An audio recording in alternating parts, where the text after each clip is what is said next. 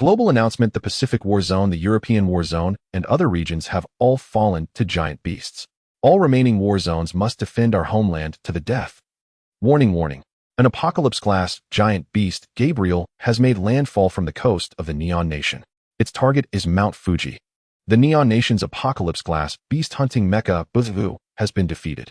All nearby beast-hunting mechas proceed immediately to intercept the giant beast. The United Nations Super Beast-Hunting Mecha Base has been destroyed.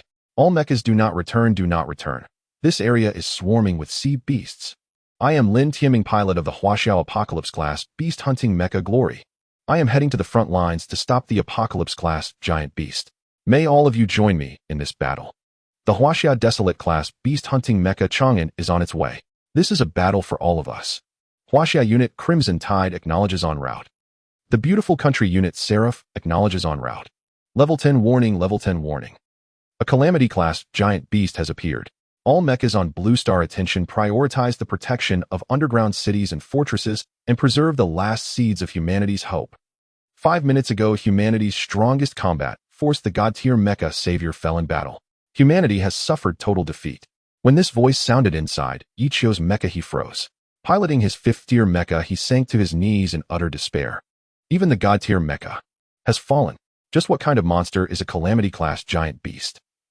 In the distance, as the Calamity-class giant beast unleashed its atomic breath, a colossal beam of light erupted, dazzlingly bright and unimaginably hot, annihilating every living thing along its path.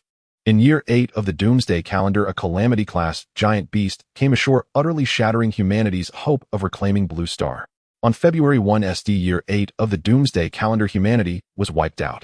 Global announcement: today is year 6 of the Doomsday Calendar. Global resources are scarce. All underground city survivors must ration their supplies wisely. Yesterday, a 3rd-tier sea beast Chaos made landfall at Huaxia coastline No. 13. Beast-hunting mechas have already been dispatched. Underground city survivors in that area should not go outside unless absolutely necessary. Listening to the intermittent news briefing, Yichio suddenly snapped his eyes open. He realized the mecha control panel before him had vanished. Above him on a dilapidated ceiling, a rickety fan hung, swaying as if it might fall at any moment. This is my underground city refugee room. Wasn't this place destroyed long ago? Staring at everything around him, Yichio was utterly dazed. Hadn't he died? Could he have been reborn? He jerked his gaze toward the calendar at the foot of the bed. Year 6 of the Doomsday Calendar. Damn, I really was reborn. Yichio recalled the instant before his death, incinerated by atomic breath, his nerves not even having time to feel pain. So Calamity-class giant beasts really do exist. It wasn't just a rumor. Muttering to himself, Yichio thought back to the myriad rumors on the net before Blue Star was completely overrun by giant beasts. At first, people had dismissed them as panic deliberately spread by doomsday cults. Just like when the giant beasts first crawled ashore from the sea. On a once calm ocean surface, an enormous bestial head had emerged, beginning its rampage across all of Blue Star. Ding. Wanderer system has been activated. Host Yichio. System binding rewards issued: Tier 1 Mecha 1 Mach 4 Jet Propulsion Blueprint 1 Heavenly Gold Hunter Claw Blueprint 1. Yichio stood rooted to the spot as the mechanical voice echoed in his mind, leaving him completely stunned. After being reborn, he had actually gained a so-called golden cheat, an external plugin system. This system is so lame. It only gives me a Tier 1 mecha. In my last life, I was at least a Tier 5 mecha pilot. The mecha awarded by this system can be continuously upgraded as the host streams and earns fame points, which can be exchanged for various modification blueprints and black technology knowledge until the mecha is upgraded to God tier and beyond. Please name the mecha. Upgrade to God tier. And it even provides modification blueprints. Yichio nearly jumped up with excitement. That meant he could not only upgrade his mecha to God tier, but also obtain God tier mecha technology. Humanity lost in my previous life because God tier mecha technology was immature and the pilots had no time to familiarize themselves with their machines. If this time I can fully master a God tier mecha and publish the mass production technology, what's a Calamity-class giant beast compared to that? Hell is empty for Yichio walk among the living. Overjoyed, he quickly added, name the mecha Dangerous Wanderer. In an instant, Yichio had already devised how to rapidly earn fame points. In an age where giant beasts roamed unchecked, most people hid in underground cities. Resources were scarce, many could barely fill their stomachs, and countless material needs went unmet. The most popular form of entertainment was watching streamers venture to surface cities in search of supplies, or watching war correspondents broadcast battles between beast-hunting mechas and giant beasts. Had those streamers all work for the black market, hauling supplies from the surface to sell at exorbitant prices to people in the underground cities. Whenever they run into a giant beast while scavenging topside, they're as good as dead. The mortality rate is still very high. But if I stream while piloting a mecha, not only can I quickly and safely secure supplies, I can also draw in viewers, fast boost my fame points, and continuously upgrade my mecha. It's killing two birds with one stone. Thinking of this, Yichio asked, "Where is my mecha? And where are the modification blueprints? For the first summoning of the mecha, please move to an open area. Blueprints will be directly transmitted into the host's brain by the system." As the system's voice faded, two intricate blueprints suddenly appeared in Yichio's mind. He was no technician, yet under the system's blessing, he instantly comprehended the unimaginably complex modification procedures. With this system, I will never let humanity repeat the same catastrophe. And hey, I can even become the strongest mecha streamer on the planet. Yichio immediately left his shabby, cramped refugee room and headed for the ruined plaza of the underground city. Because a beast's corpse had once fallen here, the underground city's residents believed the area was irradiated, so Yichio was the only person living nearby. A bunch of ignorant fools. A tier 1 giant beast, a rogue type, doesn't emit radiation. Yichio shook his head repeatedly, then casually said, "System summoned dangerous wanderer." As his words fell, a massive beast-hunting mecha descended from the sky, dropping to one knee before Yichio. Gazing at its pristine metal surface and strikingly handsome form, he could not help but let out a gasp of amazement. Without hesitation, Yichio followed the blueprints the system had imprinted in his mind, and immediately began modifying it. With the system's aid, he needed only a single day to completely refit Dangerous Wanderer. A Mach 4 thruster. Damn, in my last life you only saw that starting from Desolate class, beast-hunting mechas. I never thought my mere tier 1 mecha would get such treatment. Once I reach God tier, I'll be able to wipe out the beasts in one go, maybe even raise their lair. Yichio looked at his masterpiece and smiled in satisfaction. He climbed into the mecha at once. The familiar control panel unfolded before him, and the system's voice rang out in his mind again. Ding. Host has entered the mecha for the first time. Please name your live stream room, and immediately start streaming on the Tiger Shark platform. Yichio narrowed his eyes, his fingers flying across the panel as he typed in the name of his live stream room. Streaming mecha supply runs. The most badass streamer on the entire net. Live stream of piloting a mech to stock up supplies, the most badass streamer on the whole net. Yichio had just started the live stream. The screen remained completely dark because he still had to travel from the underground city up to the surface. At this moment, the uniquely titled stream had already lured in a wave of viewers. The screen is black. Don't tell me this streamer is just using clickbait, trying to grab attention on purpose. TCH, beast hunting mechs can only be piloted by divine rank warriors. How could an ordinary civilian possibly own a mech? Unless the streamer is a divine rank powerhouse. What a joke. Disperse, this kind of clickbait clown is probably the only one listed on his own household register. After entering and seeing nothing but a black screen, viewers fired off a barrage of mocking comments. Dozens of seconds later, another large wave of viewers surged in, drawn by the bizarre title. Right at that moment, Yichio had already piloted the mech up to the surface and was testing its movements. Kacha kacha. The screech of grinding metal and the cold mechanical sounds instantly blew up the live room. Damn, listen. This really sounds like a beast-hunting mech. Is the streamer actually piloting a mech live? No way, this has to be a recording. I could play one too, huh? There's picture now. At that moment, the live feed suddenly flared to life. A city like a wasteland appeared in the stream, buildings still spewing smoke and dust. Not far away, the severed arm of a colossal beast lay in ruins. As the image swayed, Yichio maneuvered the mech to raise its arm and examine it. The mechanical limb gleaming with a metallic sheen left him thoroughly satisfied. Holy, this really is the surface. That mechanical arm. The streamer is actually piloting a mech live. My eyes can't handle this. So insane. 6666, a man, you're actually doing this for real. Since the colossal beast descended and Blue Star's calendar was changed to the Doomsday era, this was the first time anyone had streamed a mech on the Tiger Shark platform.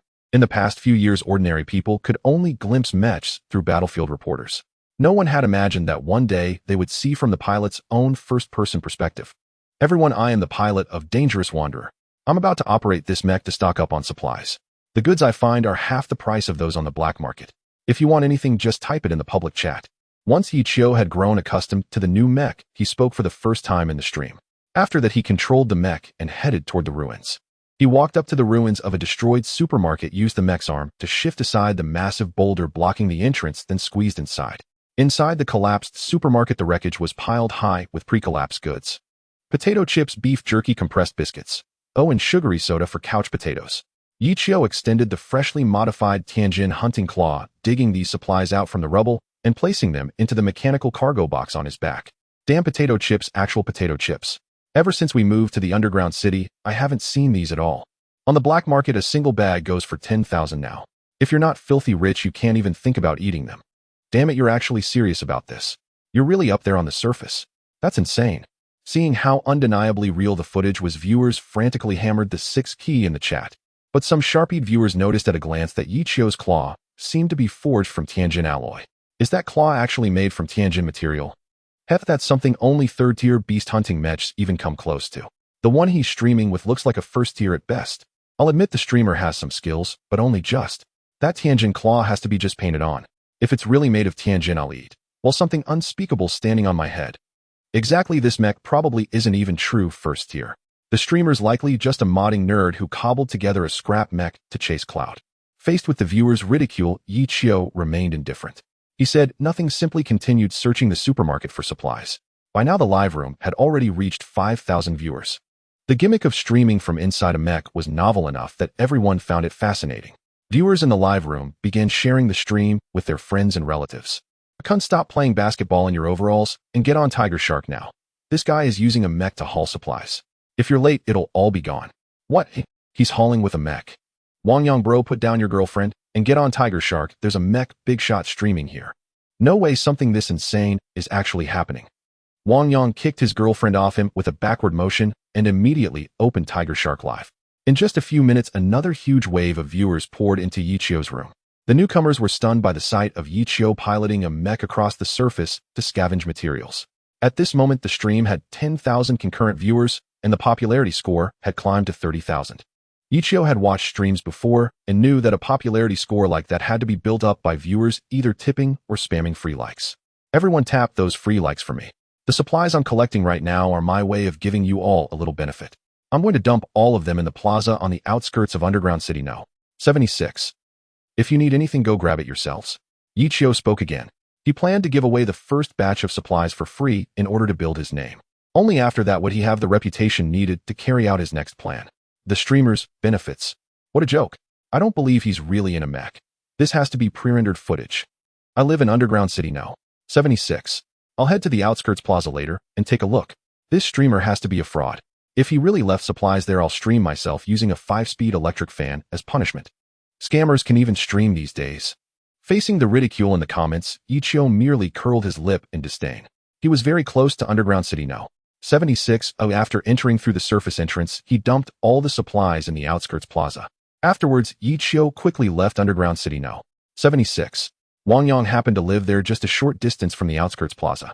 Determined to expose Yichio as a fraud, he headed to the outskirts plaza. When he saw the mountain of supplies piled there, Wangyang was utterly dumbfounded. The supplies piled in front of Wangyang were all gathered by the streamer who had just driven the dangerous Wanderer Mecha in the live broadcast. Holy crap, brothers from Dungeon 76, hurry to the suburban square. The streamer isn't lying, there really is stuff here. After Wangyang finished speaking, he immediately put away his phone and frantically began moving supplies to his home. One must know that such food and supplies were hardly seen in the underground city. If one really needed them, they could only be bought at exorbitant prices from the black market. Dude, you're not lying. I'm coming right now. Many people in the live chat noticed Wangyang's comment and rushed towards the suburban square of Dungeon 76. Minutes later, the comments in Yichio's live broadcast were filled with gratitude towards him. The streamer is generous. He really put the gathered supplies in the suburban square. The streamer's conscience is great. Brothers, give him a thumbs up and help him trend. I've already got the supplies the streamer provided. I'm moved to tears, sob sob. Where did that guy who said the streamer really put the supplies in the square go? The one who live streamed the Day 5 electric fan. Under the excited comments of netizens, Yichio's live stream saw its popularity double once again. The number of viewers online had reached 20,000. Yichio looked at the electronic screen where the number had reached his expected count and couldn't help but smile. Dear friends, I believe everyone now knows that I'm really live streaming in a mecha. A person from the Dragon Kingdom wouldn't deceive another from the Dragon Kingdom. From now on, for a donation of a tiger shark now, one of you can designate me to find a specific item. I'm a wandering delivery service. My mission is guaranteed. Upon hearing this, the live chat immediately erupted. Am I a beaker? A tiger shark now. One costs $5,000. Oh, what can I buy with that money? The streamer must be out of his mind. That's confirmed. Maybe I'd donate 500. but for $5,000 you might as well drive the Mecha to rob me. Only a fool would donate to a stream. Oh, does anyone really donate these days? Just then a banner flashed across Yichio's livestream screen, causing a stir across the entire Tiger Shark platform. I'm not a hater donated a Tiger Shark now. One to the streamer in room 1314666. Holy crap. Thanks to my top brother for sending a Tiger Shark now. One. What? You want me to go get your inflatable girlfriend back for you? Yichio was dumbfounded, not expecting the first donor to make such a request. At the same time, those netizens who had just mocked Yichio for there being no donations were also stunned. Is there really a fool willing to spend $5,000 to donate? Sorry, I'm not that kind of person. This matter requires more money. Yichio righteously rejected the request of the top donor. He was a person of principles. I'm not a hater, donated a big sword X1 to the streamer. I'm not a hater streamer, is that enough? If not, I can add more as long as you're willing to help me get it. Sure, I'll go right away. Yichio was grinning from ear to ear. Although the big sword was not as valuable as the Tiger Shark no. One, it still cost $1,000. Principles in front of money are worth nothing. Damn, is money really that easy to earn? Is the streamer a money-grubbing practitioner? Hey, how much is a Tiger Shark now? 1. Holy crap, $5,000, that could buy my life. The boss is confused. Ding. The host completed the system task and received the first Tiger Shark no. 1 donation. The system issues a reward, high-frequency light blade. This reward is a conceptual technology, and the weapon will be directly installed in the dangerous wanderer itself with the conceptual knowledge implanted into the host's brain. Listening to the reward issued by the system, Yichio secretly rejoiced. After this live broadcast, his Mecha would be upgraded to the 2nd tier. At this moment, due to the donation from I'm Not a Hater, the popularity of Yichio's livestream on the Tiger Shark platform attracted another wave of viewers. They were astonished upon seeing the title, especially when they saw that Yichio was indeed operating a Mecha. Their jaws nearly dropped to the ground. I'm Not a Hater streamer, remember to get me a good quality inflatable girlfriend. Make sure she doesn't leak on the way. Don't worry, top brother. I'm a wandering delivery service. My mission is guaranteed. Yichio once again focused his attention planning to find the item the top donor wanted. In fact, the item the top donor wanted was also understandable. After the appearance of the giant beast, the Blue Star entered an apocalyptic era with all resources focused on producing hunting mechas and weapons to defend against the giant beasts. Hardly anything was being produced for people's entertainment. Holy crap, there are already 20,000 people online in the live stream, and it hasn't even been half an hour since I started. The streamer is terrifying. Be careful with the scale, or you might get your account banned. What era is this? Who cares about live stream scales in the apocalypse? The streamer can do whatever he wants, who I love watching. Because of the skyrocketing popularity of Yichio's livestream, even the owner of the Tiger Shark platform took notice. After seeing the content of Yichio's live broadcast, he was astonished and then filled with joy. After all, the more donation money Yichio earned, and the higher the accumulated popularity, the more the platform profited. One moderator took note and shared this live stream in his friend group. Brothers, come take a look. This is a streamer from our platform who just started half an hour ago. This guy is actually hoarding supplies in a mecha. It's incredible. The moderator didn't expect that in his friend group, there was a staff member from the Super Beast Hunting Research Base. After clicking in, he found that the live stream was indeed about operating a mecha and immediately shared this live stream in the base group. There's a streamer on Tiger Shark streaming mecha operation. He shouldn't be an officially certified god-level practitioner. This news attracted the attention of various departments within the Super Beast Hunting Mecha. Yichio's livestream. Almost half of the moderators from the Tiger Shark platform entered Yichio's livestream. Several official accounts quietly entered, but their special nameplate suffixes could not be hidden. One after another. Tiger Shark moderator A. Fei entered the livestream. Super Nuclear Fusion Research Institute official account entered the livestream. Super Beast Hunting Mecha Research Institute official account entered the livestream. Supplies Distribution Bureau official account entered the live stream. A myriad of prompts continuously refreshed on the screen. The viewers in the entire live stream were completely bewildered. What the hell? All the super moderators have arrived along with numerous official accounts researching giant beasts. What is the identity of this streamer that even the official departments studying giant beasts are stirred? This is simply unbelievable when no one questioned the authenticity of Yichio's mech anymore. If Yichio's mech were fake and the footage was computer-generated, it would be impossible to attract the attention of these official departments. As these official accounts entered Yichio's live stream, the number of online viewers and popularity surged at a terrifying speed. The online count was nearing 100,000 with popularity refreshing every second in increments of 10,000. 100,000, 200,000, 250,000, 600,000. Yichio had little concept of such numbers. But he knew that the number one supporter's money meant he had to get things done for him. Number one supporter, he'll go find the items you want right away, just wait a moment. Yi Qiu piloted the Mech's air launcher to rise 3 or 4 meters into the air, accelerating forward. I remember there used to be a pretty big supermarket here, and next to it was an adult store. Finding an inflatable partner shouldn't be too hard. Yi Qiu mumbled to himself, using the heavenly gold hunter claw again to move large stones and debris. Official account of the Super Beast Mech Research Institute. Big shot, come quickly and check if this heavenly gold material claw is real or not. Yeah, this streamer's mech looks like just a first-tier mech. How could it possibly have a heavenly gold material claw? What a joke. Inside the Super Beast Mech Research Institute, Li Shan, a member of the research team, was responsible for managing the operations of the official account. He had just clicked on a link from a super moderator of the Tiger Shark platform and entered Yi Qiu's live stream. Soon he noticed many people tagging him, asking him to determine whether the streamer's heavenly gold claw was real. Team Leader Qin, come quickly and authenticate if this heavenly gold claw is real. Li Shan was just a clerk and didn't understand mech equipment.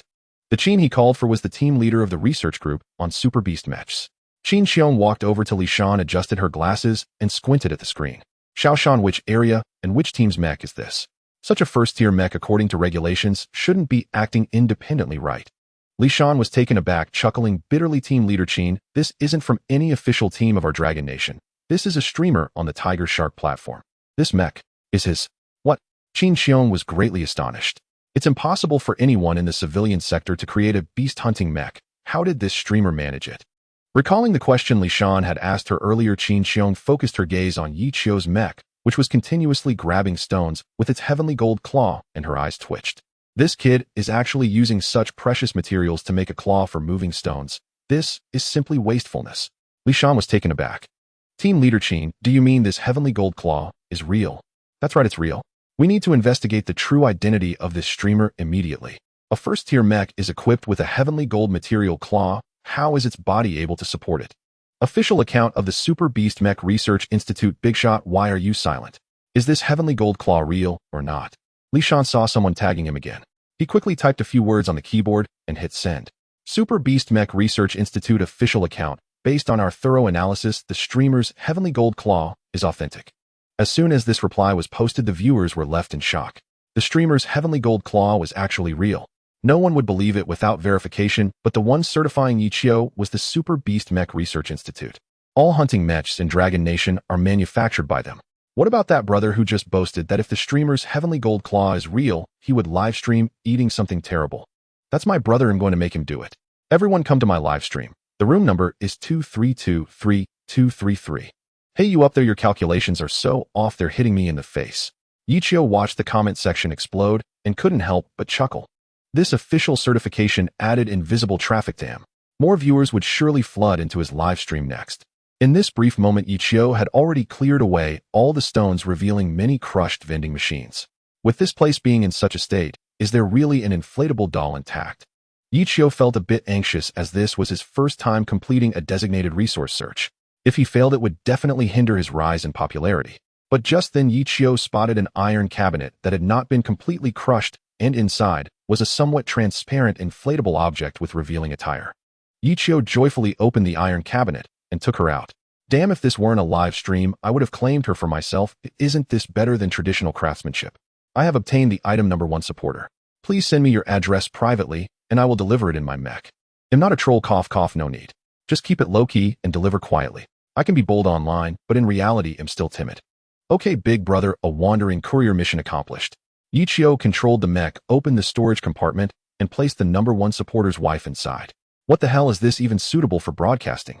Streamer, I'm a primary school student. I want an inflatable partner too, send me one. Wait, I'm going to sell everything at home. I must get one too. The streamer is truly kind-hearted. The live stream audience erupted again. But Li Shan and Qin Xiong, watching Yi Qiu's stream, darkened in expression.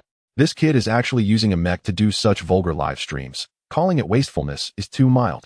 Li Shan forced a smile, then his expression turned serious. Team Leader Qin, this streamer is currently in Area 109 and Area 110, detected a third-tier presence 2 hours ago. 2 Divine-Ear individuals have already been dispatched there. Will this streamer run into them? If the stream is broadcasted, it might cause panic. Should we notify the Tiger Shark platform to shut down this live stream?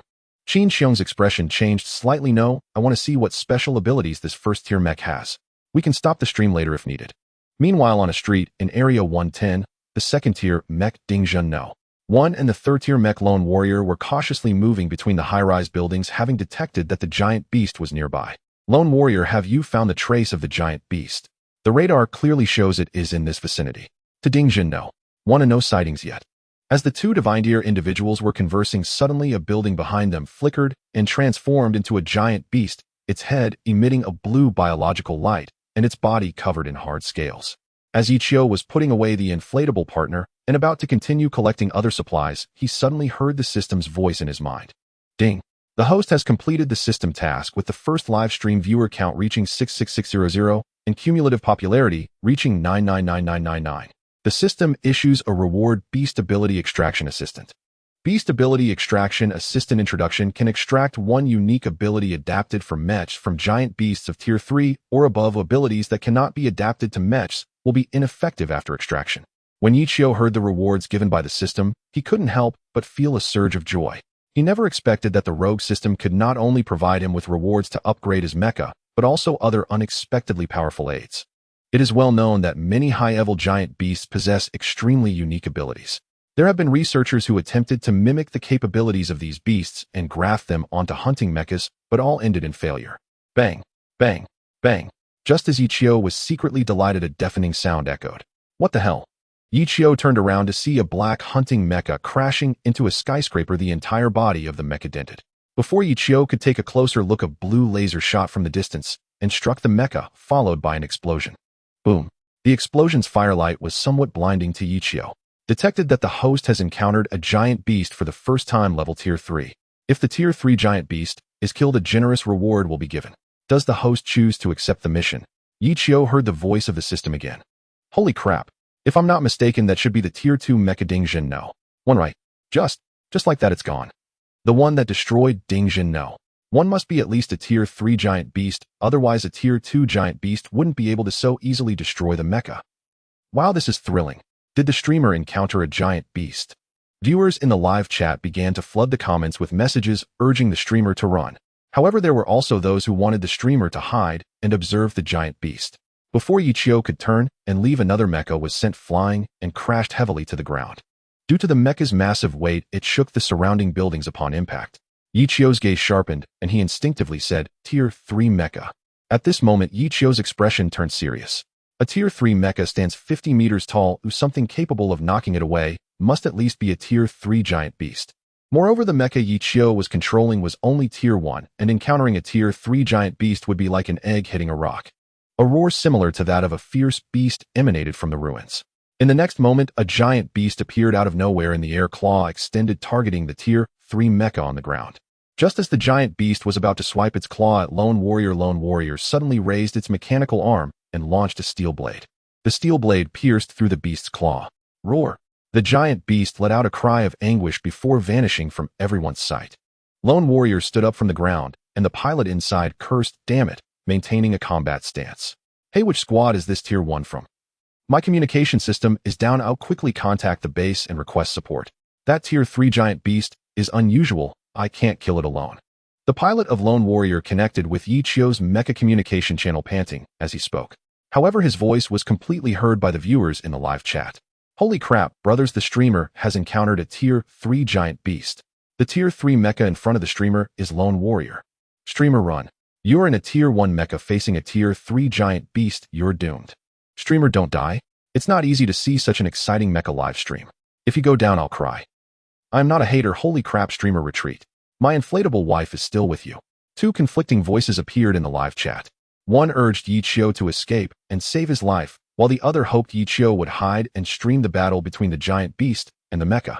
It is known that battlefield reporters can generally only capture battles below Tier 3. Battles between mechas and Tier 3 giant beasts are extremely rare. Ichio looked at Lone Warrior, and a wealth of information appeared on the mecha's built-in scanner. Mecha name: Lone Warrior. Mecha type: Tier 2 mecha. Power source: Bionic Nuclear Fusion. Energy Destruction. Record 1 Tier 3 giant beast. ID HT 23, ID HT 24, and 12 Tier 1 and Tier 2 giant beasts. Seeing this information about the mecha, Ichio smiled. He had a bold idea. Immediately, Ichio swiftly tapped twice on the mecha control interface, and in the next second, all the viewers in the live chat saw a pop-up window. The streamer has started a betting quiz. Will the streamer defeat this Tier 3 giant beast? As soon as this pop-up appeared, the viewers in the live chat were left stunned. Most believe that the streamer piloting a Tier 1 mecha would likely value his life and turn to flee.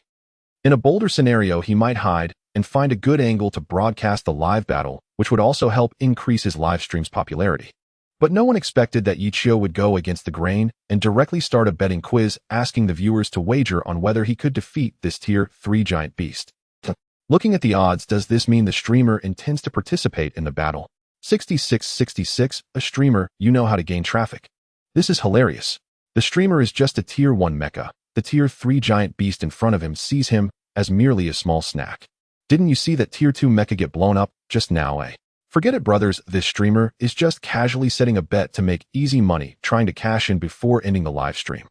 Quickly, the viewers in the live chat reacted, thinking Yichio was merely using this quiz gimmick to make money. Yichio confidently grinned, thinking that in his past life, he was a Tier 5 mecha pilot. His proficiency with mechas was far beyond what a Tier 3 mecha could compare to. Even in a Tier 1 mecha, Yichio was confident he could easily kill a Tier 3 giant beast. Moreover, these viewers had no idea how powerful the weapons equipped on Yichio's mecha were. All capable viewers, place your bets. The betting will close in 1 minute. The streamer will soon take you to experience the first-person battle against the giant beast. However, Yichio's words made the viewers who were mocking him even more rampant. Various insults flooded in, claiming Yichio was just bragging and trying to get money. In the super hunting mecha research base, Li Shan and Qin Xiong wore contemptuous expressions after hearing Yichio's boastful words in the live chat. Xiao Shan immediately contact the other hunting mechas on standby at the base and have them swiftly head to Zone 109. I've never encountered a giant beast with such stealth ability. I fear lone warrior can't handle it. Qin Xiong didn't take Yichio's words to heart at all. She believed that this streamer was merely a clown who only knew how to use gimmicks to make money. What does a Tier 1 mecha have to fight against a Tier 3 giant beast? Even if a top-tier divine pilot operated a Tier 1 mecha, it would be exceedingly difficult to kill a giant beast 2 levels higher, let alone a little streamer with no combat experience. 1 minute later, Yichio ended the betting. At this moment, the odds of him winning stood at 1 to 100. Yet Yichio was not surprised at all. After ending the betting, he opened the communication to reply to the pilot of Lone Warrior. You step back? I will handle this Tier 3 giant beast. The pilot of Lone Warrior was stunned by Yichio's response, nearly spitting out a mouthful of old blood. And Yichio's live stream erupted once again. A first-tier mech actually told a third-tier mech to step back. What an astonishing turn of events. The pilot of the Lone Warrior was momentarily stunned and immediately retorted, "Are you kidding me? I told you to contact the base quickly, and you want me to step back? Stop talking nonsense. This third-tier giant beast has the ability to camouflage and mimic, making it a strange species. With your strength, you won't be able to defeat it alone." Yichio coldly replied. Humanity had only discovered strange species among first-tier giant beasts, never in other tiers. Thus, the pilot of the Lone Warrior had no idea what he was facing. Even if I don't have the strength to defeat it, it shouldn't be up to you to decide. You are merely a first-tier, hurry up, and... Before he could finish, the air before him suddenly distorted, and the third-tier giant beast appeared again. The giant beast let out a roar, raising its paw and smashing it directly onto the Lone Warrior, pulling hard. Crack! The beast forcefully tore off the left arm of the Lone Warrior. Damn it. Hurry up and contact the base, have them send 2 more third tiers over. I'll buy you some time. After the left mechanical arm of the Lone Warrior was torn off, the pilot realized he might die under this third-tier beast today. To prevent the third-tier giant beast from escaping and to avenge his teammates, the pilot of the Lone Warrior decided to use his life to buy Yichio some time to escape. However, Yichio controlled the mech and rushed towards the third-tier giant beast. He's gone mad. The streamer is crazy. He's not just putting on a show, he really intends to confront this third-tier beast head-on. It seems this streamer isn't a coward. He would rather die than not fight back. I'm donating. User 28382 donated. Luxury sports car. X2 Jinghong donated. Shining stage. X5 I don't wear autumn pants donated. Blood bottle. X100 The viewers in the live stream saw Yichio play for real and gifts flooded the screen. It was precisely this action of Yichio that caused the popularity of his live stream to soar to a new height. The online viewer count doubled again. At the Super Hunting Beast Mech Research Institute, Li Shan and Qin Xiong were both astonished to see Yichio really take action. Team leader Qin, this streamer is really doing it. He's going to be torn to shreds. But he said this third-tier beast is a strange species. Currently aren't strange species only found in first-tier beasts. Although there haven't been any third-tier strange species before, it seems that the giant beasts have evolved again. Pausing, Qin Xiong's expression turned serious. Tell the mechs heading to support to hurry up and notify everyone to come to the command room immediately to start analyzing the abilities and data of this third-tier giant beast. The pilot of the Lone Warrior saw Yi Qiu knock the giant beast away, his eyes wide with shock. Hey, you better get out of here quickly or we'll both die here. Combat rule number 7, do not make unnecessary sacrifices. If necessary, ensure the hunting mech is intact. Have you forgotten this rule? I'm not your official mech, these rules don't apply to me. Yi Qiu retorted coldly after knocking the third-tier beast away. And this trash can't kill me. After saying that, Yi Qiu quickly tapped a few buttons on the control interface. With his first-tier mech, he indeed couldn't defeat the third-tier beast. But he had the high-frequency light blade, rewarded by the system earlier. This was technology equipped only on 5th-tier mechs, and using it against a third-tier beast was like using a cleaver to cut potatoes. Warning: due to the low tier of the mech, using high-frequency light blade will deplete all energy. Does the pilot wish to proceed? Seeing the warning pop up, Yi Qiu didn't hesitate at all and directly clicked yes. In the next second, a light blade appeared on the right mechanical arm of the dangerous wanderer, completing its charging in an instant. What the hell? What the hell? What the hell is this thing? I've seen this before. It seems to be the high-frequency light blade, which is equipped on 5th-tier mechs, and this weapon was just developed recently. Exactly, the high-frequency light blade hasn't been fully installed on all 5th-tier mechs yet. It seems that only the 5th-tier Songlong has it installed. When the viewers in the live stream saw the high-frequency light blade on Yi Qiu's right arm, they were all stunned. Even Qin Xiong and Li Shan were completely dumbfounded this time. Especially Qin Xiong, who was one of the researchers involved in the development of the high-frequency light blade weapon. She knew very well which mechs were equipped with this weapon. How is this possible? Where did he get this weapon? Moreover, he's still in a 1st-tier mech. Qin Xiong's jaw dropped and her shock was beyond description. At this moment, the researchers who were notified by Li Shan to come to the command room also arrived one after another. As soon as they walked in, they saw Qin Xiong in a state of disarray. Team Leader Qin, why did you call us here in such a hurry? Xiaoshan, what are you all looking at? The high-frequency light blade. The researcher who saw the dangerous wanderer in the live stream was also left speechless. At that moment, Li Shan finally realized the severity of the situation and immediately picked up the phone to call the Tiger Shark boss, asking him to shut down the live stream. To avoid unnecessary panic and chaos. No, Xiaoshan, don't hang up yet. If the live stream is shut down, we will lose the opportunity to observe this battle. This third-tier beast is indeed likely a new type of strange species. Qin Xiong stopped Li Shan, her expression complex. In Zone 109, after Yi Qiu took out the high-frequency light blade, a countdown appeared on the control interface. Damn, only 100 seconds to use it. The power system of this first-tier mech is really too terrible. Yi Qiu muttered, no longer hesitating, and quickly controlled the mech to charge at the third-tier giant beast. The giant beast let out a roar upon seeing the dangerous wanderer, which was shorter than itself, as if mocking it for overestimating itself. Yi Qiu smirked slightly. When he was less than 20 meters away from the third-tier beast, he suddenly made a sliding maneuver, slipping underneath the beast. During the process, he raised his mechanical arm with the flickering high-frequency light blade and slashed directly across its beastly body. What does this kid mean by slipping under the beast? The pilot of the Lone Warrior stared blankly at the dangerous wanderer. The viewers in the live stream were also confused. The high-frequency light blade seemed to have no effect. But before anyone could comment, the next second the body of the third-tier giant beast was split in two, resulting in a massive explosion, flames erupting into the sky. It was a one-hit kill. Yi Qiu instantly defeated this third-tier giant beast. Yi Qiu stood up from the control of the mech, not looking back as he walked forward, completely ignoring the disheveled pilot of the Lone Warrior. The flames from the explosion of the third-tier behemoth became his backdrop. What the hell? This can't be real. Did the streamer just take down a third-tier behemoth in a second? What? Damn, that's incredible. Is this the high-frequency light blade? It's terrifying. The streamer didn't even look back. How confident can one be? 666. Oh, a real man never looks back at explosions. Yi Qiu watched as comments and tips flooded the live chat, a bitter smile creeping onto his face. Damn it, I'm not looking back at explosions. The main reason is that my energy is about to run out. If I don't leave the scene soon, the mech will shut down. Qin, Team Leader Qin. How is this possible? Li Shan and the researchers stared blankly at the live broadcast, their minds a blank. Every time the beast-hunting mechs carried out a mission, they would watch. Directly crushing kills like this could only be seen when a third-tier mech slaughtered a first-tier behemoth. But this time a first-tier mech took down a third-tier behemoth in an unprecedented instant. Impossible, this is absolutely impossible. Such smooth and fluid movements. He is definitely not an ordinary streamer. He might be a retired divine tier expert, and at least above the 5th tier. Qin Xiong muttered to herself, having been rendered speechless by Yi Chio's performance. She never imagined that a first-tier mech could actually kill a third-tier behemoth, and in an instant. Where's the information you were supposed to investigate?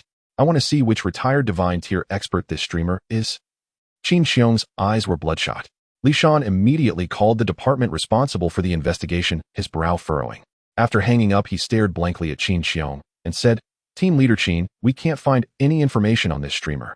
Even internal personnel from the Tiger Shark platform couldn't find anything through the back end. He seems like a person who appeared out of thin air. Qin Xiong stood frozen, dumbfounded. Dangerous Wanderer remaining power energy at 10. Please replenish energy as soon as possible. Yi Chio looked at the prompt on the control interface and couldn't help but smile bitterly. Sure enough, using 2 advanced weapons with a low-tier mech is still pushing it. Detected that the host has killed the 3rd-tier behemoth chameleon. Would you like to use the ability absorption device? Use.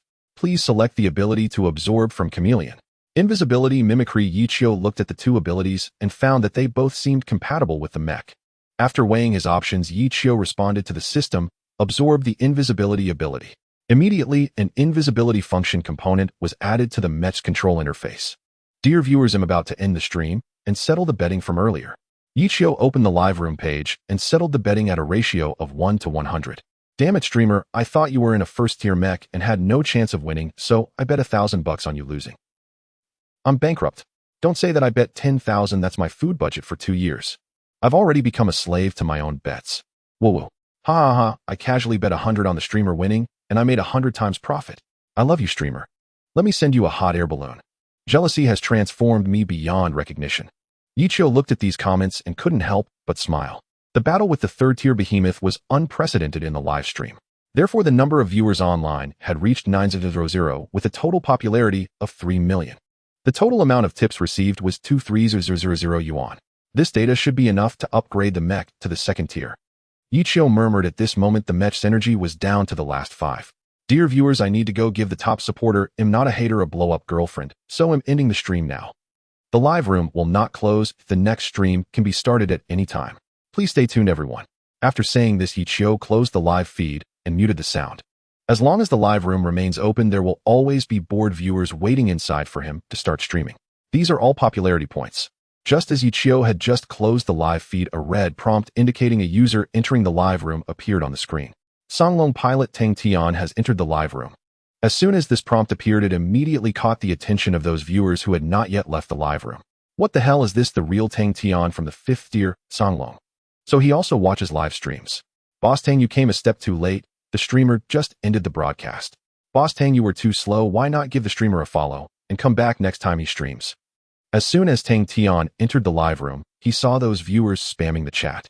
He had been training just 5 minutes ago, but several teammates were glued to their phones watching a certain live stream. At first, Tang Tian didn't pay much attention, but soon he learned from the Super Beast Research Institute that a streamer using a first-tier mech had directly killed a 3rd-tier behemoth. Tang Tian immediately took out his phone and entered the live room, but still couldn't make it in time. Damn, how did this kid do it? A first-tier mech killing a 3rd-tier behemoth, what kind of joke is this? Tang Tian tightened his grip on his phone, still skeptical since he hadn't seen it with his own eyes. But those researchers from the institute would never joke about such things. To see how Yi Chio achieved this, Tang Tian clicked the subscribe button, which was the only streamer he followed. Songlong pilot Tang Tian followed the live stream. Then he turned off his phone. What Tang Tian didn't know was that, because he clicked that one follow, it ignited a sensation across the internet.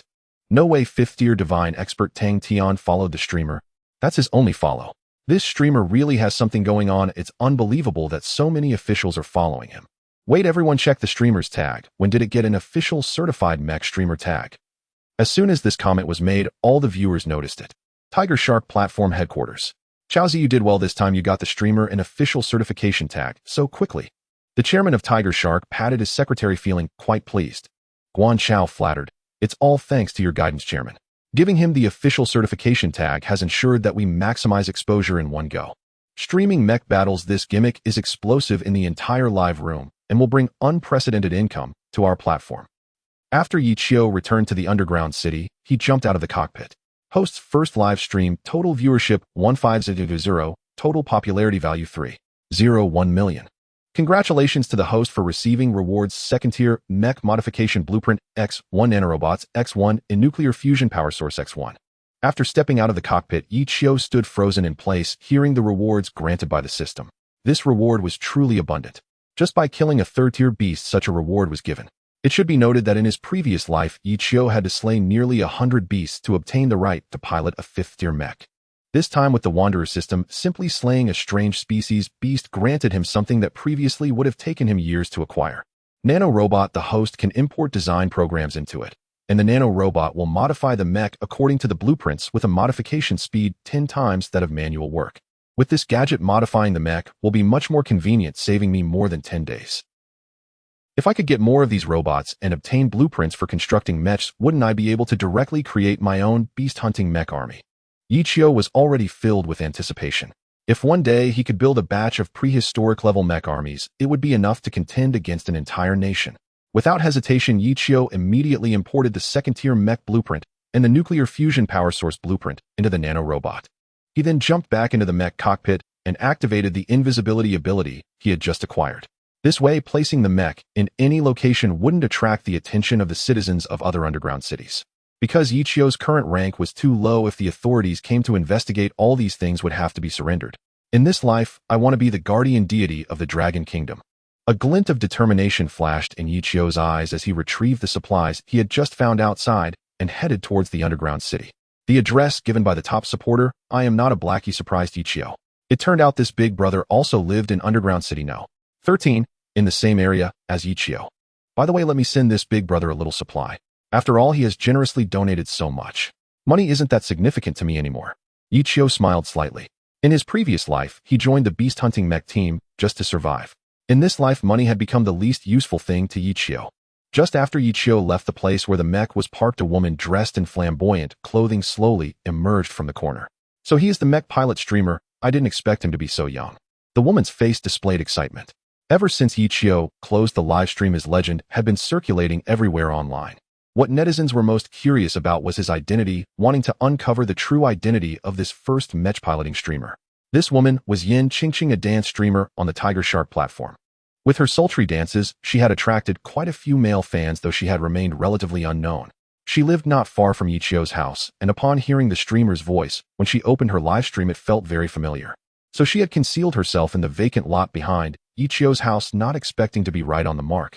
If I can expose his true identity in a live stream, it would definitely attract a huge following, and I could become an overnight sensation.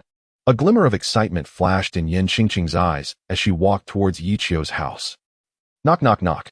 Wandering delivery mission guaranteed. Big brother, open the door, your package. Ichio found himself at the door of the top supporter, calling out in a lowered voice. Before long, the door was opened, just a crack releasing a foul odor. A man with a round face and big ears poked his head out. You are that mech streamer. That's right, big brother, here's your package. I hope you can promote me in the live stream next time to confirm that I really delivered the items personally. By the way, here are some supplies for you. Consider it a reward for all the donations you've given me. No problem, no problem. I'll send you a big sword during your next live stream, ensuring your viewership skyrockets. Ichio swiftly placed a large box of items at the doorstep and left quickly. Afterward, he returned home planning to get a good night's sleep. Once the mech modifications and charging were complete, he would immediately start the live stream. Phew. This bed isn't very comfortable. Later, after I wake up, I'll sell off the remaining supplies to get a more comfortable bed. Ichio lay comfortably on the bed, and before long, sleepiness overtook him, and he quickly fell asleep. However, he hadn't slept for long before a knocking sound woke him up. Knock, knock, knock. Knock, knock, knock. Damn, who is it? Knocking during the day is like calling for death. Ichio grumbled as he sat up, and upon opening the door, he found a woman dressed in a provocative skirt, looking quite flamboyant. You are. The woman flicked her hair and smiled at Ichio, her two dimples looking particularly charming. Hello, I'm Yin Qingqing. I live nearby. I have nothing to eat at home. I was wondering if I could borrow a bit from you. Don't worry, I'll pay you back. Yin Qingqing had her phone in her pocket, and her live stream had already been opened before she knocked. The title was revealing the true identity of the mech piloting streamer, Come Quickly. If I remember correctly, this streamer is a provocative female. She can ride on any trend, and this time, she must be trying to leverage my mech brother's fame. That's right, that's right. Now the live stream earns from hype. This female streamer really has no shame. Streamer, stop riding the trends, just let me get a quick glimpse. Netizens in the live stream commented one after another, none believing Yin Qingqing could find the mech streamer. After all, just a few minutes ago, the authorities had just released a notice spending a fortune to find the mech streamer who can slay third-tier beasts. If the authorities couldn't find him, how could a provocative female like her possibly track him down? Ichio scratched his head, surprised that this beauty had come just to borrow food. In the past, Ichio would have refused without a second thought. But now for him, supplies and food were as easy as pie. Here, take it. If you need more, just come back to ask me. Ichio felt tired and completely didn't want to entangle with this woman, casually tossing her a few packs of compressed biscuits. Oh. Yen Qingqing was taken aback, not expecting Ichio to be so generous. In order to have the chance to livestream Ichio's face directly, she bit her lower lip and deliberately put on a pitiful look. But little brother, I currently have no money or meal tickets. I might not be able to repay you right away. After a pause, Yen Qingqing raised her head and winked at Ichio very alluringly. How about I repay you in a special way? Saying that, Yen Qingqing took a step forward and closed the door behind her. Once inside Ichio's room, she took off her outer garment, biting her red lips, one hand resting on Ichio's chest. Feeling the soft hand of Yen Qingqing, Ichio shivered. Could it be that happiness has come a bit too suddenly? Ahem, Miss Yen, I'm not that kind of person. Ichio smelled the fragrance emanating from Yen Qingqing and felt his heart stir, but he pretended to decline for a moment. It's all right, handsome. Just consider it a dream. Yen Qingqing gazed at Ichio with a dreamy expression, showcasing her most charming side. Wait a minute. This man's voice really sounds a bit like the Mecha streamer. Could it really be him? Wow, this female streamer is really something. Hurry and bring out the camera. I want to see what the Mecha streamer looks like. Female streamer, quickly pull out the camera. Ill tip you, Tiger Shark. No. 1. This female streamer really knows how to create hype, using her charm to get close to the Mecha streamer. After hearing several of Ichio's words, the viewers in Yen Qingqing's live stream immediately felt a sense of familiarity. It seemed that this was indeed the voice of the Mecha streamer. Yen Qingqing's hand slowly slid down from Ichio's chest, gradually gliding over his abdomen, heading straight for Ichio's most sensitive area. Host, please note the woman in front of you is equipped with live streaming equipment and has already started broadcasting. The cold voice of the system resonated in Ichio's mind instantly, pulling him out of the suggestive atmosphere. Live streaming. Ichio suddenly looked at Yen Qingqing's pocket and noticed a faint light flickering. Clearly, everyone in the live room had heard their entire conversation. So that's it, she wants to capture my true identity and make a splash. Ichio quickly realized the female streamer's true intentions, and his expression turned icy. He grabbed Yen Qingqing's hand, which was heading down, and squinted his eyes. Miss, I'm sorry, I'm really not the kind of person you think. Please leave my house. After saying that, Ichio immediately opened the door and pushed Yen Qingqing out. Bang! The crisp sound of the door closing echoed as Yen Qingqing stood there somewhat dazed. She believed she was quite attractive, and during her live streams, many big spenders had tipped her with amounts exceeding 100,000. Haha, the female streamer wanted to get something for free, but ended up being rejected. This is hilarious. Let's disperse. This is just the female streamer putting on a show to gain attention. Everyone stop watching, don't let her profit from the hype. Viewers in Yen Qingqing's live stream began to mock her, no longer believing she had truly found the Mecha streamer. You wait, I will definitely find an opportunity to expose your true identity next time.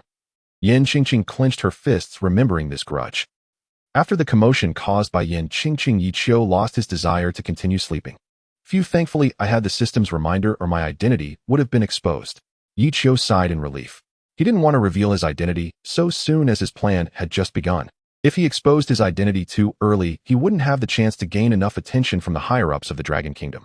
After simply preparing some food for himself, Ichio opened his phone and created a website to sell supplies. White market. Then he listed all the supplies he had with surprisingly low prices. With this white market, most underground black markets will likely go bankrupt, right?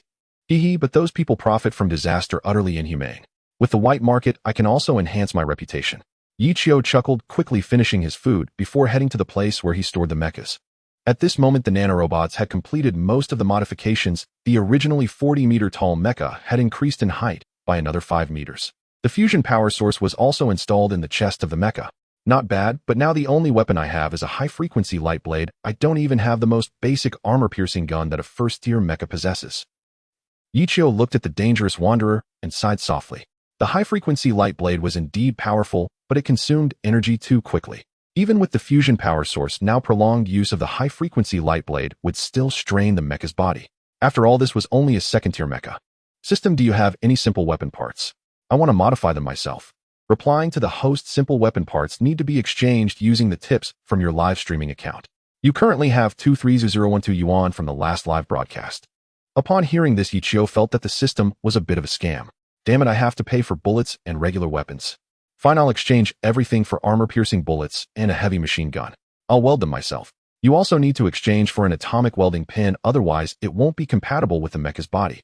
Damn it. Exchange, exchange, exchange. Everything. Yichio rolled his eyes, and after the system exchanged everything he needed, he reopened the live broadcast screen.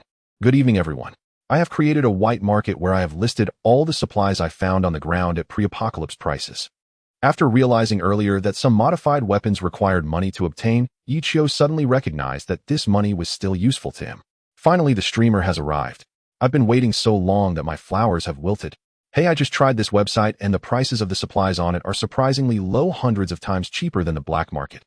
Oh my god, these are all pre-apocalypse prices. The streamer is so conscientious. As soon as Yichio opened the live broadcast screen, the number of viewers online exceeded 30,000 and many people were frantically tipping gifts. Looking at the soaring numbers, Yichio couldn't help but smile. Good viewers, each penny you donate is a bullet I fire at giant beasts. Yichio felt emotional, then shouted in the live room. After I ended the previous broadcast, I was busy modifying the dangerous wanderer. Now it has become a second-tier mecha. Thanks to everyone's support tonight, I will be live streaming the modification of the mecha, starting with armor-piercing bullets and a Gatling gun, the one that shoots blue flames. The streamer really understands the audience's psychology. I want to see the streamer fight giant beasts. The high-frequency light blade is just too amazing. It was night, and just 5 minutes into Yichio's broadcast, the number of online viewers reached 50,000, rising at an incredible speed. System task break through 2.0 online viewers and accumulate popularity exceeding 666 million. The system issued a task again. Yichio smiled and took out the atomic welding pin from his mech's left arm along with the weapon he had just exchanged with the system, preparing to modify the mech with the help of nanobots. Although there were no blueprints for these items, they were nothing but a piece of cake for Yichio. In his previous life, he had piloted a Tier 5 mech and faced numerous challenges repairing many of the mech's weapons by himself. Naturally, he had acquired the ability to modify simple weapons. After some reminders from online viewers, Yichio noticed a badge had appeared in his live broadcast room, seemingly officially certified. Officially certified mech streamer. Hey, there's this thing. The super admin of the Tiger Shark platform is quite considerate of me. This badge must be unique across the network, right? In the Dragon Country beast hunting mech preparation base, Tang Tian, the pilot of the Tsanglong, was in the mech simulation room, simulating the control of the mech in battle against giant beasts. Damn it, it's still too challenging to fight a Tier 6 giant beast with a Tier 5 mech. Tang Tian wiped the sweat from his forehead as he stepped out of the simulation room, instinctively glancing at the phone placed beside him. The live streaming mech stalking the most awesome streamer on the internet you followed is currently live. Is this that mech streamer? Tang Tian raised an eyebrow and immediately entered the live broadcast room. At the Tiger Shark platform headquarters. Boss, that mech streamer has started broadcasting again. Should we have all the super admins go in and help boost his popularity? Guan Chao rushed into the chairman's office holding his phone. Isn't that obvious? Use my account to boost him, do him a favor, and he will definitely stream on our platform. Got it. At the Super Beast Hunting Mech Research Institute, Li Shan was monitoring the official accounts across major platforms, occasionally replying to comments to ease the panic of some refugees. At this moment, a pop-up appeared. Damn, this guy is live again. Team Leader Chin Section Chief, Li Minister Wang. That mech streamer is live again. At this time, Yichio was interacting with the viewers in the live broadcast while using the atomic welding pin to modify the mech. He never expected that simply starting the live broadcast would attract the attention of various big shots. Let's unify the response. Once I finish modifying these weapons, I'll continue stocking up on the ground. Everyone, don't worry, it'll be done in 1 or 2 hours. Yichio continuously interacted with the viewers, which brought in a lot of tips. At that moment, a large number of tourists surged into the live broadcast room. The pilot of the Tsanglong, Tang Tian, entered the live broadcast room. The Super Beast Hunting Mech Research Institute official account entered the live broadcast room. The Super Nuclear Fusion Research Institute entered the live broadcast room. Super Admin Tian D tipped the streamer Bao Jian X666. Super Admin Li Fan tipped the streamer Luxury Sports Car X1314. Tiger Shark Chairman Zhang Xin tipped the streamer Tiger Shark No. 1x10. Super Admin. Yichio watched as the tip rankings skyrocketed, feeling a bit dazed. What's going on? Why are the super admins from Tiger Shark tipping me so much? Viewers in the live broadcast room started spamming question marks. This was an unprecedented event in the entire live broadcasting industry since the establishment of the Tiger Shark platform. Moreover, this time, there was even a tip from the chairman of Tiger Shark. Hey, I'm a new viewer. I don't understand what's this streamer doing. Why are there so many super admins tipping? In response to the above, this streamer is stocking up on beast hunting mechs. This guy is live streaming a mech. I don't believe it, or it must be fake. Whether you believe it or not, why does he have official certification then? Due to the massive tips from the super admins, Ichio's live broadcast room attracted a large influx of viewers. The number of online viewers has now reached a terrifying 100,000. After Ichio came to his senses, he was overjoyed. This must be Tiger Shark platform recognizing his streaming potential and tipping to help him gain traction. Thus, Ichio broadcasted even more vigorously while modifying the mech. But when he took out the atomic welding pin again, the Super Beast Hunting Mech Research Institute couldn't sit still. Super Beast Hunting Mech Research Institute streamer, is that an atomic welding pin you have? How can it be so small? Li Shan followed Section Chief Li's instructions and posted his question directly in the comments. This Section Chief Li adjusted his glasses, but it didn't diminish his shock. Xiaoqin, this streamer can't be a fraud, right? Our research institute's atomic welding pin is at least 1 meter long. Strictly speaking, it shouldn't even be called a welding pin, but a welding gun. To make an atomic welding pin this small is simply impossible. Section Chief Li refused to believe that the technology of a civilian streamer could surpass that of the Dragon Country's Research Institute. Are you talking about this welding pin? This is not small. I have welding pins of various sizes, you see. Ichio saw the comment from the Research Institute's official account, immediately opened the storage space located in the left arm of the mech and aimed the live broadcast camera there. The viewers saw 5 welding pins lying quietly inside. The longest was over 10 meters while the shortest was surprisingly only the size of a toothpick. Seeing this scene, Section Chief Li's eyes twitched constantly. This is impossible. How did he manufacture such a small welding pin? What is the triggering method, and where is the energy source? The people from the Research Institute saw Section Chief Li's outburst and realized that this streamer had produced something incredibly advanced. Li Shan was already accustomed to such surprises. After all, this streamer piloted a Tier 1 mech and defeated Tier 3 aberrant giant beasts. Alright, I've answered the questions for the researchers of the Super Beast Hunting Mech Research Institute. Next, let's continue welding the armor-piercing rounds for the Gatling gun. Ichio smiled slightly, intentionally feigning nonchalance. He had watched plenty of live broadcasts in his past life and knew that this would create a solid broadcasting effect. 6666. The streamer is incredible. It seems the Research Institute has never seen such a small atomic welding pin, but the streamer has not just one.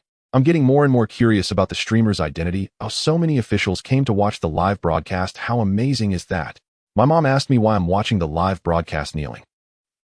As Ichio moved to change angles, while continuing to modify the mech, he accidentally pointed the camera at the dangerous Wanderer chest, which had just been modified with a nuclear fusion power source. Streamer, I remember your mech didn't have this power source in the morning.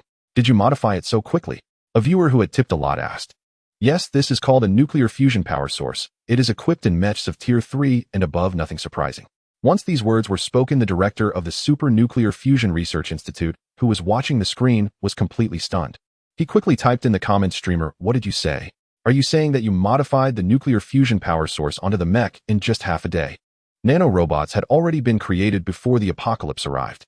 However, Ichio's nanorobots are 1 meter in size.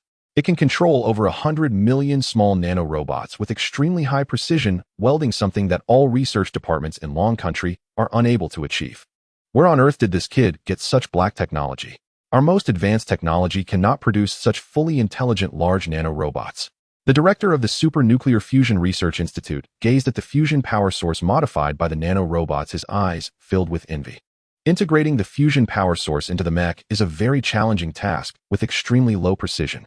However, the fusion power source on Chimu's dangerous Wanderer was perfectly modified, all thanks to the nanorobots.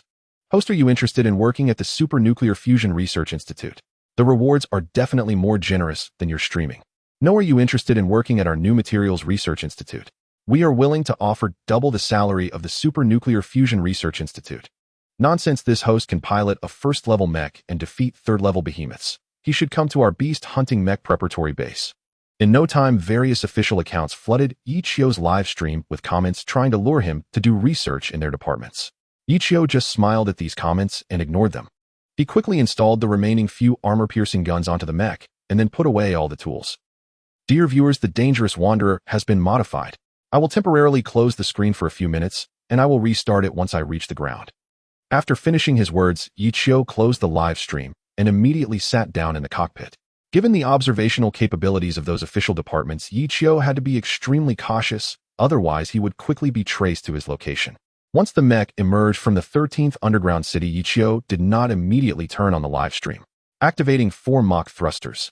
At the same time, he also activated the invisibility function.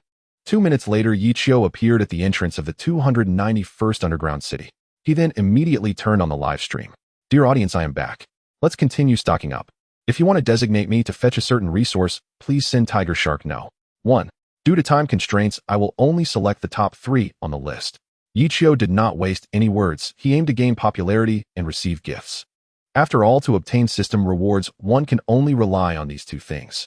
Meanwhile, at the Super Beast Hunting Mech Research Institute, Qin Xiong used the system to analyze the environment around Yichio and quickly deduced his location in the 291st underground city. Quickly contact several patrol mechs to stake out at the 291st underground city. As soon as this host ends the stream, he will definitely return to the underground city to rest. At that time, we will be able to catch him red-handed. After a pause, Qin Xiong added, send more mechs over. This host isn't foolish. He won't leave the underground city he is in. The 2 minutes of closing the live stream might just be him moving positions, deliberately misleading us. Although his mech had been upgraded to 2nd level, the thrusters could only allow him to advance 100 kilometers in 2 minutes. We should send people to search all underground cities near 291. After Qin Xiong's orders, someone immediately went to contact mechs to head to the vicinity of the 291st underground city. This host's identity is not simple, being able to upgrade a 1st level mech in 1 day and possessing various advanced weapons. I wonder what his true intentions are. Yichio maneuvered the dangerous wanderer through the ruins of the city in search of supplies, using the heavenly gold hunter claw to continuously lift stones and find items buried under the rubble. Here he also saw several severed limbs of giant beasts with blue blood still glowing on them. Clearly a fierce battle had taken place here not long ago. Yichio activated the turbine and pushed forward slightly, using armor-piercing rounds to break through a thick wall blocking his way. Once the wall was shattered, a large shopping mall that had not completely collapsed appeared inside. The merchandise inside still retained its appearance from before the apocalypse. Damn, if I could live in here, I would rather die. I am almost about to vomit from the synthesized food in the underground city. Host, quickly bring me a snack gift package. Take whatever you see as long as it's snacks. I will send you gifts right away. The host's mech looks cooler by the minute. Its appearance rivals that of 5th and 6th level mechs. I look forward to faster modifications by the host. Yichio looked at the increasingly bustling live stream and deliberately sought out snacks that were not possible to exist in the underground city. Ever since the apocalypse, the underground city provided nothing but staple foods. All kinds of snacks had long gone extinct, especially those that were only available in large shopping malls. Even mercenaries from the black market couldn't procure them. Dear viewers, if it's just food you want, there's no need to go through all this trouble to tip me. I will put these up on the white market for normal prices. Yichio worked hard to build his persona so that viewers would continue watching him for a long time. Suddenly, he felt a slight tremor in the ground.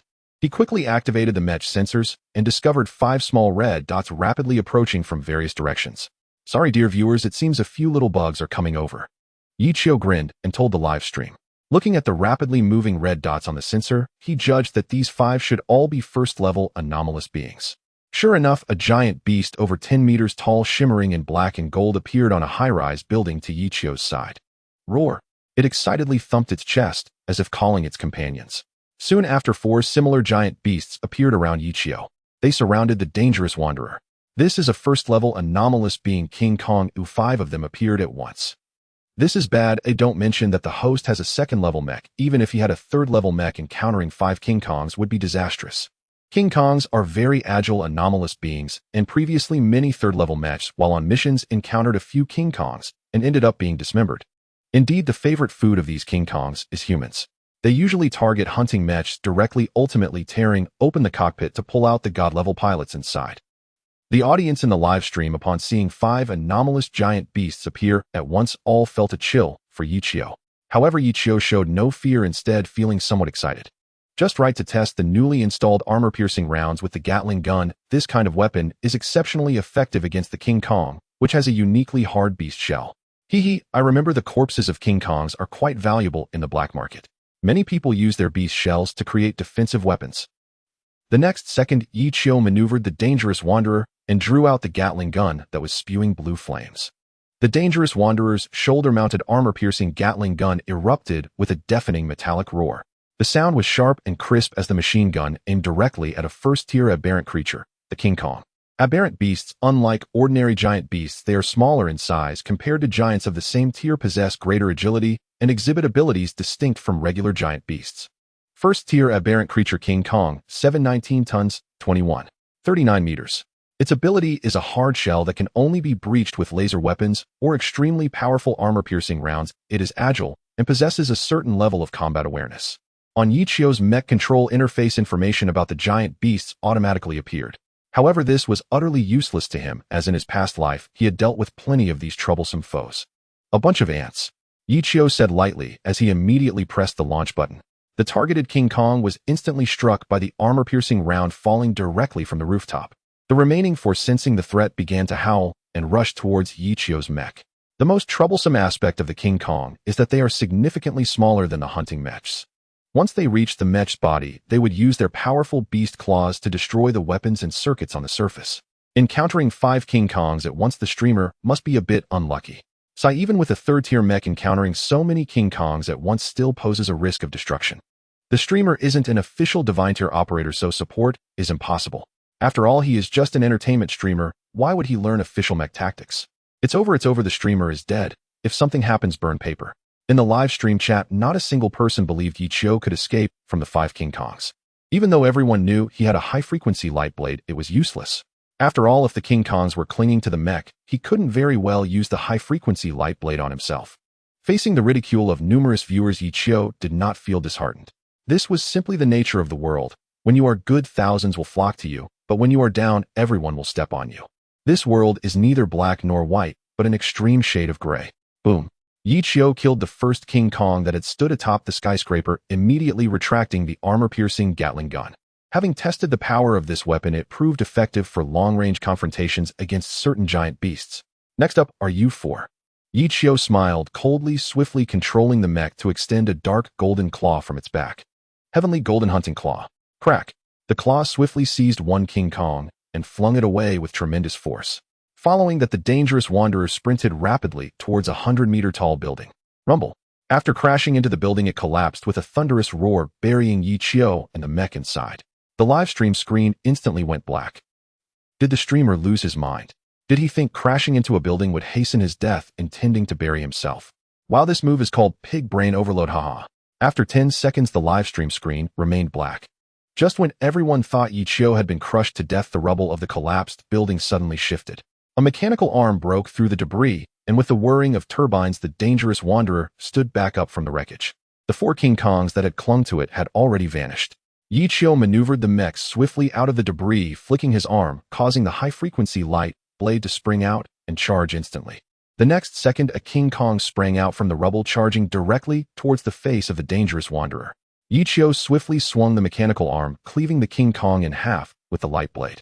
Then, using thermal imaging to scan the rubble, he deployed the armor-piercing Gatling gun from his shoulder and unleashed a barrage of fire at the debris, until the red dots on the thermal imaging completely vanished. All 5 King Kongs were exterminated by Yichio within just 5 minutes. The actions flowed seamlessly without a single extraneous move. He expressionlessly controlled the mech, locating the corpses of the dead King Kongs. Using the high-frequency light blade, he sliced off their exoskeletons and stored them in the mech storage compartment. All the viewers were dumbfounded, astonished by Yichio's smooth actions. Tang Tian, the pilot of the Tsanglong, commented, "Impressive." This comment ignited the entire live stream once again. After watching Yichio's normal combat, Tang Tian was thoroughly convinced that Yichio piloting a first-tier mech could indeed obliterate third-tier giant beasts. Just based on how Yichio faced 5 aberrant creatures with composure, utilizing the terrain and his own weapons to perfectly slay the giant beasts, Tang Tian was completely won over. Streamer, you are truly amazing. Even if I controlled a second-tier mech, I couldn't finish a battle against these 5 aberrant creatures in such a short time. Your capabilities are being wasted simply as a mech streamer. Tang Tian typed this message before exiting the live stream. The viewers, stirred by Tang Tian's 2 comments, became restless. Wow, to receive such high praise from Tang Tian the streamer is indeed the first. It's rumored that Tang Tian, the Tsanglong pilot, is quite arrogant. I didn't expect him to make such a comment. It must be said the streamer really has something special. This is more interesting than Battlefield reporters live streaming the war. The streamer is offering a first-person perspective of mech combat, truly one of a kind online. Due to Yichio's battle with the aberrant creatures, the heat of the entire live stream surged once again. The number of concurrent viewers had reached over 2,000 with a cumulative popularity of 6 million. Yichio stowed away all the weapons on him and looked at Tang Tian's comments, unable to help but grin. He had a relatively deep impression of this Songlong pilot Tang Tian. In his previous life, Tang Tian had risen through the ranks until he became a divine-tier operator of the Apocalypse-class mechs. During the Apocalyptic War, Tang Tian single-handedly slayed several Apocalypse-class giant beasts, making him one of the top-tier combatants in Huaxia. Dear viewers, thank you for your donations. This live stream will end here. The next one will commence tomorrow. Yichio glanced at the radar, noticing several red dots coming towards him, and directly turned off the live stream. He knew that these red dots were official patrol mechs sent to apprehend him and take him back. Since unlicensed mechs are considered violations of the apocalyptic law commonly referred to as illegal mechs, Yichio was classified as an illegal operator. Hey, you can't take me away just yet.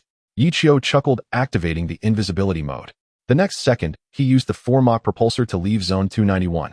Due to Yichio utilizing the 4 Mach propeller, the speed of the patrolling mechas, although faster than ordinary combat, hunting mechas ultimately fails to reach even a quarter of the dangerous wanderer's speed. Human technology is still too backward. Even in the apocalyptic war, the speed of divine-grade mechas can barely reach 8 Mach.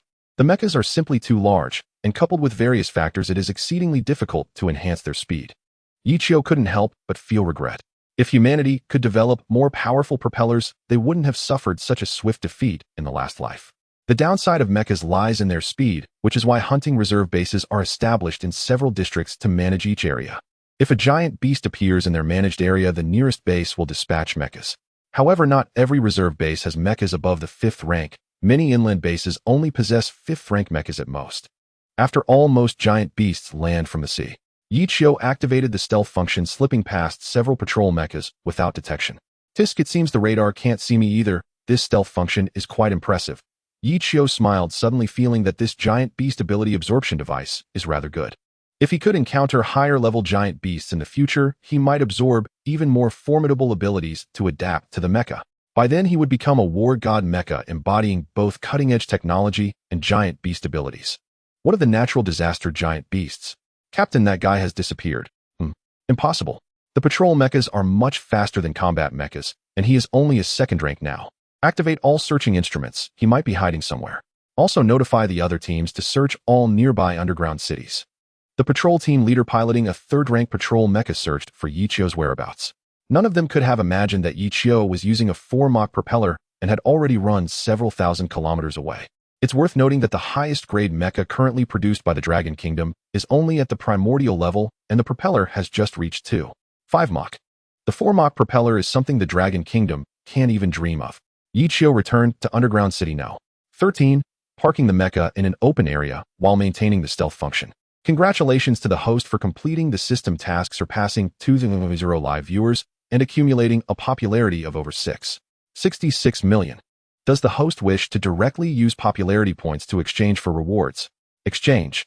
Congratulations to the host for obtaining Plasma Cannon Modification Blueprint X1, all over Heavenly Gold Material Armor Modification Blueprint X1, Plasma Arc Whip X1, 3rd rank Blueprint X1. Yichio was greatly shocked by the rewards from the system. These weapons are far beyond current human technology. Although they were created during the Apocalypse era 7 years ago, that was still a year later, and Yichio now possesses them. Currently, the highest level of giant beasts is only 6th rank. Even the primordial giant beast known as Titan, which has been lurking in the East Sea, has yet to reveal itself. Therefore, if he can elevate the dangerous wanderer to the 5th rank before Titan lands, it would be sufficient to directly slay Titan in the East Sea. Without Titan landing in the Dragon Kingdom, the country wouldn't have lost half of its research personnel, as it did back then, resulting in several years of research setbacks. This time the rank elevation seems easy. I've only held 2 live broadcasts, and am already at 3rd rank. Once I reach the 5th rank, the cutting-edge weapons equipped on me will be decades ahead of human technology, making it incredibly easy to hunt those backward giant beasts. Yichio focused, recalling the atomic breath of the last natural disaster giant beast, causing goosebumps to rise on his skin. These items should be modified after I wake up from a nap, right? Yichio incorporated all the blueprint information he had just obtained into the nanobots. Now I have weapons, and the mecha body has all been transformed into heavenly gold material. At just 3rd rank, it is already stronger than many 5th rank mechas. Looking at the increasingly approaching dangerous wanderer, Yichio placed the supplies he had hoarded outside onto the white market. Unbeknownst to him, when he established the website, he exposed the IP information of the underground city. Yichio opened the door and laid down on the bed, planning to handle the remaining matters after waking up. Piloting a mecha is a highly taxing endeavor. Official divine-grade pilots need special nutrient solutions for replenishment after each mission. Meanwhile, the dispatch patrol squad completely failed to find any trace of Yichio, promptly reporting back to headquarters. Qin Xiong felt very surprised by this result. How is this possible? After you reached there 3 minutes after he turned off the screen, he couldn't possibly have escaped your radar range no matter how fast he is. Qin Xiong glanced at the recently investigated IP information about the white market. An underground city, no. 13. That's over 3,000 kilometers away from District 291E. To cover that distance in such a short time, he would need at least a speed of 4 Mach. No, this white market may not have been set up by the broadcaster himself, or perhaps it was his accomplice. Indeed, he definitely has accomplices. How could he possibly create such terrifying mechas and cutting-edge weapons solely by his own strength? Qin Xiong felt that his speculation was entirely correct and immediately ordered, "Dispatch the nearest mobile forces to Underground City No. 13. Oh, we must find his accomplices." Qin Xiong grew increasingly interested in this mecha broadcaster. Yichio slept for nearly 10 hours. When he sat up from bed, it was already noon the next day. Rubbing his eyes, he groggily glanced at the white market, shockingly discovering that all the supplies listed had been cleared overnight. This was not surprising. After all, in the black market these items were priced at least 500 times higher. What surprised Yichio the most was that his last battle with 5 Goliaths had been recorded and posted online. He had now become the #1 trending topic. Second-rank Mecha, single-handedly taking down 5 first-rank aberrant species Goliaths, the most formidable broadcaster on the internet. The video showing Yichio smoothly slaying the 5 Goliaths had attracted significant attention. Where is this broadcaster live streaming? This must be an unofficial mecha. I don't see any identification number on it. Damn, is this a legal mecha that powerful? Which retired divine-grade pilot is experiencing life? Wait, is he wielding a high-frequency light blade? Isn't that only equipped on 5th-rank mechas? The online discourse exploded with many official divine-grade pilots seriously commenting below. They expressed that they couldn't perform the fluid movements seen in the video. Yichio looked at these comments and couldn't help but smile. Just then there was another knock at the door. "Yichio, are you home?" "It's Ling Shui." Hearing the voice of a woman outside the door, Yichio was slightly surprised, a surge of inexplicable emotions rising within him. When he opened the door, he found that the person standing outside was none other than the school beauty from his former school. He remembered that in his previous life Ling Shui would often share her supplies with him when he was starving and had no food. It wasn't until Yichio became a god-tier warrior and went to the Beast Hunter Mecha preparatory base that their contact was severed. Once while Yichio was on a mission, he returned to the underground city. That day Ling Shui was trying to stop some black market thugs from causing chaos, but unfortunately she was killed in the crossfire. Therefore Yichio still held a sense of gratitude towards Ling Shui. In his previous life, he couldn't repay her, so in this life, he absolutely could not let her suffer any grievances. "School beauty, what brings you here?" Looking at that familiar and stunning face, Yichio smiled and instinctively teased her. Ling Shui was taken aback for a moment, then puffed out her cheeks and replied, "What nonsense are you talking about? It's been 6 years since the apocalypse. I'm no longer a school beauty." Hee, although your family background isn't what it used to be, your school beauty aura is still present. So what brings you to me? Yichio looked at Ling Shui, feeling somewhat puzzled. Although he and Ling Shui had a decent relationship, she only came to inquire about his supplies at the end of each month. Outside of that time, Ling Shui wouldn't proactively seek him out. But now it was the beginning of the month, so logically, she had no reason to come looking for him. Ling Shui blinked and smiled meaningfully at Yichio, taking a step forward and entering his house. She closed the door behind her. Hey, do women these days like to close the door themselves, eh? Yichio was greatly shocked. In his perception, he always thought of Ling Shui as a very conservative woman. After all, she was once the aloof school beauty. But this behavior now was no different from that female streamer named Yan Qingqing. But if it's Ling Shui, then it's no problem. Yichio felt a bit distracted. Unexpectedly, the next second, Ling Shui took out her phone and opened a video. The video was a part of Yichio's previous interaction with viewers in the livestream. Yichio, actually the mecha streamer that's been trending online these past few days. Is you right? Why do you think that? You're overthinking it. He can't possibly be me. How could I even have a mecha? Yichio reacted quickly, pretending to know nothing. Ling Shui swiped the video back to the segment where Yichio was speaking in the livestream. "Dear viewers, if you only need food, there's no need to go through all this trouble to connect with me. I will put these on the white market for normal prices, and you can just buy them there." Hearing that familiar voice, Yichio's heart trembled. Because in his previous life, the only people he was familiar with were those god-tier teammates. and he had no friends in the underground city. So when Yichio was reborn, he never considered that his voice would be recognized. Since he hadn't become a god-tier warrior, yet he naturally didn't know those teammates. But he forgot about Ling Shui. I've watched both of this streamer's live broadcasts. To be honest, I also think his voice sounds a lot like mine. Pausing for a moment, Yichio deliberately showed a mischievous smile. Ling School Beauty, you don't really think I am that streamer just because our voices are similar, do you? Impossible, you are definitely him. I know your speaking mannerisms. Even if you two have the same voice, your mannerisms couldn't possibly be the same, right?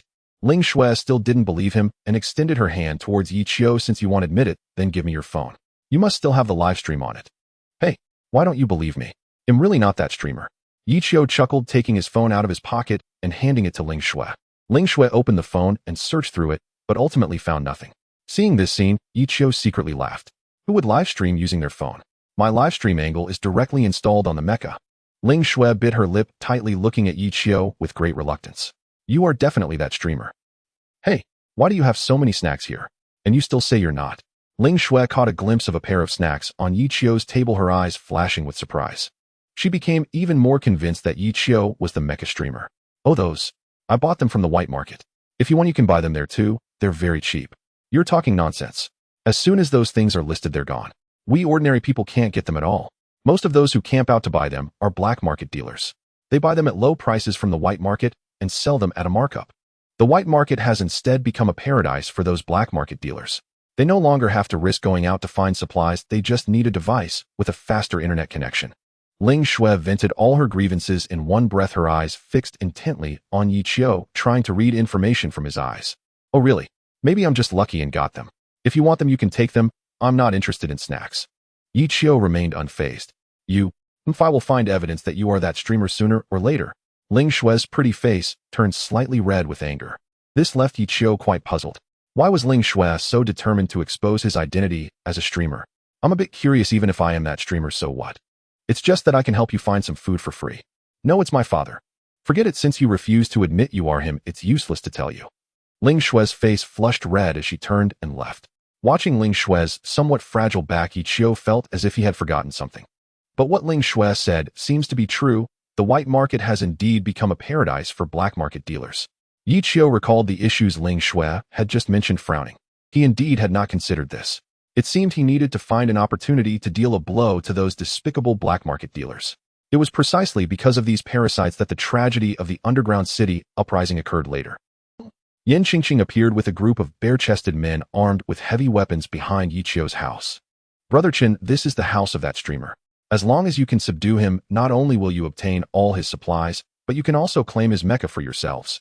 Yen Qingqing gazed at Yichio's home, a glint of malice flashing in her eyes. The last time she attempted to expose Yichio as the mecha streamer, her plan failed miserably, and she was ridiculed by the viewers online. To take revenge on Yichio, she enlisted the help of Chunjin, the leader of the black market in Dungeon No. 13. Are you sure this is that kid's house? He made so much money streaming, and yet he lives in this rundown place. Chunjin looked at Yen Qingqing with some suspicion. Brother Chen, I assure you he lives here. I don't know why, but I can guarantee it with my reputation. No need for that. If you dare to trick me and make my men run for nothing, you'll have to compensate me well tonight. Chunjin revealed a sinister smile and signaled to his underlings behind him. Boys, that brat who disrupted the market is right here. We must teach him a good lesson today. If luck is on our side, we might even snatch his mecha. With Chunjin's command, one of his underlings pulled out a crowbar from behind and circled around to the back door of Yichio's home. Yichio had prepared a self-heating hot pot for himself, planning to watch short videos before going live. Suddenly, he heard some noise coming from the back door. My. Yichio squinted his eyes, holding the self-heating hot pot as he walked to the back door, discovering that the lock was being twisted repeatedly, accompanied by the sound of metal clashing. Additionally, he could hear a few voices murmuring from outside. After a brief moment of confusion, Yichio realized that someone outside might be trying to force their way into his home. Not good, I forgot about this. I was so focused on enhancing the mecha that I forgot to carry a weapon. Yichio's expression tightened, and he felt a bit anxious. If the intruders did not have firearms, Yichio would have no reason to be afraid. After all, in his previous life, he had reached the rank of a 5th-stage Divine Realm expert, and his combat abilities were quite formidable. However, as the saying goes, no matter how skilled one is, one should still fear a kitchen knife. He quickly reached into his pocket and pressed a button on a remote control. In the next second, the front door was instantly pried open. Bang! The door was kicked in, and Yichio saw two tattooed men with masks on their upper bodies wielding crowbars and baseball bats. The visitors did not come with good intentions. "Boss, this kid is right here," shouted the man wearing a monkey mask, raising his crowbar excitedly. Looking back, Yichio realized that the front door had also been pried open and 4 more masked men stood behind him. They were even more robust than the 2 who had broken in through the back. Among them was the streamer, Yin Qingqing. Yichio quickly realized that these people were all sent by Yin Qingqing to take revenge on him. Oh, this kid's house actually has quite a bit of supplies. It seems he really is that mecha streamer. The lead tattooed man wore a ghostly warrior mask. Yichio recognized this man. He was Chunjin, the leader of the black market in Dungeon No. 13. In his previous life, before he became a divine realm expert, he had harbored a deep hatred for this Chunjun. However, he later heard that Chunjun was usurped by his own subordinates and was brutally killed. "Kid, you are that mecha streamer, right? I didn't expect our Dungeon No. 13 to have such talent as you. Hand over your mecha, and I might spare your life." "Why should I? Chunjun, I haven't provoked you, yet you barged into my home. That's rather inappropriate, don't you think?" Yichio's voice was icy. If Chunjun insisted on robbing him of his supplies and mecha today, Yichio wouldn't mind sending him to his grave ahead of schedule. To Chunjun, Yichio's response sounded like the greatest joke. "Not provoke me. You have provoked the entire black market of the Dragon Nation. You created some shabby white market lowering the prices to pre-apocalypse levels. How are we black market dealers supposed to survive after this? Stop talking nonsense and hand over the goods." Chunjun, tired of wasting words with Yichio, pointed his knife at him. "Go to hell." Yichio cursed, squatting down in an instant, and swiftly executed a sweeping kick that knocked down Chunjun's 4 men. Without any unnecessary movements, he quickly rose and delivered a high kick to the face of the man holding the crowbar. "Damn! Kill this kid, how dare he fight back?" Chunjun fell heavily to the ground, thoroughly enraged by Yichio. Yichio let out a cold laugh, thinking about how these losers dared to invade his home without even having firearms. Wasn't this asking for punishment? Bang! Bang! Bang! Yichio kept lifting his legs, kicking the black market dealers who tried to get up off the ground. He quickly picked up the baseball bat that had fallen on the ground and swung it hard, striking one man on the head. The man was sent flying, lying on the ground without moving. "Boss, this kid is no pushover." One underling looked at Yichio in horror. All 6 of them were taken down by Yichio in just a few seconds. None of them even brushed against his clothing. Yin Qingqing, standing aside, was stunned, staring blankly at Yichio. She never expected that Yichio could fight so well. "Damn it!"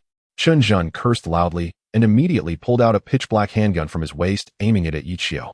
"So you can fight, huh? It doesn't matter how good you are at fighting in this world, it's all about power." Chunjun took off his mask, spat blood on the ground, and raised the gun to aim at Yichio's head. Seeing Yichio's hand stiff in the air, Chunjun burst into mad laughter.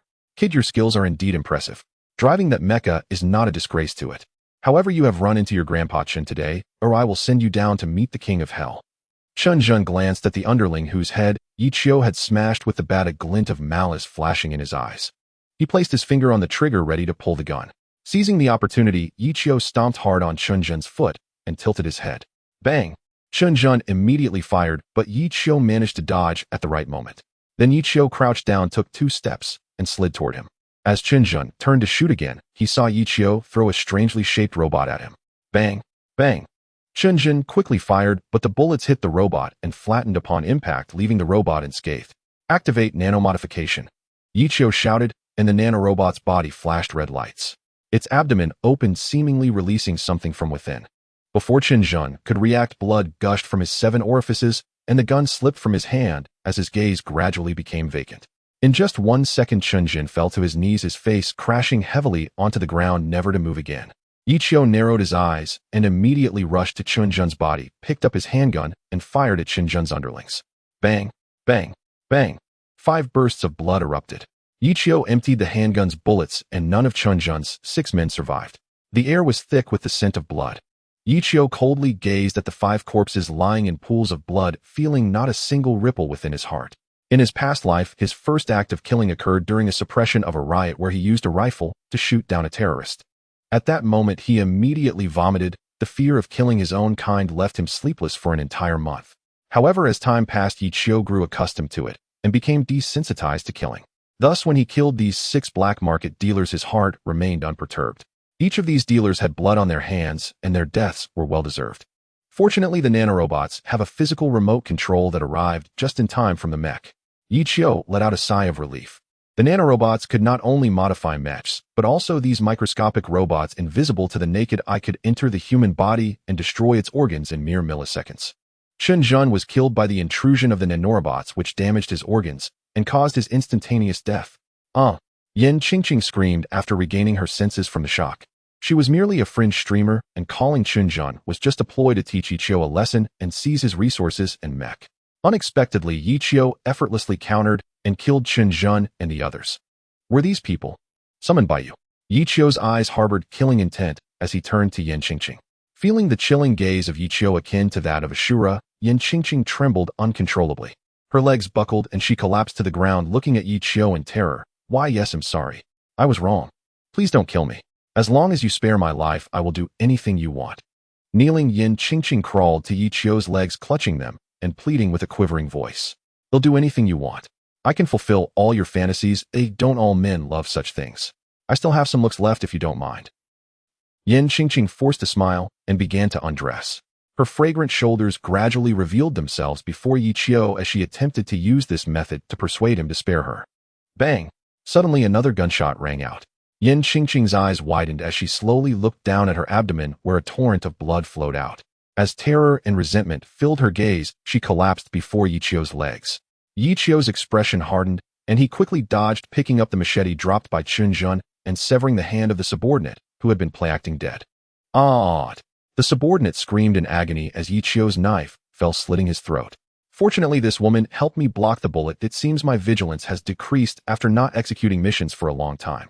Yichio frowned slightly, not expecting that despite having shot this person, he had not died completely. If not for the fact that he had little energy left, with Yen Qingqing kneeling before him, it would have been utterly insufficient to block the bullet. At this moment, 7 corpses lay in Yichio's cramped home.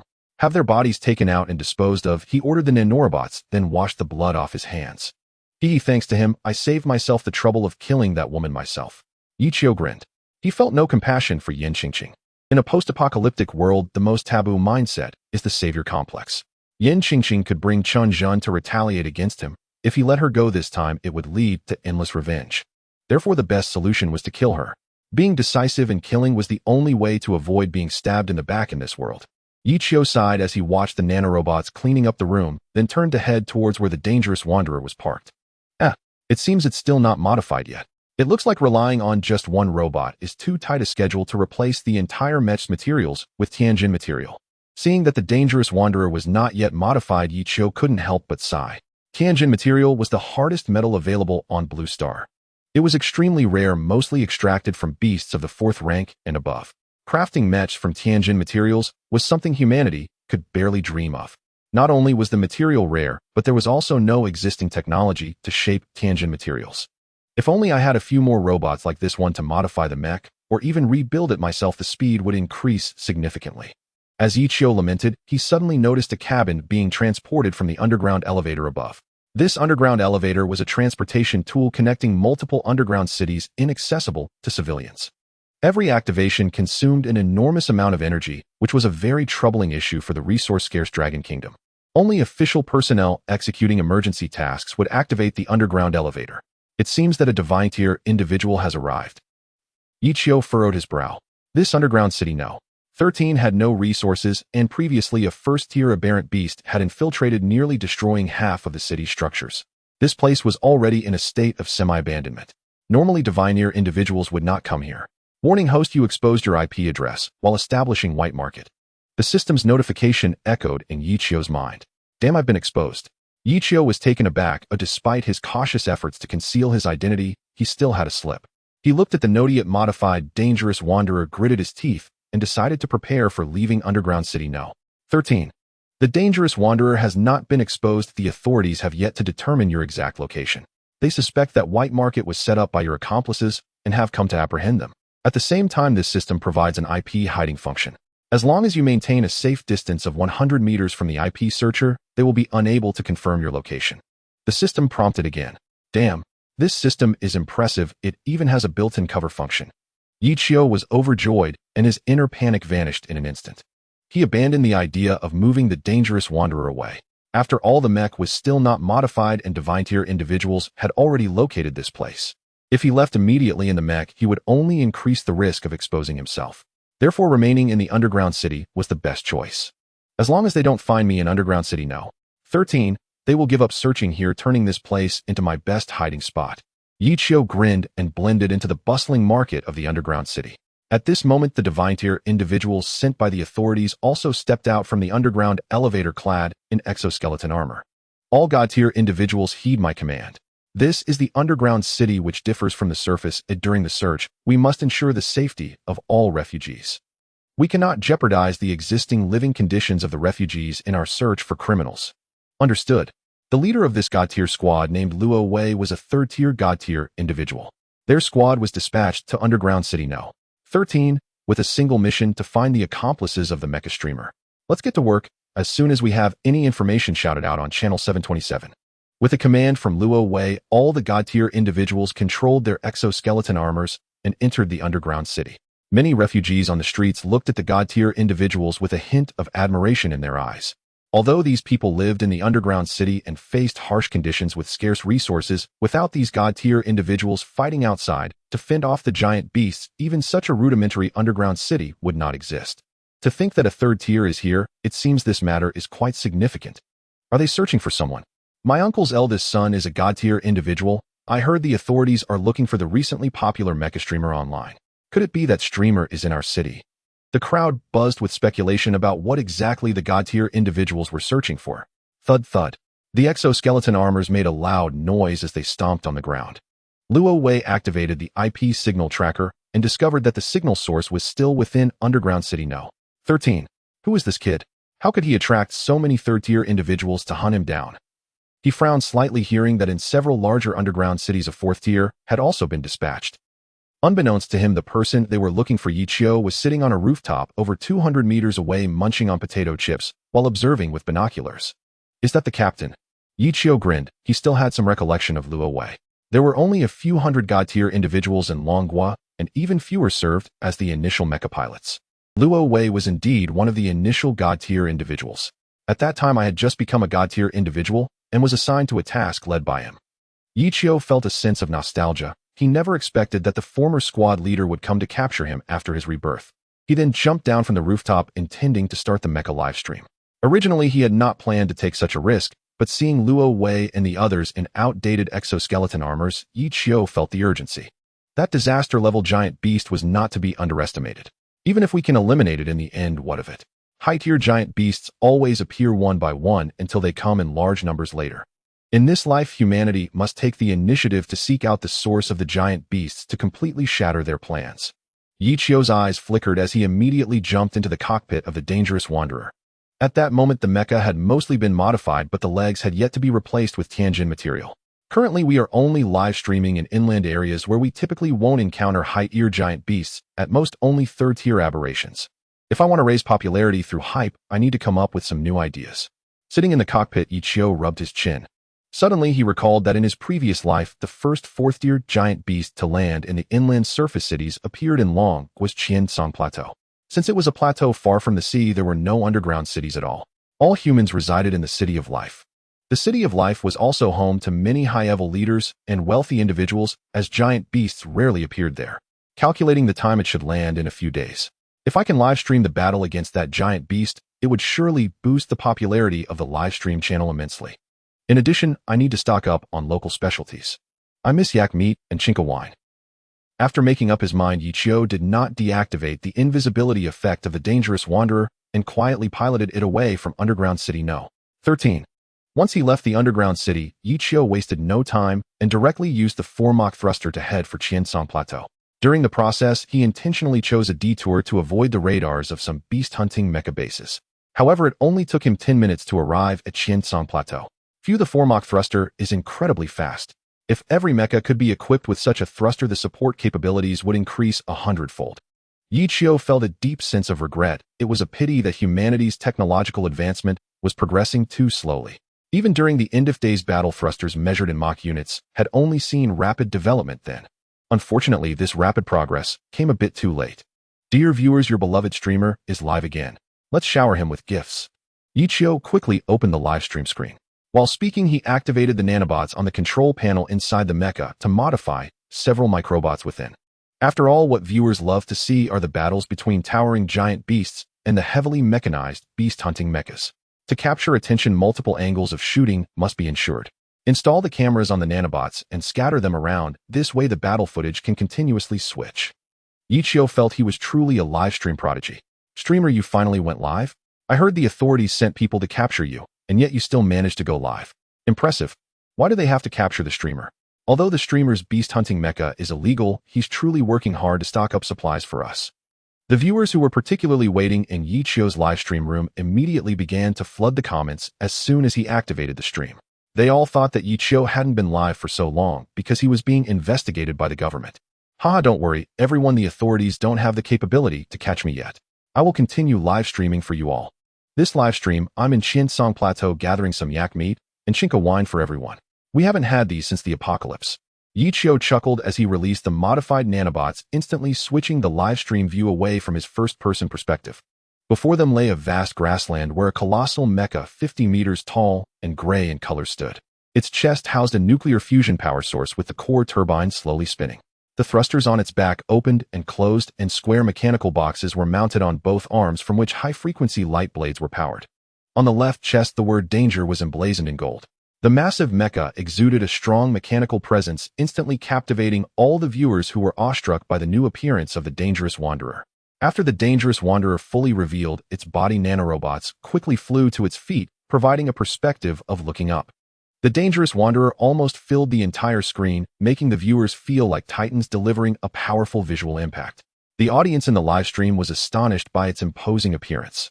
Taikula, I would like to call the Dangerous Wanderer the most handsome beast-hunting mech. I must say this mech should be the most visually appealing one in manhwa, and what's most interesting is that it was crafted by the streamer himself. I've saved it. I'm using the Dangerous Wanderer as my wallpaper. Viewers eagerly took screenshots and shared photos of the Dangerous Wanderer online. This brought a surge of traffic to Yichio, propelling his mech to the top of the trending list.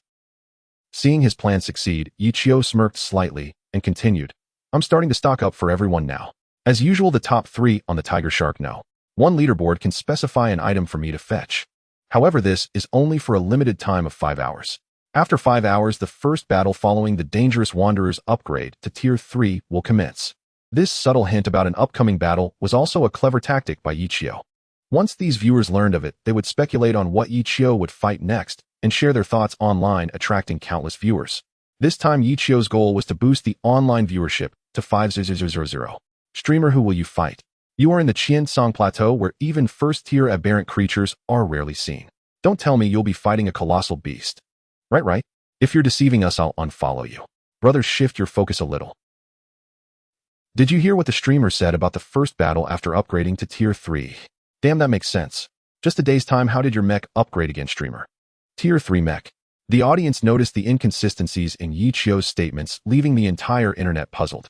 Even the observer placed in Yichio's livestream by the Super Beast Hunting Mech Research Institute was confused. A first-tier mech can be modified to upgrade to a second-tier mech as their configurations are not vastly different. However, directly modifying a second-tier mech to a Tier 3 mech is nearly impossible. The existing Tier 3 mechs were all crafted over several months by the Super Beast Hunting Mech Research Institute and were not modified in any way. Moreover, Yichio accomplished all of this in just one day. What terrifying strength is this? The observer immediately reported this information, yet waited in vain for a response from the higher-ups. Unbeknownst to him, the information he reported was like a nuclear bomb, shocking the entire high-ranking officials of Manhwa. As for who I will be fighting, everyone stay tuned. Of course, if the donations exceed 3 million, I might reveal it early. Yichio casually remarked, driving the Dangerous Wanderer across the Chinsong Plateau, searching for the few yaks available. Even if the apocalypse descended and giant beasts invaded, this place remained largely unscathed. Only those coastal cities were completely destroyed and even occupied by giant beasts. The low-tier giant beasts in the interior quietly came from the occupied cities. Thanks to Kunkin 1. 5 for the Tiger Shark No. 1 moi. Wow, thanks to my confident and licking dog 66 brother for sending 10 Tiger Shark No. 1s. The boss is generous. Yichio noticed an increasing number of viewers in the live stream, with popularity soaring to 20 million and online numbers reaching 15000. The donation amount has even surpassed 2 million. He never expected that in the apocalypse so many people would be willing to spend enormous sums to watch live streams. I remember in my previous life during the final battle of the apocalypse, when disaster-level giant beasts landed, many celebrated the end of days. Yichio often recalled the scenes from his previous life, constantly ringing alarm bells for himself. Streamer, the donation amount has already exceeded 3 million. Hurry and reveal the answer. One, the streamer isn't trying to scam donations, right? Even though I haven't donated a cent, you can't deceive my feelings like this, can you? Seeing the viewers in the live stream continually questioning Yichio didn't keep them in suspense and directly revealed the answer. Later I will be battling a 4th-tier giant beast named Tearing Sky and 2 3rd-tier giant beasts. As for their names, I've already forgotten. However, when the time comes to fight, the official should release the information. Yichio said, yawning, feeling like he hadn't slept enough. Being a free divine tierer is indeed no easy task. Without the nutritional supplements provided by the officials, it feels a bit overwhelming. What Yichio didn't expect was that after revealing the information about the giant beast, the atmosphere in the livestream comments dramatically changed. 6666, does the streamer think he's so impressive after showing off a few times that he can just speak whatever comes to mind? A 4th-tier giant beast. Does the streamer take us viewers for fools? In the interior, there have never been giant beasts above tier 3, let alone you being in the Qiansong Plateau, where there definitely won't be any 4th-tier giant beasts. If I remember correctly, this giant beast named Tearing Sky appeared in Sydney 3 days ago, and the beautiful country failed to kill it, even losing a tier 4 mech to it. Brothers on the leaderboard, stop sending gifts to this guy, just look at what a cocky person he's become. The comments section of the livestream erupted in a chorus of insults, all mocking Yichio for showing off. Damn, this group of ungrateful things will have their jaws dropped later. Yichio cursed softly, ignoring the comments from these trolls, continuing to livestream, stockpiling supplies for the top 3 on the leaderboard. Time passed quickly, and Yichio noticed that the time was almost up, a slight smile appearing on his lips. The show is about to begin. As Ichio's voice fell, a loud explosion echoed, shaking the ground where he stood. It felt as if a magnitude 10 earthquake had occurred. The camera of Yichio's nanorobots captured a gigantic beast's head emerging from the ground 10 kilometers away. Amidst the rumbling earth and splitting mountains, a colossal beast with 3 pillar-like tentacles on its head emerged from the depths of the ground, struggling to claw its way out. Warning, warning. A 4th-tier beast life signal has been detected in the eastern part of the Qiansong Plateau. According to the Blue Star Beast database analysis, this 4th-tier beast is the Rift that escaped from Sydney 3 days ago. Beast classification: 4th-tier beast. Codename Rift. Size data: total length 82. 31 meters, height 45 meters, tail length 32. 15 meters, weight 3,091 tons. Attack methods: it has 3 plasma-like protrusions on its head that can fire ion projectiles, and at the end of its tail, it possesses a meat hammer made of silicate with exceptional hardness capable of brief digging. First appearance location: Sydney.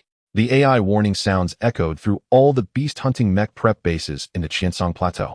Base 1 of Qiansong, located within the City of Life, is the largest and most powerful base in the entire Qiansong Plateau. Damn it, a 4th-tier beast is appearing in the inland and in the safest place in the Dragon Kingdom. The monitor looked at the constantly flashing information on the screen, his face darkening to the extreme. The commander standing behind him immediately ordered, have bases 2, 3, and 4 deploy 4th-tier beast hunting mechs at once. We cannot let it get close to the City of Life, as many of the highest commanders of the Dragon Kingdom reside here. Report, Commander. Due to the long absence of beast incursions in the Qiansong Plateau, only our base 1 has mechs of tier 4 or above, while the other 3 bases only have mechs of tier 3 at most. And yesterday, base 4's tier 3 mech was dispatched on a mission. A bead of cold sweat trickled down the monitor's forehead. Upon hearing this news, the commander frowned, recalling that the monitor spoke the truth. Then have those 2 bases immediately dispatch their tier 3 mechs, and keep our base 1's 4th-tier mech Netherstorm on standby, ready to assist at any moment. The monitor hesitated, glancing at the commander, before finally mustering the courage to ask, Commander, should we dispatch a 5th-tier mech directly for suppression? After all, just a few days ago, this beast destroyed the 4th-tier Manchester mech of the beautiful nation in Sydney. No, we cannot. The highest firepower in the City of Life is tier 5. If it leaves the City of Life, danger could strike at any moment. We must not engage until that beast poses a threat. By the way, contact the other beast hunting mech prep bases immediately. If we face defeat, have them support the City of Life. The monitor nodded, quickly contacting the nearest beast hunting mech prep base. However, he soon received a message. No need for support. There is a streamer operating a tier 3 mech over here in the Qiansong Plateau. You still have a 4th-tier mech, which is sufficient to handle the situation. When Yichio's live broadcast captured Rift emerging from the ground, the viewers in the stream were left dumbfounded. Many viewers who followed foreign news immediately recognized this beast. How did the streamer know that Rift would land in the Qiansong Plateau? Oh my god, this is a 4th-tier beast. Never before has a Battlefield reporter streamed a 4th-tier beast. Streamer zoom in a bit more. 666, the streamer is going to arm wrestle with a 4th-tier beast. I heard that this Rift tore apart the beautiful nation's 4th-tier mech Manchester. Yichio watched as Rift landed. The control of the Wanderer straightened up, and he immediately made a gesture of clasping his fists in front of his chest. Boom, boom, boom. In the distance, several heavily armored helicopters were flying this way. From the southeast and north, 2 giants were also rushing towards Rift. Yichio smirked. The officials are as quick as ever. Because in Yichio's live stream, 3 beast-hunting mechs appeared simultaneously, which quickly increased the online viewer count. At this point, there were already 29000 users watching live. It is noteworthy that this was the first time on Blue Star that a live broadcast featured a battle between a 4th-tier beast and beast-hunting mechs. Some people who knew international viewers shared Yichio's live stream. Hey guys, this is our Dragon Kingdom's mech streamer currently live broadcasting a battle with a 4th-tier beast. Come watch. Oh my god, isn't this the Rift that escaped from Sydney? Damn it, that Rift destroyed our country's Manchester, which was my favorite mech. In foreign countries, Yichio's live stream was also going viral.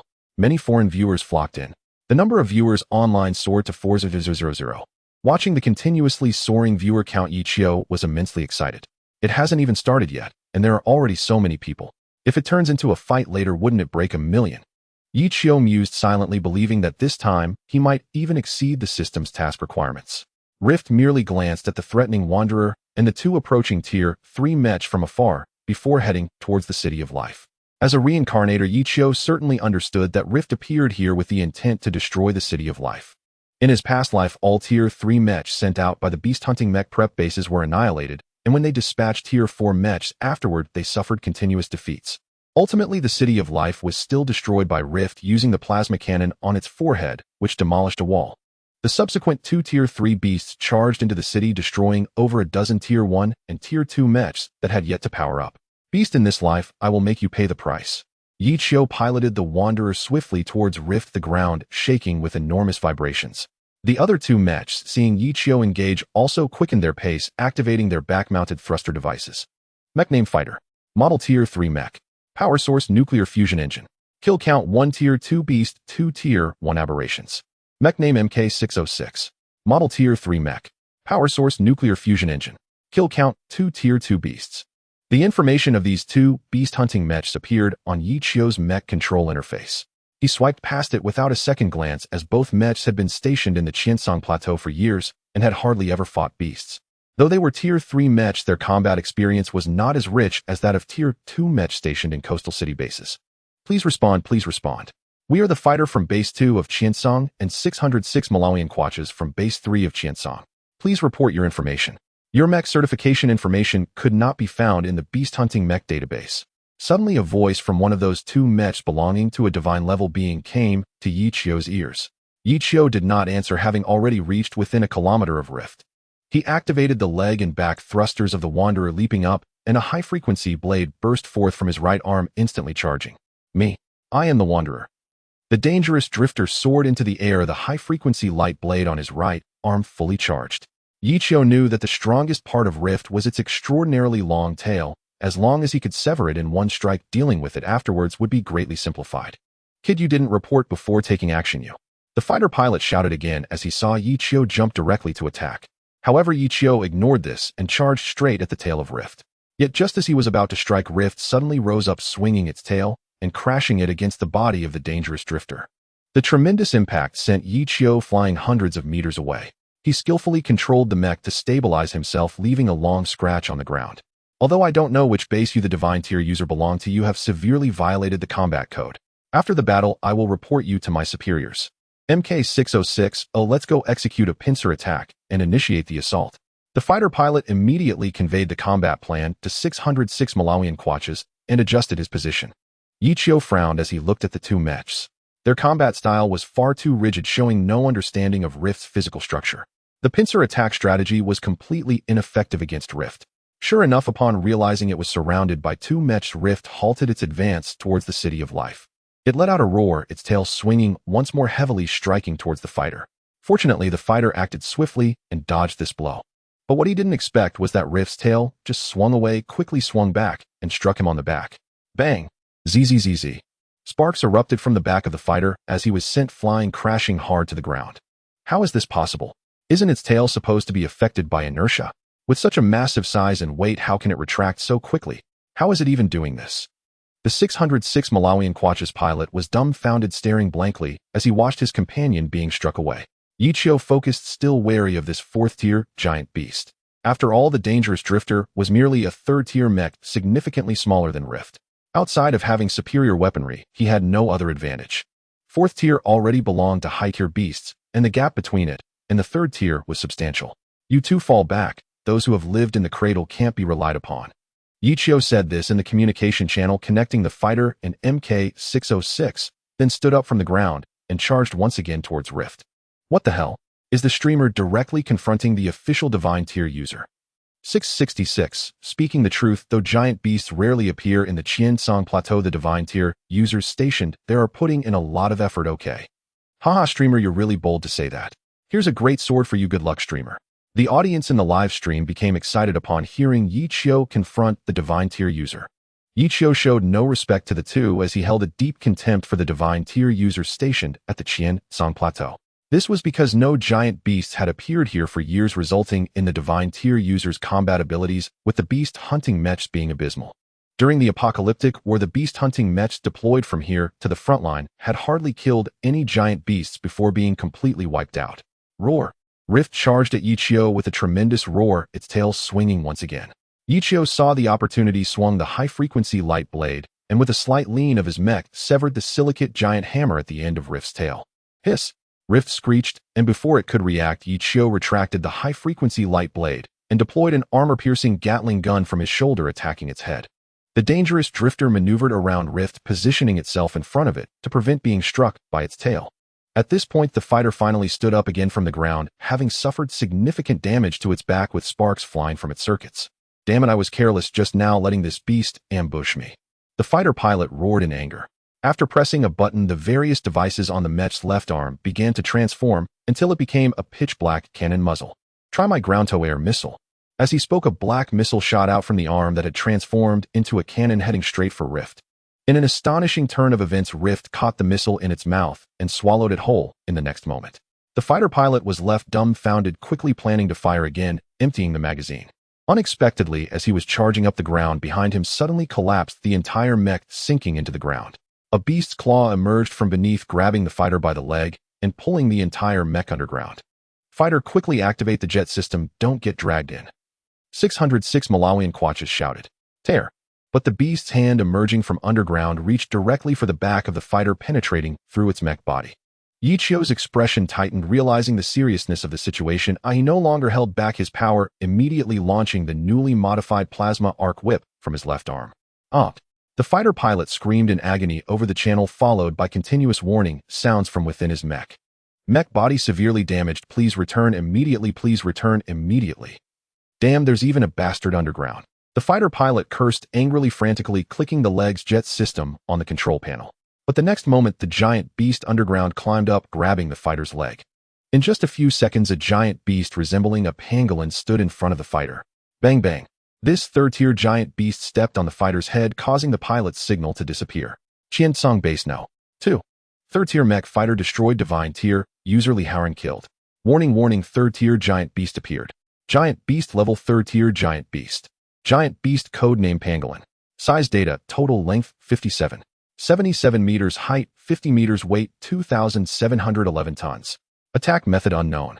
First appearance location, Qiansong Plateau. Looking at the newly emerged third-tier giant beast, everyone in the base was dumbfounded.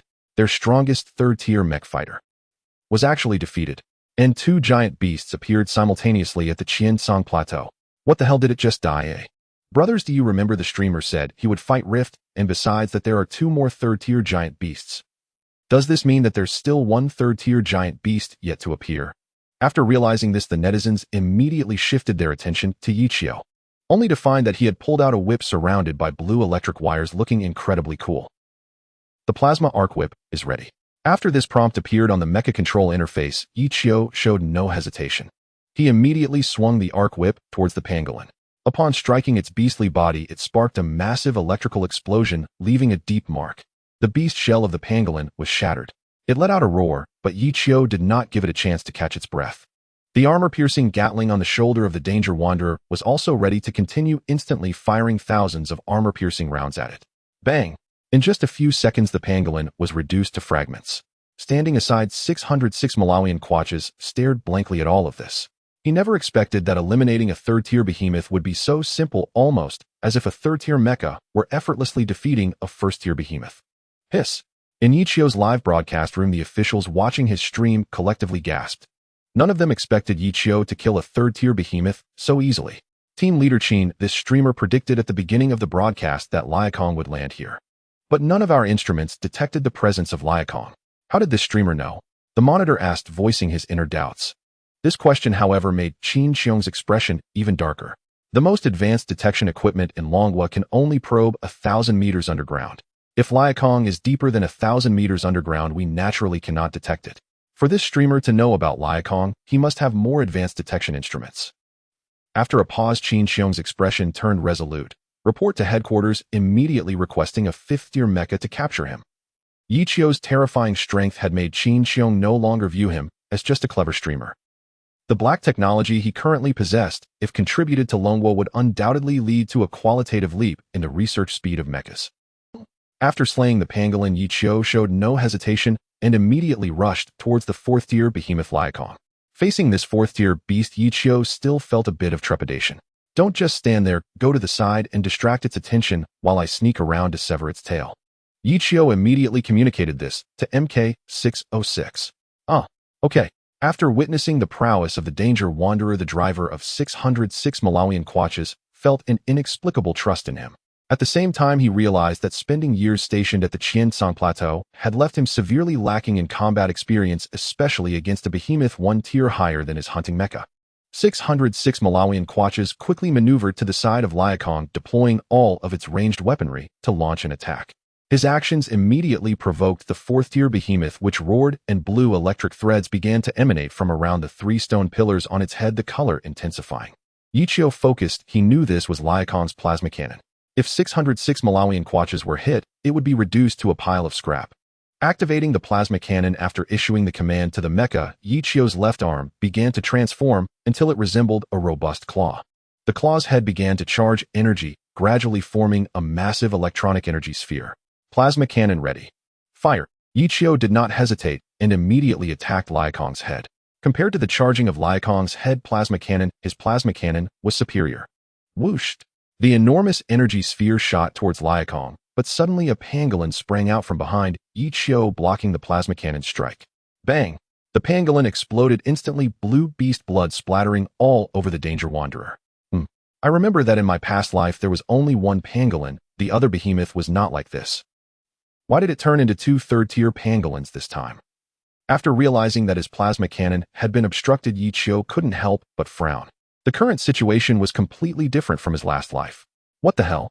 A single shot took down a third-tier behemoth. This is terrifying. Even a fourth-tier mecha doesn't have such terrifying weaponry. Is the streamer hacking? Is this a plasma cannon? I remember this was just announced as successfully researched by the Super Hunter Mecha Research Institute last month, and it hasn't even been adapted to mechas yet. The viewers in the live broadcast room had no idea about Yi Qiu's confusion. They only saw him obliterating a third-tier behemoth with a single shot.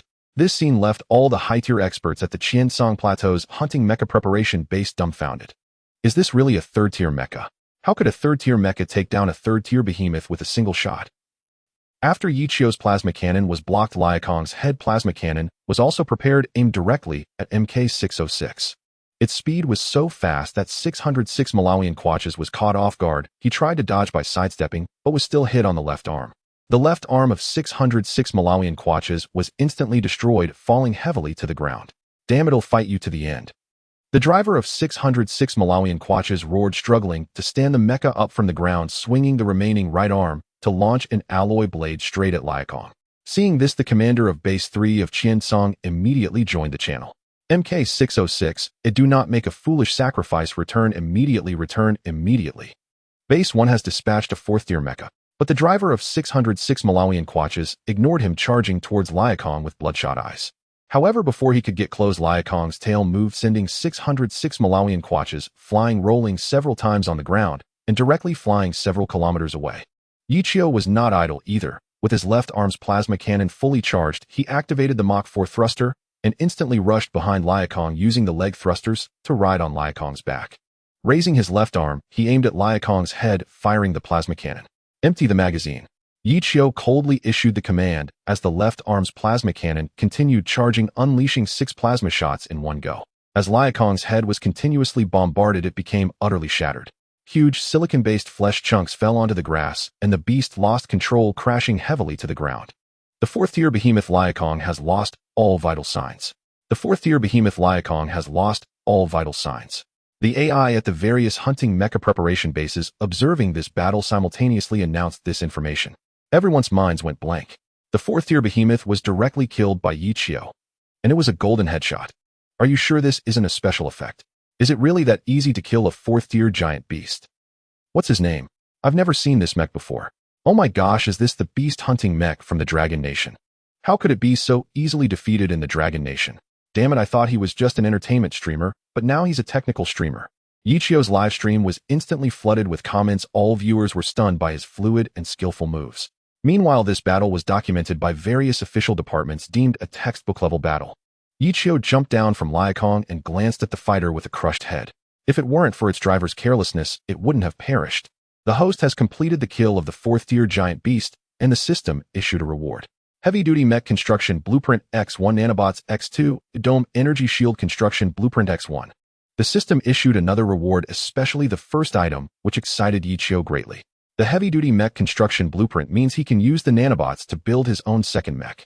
This is equivalent to registering another account for him. The only regret is that this time the reward did not include blueprints for upgrading the 4th-tier mech. Dear viewers, I have successfully killed 3 giant beasts.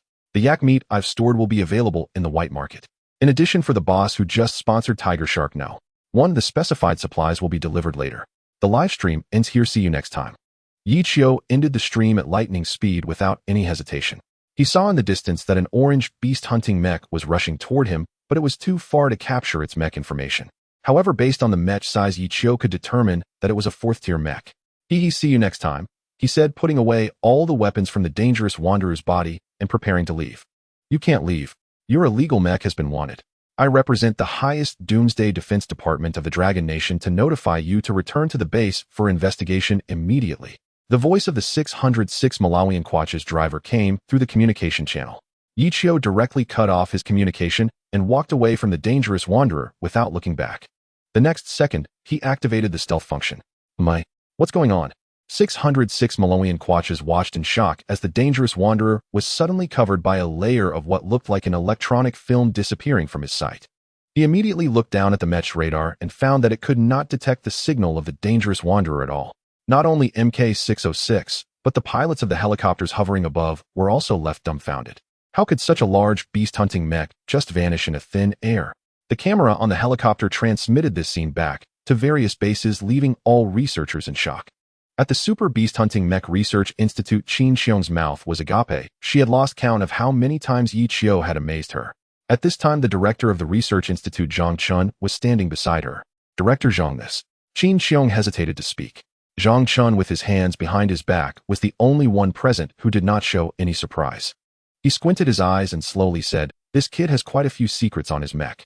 His disappearance seems to indicate he has equipped a quantum stealth suit or something similar on the mech.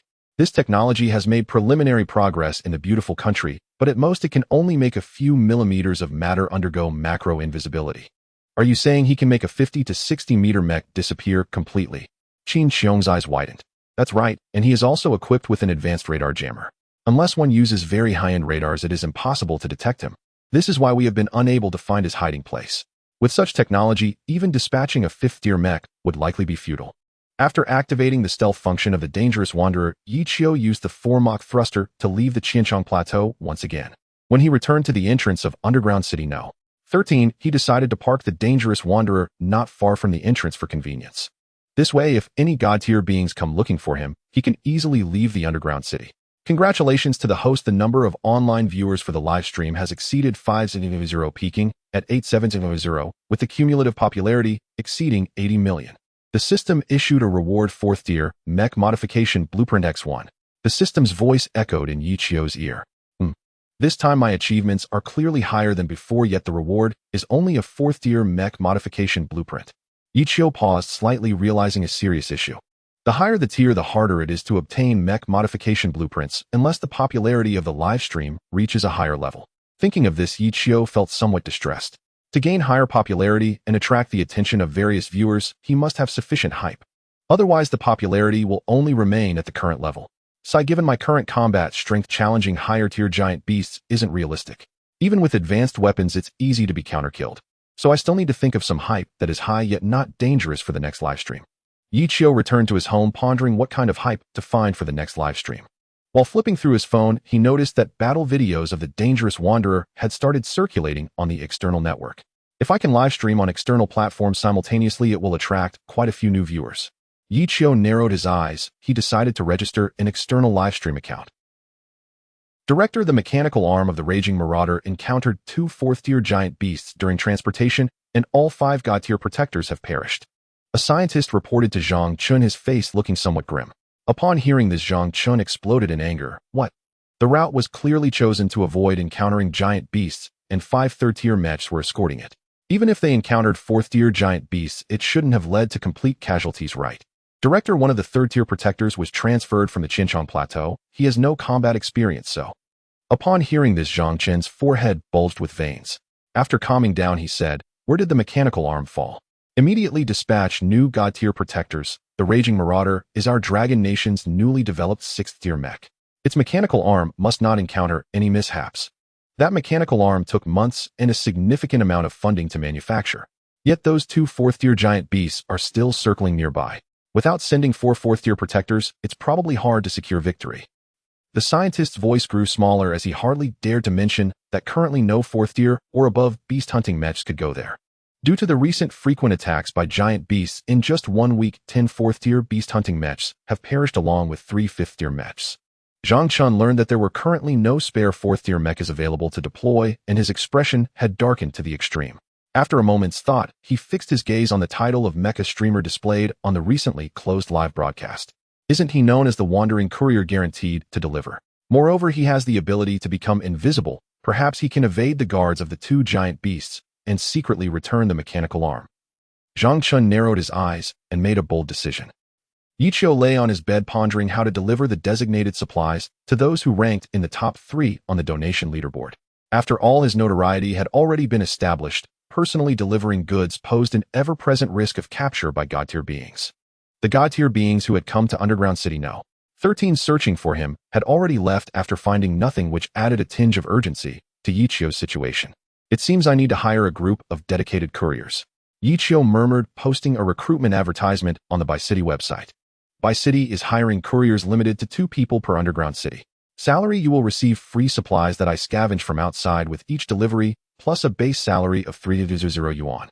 After posting this recruitment advertisement, Ichio put down his phone and fell asleep. He wasn't worried about a lack of applicants, as the conditions were simply too generous. In the apocalypse, resources are more valuable than money. Anyone who has watched Ichio's live streams knows how precious his stockpiles are. As long as one helps deliver for Ichio, they can receive supplies for free along with a 300 yuan salary. What Underground City could offer such a job? By the time Ichio fell asleep, nearly 100 people were scrambling to sign up, nearly overwhelming Ichio's private message inbox. Due to the prolonged combat, while piloting the dangerous wanderer, Ichio had exhausted himself. Thus, he slept for an entire day. When Ichio awoke again, it was already the morning of the 3rd day. That was a truly comfortable sleep. What the hell? Did I really sleep for a whole day? Ichio glanced at the clock on the wall, utterly stunned. He realized that as the rank of the dangerous wanderer increased, each time he piloted it, he consumed a significant amount of energy. Without the aid of god-tier nutritional fluids, continuous piloting of the mecha could likely push his body into an overload state, which was a drain on life. Tisk, it seems I need to figure out a way to negotiate a deal with the authorities. Ichio spoke to himself casually, opening the private message backend of Bi-City. He was shocked to find that over 20,000 people had sent him private messages, causing his phone to lag just from scrolling through the backend. What the hell? Is this too exaggerated? Ichio was taken aback, but quickly filtered out all messages and randomly selected from the applicants to become couriers. There were 300 underground cities in Longwa, and Ichio selected 2 chosen ones from each city to become his couriers. You will need to personally go to the underground cities I designate to collect the supplies for delivery. This is random. Of course, this also means that you will need to take risks traveling from your underground city to the surface and to other underground cities to collect them. If you are concerned about the risks, you may resign immediately. Yichio sent this message to the 600 people he had selected. He originally thought that with such conditions in place, at least half of them would give up. To his surprise, none of the 600 people voluntarily gave up. TSK. It seems this group of people is truly desperate, willing to take risks just to choose this job. Yichio smirked, feeling a sense of irony. He then created a courier group and sent the group number to them. This is the group number 815428502. Please all join. I will announce tasks in the group. System: how is the modification of the dangerous wanderer coming along? Response from the system: the modification of the dangerous wanderer will take another 3 hours to complete. Yichio nodded, not feeling surprised. Although he now possessed 3 nanorobots and was modifying the dangerous wanderer, it was understandable that this time the modification was for the 4th tier and took longer than before. Moreover, he couldn't immediately resume live streaming. His body really couldn't take it anymore. I should treat myself to some high-quality yak meat while providing benefits to those online. I haven't enjoyed it myself yet. Yichio began cooking for himself in the rudimentary kitchen while opening the Tiger Shark platform to watch live streams and learn from other streamers. However, as soon as he entered, he discovered that the featured live stream on the homepage was actually his own. Live streaming Mecha stockpiling, the most powerful streamer on the internet. It also indicated that he was currently live. Yichio, puzzled, clicked into the live stream and was shocked to see the familiar dangerous wanderer on the screen. Thank you to my top donor for sending the Tiger Shark. No. 1. May I ask which item you would like me to collect? A familiar voice echoed in the live stream, nearly causing Yichio to spit out a mouthful of blood. Isn't that my voice? But when did I ever say such a thing? What on earth is going on with this streamer? What the hell, my Mecha, my voice? Did I wake up to find that Yichio has become someone else? Realizing this, Yichio immediately called out to the system. System: where is the dangerous wanderer now? Response from the system: the dangerous wanderer is currently stationed at the entrance of Underground City No. 13. Undergoing modifications. Yichio frowned. The system wouldn't lie. Since the dangerous wanderer was still in its original position, then what is going on with the dangerous wanderer in the live stream? And how is my voice being used? Yichio attempted to log into his live stream, but discovered an abnormal account during login. In that moment, he seemed to realize something. During the time he slept, someone had imitated the dangerous wanderer and created a fake one that was an exact replica. Moreover, they had used extremely powerful methods to hack his account, leaving him currently unable to log in normally. What the hell? So now I'm just a stand-in. Yichio stared wide-eyed at the comments from viewers in the live stream chat. What's going on with the streamer changing accounts? Hey, you just joined, right? The streamer said his account had issues, so he registered a new one. The streamer just killed a 3-tier aberrant beast. It's unbelievable. Yichio was somewhat dazed. He was well aware that it was impossible for civilians to have the capability to produce hunting mechas, especially in such a short amount of time. Thus, the dangerous wanderer in this live stream, along with the various scenes presented, could possibly be entirely fake, created using AI technology. Damn it, a counterfeit dares to profit under my name. How outrageous. Yichio's eyes narrowed, realizing this impersonator was somewhat clever. First, they hacked his account, then they started streaming at lightning speed using Yichio's previous genuine gimmicks to divert all viewers to their new live stream. A fake is still a fake, it will eventually be exposed. Just as I was worried about lacking a gimmick for my live stream, here comes new material. Yichio's lips curled upwards, and he suddenly had a new idea for his live stream. Live stream exposing the fake streamer. I am the real dangerous wanderer. Live streaming to expose fake streamers. I am the dangerous wanderer. Yichio instantly thought of the new title for the live stream. Although the original account was temporarily unavailable, it didn't have much impact on him and might even boost his popularity. After all this time, the gimmick was not only about the Mecha live stream and stockpiling, but also about exposing fake streamers. Netizens love nothing more than watching others show off only to be slapped in the face. This is what Yichio is best at. After registering a new account, when he returned to the fake streamer's live room, he discovered a new world. The official account of the Super Beast Mecha Research Institute has entered the live stream. Yichio frowned slightly, a hint of confusion flashing in his eyes. At this moment, the comment section of the fake streamer's live room was about to explode. What the heck? The Research Institute actually tipped the streamer 20 Tiger Shark. No. 1, that's 5 million. What a... Is the Super Beast Mecha Research Institute planning to have the streamer retrieve a designated item? The official account is actually asking the streamer for help. This shocks me for 10,000 years. Is the account administrator's account hacked? All the netizens were stunned by this sudden tipping. This has already broken the single tipping record on the Tiger Shark platform, splurging 5 million in one go. Yichio was also a bit bewildered. What kind of operation was the Super Beast Mecha Research Institute pulling? Super Beast Mecha Research Institute. Hello streamer, I represent the Research Institute and have tipped you 100 Tiger Shark now. 1A successfully topping your tipping leaderboard. We hope you can assist the Research Institute in retrieving an item. Once this message was sent, it shocked everyone in the live stream. The official account hadn't been hacked. They really wanted the mecha streamer to retrieve the item. In a desolate underground city, a few programmers sitting in front of computers stared at the official tip of 100 Tiger Shark now. One in the comments utterly dumbfounded. Zwakuin, as the leader of this team, was also in shock. They initially just wanted to use Yichio's gimmick to make a quick buck, but didn't expect to actually attract the attention of the official. The main point was that the official was actually asking them to retrieve a designated item. What should we do now, boss? We've actually attracted the official's attention. The team's special effects artist Chin Feng was dumbfounded, not expecting that his realistic effects had fooled even the officials. Zwakuin, being a retired third-tier god stage cultivator, had a stronger mental fortitude than the others in the team, quickly snapping out of the shock. Don't panic, since the official can ask us for help. It means our created illusion is sufficient to deceive everyone. Besides, we don't only have effects, the mecha we've been researching for 2 years is parked outside. If we can seize this opportunity, perhaps we can truly become dangerous wanderers and no longer be impostors. Zwakuin was a bit excited. He was not only calm about the official's tip and request, but he was also extremely excited inside. As long as we can complete the task given by the official, everyone will recognize us. Even if that real streamer retrieves their account, no one will believe them. After all, we are the ones who helped the official complete the designated task, and the netizens will definitely lean towards us. After saying this, Zwakuin immediately opened the microphone in the live room and used a voice changer to respond to the official. Ahem, as for this request, I'm not sure I can agree. After all, the difficulty of your official tasks must be quite high and the risk factor is not low. However, as an honest streamer, you can first tell me what kind of item it is. Zwakuin did not agree immediately. Super Beast Mecha Research Institute official account. The Research Institute recently lost a mechanical arm of a mecha and now needs a third-tier or higher beast hunting mecha to retrieve it. However, due to various beast hunting mechas being on missions and unable to be dispatched, we hope you can help us retrieve it. Of course, mainly because your dangerous wanderer mecha has special functions, making it more convenient to complete this task. At this moment, Zhang Shun ordered his subordinates to respond this way. He did not directly point out that the dangerous wanderer had a stealth ability that the officials lacked. Otherwise, if the netizens found out, it would be a disaster.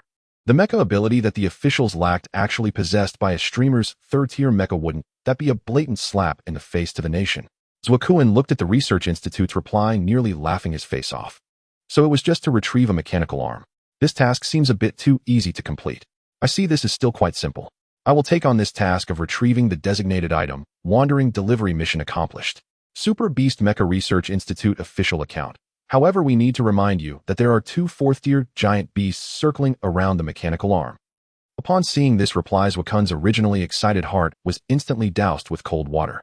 4th-tier giant beasts, and 2 of them. It's important to know that the 3rd-tier mecha they built was merely a combination of some discarded parts that Zwakuin had hidden during his service, using his position's convenience. As for the specific efficacies, Zwakuin had never engaged in battle and was unclear himself. But he could be certain that against 2 4th-tier giant beasts there was absolutely no fighting chance. However, Zwakuin was unwilling to let this huge opportunity slip away. After all, if they could accomplish it, he might just soar to the top, perfectly pulling off the substitution of the prince. Boss, this is simply impossible. We only created special effects on the computer. Fooling the netizens was already quite impressive. Now we have to help the official complete this impossible task. It's simply shooting ourselves in the foot. Chin Feng hurriedly advised the already somewhat swayed Zwakuin. No, I think it's not a difficult task. The official only asked us to retrieve the mechanical arm, not to eliminate those 2 4th-tier giant beasts. So as long as the route is appropriate and the speed is fast enough, we can retrieve the mechanical arm and withdraw. This task is still quite simple. A crazy look appeared on Zwakuin's face. He opened the microphone again and replied to the Research Institute. 2 4th-tier giant beasts are nothing. It's not a challenge for me. It's just a 4th-tier giant beast that poses no difficulty for me. This statement from Zwakuin ignited the entire streaming room. Everyone was shocked by his words. What does a 4th-tier giant beast represent? Even the official hunting mech require 2 people to defeat one, and there's still a significant risk of being killed in retaliation, let alone 2 of them. Now he actually claims that a 4th-tier giant beast poses no challenge for him. Where does the streamer get his confidence? Does he really think that after killing Torn Sky by luck, he has become unstoppable? You are only at the 3rd tier. Do you really believe you can kill 2 4th-tier giant beasts at the same time? 666. The streamer is all talk and no action. I can't wait to see the streamer get crushed. Let's see him perish. The viewers in the streaming room mocked Zwakuin, and not a single person believed he could defeat a fourth-tier giant beast. That was a giant beast that even the officials couldn't handle. Could he really be more powerful than the official hunting mechs? Even the members of Zwakun's team looked at him in shock. Boss, isn't this boasting a bit too much? Zwakuin showed a worried expression. Boss, you aren't just saying this in the streaming room with no intention of actually going, are you?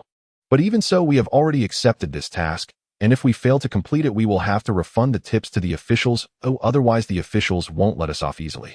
After all, they are not those brainless netizens. They truly have the capability to expose us.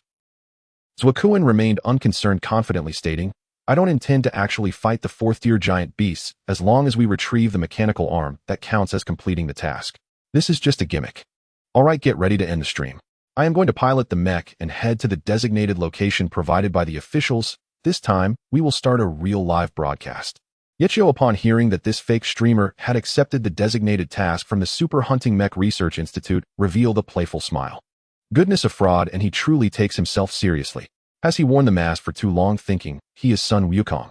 Yechio scoffed. He didn't believe this fake streamer could really retrieve the mechanical arm. He was aware of the situation concerning that mechanical arm.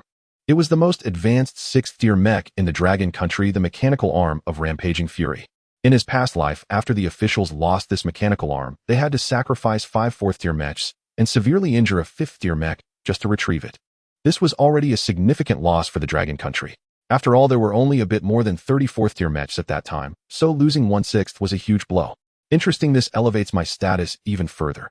Yichio smirked. As long as he could publicly expose the identity of this fake streamer, retrieving the mechanical arm would only increase his popularity. To maximize the effect of the show-off, he planned to appear when the fake streamer found himself in a tight spot. This streamer probably does possess a 3rd-tier mech, as he wouldn't have agreed so easily otherwise. After all, he was facing the officials. If he kept using special effects for synthesis, it wouldn't be long before he was exposed. Upon thinking of this, Yechio suddenly realized who the person impersonating him was. In his previous life, this team became black market dealers in several underground cities using the rudimentary 3rd-tier mechs they manufactured to scavenge a lot of resources on the surface. In the end, they even ambushed a 2nd-tier mech, trying to seize it for themselves. However, this behavior angered the officials. The officials immediately deployed a 10-member 3rd-tier Divine Tier squad to directly eliminate the team, named Crimson Fortress. It seems my appearance has changed their fate. Yechio sighed, sitting at the table and starting to eat yak meat. Sure enough, not long after the fake streamer announced the end of the broadcast, stating that he would restart the stream once he reached the vicinity of the official designated location. Yechio knew this was Crimson Fortress planning to activate their real mech to head to the official designated location. After finishing his meal, he leisurely washed the dishes and then sat on the toilet to ponder life for a while. When the apocalypse first descended, the giant beasts did not appear immediately. The water levels in various oceanic regions rose, and many experts analyzed it was due to global warming. Until that day, enormous monsters quietly poked their heads out from the calm seas, beginning to approach the cities closest to them. When people realized this, they used various heat weapons to attack the giant beasts, only to find that these attacks were utterly ineffective against them. Under the rampage of these monsters, half of the cities on Blue Star were destroyed, resembling a hell on Earth. Although at that time the highest tier of giant beasts was only 3rd-tier, humanity could only use nuclear weapons to kill them. After various countries with nuclear weapons attempted bombings, they realized that if they continued using nuclear weapons to suppress the giant beasts, before the giant beasts could destroy humanity, humanity would already be exterminated by their own nuclear bombs. Hence, the Doomsday Joint Defense Institute, formed by the United Nations, proposed 2 plans. The first plan was to create combat weapons equivalent in size to the giant beasts, under the condition of ensuring that the ecological environment of Blue Star was suitable for human habitation. Any weapons could be used to attack the giant beasts at any cost. The second plan was the Gene God-making project, researching super serums that would allow humanity to mutate and evolve, enabling artificial humans to battle the giant beasts and reclaim their homeland.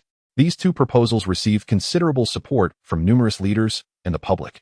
Ultimately, after a year of work, the Doomsday Joint Defense Institute produced the first hunting mech Zero. However, the Gene God-making project failed, but the serum developed from it when injected into the Divine Tier pilot of Zero led to a significant enhancement in their physical capabilities, which later became the nutritional supplement for Divine Tier beings. With the advent of hunting mechs, humanity finally reclaimed many cities, but they discovered that the giant beasts continually landed from the depths of the sea. Thus, they had to construct underground cities waiting for the hunting mechs to kill all the giant beasts before they could return to the surface cities. Yichio reflected on all this, feeling an urgent desire to kill all the giant beasts. After all, on the very first day of the giant beasts landing, his parents perished in the disaster, leaving him as the sole survivor. At that moment, Yiki's phone vibrated. He noticed that the fake streamer had restarted the live broadcast. Dear viewers, I have now reached the coast of Zone 69, and there are still 230 kilometers to the official designated location. Yichio looked at the stream and noticed that the mechs Wakuin was piloting had also been modified to look exactly like the dangerous drifter's third-tier appearance. The modification speed of Crimson Fortress is quite impressive. If they worked in a research institute, they would definitely not be worse off than now. What a pity their abilities are not used for the right purpose. Yiki's lips curled into a slight smirk as he put on his jacket and walked out of the underground city. At this moment, the dangerous drifter had successfully completed its modifications and had become a fourth-tier mech. A fake streamer. You will become my stepping stone to surpass 1 million viewers. When Yichio saw the dangerous drifter again, it had already reached over 50 meters in height, an enormous figure. This was close to the size of a fifth-tier mech from his past life. Although it was only a fourth-tier, now the weapons it was equipped with already matched the combat power of a fifth-tier special mech. Once a hunting mech reaches the fifth tier, it is categorized into regular hunting mechs and special hunting mechs. The so-called special mechs possess capabilities that regular mechs do not have. Typically, these special mechs are highly developed in one aspect, specifically designed to confront unique giant beasts. Currently, the Dragon Nation only has 3 special mechs. Dangerous Drifter. Activate. Yichio sat in the cockpit and activated the 4th-tier Dangerous Drifter. At the same time, he also started a live broadcast on his newly registered account. Live revealing fake broadcasters, I am the true Dangerous Drifter. To quickly attract traffic, Yichio gritted his teeth and spent his own money to purchase 5 Tiger Shark No. 1 to draw in viewers. Soon in Yichio's live broadcast room, with the help of the Tiger Shark No. 1, he had tipped a wave of netizens flocked in. They looked at the live stream and began to express their confusion. What the hell? How can there be another Dangerous Drifter? Broadcaster, you must be a fake. Both mechs are Dangerous Drifters. It seems this broadcaster's mech size has already reached the 4th-tier standard. Is there a possibility that this broadcaster and the one preparing to complete the official task are both fakes, while the real Dangerous Drifter broadcaster's account hasn't been hacked? In the comments section, netizens were very puzzled, but more were questioning Yichio. After all, the last time Yichio went offline, the Dangerous Drifter was still Tier 3. Now that the Dangerous Drifter has completed its upgrade, most netizens simply do not believe that it could have advanced from Tier 3 to Tier 4 in just 2 days.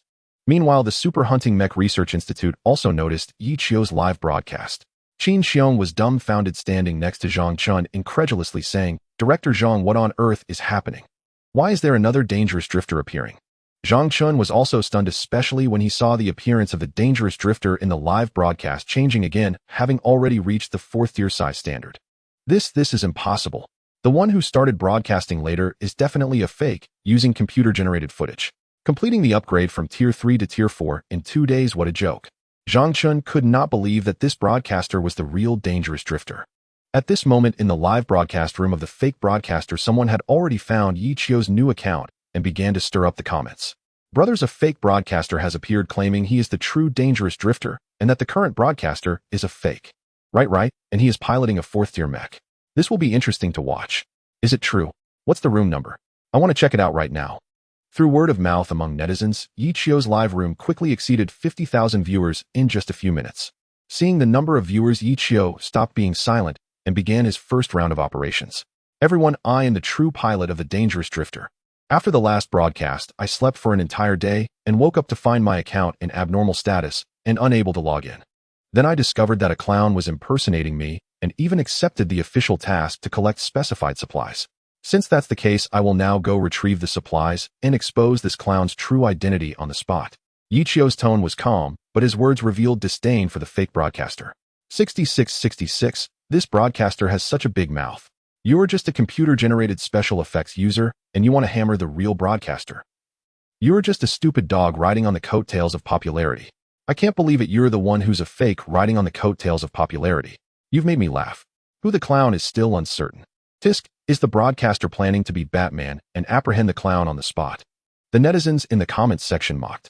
Yichio did not respond to this time. He planned to showcase his 4-Mach thruster for the broadcast effect. After all this time, he aimed to attract 1 million viewers watching live. If he didn't present some explosive cutting-edge technology, how could he capture people's attention? Yichio also opened the fake broadcast room of the Red Fortress. At this moment, the person impersonating him also discovered Yichio's live stream and immediately switched to mocking mode. You say I'm the fake? What proof do you have? Hehe, the official even rewarded me with Tiger Shark No. 1 and designated me to collect items. If you claim to be real, why hasn't the official contacted you? Zwakuin typed quickly, knowing that the other party was indeed the real one, but as long as he could be the first to retrieve the mechanical arm. In front of all the netizens, he could swap identities and become the true dangerous drifter. After all, official recognition is what matters most. Moreover, Zwakuin was already nearing the coast, certain that Yichio was far from here. Even if he rushed over now, it would already be too late. Facing the mockery from the fake broadcaster, Yichio disdainfully replied, "Official. In my eyes, the official is nothing. Only a fake would grovel to the official. Originally, I wanted to keep a low profile in exposing the fakes, but now that the impostor is so brazen, I can't hold back anymore."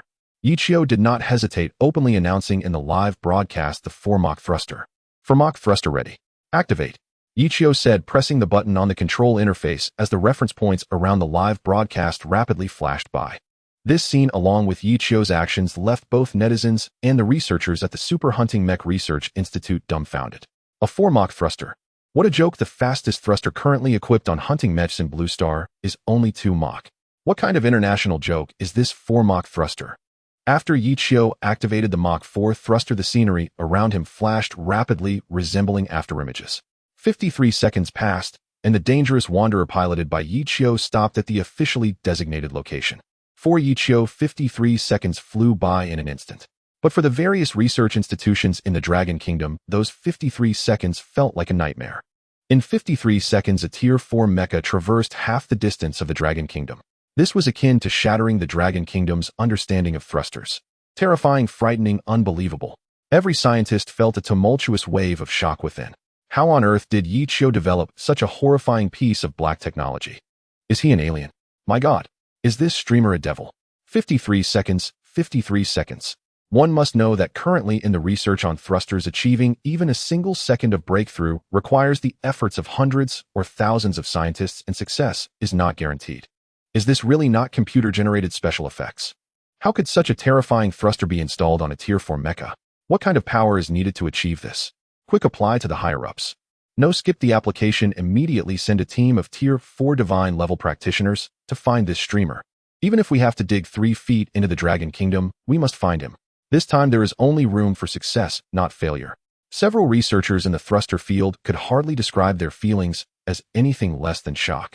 Meanwhile, in Yichio's live stream, those viewers who had just questioned him were nearly silent during these 53 seconds. Because they had never witnessed such terrifying speed, it had surpassed their normal understanding. Later, the 53 seconds of flight, using Yichio's Mach 4 thruster, would be dubbed by netizens as the unbelievable 53 seconds. At the same time, Zwakuin, who had opened Yichio's live stream, watched those 53 seconds in a daze. Is this a devil? Zwakuin looked incredulously at a Tier 4 mecha over 50 meters tall, standing not far from him. He really came, and it only took 53 seconds.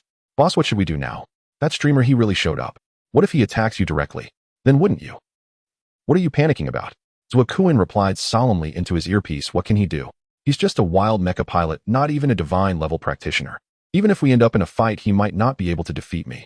I am a true divine level practitioner. My combat experience far surpasses his. Zwakuin quickly regained his confidence. After all, he was a genuine divine level practitioner. Facing a wild pilot was hardly a concern. Yichio turned off the thruster and opened the air conditioning in the cockpit. Activating the Mach 4 thruster caused the mecha to operate at maximum load, causing the temperature in the cockpit to rise sharply. Huff. I've now reached the designated location, but there's no rush. Let's first show the viewers how that clown uses the mechanical arm. Yichio aimed the live stream at the counterfeit dangerous wanderer just a few kilometers away. From his perspective, Zwakun's dangerous wanderer still looked like a Tier 3 mecha. 6666. I now feel that this streamer is the true dangerous wanderer. That guy is the counterfeit. This Mach 4 thruster is too cool. Only a true dangerous wanderer streamer can consistently show such black technology to everyone. That's right. Ever since the counterfeit dangerous wanderer started streaming, he hasn't shown anything new in black technology. It seems he's been exposed as a clown. When the tide recedes, who is left swimming naked is obvious. After Yichio used the Mach 4 thruster, the number of viewers in his live stream instantly reached 100,000. Moreover, it continued to rise as many viewers from Zhuokun's stream flocked to Yichio's. The two dangerous wanderers stood amidst the ruins of a city with smoke rising around them and the coast not far away. Humph, the true dangerous wanderer is me. That one is merely a counterfeit. Only I am capable of fulfilling the officially designated mission. Zhuokun gritted his teeth, controlling the counterfeit dangerous wanderer towards the direction of the coast. Meanwhile, Yichio followed behind him leisurely. Official. The official is nothing. The stark contrast in their words further convinced the audience that Yichio was the true dangerous wanderer. Only those with true strength would not look down on the official. Who the clown is clear to see. The expression on Zhuokun's face grew increasingly grim. Originally, he had nearly 200,000 viewers in his live stream, but now only a little over 100,000 remained. The big brother who was once willing to gift him also stopped giving and began to observe. After all, nobody wanted to tip a fake streamer. He never expected his foolproof plan to be shattered directly by Yichio's mock four-thruster. In order to regain the trust of netizens, he quickened his pace towards the coast. When he was just a short distance from the coast, he spotted a Tier 4 giant beast circling near the shore. Yichio's scanner also detected the giant beast. Giant beast level Tier 4 giant beast code name Dominator warning data total length 79. 12 meters height 40 meters weight 3,100 tons. Its attack method 2 rows of teeth in its mouth can bite through all materials except for heavenly gold. It can spray a highly corrosive acid from its mouth with a range of 1,000 meters. First appearance location Dragon Kingdom Area 69. Yichio looked at the giant beast information appearing on the interface, his face showing no emotional fluctuations. Among Tier 4 giant beasts, there was simply no existence that could threaten him. However, for the counterfeit dangerous wanderer, this giant beast would be like a flood beast. Defeating it would be as easy as pie. There is another Tier 4 hiding in the sea. If that kid tries to directly bypass the Dominator and enter the sea, he might be bitten to shreds. Yichio recalled from his previous life that another Tier 4 was hiding in the sea, and if he rashly entered the sea, it would immediately launch an attack. Moreover, not only the Dragon Kingdom is eager to seize that rampaging fiend's mechanical arm, the Doomsday Joint Defense Institute of the beautiful country also has its eyes on it.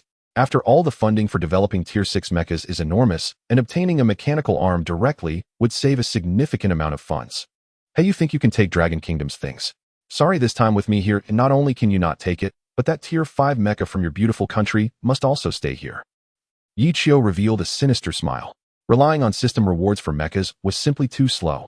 However, it was also impossible to rob the official mechas of the Dragon Kingdom. That would be blatantly aggressive. Therefore, the best way to obtain mechas was to seize the high-level mechas of other countries. At this moment, Zhuokun immediately circled to the left after seeing the Overlord. It seemed he intended to bypass the 4th-tier giant beast and enter the sea from the side. Look, this is a counterfeit. If it were me, I would definitely confront it head-on and eliminate this 4th-tier giant beast without hesitation. As Yichio spoke, his reputation soared several levels. I believe what the streamer says, true dangerous wanderers indeed do not fear 4th-tier giant beasts. Last time on the Qiansong Plateau, he directly eliminated the Sky Rift. 666, I love the streamer's unrestrained swagger. Compared to that 3rd-tier wanderer, I increasingly feel that this streamer is the true dangerous wanderer. In the live stream, no viewers questioned whether Yichio dared to fight that 4th-tier beast directly. It was mainly due to the contrast between Zhuokun's attitude and Yichio's words. Everyone had witnessed their different styles. But in reality, even if Yichio were to undertake this task, he would not easily provoke this 4th-tier giant beast. He would directly activate his invisibility feature and quietly submerge into the sea. With his current strength, he could definitely handle a battle against a single 4th-tier giant beast. However, the issue was that there was still another 4th-tier giant beast in the sea, and fighting two at once posed considerable risk. However, saying this incurs no loss for me. After all, boasting isn't illegal. It also lets the viewers know my standing.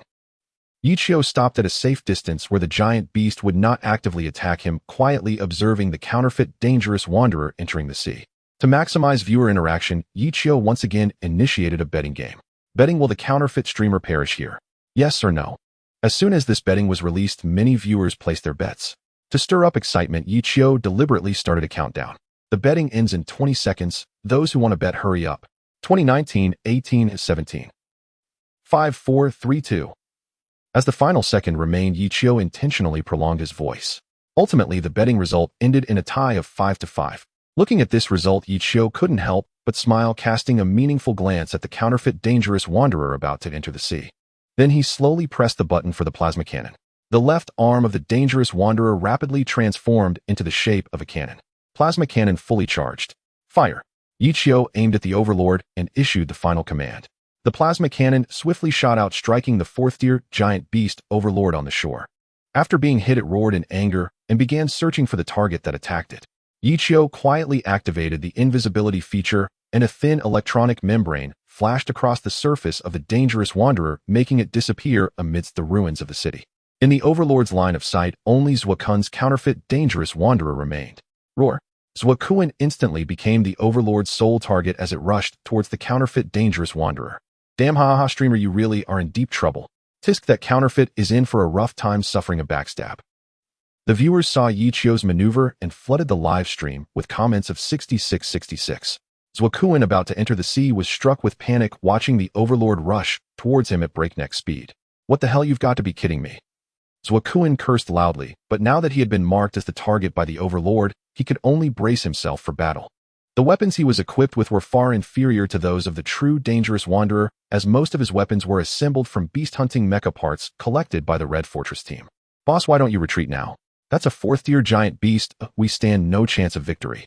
Someone from the Red Fortress quickly sent a message to Zuakun.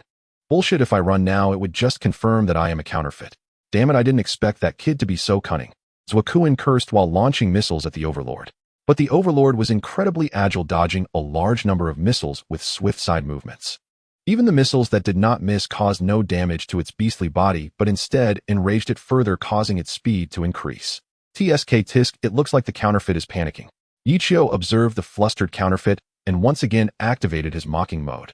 To allow the viewers in the live stream to witness how the counterfeit dangerous wanderer was torn to shreds, Yichio sent out miniature nano-robots equipped with cameras to fly into the air and capture the scene. During this time, the overlord had already charged in front of the counterfeit dangerous wanderer, leaping into the air to directly crush the mecha. But Zuakun was not just any fool. His true identity was a retired third-tier divine-level fighter.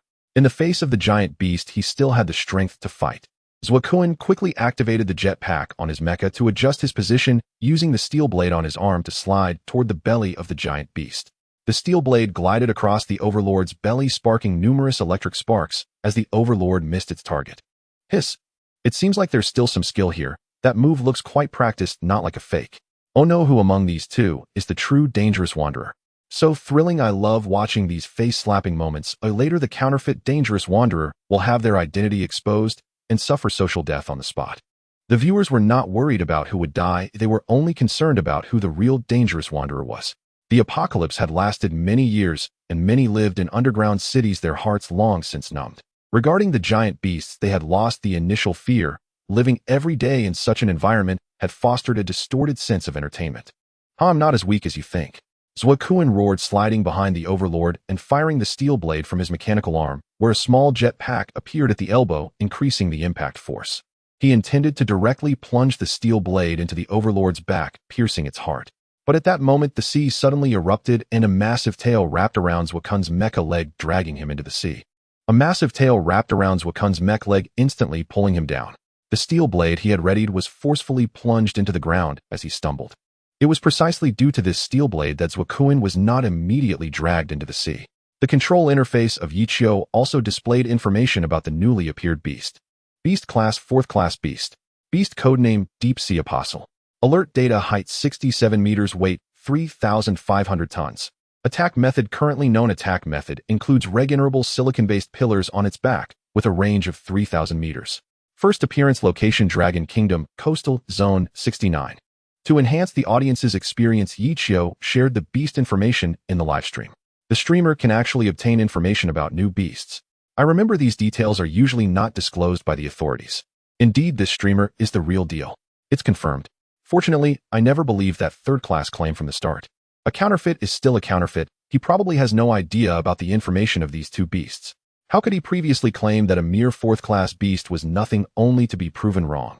After Yichio revealed the beast information, not only did it shock the netizens, but it also astonished the officials. Such information is typically only shared among divine-tier individuals to give them an initial understanding of the beasts. And the so-called dangerous wanderer is not an official divine-tier individual at all. His mech has not been authorized, so where did he obtain this information? Zhang Qin's expression changed drastically. He suspected that there might be a spy within the Super Beast Mech Research Institute. Otherwise, how could this information have leaked?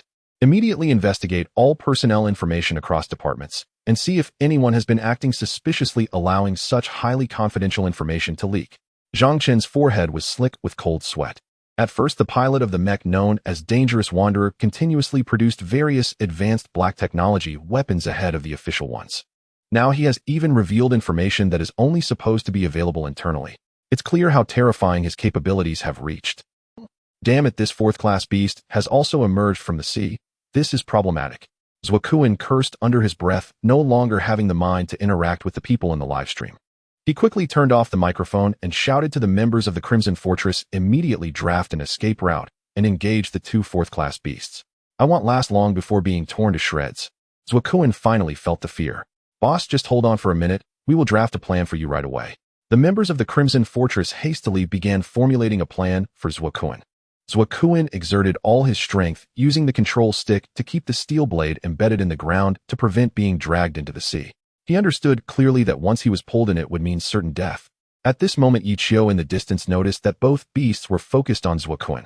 He activated his invisibility ability once more and maneuvered Dangerous Wanderer towards the sea. Activate diving mode, Yi Qiu said calmly.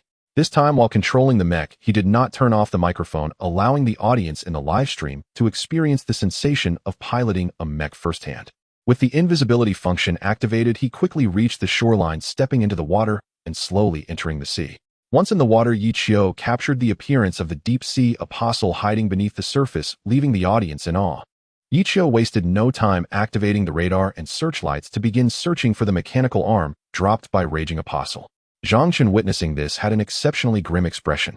Now anyone with a normal mindset would know that Yi Qiu is the true Dangerous Wanderer. The one who first appeared, who was rewarded with 100 tiger shark no. 1 gifts, is the counterfeit. This is outrageous. We were deceived by a counterfeit. What remains of our research institute's dignity? Immediately contact the Tiger Shark platform headquarters and have them retract the gifts that were sent out, redistributing them to the real Dangerous Wanderer. Zhang Qin's mood fluctuated. He wished he could personally eliminate that counterfeit right away. This grand mission also attracted the attention of several high-tier divine beings returning to the base after completing their tasks. They took out their phones and entered Yi Qiu's livestream. 5th Class Mech Songlong Pilot Tang Tian entered the livestream. 5th Class Mech Red Sea Storm Pilot Qin Weiran entered the livestream. Special 5th Class Mech Pioneer Raider Pilot by Xiaofei entered the livestream. Several 5th Class Divine beings entered Yi Qiu's livestream. The most shocking to the netizens was that they actually rewarded Yi Qiu with a considerable number of gifts. Why does this count as an official Divine Being's endorsement? Special 5th Class Mech. Oh my god, I heard they train exceptionally hard, and I never expected to encounter a pilot in the livestream. What kind of identity and status do I have to be watching a livestream with these big shots? This is unbelievable. In fact, these high-tier divine beings had gathered together because after Tang Tian witnessed Yi Qiu's battle against 5 Titan aberrations, he was captivated by Yi Qiu's decisive fighting style. This is what attracted so many divine beings to come and watch. Qin Weiran, drinking a divine being nutritional supplement, stood behind Tang Tian, looking somewhat puzzled. Tang Tian, are you sure you're not joking with us? This is just an illegal pilot. How can his fighting style fascinate you so much? Just watch, you'll see that his handling of battle details is exceptional, with no unnecessary movements whatsoever. To be honest, I think he can already be compared to Brother Fei. After saying this, Tang Tian glanced at Bai Xiaofei, who was sitting calmly to the side. It seems he has no intention of fighting. A look that streamer has already activated the invisibility function. This function isn't even equipped on special mechs. It's evident that this mech known as Dangerous Wanderer is equipped with an overwhelming number of weapons and devices that surpass the current technological level of the Dragon Kingdom. The higher-ups sent me a new mission just a few minutes ago. As long as this streamer retrieves the mechanical arm, we must find a way to bring him back at any cost. His combat skills and the black technology he possesses are beyond what the Dragon Kingdom can achieve now. Bai Xiaofei is a cold-hearted person who, although his tone is flat, he feels very displeased with Yi Qiu. As a dignified 5th class special mech divine being, he should not be sent to capture an illegal mech pilot. While Bai Xiaofei spoke, the Dangerous Wanderer in the livestream had already stealthily arrived at the location where the mechanical arm had fallen. A 30-meter-long mechanical arm lay at the seabed alongside the remains of 2 previously destroyed 4th class mechs. Yi Qiu felt a deep sorrow upon seeing the wreckage. Instead of immediately retrieving the mechanical arm designated by the authorities, he first approached the remnants and used the dangerous wanderer to extract the nuclear fusion power source from their chests. Is he planning to reclaim the power source for himself? Qin Xiong's expression shifted slightly as he stood before the screen. Zhang Shun was not surprised. That's quite normal. The power source is the most difficult to manufacture. He's a clever person and will naturally take it without hesitation. As long as those two behemoths remain, we won't be able to retrieve the power source. It would be better to do him a favor. Qin Xiong hesitated for a moment before shifting his gaze back to the live broadcast. After Yi Qiu collected the power sources from the two mechas and placed them into the dangerous wanderer's storage, he began to salvage the mechanical arm that had fallen there. The 6th-tier mecha stood over 70 meters tall, so its arms alone reached a length of 35 meters. It was quite unrealistic to try to fit it into the storage. Yi Qiu pondered for a moment, tapped a few buttons on the control panel, and took out a large atomic welding pen. Please wait a moment, everyone. I need to weld the mechanical arm onto the back of the dangerous wanderer, or it will be difficult to take it away from here. Yi Qiu remarked in the live stream before starting to modify the raging marauder's mechanical arm, attempting to weld it onto the back. At that moment, a red dot appeared on the dangerous wanderer's radar, rapidly approaching him. Warning, warning. 10 kilometers away, a 5th-tier beast-hunting mecha was closing in. A warning sound echoed inside Yi Qiu's mecha. He was slightly startled and quickly understood. It was a mecha from the beautiful nation. In his past life, it was this 5th-tier mecha that had ambushed him, nearly stealing the raging marauder's mechanical arm. Had it not been for the disturbance caused by this mecha attracting the attention of the behemoths, manhwa would not have lost so many beast-hunting mechas. Of course, this mecha did not belong to the official beast-hunting mecha lineup of the beautiful nation. After all, in the apocalypse, the antagonistic relationships between nations had long since vanished. If the beautiful nation's blatant act of seizing Longwo's scientific achievements were exposed, they would face strong condemnation from the United Nations Doomsday Joint Defense Agency, which would limit the number of underground cities they could construct. It seems that another unavoidable battle is upon us as a little bug is approaching. Yi Qiu chuckled, setting the mechanical arm down and standing still quietly, awaiting the unnamed 5th-tier mecha charging toward him. What the hell? Where did this 5th-tier mecha come from? Is it sent by the authorities? No, that can't be right. The official designated streamer to retrieve the mechanical arm is here, and this aggressive mecha does not look like one of our own. Could it be that it's also after this mechanical arm? After all, a mechanical arm that is so highly regarded by the authorities is likely a new type of special 5th-tier mecha. It might even be a mecha from another country. Some viewers speculated, initiating intense discussions in the live chat. However, Yi Qiu was unconcerned. To him, as long as the opponent was not a special 5th-tier mecha, he could easily defeat it. A 5th-tier mecha. Looks like I'm about to acquire my second mecha. Yi Qiu felt a vague excitement. He had already begun to fantasize about defeating this mecha from the beautiful nation and claiming it as his own. After all, it was a 5th-tier mecha and he would need to stream several times to gather the materials to rebuild it. Now he just needed to easily defeat it to obtain it. Soon the small red dot on the radar was less than a kilometer away from Yi Qiu. Yi Qiu deactivated his cloaking mode and calmly gazed at the approaching mecha. He saw that the mecha was entirely green with two enormous artillery barrels mounted on its shoulders, a left arm resembling a giant electric drill, and its head surrounded by steel plates, clearly a heavy-armored beast-hunting mecha. All the researchers at the Super Beast-Hunting Mecha Research Institute gasped upon seeing this mecha. This is the 5th-tier mecha old god that roams the battlefield in North America. It does not belong to any nationality and is rumored to have been built by an anti-war organization.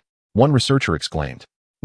This is clearly the manufacturing style of the beautiful nation designed to handle those underhanded affairs. I never expected the beautiful nation would try to seize the raging marauder's mechanical arm. How outrageous. Immediately issue a command for the 5th-tier special mecha Xinjia by Xiaofei to rush to support the dangerous wanderer. We cannot let the raging marauder's mechanical arm fall into the hands of other countries. These idiots are already in an apocalypse and still want to engage in such extremism. Zhang Shun was extremely furious and worried that the dangerous wanderer would be killed by the old god, causing the mechanical arm to inadvertently fall into the beautiful nation's hands. The engines of the old god gradually came to a stop as it landed in front of the dangerous wanderer. Without any hesitation, it activated the two artillery barrels on its shoulders and aimed them at the dangerous wanderer. Bang! A muffled sound echoed across the sea as both barrels fired missiles toward the dangerous wanderer. Yi Qiu calmly operated the dangerous wanderer, swinging the right arm's high-frequency light blade. He advanced step by step until the missiles were in front of him, swiftly slashing the two missiles apart. The missiles exploded in an instant, creating a powerful shockwave that disrupted the live broadcast. On the sea's surface, the water splashed up to a height of 100 meters. Moments later, the dangerous wanderer emerged from the explosion's water spray, not a single scratch on it, and swung out the plasma arc whip. Plasma arc whip charged and ready. The mechanical notification sound echoed in the live stream as Yichio struck the arc whip forcefully against the chest armor of the old god. With just one lash, it left a deep scar on the old god's chest armor. This scene left the viewers dumbfounded, the researchers stunned, and the fifth-tier divine beings watching Yichio's stream in shock. Even those in the beautiful nation observing the battle of the old god were taken aback. The missiles fired by the old god earlier were equipped with nuclear warheads. Even a third-tier behemoth would be gravely injured if it took a direct hit from that shot. The dangerous wanderer of fourth-tier Mecha, although its defense was indeed formidable, was not absurdly strong enough to withstand that. Since when could a nuclear warhead fail to even scratch its paint? The ancient god was struck by a plasma arc whip, sparks flying from his chest as he staggered backward. Confronted by the danger of the fourth-level mech, the beast hunter, it stands to reason that any beast-hunting mech below level 5 would suffer severe damage from a missile armed with a nuclear warhead. Yet now the danger of the beast hunter stands unharmed, not even a scratch on its paint. Moreover, it hasn't taken a single step back. It is evident just how terrifying the beast hunter truly is. What the hell is going on? The pilot of the ancient god cursed from the cockpit. He was struck by the plasma arc whip, damaging some circuits within the mech.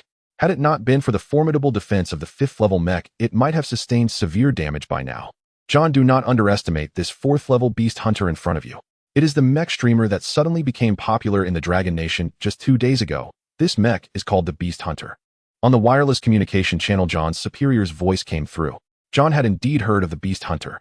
However, he only knew that it, as a 3rd-level mech, had defeated the 4th-level giant beast, tearing sky with ease. What? Are you joking? This is a 4th-level mech in front of me. Isn't the Beast Hunter a 3rd level? How could it have reached 4th level in just 2 days? It's still unclear what the situation is, but you must be cautious. If you cannot secure the mechanical arm, return immediately, and do not expose your true identity. This would be very detrimental to our beautiful country. Okay, sir. John said this, yet still did not take the Beast Hunter seriously. He believed the recent missile had not caused damage because it had been severed by a high-frequency light blade before hitting the Beast Hunter. He readjusted his battle stance, still wary of the plasma arc whip in the Beast Hunter's hand. He quickly activated the double-layer armor. The heavy armor on the back of the ancient god transformed to shield its front torso and abdomen, enveloping the entire front of the mech. Yichio watched this scene with a disdainful smile. In his past life, the weaknesses of the ancient god had been thoroughly researched by the Dragon Nation. Thus, its vulnerabilities were now laid bare before Yichio. In the water, resistance was immense. Yichio activated the thrusters on his back, instantly boosting his speed. Controlling the Beast Hunter, he charged straight at the ancient god, the plasma arc whip on his arm, recharged and ready.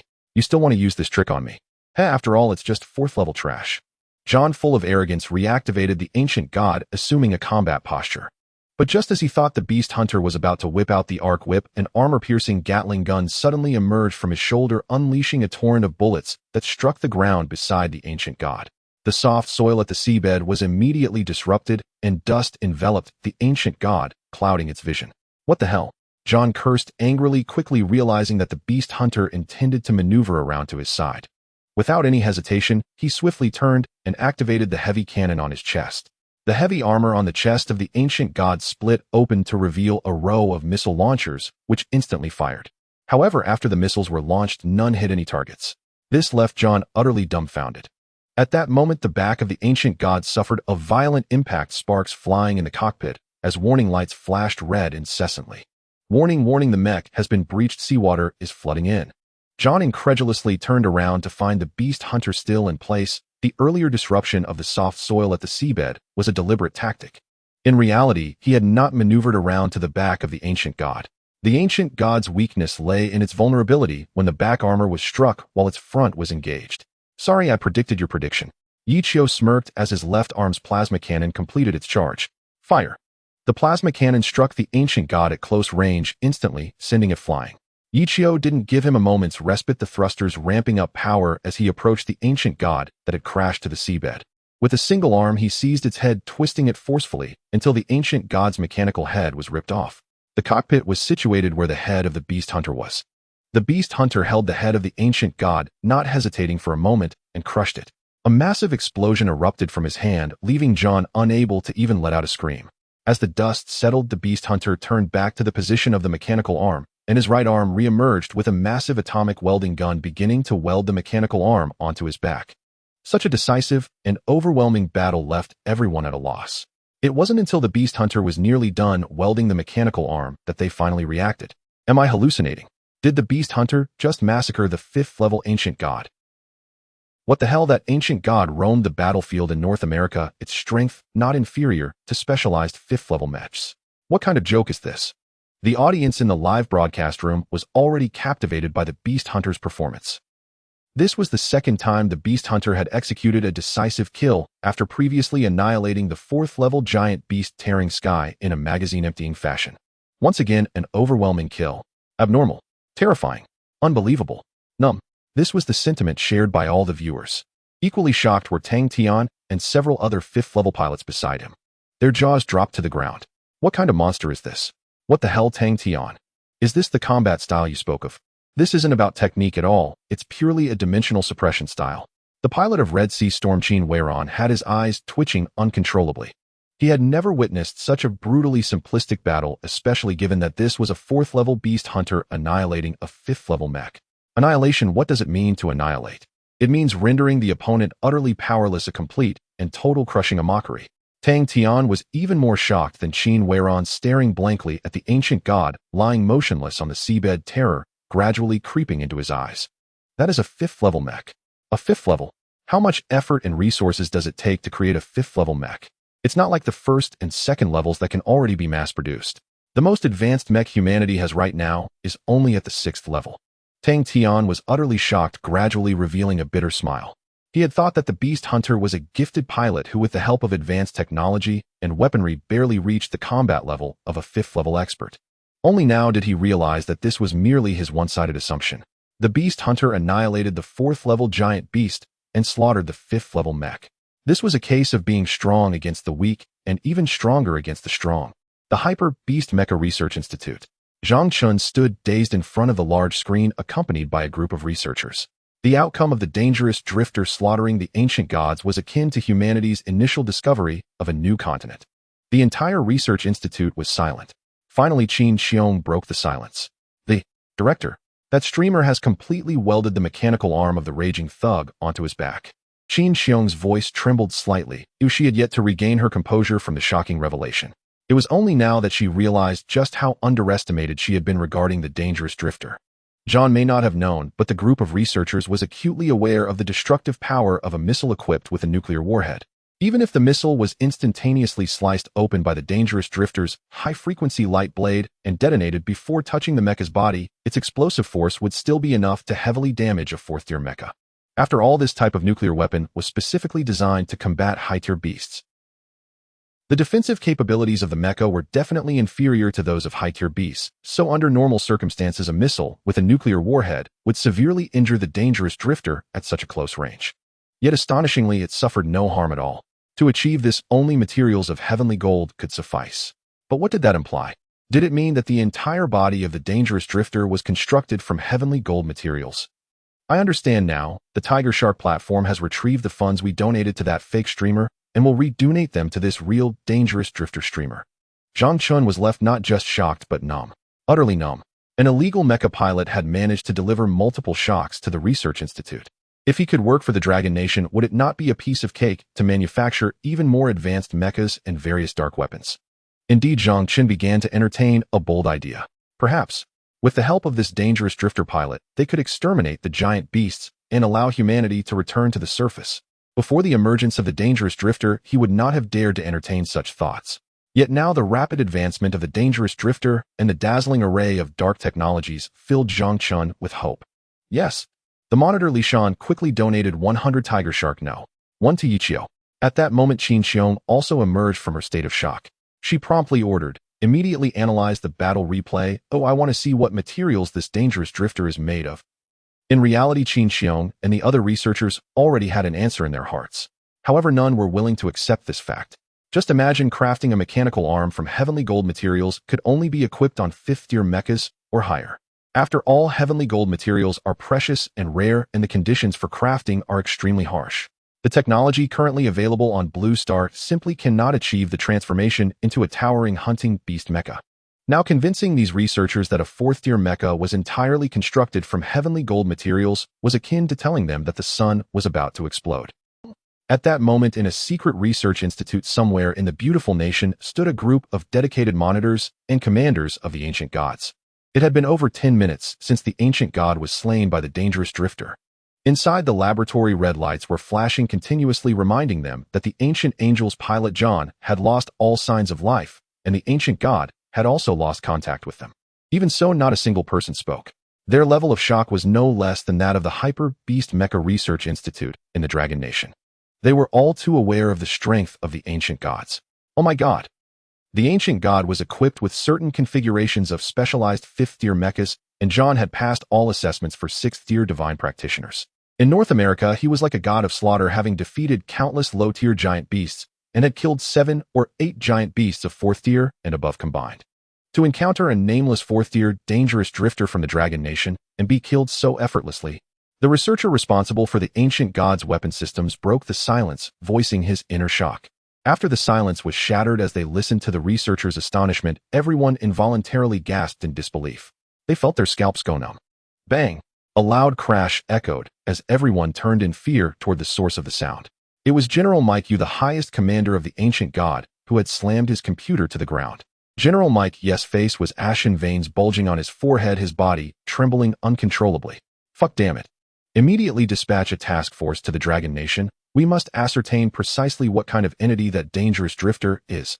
Our nuclear warhead exploded on him, yet not even the paint was scratched. What an utter disgrace. After a pause, he added, "It must be fast. We cannot allow the Dragon Nation to recover the remains of the ancient god, otherwise it will surely expose that our beautiful nation's hunting mech is involved. At that point, the United Nations will blame the president, and the president will hold us accountable." Just then a researcher timidly raised his hand. Report. General, the combat comparison analysis has been completed. The data indicates that the 4th-tier mecha known as the dangerous drifter is entirely constructed from heavenly gold materials. What a... Are you out of your mind, or is there something wrong with my ears? It is made entirely of heavenly gold materials. Oh, what kind of joke is this? The researcher said nothing, merely stumbling forward to General Mike Yu and handing him the printed report. General Mike Yu took the report, glanced at the results, and nearly spat out a mouthful of old blood. Fuck, this is impossible. Since when did the Dragon Nation have such advanced technology? And what are those high-frequency light blades and plasma arc whips? What kind of nonsense is that? General Mike Yu simply could not believe it. Technologies that were not yet fully developed in their country were already installed on a 4th-tier mecha in the Dragon Nation. How powerful must their 6th-tier mechas be then? General Mike Yu felt a complex mix of emotions and immediately contacted a private jet to prepare for his return to headquarters for a high-level meeting. They absolutely could not allow any country's mech technology to surpass that of the beautiful country. Otherwise, once the behemoth is exterminated by humanity, the beautiful country's dominance on Blue Star would be at risk. Yichio had successfully installed the mechanical arm of the raging berserker on his back and was ready to depart at any moment. However, he did not return immediately. Looking at the live streaming room with the 100 Tiger Shark No. 1 donations from the Super Beast Mech Research Institute, a grin almost split Yichio's face. 5 million, that's 5 million. This could exchange for quite a bit of configuration with the system. To build mechs other than the dangerous drifters, a substantial amount of funds is necessary to trade with the system for modification parts and weapons. Thank you to the Super Beast Mech Research Institute for the 100 Tiger Shark No. 1. The boss is bold. This is already the second batch of 100, truly generous. Yichio's voice was booming. It seemed he was giving due respect to the Super Beast Mech Research Institute. After all, they were the top donor in the live streaming room. But in reality, his deliberately loud voice was mocking the institute for having previously donated 100 Tiger Shark No. 1 to a counterfeit dangerous drifter. Zhang Chun in the Research Institute naturally caught on to Yichio's sarcasm, and his expression turned particularly grim. He wished he could eliminate that counterfeit dangerous drifter immediately. Have we located the IP of that counterfeit? Report, Director, we have found it. They are in an abandoned underground city. Zhang Chun slammed the table and said, immediately dispatch a team of Tier 3. No. Send a Tier 4 divine team to capture those bastards. Yes. Yichio stood up and walked towards the remains of the old god. The reason he was so ruthless towards the old god was that in his previous life, he had destroyed several Dragon Kingdom hunting mechs. At the same time, Yichio also wanted to acquire the old god for himself. After all, this was a Tier 5 mech, and he would need to invest a lot of effort into his live stream to rely on the system. It's genuinely a bit of a headache to get this old god away. Yi Qiu pondered how to transport the remains of the old god. Even if he didn't take it away, the beautiful country would soon send a task force to recover it along with the Dragon Kingdom's divine team. Undoubtedly, conflict might arise again.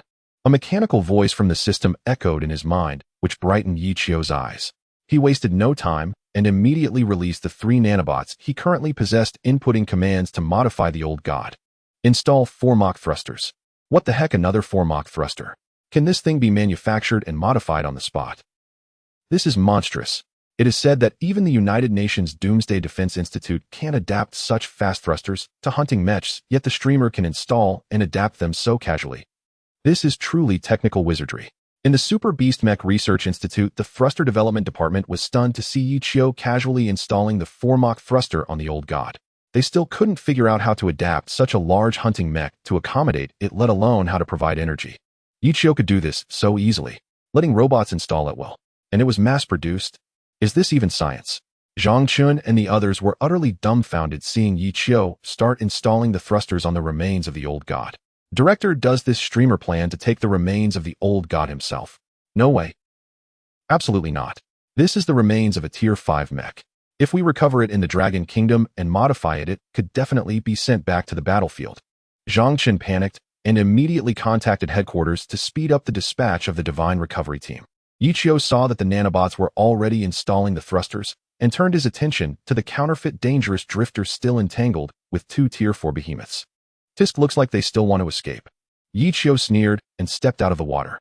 Plasma cannon fully charged. Fire. A plasma cannon was launched from the arm of the dangerous drifter, striking heavily against the back of the counterfeit dangerous drifter. Boom. The counterfeit dangerous drifter fell instantly, with a massive hole appearing in their back. This strike completely crippled the counterfeit dangerous drifter. The Dominator lunged forward, a claw sinking into the chest of the counterfeit dangerous drifter, directly tearing off half of their arm. No. Zhuokuan was in complete panic. The cockpit's warning lights were flashing red, and the cold wind blew into the cockpit. Half of Zhuokuan's body was exposed, and the Dominator reached out its claws, pulling Zhuokuan out and unhesitatingly tossing him into its mouth. This scene was captured clearly by Yi Qiu's nanobots equipped with cameras, leaving all viewers astounded. Did he just die like that? The streamer was too ruthless. That person only impersonated him and was put to death just like that. Simply insane. I think the streamer did nothing wrong. His main account logged in abnormally, and it was most likely that counterfeit's doing. It caused the streamer's hard-earned popularity and gift rewards to be inaccessible. Exactly, cutting off someone's financial route is like killing their parents. That counterfeit deserves to die. A large number of netizens expressed their satisfaction with Yi Qiu's actions. So after Zhuokuan's death, the live stream went black. All the viewers who were previously watching from the sidelines flooded into Yi Qiu's live stream. The number of online viewers reached 88,000. Seeing this number, Yi Qiu's smile almost reached his ears. This time due to the counterfeit dangerous drifter and the official donation of 100 Tiger Shark. No. One of the popularity of his live stream had tripled compared to before. This time after the broadcast, the system would definitely reward him with even more impressive mech blueprints. Roar. Just as Yi Qiu was secretly delighted, a roar of a behemoth pulled him back to reality. Looking up, he found that the Dominator on land had discovered Yi Qiu's presence and was charging towards him. Sai, I didn't want to kill you, but if you come to me, then I can only send you to reincarnation. Yi Qiu sighed and immediately controlled the dangerous drifter. After activating the leg thrusters, he leaped forcefully, and the dangerous drifter synchronized its movements, leaping into the air. Yi Qiu instantly deployed high-frequency light blades, flipping the mech upside down, and the leg thrusters fired again, driving the high-frequency light blades directly into the back of the Tier 4 behemoth, the Dominator. With a powerful slide, the Dominator was sliced in half, blue beast blood spilling everywhere. Tier 4 behemoth, the Dominator has lost all vital signs. What the heck? This time, even Zhang Chun couldn't help but curse. Although he was an expert in hunting mech research and didn't know much about combat, but he understood very well what a Tier 4 behemoth was. Yi Qiu actually killed it with just one move. Zhang Chun had become somewhat numb to Yi Qiu's various astonishing feats. Every time he ended a broadcast and started anew, he was able to upgrade his mecha by a tier, and he constantly produced weapons that existing technology couldn't even fathom. Now, even if Yi Qiu declared to everyone that he was an alien, Zhang Chun would probably not question it. Too many unbelievable things had occurred around him. So I forget it, there's no need to report to headquarters. If he wants to take the remains of the ancient god, let him have it. In the end, Zhang Chun let out a helpless sigh and rescinded the order to dispatch a divine tier team to retrieve the remains of the ancient god. Qin Xiong, standing by, could only smile wryly. With Yi Qiu possessing such terrifying strength, if he wanted to take the remains of the ancient god, they could only watch helplessly. What use would sending a divine tier team have? He had the ability to turn invisible and also possessed a 4-Mach propulsion system. Even dispatching a 6th-tier mecha now would probably be useless against the dangerous wanderer. After dealing with the tyrant, Yi Qiu immediately activated his cloaking function. In fact, he could also take care of the 4th-tier deep-sea apostle lurking in the ocean. However, he guessed that it wouldn't be long before the special task force from Beautiful Country arrived to recover the remains of the ancient god. To avoid unforeseen complications, he intended to leave quickly. After all, bringing the remains of the ancient god with him was quite troublesome. Once back in the water, the nanobots had already manufactured and installed the 4-Mach propulsion system onto the remains. Activate autopilot mode. Target follows the dangerous wanderer. Yi Qiu issued the command to the nanobots. He then hurried towards the nearest beast-hunting mecha preparation base. This time, the item designated for delivery was rather special. He couldn't let the Bi-City couriers handle it. Therefore, Yi Qiu planned to personally deliver the mechanical arm to the nearby beast-hunting mecha preparation base. After activating the 4-Mach propulsion system, Yi Qiu quickly arrived at the beast-hunting preparation base in Zone 69. After disassembling the mechanical arm of the frenzied marauder from the back of the dangerous wanderer, he addressed the Super Beast Hunting Mecha Research Institute in the livestream. He'll leave the mechanical arm here. If you need to retrieve designated items from me again, next time please keep following my livestream and give me some tips. Wandering delivery mission accomplished. Yi Qiu's relaxed words ignited a frenzy among the viewers. This delivery across the entire Blue Star is truly explosive. Ha ha ha, the streamer is amazing, daring to speak to the officials like that. Incredible. Don't you think in the streamer's eyes there seems to be no impossible task? Yeah, previously defeating the 4th-tier giant beast was somewhat strenuous, but now with just a casual strike he can kill it. Isn't that more impressive than a 5th-tier special mecha? After placing down the mechanical arm, Yi Qiu controlled the dangerous wanderer and the remains of the ancient god to simultaneously activate the 4-Mach propulsion system, distancing themselves from the beast-hunting mecha preparation base. On the radar, he spotted a 5th-tier special mecha, the Vanguard Assault, approaching him. Yi Qiu was already very familiar with this mecha. In his previous life, while training at the beast-hunting base, his training instructor was Bai Xiaofei, who was the primary pilot of the Vanguard Assault. Bai Xiaofei was a proud individual and very proficient in piloting beast-hunting mechas. He seemed to be a natural pilot. Yi Qiu still held a sense of reverence for his former instructor. After all, most of his skills were taught by Bai Xiaofei. Instructor Bai, may we meet again? Yi Qiu silently recited in his heart as he faced the direction of the approaching Vanguard Assault, and a wave of fatigue washed over him. This reminded Yi Qiu that he had forgotten to make a transaction with the officials. He needed the nutrient supplement for divine tier individuals.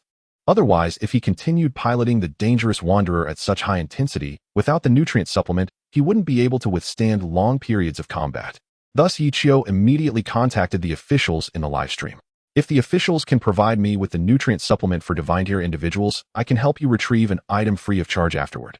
As soon as he said this, it immediately drew the attention of the higher-ups in Dragon Country. The supreme commander of the Dragon Country Doomsday Coalition, Zhou Jianghe, had long been following Yi Qiu's livestream, and he was quite pleased to hear Yi Qiu's first request to the officials. Zhou Jianghe thought that if he could recruit a talent like Yi Qiu to work for Dragon Country, it would lead to a qualitative leap in the level of their beast-hunting mechas. Go immediately send someone to his livestream to agree to this request. However, before Zhou Jianghe could finish, he was met with opposition from a member of the think tank. Commander Zhou, we cannot agree to his request. Zhou Jianghe frowned and countered, why not? Think about it, this streamer possesses so much black technology that our Dragon Country does not, and his speed of advancement is astonishing, yet he actively proposes a transaction with us. This indicates that he lacks nothing but the nutrient supplement for divine tier individuals. The nutrient supplement for divine tier individuals can only be taken by the official divine tier individuals of each country, and the control is very strict, it will never leak out. So I suspect he can no longer bear the burden brought by the high-tier mecha and must consume the supplement. The think tank member paused, a sly smile appearing on his face as he continued to explain to Zhou Jianghe. Once he obtains the nutrient supplement with his formidable research capabilities in producing black technology, figuring out the components will be a matter of minutes. Once he independently develops the formula, we will lose our last leverage to recruit him. Therefore, we cannot agree to his request. Zhou Jianghe, the supreme commander of the Dragon Country Doomsday Coalition, immediately understood the intentions of his subordinate. Are you suggesting that once he truly cannot bear the burden of the high-tier mecha, he will voluntarily join us? Then the initiative will be in our hands, allowing the officials to save face. The person who suggested the idea smiled and flattered. Commander Zhou, you truly are the supreme commander. Your thoughts are indeed clear. Zhou Jiang's eyes lit up, and he couldn't help but smile. It seemed that the Dragon Country officials could finally regain a bit of face from this small streamer. Alright, immediately refused the streamer's request. Alright, immediately refused this streamer's request. After making this decision, Zhou Jiang's subordinates quickly replied to Yi Qiu's trade proposal in the live broadcast room. The official statement from the Dragon Country's Doomsday Joint Defense Department. Sorry, streamer. We refuse to engage in this trade with you. Nutritional supplements for divine-level beings are only available to official divine-level personnel and will not be leaked in any way. Seeing the official reply, Yi Qiu narrowed his eyes. He did not expect the official to refuse so decisively. These old geezers actually rejected this request. You should know that I could help them acquire an item worth several million. I am proactively offering to save them a significant amount of money, yet they refuse. Yi Qiu was slightly taken aback, planning to add some leverage by offering the manufacturing blueprint for the high-frequency light blade. However, just as he was about to speak, he suddenly realized that this might be a trap set by the officials. They were deliberately rejecting him so decisively. They probably guessed that once I obtained the nutritional supplements for divine-level beings, I would immediately research its components. Tisk, they're using this to bait me, trying to force me to join them. Yi Qiu smiled knowingly, instantly seeing through the officials' little scheme. He abandoned the idea of providing the officials with the high-frequency light blade manufacturing blueprint. He knew very well that once he proposed adding leverage, it would only reinforce the officials' suspicion that their guess was correct. Moreover, they would never agree to Yi Qiu's terms and would only become more demanding. At the same time, if he were to be rejected again, it would significantly lower his prestige in front of the viewers, affecting the popularity of his live stream. After all, in the apocalypse, there are still quite a few people who disapprove of the officials' actions. Thus, Yi Qiu simply replied with a very plain "oh" in the live stream. So, dear viewers, this live stream ends here. See you next time. After saying this, Yi Qiu ended the broadcast at lightning speed without any hesitation. The viewers were dumbfounded. The officials rejected him, and he just stopped fighting. It's as if this matter was nothing at all. Damn, the streamer is too decisive. I thought the streamer had some things he couldn't produce, but it seems he just asked the officials directly for convenience. This time it's the officials who failed to recognize a good opportunity. I'm dying of laughter. The officials must have wanted to use this to threaten the streamer, hoping he would offer more trade leverage, but he completely looks down on continuing the trade with you. Ha ha, the officials are getting slapped in the face as usual. The viewers watching the blacked-out livestream screen did not leave immediately, but began to mock the officials. At this moment in the Dragon Country's Doomsday Joint Defense Department, Zhou Jiang's mouth was slightly agape and his eyes were filled with shock. He only said one word. Oh. When Zhou Jianghe regained his senses, his face quickly turned red. In the live stream, the comments from the viewers felt like they were rubbing the officials' faces in the dirt. What is going on? Why did he not show any reaction? Zhou Jianghe was furious, glaring at the think tank member who had just suggested the trade. This think tank member was also dumbfounded. He felt that Yi Qiu had no reason to refuse. He never expected Yi Qiu to be so indifferent. He only replied with an "oh." What a humiliation for the officials. Zhou Lao. This streamer might just feel embarrassed in front of so many viewers, which is why he replied like that. Most likely he will contact us actively after the broadcast ends. Let's wait and see. Zhou Jianghe snorted coldly, remaining silent. Thus everyone waited for Yi Qiu to contact them proactively. 10 minutes, 20 minutes, 50 minutes, 60 minutes. An entire hour passed, and there were still no private messages received in the back end. The think tank member who had advised Zhou Jianghe had beads of sweat continuously rolling down his forehead. At this moment, the command room, where Zhou Jianghe was located, was eerily silent. No one spoke. Everyone was astonished that Yi Qiu really did not come to seek out the officials. It was evident that he truly did not care about this matter at all. He had no intention of obtaining the nutritional supplements for divine-level beings or joining the official divine-level personnel. Zhou Lao, this. The think tank researcher looked extremely awkward. His earlier suggestion had caused the Dragon Country officials to lose face and also lost an opportunity to sell to the dangerous drifter pilot. Sigh. Forget it, you were only trying to get that streamer to join the officials. Your intentions were good. It's also my fault for underestimating that streamer's abilities. Perhaps the nutritional supplements for divine-level beings are not that important to him. We were too confident. Zhou Jianghe sighed. Yi Qiu, piloting the dangerous drifter, returned to the No. 13 underground city with the old gods. He was unaware that his single O had completely broken the defenses of the Dragon Country's Doomsday Joint Defense Department in the think tank. At this time, the energy of the old gods was also completely exhausted. This was because the cockpit of the old gods, which was essentially its head, had just been crushed by Yi Qiu, rendering the nuclear fusion power source unusable. As he walked along, he relied entirely on the Formach thrusters and backup power. Hiss. Now there's a serious issue. Where should I park the old gods? Leaving it outside the No. 13 underground city is not very realistic. After all, the cloaking ability cannot be sustained for a long time, parked here, so openly, it will eventually be discovered by the officials. Yichio rubbed his temples. The dilemma he faced now was to find a very safe and large area to park the old gods. Moreover, he had not had a chance to use the system reward he obtained last time, the heavy mech construction blueprint. This blueprint could directly produce a tier 3 mech, and he had also obtained the modification blueprint for a tier 4 mech. As long as he exchanged the reward amount with the system for parts and equipment now, he could start manufacturing. But the biggest problem now was the lack of space. Just when he was at a loss, the system reward was credited. Ding.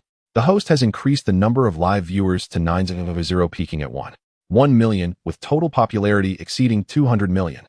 System reward issued 30 giant construction robots, 1 underground base construction blueprint, host physique strengthened to the standard of a tier 6 divine level being.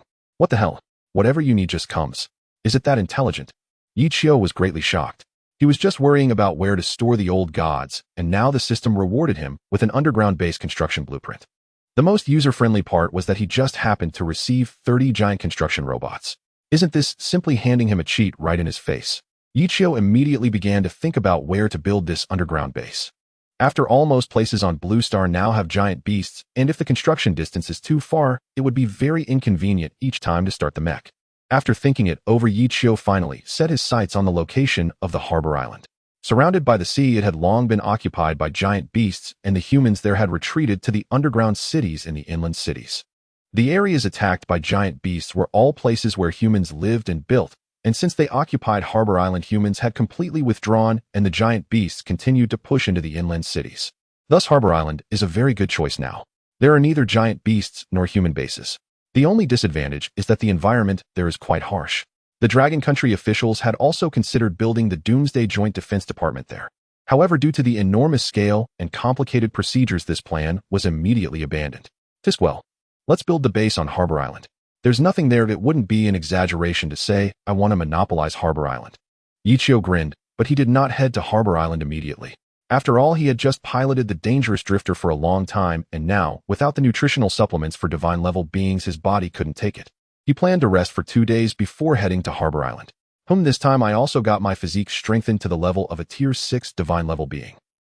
At last I have obtained the physique that I could never reach in my past life.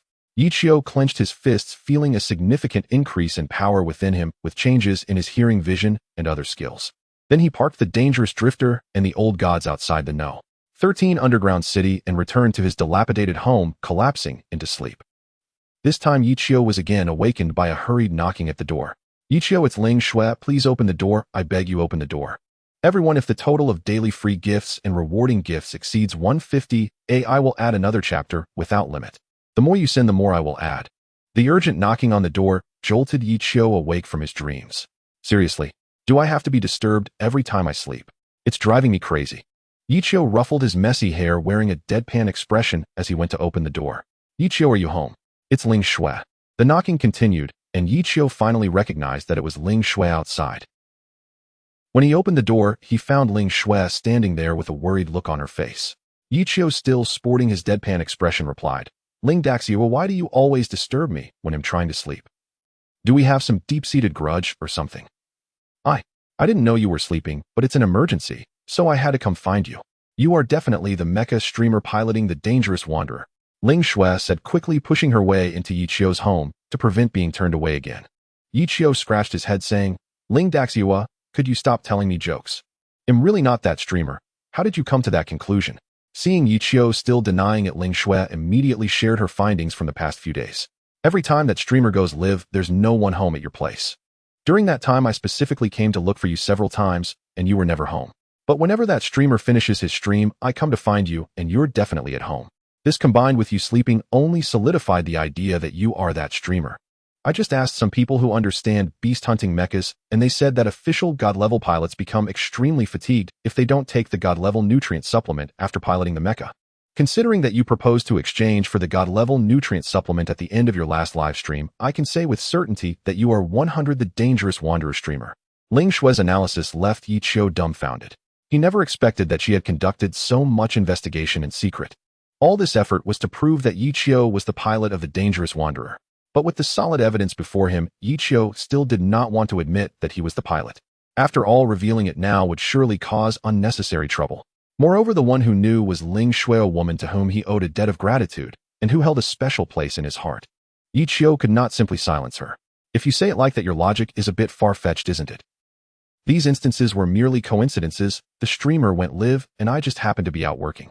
Isn't it normal to be tired and want to sleep after coming back from work? Faced with Yi Qiu's desperate argument, Ling Shui's gaze sharpened. She took a step forward, pressing him further. Really? Then where do you work? Take me to see. Yi Qiu was taken aback and feigned indifference. Why should I take you to see? That job is confidential and cannot be shown to outsiders. You? Ling Shui was clearly infuriated by Yi Qiu's shamelessness, her face flushed with anger as she stomped her feet in place. It was only when her eyes began to redden that Yi Qiu realized something was wrong. Ling Daxiwa, don't cry. I was just speaking the truth. Why are you crying? The one thing Yi Qiu hated most in life was seeing Ling Shui cry. In his mind, she had always been a proud and strong woman. When she cried, it felt as if the whole world had gone wrong. She was the only person in this apocalyptic world who could touch the softest part of Yi Qiu's heart. You clearly are the pilot of the dangerous wanderer. Why won't you admit it? I won't tell anyone else exposing your identity. I just want you to help me get some medicine. If my father doesn't take his medicine soon, he will. Ling Shui sobbed like a rain-soaked pear blossom, completely breaking down. Yi Qiu felt a bit dazed. He suddenly remembered that in his previous life Ling Shui's father died because he participated in the underground city volunteer work. While cleaning up the remains of a giant beast in protective gear, he accidentally cut his hand on the beast's corpse and became infected with the virus from it. In the end, he could not obtain the necessary medicine in the underground city and died in agony. Yi Qiu realized that the last time Ling Shui came to find him, it was likely because of this matter. He just hadn't thought of it at that time and had assumed Ling Shui was simply trying to expose his identity out of boredom. I'm sorry, Ling Shui, I didn't know about this matter. Actually, you could have just told me directly. Even if I weren't the dangerous wanderer, I would still do everything I could to help you get the medicine. Looking at Ling Shui's crying face, Yi Qiu felt a wave of heartache. Instinctively, he reached out and gently embraced her shoulders. After being embraced by Yi Qiu, Ling Shui felt as if she had found support and buried herself in his arms, crying even harder. After a moment, she gradually stopped crying and her emotions returned to normal. She had soaked Yi Qiu's clothes with her tears, her face slightly flushed. So does this mean you admit you are that streamer? Yes, but you can't tell anyone else. The officials have sent people looking for me everywhere, and I don't want to expose my true identity yet. Ling Shui nodded vigorously. I definitely won't tell anyone else. I'm not that kind of loudmouth. After a pause, she asked a bit shyly, then do you agree to help me find those medicines for my father? Of course. Ling Shui smiled through her tears. She looked at Yi Qiu's face, fully aware that he lacked nothing at the moment. While streaming as the dangerous wanderer, Yi Qiu needed to be among the top 3 on the donation leaderboard to obtain specific items. Now Ling Shui was merely seeking Yi Qiu's help, verbally fearing that he might just be giving her a polite excuse. After all, in the apocalypse, who would help others for free? Moreover, someone of Yi Qiu's status. He could easily acquire substantial wealth and help others obtain specific items. Oh, why would he help her get medicine for free? The more Ling Shui thought about it, the more she felt Yi Qiu was brushing her off. To ensure that he would really help her get the medicine her father needed, she bit her lip and made a significant decision. Yi Qiu, I won't let you help me for nothing. Saying this, Ling Shui began to remove her clothes. Her smooth, delicate shoulders slowly revealed themselves before Yi Qiu, who was astonished. Ling Shui hesitated, but did not stop her actions. Under Yi Qiu's shocked gaze, she continued to shed her clothing. Ling Shui's process of undressing was slow, filled with both shyness and a hint of allure. As she was about to reveal her key areas, Yi Qiu finally regained his senses and grasped Ling Shui's hand. Ling Shui was startled by Yi Qiu's hand and abruptly looked up at him. Only then did Yi Qiu notice that tears filled Ling Shui's eyes, indicating that this was not her true feelings. Ling Schoolflower, what are you doing? When did I ever say I wanted you to repay me? This. Ling Shui's face flushed red to her ears, and she stumbled over her words. She never expected Yi Qiu would refuse her. Ling Shui, I have always been grateful to you for helping me when I was on the brink of starvation. Now that I have the means, I will never take advantage of you. You don't have to belittle yourself like this. I hope you can be your true self. Rest assured, I will do my utmost to help your father obtain the medicine he needs, I promise. Yi Qiu's expression became very serious, showing no sign of joking. Ling Shui opened her mouth, but ultimately couldn't say anything. Yet her feelings for Yi Qiu had quietly changed. After sending Ling Shui away, Yi Qiu wanted nothing more than to lie back down and sleep. But having promised Ling Shui to help her father get the medicine, delaying any further would likely worsen her father's condition beyond recovery. To get the medicine? Then I might as well take the Mecha to Hong Kong Island and settle the base matter first. After making the decision, Yichio prepared himself a nutritious meal and quickly left the underground city. Phew, I won't be live streaming this time. If I am discovered by the authorities, this base will be doomed before it even starts. He piloted the dangerous wanderer, activating the 4 Mach booster toward Hong Kong Island. This was the longest Yichio had used the 4 Mach booster. During the journey, he was bored and scrolled through short videos for a while. When passing by the East Sea, he deliberately scanned with radar. Indeed, he detected an unusual signal right in the center of the East Sea, just like in his past life. As expected, that prehistoric beast has long been lurking in the East Sea. But it's strange, if such a high-tier beast has been here for so long, why hasn't it landed directly? Yichio felt a hint of confusion, unable to comprehend. Because the highest-tier hunting mechas currently available to humanity are only Tier 6, and across the entire blue star the number of Tier 6 mechas is extremely limited. If the prehistoric beast were to land now, it could easily destroy several countries in minutes. Unless all Tier 6 hunting mechas were gathered, there would be no possibility of defeating that prehistoric beast. So is the beast giving humanity a chance, waiting for them to develop higher-tier hunting mechas and technologies before launching a full-scale attack? Or is there a truth behind the beast that humanity has yet to uncover? This time with the Wanderer system, I will never allow Blue Star to repeat its past mistakes. Blue Star belongs to humanity. Yichio's gaze was resolute, and moments later he arrived at Hong Kong Island. To be safe, he activated the stealth feature on the dangerous wanderer. Although the beasts on Hong Kong Island had already advanced, it was uncertain if there were still any lingering beasts here. If a fight broke out in this area, it would immediately attract a large number of beasts nearby. While these low-tier beasts posed no threat to the dangerous wanderer, this location was very close to the hunting mecha preparation base of coastal cities inland. Creating too much noise would quickly draw the attention of the Dragon Kingdom's authorities, at which point the opportunity for secretly constructing the base would be lost. Yichio piloted the dangerous wanderer around Hong Kong Island, and indeed detected several beast life signs near the coastline on the radar. This group of silicon-based creatures seems to possess intelligence. Are they deliberately hiding along the coast to lure people into Hong Kong Island? Yichio squinted. In this life, he was no longer an official divine tier expert, so he did not need to follow the tasks assigned by the authorities. Thus, he quickly noticed things he had overlooked in his past life. It now seemed that humanity's defeat was not a mere coincidence, but an inevitable outcome. The authorities could not have failed to notice this situation, so why haven't they disclosed this information? None of the divine tier experts know about it. Or is it because I only had a Tier 5 status in my past life and was not qualified to know these things? Yichio frowned slightly. During this process, he also found a very suitable area for base construction. After scanning with radar and confirming there were no beasts nearby, he immediately summoned 30 giant construction robots through the system. 30 giant construction robots appeared neatly at the feet of the dangerous wanderer, each only 3 meters tall. Loading underground base construction blueprint. Program loading. 10, 30, 100. A semi-transparent panel suddenly appeared in front of Yichio with the data clearly visible. This panel seemed to directly appear on Yichio's retina, moving as his gaze shifted. Is this the data panel? Returning to host, this is the numerical control panel, which allows you to view the base construction progress at any time, as well as the status of all the robots and mechas you currently have. Yichio understood. He realized that he could activate various options on the numerical control panel simply by using his thoughts. Giant Construction Robot 1 damage 0, Giant Construction Robot 2 damage 0. Nano Robot damage 37, Dangerous Wanderer damage 10. With a thought, all the damage data for the robots he currently owned appeared before his eyes. At the bottom of all the data, there was a friendly reminder. If damage exceeds 50, the host must spend the earnings from live streaming to repair, otherwise they cannot be deployed. What the heck? Money again. Yichio felt a headache coming on, not expecting that maintaining these robots would require funds. He casually clicked on the repair costs, and the minimum was already starting at 2 million. Damn it. Yichio felt an impulse to spit blood. He had only clicked on the repair costs for the construction robots, and had not even checked the dangerous wanderers yet. Given that the dangerous wanderer's size was much larger than the robots, wouldn't its starting cost be at least 100 million? To exaggerate, a few hundred million might not be enough to cover it. It seems I have to constantly think of big ideas to live stream, otherwise it won't be long before I can't afford the maintenance costs for these robots and mechas. With a sigh, Yichio watched the giant construction robots begin working in the open space. Their pace was incredibly rapid, faster than any existing technological means of excavation.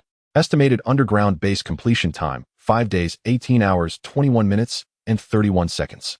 Glancing at the estimated completion time, Yichio planned to focus on building the base over the next few days. After all, the blueprint for the heavy armor mecha was what he looked forward to the most. Driven by curiosity, he summoned the blueprint for the heavy armor mecha in his mind. This was surprising, and when he opened it, Yichio was rendered speechless. The heavy armor mecha construction blueprint provided by the system was completely different from what he understood about heavy armor hunting mechas. The blueprint indicated that it was a Tier 3 mecha, but its size reached an astonishing height of 150 meters. It should be noted that this was already close to the height of divine tier mechas in his past life. My goodness, is this really a Tier 3 mecha? Are you sure you didn't give me the blueprint for a divine tier mecha by mistake? Returning to host, this mecha is a special hunting mecha construction blueprint. Although it is classified as Tier 3, it has formidable defensive capabilities. Its drawback is a slow movement speed and a lack of very powerful attack weapons. The advantage is that its defensive power is astonishing, and it can store multiple smaller mechas inside. Hearing the system's explanation, Yichio was greatly shocked. Such hunting mecha technology, even in his past life, no country on Blue Star could produce. To simultaneously deploy multiple hunting mechas, heavy-duty aircraft needed to be used to drop them onto the battlefield. However, the downside of this method was that they could easily be destroyed by beasts with long-range abilities during the drop. The giant heavy armor mecha perfectly avoided this downside. Once this heavy armor mecha is built, I will be able to directly kill the prehistoric beast hiding in the East Sea without needing to reach the prehistoric level. Yichio's eyes flashed with a glimmer of brilliance, and a bold idea took hold of his mind. After the giant construction robots were fully operational, Yichio no longer had any worries and began searching for the medicine to bring back to Ling Shue's father on the island. Fortunately, after activating his invisibility ability, those low-tier giant beasts were completely oblivious to the dangerous wanderer. Thus, Yichio found it exceedingly easy to search for medicine on the island. In a coastal city, a beast hunting preparation base, a monitor who had been surveilling the situation on the island discovered strange signals on the radar. Is that another giant beast passing through the island preparing to land inland? The monitor immediately reported this information to superiors, requesting the mobilization of a new team of divine tier individuals and beast hunting mechas from other bases to the coastal city. No one expected that the signals on the island were actually Yichio's giant construction robots. After collecting the needed medicine, Yichio returned to the location where he was constructing the underground base, importing dome ability shield construction blueprints. Yichio integrated this program into the robot systems and then left.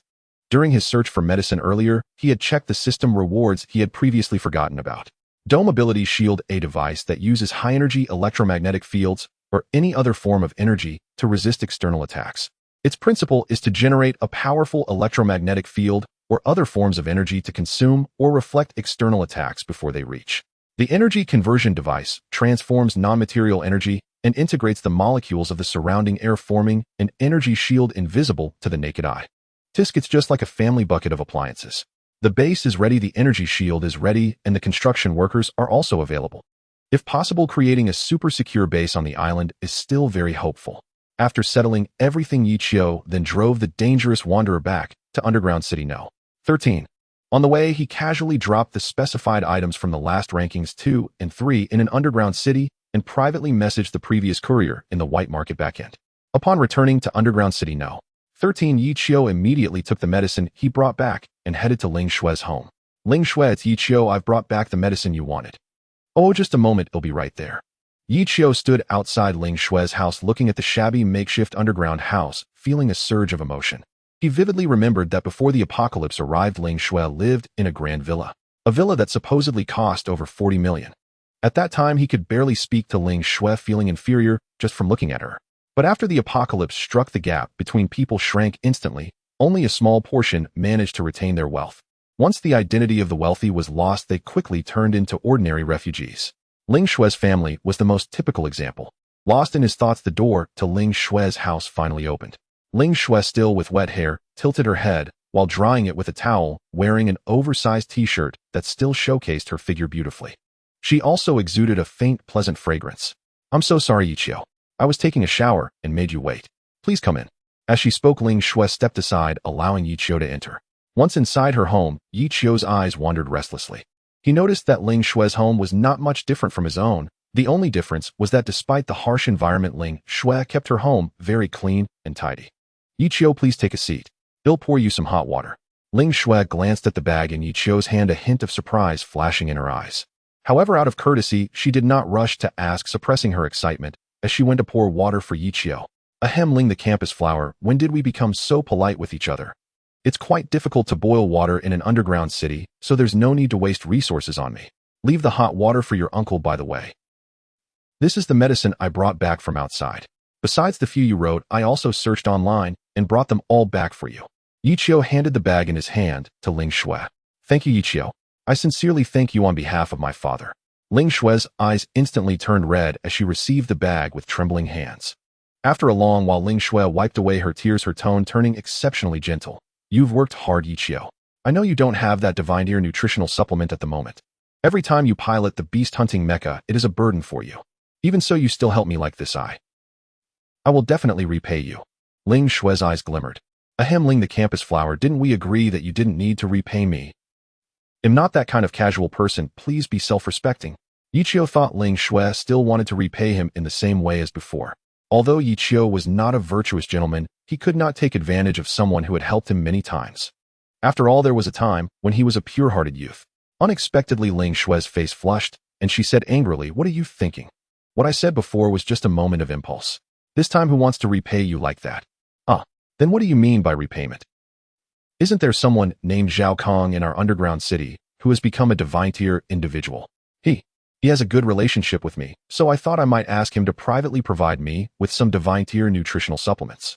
Yichio's expression suddenly turned awkward upon hearing Ling Shui's words. So her idea of repayment was this. He had overthought it. All right, but there's probably little hope. From what I know about the authorities, they manage divine-tier nutritional supplements very strictly. Getting Zhao Kong to take divine-ear nutritional supplements out of the base is quite difficult unless he has already become a high-tier divine-ear individual. You don't need to worry about that. I will try my best to find a way for you. Well, I won't keep you any longer. I need to go give my father his medicine. Yichio nodded, indicating that he would also take his leave. He did not take Ling Shui's claim of being able to get divine-tier nutritional supplements to heart. Moreover, it wasn't that difficult for him to obtain divine-tier nutritional supplements. They weren't exclusive to the Dragon Kingdom. Any country with divine-tier individuals had them. Since I can't obtain divine-tier nutritional supplements through normal means, I can only resort to abnormal methods to acquire them. Right now, he was already considering how to make money on his way home. Simply relying on livestream rewards to maintain his beast-hunting mecha and various robot repairs was clearly impossible. With the increase in future battle scenarios and the rise in giant beast tiers, the battle losses of the dangerous wanderer would surely escalate rapidly. By then, several rounds of rewards would likely not even cover the repairs for the dangerous wanderer. In the apocalypse, what is the most profitable venture? It is mecha technology. As of now, there have not been any extremely terrifying high-tier giant beasts appearing, and the highest is merely a 6th-tier giant beast. For humanity, everyone believes that the 6th tier is the limit of giant beasts. At the same time, people have already developed mature 6th-tier beast-hunting mechas. The United Nations Apocalypse Defense Agency even spent billions of dollars to produce a special 6th-tier mecha. Currently, suppressing giant beasts is not difficult at all. These politicians, having acquired beast-hunting mechas that can completely suppress giant beasts, have begun to contemplate the world order, especially the beautiful country, which wants to dominate Blue Star with its mecha technology, second only to the United Nations, becoming the leader of a powerful nation. Understanding their psychology isn't making money from them quite easy. Yichio's lips curled slightly. He planned to take a trip to the beautiful country and make a deal with their beast-hunting mecha research institute. Upon returning home, Yichio planned the route for his upcoming journey abroad. The officials in the Dragon Country are now aware of the dangerous drifters who possess the ability to become invisible, and all beast-hunting mecha preparation bases have set their radars to maximum power. After making a simple plan for the route at home, Yichio decided to rest for a few more hours before heading to the beautiful country. Perfect, I can sell some of the blueprints of the cutting-edge weapons I currently possess in the beautiful country, and meanwhile obtain some divine-grade nutritional supplements from there. Looking at the profits from the white market, Yichio felt quite emotional, though it wasn't much, knowing he had helped many refugees. Once the rest period was over, Yichio immediately got up, piloted the dangerous drifter, and activated the 4 Mach thrusters heading towards the beautiful country. Meanwhile, in the Doomsday Joint Defense Ministry of the beautiful country, in the highest conference room, General Mike Yu reported to numerous leaders about the failure to recover the remnants of the ancient celestial beings, causing everyone to fall into anger. General, we appointed you as the highest commander of the secret command center for the ancient celestial beings, and this is how you repay us. Although our country is currently the most advanced in beast-hunting mecha, second only to the United Nations Doomsday Joint Defense Agency, manufacturing a 5th-tier beast-hunting mecha requires a significant amount of time and funding. You must take full responsibility for the destruction of the ancient celestial beings. Several leaders expressed their strong dissatisfaction towards General Mike Yu. General Mike Yu's expression darkened as he pulled up the video of the destruction of the ancient celestial beings. In the video, the dangerous drifter was shown along with data analysis of the Mecha. Ladies and gentlemen, I do bear undeniable responsibility for the destruction of the ancient celestial beings. However, the ancient celestial beings were destroyed by a fourth-tier beast-hunting Mecha from the Dragon Country. As shown in the battle video, the ancient celestial beings were taken down in an instant with no ability to retaliate. As General Mike Yu's words fell, all the high-ranking leaders turned their attention to the video. The battle process was brief, but its content left everyone present in shock. Oh my god, is that a beast-hunting Mecha from the Dragon Country? Why have I never seen it before? When did the Dragon Country have such a powerful beast-hunting Mecha? Is that a sixth-tier Mecha? I remember their raging tempest wasn't completed yet, right? Moreover, the mission of the ancient celestial beings was to seize the mechanical arm of the raging tempest encountered during transport. What on earth is going on? Why have I never seen the weapons used by this beast-hunting Mecha? Even if it's a sixth-tier Mecha, it shouldn't leave the ancient celestial beings without any power to fight back.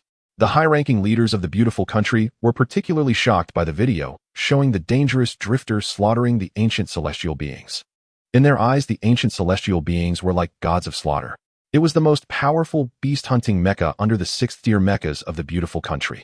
Yet in the video, the ancient celestial beings seemed like toys effortlessly destroyed by the dangerous drifter. Ladies and gentlemen, after my investigation, this Mecha is called the Dangerous Drifter, an illegal Mecha from the Dragon Country, and the identity of its pilot is unknown. The entire body of the Mecha is made from celestial gold material, and the weapons equipped are ones that even our country and the Doomsday Joint Defense Agency do not possess. Shouldn't we increase funding for beast-hunting mechas and expedite the research on certain mecha weapons? General Mike Yu noticed that everyone was as surprised as he had been, and a slight smile crept onto his lips. He was also a fifth-tier divine grade practitioner and had even reached the physical standards of a sixth-tier divine grade practitioner. However, the beautiful country currently lacked more sixth-tier mechas for him to pilot, leaving him as merely a reserve pilot for sixth-tier mechas rather than the primary pilot. If he could leverage this opportunity to persuade these leaders to invest heavily again in building new sixth-tier mechas, he would undoubtedly be the first choice. As General Mike Yu expected, his proposal caused numerous high-ranking officials to begin whispering and discussing among themselves. After a moment, one of the representatives announced, "After our unanimous discussion, considering that the Dragon Country has such a powerful beast-hunting mecha as the Dangerous Drifter, we will immediately allocate a batch of funds to the Super Beast-Hunting Mecha Research Institute to develop new mechas." However, General, you just mentioned that the identity of that Dangerous Drifter's pilot is unknown, and he is not an official divine-grade practitioner of the Dragon Country. Is there any possibility that we could recruit him to serve in our beautiful country? The benefits that the Dragon Country cannot offer, we can not only provide, but double. General Mike Yu immediately straightened up and saluted the high-ranking representative. Just as he was about to feign sincerity and express his absolute determination to complete the task, an assistant of one of the leaders rushed in from outside. "Mr. James, we just received an email," and the sender said. "This is a meeting of the highest leaders. How could you enter here without any application? Get out right now." Before the assistant could finish speaking, he was interrupted and reprimanded angrily by General Mike Yu. Unexpectedly, the assistant did not leave, and his tone became more anxious. "No, please, everyone listen. The sender of the email claims to be the pilot of the Dragon Country's Dangerous Drifter beast-hunting mecha." As soon as this was said, it immediately attracted the attention of several leaders. A bald leader signaled to close the conference room door and let the assistant continue. "A few minutes ago, our Super Beast Hunting Research Institute's backend received this email, and after verification, we can confirm that this email has a 90 credibility. The content of the email is as follows: I am the pilot of the Dragon Country's Dangerous Drifter Beast Hunting Mecha. I know that your beautiful country is currently in urgent need of various mecha weapons, but due to technical limitations, it is impossible to make significant improvements to the beast hunting mechas. I believe you have seen my battle with the ancient celestial beings, and the several cutting-edge weapons I use can be sold to you. Additionally, I have more cutting-edge technologies that you have never seen before. I wonder if you would be interested in making a deal with me." The assistant directly uploaded the email content to the conference room's projection screen. After everyone read it, they were utterly shocked. They hadn't expected that the dangerous drifter they were contemplating how to recruit had now come knocking on their door. Most importantly, he was willing to trade various cutting-edge technologies he currently possessed with the beautiful country. It must be noted that the weapons equipped on the dangerous drifter, especially the technology of the 4-Mach thruster fitted on the beast-hunting mecha, had surpassed research technologies that had been developed for many years beyond the Blue Star. The director of the beautiful country's Super Beast Hunting Research Institute was very decisive and immediately issued an order. Quick immediately respond to him and agree to his deal. Quick reply to him immediately and agree to his deal. After the highest leader of the beautiful nation's Super Beast Hunting Mecha Research Institute issued the order, the assistant promptly replied to the email. We agree to your request, but how should we conduct the transaction? Within 5 seconds of the email reply, they received a response from Yichio. Let's transact in the beautiful nation. I am currently within your country's borders. Please select a hunting mecha preparation base, and I will head there now. Upon receiving Yichio's reply, several senior leaders gathered together to discuss and ultimately decided on a hunting preparation base. The highest tier hunting mecha at the Jinshan base is a tier 5, and the other bases nearby also have tier 5 mecha stationed. If that guy has ulterior motives, we certainly have the capability to keep him here permanently. General Mike Yu let out a cold laugh. After all, the dangerous drifter is not an officially recognized hunting mecha of the Dragon Nation, nor is he an official god tier practitioner. He was directly destroyed by the beautiful nation, and the Dragon Nation had no legitimate reason to question it. Following the email address from the reply, Yichio arrived near the Jinshan base. He chose not to enter immediately. Instead, he activated his radar to scan his surroundings. Only after confirming there were no hidden tier 5 or above hunting mechas did he deactivate his cloaking ability. Warning, warning. An unofficial hunting mecha has appeared within the secure zone. The Jinshan base has activated first-level combat readiness. The dangerous drifter had just revealed himself when the base's air defense alarm was triggered. The commander of the Jinshan base, who had long been notified, was somewhat bewildered. He had just received the notice 1 minute ago, and the dangerous drifter was already here. Isn't the speed a bit excessive? Or has he actually been nearby all along? But if he had been nearby, the radar should have detected him by now. It should be noted that the Jinshan base's radar is currently the most advanced in the beautiful nation. Even tier 5 giant beasts cannot hide from its scans. Could it be that the suddenly appearing tier 4 mecha is hiding its capabilities even better than a tier 5 giant beast? Commander, should we lift the combat readiness? No, do not lift it for now. The information from above has not specified that the other party poses no threat. It only states that a tier 4 unofficial god tier mecha has appeared and should not be attacked. Let the combat readiness remain. Have all god tier practitioners prepared for battle. This tier 4 mecha does not seem simple, otherwise the higher-ups wouldn't be taking it so seriously. Yes. Yichio looked at the Jinshan base, which had not lifted their combat readiness and had numerous heavy weapons deployed, and couldn't help but smile. Tisk, it seems I pose quite a threat to them. After waiting for over 10 minutes in the dangerous drifter, several fighter jets finally broke through the air. They landed steadily on the runway of the Jinshan base, and then the giant gates of the base opened. A tier 5 hunting mecha walked out. It was entirely purple gold, with the most notable feature being rocket thrusters mounted on its back and legs, giving it a very formidable mobility. The most prominent weapon was its unique right arm, shaped entirely like a blade.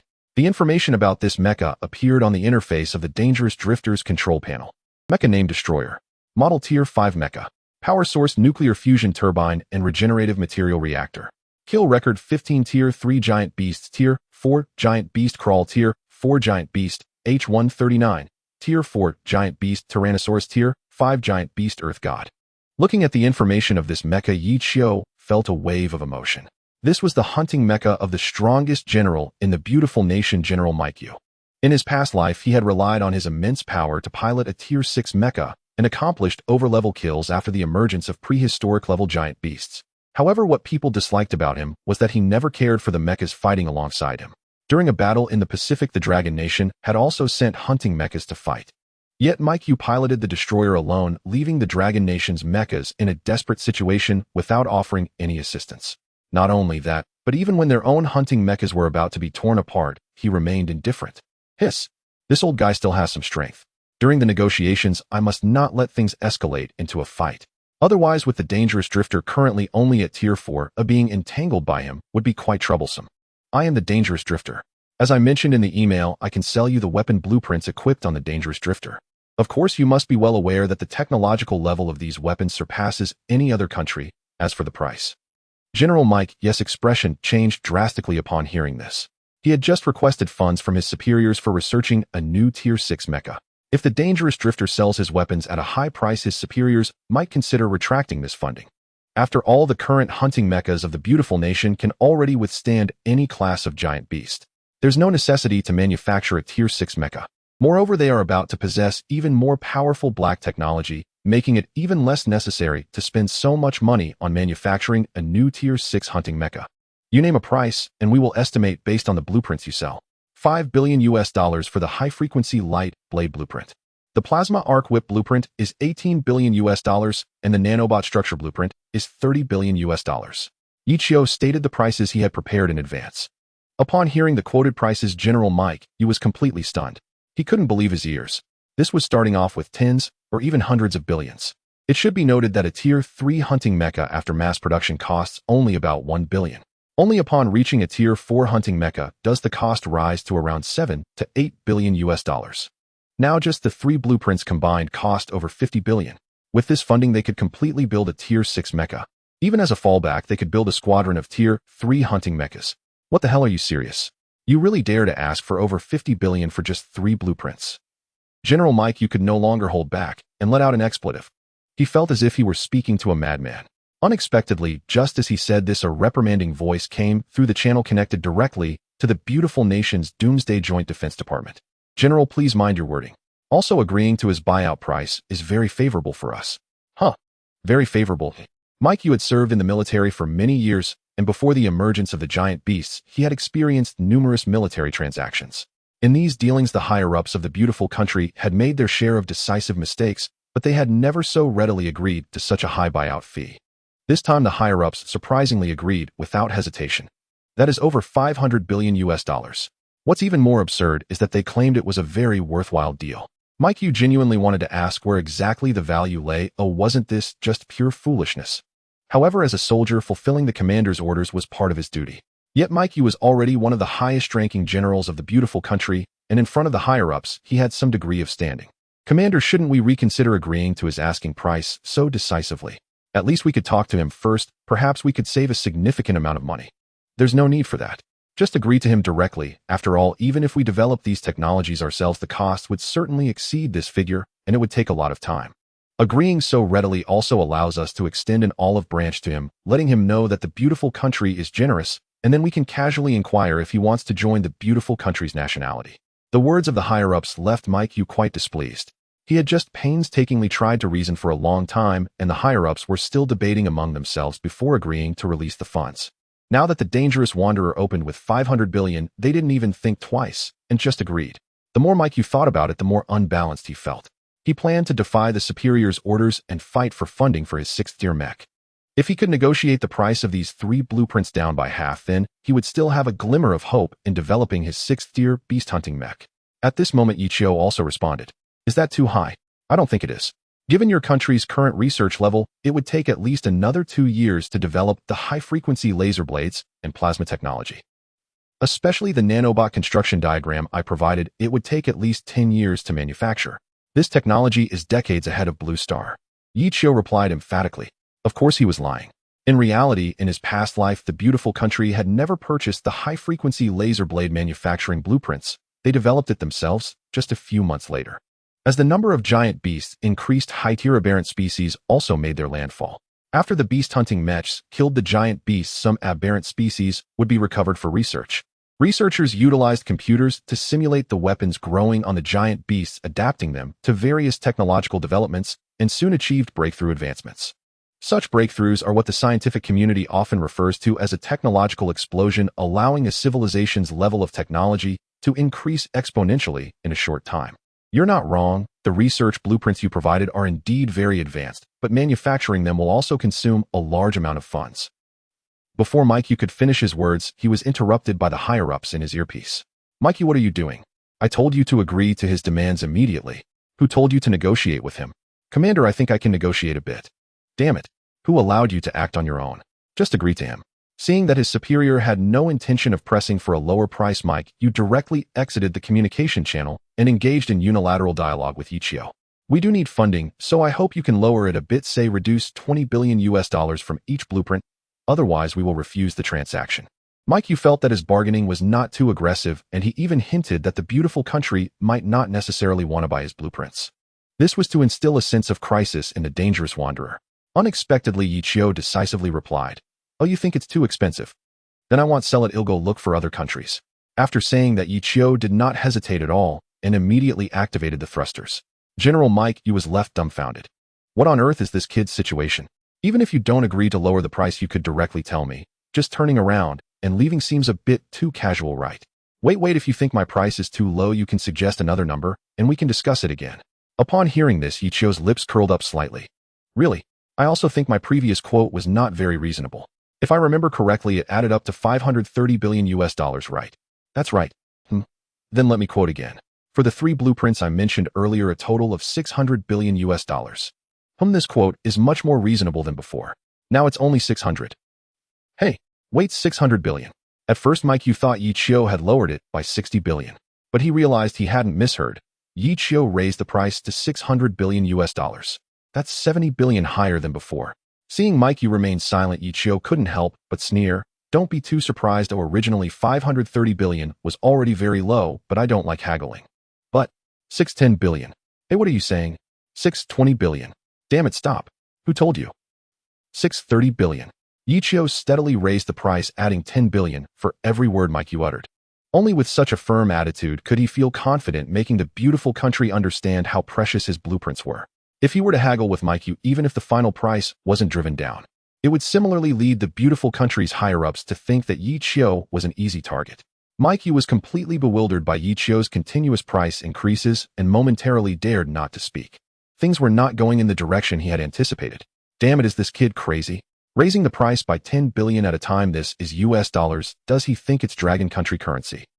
Mike cursed inwardly in the cockpit, his mind racing, trying to come up with a countermeasure. At that moment, the red lights in his cockpit began to flash, and a huge red lock appeared on the control interface. Warning, the mech has been remotely locked, and the pilot cannot manually control it. Mike stared at the flashing red text above, once again dumbfounded. His mech had actually been remotely locked. As a 5th-tier mech, unlike lower-tier mechs, every beast-hunting mech base had locking authority. Once reaching 4th tier and above, to lock it down, a signal must be sent from the Doomsday Joint Defense Department. Right now, Mike, Thanos was locked. It was undoubtedly the doing of the higher-ups. Before Mike could react, a voice once again came from the cockpit. Damn it, Mike, you fool. Look at what you've done. He has already raised the price to 630 billion US dollars. Mike's unilateral actions directly provoked the fury of the higher-ups in the beautiful country. Commander, shut your filthy mouth. After this is over, prepare yourself for a military tribunal. Mike felt as if he had swallowed something foul. He believed that the driver of the dangerous drifter was the most shameless person on this planet. Who raises the price by 1 billion again and again? Yichio realized that there was no information coming back from Thanos and impatiently dug at his ears. Do you want the blueprints or not? My time is precious. I'll give you 1 more minute. If you don't buy, I'm leaving now. As soon as the words fell, a 2nd-tier patrol mech from the Golden Mountain base rushed over. Soon the patrol mech appeared before Yichio, requesting to connect to the communication channel. Hello, driver of the dangerous drifter. I am Leonard, the head of the research department of the beautiful country's Doomsday Joint Defense. I will be your sole contact from now on. The person you were just talking to has now been remotely locked onto by the higher-ups. All of his earlier actions were taken without authorization. In the communication channel, a very magnetic male voice resounded. Yichio narrowed his eyes. I don't care who you are. Right now, 3 blueprints for 63 billion. If you try to negotiate again, I will turn back immediately. No problem, 63 billion it is. But we hope that these blueprints will only be for us and not sold to other countries. Of course, I will definitely only sell them to you in the beautiful country. However, after-sale support, and whether you can understand the knowledge in the blueprints, is your own business. Soon Yichio received the agreement sent to the dangerous drifter channel from the patrol mech. Without even looking at it, he signed his name. By the way, when you make the payment, you cannot transfer directly to my account. I will be doing a live broadcast on your country's platform later, and you can send gifts in the form of donations until it totals 63 billion. Live broadcast. Donations. No problem. Leonard felt quite puzzled, but due to orders from his superiors, he did not ask further. As long as the dangerous drifter does not propose any outrageous conditions, all of them will be met. Alright then, throw in a few doses of the divine tier nutrient supplements for me, and I can provide you with some more advanced armor-piercing shells. This is only natural. We will prepare them for you right away, please wait a moment. Leonard immediately contacted the Golden Mountain base and dispatched a divine tier squad to deliver the items. During the wait, Yichio closed his eyes to rest, feeling quite pleased. Want to become the overlord of Blue Star. Sorry, our dragon country is the true overlord. Yichio murmured this to himself, looking at the email he had sent to the Dragon Country's Super Beast Mech Research Institute just 10 minutes ago, a sly smile creeping onto his face. Indeed, he had promised the beautiful country to sell these blueprints only to them, but he never agreed not to send these blueprints to Dragon Country. Moreover, the reason he wanted the beautiful country to pay him 63 billion in donations was that he planned to simultaneously open 2 live streaming accounts. One for live streaming on the Tiger Shark platform and the other for live streaming on the beautiful country's YouTube. With the official gifts from the beautiful country, it would mean a massive exposure. Not to mention 63 billion US dollars, an astronomical sum. In the entire Blue Star, this was explosively significant. What does 63 billion US dollars even mean? Before the behemoth lands, 63 billion US dollars could build an entire aircraft carrier fleet. Aside from a few superpowers, this fleet could easily make many smaller countries bow down in submission.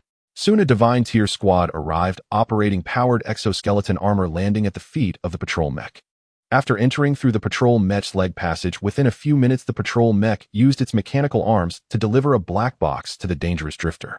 This is the divine tier nutrient supplement you wanted. On behalf of the highest leader of the beautiful country's Doomsday Joint Defense, I extend an invitation to you. As an illegal holder of beast-hunting mechs in Dragon Country, you will always be wanted. Especially if time goes on, it may escalate to the United Nations. Why not join our divine tier ranks? Not interested. Yi Qiu calmly stated these 4 words, pocketing the divine tier nutrient supplements. In front of Leonard, he activated his cloaking ability. This was the first time he used this skill in front of the high-ranking officials of the beautiful country. Watching the thin film cover the dangerous drifter, he then vanished from sight and radar. Oh my god, what technology is this? Why didn't Mike provide us with this information? We should have bought this technology blueprint. Is this a holographic cloaking ability? My goodness. This is not just 10 years ahead of Blue Star technology, it is half a level ahead of human civilization. With the divine tier nutrient supplements in hand, Yi Qiu quickly left the beautiful country. There were still quite a number of high-tier mechs here. If the beautiful country discovered that the blueprints they received were not the only copies, and that they couldn't even comprehend the contents, they would definitely try to keep Yi Qiu. He want to get my technology. Dream on. Although Yi Qiu sold the blueprints to the beautiful country, much of the content was beyond the current scientists' understanding. They had no idea about the process, and giving them answers would be like reading an ancient script. By the time they figured this out and tried to ask Yi Qiu, he would have long returned to Dragon Country. This was equivalent to the beautiful country spending 63 billion US dollars to buy 3 pieces of worthless paper. Using a Mach 4 thruster, it didn't take long for him to return to Dragon Country to Dungeon 13. After parking the dangerous drifter at the entrance of the dungeon, Yi Qiu glanced at the ancient god that had been standing by. Hiss. Now I need to find a way to fix it. Otherwise, getting it to the underground base on Port Island is impossible. Yi Qiu felt a headache as he currently had no spare robots. After thinking for a while, he decided to start a live broadcast again to gain more profits and system rewards. However, he didn't know what to broadcast this time. Without a hook, the live stream wouldn't attract an audience, and it wouldn't have much effect even if he streamed. I need to level up quickly. Oh, I have to slay it in the EC before the primal giant beast lands. Yi Qiu squinted his eyes. A flash of inspiration struck him, and he had a new idea for his live stream. Live building beast hunting mechs. I am the strongest mech mechanic. Yi Qiu felt invigorated after coming up with this sensational idea. He carefully considered the feasibility of this plan and believed it had a great chance of elevating the popularity of the live stream to a new height. After all previous live streams at the airport had focused on stockpiling and flash sales of giant beasts, and the viewers must have developed a sort of aesthetic fatigue. However, it doesn't mean that these 2 elements can never be streamed again in the future. Now live streaming the construction of the beast hunting mecha is unprecedented. The emergence of various cutting-edge technologies and the spectacle of giant machinery will surely create quite a stir.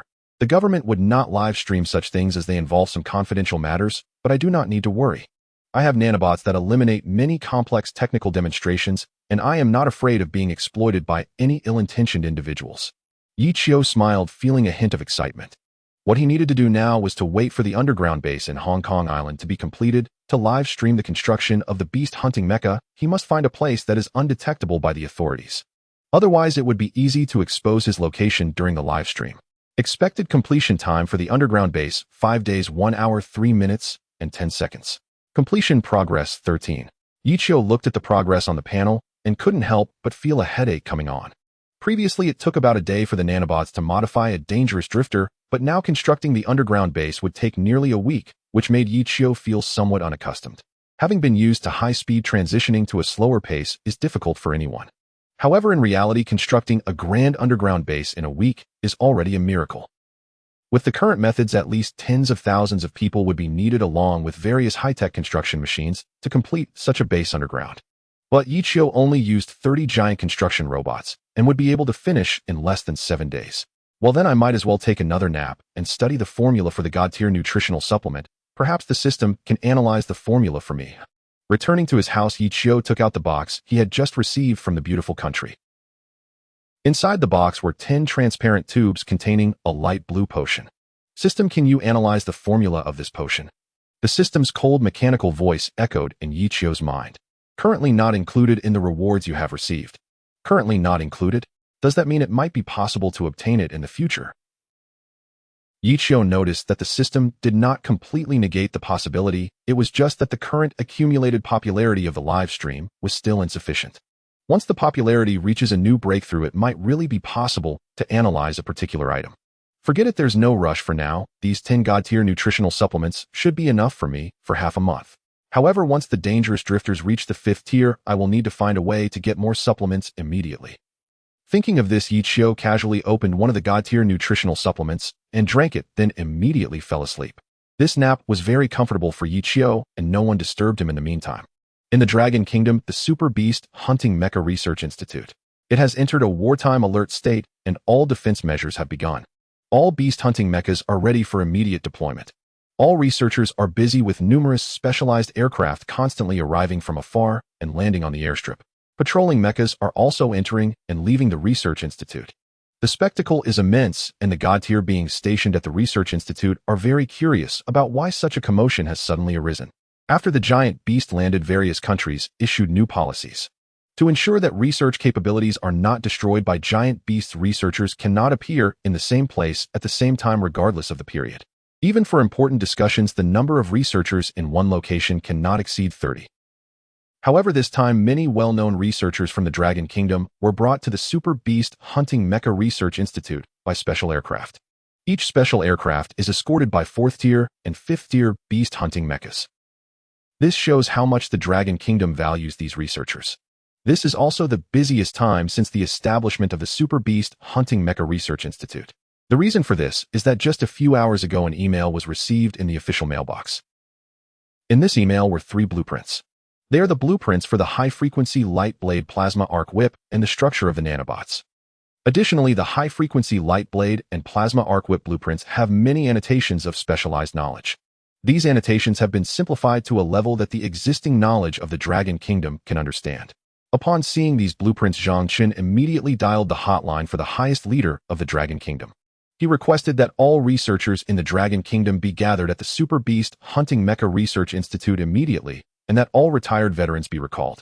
Qin Xiong looked at the already excited and somewhat trembling Zhang Chen and couldn't help but ask, "Director, do we really need to mobilize so many people? This is not mobilizing troops.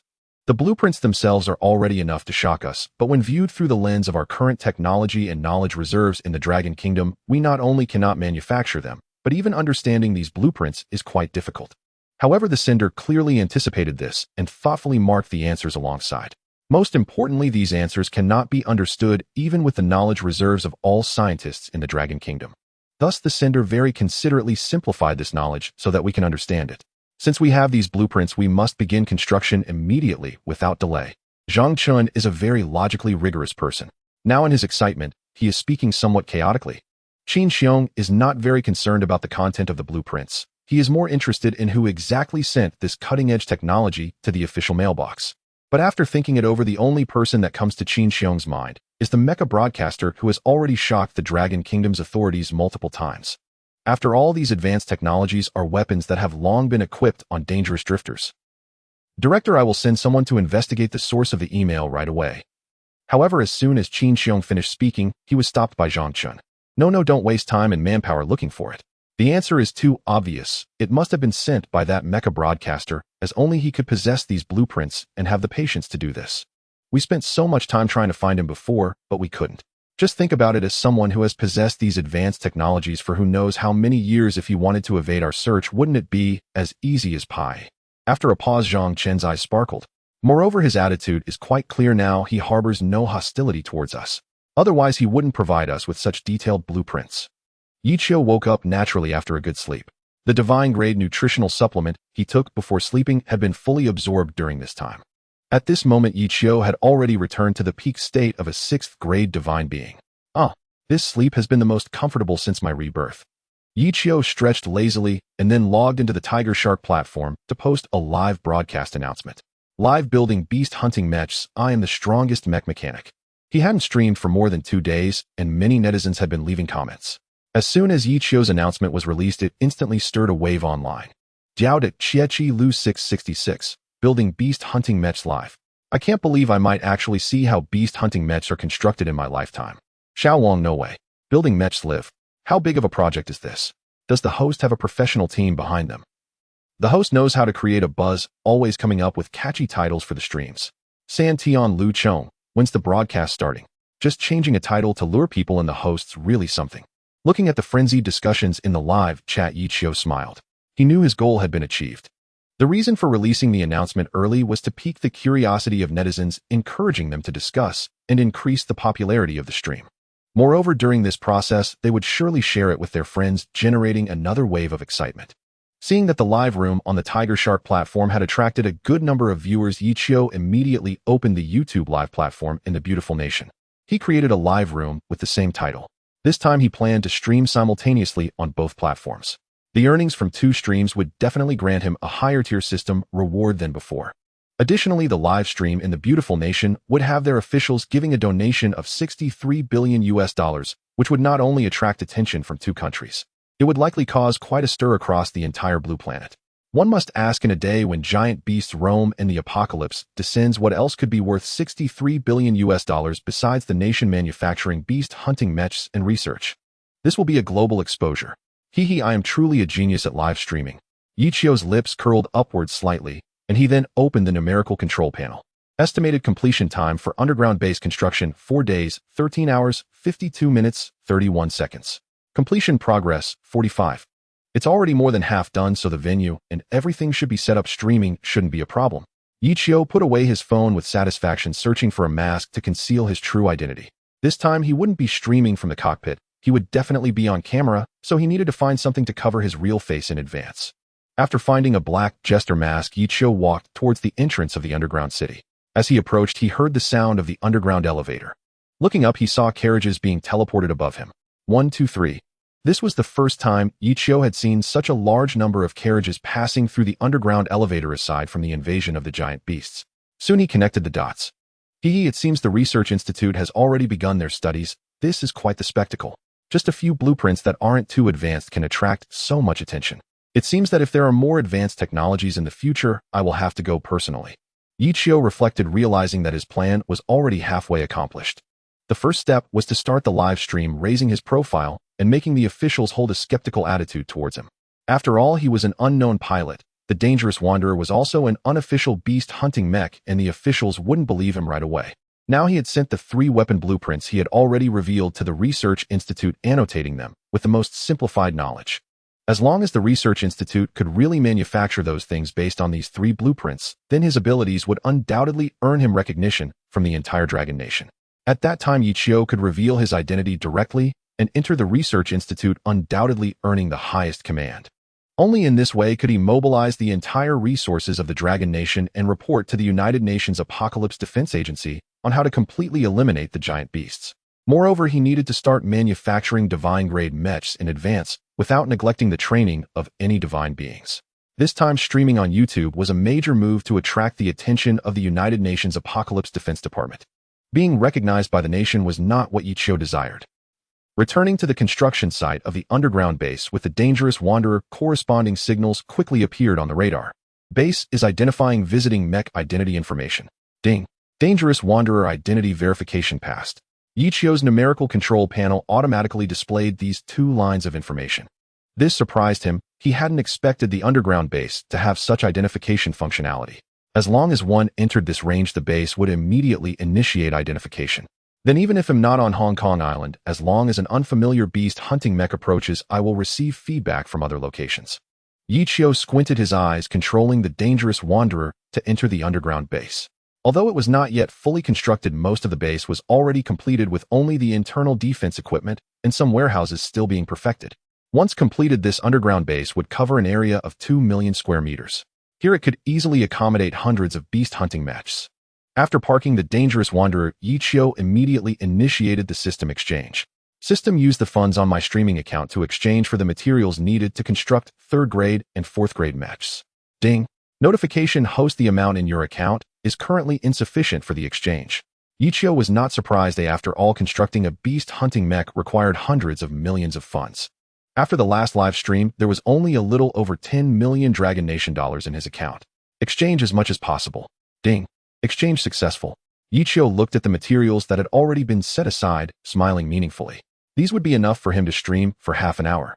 While funds were indeed insufficient now, as soon as he started streaming, the 63 billion amount would be credited. Okay, everything is ready, let's start the broadcast. Yichio took a deep breath and simultaneously launched the live stream on the Tiger Shark platform and YouTube. Compared to Tiger Shark, there weren't many people in the YouTube live stream room. After all, this was Yichio's first live broadcast on YouTube, and the Dangerous Wanderer was not yet well known in the beautiful country. Only a few netizens who loved checking news on foreign sites knew that a new illegal beast hunting mech called the Dangerous Wanderer had recently emerged in the Dragon Kingdom. In the Tiger Shark platform's live stream room, someone commented, "The host finally started. I thought I would wither waiting. Can you even stream, host? It's so short and weak, you're so slow to start the live broadcast. Dude upstairs, are you new here? Do you really think the host would be afraid of official scrutiny?" The audience in the live stream room was buzzing with discussion. It had only been a minute since the broadcast started, and without Yichio saying a word, the hype surged to the top of the Tiger Shark platform's trending list. "Hello dear netizens, it's been 2 days, I really miss you all." Yichio said, "Today, I won't be taking the mech out to stock up, instead I'll show you something different. I'll be live streaming the creation of the beast hunting mech, and I'm the only one in the entire Blue Star doing this." As he spoke, Yichio put on a pre-prepared clown mask, and then appeared on the live stream screen. This was his first time revealing his true self. Previously he had only streamed from the perspective of the Dangerous Wanderer or from a third-party viewpoint. So when Yichio appeared on the live stream screen, the hype in the room escalated several levels again. While the host actually showed his real face.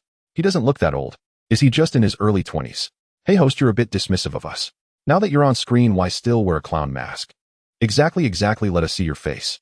Many viewers were already curious about what Yichio looked like, and now that he appeared in the live stream, it reignited their curiosity. Yichio did not respond to these comments, what he aimed for was this feeling. He wanted these netizens to maintain their curiosity about him and build up their anticipation to the maximum. Without any unnecessary chatter, Yichio called over a nano robot and imported the blueprint data for the Tier 3 mech into it. Importing Tier 3 Beast Hunting Mech Blueprint. Import progress 30. Import progress 100. Beginning the creation of the Beast Hunting Mech. The feedback from the nano robot appeared solely on a CNC panel that only Yichio could see. To ensure the mech's diversity, Yichio deliberately incorporated some of his own understanding and knowledge. For example, he modified certain positions that were not flexible and also imported reinforcement programs for areas easily attacked by giant beasts.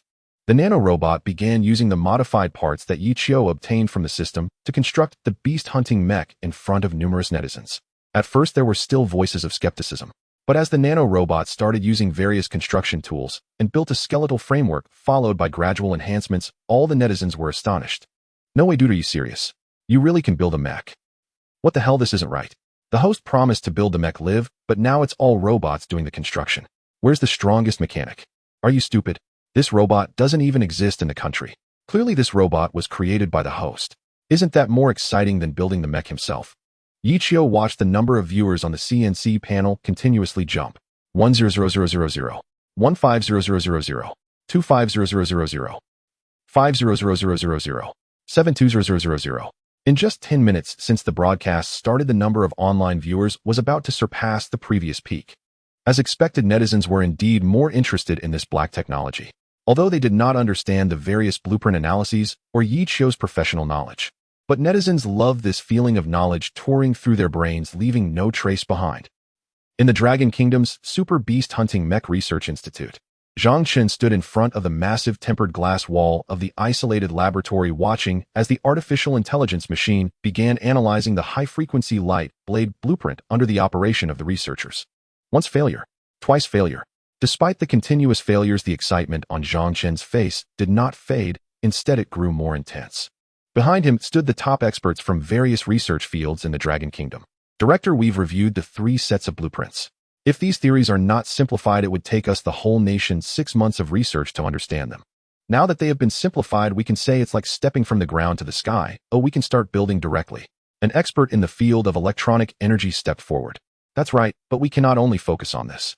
The reason I requested for everyone to be transferred here is that I hope you can extend from this knowledge that has not yet been simplified, allowing our Dragon Kingdom's technological level to make new breakthroughs in a short time. Zhang Chen solemnly announced. This was his true purpose in urgently gathering so many researchers. After all, the 3 sets of blueprints had already been completely analyzed and only needed technicians to build according to the blueprints. His urgency with these researchers was to ensure they could make breakthroughs from this unrefined knowledge, learning from it. At this moment, someone in the crowd asked Director Zhang, "Do you know who wrote these blueprints and simplified knowledge? If he has such terrifying research capabilities, why doesn't he come to guide us personally?"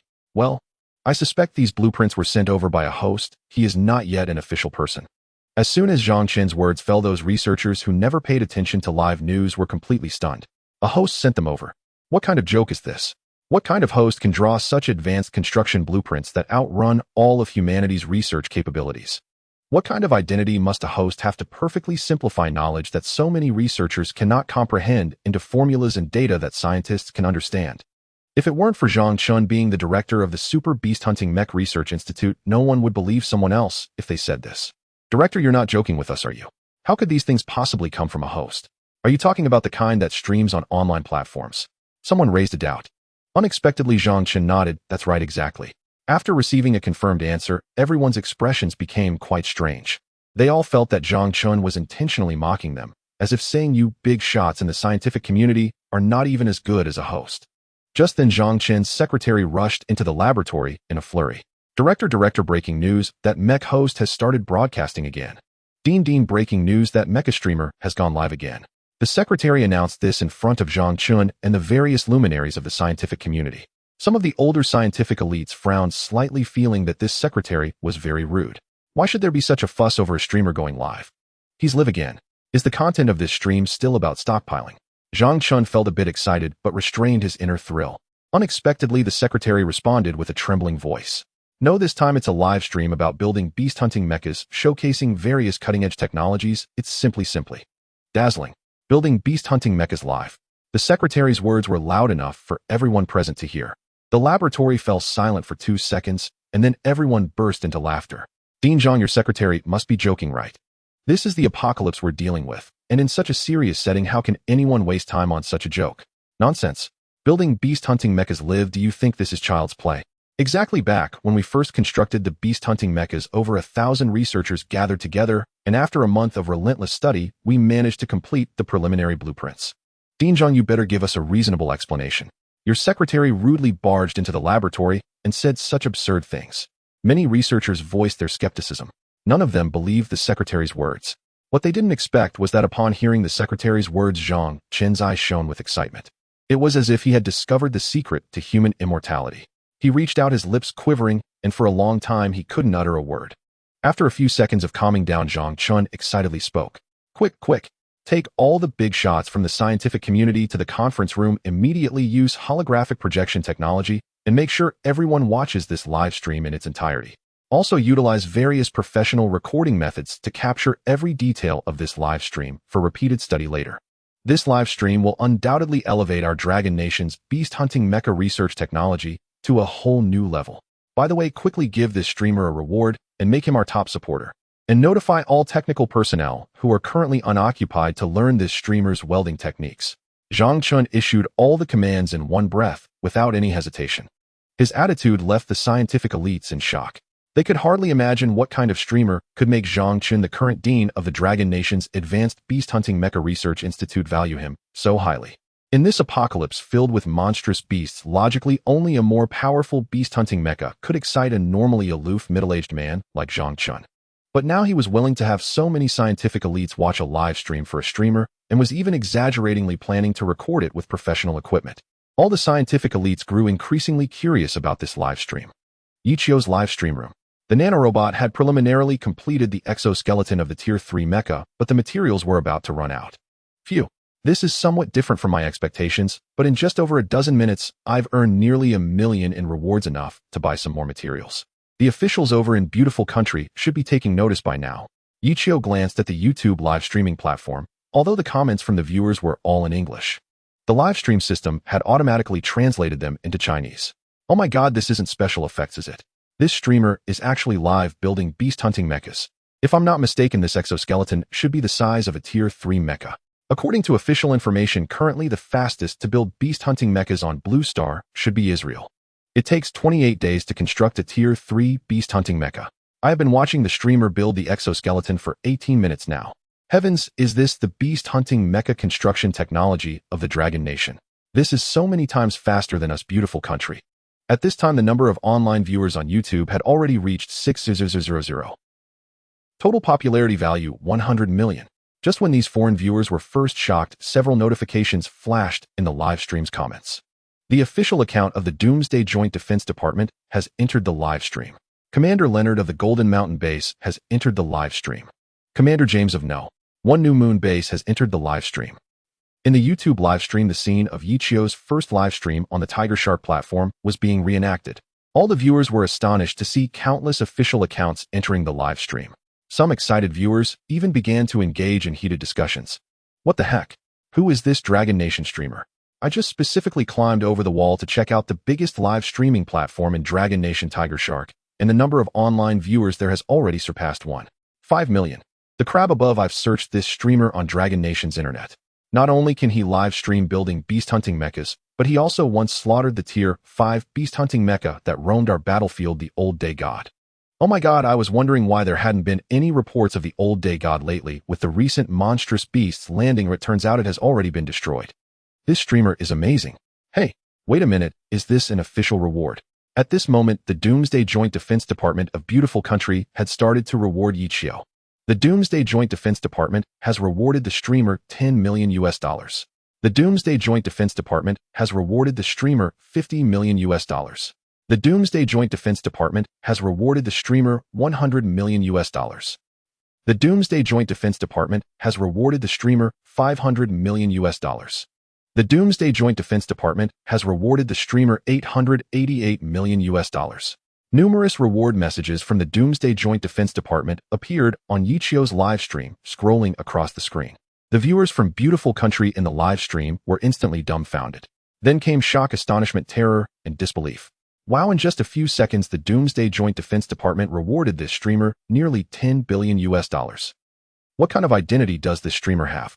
What kind of status? How could he make the usually stingy officials of beautiful country reward such an astronomical amount in one go? Don't mention just YouTube. Looking across all live streaming platforms in Blue Star, this is unprecedented. Who would give out billions for just watching a live stream? The tip of $100 billion quickly spread across the YouTube platform.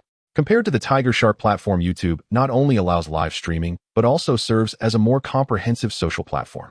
Therefore, when this news broke, many netizens eagerly shared it on the platform. Oh my god, an unprecedented tip of $100 billion has appeared. Hurry and come watch. Shocking, the largest tip in Blue Star's history. Who is this Dragon Country streamer? Crazy. The Apocalypse Joint Defense Department of the beautiful country has really lost it. Did their official account get hacked? How could they tip a streamer $100 billion during a live broadcast? They are still tipping, and the amount keeps rising. Oh my god. This was some of the trending content spreading wildly on YouTube. In Yichio's live stream, the speed at which netizens were sending bullet comments was already beyond the limits. Yichio raised an eyebrow as he looked at the ever-increasing tip amount. Despite having experienced so much, he still couldn't remain calm when $100 billion was tipped during a live broadcast. After all, it was known that before this, the highest tip on Blue Star during a live stream was only over $50 million. Now Yichio had emerged, unexpectedly shattering this record, and he did so by 100 times. One might ask, in what record field would such a record-breaking method not leave people dumbfounded? The Apocalypse Joint Defense Department tipped the streamer $100 million. The Apocalypse Joint Defense Department tipped the streamer $1 billion. The official account of the beautiful country's Apocalypse Joint Defense Department was still tipping, but suddenly it stopped. Phew. Has it finally stopped? If I'm not mistaken, the total tipped so far is 20 billion, right? How many beast-hunting mechs could that build? Damn, if the United Nations knew that the beautiful country had such depth to tip a streamer $100 billion, wouldn't they be outraged? Wait. Brothers, look. It seems they didn't stop tipping. They seem to have been frozen. In the beautiful country's live stream, a keen netizen noticed that the official account of the Apocalypse Joint Defense Department had not stopped tipping, but had been frozen due to tipping too much in a short time. This account is suspected to have been hacked and is temporarily frozen. This was the notification from YouTube's official support. Meanwhile, at YouTube's headquarters, BOSS, what on earth is going on? A live stream from the Dragon Country just started, and the official account of the Apocalypse Joint Defense Department went in and tipped 20 billion all at once. The chief operating officer of YouTube looked at the numbers he had never seen before feeling somewhat dizzy. That was a figure he had never encountered. Damn, this amount is almost as much as his bank account number. This is... The owner of YouTube, sitting in his office chair, felt as if he were sitting on pins and needles and immediately stood up, wiping the sweat from his forehead. It must be that the official account was maliciously attacked. This amount cannot be deducted as any commission and goes directly into that streamer's account. In this way, even if problems arise later, it has nothing to do with our platform. Damn, if the platform were to take a cut from such a large sum, at least 100 billion would be taken. If the officials ultimately demand compensation from us, the fees would be enough to bury us several hundred times. The YouTube owner, originally ready to smile at the huge tips, was now worried. However, due to the sheer magnitude of the amount and the fact that the tipper was the beautiful country's official, he wouldn't dare to take a single risk. Boss, should we shut down this streamer's live broadcast? The tip amount is terrifying but has already attracted 90% of the online users on YouTube, and the servers are about to crash. Moreover, with such a large amount, our backend simply can't handle it. The operations officer looked at the already overloaded servers, his eyelids twitching. He thought his boss would agree with this idea, but to his surprise, the boss shook his head immediately. No, we absolutely cannot shut it down. We dare not take a cut from the official tips, but that doesn't mean we can't profit from the traffic it generates. Besides, we only do not dare to take the gifts from the official tips. We can still take from the tips of other netizens, which is also a significant income. Immediately have the technical team set up a separate server for this streamer and assign the most professional staff to monitor the server in real time. We cannot allow a crash to happen. The chief operating officer nodded and quickly turned his attention back to the live stream. But just one glance left his jaw nearly dropping to the floor. Although the official account of the Apocalypse Joint Defense Department had been automatically frozen by the system due to tipping too much, in a short time, several other official accounts were simultaneously continuing to tip. Moreover, the amounts were even more staggering. Commander Leonard of the Golden Mountain Base tipped the streamer $1 billion. Commander Leonard of the Golden Mountain Base tipped the streamer $666 billion. Commander James of Base New Moon No. 1 tipped the streamer $2 billion. Washington Base tipped the live stream $3 billion. That's right, as soon as one official account was frozen due to a single large tip, another official account would take over. And the amounts kept getting larger and larger. Damn, am I dreaming? This is already close to $40 billion. Oh my god. Let me count 1, 10, 100,000, 10,000, 100,000, million, brother, dad, grandpa, great-grandpa. Wow, streamer, should you consider my little brother's offer? Record this, hurry, let it go down in history. The netizens of the beautiful country were already going crazy. Initially, the tipping amounts of 10 billion and 20 billion shocked them. It was even comparable to the shock felt when the giant beast first appeared.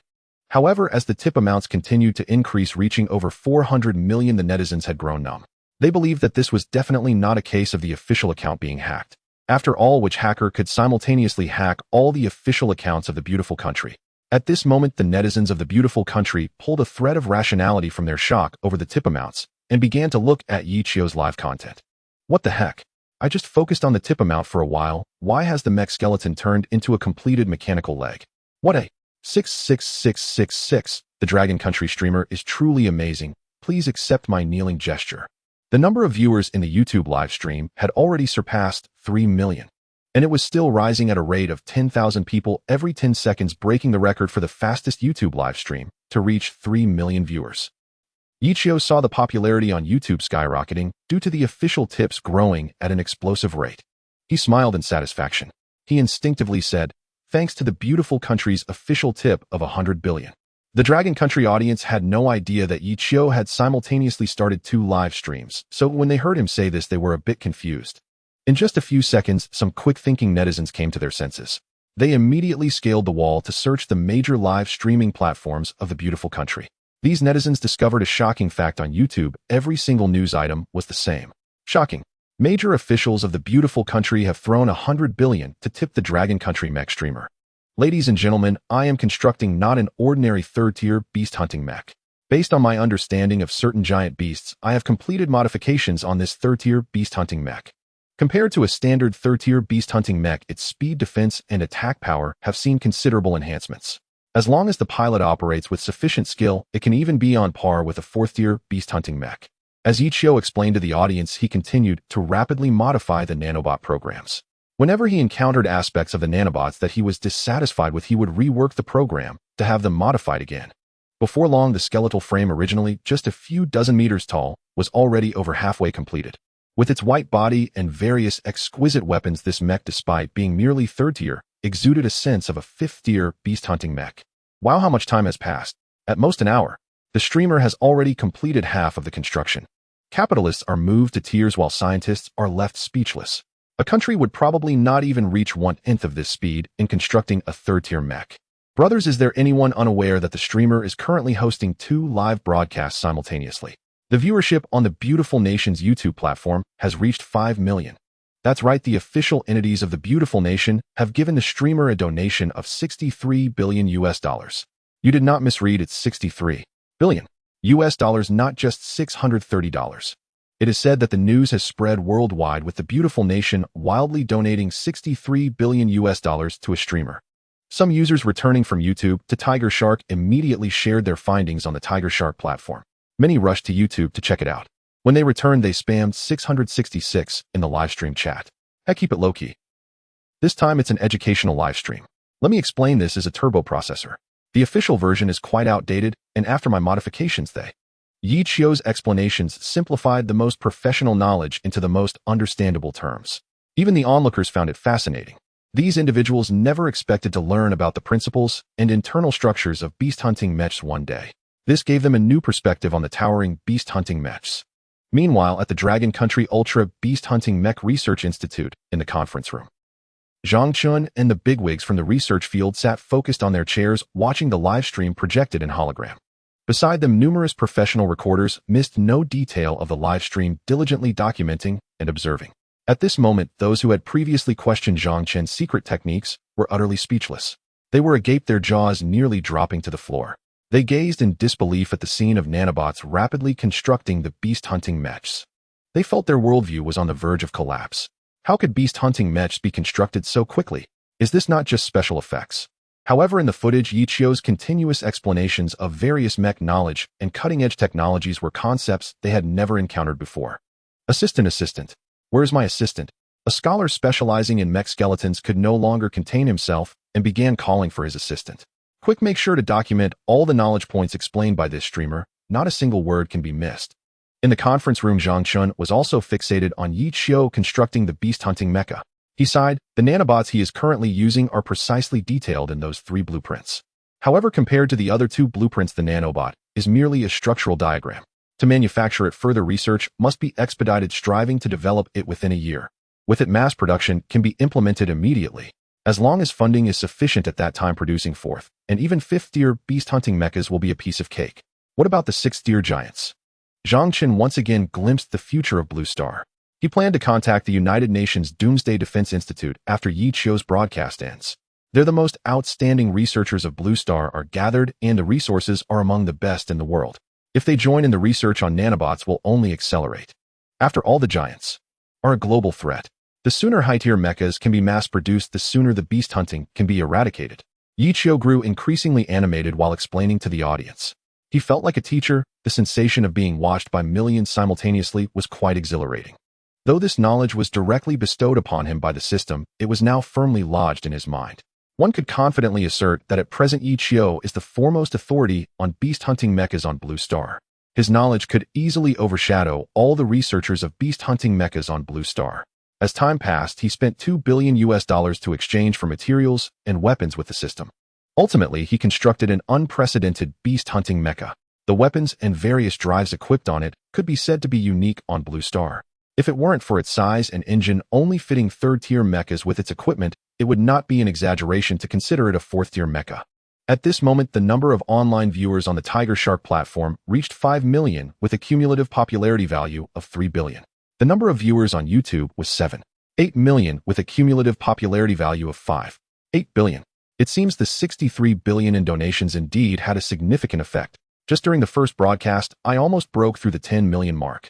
After this broadcast, my fame in the beautiful country will probably take off, right? Yichio secretly rejoiced. He planned to stop live streaming on YouTube for now. He wanted to tantalize the beautiful country's netizens a bit. Let the bullets fly for a while. Alright everyone, after nearly 5 hours of modifying while explaining various high-tech concepts to you, although it was a bit slower than expected, I have finally completed this third-tier mecha. Yichio sighed. However, his words made the researchers of beast-hunting mechas from both countries restless. What the hell? This guy only took 5 hours to construct a beast-hunting mecha, and he still thinks it's slow. This is Versailles. Does this guy live in the Palace of Versailles? Even if we gather all the elite engineers and technicians from Dragon Country, it would take us a full 20 days to collaborate on manufacturing one.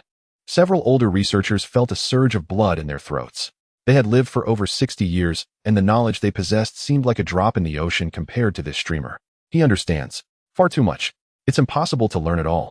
The director of the Nuclear Fusion Research Institute sighed, regretfully shaking his head. I wonder how old this streamer is this year. Based on his voice, I estimate he should be just over 30 years old. At just over 30, he has achieved such accomplishments. The younger generation is truly formidable. However, what the director did not expect was that he would soon meet this prodigy. He would never have guessed that this prodigy is actually only 22 years old this year. At 22, while the director was still in school, Yichio had already become the most brilliant mind in technology on Blue Star. In order to garner more popularity and donations, Yichio simultaneously launched a voting session on 2 live streaming platforms. The rules are as follows. Name the third-tier mecha. A donation of $1 will immediately initiate the naming option. Thereafter, every additional dollar will elevate that name by 1 rank, with the final name being the first-place winner. A time limit of 10 minutes is set, and the countdown begins. 9 minutes and 59 seconds. Simultaneously, to encourage participation from the netizens, Yichio immediately spoke up in the live stream. Dear netizens, please rest assured I know money is incredibly precious in the apocalypse, but none of this money will sit uselessly in my pocket. Every dollar you donate will be used to purchase the materials needed to construct the beast-hunting mechas. You could say that the funding for this third-tier mecha is entirely from your donations. Pausing for a moment, Yichio vowed in front of the several tens of millions of viewers across both platforms. If I lie, then my household registration book will only have me in it. As soon as this vow was made, more and more netizens began donating $1 to name the third-tier mecha. Initially, they were somewhat resistant, as spending money to name a third-tier mecha seemed a bit unseemly. However, upon hearing Yichio mention that this money would be used to purchase materials for constructing beast-hunting mechas to combat the giants, the netizens eagerly took action. That's great. I never expected that one day the money I donate would be used to strike the giants. Damn giant streamer, hurry up and construct stronger beast-hunting mechas to slaughter them all. Exactly. Drive out the giants. Blue Star belongs to humanity. The enthusiasm of the netizens was instantly ignited by Yichio. Regardless of whether they were wealthy or not, they all donated $1 to propose a name which appeared on the leaderboard. Little did they know there was indeed only one person left in Yichio's household registration book. The 10 minutes quickly ticked down. To Yichio's surprise, on the Tiger Shark platform, the total voting amount from Dragon Country's netizens exceeded 70 million, nearing 100 million. In contrast, the beautiful country's netizens only contributed over 30 million. Yet, even so, these two figures shattered the previous highest donation record in the live streaming industry. Yichio observed closely and discovered that the reason Dragon Country had such a high amount was because of the involvement of official departments.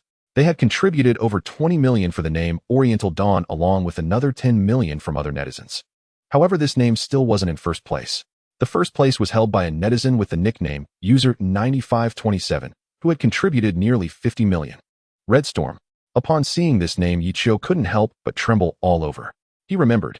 In his past life, there was a primal-grade mecha called Redstorm.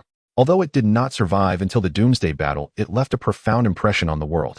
When a large group of primal-grade giants first appeared in the Pacific, it was the pilot of Redstorm who took the lead, charging to the front to fight. All Divine Tier practitioners knew that blocking at that position was tantamount to certain death. Yet to buy time for the refugees in the underground city along the coast, the pilot of Redstorm resolutely charged in, fighting alone. In the end, he heroically sacrificed himself, using his mortal body to buy 8 minutes and 21 seconds of time for the refugees in the coastal cities underground.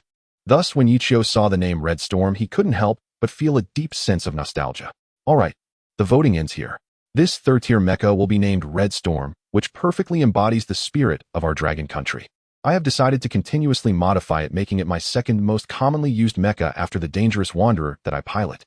After Yichio announced the name of the new third-tier mech, it immediately sparked high enthusiasm in the live stream room. After all, Redstorm resonates well with the spirit of the Dragon Country, the Wind of Red. In his past life, Yichio greatly admired the mech piloted by Redstorm. In this life, he would take on the mantle of the new Red Storm and carry it forward. After finishing these, Yi Qiu bid farewell to the viewers. Dear audience, today's live stream comes to an end. Once I make the necessary arrangements, I will start broadcasting again immediately. See you next time. With that, he abruptly turned off the live stream. He closed the broadcasts on both platforms and took a deep breath, eager to see what rewards the system would give him this time. Ding. The host has achieved 7 million online viewers. The system has issued rewards. Neural Remote Synchronous Driving Simulator Blueprint 1 in Neural Remote Synchronous Driving Mobile System Source Code 1. Ding. The host has accumulated a total tip amount exceeding 50 billion USD. The system has issued rewards. Antimatter Reactor Blueprint 1 Nanorobots 5. Ding. The host has achieved a cumulative popularity value exceeding 5 billion. The system has issued rewards. Special Tier 5 Mech Modification Blueprint 1 A Gravitational Wave Oscillator Antenna Blueprint 1. The voice of the system continuously echoed in his mind. Upon hearing these 3 rewards, Yi Qiu became immensely excited. The rewards provided by the system this time far exceeded his expectations. He never expected that his unintentional actions to generate funds for attracting viewers would directly accomplish various tasks. The modification blueprint he obtained was actually a special Tier 5 Mech Modification Blueprint, which meant he could now go toe-to-toe with some Tier 6 beast hunting mechs. He focused his mind on the numerical control panel to check the details of the rewards. Neural Remote Synchronous Driving Mobile System. This program can be imported into beast hunting mechs and build a Neural Remote Synchronous Driving Simulator, allowing the pilot to establish a neural connection with the mech for remote driving.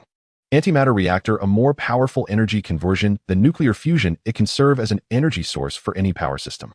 To install it as a power source in the beast hunting mech, a container capable of holding antimatter is also needed. After reviewing these 2 unfamiliar weapon functions, Yi Qiu's eyes immediately lit up. In his past life, even though humanity had developed the divine tier beast hunting mech, such a powerful beast-slaying weapon was limited due to its size and the massive energy consumption of various equipped weapons. To solve these problems, a sufficiently powerful energy source was necessary. Nuclear fusion was no longer adequate to support these demands. However, there were no more advanced reactors available at that time. Even though humanity had contemplated using antimatter, they could only artificially produce a small amount in certain areas. To use it as a power source for beast hunting mechs was nothing but a pipe dream. Ultimately, the power source equipped on divine tier mechs was merely a super nuclear fusion power source combined with a special controllable regenerative energy source. Haha, now that I possess an antimatter reactor, it effectively resolves the issue of excessive mech load and the lack of compatible power sources, which hindered mobility. Yi Qiu felt a surge of excitement. He had now addressed the major flaw of divine tier mechs from his past life. The only downside was that he still lacked a container that could hold antimatter. For now, it could only serve as the energy source for the underground base and could not be directly installed in the beast hunting mech. He then shifted his focus to the remote driving system. With this system, he could pilot the beast hunting mech without being physically present in the cockpit. Even if unforeseen circumstances arose during a mission leading to failure and the mech being torn apart, he would not die directly. This way, the possibility of dying due to unexpected incidents was avoided. With that thought, Yi Qiu wasted no time. He summoned the nano-robots and imported the blueprint for the remote driving simulator. Importing the Neural Remote Synchronous Driving Simulator Blueprint. Import successful. Construction begins. Requires construction materials. What the heck does this mean? I have to spend money to exchange with the system again. Yi Qiu cursed. If this system were a merchant, it would truly be making a fortune. Fortunately, he had already swindled a few hundred billion from the beautiful country, so buying materials was not a particularly burdensome task. He quickly exchanged the necessary construction materials with the system. However, watching the numerical control panel deduct $20 billion made Yi Qiu nearly jump out of anger. What the heck? What kind of materials cost 20 billion USD? Isn't this just robbery? Yi Qiu was left dumbfounded. The money he had painstakingly swindled from the beautiful country had disappeared in an instant, taking a third of it. He looked at the remaining Special Tier 5 Mech Modification Blueprint and Gravitational Wave Oscillator Antenna Blueprint, falling into deep thought. If these required money to exchange for materials, then he feared he wouldn't have enough left. Damn, does the system require me to exchange materials for the construction of these 2 blueprints as well? Ding. Host, yes. Since materials cannot be provided out of thin air during your previous mech modifications and construction of the underground base, the system automatically deducted from your accumulated popularity value, which was not provided out of thin air. Hearing the mechanical voice of the system, Yi Qiu felt a bit of a headache. Had he known it would be like this, he should have asked the beautiful country for more money and sold them some blueprints as well. Now that he had already deceived the beautiful country, if he went back, the previous methods would surely not work anymore. TSK. It seems I must resort to that more profitable method. Raising a few mechs, it's really burning money. Yichio lingered in the underground base for a while before deciding to return to Underground City No. 13. The next time he comes it should be when the base construction is completed. Estimated completion time for the underground base, 4 days, 20 hours, 3 minutes, and 19 seconds. Completion progress 18. The control panel displayed that it would take over 4 more days to finish completely. He planned to return and repair the old God of War, bringing it to Port Island. Because once the Dangerous Wanderer was modified into a special 5th-tier mech along with the old God of War, he would essentially be prepared to hunt down the primordial beast lurking in the East Sea. However, to be safe, Yichio decided to wait until the Dangerous Wanderer advanced to a 6th-tier mech before heading out. Even with the long-range driving system now available, he wasn't willing to take that risk. After all, the Dangerous Wanderer was his main station mech. If it were destroyed in battle, it would be far too costly.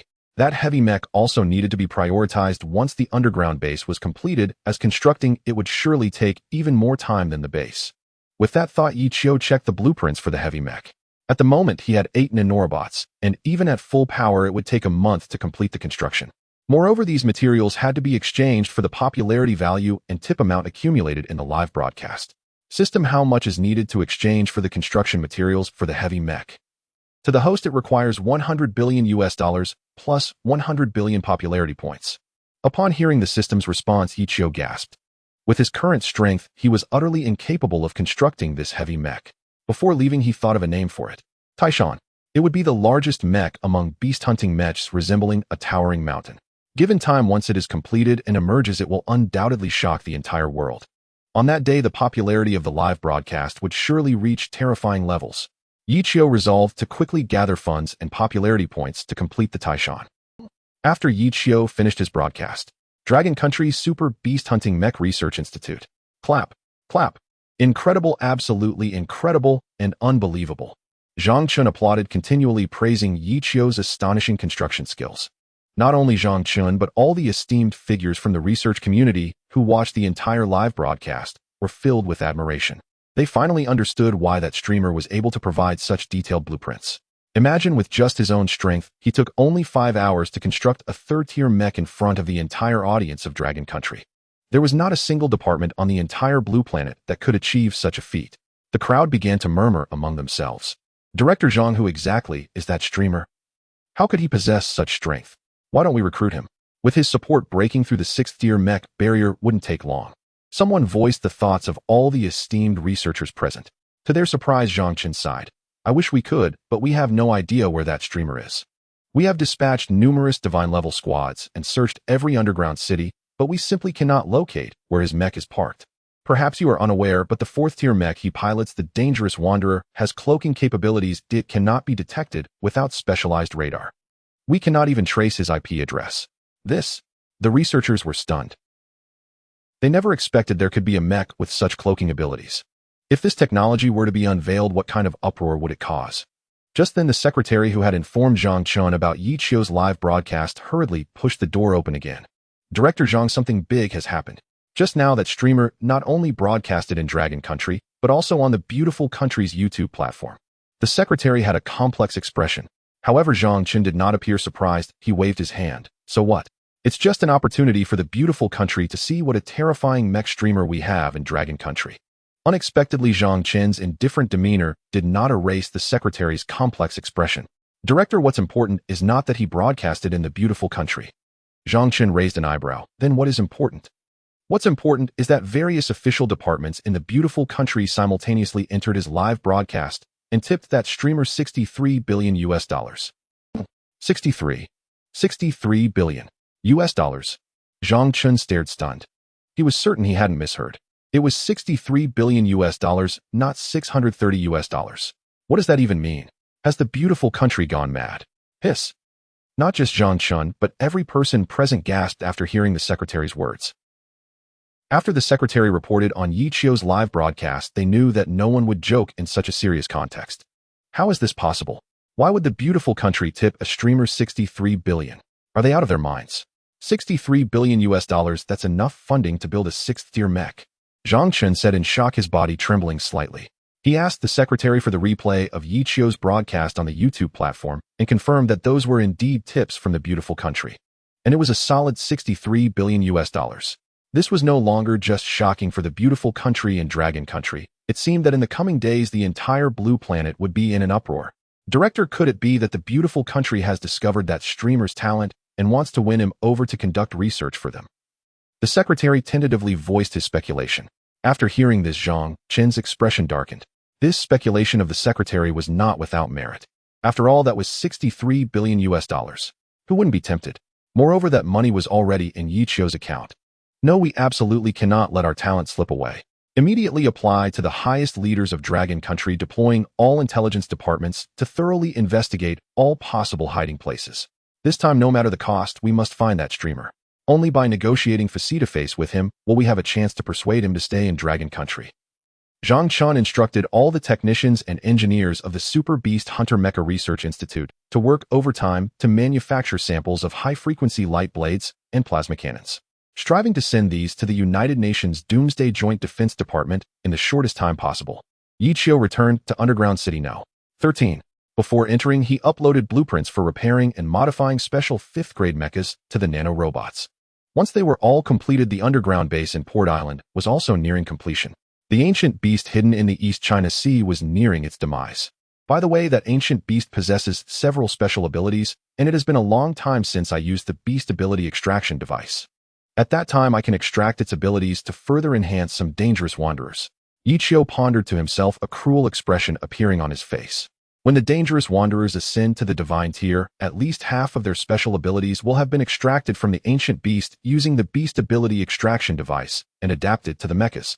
It can be said that it is magic defeating magic. Yi Qiu took out the divine tier nutrient supplement he had obtained from the beautiful country, opened a can, and comfortably lay on the bed. With this supplement, he no longer needed to sleep for long periods to recover his stamina. Without live streaming, I suddenly don't know what to do. Yi Qiu rested his arms behind his head, gazing at the swaying fan, feeling quite bored. Alright, I wonder if Ling Xue's father used those medicines effectively. Thinking of this, Yi Qiu immediately sat up from the bed, tidied himself up, and went out. On the way, he saw many scavengers on the streets of the underground city. They were in tattered clothes, and some children, only 5 or 6 years old, had dirty faces, constantly searching for items they could trade for resources. Seeing this scene further solidified Yi Qiu's determination to swiftly eradicate the ancient beasts. Arriving outside Ling Xue's home, Yi Qiu knocked politely on the door. After knocking several times, there was no response from inside. Ling Xue, Ling Xue. Yi Qiu tentatively called out a few times before a cough came from within. Is it Xiao Qiu? The door isn't locked, just pull it open to come in. Yi Qiu was momentarily taken aback, recognizing it was the voice of Ling Xue's father, Ling Yaoyang. After a brief hesitation, he still entered Ling Xue's home. Once inside, he noticed Ling Yaoyang poking his head out from the room, clearly unable to get out of bed. Sorry, Xiao Qiu, my leg is still inconvenient, I can't get out of bed. It's fine, uncle. I came to ask about Ling Xue's health. It seems like aside from your leg having some minor issues, you are mostly fine. Yi Qiu smiled slightly, observing Ling Yaoyang's complexion, which seemed to show he was mostly okay. Thanks to the medicine you provided, I was able to return from the brink of death. By the way, Xiao Xue mentioned she wanted Dong Peng to get something for you. If you want to find her, you might just run into her there. Ling Yaoyang looked at Yi Qiu, gratefully inquiring where Ling Xue obtained the medicine, but Ling Xue refused to disclose it. However, he was once a successful person and understood that someone capable of precisely obtaining the necessary medicine in the apocalypse was certainly not an ordinary character. Especially seeing Yi Qiu dressed plainly but exuding confidence, Ling Yaoyang knew that Yi Qiu's identity was definitely not simple. He readily disclosed Ling Xue's whereabouts. Dong Peng. Yi Qiu's heart suddenly skipped a beat upon hearing the name. He knew this person. In his past life, Dong Peng was among the first batch to ascend from Underground City No. 13 to become a divine tier warrior. Moreover, he performed exceptionally well during training, rapidly increasing his physical abilities and soon reaching the level of a 3rd-tier divine warrior. Yet he also had a highly contemptible behavior. He was morally corrupt and had a penchant for chasing after women.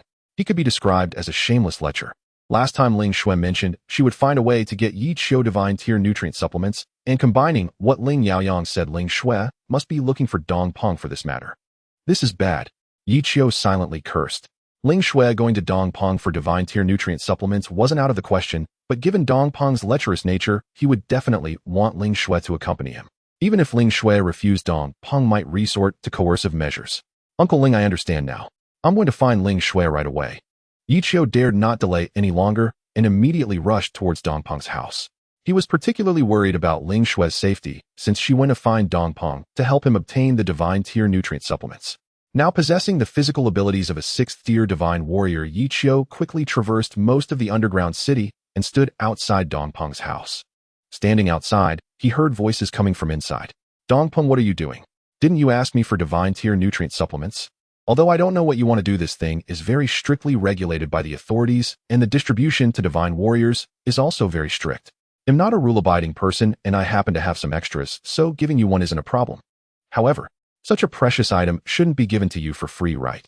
You're quite attractive, how about we? Dongpeng's tone became exceedingly flirtatious. Shortly after, Yi Qiu heard Ling Shue's startled cry. You? Don't touch me. I don't want it. Hehe, you say you want it, but then you say you don't. What do you think I Dongpeng am? To be frank, Ling Shue, you are the most beautiful girl in Underground City. No. 13. I have long been interested in you. I didn't expect you to come to me voluntarily today, so you can forget about leaving. Slap. A crisp sound of a slap echoed. You beast, don't touch me. I'm going to report you. As a divine warrior, how could you force someone to do such a thing? You're finished. Unexpectedly, Ling Shue's threatening tone only made Dongpeng laugh heartily. I am a 3rd-tier divine warrior, and you are just an ordinary Underground City refugee. Do you think the authorities would punish a 3rd-tier divine warrior for someone of your status? Do you know how much effort it takes to cultivate a 3rd-tier divine warrior?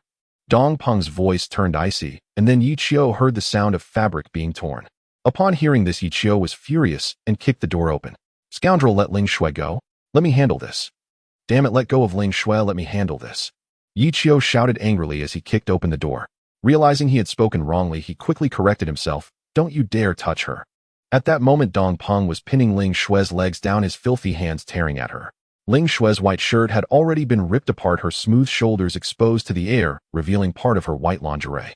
Tears streaked down her face as she tightly protected her chest with her hands. Who the hell are you? You just kicked down my door. Do you even know who I am? Dongpeng turned sharply to look at Yi Qiu. His good fortune interrupted his mood, especially foul. He noticed that the newcomer was just an ordinary-looking youth, a hint of disdain flashing in his eyes. Kid, if you know what's good for you, get the hell out of here. Don't mess up my fun. By the way, you just said let her go and let you come. You kneel and call me Father Peng, and I might consider letting you have a try after I'm done. Dongpeng mocked Yi Qiu. He thought this kid just happened to pass by and heard about his business with Ling Shue wanting to get a share. Understanding this, Dongpeng became even more arrogant. Get out of here quickly. After I'm done, I'll let you enjoy yourself too. Dongpeng impatiently tossed out a sentence, then ignored Qi Mu and continued tearing Ling Shue's clothes. But what he didn't expect was that just as he turned his head, his waist felt as if it were hit by a car. In an instant of pain, he flew out like a kite with a severed string. Dongpeng crashed heavily against the wall. Even with his 3rd-tier divine physique, he could not withstand Yi Qiu's kick. He clutched his waist and staggered to stand, but found he couldn't straighten up. His ribs were broken. Puff! Dongpeng spat out a mouthful of blood, feeling as if his entire body was on the verge of falling apart. Yi Qiu stood not far from him, coldly staring, then took off his outer jacket and draped it over Ling Shue.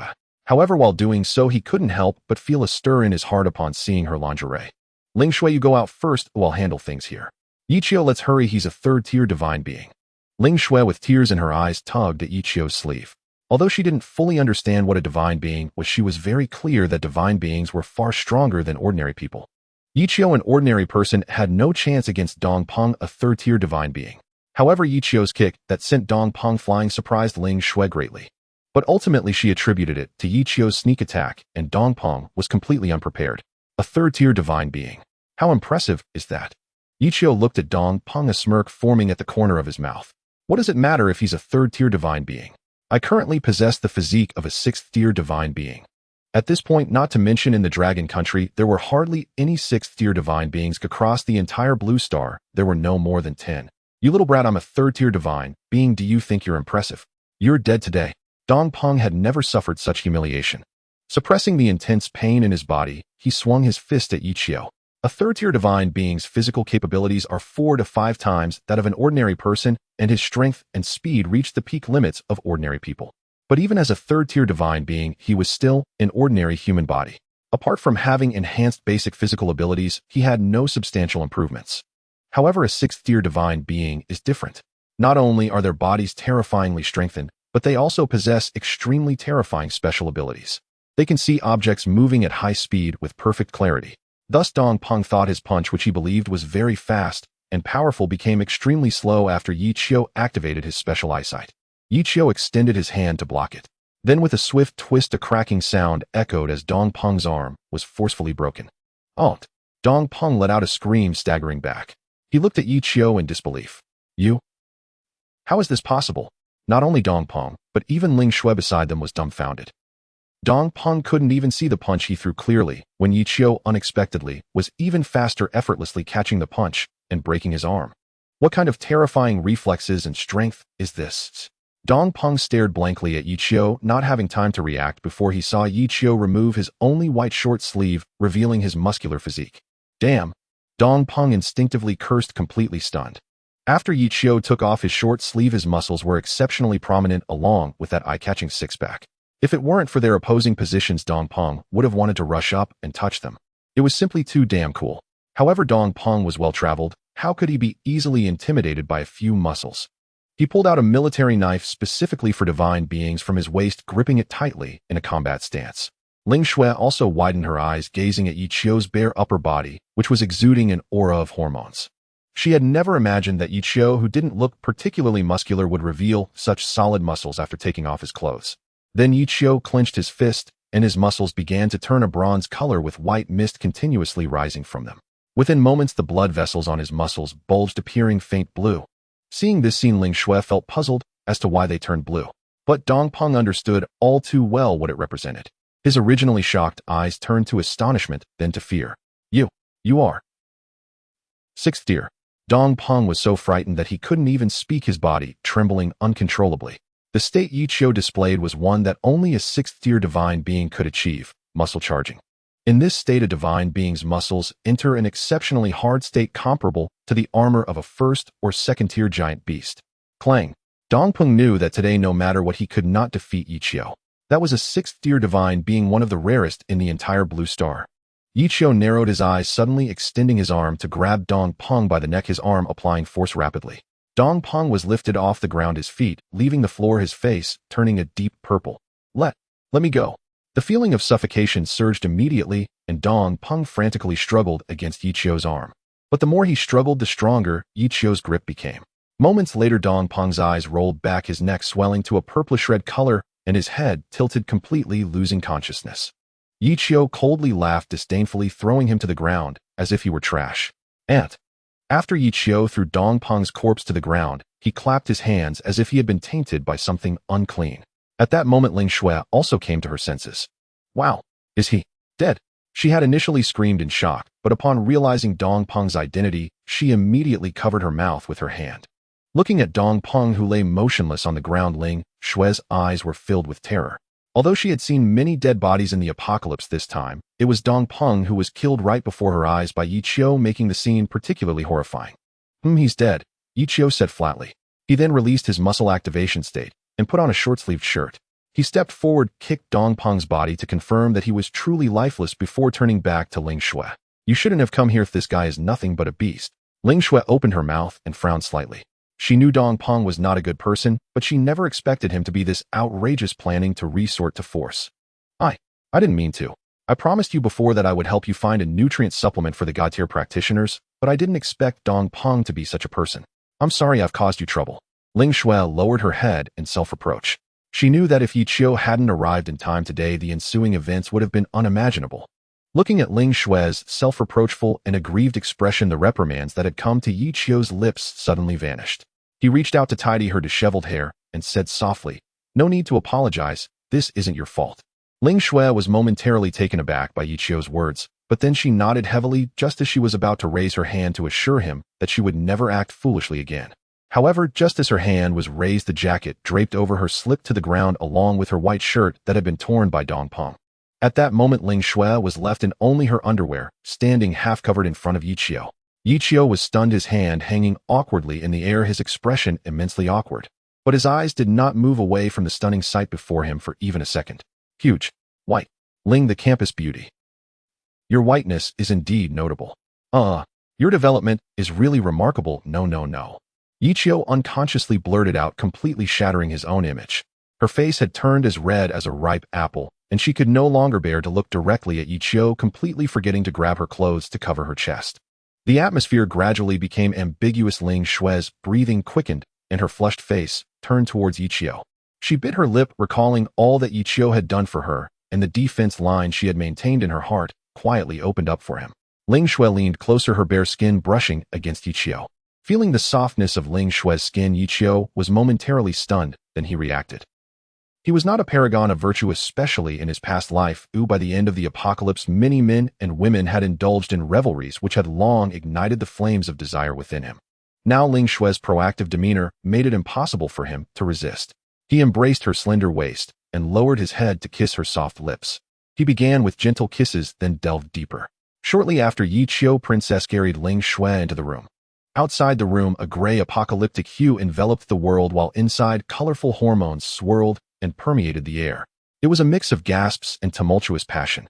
An hour later, Yichio and Ling Xue emerged from the room, fully dressed again.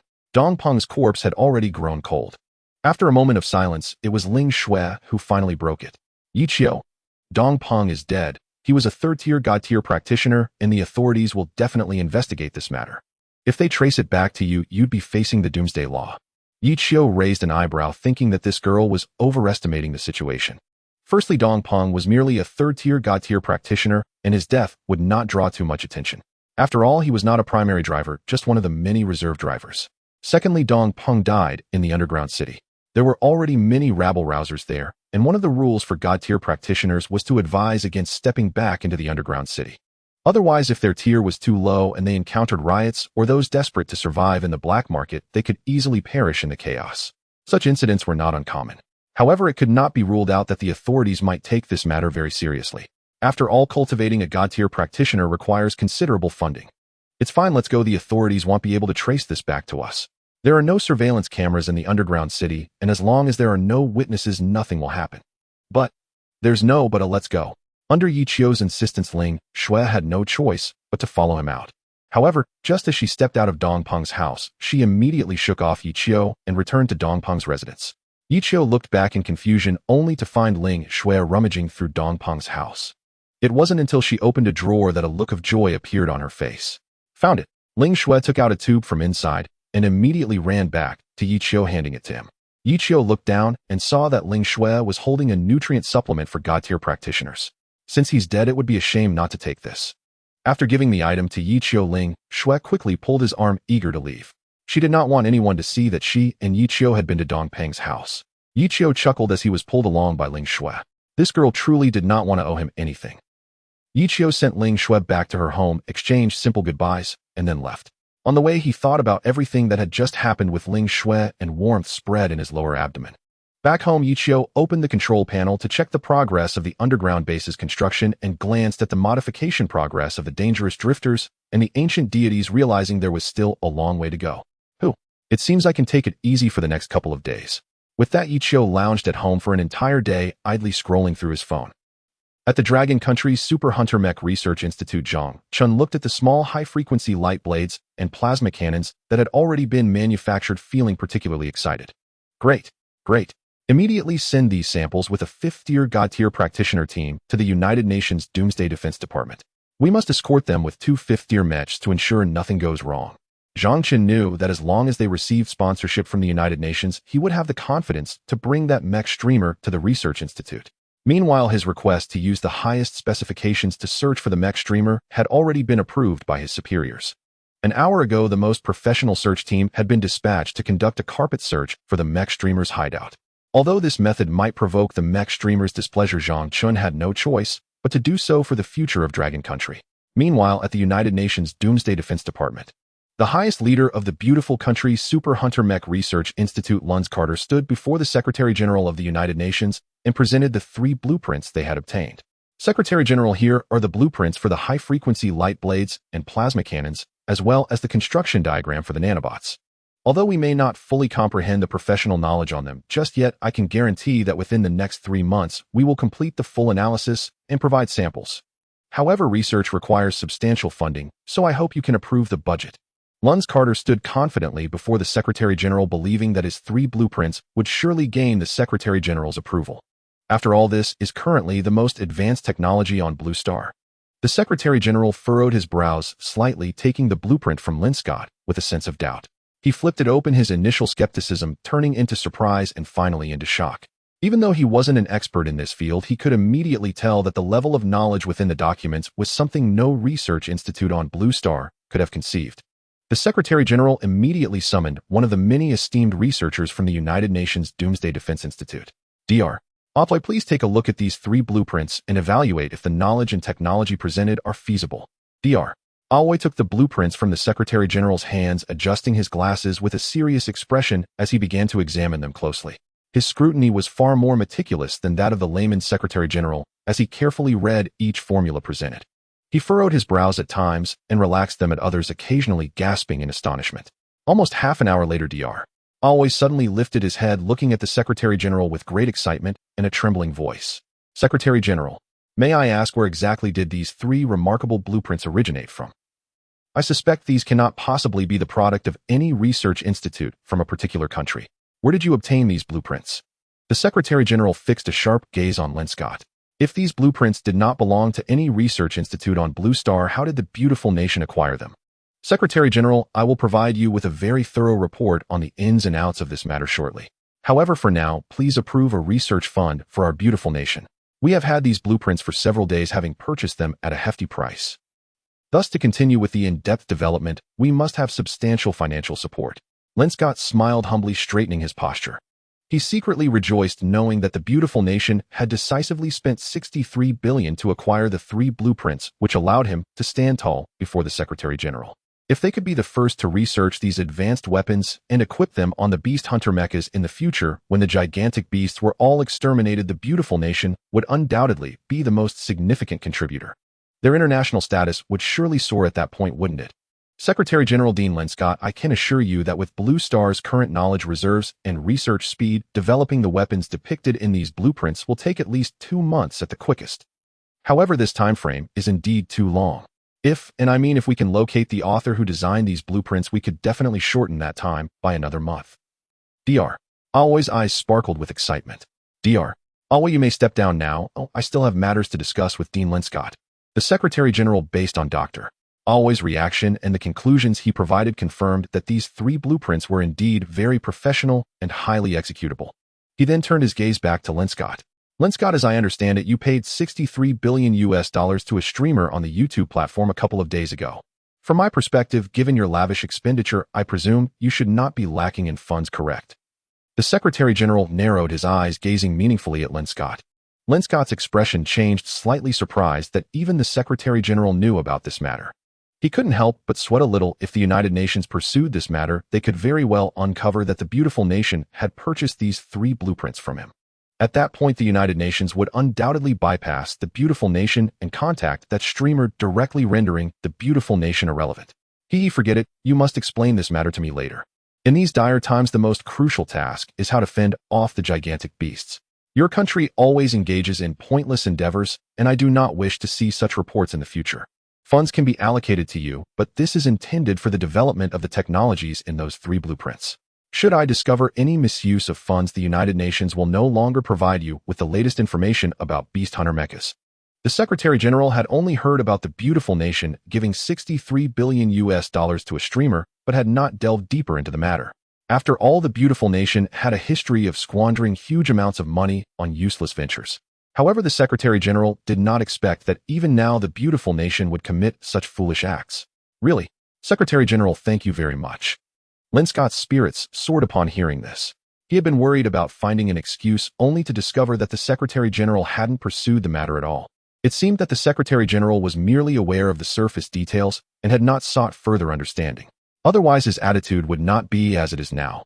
Global announcement: 2 hours ago, the beautiful nation provided 3 blueprints, all pertaining to new types of weapons for the beast hunter mechas. The beautiful nation has pledged that within 2 months, they will definitely produce a finished product to be equipped on the latest batch of beast hunter mechas. Currently, the United Nations Doomsday Defense Institute has allocated $150 billion to the beautiful nation as research funding. As Ichio was scrolling through his phone, he suddenly heard such news from the old radio. He immediately sat up straight, raising his eyebrows. Tisk, the beautiful nation has played a clever hand. Unable to develop the items depicted in the blueprints themselves, they resorted to deceiving the United Nations for money. They truly have their methods. They are even more unscrupulous than I am. Yichio chuckled, but felt no discomfort. He knew that the $150 billion would ultimately have to be refunded by the beautiful nation. The blueprints sold to the beautiful nation were not marked with any of Blue Star's existing knowledge. They would absolutely not be able to manufacture anything in a short time. However, the blueprints he freely provided to the Dragon Nation's Super Beast Hunter Mecha Research Institute were all marked with very detailed annotations. If the Dragon Nation's Research Institute was quick enough, they might have already produced a prototype. Now that will be quite a spectacle. The beautiful nation's face will surely be slapped by my Dragon Nation. Yichio's face flashed with a hint of amusement. He did not expect the United Nations would issue a global announcement so quickly, which would also tarnish the United Nations' reputation. However, it was just right. Now the beautiful nation was like a mute eating bitter gall, unable to voice their grievances. Yichio glanced at his watch, estimating that the Dragon Nation's divine-level team was probably nearing the headquarters of the United Nations Doomsday Defense Institute. After the Doomsday Defense Institute of the United Nations issued a global announcement, it caused a tremendous uproar on Blue Star. In the past, whenever the United Nations released information related to beast hunting mechs, it signified that there had been significant breakthroughs. This time, however, the United Nations spoke of 3 blueprints, whereas previously there had only been unilateral technological advancements. Yura, I remember that the beautiful nation had just developed the high-frequency light blade technology recently. Now there are blueprints for equipping it on mechs. Damn it. I didn't expect the new technological breakthrough to come from the beautiful nation. It seems our research institutes in the motherland need to step up. Exactly. Every time it should have been a contribution from our motherland. After all, we are the big brother in the field of beast hunting mechs. Netizens from Neon Nation commented, while so it was the big brother who provided the blueprints. As long as we can research it, our Neon Nation will definitely be the first country to possess these technologies after the United Nations. Indeed, we have chosen the right big brother. If it weren't for the big brother, our Neon Nation would have been sunk by the behemoths at the onset of their invasion. Netizens from Dubai exclaimed, what? New weapons are out. We need to buy them immediately. Yes, we must buy them right away, or we need to arm our beast hunting mechs to the teeth. It's a pity they don't sell 6th tier mechs, so otherwise with 6th tier mechs our nation would definitely be among the powerful countries. Many voices on the internet were filled with excitement, all agreeing that these new weapons were exceptionally advanced. However, only the Dragon Nation's netizens remained unfazed, even feeling a bit amused. High-frequency light blades, plasma cannons, nanobots. Aren't those just leftovers from our unofficial mech experiments? The beautiful nation is only now proposing blueprints. This is hilarious. I didn't expect that the new gadgets from the beautiful nation are things we've already experimented with. Damn it. Is this really it? I thought it would be something impressive. Let me tell you, our mech streamers have already evolved past these weapons. The Dragon Nation's netizens continued to comment on the forum, provoking the displeasure of some trolls from other countries. If your Dragon Nation really had this technology, why haven't you revealed it? What nonsense. The Dragon Nation is known for boasting if they had this technology, they would have submitted it to the United Nations for funding and mass production long ago. Why is there still no news? Anyone can brag. The immortal country can boast even more than you. The words of the Dragon Nation's netizens went largely disbelieved. After all, Yichio had only piloted the Dangerous Wanderer during a live broadcast in the Dragon Nation. Of course, some netizens from the beautiful nation were also aware of the situation, but they chose not to speak out. After all, coming forward now would be slapping their own country's face. Just as netizens from various countries were engaged in discussions below the United Nations forum, the Doomsday Defense Institute of the United Nations unexpectedly started a live broadcast. In the footage, the Secretary General of the United Nations stood in front of the screen, flanked by Xiaofei, the captain of the Dragon Nation's elite team sent there. This is the first live broadcast by the United Nations. The urgency of the situation does not permit us to edit the global announcement for everyone. The Secretary General spoke with palpable excitement, his eagerness almost impossible to conceal. All the netizens were taken aback. Since the onset of the behemoth apocalypse, the Secretary General had not shown his face again, and many had almost forgotten what he looked like. Now that he was broadcasting live, it was evident that he had a momentous announcement to make. The Secretary General took a step back, his hands trembling slightly, as he inclined his body to make way for Bai Xiaofei behind him. Who is this kid that can make the Secretary General of the United Nations Doomsday Defense Institute so humble? What the hell? This is unscientific. Isn't the Secretary General always respectful to researchers? I don't recall there being such a young and outstanding researcher on Blue Star. Oh my god. If I remember correctly, this is a 5th-tier elite from the Dragon Nation.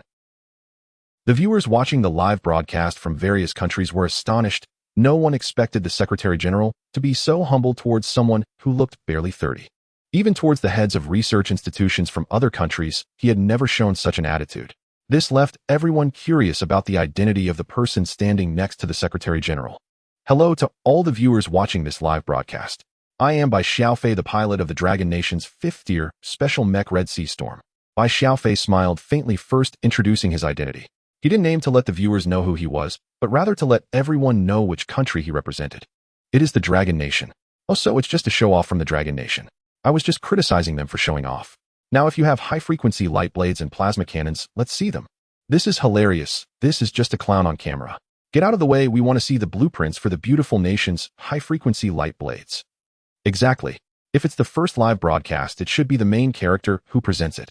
Upon hearing that Bai Xiaofei was from the Dragon Nation, those who had just been arguing with the Dragon Nation netizens immediately turned their attention to Bai Xiaofei. These people are like that, no matter what Bai Xiaofei is there for, they directly attack him. In a world of apocalypse, people always seek immediate pleasure. If indiscriminate insults could bring them satisfaction, these individuals would do so without hesitation. Unexpectedly, before these comments could be posted for long, Bai Xiaofei confidently smiled and announced a shocking piece of news that left everyone speechless. I represent the Dragon Nation to come to the United Nations Doomsday Defense Institute to announce good news to the world. Our Dragon Nation has developed prototypes of high-frequency light blades and plasma cannons. Currently, they can be mounted on mechs of 3rd tier and below, while adaptations for higher-tier mechs are still under research. Without a doubt, they are expected to be successfully developed within a week. As soon as Bai Xiaofei finished speaking, all the netizens watching the live broadcast from the United Nations Doomsday Defense Institute were dumbfounded. Their fingers that had been typing furiously suddenly stopped. What? The Dragon Nation has developed high-frequency light blades and plasma cannons, and they can already be mounted on beast-hunting mechs. Adaptations for higher-tier mechs will also be developed within a week. Hey, the beautiful nation has just released blueprints, and the United Nations hasn't even developed them yet. How did your Dragon Nation research them? Impossible. Absolutely impossible. When the netizens realized what was happening, their typing speed became even more frenzied. They began to mock the Dragon Nation. No one believes that the Dragon Nation coincidentally came up with a finished product right after the global announcement was made. Did the beautiful nation's research speed fall behind the Dragon Nation? Bullshit. Nonsense. This is definitely nonsense. The beautiful nation just submitted the blueprints to the United Nations Doomsday Defense Institute, and the institute has released a global announcement. This kid from the Dragon Nation is lying, right? I think so too. He must be talking nonsense. If the Dragon Nation really developed these things, I would eat gold while standing on my head. 666. The Dragon Nation is boasting again. Let's wait to see them get slapped in the face. After Bai Xiaofei announced that manhwa had developed samples of high-frequency light blades and plasma cannons, the forum of the United Nations Doomsday Joint Defense Institute nearly exploded. If this is true, wouldn't the beautiful country become a laughingstock? You provided the blueprints and manhwa directly delivered the finished products. Under everyone's doubts, Bai Xiaofei signaled the Secretary General that it was time to switch the camera. As the camera turned, the scene shifted to the beast-hunting mecha testing base of the United Nations Doomsday Joint Defense Institute. There stood a red 3rd-tier beast-hunting mecha waiting for orders. Captain Bai, we can start the test now. Begin the test. As Bai Xiaofei issued the command through his earpiece, the divine-tier pilot controlling the 3rd-tier mecha immediately activated it. He first swung out his left mechanical arm, from which a black mechanical box popped out. In the next second, blue electricity began to emerge and charging commenced. A few seconds later, the light blade was entirely blue and all the manhwa audience erupted in excitement. It was real. The high-frequency light blade on this 3rd-tier mecha's arm was identical to that on the arm of the dangerous drifter piloted by the mecha streamer. The 3rd-tier mecha swung the high-frequency light blade, dropping to one knee as it swept its left arm, directly cutting through the massive testing rock, blocking its path. The falling boulder plummeted towards the testing 3rd-tier mecha, but in the next moment its right arm began to deform, quickly transforming into the shape of a cannon. The cannon rapidly charged, gathering into a ball of ion cannon. Charging complete, bang. The ion cannon fired and struck the boulder. In an instant, the massive boulder shattered into millions of small fragments. This all took just a few seconds, leaving the online viewers in awe. While breaking the stone was not surprising, what shocked everyone was the weapon of this 3rd-tier mecha. It was indeed using a high-frequency light blade and a plasma cannon. Holy crap. No way, are you serious? Do you really have these two things? This is the United Nations Doomsday Joint Defense Institute, so it can't be fake. Does that mean manhwa really manufactured them? I'm dying of laughter now. The beautiful country has become a mere backdrop. No wonder the Secretary General holds this by in such high regard. Manhwa is impressive. Manhwa is impressive one.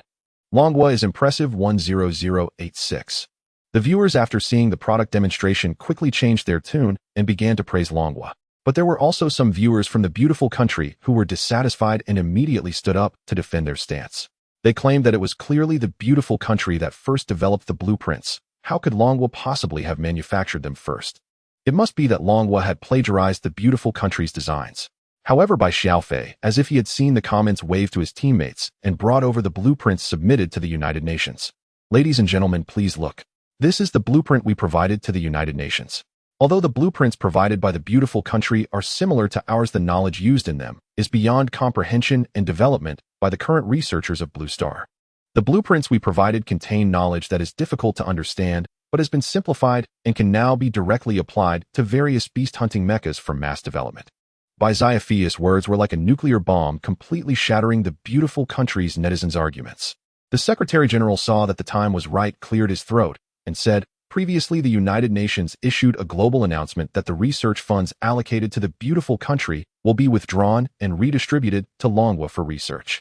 If Manhwa can continuously develop weapons that surpass the current technological means of Blue Star, then the day humanity will defeat the giant beasts is just around the corner. Manhwa's Super Beast Hunting Mecha Research Institute. Zhangchen also learned that a few hours ago the beautiful country provided the United Nations with 3 blueprints identical to those of Manhwa. The only difference was that the knowledge on the blueprints they provided had not been simplified. Zhangchen instantly understood the reason behind this. That streamer not only possesses technological means, but also has a powerful ability to utilize resources.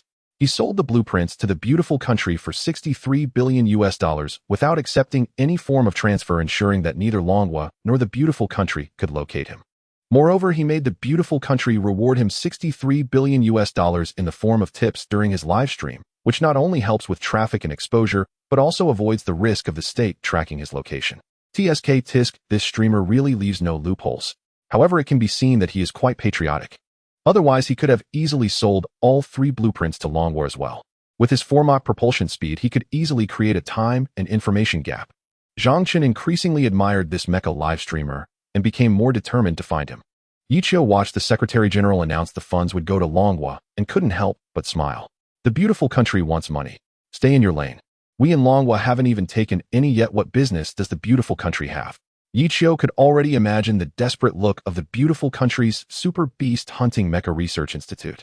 They spent $63 billion to purchase 3 blueprints, and even if they couldn't understand them, at least they could still obtain some funding from the United Nations Doomsday Joint Defense Institute and slowly research them. But now Manhwa has directly presented an identical blueprint and informed the world that the difficult knowledge on that blueprint has been simplified, allowing for immediate mass production. The beautiful country was on the verge of cursing.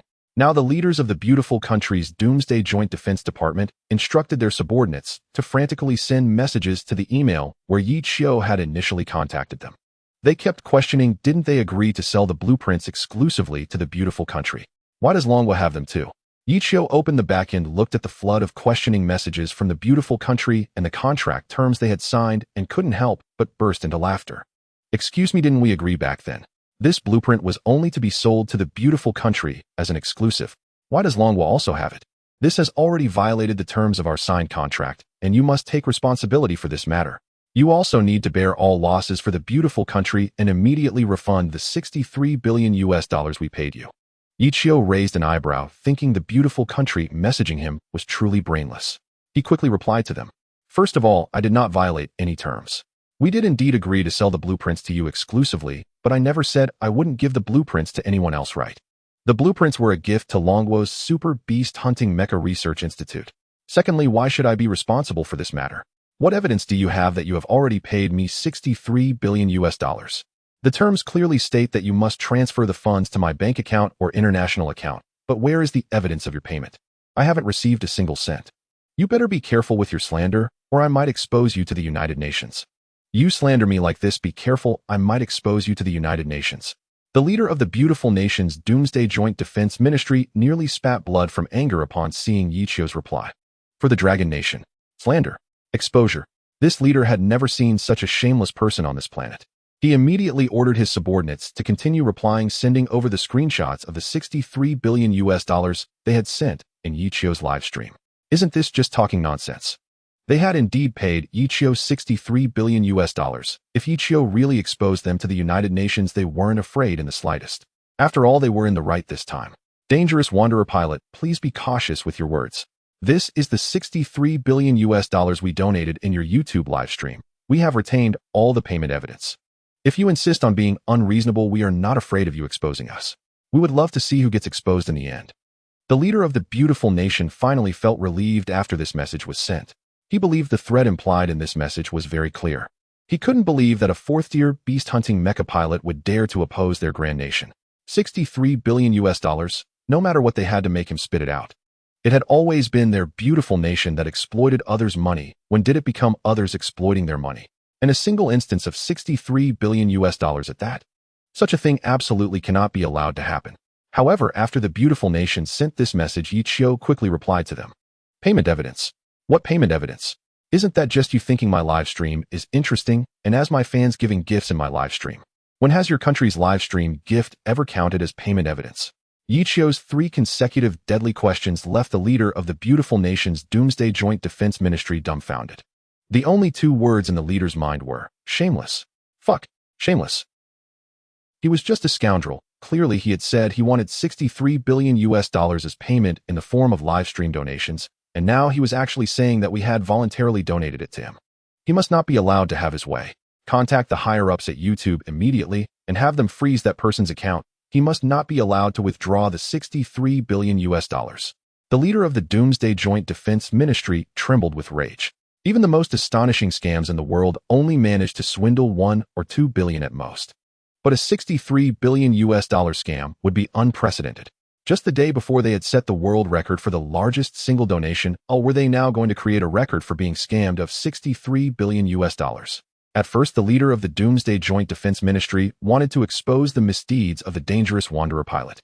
But thinking about how if this matter truly got exposed, the beautiful nation would immediately become a laughingstock. Imagine a grand nation being swindled 63 billion US dollars by a small character. Wouldn't that make other countries laugh their teeth out? The most hateful thing was that the pilot of the dangerous Wanderer was not even an official god tier from the Dragon Nation. The beautiful nation could not directly demand the Dragon Nation to hand over the dangerous Wanderer pilot. This meant they had no way to capture the dangerous Wanderer. Unless they had permission from the United Nations, their beast-hunting mechas could not enter the interior of the Dragon Nation. Is it done? Tell the higher-ups at YouTube to freeze that streamer's account. The leader felt a chill run down his spine thinking about this. They absolutely could not let the 63 billion US dollars go to waste. However, the next second, the technical staff responsible for contacting the higher-ups at YouTube looked at the leader with a tearful face. Report, sir. According to the information from YouTube, after that streamer ended the stream, he immediately transferred all the funds in his account. Originally, such a large sum would be frozen upon withdrawal. But since they feared getting involved because this was our official donation, they specifically granted permission. What? Fuck. The leader of the beautiful nation's Doomsday Joint Defense Ministry felt numb all over. How was he supposed to explain this to the higher-ups of the beautiful nation? Spending 63 billion US dollars in exchange for 3 completely incomprehensible blueprints. Originally, the 100 billion US dollars they were supposed to receive was revoked after the United Nations learned that the Dragon Nation had produced a completed product. This meant they not only got nothing, but also made the United Nations issue a useless global announcement. In the aftermath, the United Nations would definitely question where they got these blueprints from. The leader of the Doomsday Joint Defense Ministry's eyes lost focus, and then a surge of anger rose in his heart. Fuck. Immediately dispatch a team of 5th-tier god-tier experts to secretly infiltrate the Dragon Nation and find me the hiding place of that dangerous Wanderer Mecha. I want to tear him apart. Yichio looked at the beautiful nation as they stopped replying to his messages and burst into laughter while sitting on the bed. Then he promptly blacklisted the beautiful nation. It's a bit of a pity. Had I known this method was so effective, I should have sold all the blueprints I had at the time to them. Earning 200 billion US dollars at once, wouldn't that be delightful? Yichio sighed as he spoke in a showy manner. He originally planned to turn around and take another nap, then directly stream with the dangerous Wanderer, which had been modified into a 5th-tier special mecha. But a deafening noise came from outside the house. Following that was the sound of an air raid alarm. Emergency notification, emergency notification. The 4th-tier giant beast Deep Sea Apostle is only 10 kilometers away from Underground City No. 13. All residents of the Underground City should immediately take the underground elevator to evacuate. Repeat, the fourth-tier giant beast deep sea apostle is only 10 kilometers away from underground city No. 13. All residents of the underground city should immediately take the underground elevator to evacuate. Along with the air raid alarm, there was also an announcement from the underground city administrator. Yichio suddenly sat up from the bed, his face filled with disbelief. This deep-sea apostle was the giant beast that Zwakuin had previously impersonated the dangerous wanderer to approach the coast for the officials and had encountered. At that time, Yichio had not taken the time to kill it, and now it unexpectedly came to underground city No. 13. This never happened in my past life, or was it my previous decision to let it go that caused changes in the events? Yichio was greatly shocked. He did not hesitate and immediately ran towards the exit of the underground city. Everyone ran towards the underground elevator in fear, afraid of missing it and dying here. Only Yichio swam against the current, his expression serious. Yichio moved against the tide of people determined to personally handle this fourth-tier behemoth. After all, in his previous life, it never reached the 13th underground city. Now its presence here could only be attributed to the influence of Yichio. It seems that the actions taken after my rebirth will alter certain events that were never meant to occur. Yichio furrowed his brow as he approached the entrance of the underground city. He glanced back and saw 2 underground elevator cabins already departing. The cabins were not large, each capable of carrying a maximum of 100 people with a minimum interval of 30 seconds between each departure. With at least 3,000 people in an underground city, by the time they all evacuated, the deep-sea apostle would have already lifted the cover from above the underground city. It's just a fourth-tier behemoth, hardly worth mentioning. Yichio regarded the fourth-tier beast with complete disdain, especially since the dangerous drifter had now successfully transformed into a fifth-tier special mecha. To combat a fourth-tier behemoth that isn't even a peculiar species, it could easily be annihilated. Sir, please evacuate the entrance of the underground city immediately. The behemoth is approaching. A divine-tier practitioner descending from the underground elevator saw Yichio moving closer to the entrance and hurriedly reached out to pull him away. The closer one got to the entrance, the slimmer the chances of escape became.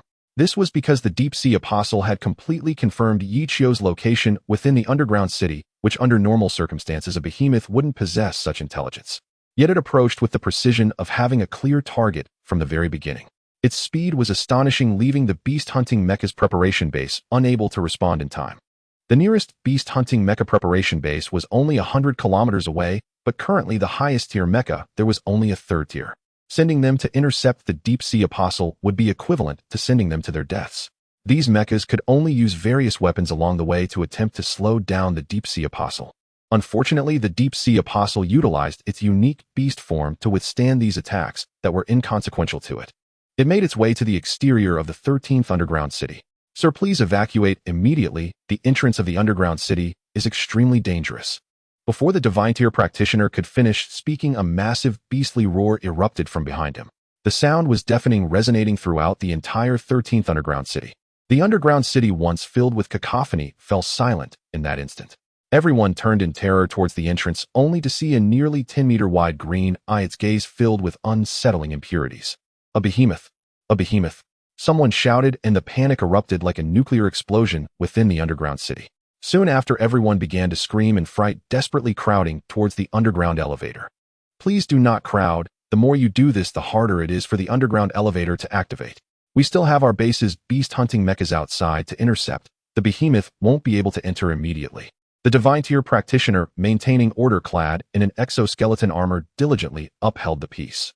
Meanwhile, the one who had tried to dissuade Yichio, seeing that he remained unyielding, decided to use a mechanical arm to forcibly take him away.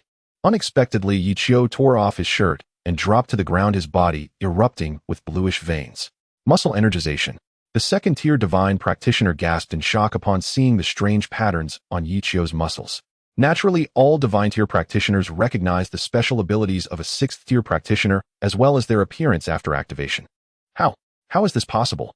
There are only 3 sixth-tier practitioners in Dragon Country, and I have seen them all, but who is he?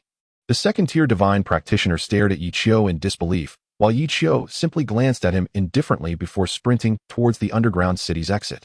As soon as Yichio disappeared from the entrance, the behemoth's eye began to retract. Roar! The behemoth let out a roar, this time not as a show of force, but a cry of pain. Through the entrance of the underground city, a massive beast-hunting mecha's foot stepped through. Soon after, its leg thrusters ignited, propelling it towards the deep-sea apostle it had thrown aside. The second-tier divine practitioner was left dumbfounded, instantly recognizing this beast-hunting mecha. It was the dangerous drifter. What the hell? The young man from earlier was the one who live-streamed the construction of the Mecha and directly annihilated the fourth-tier behemoth, the pilot of the dangerous drifter. The second-tier divine practitioner was stunned. He never expected to have encountered the streamer that the authorities had been searching for. Once he regained his composure, he quickly contacted the base. 1313, please respond. 13 received. Have all residents of the 13th underground city completed their evacuation? No. I encountered the dangerous drifter pilot here. Repeat, I met the dangerous drifter pilot in the 13th underground city. He is currently battling the fourth-tier behemoth, the deep sea apostle. The second-tier divine practitioner's voice trembled as he reported to his base. After a few moments of silence, the base finally responded. Divine practitioner Chen-Long, please confirm, have you encountered the mecha streamer, the dangerous drifter pilot, that the super beast hunting mecha research institute has been searching for? Yes, I confirm he is indeed the dangerous drifter pilot. Understood. Chen-Long, the highest command of Dragon Country, is now issuing orders directly to you. From now on, you will have full authority over all divine practitioners within a 10-kilometer radius. You are now the squad leader. Abandon all rescue personnel, or we will send a new squad to organize rescue efforts. From now on, your squad must spare no effort to uncover his identity within the 13th underground city. After receiving orders from his superiors, the second-tier divine practitioner, Chen-Long's expression turned grave. He understood what it meant when the highest command issued direct orders. He had heard that his superiors had already mobilized a fifth-tier divine practitioner squad to conduct a carpet search for this mecha streamer. To his surprise, before they could search this area, he had encountered him. If he could successfully complete this mission, he might be promoted to a third-tier or even fourth-tier divine practitioner. Moreover, he could obtain the qualification to be the inaugural mecha pilot. Report, I guarantee to complete the mission. Chen-Long immediately instructed his teammates in the channel to cease rescue operations and to investigate the identity of the young man in the 13th underground city. Unbeknownst to Yichio, his identity was about to be exposed. At this moment outside Dungeon No. 13, Yichio piloted the dangerous wanderer, never having felt the airport was so smooth. In his past life, he was merely a fifth-tier divine level practitioner, at most utilizing a fifth-tier mech. Now the dangerous wanderer had been successfully modified into a fifth-tier special mech equipped with various cutting-edge weapons that far surpassed the official fifth-tier special mechs. To combat the sea apostle of fourth-tier behemoth, he didn't need to expend much effort. Moreover, Yichio noticed that several official third-tier mechs were lingering not far away. Clearly within the nearby hunting mech preparation base, there were no mechs capable of contending with this fourth-tier beast at this time. The officials are being overly cautious. To escort 3 blueprints, they actually dispatched so many mechs to the United Nations. Don't they fear that at this very moment the behemoths will launch a full-scale attack on the inland areas? If that happens with insufficient mechs to counter them, at least half of the underground city would be devastated. Yichio sighed, deeming the live broadcast to be extremely careless on the part of the authorities. However, from the officials' perspective, this could be understood. After all, the highest level behemoths currently only reached Tier 6 and Dragon Country had 2 Tier 6 mechs. If the situation Yichio envisioned truly occurred, they would be able to handle it. Little Kalami, how do you have the courage to seek me out? Yichio looked at the sea apostle, a cruel glint flashing in his eyes. Since you have come to me, I will make sure you die a swift death. To not waste this wave of hype, Yichio immediately activated the live broadcast on Tiger Shark. Fourth-tier behemoth seeks revenge. Let's see how the streamer slaughters Little Kalami. He quickly modified the broadcast title to attract viewers with this sensational topic. This time the broadcast was rather rushed, and the hype certainly wouldn't compare to his previous streams. Just a few seconds into the broadcast, the audience in the live room quickly reached 100,000. Thanks to Yichio's previous experiences, the Tiger Shark officials monitored the backend constantly. As soon as the mech streamer went live, they directed all platform traffic towards him. Moreover, to win over the mech streamer, Tiger Shark specifically opened up privileges, changing the tipping rate from 55 to 82. The mech streamer receives 80% while the platform takes 20%. The reason for such sincerity is to hope this streamer remains on Tiger Shark and doesn't jump to other platforms. Although the gift distribution model has changed, it must be noted that the tips he collects each stream surpass the total of all other streamers on the platform combined. Such traffic and tip amounts mean that even with a 91% split, the platform would still profit handsomely. Moreover, the owner of Tiger Shark had long heard about how this mech streamer recently conducted a live stream on the beautiful country's YouTube, directly earning $63 billion in tips. This directly shattered the entire Blue Star's tipping record. If he could replicate this on Tiger Shark just once, he would earn a fortune. What is 10% of $600 billion? $60 billion.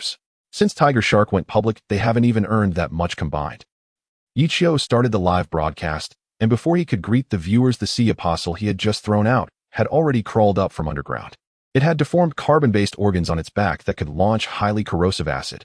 It let out a roar towards the dangerous wanderer and immediately spewed forth terrifying acid. However, after the modification, the 5th-tier special mech had become several times more agile than before. Furthermore, the dangerous wanderer's special ability was to gain enhanced defensive capabilities. One could say that the dangerous wanderer was currently the most formidable hunting mech in terms of defense on Blue Star. Even the recently developed 6th-tier mech Iron Barbie from the Russian country could not compare to Yichio's dangerous wanderer in terms of defense. The streamer has finally gone live. Ew, I've been waiting so long. Isn't that the 4th-tier behemoth from the last time in the sea? How did it come to the inland and accurately find the streamer's location? Oh my gosh, could it be that the streamer's identity is about to be exposed? If I remember correctly, this is the location of Dungeon No. 13. So the streamer has been hiding in Dungeon No. 13 all along. I've long wanted to know what kind of person could create such amazing mechs and black technology. The viewer's attention was not focused on the behemoth Yichio faced. They were all very curious about how this beast found the streamer.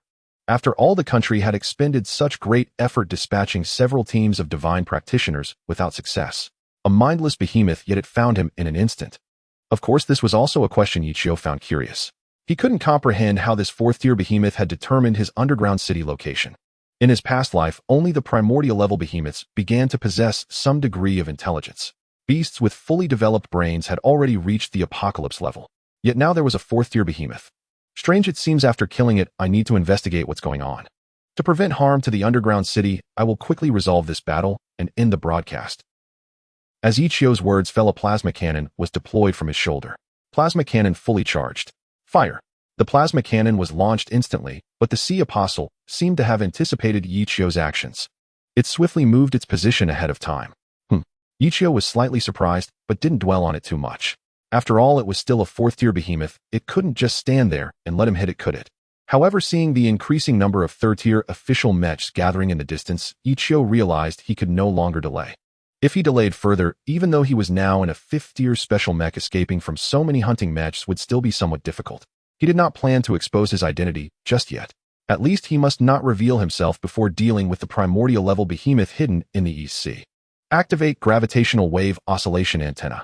After issuing this command, the dangerous wanderer's back spread open and 2 thick silver antennas extended out. Just then, the official account of the Dragon Country's Super Hunting Mech Research Institute arrived late. Zhang Chun stood before the giant screen, witnessing the thick power lines protruding from the dangerous wanderer's back, his expression changing drastically. He widened his eyes as if he had seen a terrifying alien. Gravitational wave antenna tower. No. To be precise, is this a gravitational wave antenna column? My God, what kind of devil is he? To have constructed such a small gravitational wave antenna tower, turning it into a column. The most terrifying part is that he actually installed it on a hunting mech. But gravitational waves cannot be used for direct attacks, could it be? Zhang Chun dared not think any further. The thoughts that followed had no research backing on Blue Star, existing only in theory. Yet Zhang Chun found himself in a dilemma, feeling that his conjecture was likely to be validated soon. After all, any researcher with a slight understanding of gravitational waves knew that they could not directly cause harm. Of course, this was based on humanity's current technological capabilities. If gravitational waves could be specially processed, setting their frequency to a certain value, the damage they could inflict would be catastrophic. It could be said that as long as the equipment was large enough and the power limit high enough, it could emit gravitational waves directly from Blue Star, capable of destroying an entire star.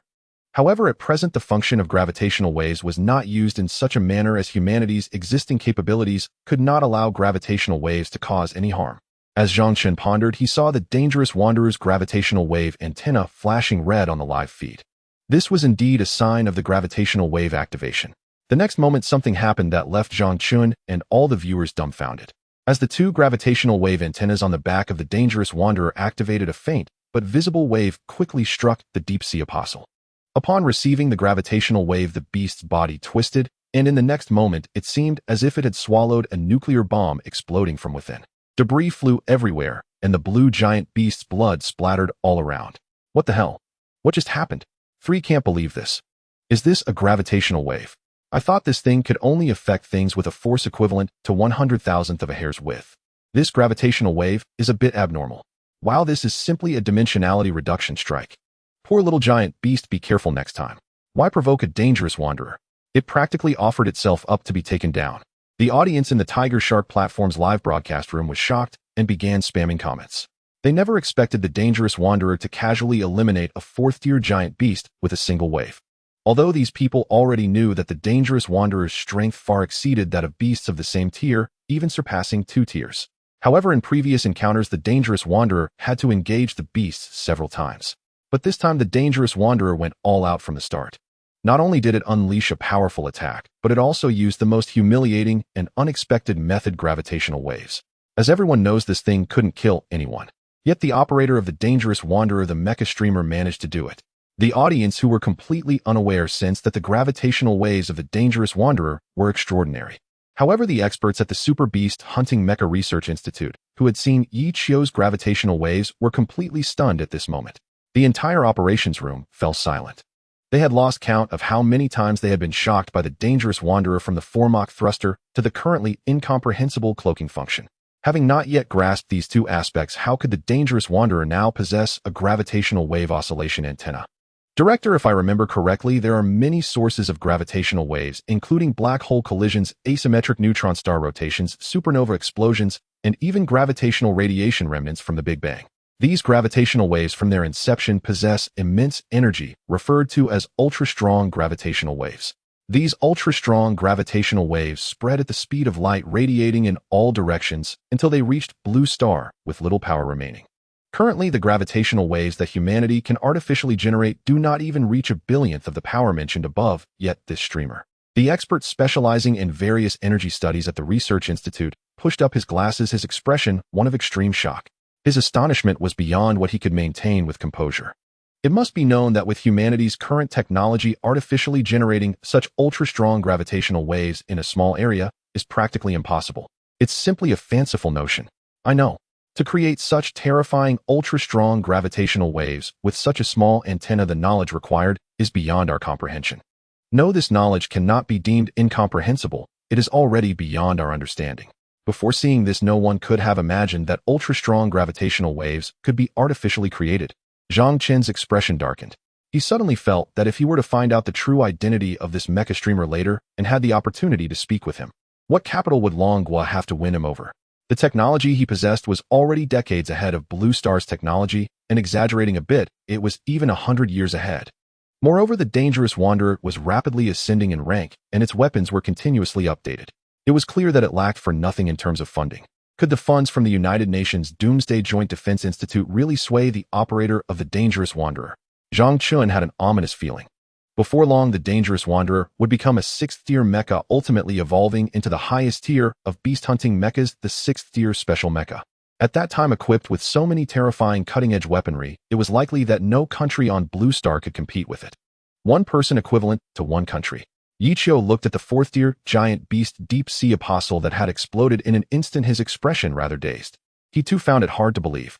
When he first obtained the gravitational wave oscillation antenna, he never expected it to possess such formidable power. He thought it might briefly halt the giant beasts or interfere with them, seizing the opportunity to use other ranged weapons for precise kills. But as soon as the gravitational wave oscillation antenna was activated and completed its brief preparation, it directly fired, causing the 4th-tier giant beast to explode from within. What the hell? Is this thing really that terrifying? The gravitational wave is so powerful, and if one day we can use antimatter as a weapon, then... Yi Chio dared not think any further, his emotions beginning to stir. The power of the gravitational wave oscillation antenna was simply overwhelming. In his previous life, even the weapons of divine-tier mechas were not so straightforward and brutal. Although certain divine-tier weapons had reached a level capable of destroying something the size of a satellite, they still failed in the apocalypse battle against the calamity beasts due to the operator's unfamiliarity with divine-tier mechas. Now that we have this gravitational wave oscillation antenna, if it can be mass-produced, wouldn't everyone be equipped with semi-divinity or mechas? This gravitational wave is truly formidable. Yi Chio was internally shocked for a long time, but did not show it. After all, he was still live streaming. If he didn't even know the power of the weapon he was using, wouldn't that make the viewers laugh uproariously? After Yi Chio eliminated the deep-sea apostle in a second, this video had already been recorded by netizens who had prepared in advance. Due to previous experiences, everyone knew that the mecha streamer was not only a tech whiz and stockpiler, but also a performer. So they were ready to record the stream early. What they didn't expect was that instead of capturing the performance, they recorded the moment when the gravitational wave obliterated a fourth-tier beast. Wow, if this video goes international, it would definitely cause a sensation across the blue star, right? Don't even think about it, you definitely can't post this video. Once this news spreads, all major countries and the United Nations would rush to broadcast it. By then, not only would we miss the live stream, but the streamer might also become a divine-level being in another country. Better not post it, and be careful not to attract official scrutiny. Netizens were discussing whether to flaunt the video internationally. Look, this is our dragon country's hunting mecha. Although it's illegal, just look at how powerful it is. A single wave obliterated a fourth-tier beast. Looking across the blue star, which country has a hunting mecha that can achieve this? At this moment, the number of viewers in Yichio's livestream had reached 1 million. This was something Yichio never anticipated. He had only been streaming for 10 minutes and managed to attract 1 million viewers. But what was this livestream even about? It was just using a gravitational wave antenna to obliterate a fourth-tier beast.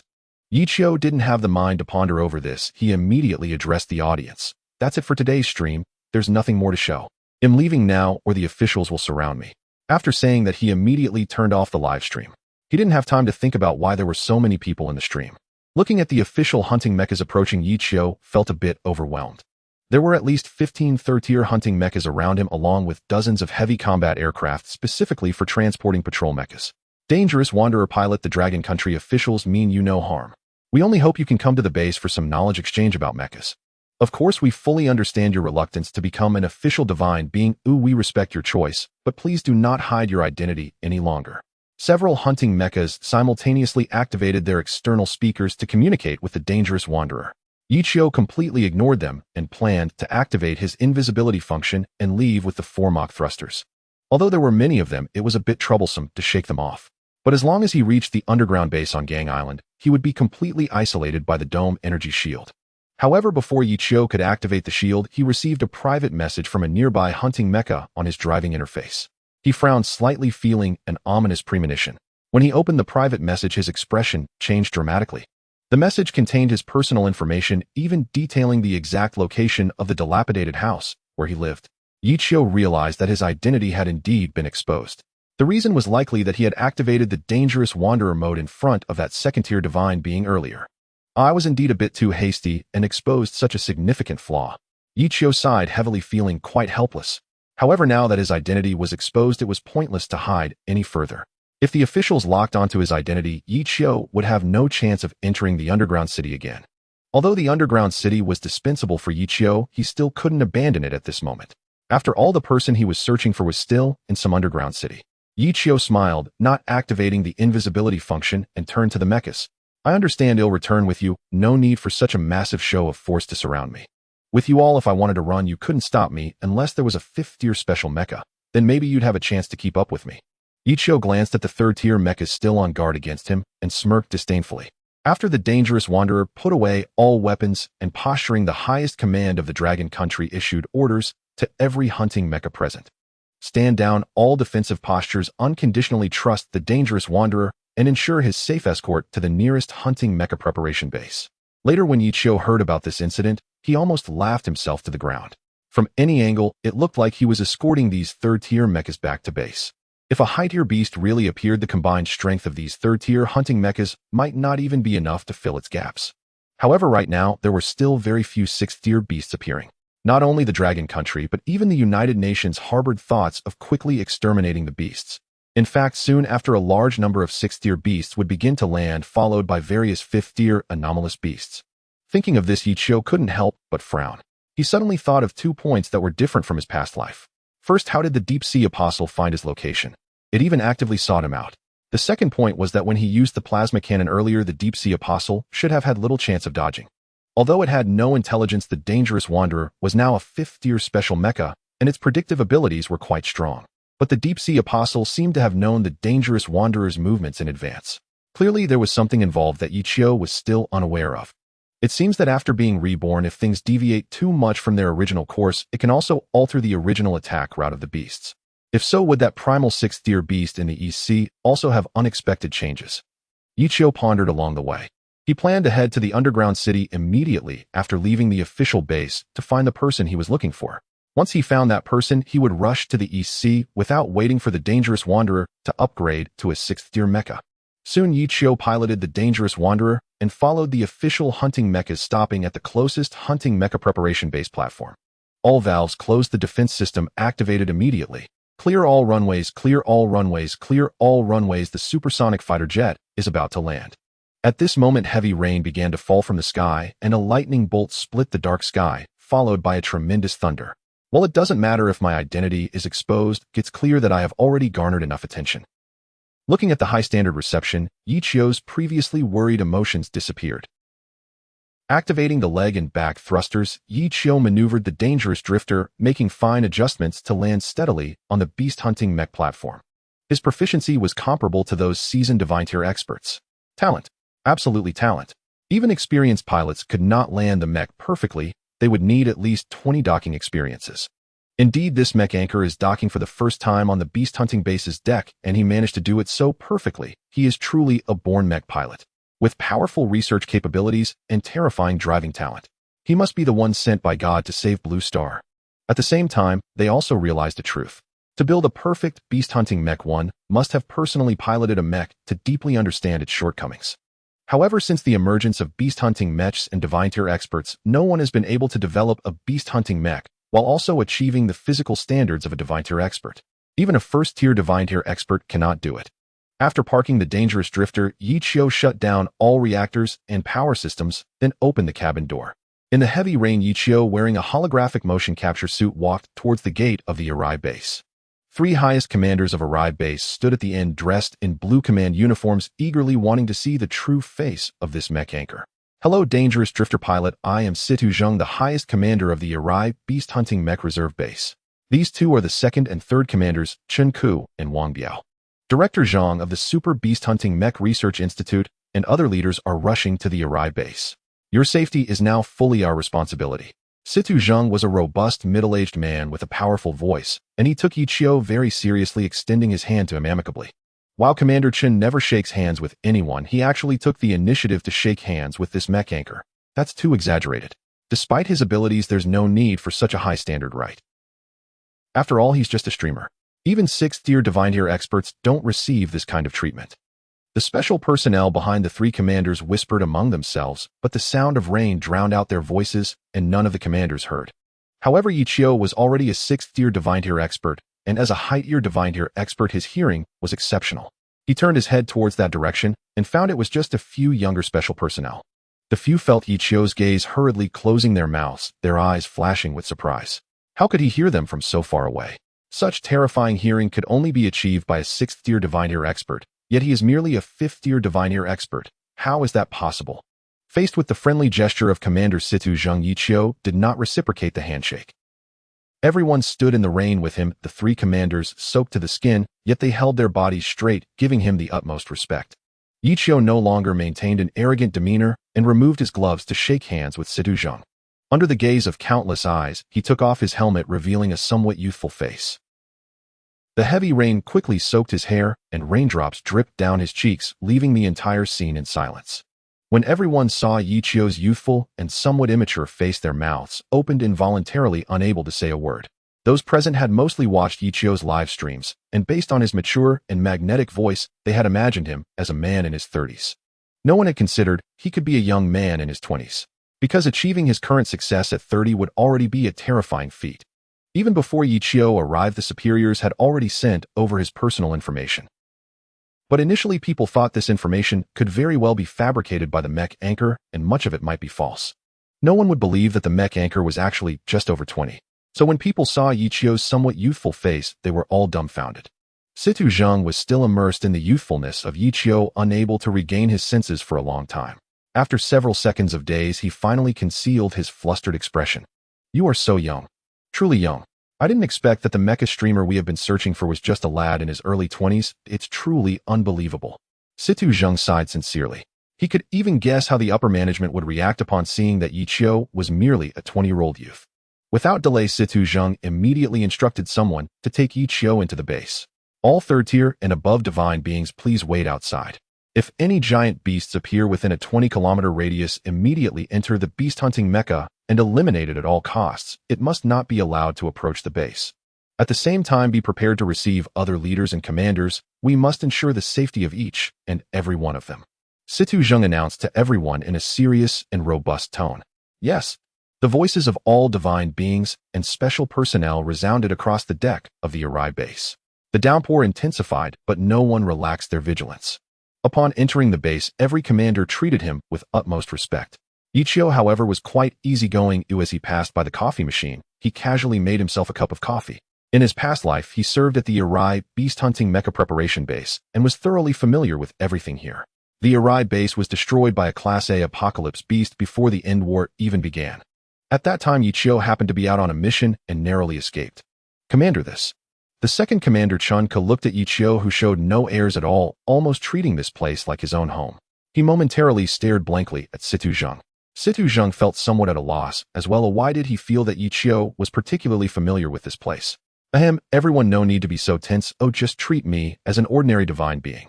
Ichio waved his hand, showing no sign of arrogance. His earlier concealment was not to construct a cold and difficult image for himself, but rather to demonstrate his capabilities to Manhwa and the United Nations. Only if they trusted him would he possess supreme authority here officially. If he had rushed to the officials and displayed all his advanced technology demanding this power or that power right away, they would only think he was a fool. No, you are now the highest-ranking individual at the Arai base. Before the higher-ups arrive, you are entitled to all the highest privileges here. Situ Zheng stood upright, his expression very serious. The higher-ups had specifically instructed him before Ichio's arrival to stabilize the mecha streamer and ensure he held no antagonism towards the officials. No matter what requests he made, they had to agree to them first. Ichio held extraordinary significance for Manhwa. What the higher-ups valued was not Ichio's skilled and terrifying mecha piloting ability, as high-tier divine beings could always be cultivated with enough time and effort. What they valued was Ichio's astonishing advanced technology. Currently, only a few high-ranking individuals at the Super Beast Hunting Mecha Research Institute and national-level leaders of Manhwa knew that the 3 blueprints were sent by Ichio. Especially after witnessing the gravitational wave oscillating antenna he used in the recent livestream, it caused quite a stir within the Super Beast Hunting Research Institute. Using gravitational waves to annihilate giant beasts, such technology is simply beyond what the 085-level civilization of Blue Star could achieve. Even if Blue Star were to experience a scientific explosion in the future and ascend to a true level 1 civilization, they would still be unable to research the gravitational antenna used by dangerous drifters. To inflict significant damage using gravitational waves, one must be able to artificially generate supergravitational waves. But what creates supergravitational waves in the universe? The collision of black holes, the rotation of asymmetric neutron stars, the explosion of supernovae, and the gravitational radiation remnants caused by various cosmic explosions. Any of the above is beyond human reach and control. These belong to stellar-level energy. Controlling stellar-level energy is something only a Level 2 civilization can achieve. Level 2 civilizations are referred to as stellar civilizations. Thus, among all high-ranking officials and researchers in Manhwa, the technology of the mecha streamer is already far ahead of Blue Star by an entire level of civilization. Even if he only reached the level of a Level 2 civilization in a certain aspect, it is still a fact that would shock everyone on Blue Star. So I find if you all prefer to stand, then stand. Oh right, do you have any nutritional supplements for divine beings? Bring me 2, I'm tired. Ichio sat on a chair, crossing his legs. The dangerous drifter was already a 5th-tier special mecha, although he had only piloted it for a short, while it was still more exhausting than before. Upon hearing this, Situ Zheng immediately said, "Quick, go get the perfectly formulated nutritional supplements for divine beings, and hurry up." His subordinates received the order and immediately went to fetch the divine beings' nutritional supplements. This made Ichio recall that he had previously wanted to negotiate with the officials to obtain nutritional supplements for divine beings, only to be directly rejected at the time. He never expected that just a few days later their attitude would change so drastically. Ichio drank the nutritional supplements that Situ Zheng brought, and then began to wander around the base. Given his current special identity, he no longer had to be cautious about anything. He could go wherever he pleased within the base. Even in his past life as a 5th-tier divine being for a long time, he had never only come to the command center's control panel to check the data on the computer. Thus, he actually had very limited information about what the officials grasped. "Commander Situ, do I now have the authority to access the internal data of your base?" Situ Zheng was taken aback, his expression somewhat troubled. Although Ichio's identity was special now, and the higher-ups had required him to meet all of Ichio's requests, the information Ichio wanted to access was internal base data. If Yichio and Longhua ultimately did not reach a consensus, it would amount to accessing confidential information, and Sidu Zheng would be held fully responsible if it leaked. Just as Sidu Zheng was unsure how to respond to Yichio, Yichio smiled and said, "I understand, Commander Situ. I will check again when your superior arrives." At that moment, everyone noticed a large, orange-eyed mecha emerging from the sea with dozens of fighter jets piercing the skies. Yichio squinted. That large, orange-eyed mecha was the first level 6 mecha in Longhua, and indeed across Blue Star. Chitu Shiluo. Mecha named Chitu Shioluo. Model 6th grade mecha. Power source nuclear fusion engine and special circulating energy reactor. Kill count 10 3rd grade beasts, 5 4th grade beasts, 5th grade beasts, Thunder Demon, and Hunter Puppet 6th grade beast Thunder Tyrant. Production site Dragon Country, Qian, Song Plateau Base No. 1. A numerical control panel automatically popped up before Yichio, displaying information about Chitu Shioluo. This Chitu Shioluo was later modified by the United Nations into a prehistoric level hunting mecha, but it also remains the smallest one among the prehistoric grade. Tisket has finally arrived. Yichio murmured as he sipped coffee, watching the Chitu Shioluo struggling through the rain and advancing in the sea. Soon all the warplanes landed steadily on the base runway, and many divine-level beings were holding umbrellas walking orderly to the warplanes. A group of dignified middle-aged men and elders descended from the warplanes, among whom Yichio found several faces quite familiar. After all, in his past life as a 5th-grade divine-level being, he had the opportunity to see the true appearance of these leaders. The divine-level beings held umbrellas for the leaders, and high-ranking officials their steps hurried, clearly eager to meet Yichio. "Mr. Yichio, the superior leaders have arrived," C2 Zheng reminded him. Yichio nodded, also retracting his slightly contemptuous expression. He was not a cynical person. He was currently streaming as a host to gain the recognition of the senior officials of Dragon Country at this very moment. After that, he would join the United Nations to guide humanity in the right direction from the beginning, avoiding unnecessary detours. With his assistance, they would soon be able to construct a more advanced hunting mecha system, nipping the high-level giant beasts that had yet to emerge in the bud. If the construction speed of hunting mechas could surpass the emergence rate of high-level giant beasts, there would be a chance to identify their true appearance locations ahead of time. In his previous life, it was precisely due to the slow construction speed of hunting mechas that humanity remained in a passive state. By the time of the apocalyptic war, people did not even know where these giant beasts came from. Although they knew they landed from the seabed, from which part of the seabed. As Yichio pondered, the gate of Arai base opened, and the high-ranking leaders and researchers appeared before him. C2, where's that streamer? Leading the charge was Zhang Chun from the Super Hunting Mecha Research Institute. He was perhaps the person in Dragon Country most eager to meet Yichio. C2 Zheng and Zhang Chun were old acquaintances. He did not speak, but looked towards Yichio, who was standing beside him. "Are you saying the streamer is him?" Zhang Chun stared at the somewhat youthful-looking boy, momentarily dumbfounded. Upon entering, he saw Yichio and thought he was a newly promoted divine-level being from C2 Zheng. He never expected that he was actually the mecha streamer that the country had been searching for tirelessly for days. Despite having experienced countless events over the past 40 years, almost nothing could shock him. However, when he realized that the 3 pieces of technology surpassing Blue Star's advancements and the gravitational wave oscillation antenna were created by this young man before him, he was completely stunned. Zhang Chun felt as if his heart was about to stop. This was simply unbelievable. Yichio. Once he regained his composure, he tried to call out the name displayed on the information. "It's me." Yichio smiled. He recognized the person before him. He was the most academically accomplished person in the Dragon Country Super Hunting Mecha Research Institute. Upon hearing Yichio's response, Zhang Chun couldn't help but shake his head again, saying in a tone filled with shock, "Incredible, incredible indeed. Truly, heroes emerge from the youth." At this moment, the higher-ranking leaders behind Zhang Chun also approached Yichio. As the highest-ranking individuals in Dragon Country, they merely flashed a momentary look of surprise in their eyes upon seeing Yichio's youth, but it quickly faded. Their experiences told them that anything could happen. The fact that this young man could stand here was precisely due to his exceptional abilities. This time, it was the highest commander of the Dragon Country Doomsday Joint Defense Department, Zhou Jianghe, who first spoke to Yichio. In fact, Zhou Jianghe already had some connection with Yichio.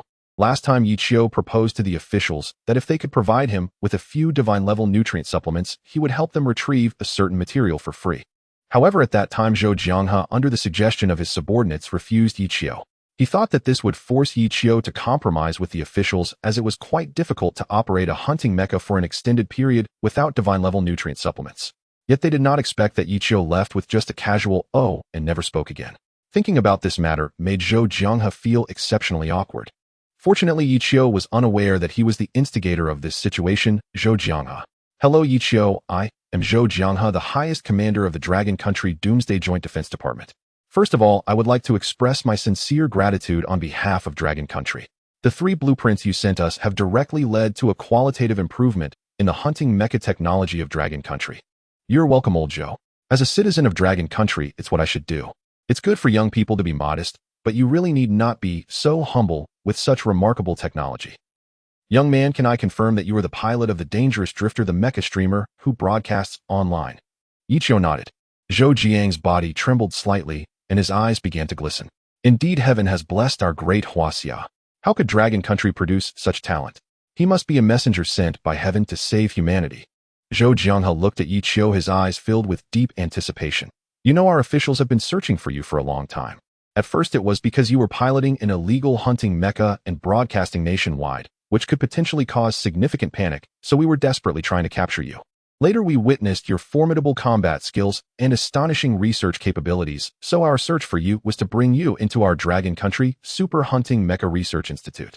No matter how outstanding your abilities are, you are ultimately just one person without a powerful team or research lab, and your energy is quite limited. By joining us, you will gain unlimited financial support and can mobilize all the research personnel that can be mobilized in Dragon Country. Zhou Jianghe tried his best to outline the benefits for Yichio. After a pause, Zhou Jianghe added, furthermore, we are willing to offer $100 billion as your personal funding, ensuring you can live a sufficiently affluent life even in the apocalypse. I'm sorry, old Joe, but I'm not interested in money. I'm sorry, old Joe, but I'm not interested in money. As Yichio's words left his mouth, Zhou Jiang's expression changed drastically. The researchers standing behind Zhou Jianghe felt a sudden heaviness in their hearts. He doesn't even care about $100 billion. It's important to note that even those small nations in the apocalypse cannot produce such a large sum of money. If Yichio actually accepted Zhou Jiang's invitation to join the Dragon Kingdom's Super Beast Hunting Mecha Research Institute, his worth would instantly rival that of nations. He actually refused. This. Young Yi, I know you tricked the United States into giving you $63 billion through deceitful means. But this method can only be used once, you can't use it a second time. Therefore, you will have no way to use this means to extract large sums of money from any country again, so you. Zhou Jianghe was taken aback. He was unwilling to give up on Yichio and continued to fight for the Dragon Kingdom. But Yichio quickly interrupted him. Old Zhou, you seem to have misunderstood my meaning. What I meant is that I am truly not interested in money, and that is not a rejection of you. I agree to join the Super Beast Hunting Mecha Research Institute without requiring any payment from you. Yichio smiled slightly as he explained himself. Upon hearing this, the entire room was once again shocked. He agreed to join the Super Beast Hunting Mecha Research Institute, and it would be without charge. Zhou Jianghe was momentarily stunned, feeling diminished and limited in vision. It turned out Yichio saying he was not interested in money was not a polite refusal. He genuinely did not care about money. Yichio was fundamentally someone who did not value wealth, but then why was he live streaming? Was it just for the thrill? Before Zhou Jianghe could ask, Yichio suddenly changed the subject. However, my joining without compensation does come with my own conditions. You can state your conditions, and if possible, we will try our best to meet them.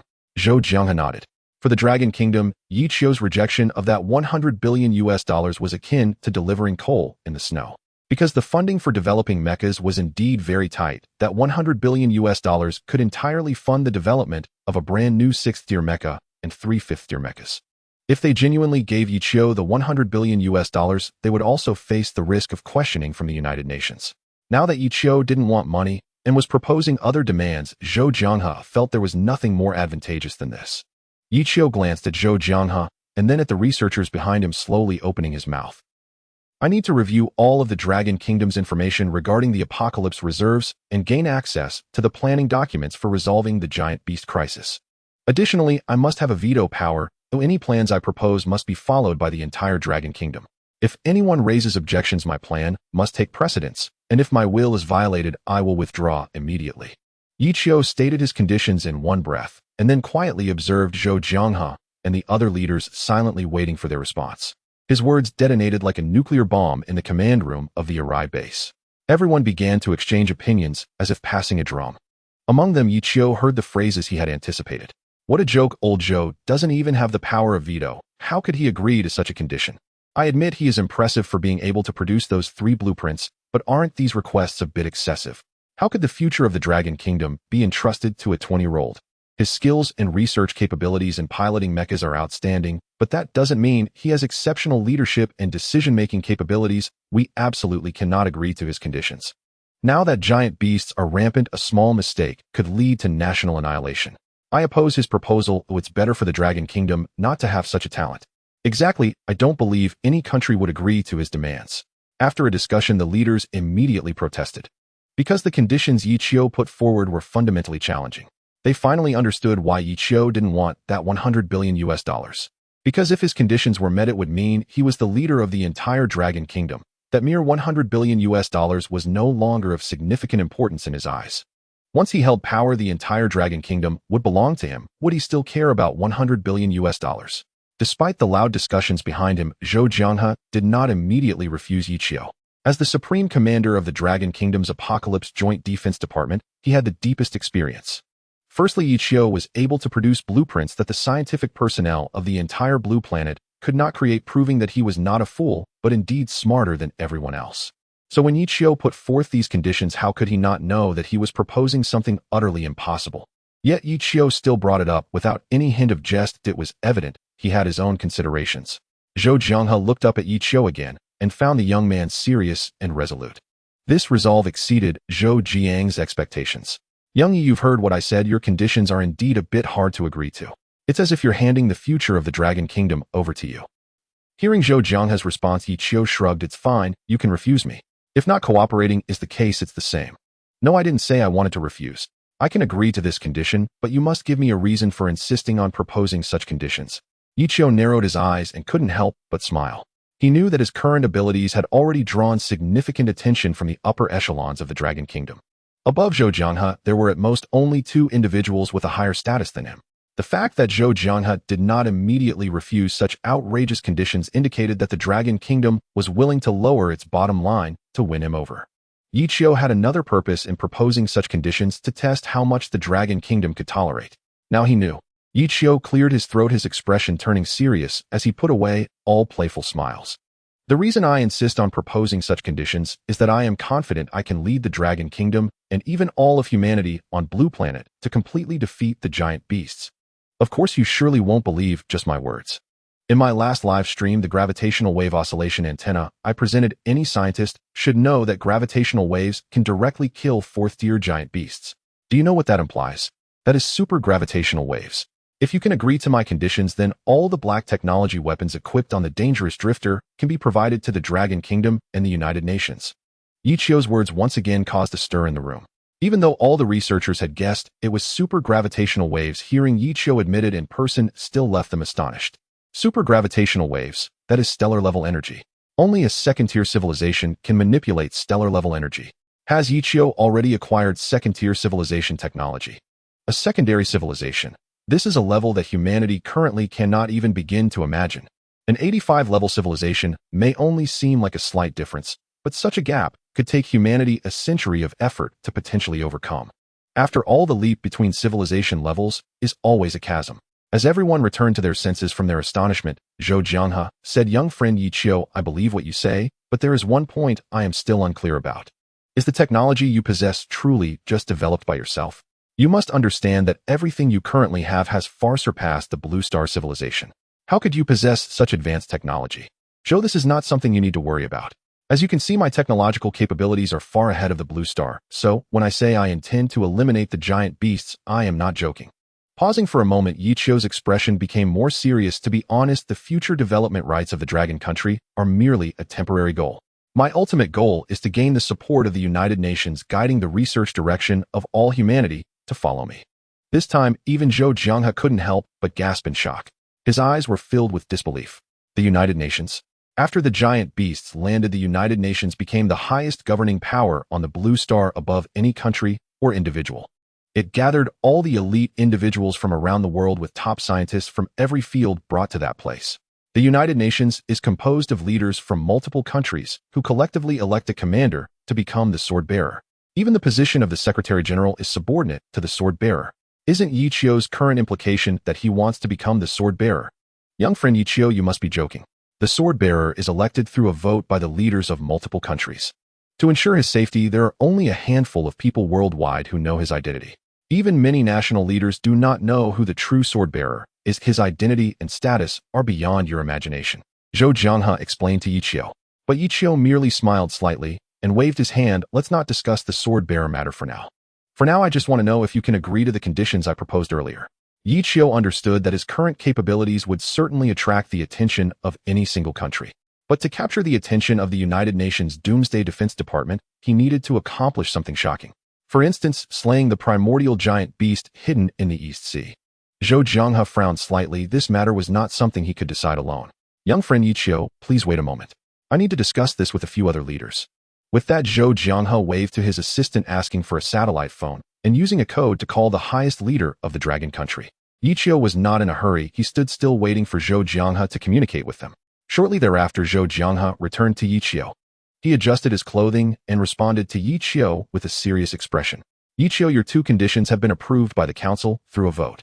You now have the qualification to access information regarding the dragon country's doomsday reserves, as well as the authority to draft a plan for addressing the giant beast issue. Zhou Jianghe was somewhat surprised. He had just communicated with several leaders in the council, and they had approved Yiqiu's conditions without hesitation. Their reasoning for Zhou Jianghe was that a person with secondary civilization technology should be unconditionally trusted. Thank you for the trust from you and the council. Oh, let's not delay any further. Please prepare the materials I need. Yiqiu did not waste any time. Although he had long had plans for hunting the giant beasts in his heart in his past life, he was merely a fifth-tier divine being and was basically in the dark about official internal materials.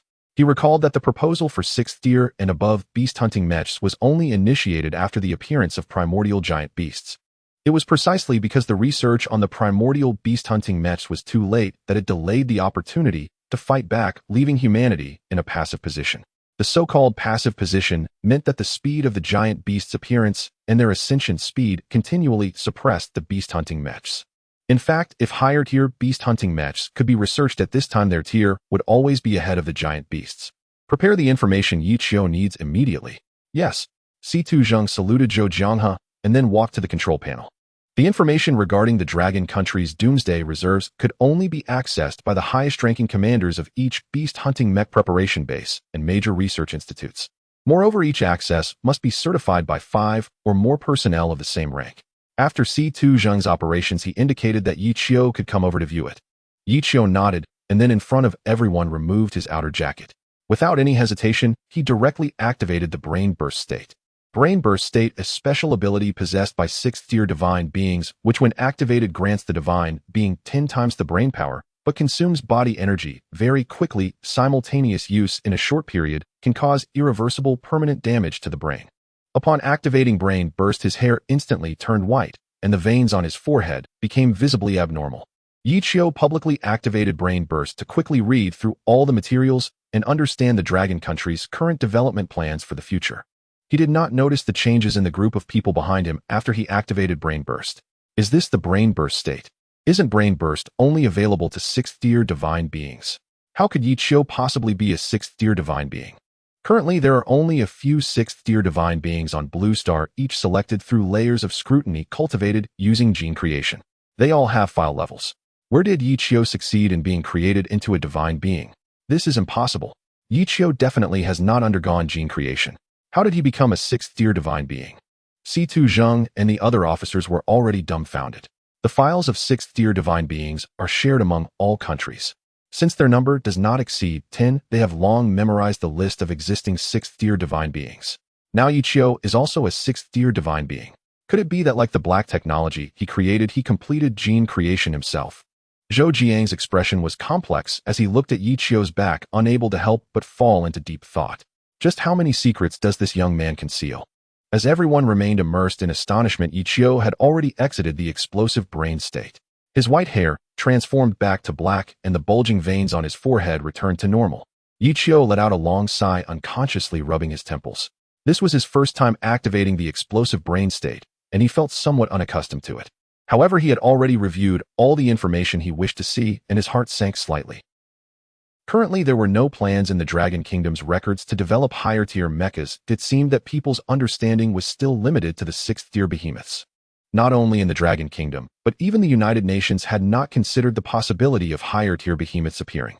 After all, the sixth-tier behemoths emerged in the 19th month following the landing of the behemoths. From then until now, in the 6th year of the apocalypse calendar, no further evolution of behemoths had been observed, clearly indicating that people had subconsciously concluded that 6th-tier behemoths were the highest level and that no higher-tier behemoths would appear. No wonder the research on primordial-level behemoths in my past life took nearly a year. It turns out that no one had proposed studying higher-tier behemoths before this. In recent years, what exactly has the United Nations and the countries been researching? Yichio suddenly felt that humanity's defeat was not a coincidence, but a foregone conclusion. They had completely neglected to consider researching higher-tier behemoths, nor had they thought about finding the source of the behemoths. They suppressed funding for the development of 6th-tier hunting mechas, preventing the 6th tier from achieving mass production for a long time. Without the mass production of 6th-tier hunting mechas, it was even more impossible to develop mechas above the 6th tier, and not even a plan had been proposed. Thinking of this, Yichio let out a deep breath and turned to look at Zhou Jianghe and the others. Old Zhou, I have finished reviewing the data. Now I will issue the first order. Zhou Jiang's expression changed slightly, but he immediately nodded, indicating Yichio to go ahead.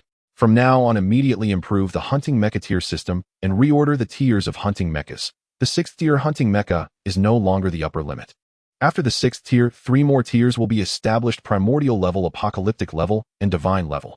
At the same time, the behemoth tiers also need immediate adjustments. After the 6th tier, they will be primordial level, apocalyptic level, and disaster level. Yichio presented a plan that humanity had only proposed 7 years into the apocalypse calendar, advancing it a full year. With his assistance, it would definitely be possible to achieve mass production of primordial level hunting mechas within 3 months. As long as it could be completed before the new year of the 7th year of the apocalypse calendar, the unprecedented disaster could be avoided and humanity would not face another 30% death toll. Once Yichio's plan was proposed, a researcher immediately raised an objection. Mr. Yichio, I oppose your plan. It is well known that the 6th tier behemoths appeared in the 19th month after the behemoths landed. Since then, in the 6th year of the apocalypse calendar, no higher tier behemoths have appeared, and the frequency of 6th tier behemoths is 1 every 41 days.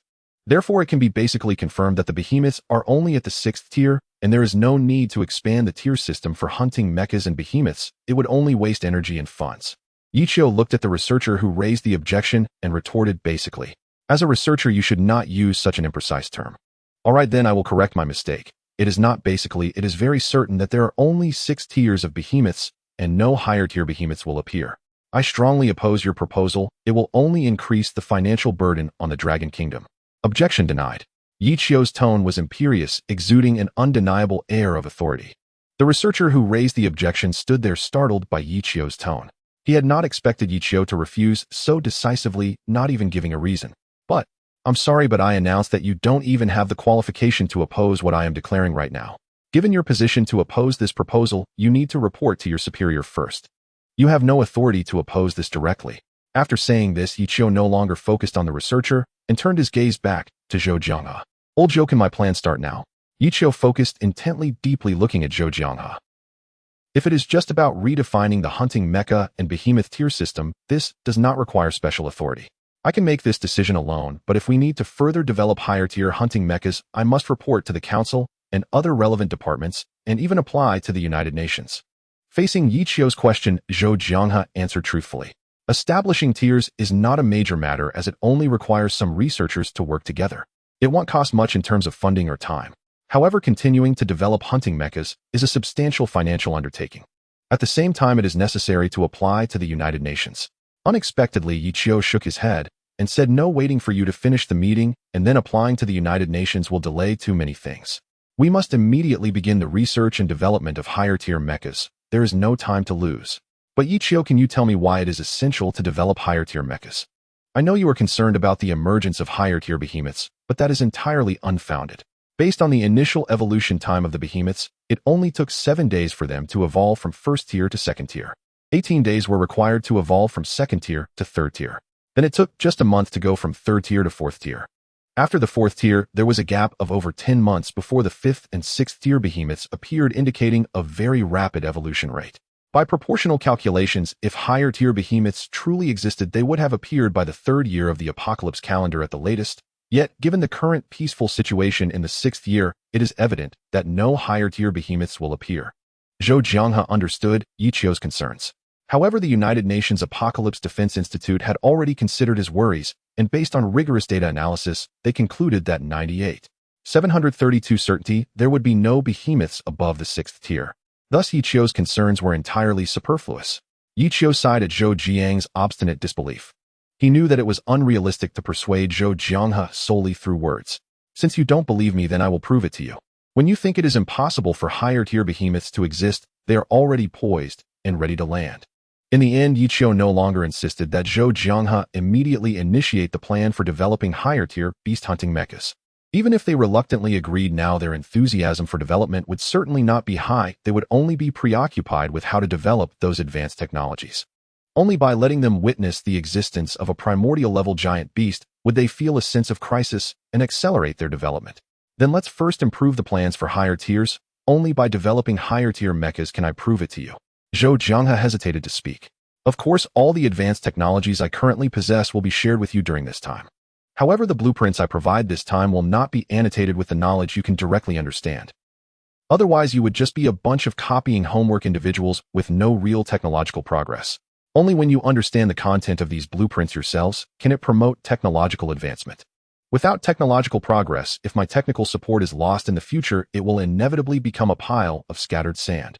Yichio's words garnered the approval of the researchers. What Yichio said was exactly what they were thinking. The Blue Star civilization desperately needed progress, a scientific explosion. At this moment, Yichio was the key to unleashing that scientific explosion for the Blue Star civilization. With him around, and with his full support, humanity's civilization could achieve a qualitative leap in a short time. This is natural. Next, I may need your assistance to go to the Super Beast Hunting Mecha Research Institute to provide some technical explanations that cannot be overcome by the scientists. Of course, we will also simultaneously develop the blueprints you provided, striving to complete their basic samples as soon as possible. Zhang Chun, the director of the Super Beast Hunting Mecha Research Institute, seized the opportunity to speak to Yichio. While Yichio was speaking to Zhou Jianghe, Zhang Chun had been observing this outstanding young man, his eyes filled with admiration. I can, but for now I cannot go there with you. I will head to the Super Beast Hunting Mecha Research Institute after proving to you the existence of primordial-level giant beasts. Zhou Jianghe exchanged a glance with Zhang Chun, signaling his agreement with Yichio's thoughts. Then Yichio looked at the Divine Tier Guardians standing on both sides, and continued, since you believe there is no need to build beast-hunting mechas at this time, then let's recruit more Divine Tier Guardians. The current reserve of Divine Tier Guardians across Blue Star is indeed too low. Once you master the mass production of 5th and 6th tier beast-hunting mechas, proceeding with genetic godmaking later will be very slow. This matter was already proposed by the United Nations a month ago, originally planned to expand the recruitment in November. Since you are bringing it up now, let's implement it 4 months in advance. Zhou Jianghe made no further excuses and immediately agreed to Yichio's suggestion. If he continued to hesitate, it would mean violating the 2 conditions he had just agreed to with Yichio. Yichio smiled, then opened the control panel and glanced at the number of viewers in the top right corner of the live stream. 23. 81 million. Total popularity value 52. 8 billion. Indeed, as soon as Yichio arrived at the REC Beast Hunting Mecha Preparation Base, he quietly started the live stream. To avoid drawing immediate attention from the authorities, he specifically turned off the comment function. After starting the live stream, he had not checked the number of viewers. The reason for his earlier shifts in conversation was to maximize the live streaming effect. The brief half-hour conversation with the officials had already broken his previous live streaming record. The number of viewers and total popularity had reached a peak. Although this wasn't as explosive as previous instances of slaying giant beasts or live construction of mechas, the audience loved this kind of top-secret national-level live stream. Because comments were disabled, the news about the live stream had spread wildly online.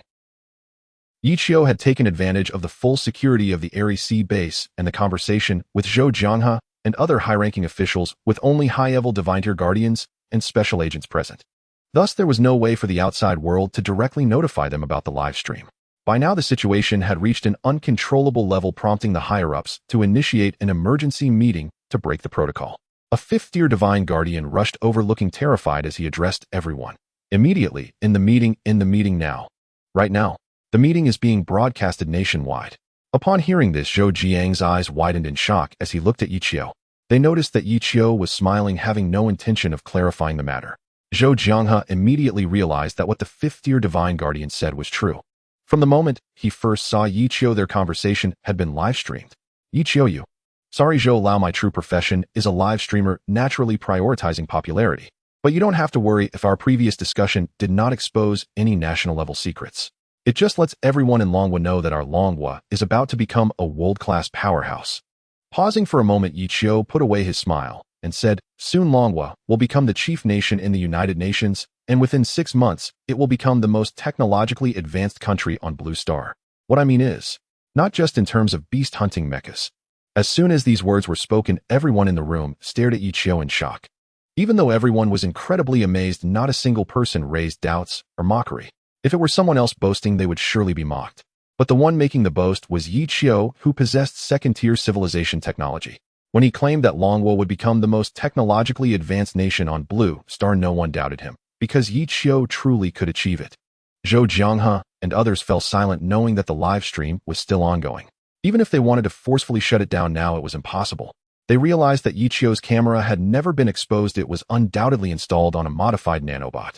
Nanobots are so small that they cannot be detected without specialized equipment. Yichio smiled at Zhou Jianghe and said, "Zhou Lao, then today's discussion ends here. I will soon prove to you that primordial-level giant beasts truly exist." After speaking, Yichio walked towards the outside of the Airy Sea base under everyone's watchful eyes. With the conversation concluded, he also opened the comment function of the live stream.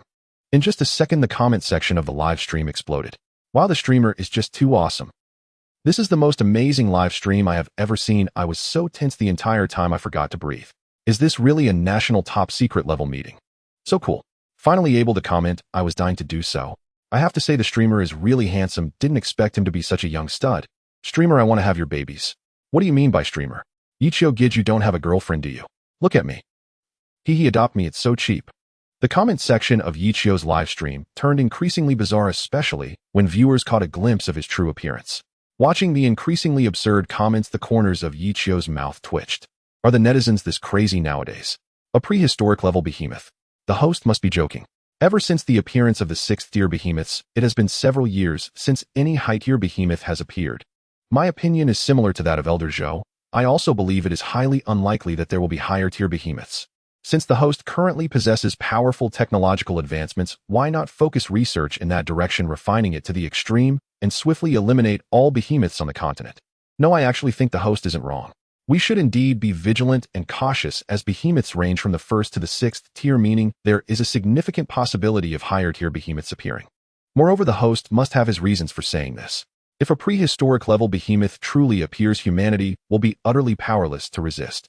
In the live stream, there were still quite a few viewers who were not merely there to watch the show. They calmly analyzed the situation in the comment section. Yichio read these comments carefully, but he did not respond immediately, knowing that opinions on the internet varied significantly. To make everyone believe, he simply needed to present strong evidence. Only when the facts were laid before them would they feel fear and panic and subsequently be forced to accept this harsh reality. Yichio returned to the cockpit of the Dangerous Wanderer, sending all the technological weapon blueprints he possessed to the email of the Dragon Nation's Doomsday Joint Defense Department. Just as he was about to start the Dangerous Wanderer and leave, he cast a deep glance at the 6th-tier mech Crimson Rabbit Azura before departing. In his past life, Crimson Rabbit Azura made significant contributions while resisting a prehistoric-level behemoth in the East China Sea. Of course, it was also during that battle that the mech sustained severe damage. Had it not been for that damage, he would not have had the opportunity to modify the mech and elevate it to the apocalypse level. Few dear viewers, this live stream is coming to an end. I need to prepare now. Once Yichio uttered these words, the enthusiasm of the live stream audience erupted once again. 6666, is the host really serious about this? How can I not believe it? The frequency of 6th-tier behemoths appearing is barely once a month. Where will he find a prehistoric level behemoth? Or could the host be planning to go directly into the sea? After all behemoths have emerged from the sea, and since they appeared, people have not ventured into the deep sea again. That's absurd. Even a team composed of 6th-tier hunting mechs wouldn't dare to recklessly dive into the deep sea. The Dangerous Wanderer that the host is piloting is merely a 5th-tier special mech. How dare he venture into the deep sea? Even with Yichio saying this, there were still netizens who held a skeptical attitude. Yichio knew that this group of people would not believe anything unless they saw it with their own eyes. Activating 4 Mach thrusters controlling the Dangerous Wanderer, Yichio left the Arai base. At the same time, he activated the stealth capability and headed to the unfinished underground base on the island. During the journey to the island base, Yichio also received rewards from the Wanderer system. Ding! The host has achieved 20 million viewers in the live stream with a cumulative popularity value of 50 billion. The system issues rewards. Blueprints for 6th Tier Special Mechs 1 Nanorobots 15A Giant Construction Robots 30 A Space Mechanical Bionic Engineers 100 Mech Space Station Construction Blueprints 1. The system's voice continued to ring out, describing a plethora of rewards, all flooding into Yichio's mind. The earlier rewards did not capture his attention. However, the last two rewards made Yichio's eyes light up, even giving him an incredible feeling. Space Mechanical Bionic Engineer, a construction program set by the host capable of directly entering space to perform vacuum high-intensity operations. Feedback information will be directly transmitted to the host's numerical control panel. Mech Space Station. Within the space station, the host can directly construct hunting mechs and issue various commands to the space station through the numerical control panel. The space station has a special launch system that can directly deploy hunting mechs from the space station onto surrounding planets. Holy crap! Is this the anti-Hulk heavy armor set? Yichio swallowed, incredulously staring at the introduction on the numerical control panel, completely stunned. He never expected the system would reward such incredible items.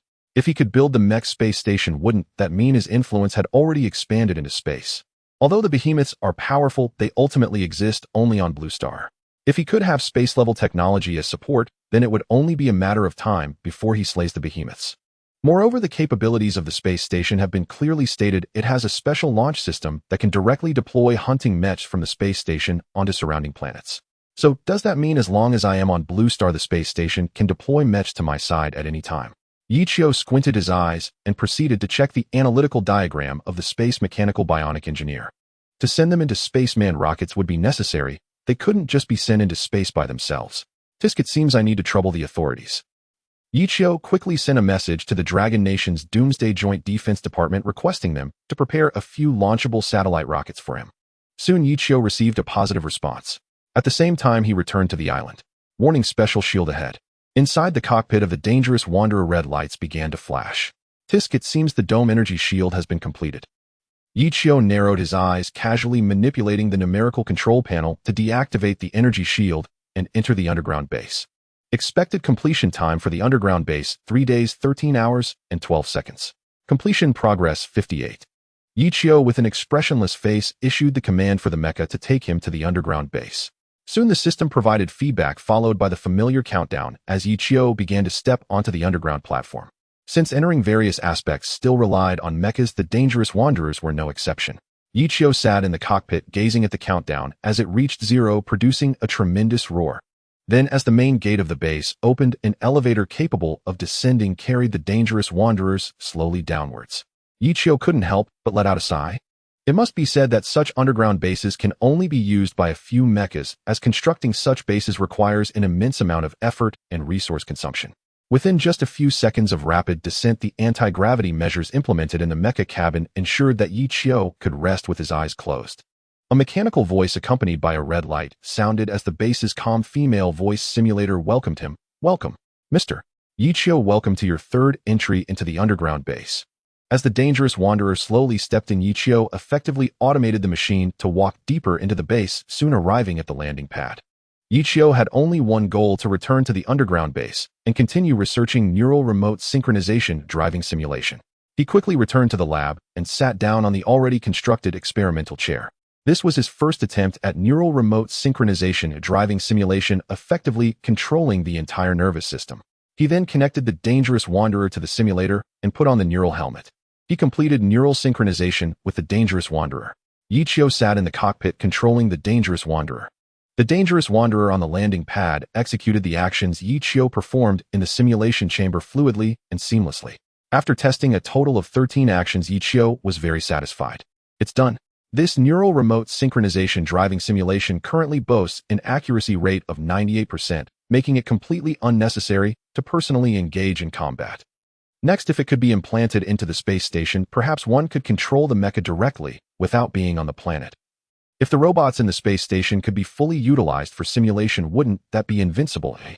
Yichio said, quickly descending from the platform and heading towards the computer, unhesitatingly entering his password. Then Yichio typed rapidly on the keyboard, as if he were lightning itself, the sound of his fingers flying across the keys filling the air. After finishing, he gestured with his hand. Done. Now I just need to input one more command, he said, swiftly retrieving a password generator from the side and entering it. The Space Mechanical Bionic Engineer was successfully imported into the blueprints for constructing the space station by Yichio. Few next, as long as I can send them into space, I can quickly construct the space station. Subsequently, Yi Qiu placed all the space mechanical bionic engineers into the storage compartment of the dangerous wanderer. This time, he directly flew towards the rocket base provided by the official in Long Nation. During the journey, Yi Qiu browsed the online discussions, all of which revolved around the live broadcast he had just conducted. There was no avoiding it. The previous live stream had created a huge impact. When Yi Qiu arrived at the rocket base and had just stabilized the dangerous wanderer, a group of people immediately surrounded him. These people were divided into 3 groups. One group consisted of various engineers wanting to report to Yi Qiu on the current launch records being conducted by Long Nation. Most of the reporting work had already been completed. They primarily needed Yi Qiu's signature. Another group comprised researchers who were eager to ask Yi Qiu why he suddenly wanted to launch rockets into space. The last group consisted of council members, some of whom were visibly angry. Just moments ago, Yi Qiu had live-streamed his entire conversation with the officials at a Rai base. The dialogue between Yi Qiu and Zhou Jianghe was a national-level secret, and Yi Qiu had brazenly broadcasted it, which was not permitted by the officials. Clearly, these individuals had come to demand accountability.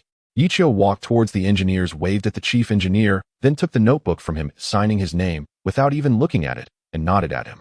The chief engineer couldn't help but lean towards Yi Qiu, saying, Mr. Yi, the officials can't handle it, we can block them for you. You can just leave from here to launch the rocket. This chief engineer admired Yi Qiu greatly, and quickly devised a way to help him. Yi Qiu nodded slightly. This was indeed a plan. Otherwise, he would have to listen to the officials' representatives droning on for 20 to 40 minutes, or even an hour, which was simply too annoying. Tisk, I am now a hot commodity in Long Nation. Is it really necessary to make such a fuss over a live broadcast? Yi Qiu complained, then nodded at him, turned to look at the other 2 groups, and picked up several notebooks, signing them, without even glancing at them before turning to look at the chief engineer. What? A major error has occurred in the engineering. This is absolutely unacceptable. Take me there immediately. Upon hearing this, even the official representatives were stunned. What was going on? Was there a problem at the base? Just as Yi Qiu spoke this line, the base suddenly lit up with a red light. Then a very gentle female, simulated voice screamed, Attention! Attention! There may be operational errors at the base, and there may also be serious hidden issues. All representatives, please return to your posts immediately. Yi Qiu quickly followed the chief engineer, which infuriated the official representatives, but their primary concern was not to demand accountability, but to find a way to evade the situation. As a result, people appeared somewhat flustered, even scattering and running in different directions. Only Yi Qiu followed the chief engineer in an orderly manner, quickly arriving at the other side of the rocket launch base. Taking the chief engineer's notebook, Yi Qiu casually said, It's just wasting some breath. I am going to launch the rocket now. All right, clear the entire launch site. From now on, I will take full control of it. Can you handle a project as large as rocket launching all by yourself? Yi Qiu glanced at the chief engineer with indifference. Are you doubting my abilities? The chief engineer was taken aback, but quickly nodded, signaling for others to evacuate the entire launch site. Of course, he wouldn't question it. After all, Yi Qiu was someone who could create supergravitational waves. Launching a rocket seemed to pose no difficulty for him at all. After watching everyone leave, Yi Qiu hurried back to the cockpit of the dangerous wanderer, placing 100 space mechanical bionic engineers into several prepared rockets. Then he initiated the rocket launch procedure. The rocket soared swiftly into the sky, trailing a long tongue of fire directly charging towards the clouds. The people at the base were watching this awe-inspiring launch, unaware of the reasons behind the rocket launch at the Blue Sky base. Zhou Jianghe couldn't help but clasp his hands behind his back in the command room, looking at the countless people busy at the command platform below. Of course, many more phone calls were coming in, and he knew exactly what was happening. This Yi Qiu was truly unexpected. Just moments ago, he had revealed the highest secrets of Manhwa through a live broadcast, and then he mysteriously vanished. No one knew where he had gone. When he reappeared, he demanded that Manhwa prepare rockets and proceed with the launch. Although he had communicated with him, there was something strange about his concealed demeanor. Recalling the previous meeting, Yi Qiu aimed to prove to the highest rulers of Manhwa, including various official personnel, that he would venture across the ocean in search of prehistoric behemoths. This truly made everyone look at him with new eyes. Of course, the highest leaders were very angry with him for launching a live broadcast without permission. At that moment, Zhou Jiang's heart was like a pot of boiling water constantly churning. He knew that above him, there were only 2 highest managers left. As the highest commander of the Joint Defense Department, if he allied with the 2 managers and granted Yi Qiu the highest plan for the Mecha along with a veto power, what would that signify? It meant he had become the direct highest authority in Manhwa to control the hunting mechas and to confront the behemoths. Was this right or wrong? In fact, Zhou Jianghe had a slight inclination to trust Yi Qiu, believing that he could indeed inject those advanced technologies, even surpassing those of Blue Star, into Longhwa's mecha research bit by bit. He was utterly convinced of this, but the problem was that Yi Qiu was currently too mysterious and unpredictable. Seeing this fellow arrogantly ignite the rocket, and then turn to leave, a trace of worry appeared on Zhou Jiang's aged face, only to quickly disappear. Years of cultivating and nurturing his qi had made him no longer display his emotions openly. Thus he couldn't help but pick up his teacup and take a sip. At that moment, Zhang Chun rushed over, saying, "Old Zhou, we have already broken through 68% in the progress of the 3 blueprints currently being strengthened on the 6th tier hunting mecha. I want to verify something with Yi Qiu. What do you think?" He seemed to have launched a rocket just now, but even the chief engineer doesn't know what exactly was inside the rocket he launched. Apart from the live broadcast, the personnel at the base are in an uproar. And why did the Blue Sky launch base suddenly trigger an alarm signal? Zhou Jiang's eyes suddenly widened, then returned to normal. He calmly looked at Zhang Chun and said, "You just need to stop him and tell him I have something to discuss with him. Of course you know how to phrase it right." The somewhat dull Zhang Chun stared at the enigmatic Zhou Jianghe, unable to help but open his mouth wide. Meanwhile, Yi Qiu, after launching the rocket, planned to immediately return to the dangerous drifter and leave quickly.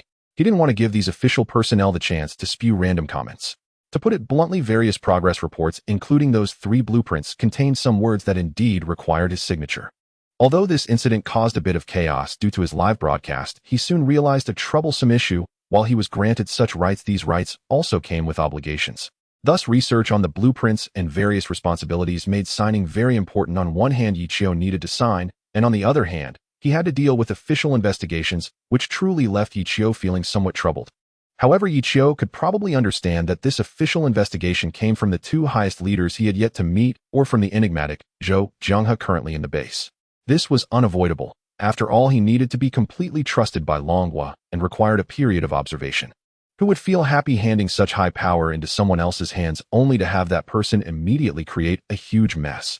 Thus, Yi Qiu couldn't help but feel a bit helpless. He only guaranteed that the rocket launch was completed independently, but afterward, he couldn't return to the dangerous drifter and was soon surrounded by a group of people. Forget it, after all the things that needed to be done had already been accomplished. Presumably somewhere in this base, behind an invisible window, that old man was watching him. Right? He indeed had been a bit arrogant, but what could he do if he didn't do things this way? For instance, regarding this time's space station components, without neural remote synchronized driving simulation, without nanobots, without the blueprints for the space station, rapid construction of the space station would be impossible. And the combat system forming around the entire space station in the future would undoubtedly become a huge boost for Longhwa. Yi Qiu was very clear about this. In the future, the most crucial step in Blue Star's elimination of the behemoths lay within the space station. However, Blue Star could not possibly spend money to build a second space station. Yi Qiu could only use the rewards from his live broadcast account and accumulated popularity to exchange materials with the system. Because now, whether it was Longhwa or the United Nations, including the beautiful country, they had invested almost all technological funds, even the main driving force of technology, into mecha research. As resources continued to tilt while being consumed, the emergence of behemoths and their activities posed a tremendous threat to human life and caused significant destruction on Blue Star. Yi Qiu couldn't help but sigh. Tisk, looks like next time I need to get the officials to reward me with some gifts. A space station has nearly drained me dry. He signed the engineering personnel's reports while using them to block the frantic official personnel rushing towards him. He had grown tired of dealing with these people. Seeing Zhang Chun running towards him, a sudden spark of inspiration struck him. He turned his head and pushed the engineer's report forward, glancing at the official media that said, "First and foremost, I am a streamer, and at the same time, I am someone who possesses cutting-edge technology. How about this? If you want me to accept an interview, I suggest the official media collaborate with the Tiger Shark platform, and we can do a nearly half-hour live broadcast. In this broadcast, I will share with everyone my personal views and understanding regarding mechas." The official media was primarily focused on 2 main points rather than whether Yi Qiu possessed any real secrets.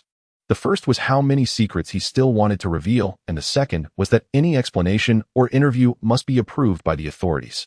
Thus, the media surrounded Yi Qiu, accurately speaking, to gather materials about him, while also indirectly warning him. Clearly, a live broadcast, and the media, especially the official media, could easily lead to some unseen conflicts and competition. Yi Qiu didn't care. However, he merely announced a decision that indicated he had given the Tiger Shark platform the highest regard. If you still have some sense, hurry up and contact the official media of Long Kingdom. Before that, I will not reveal any more secrets. This is also Yichio's statement, which caused the group of disheveled official representatives to reveal a barely noticeable smile. However, this smile turned out to be a bit sinister and strange. On the second-floor platform, Zhou Jianghe, holding a teacup, watched as Yichio was surrounded by a group of people frowning as he observed Yichio's words. On the stage and behind the scenes.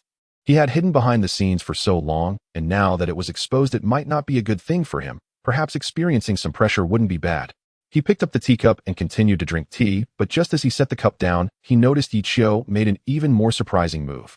Yichio directly slapped the leading official representative with a resounding blow. Moreover, it was right in front of Zhang Chun. Zhang Chun was holding a notebook and was preparing to have Yichio sign and convey Zhou Jiang's opinions when Yichio, with remarkable decisiveness, sent one of the official representatives flying nearly 3 meters away with a single slap. In an instant, the surrounding reporters, the engineers seeking his signature, and those official representatives, including Zhang Chun, were all dumbfounded. Yichio's 60-year divine stage showcased immense strength, leaving that guy's jaw swollen, as if he had grown an extra head and teeth scattered everywhere. This was utterly effortless for Yichio, who then stated, "If you can't speak, then don't speak. The official representatives can conduct some inquiries, but you have no authority to interrogate me. Now in this apocalyptic era, dealing with colossal beasts is the priority. You do not waste time on futile matters in my presence." As the current fourth most important figure in all of Long Kingdom, and indeed the highest authority responsible for the entire Mech project and dealing with the colossal beasts, Yichio's slap resonated deeply with everyone present.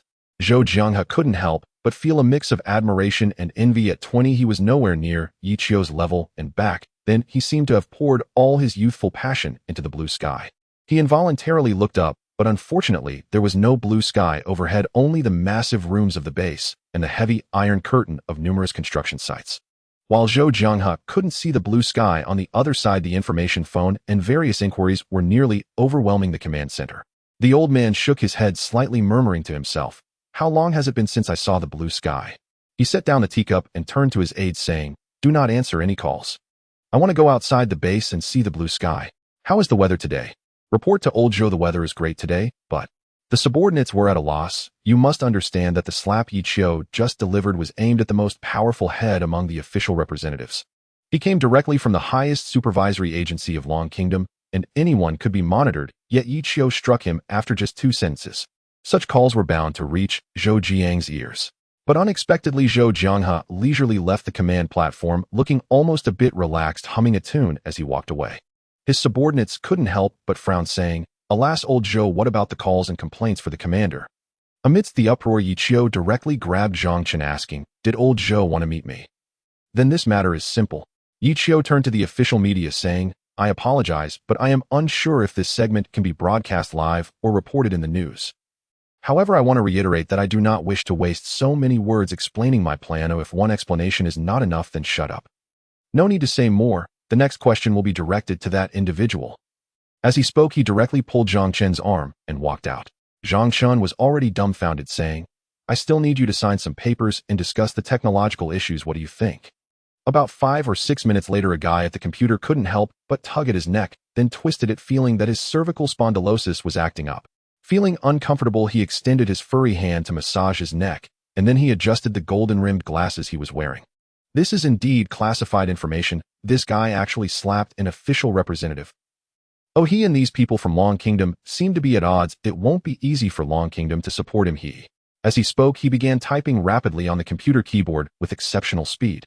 In no time, he completed discussions with over a dozen people, and after finishing, he slowly lifted his coffee cup and took a sip. Then a feeling of frustration escaped his lips. Perceiving the deliciousness of this coffee through artificial organs is indeed quite difficult. Only our beautiful country can excel in bionic technology. Suddenly his hand moved. The tip of his right index finger split open, revealing a needle-like device emerging from the middle. He inserted it into the computer, and the data began to transfer rapidly. If just moments ago his fingers were nimble enough to communicate simultaneously with dozens of confidential social tools, now he has utilized a needle to completely release this message onto the dark web across the globe through the supercomputer before him. He can ensure that in half an hour to 45 minutes the strange interview data about Yichio will be known throughout the dark web worldwide. After all transmission was complete, this guy stretched his neck and slowly stood up. A hint of sorrow crossed his face. With such excellent bionic technology, why can't my cervical spondylosis be cured? Suddenly a calm voice came from behind his head. Your cervical spondylosis has never existed. He couldn't help but touch his golden hair. Is that so? That's not right then. Why does my neck always hurt? Oh right, my cervical spine has been replaced with the most perfect bionic machine, hasn't it? He chuckled softly. He couldn't help but laugh, then turned to leave. The detector behind him quietly displayed a message. This is merely a memory derived from you. He had already walked quite far when he suddenly waved his arm. Yes, only such memories, such habits, such ailments can make me feel more like a human. Then the infrared detector said, "Good night, Mr. Anderson." Although Yi Qiu had dragged Zhang Chen into a room, Zhang Chen felt a mix of amusement and frustration. Originally, it was he who was supposed to block those official representatives and media arranged by old Zhou. Besides getting Yi Qiu's signature, he also wanted to inquire about the progress of the beast-hunting mecha. After all, the blueprints were already very clear, but to replicate them in reality for manufacturing required a lot of practical exploration. Moreover, the knowledge contained within was something that the researchers at the Super Beast Hunting Mecha Research Institute could hardly grasp. To put it bluntly, the blueprints provided by Yi Qiu were astonishing enough. Attempting to manufacture based on these blueprints without consulting him was indeed a considerable challenge for all researchers. One word from a master could potentially resolve your confusion that has lasted a month or even more. Thus Zhang Chen was eager. Seeing the somewhat bookish Zhang Chen, Yi Qiu couldn't help but sigh and said, "All right, let's start with the signature." Then he pointed out, when manufacturing the mecha, the streamlined design must increase by 15%, otherwise your load capacity will decrease by 10%. Moreover, during this process you will lose 15 to 20% of your agility. Have I made myself clear enough? Zhang Chen nodded frequently, but then he pondered, "Oh right, old Zhou wants to see you, you know that, right?" Yi Qiu furrowed his brow. He glanced at Zhang Chen in front of him, then skillfully adjusted a cup of coffee from the nearby machine, took a couple of gulps, and placed it on the table, saying, "Si, if it comes to this kind of game, I can't outplay these old timers. But if I am not respected, if I am not given power, then all of this in Blue Star has already begun its countdown to destruction. Do you understand what I am saying?" Zhang Chen frowned, seeming not to fully grasp what Yi Qiu was saying. "Are you referring to the giant beast and the naming issue of the mecha?" Yi Qiu waved his hand. "What I'm saying is already quite clear, but it's just that no one wants to believe it, because it's been a long time since a 6th-tier giant beast has appeared, right? But do you really think there won't be any?" Yi Qiu then tapped the table with his hand and looked at Zhang Chen.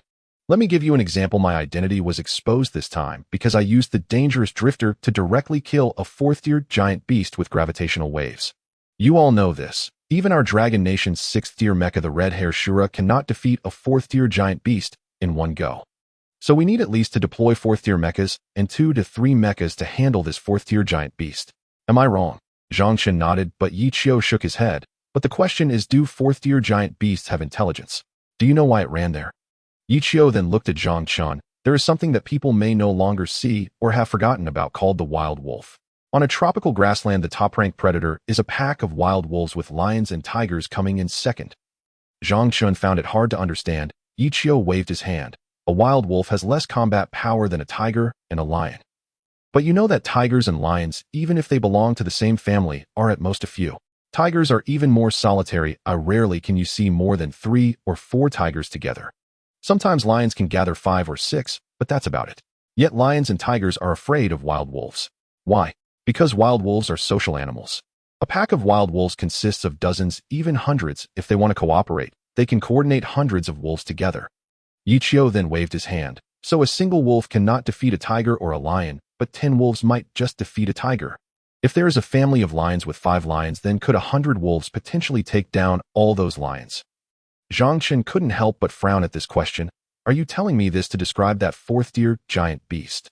Yi Qiu waved his hand. "The 4th-tier giant beast has average capabilities, and it doesn't have much intelligence. They simply exist to devour and destroy for survival. But the fact that this giant beast could come here, don't you find it surprising? A single wolf is not scary. We have a tiger that can easily kill this wild wolf. However, what if it is merely a test sent by a wolf king leading 100 wolves to probe this tiger?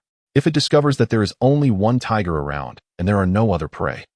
Sacrificing one wolf to seize advantageous terrain, sending out 10 or 20 wolves, could it not take down this tiger? This is the law of nature. Up until today, there has always been a process where giant beasts grow continually, while humans also evolve. However, the speed of human growth is always in defense. If no new high-tier giant beasts appear, humans will not actively develop higher-level beast-hunting mechas. Thus, humanity will eventually face doom, so we must urgently research new high-tier mechas. The impression this plan gives me is that we have always been in passive defense, never actively seeking new changes. What if hypothetically the wolves we face gradually evolve into a wolf king, leading countless powerful wolves no longer mere tier 4 beasts, but tier 6 beasts? Or even the primordial level, the apocalyptic level, the natural disaster level. At that point, when all the beasts can attack humanity like a complete army continuously. Do you think we still have hope? Zhang Chen suddenly stood up. To be honest, there are indeed various hypotheses that emerged after the appearance of the giant beasts, and the hypothesis of survival of the fittest, as mentioned by Yi Qiu, is not without merit. However, with the continuous evolution from tier 1 to tier 6 beasts, people have found that these giant beasts primarily act alone. As long as humans can adopt a defensive strategy, spreading their resources and utilizing the advanced civilization of humanity to concentrate resources and materials for upgrades. If one strategy fails, then two. If two don't work, then 3, 5, 10, or even hundreds, we will eventually defeat these giant beasts. From tier 1 to tier 6, there has been no emergence of a system similar to the wild wolf system, as described by Yi Qiu. There has also been no further development of the giant beasts themselves, so modern humans believe that the development of giant beasts has reached a standstill. The giant beasts themselves may represent a kind of chain reaction in nature punishing humanity, such as mountain floods, earthquakes, volcanic eruptions, or terrifying weather phenomena. There is not much connection among the giant beasts themselves, so as long as humans can continuously hide in the underground cities and patiently develop, they will eventually be able to defeat the giant beasts and rebuild their homes on the surface. Having said this, Zhang Chen felt a bit dumbfounded. He had no idea Yi Qiu would talk to him about this. Yi Qiu then waved his hand. So what do we do next? First, I need to provide proof to the entire Dragon Kingdom and even the whole world, showing you what a primordial level giant beast truly is. Secondly, even the giant beasts have begun to organize and train, just like the Wolf King among the wolf pack, leading the pack in various kinds of training. We must also quickly organize and arrange ourselves. Of course, I don't yet know how they are specifically organized, but once I prove the existence of primordial level giant beasts, I will start to investigate this issue. As he spoke, Yi Qiu patted the astonished Zhang Chen on the shoulder. All right, what I've told you is to inform you that the progress of the mechas must be accelerated. As for old Zhou, he should understand the reasoning I'm speaking of, otherwise I wouldn't have been approved to directly manage the entire beast hunting mecha project. With Zhang Chen still somewhat dazed and lost, he had no choice but to take Yi Qiu to meet Zhou Jianghe. At this moment, Zhou Jianghe was standing on a hillside outside the base, gazing at the not-so-bright sky, appearing quite troubled. He was holding a large thermos. The old man seemed somewhat sentimental. He didn't seem particularly interested in the surrounding matters. So when Yi Qiu saw him, he felt that the old man had truly come here to seek peace. The old man suddenly placed the thermos behind him and waved to Yi Qiu. To be honest, as the commander of the Joint Defense Department, Yi Qiu's first impression of him was that he was an upright soldier. Even though he was over 60 and referred to as Old Zhou, his physique, gait, and even his chest were all very much in line with a standard soldier's posture. However, now this old man seemed to have a bit of the demeanor of a kind grandfather. Yi Qiu couldn't help but frown, and he slowly walked up to the old man and saluted him meticulously. The old man waved his hand too polite. Although your current position is a bit awkward, you are already our leader. Even I, this old fellow, sometimes have to listen to you, don't you think? Yi Qiu couldn't help but roll his eyes dramatically. Listen to me. The arrived base brought in a whole bunch of official media and representatives, clearly showing their distrust in me. Do they expect me to suffer a bit before they can trust me? Well, coming here to launch rockets is fine. The rocket launch was not disrupted, proving that the old man still somewhat trusts me, but shortly after, Yi Qiu caused a significant incident. So what is going on here? The old man couldn't help but chuckle, looking at the blue sky outside. Do you think there will come a day when all our descendants will remain underground, never seeing this kind of sky? At least for Zhou Jianghe, as the commander, he is the highest minister of the Joint Defense Department. He is certainly allowed to stand here and look at the blue sky and white clouds. But in fact, for the entire blue star, the vast majority of people no longer have this qualification. According to normal development, no one will have the opportunity to see such blue skies and white clouds in the future. Thinking of the scene of humanity's tragic defeat in the apocalyptic war in his past life, Yi Qiu silently said a word in his heart. Zhou Jianghe seemed to have certain expectations for Yi Qiu, gradually walking up to him. Yi Qiu, you are a broadcaster, I can understand. But if you truly want to help the Dragon Kingdom, even help this blue star, you should show some real sincerity rather than opposing the officials on certain matters. Of course, I am not like others who I choose to believe you, but I hope you, like me, can look up at the blue sky here. After all, too many people can no longer see such blue skies. Yi Qiu couldn't help but sigh under the sea breeze. You mean to say hoping that one day we all can see this blue sky and white clouds looking towards that ocean, right? But isn't that my goal? However, to achieve this goal, I need to change not just individual thoughts, don't you think? His words made Zhou Jianghe beside him fall silent, while Zhang Chun on the other side still seemed a bit confused. Yi Qiu then nodded again to Zhou Jianghe. In any case, every step I am taking now is to seize every bit of time. I am clearly announcing to the Dragon Kingdom, and even the entire world, that we no longer have much time left, please believe me. Now I need to go to the underground city to find the divine-level beings I recognize to cooperate with the Tier 6 and above beast hunting mecha plan. This plan must be promoted immediately, and I am going to do this right now. After bidding farewell to Zhou Jianghe, Yi Qiu immediately drove the dangerous wanderer to the underground city. Yi Qiu was looking for a person named Wang Yu, who had shown terrifying talent in his past life. He was one of the few humans on Blue Star who possessed a 6th-tier divine physique without undergoing genetic divinity creation. People like him born as high-tier divine beings only needed to consume divine nutritional supplements to activate the hidden genes within their bodies. In his previous life, such individuals were known as saviors of the apocalypse. The only divine mech on Blue Star was piloted by a savior of the apocalypse. Wang Yu's identity had been investigated by the authorities, and there was no record of him in the entire Dragon Kingdom, as he was a scavenger from the apocalypse. Therefore, there was no way to retrieve his personal data directly from the personal records of the Dragon Kingdom based on his name. Yi Qiu had to search for him personally. This time there will be no apocalyptic war. I will eliminate the disaster-level behemoths in their cradle after they appear. A determined look flashed in Yi Qiu's eyes. His plan was to ensure that humanity's beast-hunting mech technology far outpaced the evolution of the behemoths. If he could perfect the technology of the divine mechs before the disaster-level behemoths appeared, humanity would undoubtedly seize the initiative. Defeating disaster-level behemoths was not mere talk.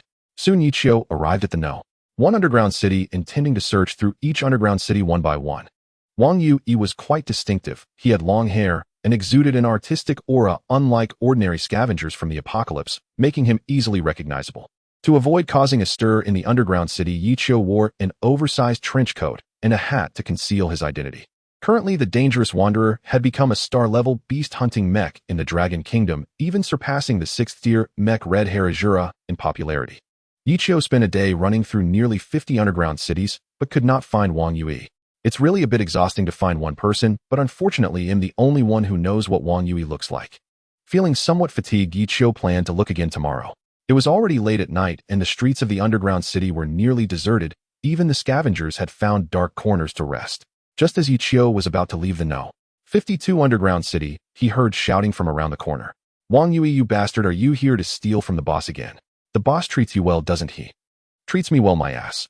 The underlings work hard every day to find useful materials on the surface, and he sells them for so much money, yet only gives us a pile of nutritionally worthless food.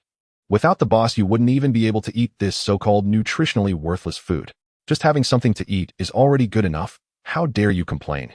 The curses in the dark alley caught Yi Qiu's attention. Wang Yu. There can't be two people with the same name. Yi Qiu frowned slightly and approached the edge of the alley. If it were a name coincidence, he would turn around and leave without hesitation. In the apocalypse, there were virtually no laws in the underground city. Every day, refugees died in unclear circumstances. Initially, the Dragon Kingdom officials would send personnel to investigate. However, as the number of behemoths increased, the authorities no longer had the energy or personnel to manage these situations. Moreover, Yi Qiu had long been accustomed to such events. Spending time on completely eliminating the behemoths was far more practical than indulging his empathy. As long as the behemoths were not eradicated, the apocalypse would persist, and such incidents would continue to occur. To address the root of the problem, the behemoths had to be eliminated quickly to prevent such occurrences from happening again. Considering you still have some ability, the boss said, if you hand over the things, this matter will be treated as if it never happened. Hurry up and hand it over or else. In the alley, the middle-aged man's tone was heavy, laced with a strong threat. The things have already been sold. If you want them, go find them in the black market. Maybe you can buy them back. This time Yi Qiu clearly heard the voice. It must be Wang Yu. Yi Qiu entered the alley and found 4 or 5 burly men surrounding a young man. The young man had his hair tied back and appeared very delicate. If not for his masculine features, most people would mistake him for a woman. He was simply too strikingly handsome. Upon seeing the young man's face, Yi Qiu immediately confirmed that he was Wang Yu. Damn it, don't blame me for being rude, fat tiger. The leading man cursed angrily and signaled to his companions with his eyes ready to make a move. Wang Yu stood against the wall, a flash of determination in his eyes. Just as Fat Tiger reached out to grab him, Wang Yu swiftly ducked to the side, pulling something from his pocket. A glint of cold light flashed, and a tiny cut appeared on Fat Tiger's face, blood oozing out the next second. What the hell? You dare to fight back? Everyone get him. We must completely incapacitate this brat today. Fat Tiger wiped the blood from his face, utterly enraged by Wang Yui.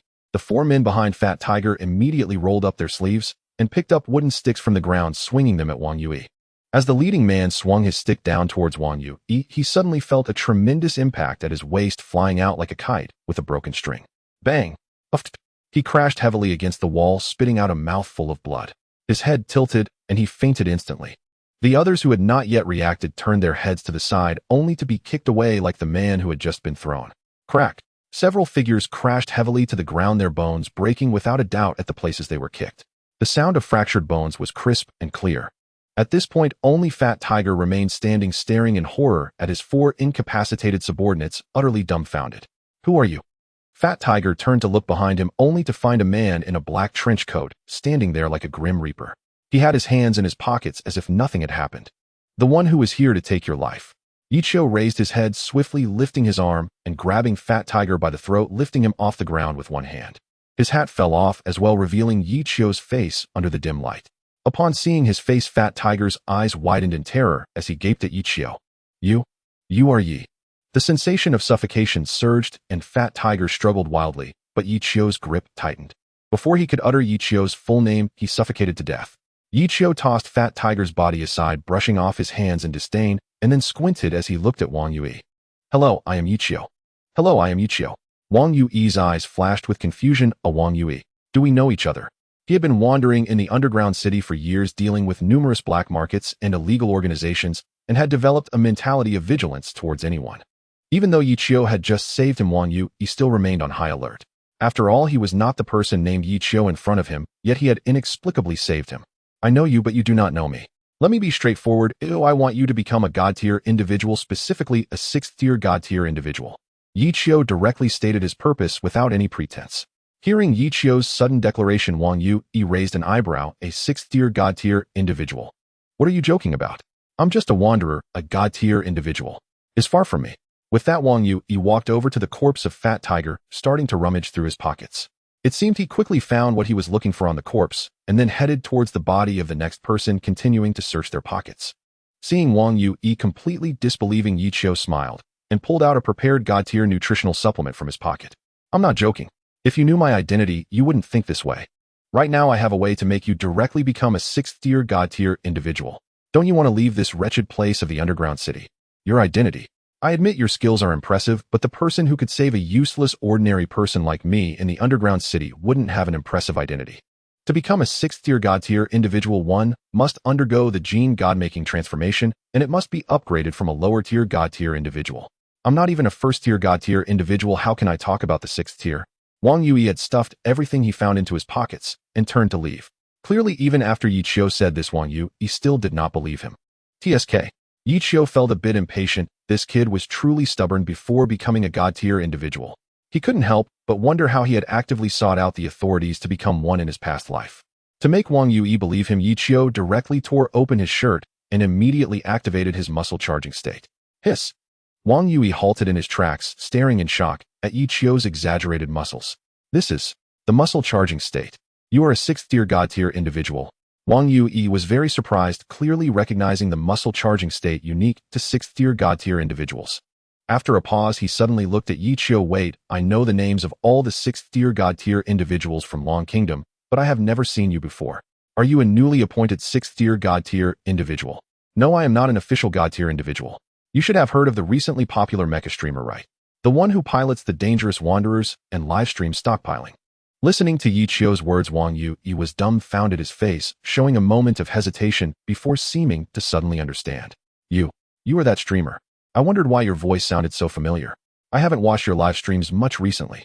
Thought of this, Wang Yui's indifferent expression instantly disappeared, replaced by excitement. He grabbed Ichio's arm. You just said you have a way to make me directly become a 6th-tier God-tier individual. What is the method? Wang Yui's sudden change in attitude surprised Ichio, but it was understandable. Wang Yui hadn't watched his live streams recently, so it was normal not to know what he looked like. After all, he could elevate the beast-hunting mechas to higher tiers in a very short time. Now, to say that he could make Wang Yui directly become a 6th-tier God-tier individual was not an unbelievable thing. Since you are willing to believe me now, let's leave this place first. Although you don't have to undergo the gene God-making program, some methods are still needed, and the process may not be very pleasant. Yichio clearly remembered that in his past life those apocalypse saviors experienced extreme pain when the gene was activated after drinking the god-tier nutritional supplement for the first time. He planned to take Wang Yu directly to the underground base in Harbor Island, where he would set up an instrument specifically designed to reduce the pain. He would also let him start familiarizing himself with the beast-hunting mechas, mastering them in the shortest time possible. Okay, Wang Yu nodded heavily, choosing to trust Yichio. He had deep-seated faith in this streamer's abilities. When Yichio brought Wang Yu to the dangerous wanderer parked outside the underground city, Wang Yu was completely stunned. He had never seen a beast-hunting mecha in person. All he had seen were videos and pictures on his phone. Seeing it in person was a completely different experience from viewing it on a phone. The dangerous wanderer gleamed with metallic luster, and the silver shell of the mecha reflected the sunlight. Its exoskeleton structure, technologically advanced weapons, and flickering red eyes appeared even more vibrant under the sunlight. Wang Yu felt a strong shock as he beheld these sights. At the same time, it further ignited his desire to become a god-tier individual and pilot a beast-hunting mecha. Wang Yu felt like a child, completely intoxicated by the romance of the dangerous wanderer, as if he were in another world. He couldn't help but think how dreamy and shocking it would be to pilot such a beast-hunting mecha. Yichio watched Wang Yu's astonished expression, feeling quite satisfied. He knew that the fervor within Wang Yu had already been ignited. Then Yichio led Wang Yu into the cockpit, which had enough space to accommodate 3 or 4 people. This is the cockpit of the beast-hunting mecha. So cool. Wang Yu's eyes sparkled as he looked at the advanced instruments and equipment inside the cockpit. After a moment of awe, Yichio completed all the startup operations. "For Mach thrusters ready, start," Yichio said calmly, and then activated the stealth capability again. The strong pushback sensation made Wang Yu's eyes widen in an instant, and he couldn't help but exclaim, "Wow, amazing. Awesome. Where are we going now?" "To my underground base." After flying for a while, they soon arrived above the island of Gangdao. The 4 Mach thrusters on the dangerous wanderer had also decelerated, returning to normal thrust speed. "Aren't we going to your underground base? What are we doing on Gangdao? Isn't this place completely overrun by the giant beasts? The authorities have all evacuated, completely abandoning Gangdao." Wang Yu looked out through the transparent window and saw the current aerial view of Gangdao, a look of confusion suddenly appearing on his face. "My underground base is located on Gangdao. After all, the inland is entirely filled with underground cities, and there is no space left for me to build an underground base. Moreover, the authorities are completely unaware of this base." As the dangerous wanderer had already deactivated its cloaking ability, many giant beasts hiding on Gangdao had noticed it. They quickly gathered toward this direction, but soon they were all blocked outside by the dome energy shield. Those who attempted to force their way through were all repelled by the energy shield, their bodies covered in injuries caused by the energy rebound. Don't be too surprised, this is called a dome energy shield. Without a giant beast of 6th rank or above, there is simply no way to break through its defenses. On Gangdao, there are no giant beasts of such high rank, so it is impossible for any giant beast to appear around the underground base. In the center of the ground, a patch of grass opened up, revealing a large landing pad where the dangerous wanderer landed steadily. Immediately, the elevator began to operate. Moments later, the dangerous wanderer finally arrived inside the underground base, and the simulated female voice of the system echoed, "Welcome, Mr. Yichio." Yichio led Wang Yu into the underground city, which was spacious and bright, surrounded by various high-tech devices that dazzled the eyes. "Welcome to my secret base," Yichio said with a smile. "This is where I conduct research and manufacturing, though the base is still partially incomplete. You can feel free to explore." Wang Yu was very astonished, curious about the operating principles and functions of these high-tech devices, and Yichio was more than happy to explain to him. Finally, Yichio took Wang Yu to the hall. In the middle of the hall stood a beast-hunting mech, just completed with its legs. The entire mech was a deep green covered with intricate patterns, exceptionally cool. However, just one leg was already nearly 80 meters tall. "What? Are you kidding me? One pair of legs has already reached 80 meters, then once the entire body is built, how tall will it be?" Wang Yu was completely dumbfounded, standing there in a daze. If the gigantic construction robots and multiple nano-robots he had seen along the way were enough to shock him, then this enormous hunting mech directly shattered his perception of hunting mechs. To put it in perspective, the most powerful 6th-tier mech is only about 80 meters tall. Yet the hunting mech before him, although not fully constructed, already had legs that reached 80 meters. 6th-tier mechs can only match the size of the mech legs built by Yichio. Seeing Wang Yu's shocked expression, Yichio couldn't help but smile. He immediately explained, "This mech is an ultra-giant heavy armor mech, and I have named it Taishan. Don't let its size fool you. In reality, it is only a 3rd-tier mech." Its combat power is quite average mainly due to its exceptional defensive strength. It can house multiple 6th tier and below mechs internally. To put it simply, it's a mech aircraft carrier. This is my latest developed hunting mech, and it has only completed the leg construction. It will take more than 20 days to complete the entire construction. Wang Yui was captivated by the appearance and functions of the Titan and admired Yi Chio's technical prowess even more. Brother Chio, this hunting mech is truly amazing. However, speaking of which, I watched your live stream over the past 2 days on the way here. I didn't expect you to reveal your identity in public. Moreover, you have received support from the Dragon Kingdom's authorities. You are among the top 5 in terms of power and status in the Dragon Kingdom. Wouldn't having the country help you construct it significantly speed up the process? However, Yi Chio gently shook his head.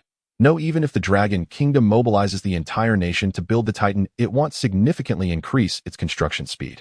Artificial technology is far inferior to my construction robots. Besides, the Dragon Kingdom has not yet reached the capability to build the Titan. With that, Yi Chio waved his hand and said, "It's still too early to put it into use. Let's talk about this later. After you become a 6th tier divine stage practitioner, the mech you will use to pilot is this one." As he spoke, Yi Chio pointed to the direction behind Wang Yui. Wang Yui curiously turned his head, but there was nothing but darkness behind him. Just as he was about to ask, Yi Chio snapped his fingers near his ear. Snap! The next second, the lights above lit up, revealing the newly refurbished Old Day God standing silently. A 6th tier specialized mecha. Wang Yui was stunned as he gazed at the modified Olden God before him, his emotions in disarray. He had already been overwhelmed by the many shocks brought by Yi Chio. First, on the port island occupied by the giant beasts, Yi Chio had secretly established his own underground base complete with a dome energy shield that no beast below the 6th tier could penetrate. Next, he showcased the supersized heavy armored mech Mount Tai, and now he informed Wang Yui that once he became a 6th tier God tier practitioner, the mecha he would pilot would be the Olden God. One must understand that there are only a few beast hunting mechas in the world today. Many countries haven't even grasped the blueprints for the development of 6th tier beast hunting mechas, yet Yi Chio as an individual already possessed 2 6th tier mechas, and a 6th tier specialized mecha at that. Looking across the entire blue star, the only 6th tier specialized mecha belongs to the United Nations. Chio.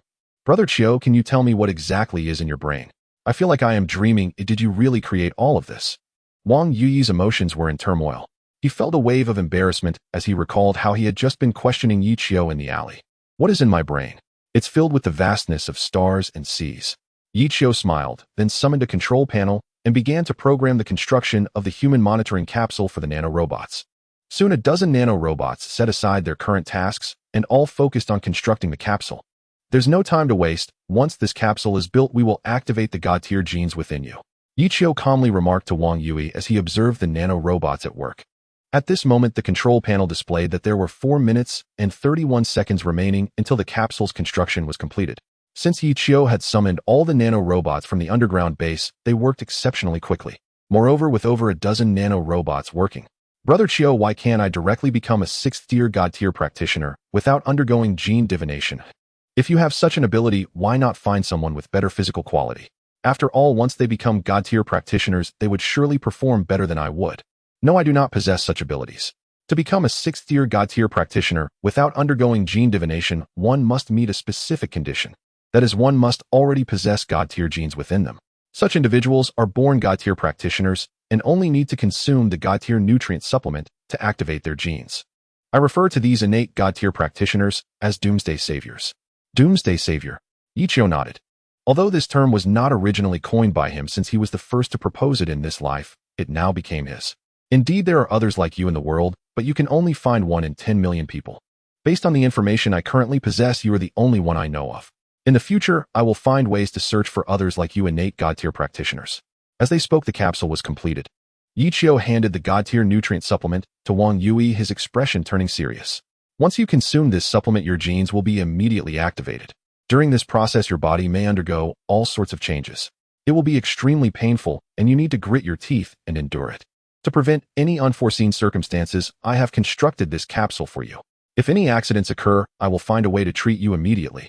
At the same time, this capsule can also alleviate your pain to some extent. However, if you cannot withstand it, you might die from the pain. You have the chance to back out now, the choice is yours.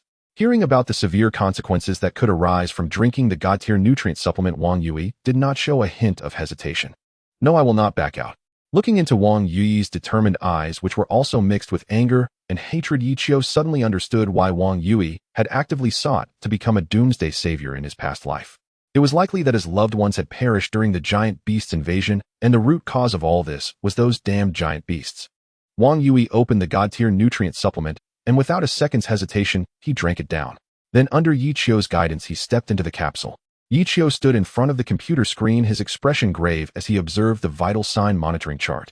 In his previous life, there were also doomsday saviors who failed to endure the awakening pain of their genes and either painfully died or exploded. Yichio feared that in this life, allowing Wang Yui to become a doomsday savior prematurely might lead to unforeseen events. Minutes after Wang Yui entered the capsule, he began to emit painful sounds. Despite Wang Yui's best efforts to endure, the physical pain was unbearable, as if every muscle in his body was being sliced by a knife. His internal organs felt as if they had fallen into a blender, experiencing a twisted convulsive pain. The monitor displayed severe fluctuations in Wang Yui's vital signs. Activating pain relief cooling program, activating skin repair mist program. Yichio wasted no time and immediately activated the programs to alleviate Wang Yui's pain, hugging his arms, his expression extremely tense. Wang Yui's cries of pain echoed throughout the underground base. 10 minutes later, his voice had become hoarse, and he had lost the ability to shout. If it weren't for the monitor still indicating his life signs had not completely vanished, Yichio would have thought the awakening had failed. After a long wait, the capsule door opened, and a cloud of smoke billowed out. Wang Yui emerged from within completely naked, his clothes torn apart. At this moment, the veins across his body were a pale blue, indicating a state of muscle charging. It worked! Yichio exclaimed with delight, rushing forward to support the nearly exhausted Wang Yui. His muscle charging state gradually dissipated, and his muscles began to return to normal. Yichio gave him another vial of the god-tier nutrient supplement and set him aside to rest. While waiting for Wang Yui to wake up, Yichio checked the construction progress of the Mecha space station. Both the construction of Mount Tai and the space station require massive funding. Just the construction of Mount Tai's legs has already exhausted all the funds. I wonder if there's any way to procure more money. Yichio felt a bit of a headache. He really wanted to get money directly from the Dragon Kingdom's government. However, they still needed a substantial amount of funds to support their plans for 6th-tier beast-hunting mechas and above. If they invested money in Yichio again, this plan would be interrupted. Tisk, it seems I need to gain the trust of the United Nations as soon as possible. They are the source of the substantial funding. Yichio murmured, firm in his resolution. 5 hours had passed, and Yichio was still investigating the frequency of the behemoths landing from the East Sea. In my past life, my level was insufficient, and I lacked the heart to observe these matters. Now that I think back, something always felt off. Yichio frowned and let out a sigh. He believed it was impossible that the East Sea harbored only this one primal-level behemoth. It was merely the first to reveal itself. Perhaps there are other primal-level behemoths hidden in other oceans. What Yichio couldn't understand was, since those primal-level behemoths had long existed and humanity's hunting mecha had only reached the 6th-tier special mecha, why didn't they attack? If they were to attack, now the simultaneous appearance of 3 or 4 primal-level behemoths would almost be enough to annihilate all of human civilization. What are they waiting for? Why deliberately leave time for humanity to develop? Even though ultimately the behemoths would win, wasn't this just a pointless waste of time? After a moment of contemplation, Yichio thought of the space mechanical bionic engineers he had launched into space. Check the construction progress of the space station. Mecha space station completion progress. Yichio looked at the progress on the control panel and sighed again. Now his funds could no longer support the continuous construction of such a large-scale and advanced project. Chiyo-gu. At that moment, the previously unconscious Wang Yui awoke and quietly approached Yichio from behind. You're awake. How does your body feel? Is there anywhere uncomfortable? Wang Yui shook his head, his face filled with excitement. I feel great. I feel like I've been reborn. Since there's nothing major, I won't be polite with you. They'll teach you how to pilot the hunting mecha right away. You should have seen the replay of my live stream where I revealed my identity, and you know my current plan. I intend to hunt down a primal-level behemoth. The current tier of the Danger Wanderer is only a 6th-tier special mecha, and even with all those powerful weapons equipped, I don't have much confidence in being able to defeat that primal-level behemoth alone. So I need you to learn how to pilot the hunting mecha in the shortest time possible and accompany me to hunt that primal-level behemoth. Yichio spoke his plan to Wang Yui with a serious expression. This was also the first time he had shown a lack of confidence in front of others. Chiyo-gu, is there really a primal-level behemoth? Where are they now, and why haven't they landed? Isn't the purpose of the behemoths to destroy humanity? Humanity currently has no ability to resist. This is also what I have been puzzled about, which is why we must immediately prove to the world that primal-level behemoths truly exist. We must demonstrate that the evolution speed of these behemoths is incredibly fast, and humanity must rapidly develop hunting mechas to avoid extinction. Yi Qiu's gaze was resolute, remembering the despair of all humanity after the landing of the calamity-level behemoths in his past life made his heart ache. Wang Yui was influenced by Yi Qiu and became serious as well. For the next 2 days, Yi Qiu remained in the underground base, teaching Wang Yui how to pilot the hunting mecha and maximize its capabilities. His email received numerous messages from manhwa, but he didn't bother to check any of them. Online netizens kept asking in the live stream when the host would start broadcasting. In 3 days, I will slay a primal-level behemoth in the East Sea. Stay tuned. In response to many netizens' inquiries, Yi Qiu simply changed the title of the live stream to this phrase. At the same time, he also changed the title of the live stream on YouTube. This time, he planned to broadcast on both platforms again, trying to earn a lot of tips to improve the Taishan and the Mecha Space Station. Once the Taishan and the Mecha Space Station were completed, it would mean that Yi Qiu had the strength to crush primal-level behemoths. At that time, manhwa and the entire United Nations would also be convinced of the existence of primal-level behemoths. They would fully cooperate with Yi Qiu in the rapid development of higher-tier mechas, and as long as the progress was fast enough, humanity could step into the ocean first to find out where the behemoths had landed. They would preemptively destroy the behemoths' lairs. If all goes well, perhaps before the calamity-level behemoths are even born, the behemoths would be completely exterminated on Blue Star. Yi Qiu thought this, but he always felt that something was off. 3 days quickly passed. Because Yi Qiu personally taught him step by step, and after Wang Yui became a 6th-tier diviner, being possessing the ability of brain explosion. He mastered the piloting skills of the hunting mecha in just 1/10 of the usual time and became very proficient. Qiuge, how is my current level? Wang Yui was very excited, looking at Yi Qiu eagerly.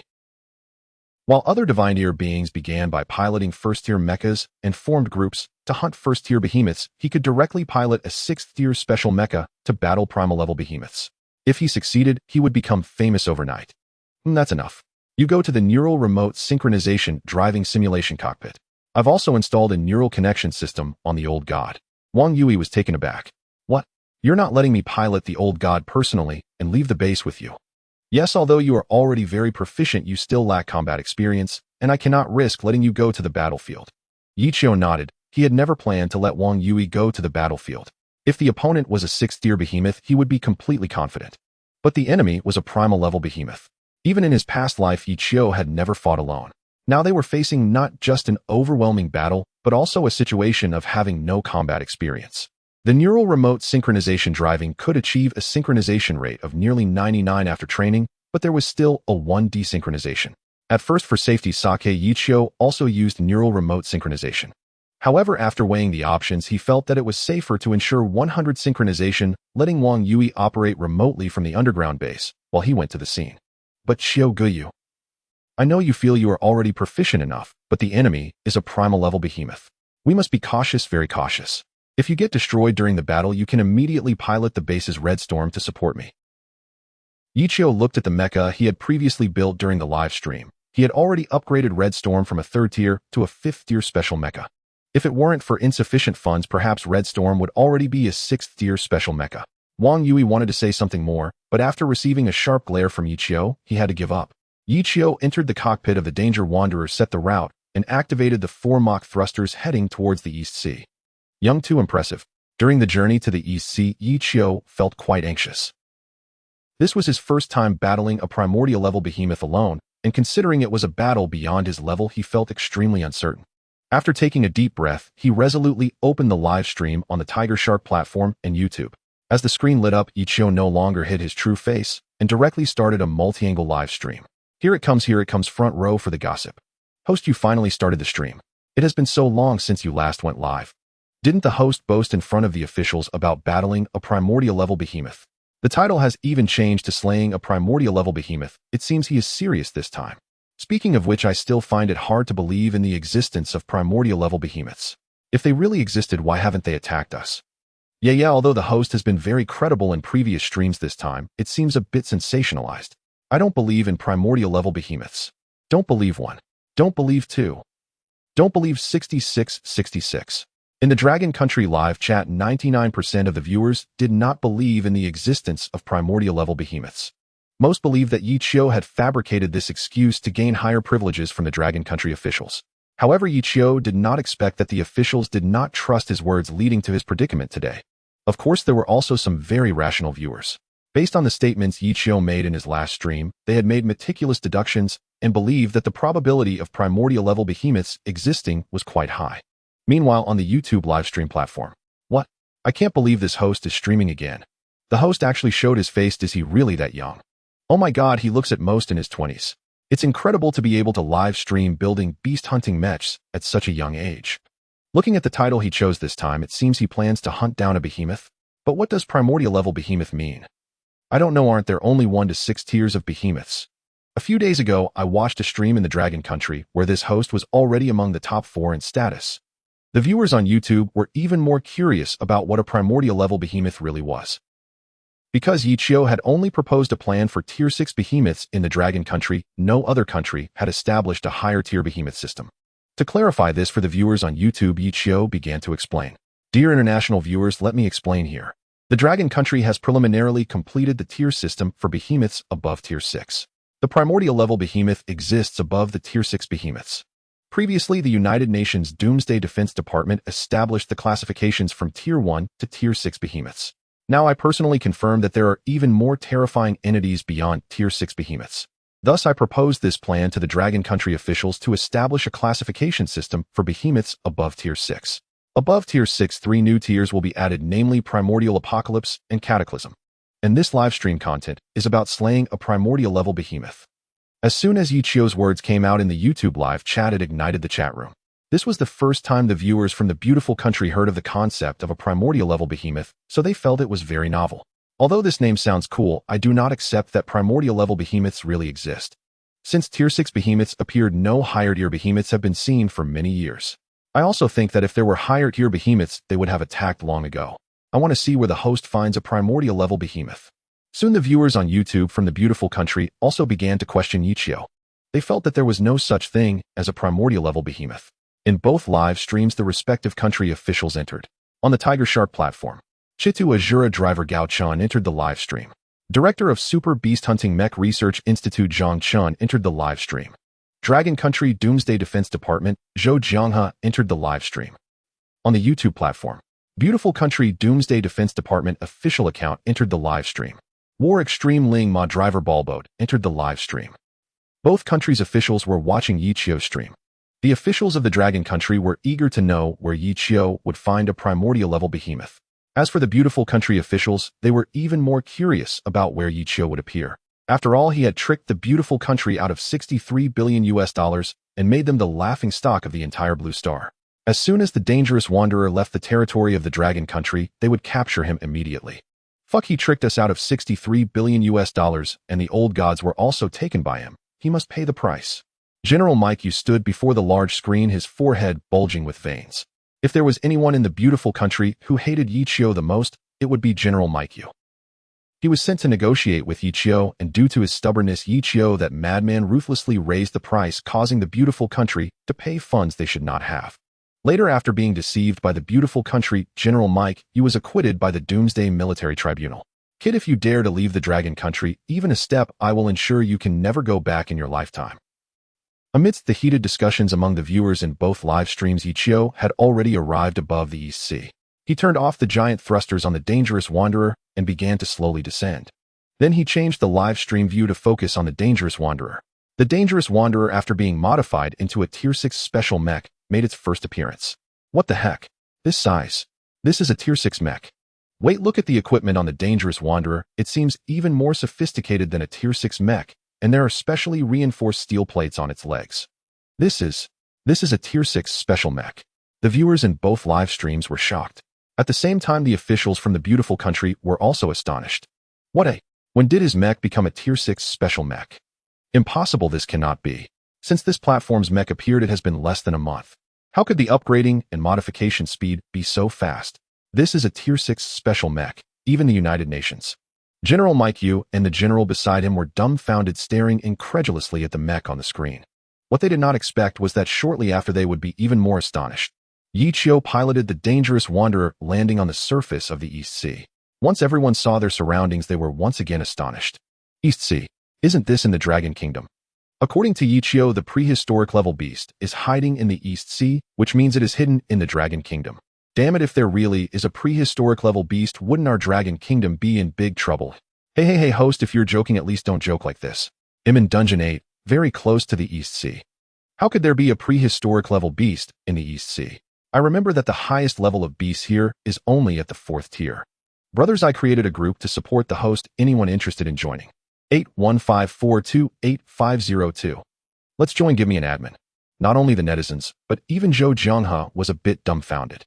He couldn't help but furrow his brows. At first, when Yichio mentioned the existence of a prehistoric level beast, Zhou Jianghe thought they might be hiding somewhere in the Pacific Ocean, pondering how Yichio would get there.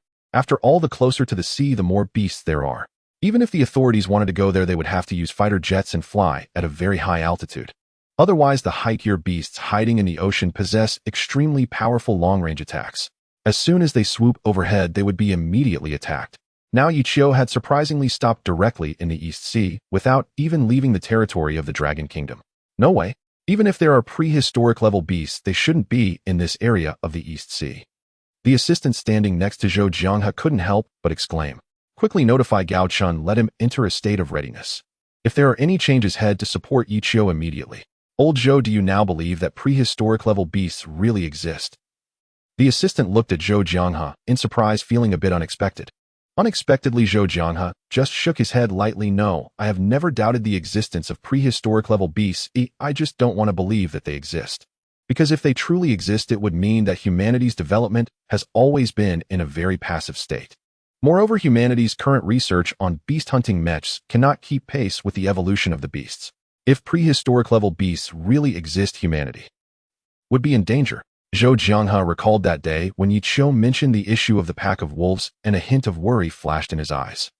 Preparing to dive, all ventilation systems shut down. Dive countdown 10, 9, 8, 7, 6, 2, 1. After the countdown ended, the entire body of the dangerous wanderer submerged into the deep sea. At this moment, the viewers in the live broadcast room were all focused, and very few were commenting. Yichio smirked to liven up the atmosphere and encourage donations. He said, "Ahem, everyone watching my live stream, at least contribute some donations, would you?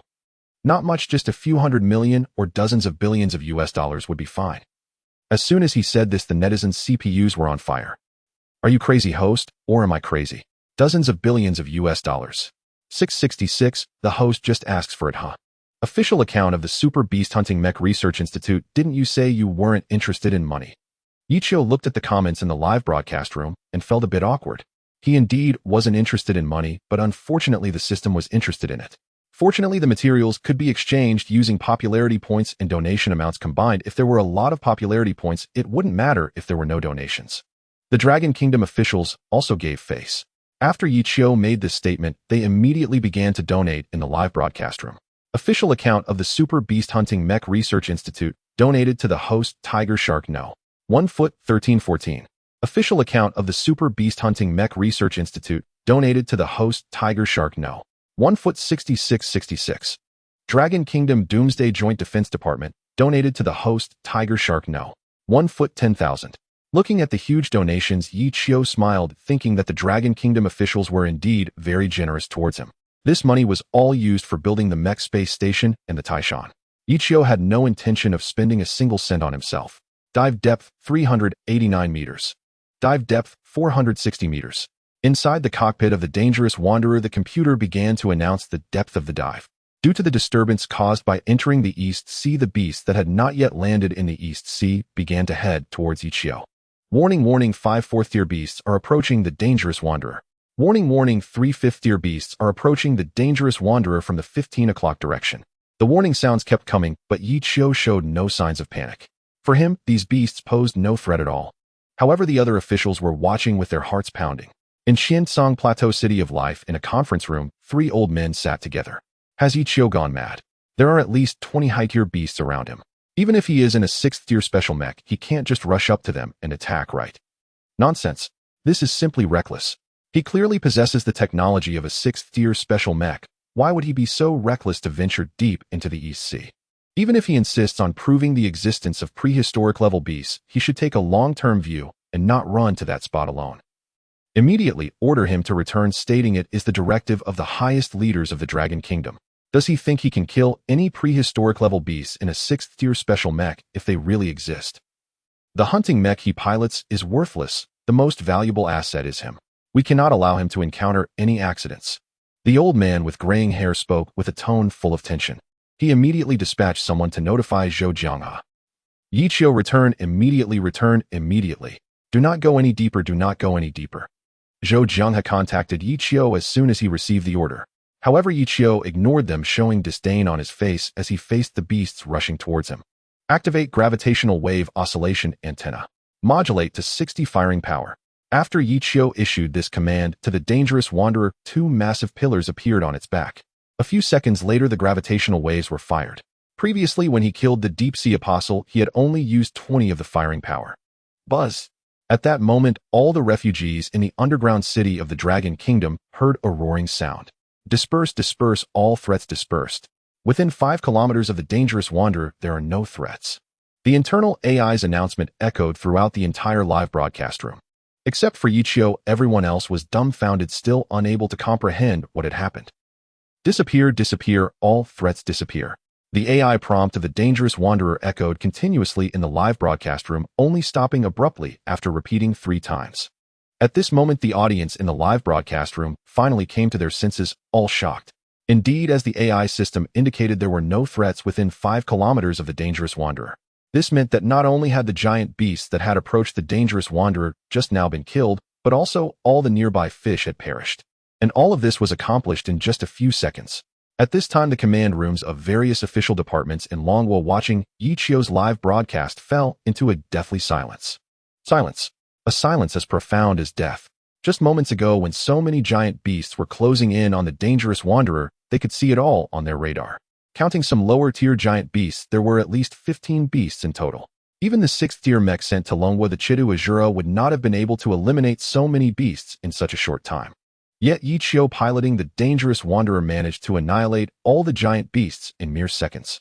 Among them were several 5th-tier giant beasts. What kind of terrifying power could accomplish such a feat without the giant beasts even touching him? Is this the true power of the supergravitational wave? I don't think Yiqiu has even unleashed the full damage of the supergravitational wave last time. A gravitational wave researcher standing beside Zhang Chun adjusted his glasses in shock. Zhang Chun indeed shook his head, pondering for a few seconds before speaking in a hoarse voice. No. I believe he hasn't used all of his strength until now.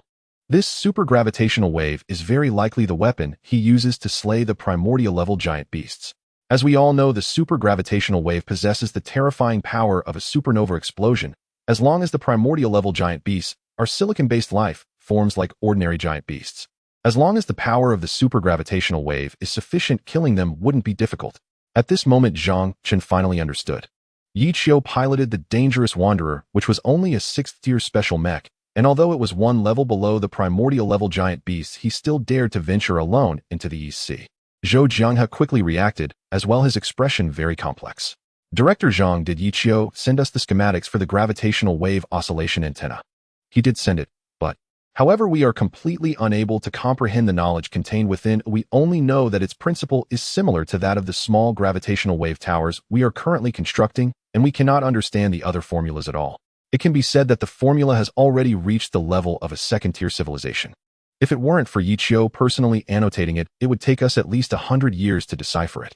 When I say 100 years, I mean constant analysis and calculations by all the scientists on Blue Star for 24 hours a day.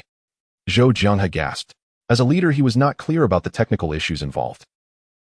Now, with Zhang Chen's explanation, he fully understood what kind of terrifying existence Yiqiu was on Blue Star. No wonder those researchers looked at Yiqiu as if they were looking at a deity. For this group of people who have devoted their lives to technological research, Yiqiu is their true god. The command rooms of major research institutions in the beautiful country. Their feelings were even more complicated than those in Longwo. Shock was their most basic emotion. For the beautiful country, there was even more fear. What?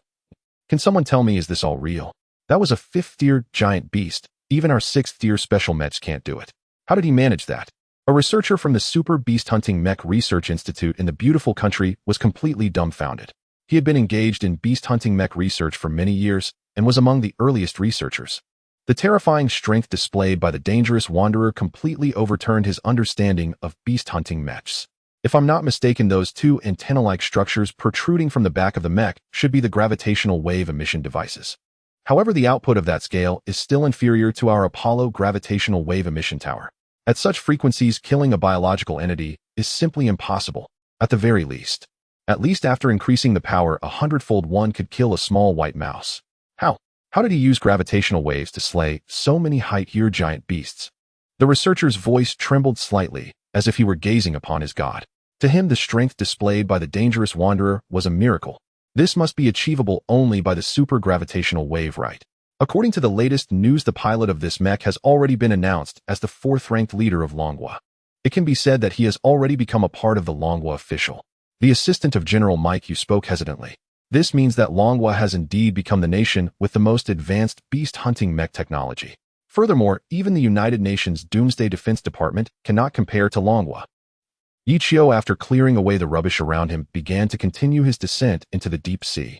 Current depth 600 meters, current depth 88 meters, current depth 1100 meters. Current depth 2000 meters. Ichio piloted the dangerous wanderer approaching the deepest part of the East Sea. The water pressure at this point was already immense. If a beast-hunting mech below 4th tier were to descend, it would be torn apart by 100-fold pressure. We're almost at the deepest part of the East Sea. By now, we haven't encountered any primordial-level giant beasts. The host is surely joking. The East Sea isn't that deep. If there were primordial-level giant beasts, they would have surfaced long ago. How could they possibly hide at this time? Exactly. We know you're impressive, host. Just head back and show us your gravitational wave oscillation antenna again. It's truly amazing. Host, do you want to join our group? 815428502. Come in and tell us how to manufacture mechs. The audience in the live broadcast room, after Ichio did not see any primordial-level giant beasts, felt even more convinced that they could not possibly exist. Even the skeptical officials finally relaxed. Indeed, there was no such thing as a primordial-level giant beast. Only Ichio in the cockpit of the dangerous wanderer sensed the aura of danger. Because after he activated the radar scan, he saw a large red dot on the screen. Moreover, this red dot appeared and disappeared intermittently. The last time it appeared, it was only 100 meters away from him. The red dot appearing on the radar caused Ichio to feel a pang of anxiety. It was certain that this red dot must be the ancient beast of primordial proportions. However, logically speaking, it should still be in a dormant state and could not possibly move around. So what exactly was happening on the radar? Could it be that the gravitational wave triggered its early awakening? Ichio focused on the radar, waiting for the red dot to appear again. At that moment, the cockpit of the Danger Wanderer suddenly began to flash with red warning signals. Warning, warning, Danger Wanderer has been locked onto. Hearing this alert, Ichio's heart sank, and he hurriedly activated the cloaking ability. Before the electronic film could completely cover the Danger Wanderer, a massive impact disrupted the cloaking. Bang! The Danger Wanderer was directly knocked away, stirring up clouds of dust from the seabed that obscured the live camera feed. What's happening? Was it attacked? No, there was only the Danger Wanderer in the seabed. Not even a fish was present. What on earth was going on? Could it be true that an ancient beast has appeared? Is it possible that the streamer is deliberately playing tricks on us? The viewers in the live stream were completely bewildered, staring at the screen and waiting for the murky stains to dissipate. At this time, Ichio was dazed by the tremendous impact. If it weren't for the entire body of the Danger Wanderer being made from Tianjin materials, not only would the entire body be destroyed, but it would have sustained significant damage. He quickly controlled the Danger Wanderer to stand upright and hurriedly looked at the radar and indeed found that the red had appeared once again. Activating infrared vision after initiating this program, Ichio indeed saw a massive silhouette amidst the swirling dust. Since this beast had not yet been registered by Blue Star, only its vital signs information was displayed. Beast classification: ancient beast of primordial proportions. Beast codename unnamed. Size data: length 68 meters, height 91. 32 meters, weight 3292 tons, composed of silicon-based and unknown life elements. Attack method unknown. First appearance location: East Sea of the Dragon Country. It truly is that ancient beast. Ichio instantly became alert, preparing to take this battle seriously. He remembered in his past life that this beast was the largest in size up until its landing. Thus, the United Nations Doomsday Joint Defense Department had codenamed it Titan. Once the dust cleared, Titan's full form officially appeared in the view of the Danger Wanderer. Its face bore 3 pairs of dark green eyes with 2 horn-like jaws that continuously spewed scorching smoke. The beast's body had red veins flowing slowly, resembling exposed blood vessels, with lava seemingly coursing over it. Upon spotting the Danger Wanderer, it stretched its neck and let out a roar. Jia! Titan's voice was particularly piercing. Even though the sound was isolated from the body of the danger wanderer, Ichio could still hear a faint scream within the cockpit. As it roared, its mouth opened wide, its dark fangs clearly visible, continuously oozing blue liquid. When Titan truly made its appearance on the live screen, people from both nations were left dumbfounded. What the hell? There really is an ancient beast of primordial proportions, and its size surpasses all previous beasts. It's over. I live in the underground city next to the East Sea. If this ancient beast lands, wouldn't I be doomed? Streamer, go for it. Kill it. Does this really mean there exists an ancient beast of primordial proportions? If so, the beast levels have long surpassed those of human hunting mechas. What chance do we have left? Meanwhile, various official departments in the Dragon Country were thrown into chaos. Especially Zhou Jianghe and the commanders of several hunting mecha bases near the East Sea, who issued the highest orders immediately upon seeing the ancient beast appear. Notify all combat departments to enter a wartime status. All 5th-tier special mechas and 6th-tier mechas must be ready to head to the East Sea to support Ichio. Send an urgent request to the United Nations asking the Doomsday Joint Defense Department to mobilize 6th-tier special mechas to support in the East Sea. We cannot allow the ancient beast to land. Zhou Jiang's expression was extremely serious as he completely believed Ichio's words now. He was now proving to the world that there existed beasts above the 6th-tier ancient beasts of primordial proportions. The apocalyptic and calamity-level beasts he mentioned might indeed exist. And these high-tier beasts were hidden in the depths of the ocean at depths of thousands or even tens of thousands of meters. Titan, huh? I shall meet you. What kind of skill is an ambush? Ichio squinted his eyes, controlling the danger wanderer to draw out its weapons. Activating plasma arc whip, charged plasma cannon, charged complete. Ichio was still taking this ancient beast very seriously. This battle against a higher-tier opponent was indeed quite challenging. The danger wanderer fired 3 plasma cannon shots in succession towards Titan, causing a significant shockwave in the sea. Roar! The plasma cannon thoroughly enraged Titan, and it swiftly charged towards the danger wanderer. Due to its unique body structure, Titan, although massive, could move through the water, as if ignoring water resistance, swiftly navigating through the sea. Seeing that his objective was achieved, Ichio immediately swung the plasma arc whip to delay Titan. At the same time, he activated the propellers on his legs and back, heading towards the sea surface. In the water, the danger wanderer did not possess exceptionally strong combat capabilities, yet it held a significant combat advantage against Titan. Because the location where the beast appeared was underwater, they were inherently much stronger in combat in the water. This was also one of the reasons why various countries hesitated to send hunting mechas into the deep sea. In the water, the beast's movement speed was exceedingly fast, and its strength was about 20% stronger than on land. Entering the water, the hunting mechas would have some of their abilities restricted, significantly diminishing their combat power. Once the danger wanderer's propellers started up, it quickly swam towards the surface. Titan was closely following, its massive body swiftly curling into a streamlined form. If it weren't for the powerful thrust of the danger wanderer's propellers, it would have already been caught by Titan. Just as it was about to burst through the surface of the sea, Titan seized the danger wanderer's leg. Not good. Ichio concentrated, not expecting Titan to be this ridiculously fast in the water. He should have activated the Mach 4 propellers right away. Thinking of this, Ichio immediately controlled the danger wanderer to deploy the armor-piercing Gatling from his shoulder, adjusting it to aim at Titan. Spray fire. At the same time, Ichio checked the gravitational wave activation program. Gravitational wave launch preparation progress 60. Ichio squinted, thinking he would need to hold on for at least another 10 minutes for the gravitational wave oscillation antenna to recharge fully. The power of armor-piercing Gatling bullets is terrifyingly immense, especially when aimed at the Titan's eyes. No matter how strong it is, it instinctively protects its weaknesses. Thus, at the moment when the armor-piercing bullets rained down, the Titan decisively released the mech's leg it had grasped, closed its eyes, and plunged into the water. Boom! It sounded as if a bomb had exploded on the surface of the sea. In the next moment, waves 10 meters wide and 100 meters long surged forth like frightened sea serpents, fleeing in all directions. Before long, it escalated into a small-scale tsunami, causing the sea within a kilometer to tremble incessantly. Hiss! Is this the prehistoric level behemoth? Its sheer weight alone could crush most mechs. The viewers in the live stream gasped in shock at the horrifying scene, their faces turning pale. It's important to note that this was merely through Ichio's live broadcast. It's hard to imagine how terrifying it would be in a real confrontation.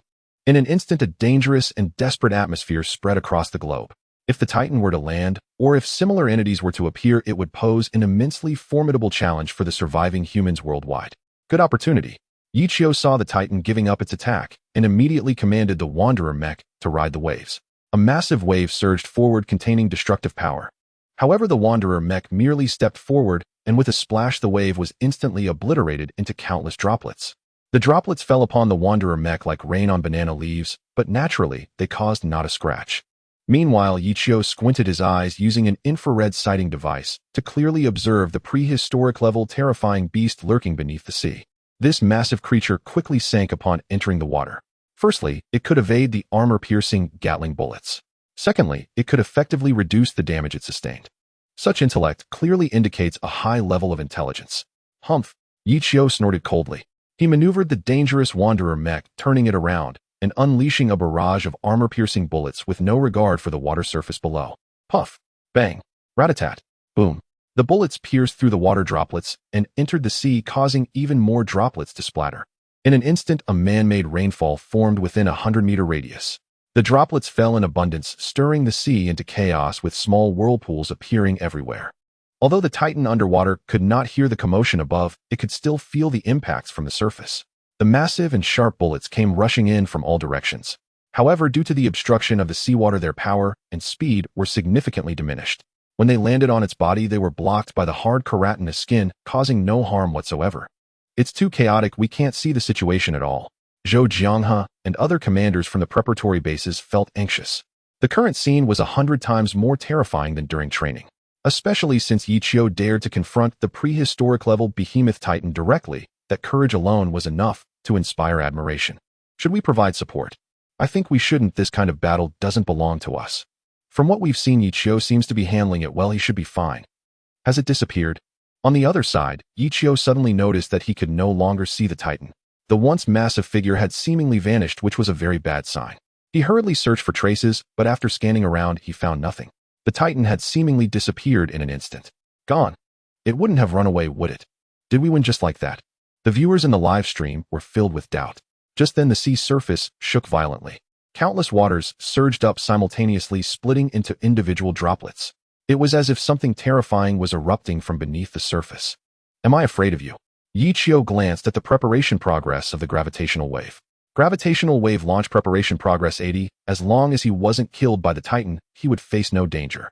With confidence, Yichio maneuvered the dangerous Wanderer mech to circle around. He understood that the Titan could never back down. After all, it was a prehistoric-level behemoth, a force of nature. The current silence was a sign of the storm about to come. Boom. Suddenly, the sea around Yichio erupted. At the critical moment, he propelled himself forward and quickly broke through. In the next second, the sea water within a 100-meter radius instantly evaporated. At the same time, the Titan's enormous body flashed by like a fish. The terrifying energy still lingered in the air, causing the space to warp slightly. That was close. Yichio's expression changed slightly. Thankfully, he had reacted quickly, otherwise he would have truly fallen victim to the Titan's attack. Without hesitation, he decisively fired a plasma cannon. However, the target was not the area he had just been attacked, but rather the spot right beneath him. Puff! A twisted beam shot out, penetrating the water in an instant, which then evaporated, revealing a gap of 100 meters. At the end of the gap was the Titan, which was once again attacking. However, there was a look of surprise in its eyes. Prediction. Yichio seemed to have fought it before managing to anticipate its next attack position. This plasma cannon was both fast and accurate. Crack. A crack appeared on the Titan's face, its mouth twitched a few times, and the damaged part fell away, exposing the writhing flesh inside. In the blink of an eye, the wounded area healed. The terror of the prehistoric-level behemoth was not just in its size, but also in its combat power and explosive force. Of course, the most important factor was its vitality, which was not only tenacious, but also had an astonishing recovery speed. Hep. Yichio's lips curled into a cold smile. Both sides stared at each other across the evaporated 100-meter deep gap in the water until the sea once again filled the empty space. But just then the 10th sand-meter sea suddenly shook, and in the next second the Titan, which had been at least 100 meters deep, burst through the surface in a leap. Its target was the dangerous Wanderer mech, and Yichio above. The suddenness was astonishing, catching everyone off guard. No one expected the Titan to dare do this. The hands containing terrifying power almost instantly grasped the dangerous Wanderer mech. With a slight exertion, the metal emitted a screeching sound that made one's teeth ache. We're doomed. This beast is smarter than a human. How can we fight it? Yichio, please don't get hurt. As it was a live broadcast, the viewers were facing the impact directly. It felt even more real than watching a 3D movie. Countless people were startled. Some were even so frightened that they lost control. The Titan grappled the dangerous drifter mecha, causing its power to diminish. The already heavy combatants plunged into the water once again. With a resounding boom, the surface of the sea shook violently, rolling incessantly. Waves of spray twisted and soared into the sky, resembling an enraged dragon emitting silent shrieks. Countless ripples spread outward from the center of the Titan and the mecha in all directions. Hundreds of meters, thousands of meters, tens of thousands of meters, even extending deeper into the abyss. It was truly terrifying. Upon entering the water, Yichio felt the entire world quiet down, leaving only the sound of his own breathing. Huff, huff. His breath grew heavier and his heartbeat intensified. His heart throbbed like a war drum, echoing with thump-thump sounds. Yet Yichio fixated on the primordial giant beast before him through the display screen. In that moment, the enormous creature keenly sensed the boundless fury and surging killing intent from the man inside the mecha. However, the Titan was quite surprised, as it seemed to be their first encounter. Yet none of that mattered anymore. The threat posed by this mecha, or rather its pilot, was far greater. Its priority level was even much higher than that of those underground cities. Before long, both sides had descended to the 1,000-meter deep sea. The surroundings were dark and oppressive, resembling a silent, lightless cosmos. My God, this distance is way too close. Great God, move quickly. This is a primordial giant beast. At this moment, those watching the live stream were even more terrified and panicked than Yichio. In fact, many people's immediate thoughts were filled with despair. Faced with such a powerful existence, Yichio might not stand a chance. The Titan's 3 pairs of dark green eyes emitted a deadly gaze. It opened its horned mouth as if grinning in delight, and scorching smoke billowed out.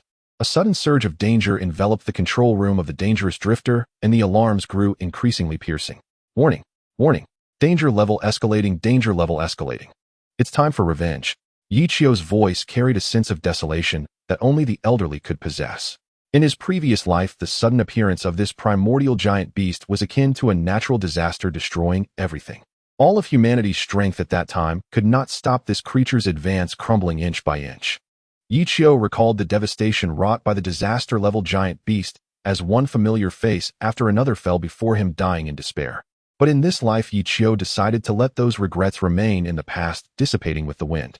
Plasma Arc Whip activated. Plasma Cannon, fully charged, armor-piercing Gatling bullets, loaded kinetic energy, boosted to limit. In the next moment, facing the danger unleashed by the Titan, the drifter mecha moved. Its eyes lit up, flashing with dazzling red light as countless steam clouds gushed forth from the pipes. Just as the Titan was about to annihilate the dangerous drifter mecha and Yichio at close range, suddenly the plasma cannon was thrust directly into the creature's gaping maw. Ugh! The Titan paused for a moment, caught off guard.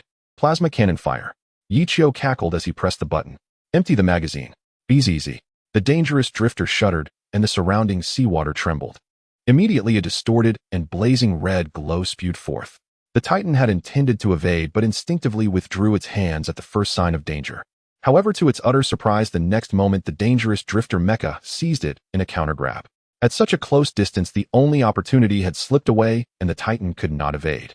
For the first time, surprise and fear appeared in its 3 dark green eyes. Pooh!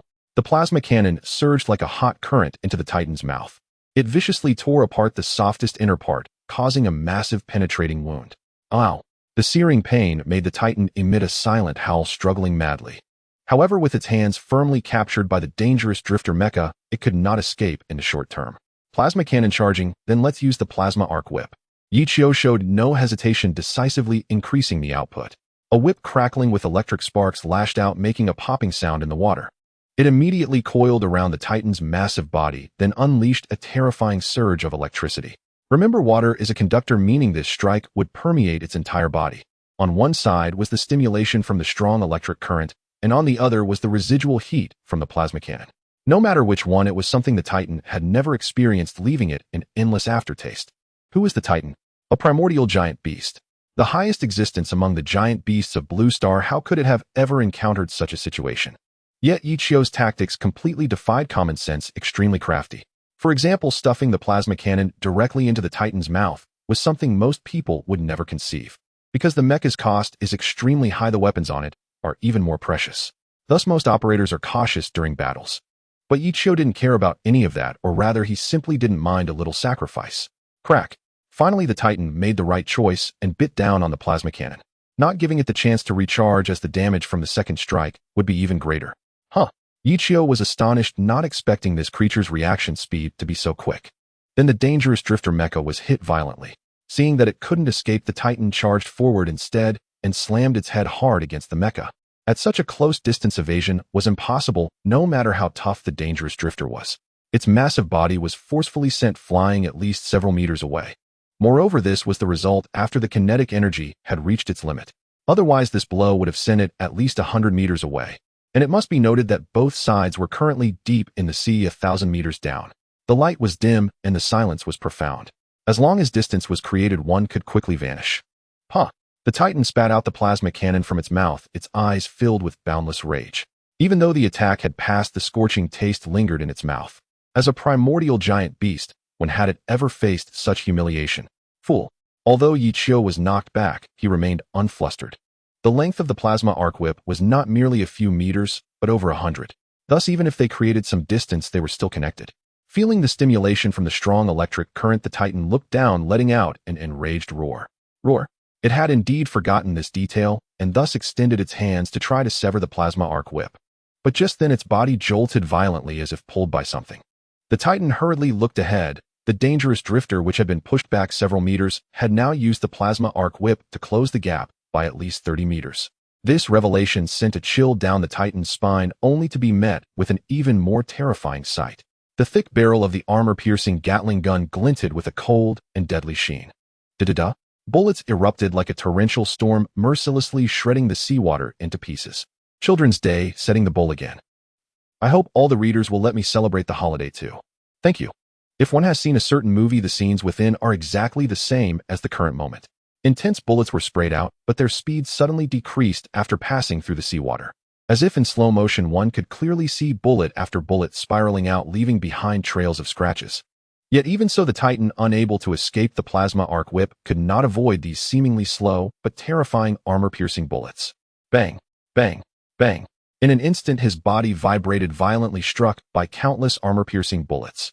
Like rain hitting banana leaves, though sound could not be heard, his body could not stop trembling. Skin and flesh were instantly torn apart, revealing writhing flesh buds within. Roar. The Titan opened its mouth to emit a silent roar, sound waves rippling through the seawater, creating ripples. The incoming armor-piercing bullets were immediately blocked, with some even rolling back. By the time they landed on the dangerous wanderer mech, they had become soft and utterly powerless. Is this even possible? The streamer is too awesome, right? Are you really planning to slay this primordial level behemoth? Initially, the audience was incredibly tense after seeing Yichio being dragged into the deep sea by the Titan. Some even felt a sense of despair, believing there was no way out. Little did they expect Yichio underwater displayed such astonishing combat power. Hey, this is just the beginning. Ooh, I haven't even exerted myself yet. Yichio glanced at the barrage of comments, revealing a confident smile. Although the two live streaming platforms had reached billions in popularity, with millions watching and countless comments flooding the screen, he felt remarkably calm inside. After hearing Yichio's words, the high-ranking officials of various countries were all left in a daze. Facing a primordial level behemoth, this guy was actually able to smile, and so effortlessly. Is this still a human? Everyone questioned in their hearts. Yet the next second, Yichio did something that left everyone dumbfounded. The streamer opened the betting again. Can the streamer slay this primordial level behemoth? Everyone in the live stream received a pop-up, and its content was even more shocking. Yichio not only exchanged blows with the primordial level behemoth Titan, but also intended to slay it in front of everyone. Is this too confident? Streamer, I would be satisfied if you can just survive. Don't be foolish, your opponent is not an ordinary behemoth. Although Yichio had opened betting before, this time was different from past experiences. The opponent was a primordial level behemoth as powerful as a natural disaster. Moreover, this was in its home turf in a 1,000-meter deep sea. To many, being able to defend was already impressive. However, wanting to slay it was akin to dreaming a task that was simply impossible. Seeing so many people disbelieving, Yichio smirked. Perhaps some things can only be believed when witnessed firsthand. With that thought, Yichio decisively abandoned the armor-piercing Gatling gun, then maneuvered the dangerous wanderer, swinging his right arm forcefully. With a whoosh, a high-frequency light blade erupted, radiating a dangerous glow that did not belong in the dim depths of the sea. In his other hand, he yanked the plasma arc whip fiercely, forcibly closing the distance between himself and the Titan. 10 meters, 5 meters, almost face to face, with no difference from before. Strangely, the Titan did not panic, nor did it struggle against the plasma arc whip. Its gaping mouth seemed to smirk, and then a large amount of thick smoke rolled out from it. Warning! Warning! Danger level rising. Danger level rising. The next moment, the control room was once again filled with piercing alarms. Ichio raised an eyebrow, instantly understanding this creature's intentions, and his expression changed slightly. If he remembered correctly, the Titan had a move called the Scorching Breath. Although weaker than the atomic breath of a disaster-level behemoth, its power was still incredibly formidable, capable of instantly releasing temperatures exceeding 3,000 degrees Celsius, equivalent to 3 active volcanoes erupting simultaneously. The previous evaporation of seawater was due to this. Moreover, the dangerous wanderer was merely a 6th-tier special mech. If hit, its body would surely be completely destroyed. No wonder the Titan suddenly stopped struggling. It seemed it was just off cooldown, using a similar tactic to bait Ichio. At such close range, the possibility of evasion was nearly zero. The viewers watching the live stream all changed their expressions drastically. After all, the warning sounds in the control room could be heard clearly. "Quick, go for rescue," Zhou Jianghe shouted sternly.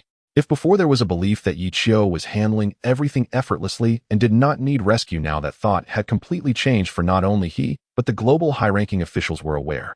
This Titan not only had intelligence indistinguishable from humans, but was also learning. Now this move was exactly like what Ichio had just done, only the roles were reversed. But will it be in time? A staff member couldn't help but mumble to himself. At such a distant location in a 1,000-meter deep sea, by the time the reinforcements arrived, the battle would likely have already concluded. At this moment, the thought among nearly everyone watching the live stream was the same. In their minds, a primordial-level behemoth was an unbeatable, terrifying existence, like a god towering above the food chain. How could humans possibly defeat a god? How is that impossible? Ichio gazed at the screen, filled with skepticism and despair, his eyes unwaveringly firm. In the next second, the dangerous wanderer charged forward instead of retreating. Just as the Titan's scorching breath was unleashed, the live stream screen was immediately filled with a strange blue glow. Do not be deceived by the harmless color. It contained a terrifying high temperature of 3,000 degrees Celsius. Just when everyone thought it was over, they were astonished to find that Ichio had actually blocked it with the high-frequency light blade. However, it could not resist for long, visibly carbonizing at a rapid rate. The high-frequency light blade gradually turned into a charred substance. Cack! The Titan was laughing, smirking, grinning in malice, and reveling in victory. Unlike humans controlling mechs, it could fail countless times, but only needed to succeed once.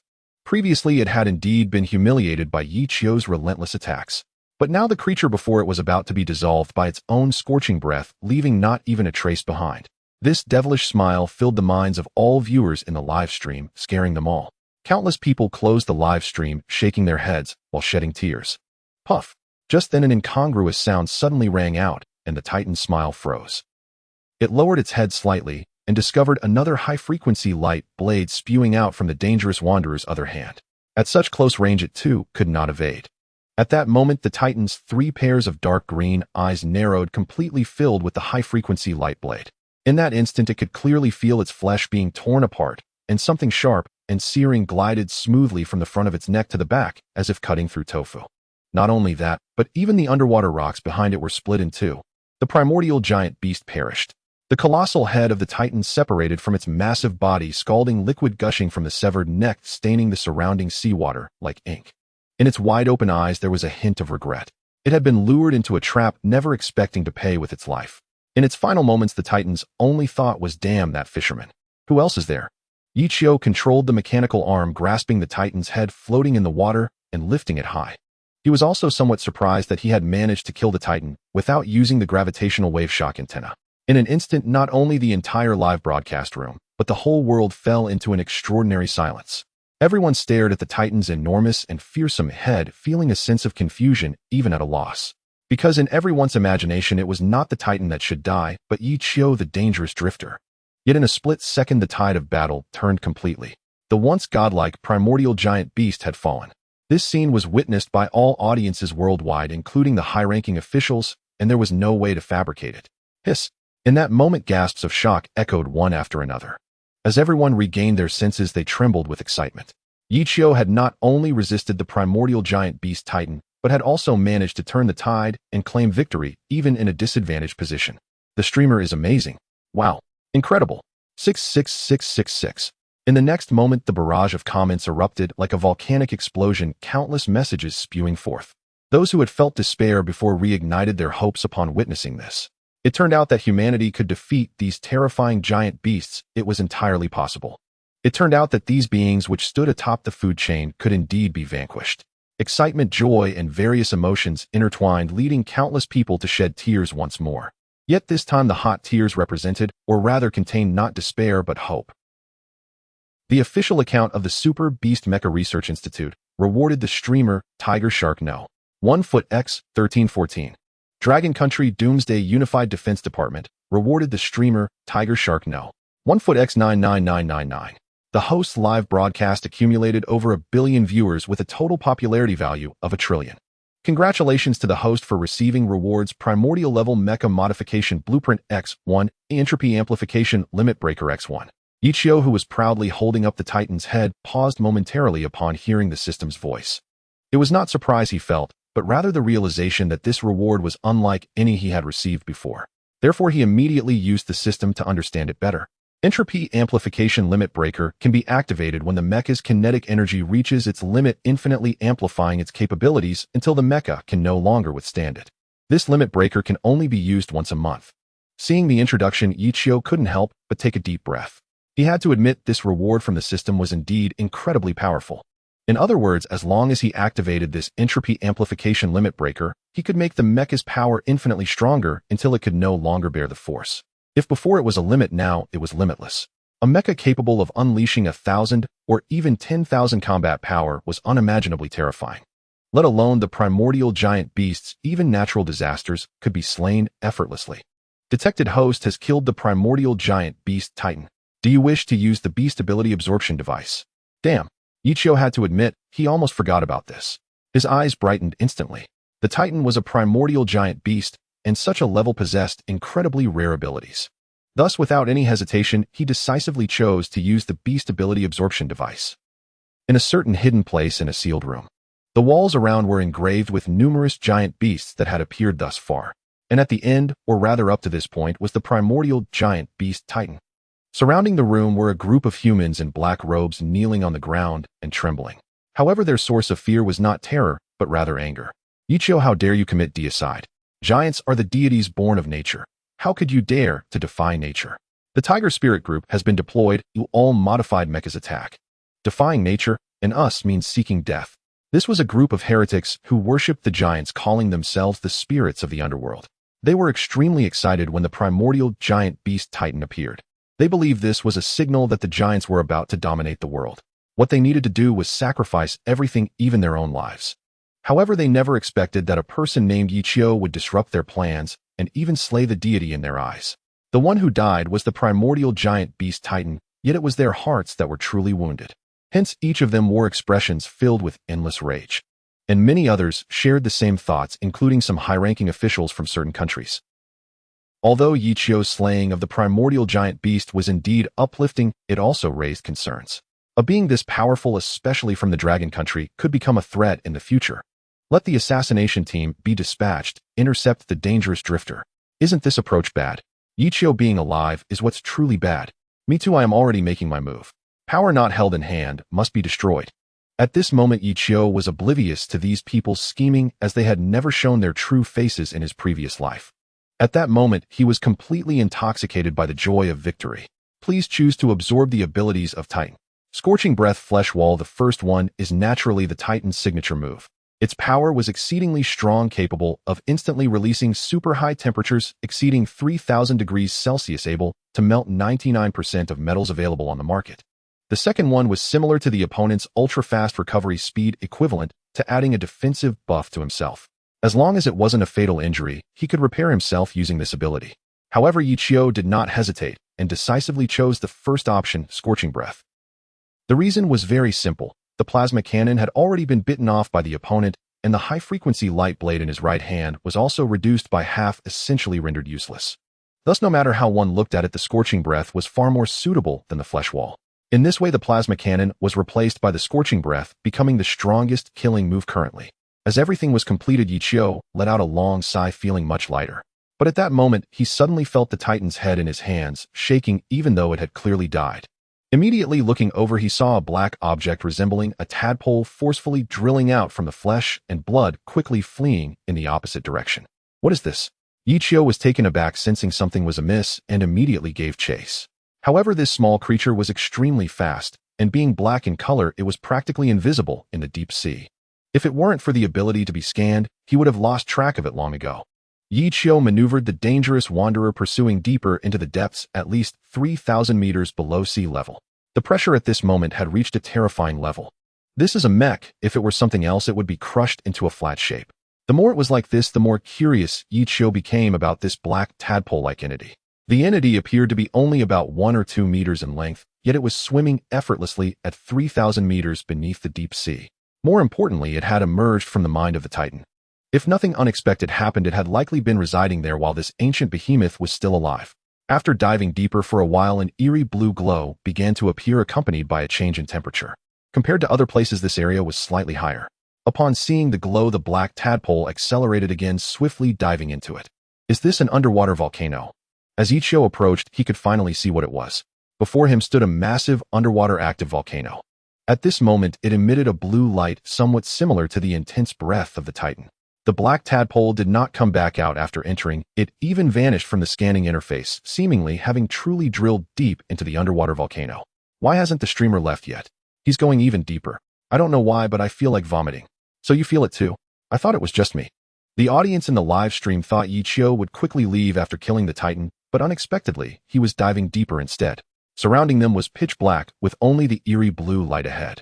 This had triggered strong discomfort among many with deep-sea phobia. The Titan emerged from here. Yi Qiu was startled by his own thoughts. For a long time, everyone believed that the origins of the giant beasts were deep in the ocean. However, how deep it was, or in which part of the deep sea, remained uncertain. But now, watching the black tadpole drill into this underwater volcano, Yi Qiu felt that the habitats of these giant beasts might lie even deeper, in even harsher environments.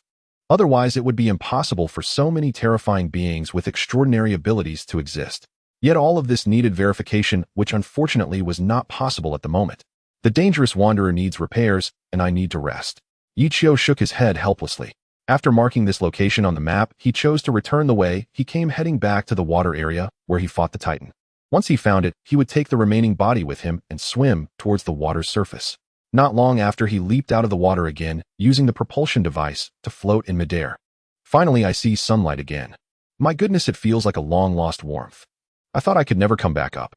Although it was Yi Qiu who went underwater, the audience felt dizzy instead. Perhaps it was due to their deep immersion in the experience. Looking at the comments in the live stream, Yi Qiu couldn't help but smile wryly. He reoriented himself and returned with the Titan's corpse. I actually won all by myself. Zhou Jianghe finally relaxed his tense heart. Yet he was also extremely excited, never expecting to have such a powerful person on his side. To single-handedly challenge an ancient-grade behemoth and even achieve a kill was an unprecedented achievement. Report. Several countries' assassination mechs have been deployed. It seems they're not coming to provide support. At this moment, a staff member nearby quickly stood up. His words made everyone around tense up once again. Zhou Jianghe snorted coldly upon hearing this. He certainly knew the intentions of these foreign high officials, never expecting them to be so despicable. Notify everyone below. Immediately send divine tier experts who have arrived in the East Sea to support Yi Qiu. On our territory, we cannot let a hero be bullied. We must give those ungrateful wretches a severe lesson. Meanwhile, Yi Qiu was leisurely traveling in midair at a not particularly fast speed. Warning. 3-tier mechs are approaching. Are they coming to assist me? Yi Qiu blinked. But soon he realized something was off. If it were official support, they would not send only 3-tier mechs, as the level was too low. Before long, he saw 10 mechs riding the waves, moving quite quickly, clearly modified. Indeed, Yi Qiu's analysis was correct. These mechs were not from the Dragon Kingdom, and their origins were somewhat mysterious. Although they were 3-tier, they reeked of cheap products from head to toe. Yi Qiu scanned using his permissions, only to find he could not obtain any useful information. The operators of these 3-tier mechs were a group of unregistered individuals. Warning. Locked on. As they approached within about 100 meters, the operators of these mechs suddenly launched missiles. They did not bother with pleasantries and went straight for a lethal strike, demonstrating their intent to kill Yi Qiu. What's going on?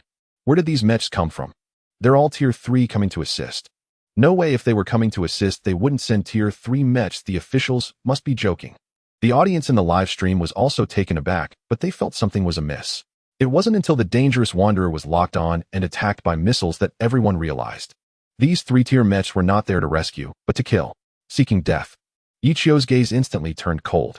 The kinetic energy of the dangerous wanderer was pushed to the limit, and its speed suddenly surged. In an instant, it evaded the missile attacks and came face to face with one of the 3-tier mechs. With a flick of his left hand, a high-frequency light blade emerged, ruthlessly cleaving toward it. With a snap, the operator of that 3-tier mech didn't even have time to react before being split in half. Seeing one of their companions instantly killed, the remaining ones panicked and rushed forward. However, how could 3-tier mechs compete against a 6-tier special mech? Yi Qiu pressed forward instead of retreating like a tiger entering a flock of sheep, directly slaughtering them and unleashing a comprehensive massacre. After all, in his previous life, he was an operator of a 5-tier mech. Now, with 2 lifetimes of experience, his combat skills were naturally far superior to these inferior ones. Is this guy even human? He's even scarier than the giant beasts. You blaspheme the gods and you will die. I curse you. Snap. Crack. Bang. In the blink of an eye, all 10 3-tier mechs were annihilated, not a single one surviving. It wasn't that Yi Qiu hadn't considered leaving a survivor for questioning, but they were too fragile to withstand even a casual attack from the dangerous wanderer. Even if they took a hit or were caught in the blast, these modified mechs would immediately be on the brink of scrapping.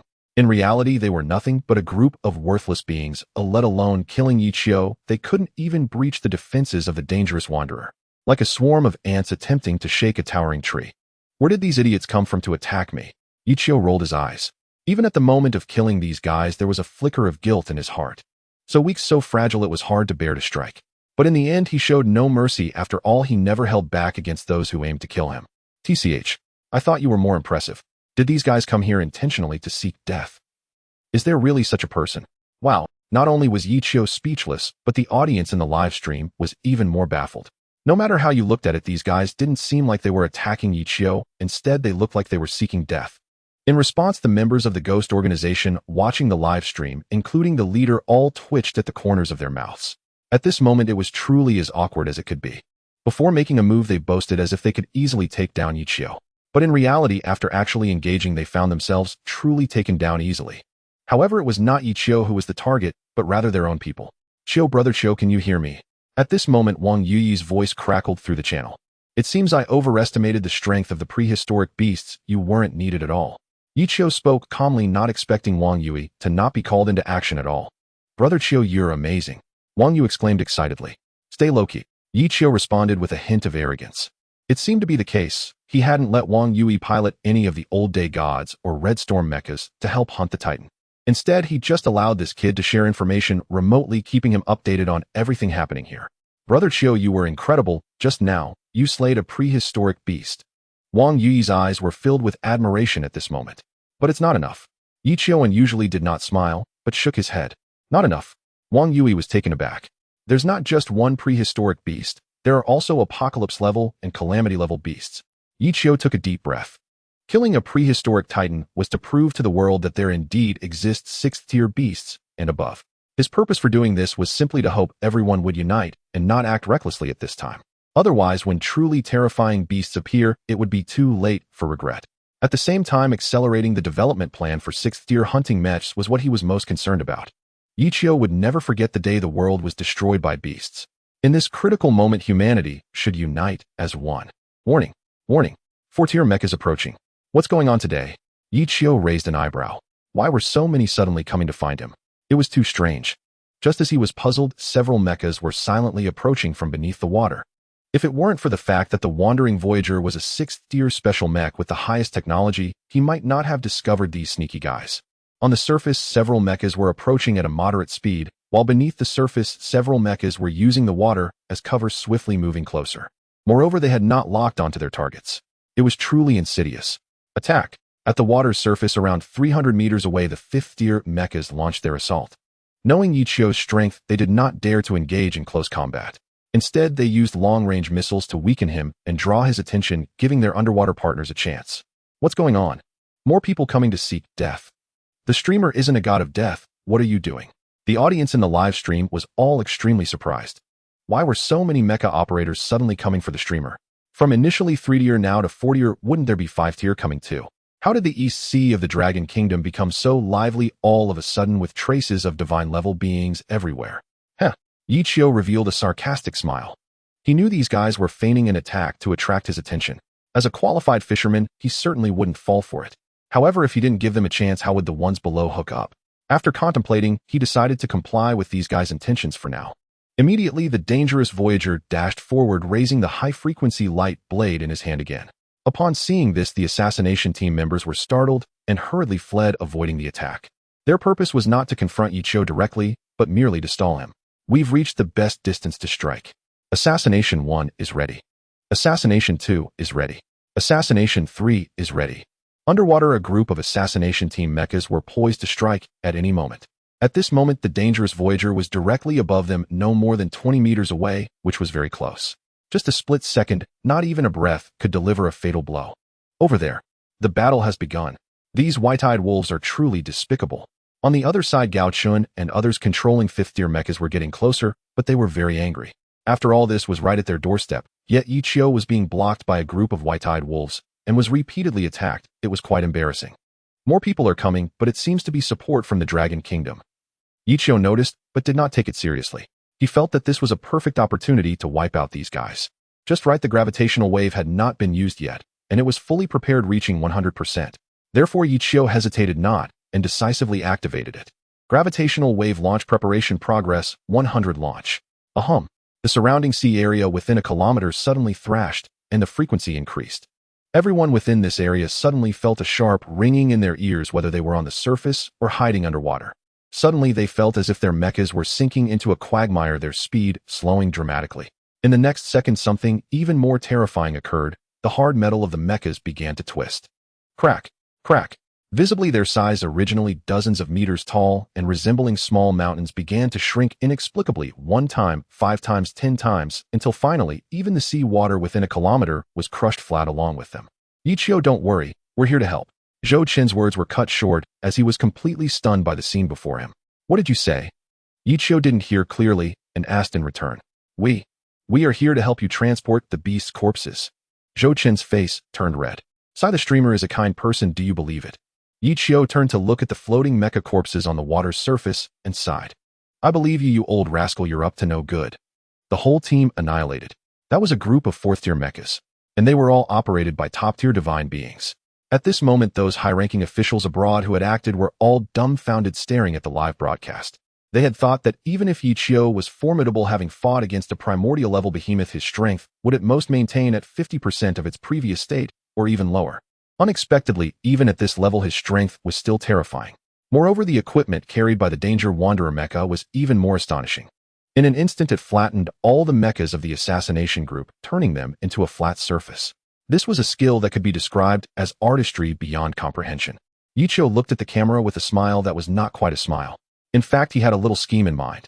Since someone wanted to attack him, why not catch them all at once and take the opportunity to weaken their overall strength? This way, negotiations would become even more persuasive. It was truly a two-for-one deal. However, in the end, no one dared to act, all of them surrendering. Each country already had a limited number of mechas, and especially the top-tier divine beings were pitifully few. They couldn't even protect their own homes. How could they send forces out to seek death, unlike that foolish group of ghostly figures? What a pity, Yichio said with slight disappointment. Cough. Zhou Chun had already brought his team closer and cleared his throat to remind them. Are you here to support me? Yichio thought this was the only possibility. No, we just came to help you transport the behemoth's corpse. Zhou Chun stubbornly denied it. We could share a bit with you, but Yichio hinted while rubbing his fingers. The official account of the Super Beast Mecha Research Institute rewarded the streamer Tiger Shark No. 1 foot x 6666. Yichio's eyes lit up, his smile broadening. Indeed, it's the insiders who are the most understanding, who, although the money wasn't much, at least the sentiment was there. Seeing his demeanor, Zhou Chun felt speechless, but he dared not show it. So he shifted his attention to the corpse of the primordial-level behemoth, observing it carefully. Moreover, he had the mecha specifically scanned, trying to find something recognizable. Unfortunately, the primordial-level behemoth had just appeared, making it impossible to analyze with known information. As for those organizations that seemed able to purchase the Titan, people from other countries were elated. Representatives from Dali country entered the live stream. Representatives from John country entered the live stream. One by one, representatives from various countries began to shower gifts. In a short while, the gifts Yichio received were even more than when he had just killed the Titan. Everyone wanted to understand this primordial-level behemoth and naturally spared no effort. Hee. Yichio smiled, though his expression was very playful. Since these foreign high-ranking officials were interested, it was indeed possible to sell part of it. However, they had to wait until the Dragon Country had researched it thoroughly before sending it over. In fact, one of the reasons why certain high-ranking officials from some countries had sent the assassination group to act earlier was also related to the corpse of the primordial-level behemoth. If they could obtain it, it would surely lead to some discoveries allowing them to naturally outpace the surrounding countries. This is why even though this place was the East Sea of the Dragon Country, practically right at their doorstep, there would still be those willing to take risks. What if they succeeded? With that, Yichio did not immediately return to the secret base on Hong Kong Island, but chose to meet Zhou Jianghe. Upon arriving, he immediately turned off the live stream, as there were some things that could not be seen by others. One must not harbor ill intentions, but one must also be cautious of others. This principle is well understood by everyone. If someone were to learn about the layout of the underground base, they might be attacked by some madmen. We meet again. Zhou Jiang's expression was very serious. I came to deliver the Titan's bodily organization. Yichio shrugged. It's probably not just that. Zhou Jianghe shook his head. By the way, who exactly attacked me? Yichio smiled broadly. The research value of this Titan's bodily organization is very high, especially the brain tissue. Zhou Jianghe hesitated. Don't worry, it will definitely be shared. Yichio could tell what the other party meant. The one who attacked you is an old friend of yours. Zhou Jianghe said with a smile that was not quite a smile. Although he did not directly state who it was, Yichio understood immediately. If nothing else, it must be the one who had previously cheated him out of over 6 billion USD. In fact, upon careful consideration, it was understandable as the other party had suffered a great loss. However, Yichio was the kind of person who would repay enmity, and he never liked to let grudges linger. This time, if he did not extort 1 billion USD, no, to be precise, he would demand 1 billion USD for mental distress. It would definitely not end here. With this in mind, he already had many plans. For example, a bait plan targeting certain high-ranking officials from some countries. These guys were so eager to obtain the bodily organization of the primordial level behemoth, and they had just showered many gifts in the live stream. Soon Yichio uploaded a picture online. The content of the picture was an incredibly massive Titan corpse organization. Then it was marked with a price starting bid 5 billion USD, ending in 24 hours, highest bidder wins. Fuck, it's actually this expensive. But such a large piece of meat, we can research it for a long time. The group of high-ranking officials abroad did not hesitate long before making their choice and began bidding. Starting at 5 billion USD, it quickly soared to 13 billion. Moreover, the price was still fluctuating with the possibility of reaching 20 billion USD. As for Yichio, Zhou Jianghe, and the others, they all watched with smiles as they placed their bids. The Titan Corps organization that made those foreign leaders scramble looked massive, like a small mountain. In reality, it was just the effect of magnification. The actual size was only as big as an adult's thumb, around the size of a fingernail. It could be said to be pitifully small. It would be consumed in no time during research. But neither Yichio nor Zhou Jianghe and the others clearly intended to make any reminders. They couldn't wait for these guys to fight among themselves. After 24 hours, the fingernail-sized behemoth meat was successfully bid on by the beautiful country. The price exceeded 2 billion, reaching 340 billion USD. Just the price alone had shocked everyone around the globe, leaving them in disbelief. On behalf of the Super Beast Mecha Research Institute, I would like to thank Yichio for generously donating 20 tons of meat tissue and 100 pounds of brain tissue. Meanwhile, Zhou Jianghe also expressed gratitude on domestic and international websites along with pictures. One side showed the fingernail-sized meat that had cost over 300 billion USD to bid. The other side displayed the enormous portions of the corpse that were given for free. In comparison, the high-ranking officials of the beautiful country felt as if they had eaten shit. Yichio, fuck you. Additional content seeking a wave of free gifts. This book's income barely covers the electricity bill. Looking at the more than 300 billion US dollars that had just arrived, Yichio felt a sharp pain in his heart as it flowed away like water. However, the results were at least quite good. If this continued after a few more negotiations, or rather transactions, everything could be perfectly resolved. Although this time they had tricked the beautiful country, the outside world was exceedingly interested in the remains of the prehistoric beasts to the point of being in short supply. For this reason, Yichio was not particularly worried about lacking more funding. The only issue was that everyone had become clever and was unwilling to pay more. Yichio, we have found the information you wanted. Zhou Chen entered the channel proactively, his voice resonating. Send it to me and give me a brief summary. Yichio nodded slightly. In the East Sea, the activity frequency of volcanoes has risen sharply over the past 50 years, Zhou Chen said solemnly. From almost no activity at the beginning to sporadic eruptions in recent years, the curve had shown an astonishing rapid rise. It had reached an unbelievable level, causing even Zhou Jianghe to gasp in surprise. So it really is like this, Yichio said as he immediately checked the data. As Zhou Chen mentioned, the volcanoes in the depths of the East Sea were becoming increasingly active. If this trend continued, it would reach its peak on some day in the future.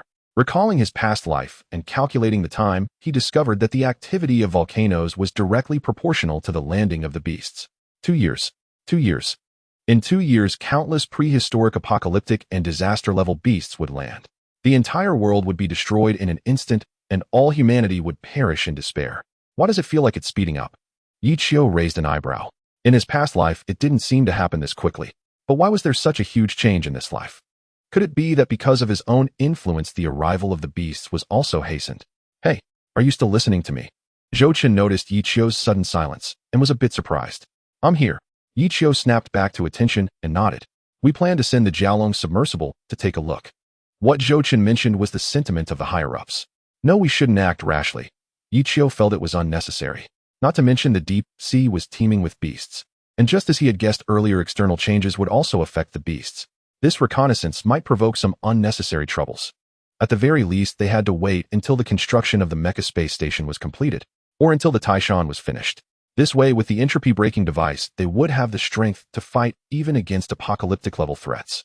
I can't make the decision. I can only relay it to the upper management, Zhou Chen said, stunned. You tell Zhou Jianghe that I will handle this personally. Yi Qiu said in a deep voice. Okay, Zhou Chen responded, and then cut off the communication. He then approached Zhou Jianghe, submitting the conversation details while conveying the other party's intentions. Upon hearing that Yi Qiu would personally handle this matter, Zhou Jianghe narrowed his eyes. It was evident that whatever could pique Yi Qiu's interest was far from simple. After all, this guy's greatest interest was in tricking others. He had just cost the beautiful country over 300 billion US dollars and received nothing more than a piece of meat the size of a fingernail. The next transaction was another auction. Although it was only 1 kilogram, it was significantly more than before. Let's do this quietly. Zhou Chen blinked. No, let's do it according to Yi Qiu's intention. Zhou Jianghe pondered and eventually shook his head. There was no need to offend Yi Qiu over this. It wouldn't be beneficial for anyone. Now, not only the entire dragon country, but the hopes of people globally rested on this individual. Although this approach somewhat contradicted the official stance for the benefit of all humanity, maintaining face was insignificant. So what should we do? Zhou Chen was taken aback. You go investigate the group that previously attacked Yi Qiu, Zhou Jianghe suggested. Aren't we already aware that it was the beautiful country pulling the strings? Zhou Chen asked in surprise. The first batch definitely wasn't them. Zhou Jiang's intuition was remarkably sharp.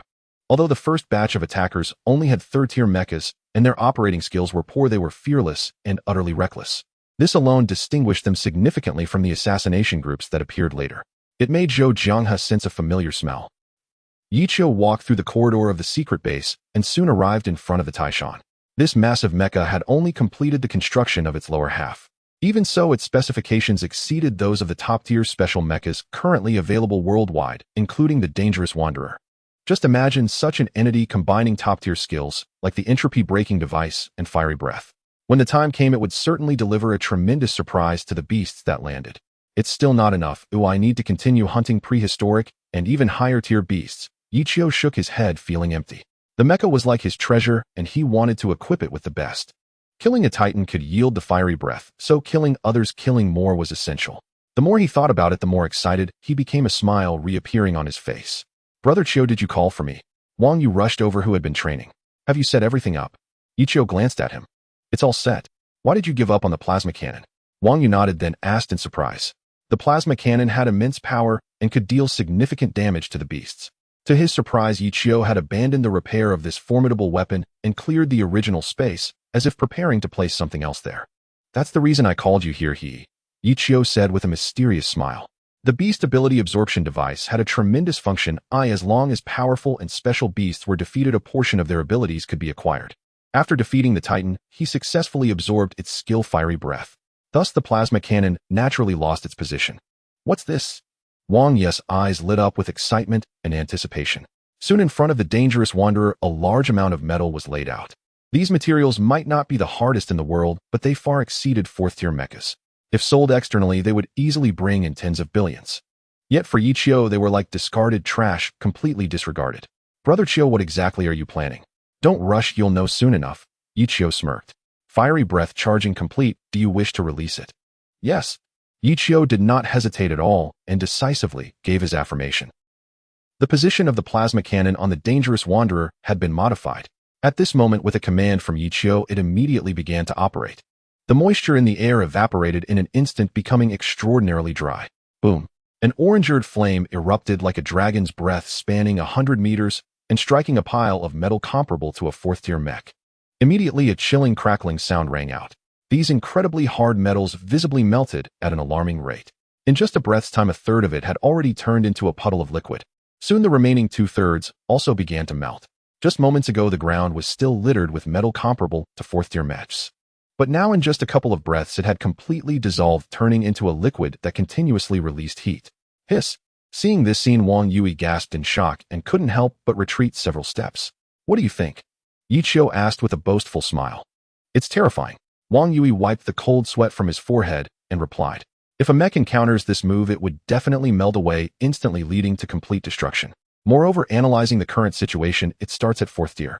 In other words, any mechs below this level basically have no chance of survival. Now you see why I gave up on the plasma cannon. Yichio patted the guy on the shoulder. If it were me, I would definitely make the switch too. Wang Yui nodded vigorously. Unfortunately, it can't be mass-produced yet. Yichio shrugged. If every mech could install the fiery breath, then both the ancient god of the past and the red storm, not to mention the still under construction Taishan, would all be upgraded to a higher tier. For a god tier being, this would be like adding wings to a tiger. This feels somewhat familiar. Wang Yui scratched his head. Oh, Yichio was surprised. Isn't this that ultimate move of the primordial beast Titan? Wang Yui suddenly recalled. The only difference was the color of the flames. What he had seen before was a very eerie shade of blue, but now it was orangered. Of course, while the color of the flames might differ, the power was essentially the same. Close enough. Yichio neither confirmed nor denied it. My brother Chio. Wang Yui was almost ready to hug his leg, his eyes shining with excitement. Don't look at me like that, I'm not interested in men. Yichio's mouth twitched. But why is the color of the flames different? Wang Yui awkwardly changed the subject. The blue you saw was due to the refraction of light by water. Yichio explained. In other words, the fiery breath that Titan emitted was originally orangered. However, due to the refraction of water and light, it appeared blue. Of course, this was merely a change in color. There was no other difference. Oh, Wang Yui understood. After showing off in front of his little brother, Yichio felt quite pleased. He began to ponder when to do it again, live in front of the entire world. Just thinking about the barrage of 666 made him excited. Brother Chio, I'm going to continue training now. Wang Yui had not forgotten his responsibility. As a doomsday savior, a born god-tier being, and a genius at controlling mechs. During this time, aside from awakening his genes, he had been working hard, aiming to control the Taishan as soon as possible. Especially after witnessing the fiery breath fired by the dangerous wanderer, his determination grew stronger. What man doesn't have a mech dream? No simple training is sufficient, but not enough. Yichio abruptly pulled him back. Wang Yui was taken aback. The next training will be in real combat. Yichio said seriously. In truth, having Wang Yui train here after his gene awakening was merely a transitional phase. It was to allow this guy to absorb and adapt perfectly to his current physical condition. Now it was time to go out and gain experience. Of course, ordinary giant beasts would no longer suffice. They had to find something more formidable. At least a fifth tier, and if possible, a primordial level beast would be ideal. Awesome, I can't wait any longer. Wang Yui, upon hearing this, was not afraid at all, though instead he was incredibly excited. Previously, when Yichio faced the primordial level beast Titan alone, he had experienced everything through neural remote synchronization. Because of this, he naturally wanted to apply the knowledge he had absorbed as much as possible. Simply talking about it was meaningless. The next day in the morning, Yichio took Wang Yui out of the base. There had always been many giant beasts near the island, ranging from first tier to fifth tier. Therefore, it was actually very easy to find some opponents for Wang Yui to practice against. However, Yichio's goal still lay across the deep sea, so he headed straight in that direction. I'm going in. Wang Yui controlled the ancient god of the past and quickly targeted a fifth-tier beast. The opponent stood about 80 meters tall, incredibly massive, comparable to a high-rise building. Its entire body was covered in pus-filled sores that spewed poisonous liquid. Even the slightest movement, stretching, or similar actions would cause the surrounding buildings, and even its kind, to instantly melt away. It was undeniably a dangerous creature. I heard that now among giant beasts there are sovereign-level creatures. Yichio stood on a nearby tall building, controlling the dangerous wanderer, gazing out. As time passed, it wasn't just mechs that evolved, the giant beasts did as well. These creatures might have grown stronger due to changes in their living environment. Compared to when they first appeared, they had at least increased by one tier, which was outrageous. Among a group of their kind, sovereign-level rare giant beasts would evolve. This creature's overall strength surpassed that of its peers by a wide margin.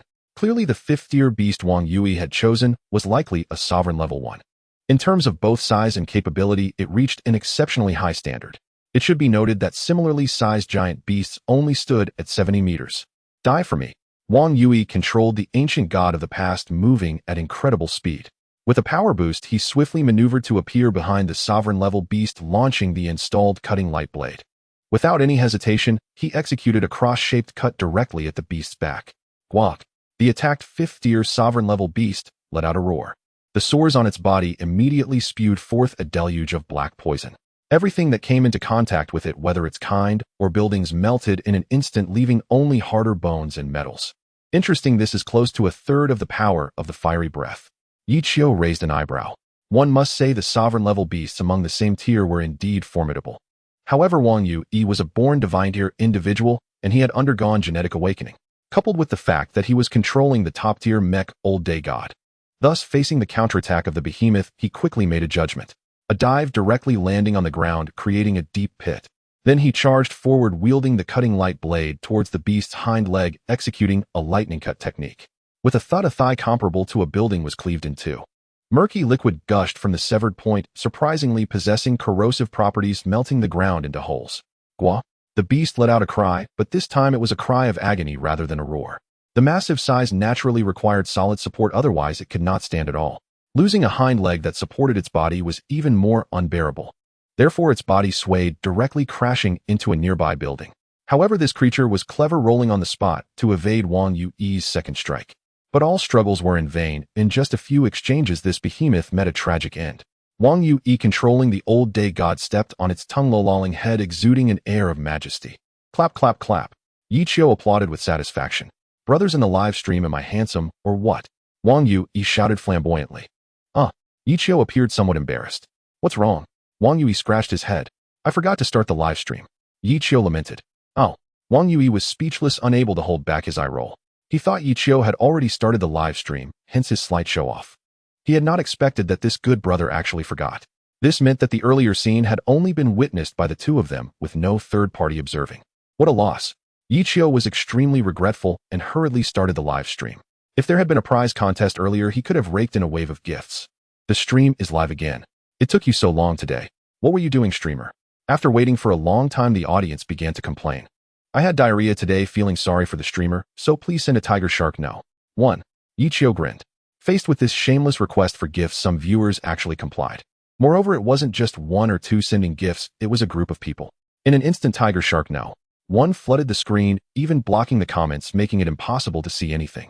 It took quite a while before this situation ceased. Thanks for the gifts, big brother. Yi Qiu was grinning from ear to ear. He finally understood why female streamers often pretended to be unwell or even cried during streams.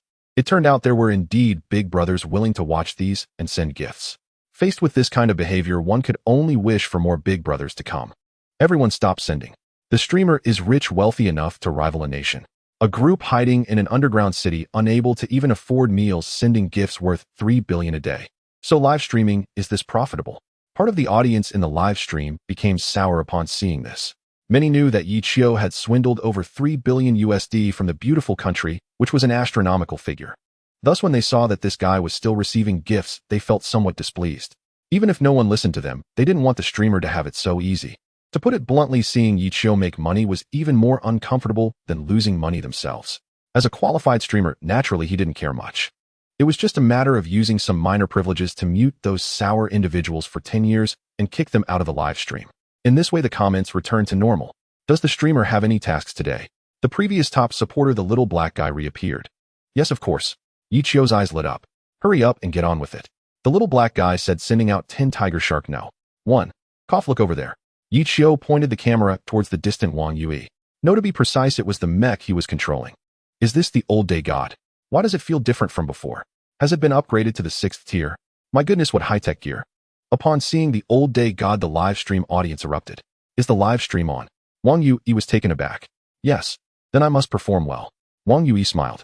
His gaze began to roam, searching for suitable opponents. However, after searching around, he found that all nearby were low-tier beasts. It seemed that the previous battle had frightened away some of the higher-tier ones. It's been a while since we interacted, right, old friends, in the live stream? Yi Qiu said with a smile. Is it? Everyone suddenly became alert. How about this 10 tiger shark now? 100 giant beast. Yi Qiu immediately said. Damn, another gift scam, huh? I heard you're scheming from the underground city. Everyone understood upon hearing this. This streamer had an extraordinary pursuit of swindling gifts from everyone, or one could say harvesting leaks. Of course, this kind of interaction is only affordable for those with money. The average person couldn't afford even 100 yuan little gift, let alone tiger shark no. 1. The streamer has a good conscience, and the prices are reasonable. Yichio winked. Of course it wasn't him who was taking action, but Wang Yue. So no matter how many gifts he received, or how many hunting tasks there were, he wouldn't be tired. Why are there no opponents? Wang Yue still didn't know he had become the worker. He was solely focused on how to show off in front of the audience in the live stream. Is no one hunting? Yichio appeared somewhat disappointed. Official account of Underground City no. 108 reward streamer with tiger shark no. 1x10. Someone really sent gifts. Moreover, it was from an official account of a certain region. What the heck? I'm in Underground City no. 108. What happened? The appearance of this account caused quite a stir. After all, a whole underground city had come to the streamer's live room to send gifts.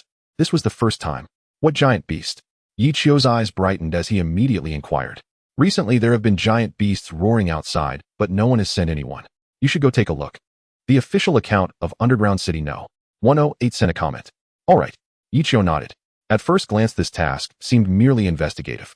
However, in reality the chance of encountering high-tier beasts was very high, because at this stage it was a period of outbreak for tier 4 to 5 beasts. Basically one would encounter them every few days, and their numbers were even greater than before. Not all underground cities had high-tier mechs and divine-tier individuals. Therefore, in the face of such potentially dangerous situations, seeking help was the best solution. Moreover, the streamer was none other than Yichio, who had just hunted the primal-level behemoth titan.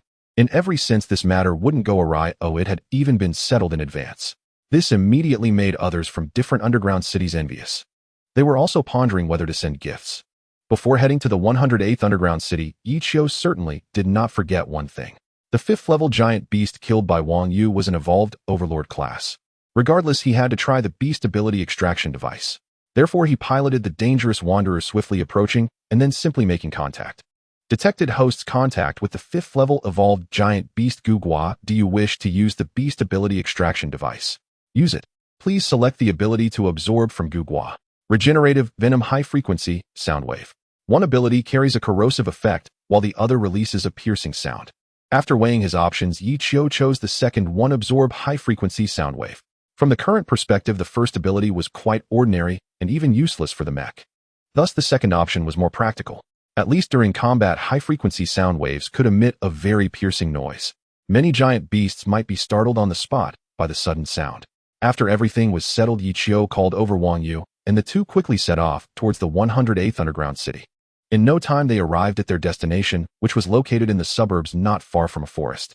However, it had been ravaged by giant beasts, leaving many areas barren. Different underground cities have different survival environments. The 108th is particularly harsh, clearly subject to frequent giant beast attacks. Giant beasts indeed land from the ocean, but that is not the only way. Did you sense that? Yichio inquired. Huh. Wang Yu responded uncertainly. The ground is vibrating slightly.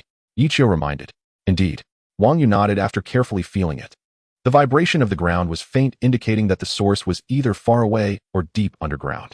This might be what the 108th underground city had to face. After discussing, Yichio and Wang Yu temporarily parted to check the situation. Yichio felt that since they had accepted the gifts from others, they had to treat it seriously and not be negligent.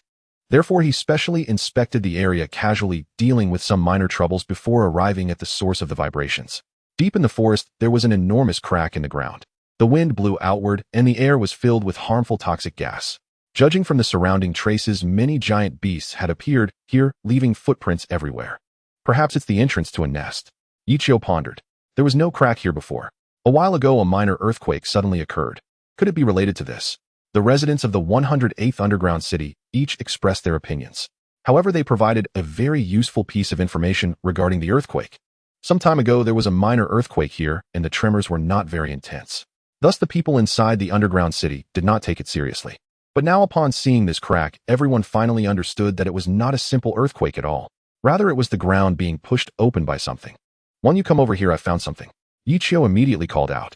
I can't come. However, Wang Yu refused. What's going on? Yichio raised an eyebrow. There's a very strange giant beast here, Brother Chio. You should come and take a look. Wang Yu's voice sounded slightly agitated. Send me the location. Yichio was momentarily taken aback and then spoke. Soon after receiving the location, he immediately piloted the dangerous wanderer to hurry over. In about 3 minutes at a normal speed, he arrived by the lake. At a glance, he saw Wang Yu controlling the old day god along with something in the center of the lake. Is that a giant beast? Yi Qiu was dumbfounded. But no matter how he looked at it, the size of this giant beast was too small. The reason giant beasts are called giant beasts is that their sizes generally range from tens to nearly 100 meters. Even scarier ones like apocalypse level or disaster level typically exceed 100 meters. However, the one before him seemed to be less than 10 meters in size. From the AI analysis, it was not a juvenile form. In other words, this was an adult giant beast, but its size was not enormous. Activating infrared vision. Giant beast level 6. Code name unnamed. Size data, total length 9. 5 meters, height 6 meters, weight 48 tons, carbon-based mutant. Method of attack unknown. First appearance location near Longwo's 108th underground city. It was small, not even as tall as a leg of the old day god, yet it reached an astonishing level 6. This discovery shocked not only Yi Qiu but also all the viewers of the live stream. Especially the residents of the 108th underground city, each of their faces changed dramatically. A brand new undiscovered mysterious level 6 giant beast.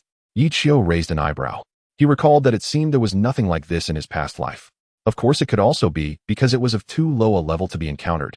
But there was another reason, which was that the entire world had changed because of Yi Qiu, leading to the emergence of things that were originally impossible. These giant beasts under Yi Qiu's oppression had no choice but to evolve and mutate. This could be called Yi Qiu's butterfly effect. This doesn't count as a giant beast, right? Wang Yu felt it was very awkward. Then what does it count as? Yi Qiu shrugged. A strange beast. Zhou Chen's comment appeared. Since he belonged to a verified account, every comment was highlighted. The moment it was posted, both Yi Qiu and those in the livestream saw it. Strange beast. Yi Qiu was surprised. I sent you the information. Zhou Chen did not elaborate further. Indeed, Yi Qiu immediately received the data sent by him. Upon opening it, he found it was filled with recently collected information about giant beasts. One page was titled Strange Beast. Name Strange Beast. Origin unknown. Speculation genetic mutation. Reason dramatic change in living environment. Level known minimum level 6. Currently, there are 3 known strange beasts, the first appearing in Siberia, codenamed Snow Wolf. The second was near Neon Fukudai, codenamed Devourer. The third appeared in the sewers of the beautiful country, codenamed Crocodile God. Each of these strange beasts has a minimum level of 6 and is not very large, being quite small. Yet it is precisely these small creatures that are even more terrifying. The strange beast Crocodile God from the beautiful country destroyed 2 underground cities in one night. The strange beast Devourer from Neon absorbed all life within 100 kilometers. As for the Snow Wolf, it caused no casualties for now, as it was in the Siberian no man's land. So this is the 4th strange beast. Yi Qiu took a deep breath after reading the information. One can imagine that the people of the 108th underground city certainly did not expect to have such a time bomb beside them. Fortunately, the representative of the underground city leveraged the hunt, allowing Yi Qiu to come and take a look. Otherwise, the consequences would be unimaginable when it was truly discovered. What's wrong? Wang Yu asked curiously. See for yourself. Yi Qiu sent over the information. Damn. Wang Yu was startled after reading it. Now do you understand why I have this expression? Yi Qiu couldn't help but laugh. Brother Qiu, don't lie to me. Wang Yu stared wide-eyed, looking incredulous. He truly felt as if he had been played, unable to believe it. I may deceive others, but I will never deceive myself, Yi Qiu said with righteous conviction. The officials of the beautiful nation were left speechless. All right then, Wang Yui finally believed him. You were lucky not to act recklessly, Yi Qiu remarked, acknowledging Wang Yui's fortune. It wasn't that Wang Yui lacked the ability to battle 6-tier behemoths, but rather that he might have underestimated the situation. After all, no one expected such a small behemoth, now an exotic beast, to possess such terrifying strength. What should we do now? Wang Yui felt a wave of apprehension. You go, Yi Qiu pondered before speaking. Huh? Wang Yui stared blankly. This is a great opportunity to train you, Yi Qiu said earnestly. Wang Yui controlled the ancient deity and was already capable of crushing 5th-tier behemoths, even those at the overlord level. Yet precisely because of this, he had never fought against a 6th-tier beast. Gaining more experience now would be immensely beneficial for humanity in the future.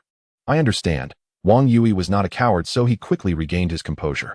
Remember, exotic beasts possess unique abilities, and do not underestimate them. Yi Qiu reminded him. Don't worry, I don't want to die either. Wang Yui nodded gravely and then walked over. Ladies and gentlemen, it's time to place your bets. Yi Qiu suddenly changed the subject and smiled broadly. The host opens betting. Will the ancient deity be able to defeat the 6th-tier exotic beast? Host, you're outrageous. You're so bad I like it. A 6th-tier exotic beast. It sounds really impressive. Thankfully, the viewers in the live stream had grown accustomed to the host's shamelessness.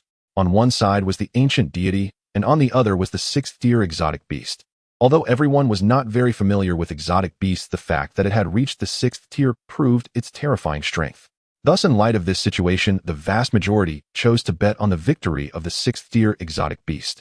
Despite the ancient deity being equipped with high technology, people did not fully understand the power of the divine-tier fighters inside it. Soon one side had about 100,000 bets while the other side exceeded 1 billion. Clearly, when it came to divine-tier fighters, people were much more inclined to believe in the power of the exotic beast. "I bet 10,000 on you, you better give it your all," Yichio couldn't help but shout. Wang Yi's mouth twitched. He had to admit that the pressure was quite heavy. Yet he did not feel fear, only tension. If he were facing a fifth-tier behemoth, the pressure would be negligible. But this time he had to confront an exotic beast that had only appeared 4 times in the entire world. Its strength was positioned at the 6th tier, which hinted at just how formidable it could be. In the middle of the lake, a section of water appeared light blue with white edges. The chill radiated, freezing all nearby fish. And right in the center was the exotic beast, which was no more than 10 meters long. To everyone, it appeared as a small creature, even smaller than a leg of the ancient deity. However, to underestimate it would be tantamount to seeking death. Wang Yui was particularly vigilant, his eyes fixed intently to prevent the exotic beast from launching any attacks. Bang, bang, bang. The ancient deity stepped onto the water's surface, approaching steadily, quickly, closing within 10 meters. Perhaps due to the ripples created by the impact on the frozen central water area, the exotic beast, which appeared to be resting slightly, opened its eyes, revealing purple vertical pupils. It looked as if it were a rabbit covered in a layer of hard carapace, yet its facial features resembled those of a human.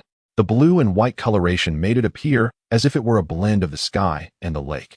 "I wonder whose cold aura is stronger, its or my blazing breath," Yichio speculated inwardly. "This seems a bit reckless." Zhou-Chen observed this with concern. Since Yichio let this person go, there must be a reason for it. Zhou Jianghe remained calm. The reason for his alarm was the 6th-tier exotic beast.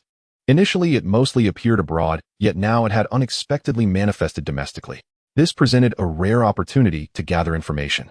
As a result, it wasn't just Zhou Jianghe, many divine-tier fighters were watching the live stream. Howl. The 6th-tier exotic beast, temporarily named Ice Rabbit, suddenly let out a howl, quickly rising to its feet, its purple vertical pupils fixated on the approaching ancient deity. After all, it was so large that ignoring it was impossible, especially as it sensed the air of danger. At the same time, the surrounding chill intensified. The water surface that once covered 100 meters expanded in the blink of an eye to 200 meters. Moreover, the visible speed continued to extend in all directions. "This is interesting," Yichio raised an eyebrow. "I'm going in," Wang Yui shouted. In the next second, the ancient deity's power surged to its peak, its speed instantly increasing. In the blink of an eye, he approached the 6th-tier exotic beast, the Ice Rabbit, and with a flick of his hands, cutting light blades erupted. Without any hesitation, he decisively executed a crosscut that had just defeated the 5th-tier evolved overlord Goa. But at the moment of approach, the cold aura suddenly condensed. From gaseous to liquid and finally to solid. It transformed into an enormous ice wall, blocking the ancient deity's attack. The cutting light blades struck the surface, producing a crack sound with ice shards flying everywhere. However, strangely, it did not break through immediately. Instead, after a stalemate of about 3 seconds, it began to inch forward. Just as it was about to make contact with the 6th-tier exotic beast, an anomaly occurred. Whoosh! The Ice Rabbit opened its mouth and exhaled a cloud of white mist. As the wind blew, it instantly spread out, not only solidifying the ice wall, but also swiftly enveloping the ancient deity. At that moment, Wang Yui was horrified to realize that he had fallen into a predicament with no way out. Truly, the 6th-tier exotic beast was on an entirely different level from the 5th-tier evolved overlord. At least the pressure exerted by that frog paled in comparison to the one before him. The ancient deity, second only to the dangerous drifter, has also been frozen. Yichio finally gained a rough understanding of the 6th-tier exotic beast. Of course, if he were to engage in battle, he certainly wouldn't be so passive. Wang Yui faced 2 dilemmas. He was unable to determine the opponent's attack method, and he was being countered. The Ice Rabbit's attack style relied not only on exhaling cold air, but also on utilizing the lake water beneath it. This meant that from the very beginning it had controlled the temperature to a very low degree. "I cannot be underestimated." Wang Yui let out a low growl. This was his showcase debut. If he were to be defeated like this, he would undoubtedly become the laughingstock of the live stream audience. Thus, he hesitated not for a moment, decisively pushing the ancient deity's power from its limit directly to its breaking point. Although the duration was short, his combat strength would multiply. Indeed, with just a bit of effort, the frozen ice layer immediately cracked, shards flying everywhere. At the same time, the energy of the cutting light blades surged to its zenith, emitting a hiss sound. The light blades began to spin rapidly, resembling two chainsaws. With a casual flick, they sliced through the ice wall, and instead of retreating, they advanced, stabbing fiercely at the ice rabbit below. Yichio observed the battlefield from a distance, nodding slightly. Wang Yui was indeed a born divine-tier individual, becoming even stronger after his gene awakening. To struggle and even mount a counterattack under the suppression of the ice rabbit was already quite impressive. Most divine-tier individuals would definitely be unable to achieve this. The battle is intense. Can the ancient gods win? Why can't we find any information on the exotic beasts? In the live stream, different people had varying reactions. Zhou Chun was particularly eager to see the final outcome, even wanting to give it a try himself. Meanwhile, Zhou Jianghe focused more on the ancient gods, noticing that their strength had significantly increased after Yi Qiu's modifications. As for others, most were very curious about the exotic beasts and wanted to investigate, but they could never find any information. It wasn't that the higher-ups of various countries were deliberately hiding it, but rather that the information was inherently scarce. After all, only 4 had appeared globally so far. Soon the battle between Wang Yui and the ice rabbit escalated to a fever pitch, with both sides fighting fiercely.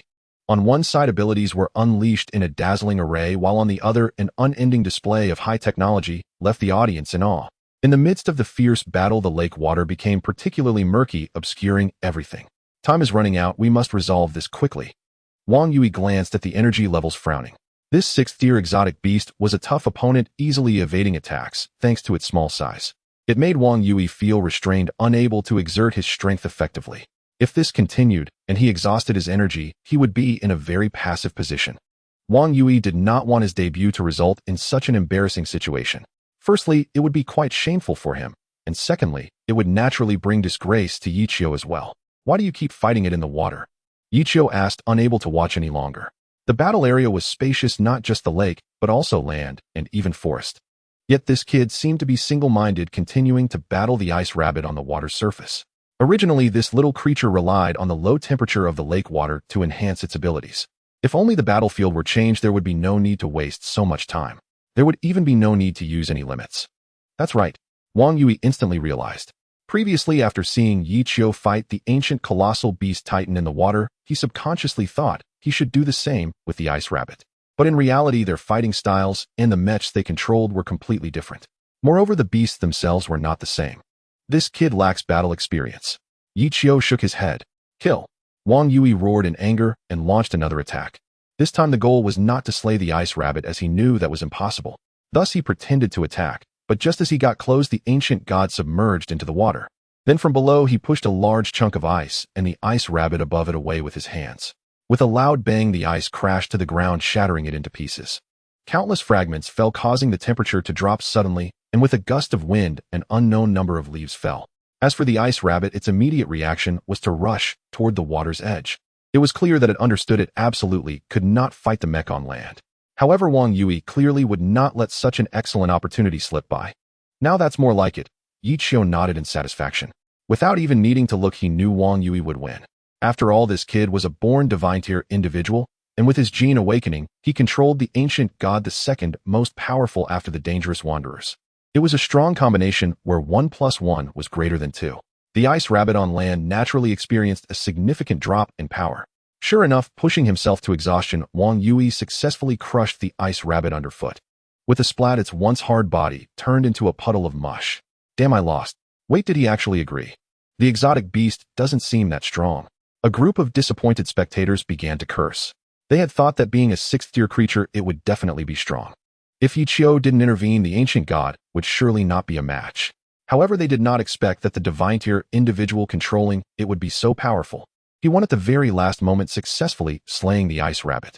What are you doing? Yi Qiu rushed over, clearly anxious. I was venting my frustration. Wang Yui replied, taken aback. What a waste. Yi Qiu exclaimed, distressed. This is an extremely rare 6th-tier exotic beast, only 4 exist globally. And now it had been turned into mush by this guy out of frustration. It was no longer intact. How could it possibly fetch a good price? This was truly such a waste. It should not have happened. I'm sorry, Brother Qiu, I won't dare do it again next time, Wang Yui quickly said. Huh, you still want it next time? Yi Qiu raised an eyebrow. No, that's not what I meant, Wang Yui said, startled. I was going to share some of the reward with you, but now it's gone.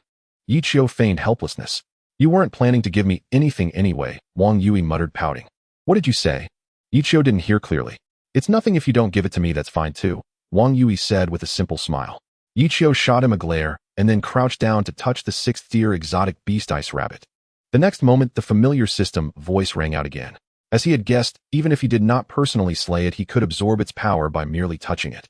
Detected host has contacted the sixth-tier mutated exotic beast ice rabbit. Would you like to use the beast ability absorption device? Use it. Please select the ability to absorb from ice rabbit. Frost wall chill domain, the first one, is clearly defensive. It could cover the mech in an ice layer to withstand attacks. The effect was somewhat similar to the existing barrier, but it essentially added an extra layer of protection. Currently, it seemed average and somewhat optional, not particularly necessary. The second option would transform the mech's steam into cold air, releasing it in all directions. The specific range would depend on the mech's inherent energy. The more energy infused, the larger the range, and the heavier the cold air. Any living beings within the domain, even the mech, would quickly freeze. After much consideration, Yi Qiu ultimately chose the second option. Thus, within less than a day, the dangerous wanderer had gained an enhancement. From the prior high-frequency sound wave to now the ice rabbit's chill domain. The overall strength was at least a notch higher than when battling the Titan. Official account of Dungeon No. 108 foot donated to streamer Tiger Shark No. 1 foot x66. You are too kind. Upon seeing the gift, Yi Qiu couldn't help but smile widely. It's only right, thanks to you we were spared from disaster. The official comments from the 108th underground city echoed this sentiment. This statement came from the heart and was recognized by many viewers. If it weren't for Yi Qiu's sudden idea of organizing a hunt for fun, perhaps not until the sixth-tier beast appeared would anyone notice. Almost everyone in the 108th underground city felt a wave of fear, as if they had brushed past the Grim Reaper. The matter is not over yet. Yi Qiu shifted the topic. Huh, didn't the beast die? Wang Yu asked, bewildered.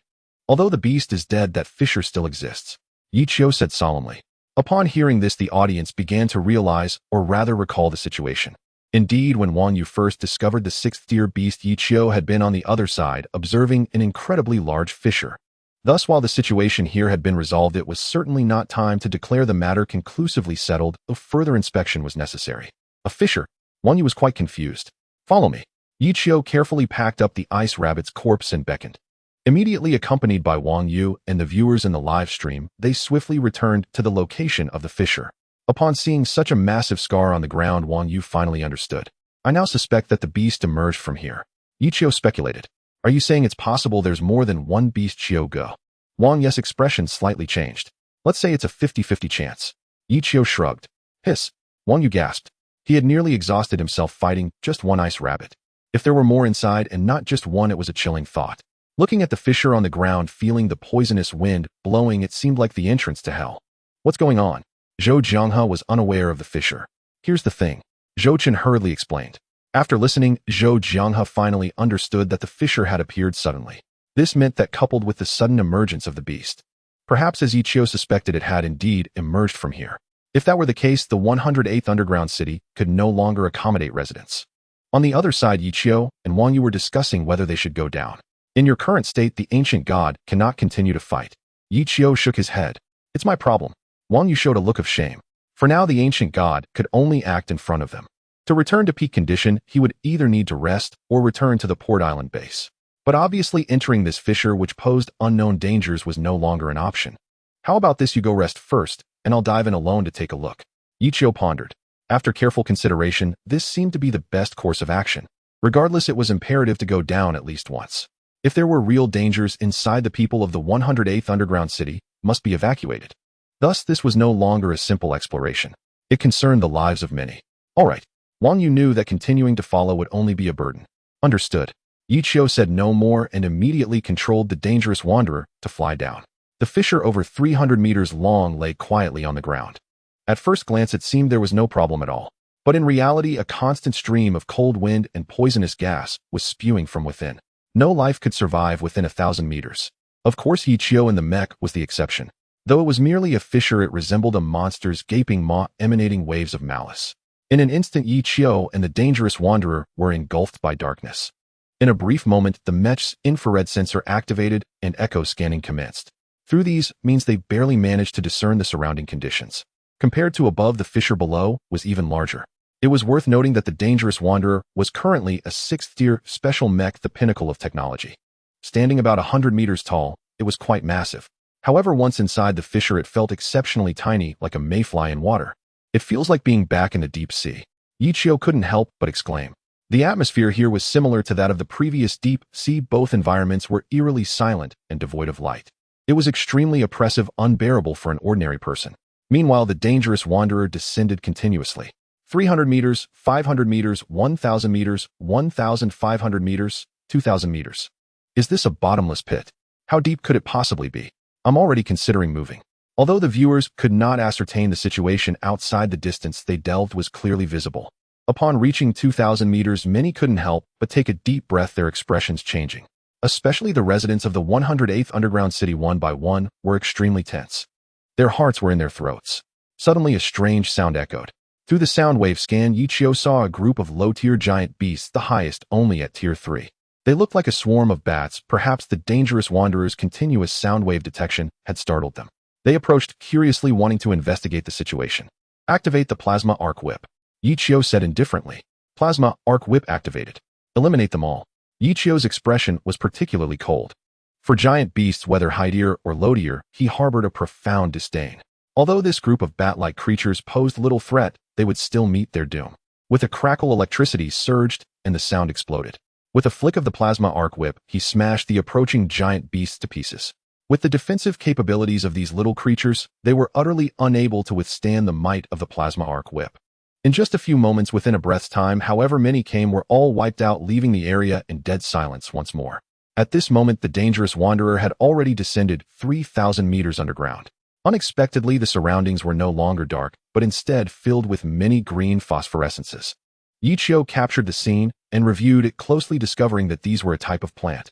They resembled coral in shape, being cylindrical and rather slender. Starting from the base, they twisted and coiled, extending sideways once they reached a certain height. They resembled the shape of cow horns. Toxic gas detected. So the toxic gas is released by these plants, Yichio realized. But at that moment, these green phosphorescent plants began to flicker as if sending out a signal. In front of everyone, they flickered for over a minute without stopping. Then the space below began to tremble. Countless spores erupted, filling the entire space. Warning! Warning! Toxic gas levels rising. An alarm suddenly went off inside the cockpit of the dangerous wanderer. Yichio expressed some surprise. It is known that unless a dangerous wanderer encounters a being of Titan level, a warning is absolutely impossible. Could it be that these spores pose such great danger? However, no matter how one looks at it, they do not seem to be a threat. These spores merely increase the concentration of toxins. I have never encountered anything like this before.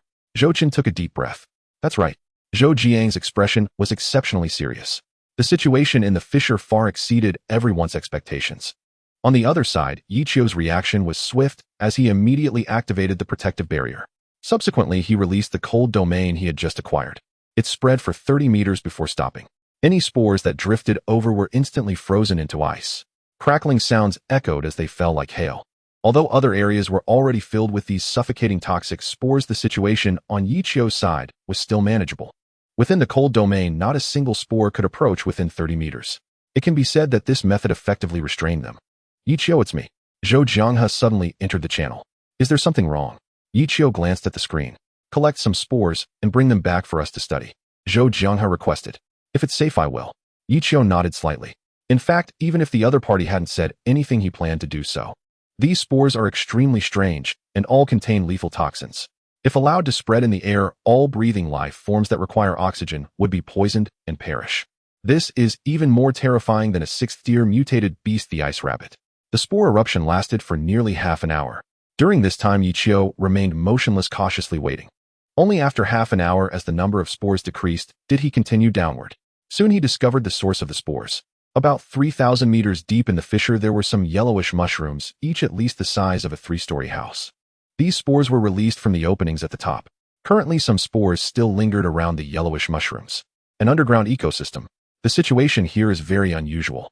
Be careful, streamer. Seeing the situation here, many viewers became anxious. Yichio responded, rare for him. Rumbling. Just then, the entire space trembled once again. Just when everyone thought the spores would reappear, they found that it was not the case. The source of the tremor turned out to be from below, within those gigantic mushrooms. As the tremors intensified, a terrifying creature emerged. Thousands of densely packed legs entered everyone's view. The elongated body weaved between the yellowish mushrooms, constantly rubbing against them. In an instant, the concentration of spores in the air increased once again. Of course, it was less than when they were previously sprayed. Is that a centipede? Yichio struggled to see clearly using the infrared perspective device. It was a centipede at least 300 to 400 meters long with a body covered in armor as hard as metal. The densely packed centipede legs made one's hair stand on end at a single glance. Many viewers in the live stream could no longer bear to watch. It's so big. Zhou Chun was dumbfounded. Can we estimate its tier? Zhou Jianghe couldn't help but ask. Let me try. Yichio immediately began his investigation. Beast tier 6 tier. Beast code name unnamed. Size data total length 365 meters, height 43 meters, weight 12,000 tons, carbon-based life form. Attack method unknown. First appearance location near the Fissure of Dragon Countries, 108th Underground City. What? Yichio's eyes widened. Although this creature was only 6th tier, it appeared infinitely close to the primal level. In that moment, everyone seemed to understand why the ice rabbit appeared. Encountering such a terrifying creature staying inside would be tantamount to waiting for death. A beast comparable to a titan. My heavens. Streamer, are you placing bets? Who would have thought that not only were there 6th tier mutated beasts near the 108th Underground City, but also such a gigantic and terrifying centipede? If this creature were to appear on the surface, it would cause unimaginable destruction. Quick, go support Yichio. Zhou Jianghe did not hesitate. Yes. Zhou Chun could no longer contain himself and immediately turned to leave. In an instant, all the divine tier beings nearby converged towards the 108th Underground City. If they could not defeat this creature, they would have to evacuate all the residents. Should I go back to help Brother Chiao? Wang Yui was also watching the live stream and was startled upon seeing the giant beast centipede. But soon he felt that going back would be no different than seeking death, as the old gods could no longer fight. The urgent task was to return to the Port Island base and bring the Red Storm. However, although Wang Yui's idea was good, just then suddenly a mech appeared in front of him, blocking the way. This guy is full of good stuff. And he's alone. He. There is no doubt that there are some scum among humanity. The individuals in front of Wang Yui, while publicly regarded as divine tier beings from a certain area. However, once they encounter a lone situation, they immediately turn into robbers, blocking the road. After all, the old gods are different from other mechs. Anyone with a bit of insight can tell at a glance. Damn it. Wang Yui's expression darkened. Currently, the old gods were not faring well, as their power had dropped to the lowest. On the other side, Yichio did not directly engage with the 300-meter-long 6th-tier giant beast, because this creature had not detected the outsiders and was instead moving back and forth deeper inside. What is it doing? Yichio murmured. And he was not the only one thinking this. Everyone else was wondering the same. What exactly was this creature doing as it swam among the deep yellow mushrooms? Yichio thought for a moment and decided to control the dangerous wanderer to stealthily approach, getting closer and closer. In just a little while, he was already less than 100 meters from the giant beast centipede. However, this also allowed him to finally see what the creature was doing. It's laying eggs. Yichio looked at the dense cluster of eggs, his eyelid twitching. Each egg was at least 3 to 4 meters high. At this moment, wherever he could see, it was all eggs produced by this creature. Most of them were clustered around the yellowish mushrooms. It seemed that it was using the spores to provide nutrients. We must destroy this place, otherwise the consequences would be unimaginable, Zhou Jianghe urged. Although the newly born giant beasts may not be heightier, they grow rapidly. If these things are allowed to grow wildly underground, it won't be long before they are everywhere on the surface. This will be a disaster for everyone. Perhaps Yichio had gotten too close this time, and the giant centipede finally noticed. Its massive head immediately turned towards the nearby dangerous drifter Mecha. With a cold and sinister gaze, it stared fiercely. Its large mandibles quivered as if anticipating a meal. The atmosphere at that moment was stifling to the extreme. Hiss. I can feel the danger even through the screen. Be careful, streamer. As expected, it was infinitely close to a primordial level beast. Even the viewers in the live stream could sense the immense pressure through the screen. Have I been discovered? Yichio chuckled lightly. Although he had to admit that this creature was indeed intimidating, it was ultimately only a 6th-tier beast, not a primordial level one. This meant that its strength was certainly not on par with a titan, and that was indisputable. Since that was the case, there was no harm in fighting it once, just to verify his latest gains. Creak, creak, creak. An extremely strange and eerie sound suddenly echoed throughout the underground space. Even through the mecha, Yichio felt a momentary sharp pain in his eardrums, followed by dizziness. The next second, accompanied by a thunderous sound like a train speeding by, this massive creature finally began to move quickly. To protect its freshly laid eggs, the giant centipede would naturally not allow a dangerous presence like Yichio to exist. As it charged forward, the viewers in the live stream held their breath. Many people were so frightened that they closed their eyes, not daring to look. "Let me handle this, your lordship." Yichio calmly controlled the dangerous drifter to drift away. In a critical moment, both sides brushed past each other, narrowly avoiding collision. Zzz. Sparks flew from the friction, glaringly visible in such a dark environment. Yet the giant centipede showed no reaction, seemingly unaware of the near miss. In contrast, the dangerous drifter's protective shield flickered wildly, as if it could extinguish like a candle at any moment. Its body size indeed exceeded 10,000 tons. Even a single hit would be terrifying. Interesting, Yichio glanced at the energy bar and found it had actually decreased by 1/10. To consume so much energy in just a few seconds of friction was truly unprecedented. Previously in the deep sea, he had fished with titans, unleashing various killing moves. But that had taken at least half an hour plus breaking limits to reach the edge of energy consumption. Judging by the current situation, after a few more encounters, his defenses would likely be breached. "You need to evade for now, or our support is on the way," Zhou Chen's voice echoed. "Oh." Yichio raised an eyebrow noncommittally. The streamer starts a betting game. Will the streamer defeat the 6th-tier giant centipede? Everyone was taken aback. At such a time, the streamer was still thinking about swindling the audience. However, considering he had slain primordial-level beasts, it did not seem impossible. Consequently, this time the betting was very enthusiastic. Moreover, the number of people betting on the streamer was clearly overwhelming compared to those betting on the giant centipede. "Don't choose me, the giant centipede is very powerful, infinitely close to primordial level," Yichio anxiously exclaimed. Streamer were not fools. The audience couldn't help but retort. Once or twice they might still fall for it. But with each passing time, even the simplest person would know this was a trap. If Yichio lacked confidence, he would not dare to challenge this 6th-tier beast alone. "Will you all have grown up?" Yichio was momentarily unsure whether to feel gratified or speechless, his feelings quite complex. He had originally intended for Wang Yu to come over with a small account to lead the rhythm, encouraging more viewers to bet on the giant centipede. However, he did not expect that this guy seemed not to have heard and did not respond. Thus, he could only regretfully give up. Subsequently, Yichio focused again, staring intently at the giant centipede. The creature's size was too enormous. Although the crevice was spacious enough, turning around would take a long time. From the current analysis, he had already found more than one flaw. He could fully exploit its movement restrictions to execute killing moves. Creak, creak, creak. The eerie sound echoed again like a death knell. Then the giant centipede twisted its body, glaring at the dangerous drifter. Upon noticing how close the drifter was to its eggs, it instantly erupted in fury. Its massive body shook violently like an earth dragon, flipping over, transforming into an uncontrollable truck that charged forward. "Come at me." Yichio did not retreat, but advanced instead. As the creature collided, he leaned back, narrowly avoiding the impact. A deafening roar like a train rushing by immediately filled his ears. Then Yichio used the thrust to drift to the left, and then swayed. He swiftly moved from below to above, then swung his hands, unleashing high-frequency light blades. Without any hesitation, he launched a fierce attack on the ground beneath him. In just 1 second, he struck out dozens of times at a lightning speed with immense power. Crack, crack, zzz. However, the invincible high-frequency light blades met their match this time. The back of the giant centipede was incredibly hard, far surpassing metal. The blade struck it, leaving at most a few scratches while more sparks erupted. Clearly, attacking from the back was meaningless. It was a complete waste of time and energy, causing too little damage. "Don't be reckless, we're coming to assist you." Zhou Chen couldn't help but remind him. "There's no need to trouble you, it's not like I can't handle it myself." Yichio shook his head. Having personally slain primordial-level titans, how could he possibly be unable to defeat this giant centipede? The previous attack was merely a test to see if the high-frequency light blades could inflict damage. If not, there were plenty more killing moves he could unleash.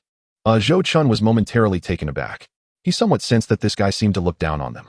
But he had to admit that if Yichio piloting the top-tier mecha couldn't defeat it, even if he and the other divine-ranked beings came to assist, the outcome would probably be similar. However, they couldn't just stand by and watch as he faced danger alone. Meanwhile, on the other side, Wang Ye's battle was still ongoing and exceedingly intense. Several mechas had already fallen around him, all in pieces. "Kid, you're running low on energy, right?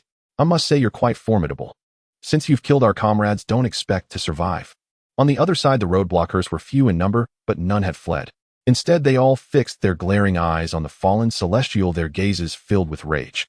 Who would have thought that this solitary figure was so powerful? In the absence of much energy, he had still managed to kill several of their companions. This had become a blood feud, a situation where one side must pay the price. Bang! The giant centipede crashed into the rock wall, instantly causing a tremor in the space, with countless fragments falling down. Many of them struck the earthy yellow mushrooms and the freshly laid eggs.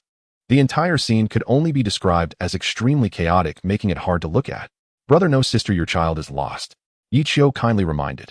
However, what followed was an even more frenzied attack. Seeing its child lost, the giant centipede became furious and let out a series of howls.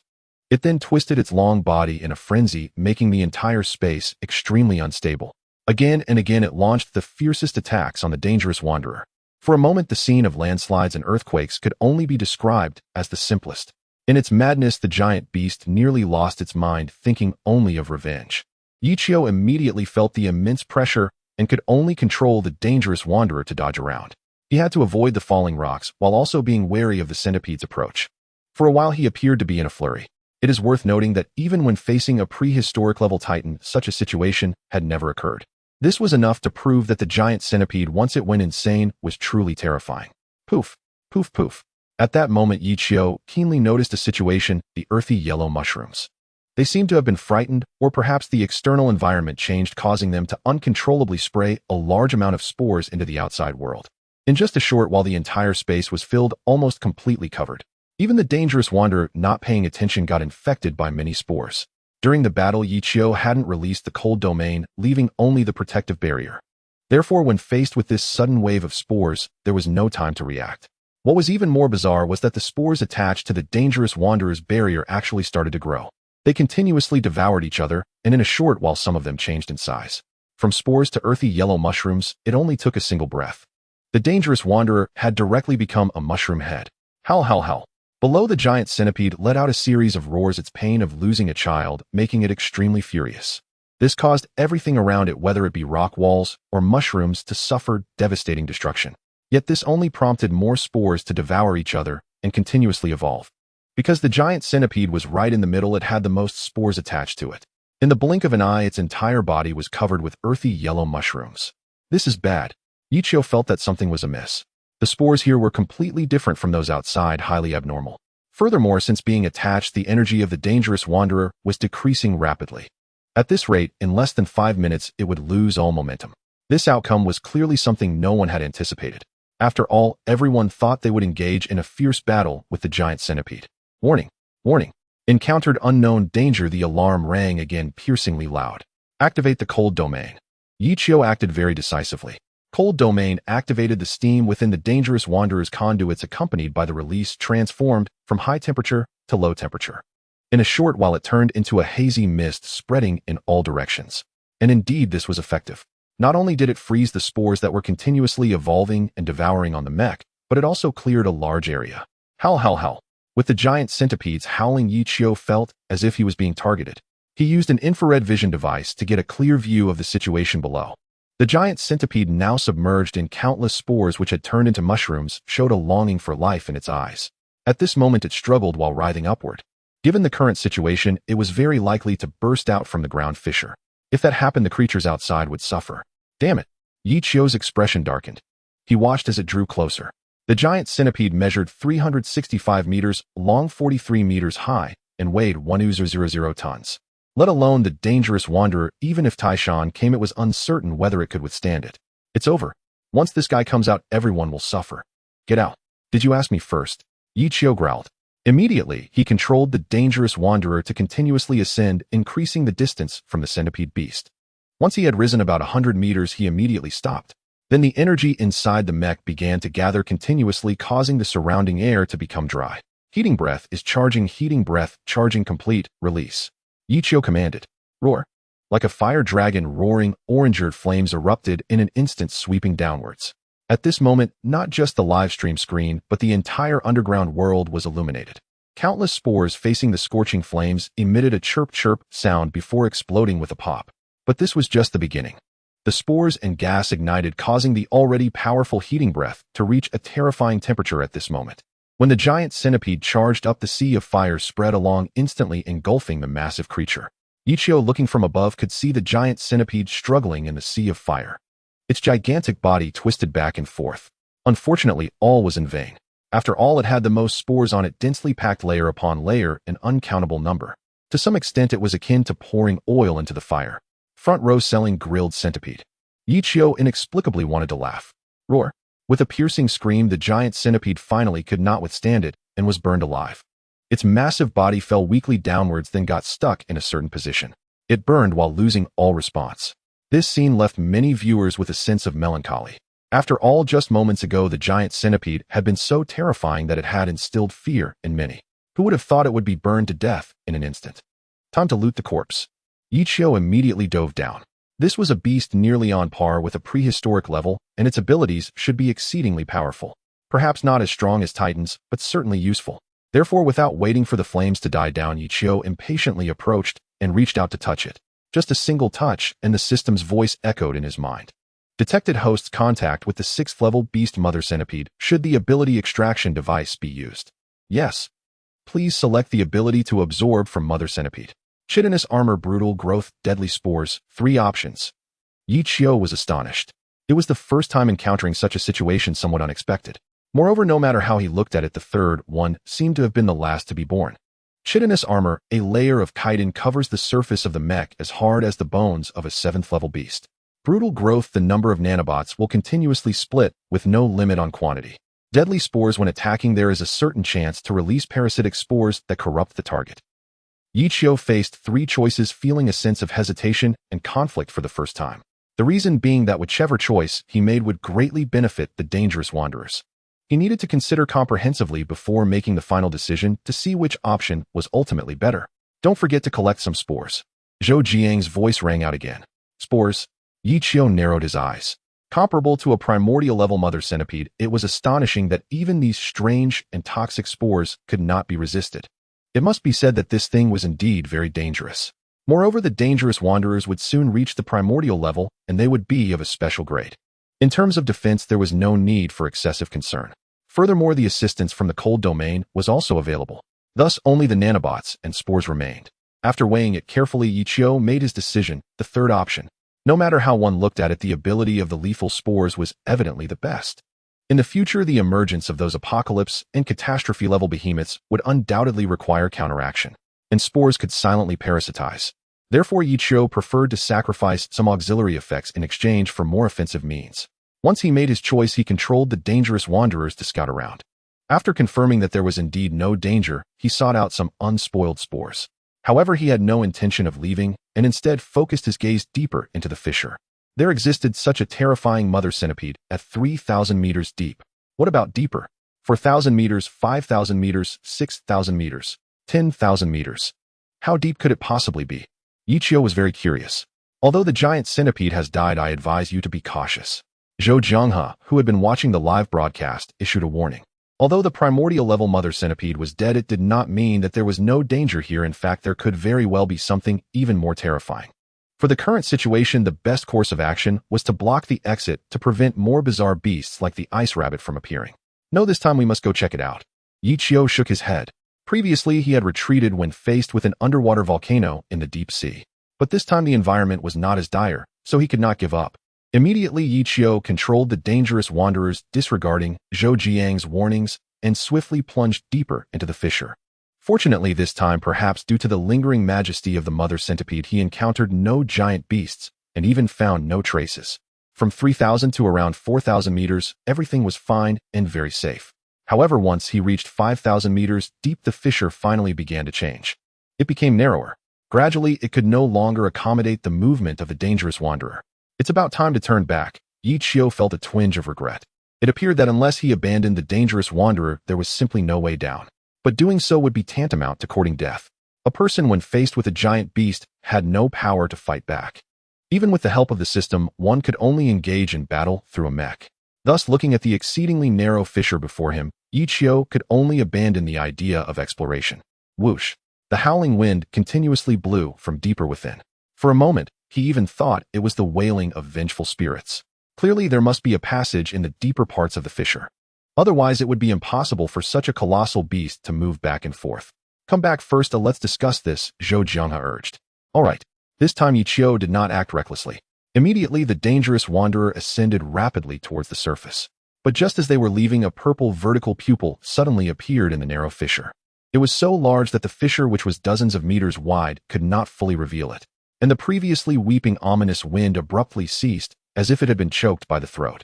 By the time he returned to the surface, 10 minutes had already passed. When Yichio emerged, he found several mechs standing guard around.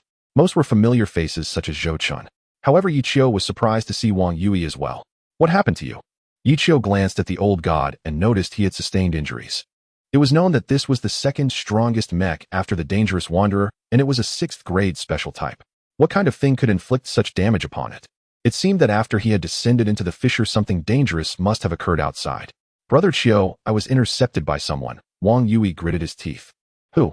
Yichio raised an eyebrow. Which fool dared to trouble his younger brother? I don't know them at all. Wang Yui shook his head. Just a group of highwaymen. Zhou Chun shrugged. I understand what you mean. Yichio immediately grasped the situation. The so-called highwaymen, to put it plainly, were just a group of ruffians controlling mechs. They were esteemed as divine-level beings in regular times. But once outside, anyone unfamiliar would be intercepted and ruthlessly attacked by these guys. Don't worry, this kid is fine, those guys are all dead. Zhou Chun waved his hand. Thanks to Brother Zhou and the others arriving in time this time. Wang Yui was very grateful. Actually, even if we hadn't come, you could have handled it. Zhou Chun had a strange expression. Only those who had witnessed Wang Yui in battle knew just how formidable he was. It was known that the situation had been extremely dangerous.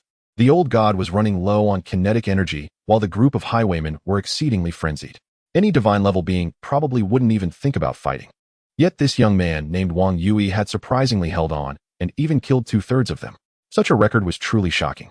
It gave the impression of a born divine-level being with an exquisite mastery of mech control. Give me an explanation. Yichio revealed a displeased expression. While he was below exterminating giant beasts and protecting the residents of Underground City 108, his younger brother was unexpectedly attacked by a group of so-called highwaymen outside. Though he was unclear about the situation at the time, the state of the old god revealed some clues. All right. Zhou Chun was taken aback for a moment, but nodded, not refusing. As the #1 divine-level being in the Dragon Kingdom, and the only one who has slain primordial-level giant beasts, Yichio's status was already exceedingly high, perhaps even surpassing Zhou Jianghe. Moreover, the request from the other party was reasonable, and not to an extent that was hard to accept. Given various reasons, there was naturally no possibility of refusal. Brother Chio. Wang Yui's eyes turned red, almost crying. Actually, this matter is also beneficial for you, Yichio said in a deep voice. After his genetic awakening, Wang Yui had somewhat inflated. Perhaps he still harbored a sense of superiority, thinking he was beneath only one person and above all others. However, after this lesson, he would likely become more sensible, understanding that there are always greater beings above. Yichio did not stay here any longer, but took Wang Yui back to the Hong Kong island base. The task of relocating the disaster victims was naturally left to Zhou Chun and others. He returned for 2 reasons. One was to have a conversation with Zhou Jianghe, and the other was to repair the former divine apparatus. Yichio. Zhou Jianghe appeared on the screen, on time, his expression very serious. It seems you should have sent someone down to investigate, Yichio said with a hint of a smile. Indeed, Zhou Jianghe affirmed. The fissure is so large that it must be checked thoroughly. Oh, what if something else emerges? The purpose of doing this is to prevent future problems. Of course, there is another reason: to gather more specific intelligence. From the information currently available, it is clear that the fissure is far from simple. This is the reason I wanted to talk to you. Yichio nodded slightly. What? Do you have any thoughts? Zhou Jianghe asked in surprise.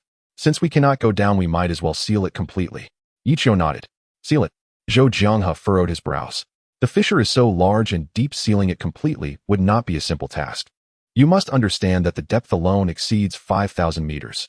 How much material would be needed to fill it completely? What do you think? Yichio asked curiously. It's very difficult, even impossible. Zhou Jianghe replied honestly. What about using explosives, eh? Yichio said with a hint of a smile. Are you planning to collapse the entire fissure? Zhou Jianghe exclaimed. However, Yichio waved his hand, indicating that there was more to it. The fissure is 5,000 meters deep, with the widest part reaching 700 to 800 meters. Thus, relying solely on explosives is not enough to seal it completely. His idea was simple: first fill the deepest part with explosives or similar materials, leaving no gaps. This way, even if a giant beast like the mother centipede appears again, it can be stopped. It's not impossible. Zhou Jianghe pondered after hearing this. If they only filled the deepest part with a large quantity of explosives, it could indeed be done. After all, based on Yichio's previous live streams and subsequent explorations by their own people, the information indicated that the deepest part of the fissure was less than 20 meters wide. First fill it with explosives, then inject a non-Newtonian fluid. Yichio finished explaining his idea. This is quite interesting. Zhou Jiang's eyes lit up. If filling it with explosives was indeed something he could think of, the non-Newtonian fluid was undoubtedly a stroke of genius. This substance may not have many uses currently, but it possesses a unique characteristic. The stronger the force it encounters, the greater the force it responds with. Even a powerful beast would find it extremely difficult to penetrate a vast amount of non-Newtonian fluid. This is far more effective and safer than simply filling it with water. By the time the two finished their conversation, it was already evening, and the base was exceptionally quiet. Wang Yue was still training, sweating profusely, but showed no signs of stopping. After the battles of the day, especially the life-and-death struggle later, he had identified many of his own shortcomings. Thus, it was precisely at this moment that he needed to train even harder. Only in this way could he catch up with Yi Qiu and become a true savior of the apocalypse. A night passed without incident. The next day at 8:30 in the morning, Yi Qiu and Wang Yue left the Hong Kong island base together, heading towards the underground city where Zhou Jianghe was located. Yesterday, the two had already discussed most matters, leaving only some details. "You didn't go live, did you?" As soon as they met, Zhou Jianghe scrutinized him cautiously. "Am I a fool?" Yi Qiu rolled his eyes in annoyance. "Mainly there are some things that cannot be disclosed to everyone." Zhou Jianghe smiled wryly. "How is the preparation of the non-Newtonian fluid?" Yi Qiu sat down on a chair and asked. "The quantity is too large. It will take at least 3 days to gather it all." Zhou Jianghe sat on the other side. 3 days. Yi Qiu thought that was acceptable. It wasn't a long delay, and he was somewhat satisfied. Just then Zhou Chun hurried in with an excited expression. Knowing that Yi Qiu and Wang Yue would also be present, he was not surprised. "What's going on?" Zhou Jianghe glanced at him. "Take a look at the screen." Zhou Chun directly activated the monitor. Immediately, everyone saw the transmitted scene. What appeared was pitch black, but it quickly switched to infrared mode. Then the perspective began to lower continuously, and before long it reached a deeper location. "Isn't this the fissure?" Yi Qiu recognized it. "I had someone remotely control a robot to go down," Zhou Jianghe said with a smile. Yi Qiu remained silent and continued to watch the screen. Clearly this robot had descended 5,000 meters and should have entered the narrow fissure. Indeed, as Yi Qiu had guessed, below this fissure was an underground space. Through sonar scanning and subsequent AI analysis, it was concluded that the space was at least the size of 10 football fields. 10. Wang Yue's eyelids twitched. Such a large space could accommodate many enormous beasts. However, everyone was puzzled by the fact that there were no discoveries at all. It seemed that this place was merely an empty shell with nothing present. Yet this was clearly impossible. After all, the mother centipede had emerged from here. There must have been giant beasts lingering here, Yi Qiu asserted. Indeed, Zhou Chun agreed deeply. The footage continued, and after about half an hour they still had not reached the bottom. However, they discovered some kind of special slime on certain rock walls. The core was blue, while the outer layer was pale white. It looked somewhat like the cold energy condensed by the beast of ice rabbit. Moreover, as time went on, this slime became increasingly abundant. By the time they were nearly at the bottom, it was everywhere, resembling an ocean. This is where the beast of ice rabbit is born. Zhou Jianghe took a deep breath. Indeed, sending the robot down was the most correct choice. Otherwise, they would have no idea what shocking things lay within. There were too many traces, yet they still had not seen what left them behind. It seemed to have already left this place. Strange. Wang Yue couldn't help but speak. "What do you think?" Yi Qiu looked at him. "The mother centipede and the beast of ice rabbit shouldn't be from the same group, right?" Wang Yue immediately said. Yi Qiu and Zhou Jianghe nodded. There was no doubt about this. No matter how one looked at it, the beast of ice rabbit had been driven out by the mother centipede. But at the very bottom, all the traces are unique to the beast of ice rabbit. After Wang Yue finished speaking, he ceased to speak further, only glancing over the others. With his statement, Yi Qiu and Zhou Jianghe exchanged glances, both raising their eyebrows. Indeed, if the beast of ice rabbit was born from here, what about the mother centipede? Since these two creatures were not from the same lineage, it would be impossible for one egg to give rise to two different types. Therefore, the most likely scenario is that the original owner of this underground space was the mother of centipedes. However, later on, a powerful entity capable of nurturing the extraordinary ice rabbit appeared. Driving the other party away meant having to leave this place, surviving in the cracks. This explains many things, and everything becomes clear. But evidently this entity has already departed. The entire underground space is filled with traces left behind by it, yet its whereabouts remain elusive. Have we given up on this place? Yi Qiu squinted. That possibility cannot be ruled out, Zhou Jianghe agreed. So what should we do now? What do you think? Zhou Chun asked in confusion. Let's stick to the plan, block it off first, and discuss later, Zhou Jianghe suggested. Yi Qiu thought for a moment and believed this was the best approach. Regardless of whether this entity had truly departed, the 108th underground city could not retain anyone. Thus, the best solution is to use bombs and non-Newtonian fluids to block it off, as it's better to be overprepared than underprepared. Who knows, one day this thing might pop up again. If we are caught unprepared, the consequences could be dire. It's always better to prepare for rain than to mend the fold after the sheep are lost. What is that? Wang Yui pointed at the transmitted image. A black embryo. Zhou Chen struggled to recognize it. No, it's a black tadpole. Yi Qiu's voice rang out. Upon closer inspection, both Zhou Jianghe and Zhou Chun as well as Wang Yui realized it indeed resembled a tadpole, albeit larger in size. Typically a tadpole is about the size of a pinky finger, but this one appeared to be at least the size of a calf. If there hadn't been any giant beasts, everyone would have found this absurd. How could such a large tadpole exist in the world? However, with the continuous emergence of various giant beasts, one could now accept almost anything. How do you know it's a tadpole? Zhou Chen asked in surprise. Because I saw one when I was in the deep sea, Yi Qiu replied. Aside from the size difference, they were almost identical, making it difficult not to recognize it. Initially, he thought this creature could only appear in water. But now it seems there's much more to it. At least a portion of the giant beasts have brought this black tadpole to the surface. The problem lies in what purpose it serves. Even the formidable Titan, a colossal beast of primordial level, appears to be parasitized by it, and within its brain. I remember now, after killing the Titan, this thing crawled out from its head. Wang Yui exclaimed in realization. Since it was previously connected via neural, means he had an impression of it.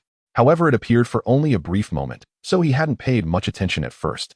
Little did he expect to see it again, and this time not in the deep sea, but in the underground space. Have the robot bring it back.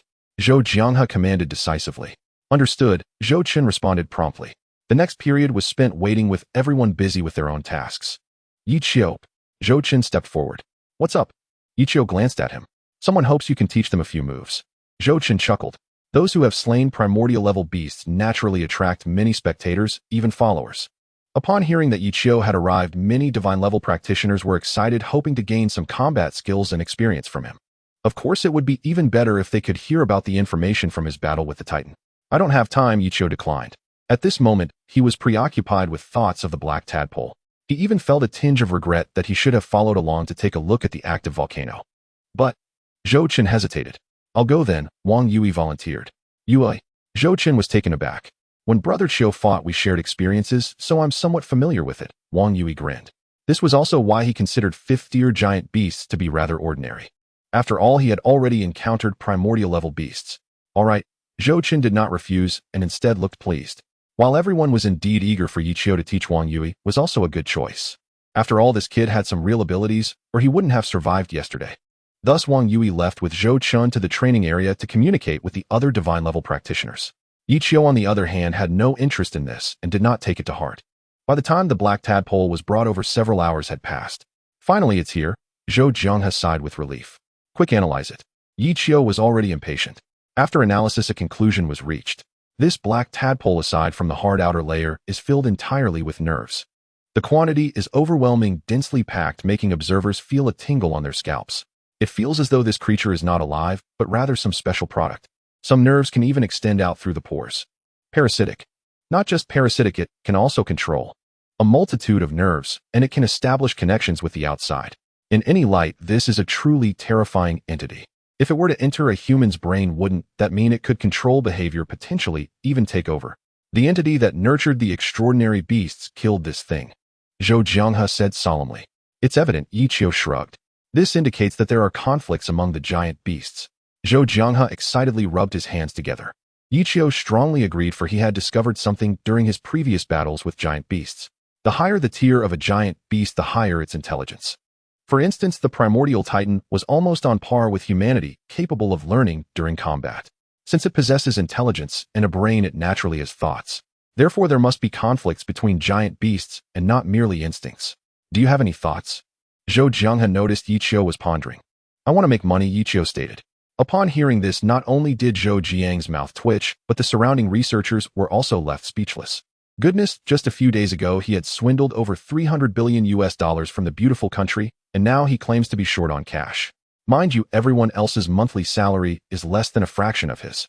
People really do get infuriated comparing themselves to him. Yet Yi Qiu wasn't joking, he was serious. After reviewing the analysis data of the black tadpole, he felt that the evolution of the giant beasts was becoming increasingly formidable. Without sufficiently powerful mechas, it would be impossible to contend with them. Therefore, only with more money can the Mecha space station and the Taishan be constructed more rapidly. Sadly, life is as lonely as snow few can understand.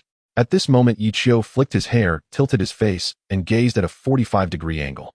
Looking at himself in the mirror, he couldn't help but exclaim, "I am truly handsome." Cough. Zhou Chen coughed to attract everyone's attention. "Why are you here?" Zhou Zhenghe asked. "Where is Wang Yui?" Yichio noticed that the other party was alone. "Why don't you go check it out?" Zhou Chen said irritably. Yichio paused for a moment, then immediately followed the other person and soon arrived at the training area. It turned out that Wang Yui was actually fighting with someone else. From the current situation, he had already defeated several people in a row, making the god-level practitioners around him look quite grim. "Did you see that?" Zhou Chen covered his forehead, looking somewhat pained. "Huh." Yichio couldn't help but laugh out loud. "Your little brother came in acting all tough, boasting about everything, and then it turned into a fight." Zhou Chen simply explained the situation. After all, they were all young people, and those who could become god-level practitioners were all exceptional. So upon encountering Wang Yui, many were quite unconvinced. Unexpectedly, in every aspect, Wang Yui was truly overwhelming them. In the end, it even turned into a fight, and they started using a wheel battle strategy. "You all go together." Not far away, Wang Yui raised his head proudly. He realized that after this period of training, his physical fitness had improved dramatically.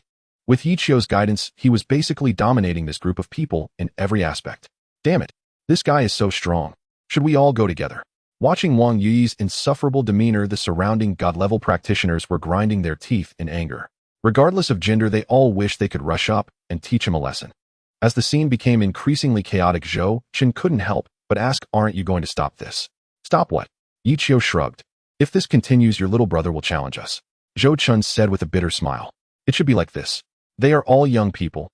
Only by being bold and fierce can they overcome great beasts." Yichio thought it was only natural.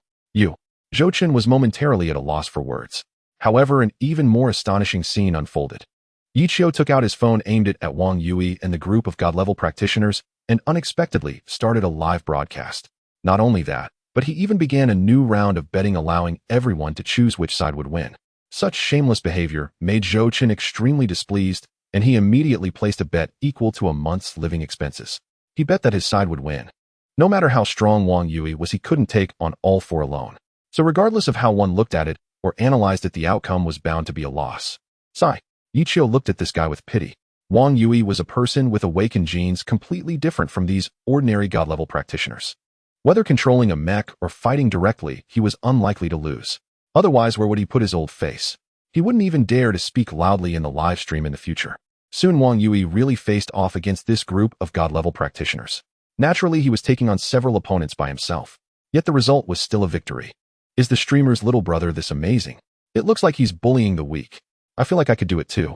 The viewers in the live stream were quite surprised. Yesterday, Wang Yui had already shown impressive skills. Today, he opened many people's eyes even further. One had to admit that this guy indeed had some ability. Huh. Wang Yui dodged the opponent's hook and then squatted down, thrusting his head forward. The god-level practitioner who was hit swayed, stumbled a few steps, and fell flat on the ground. What the?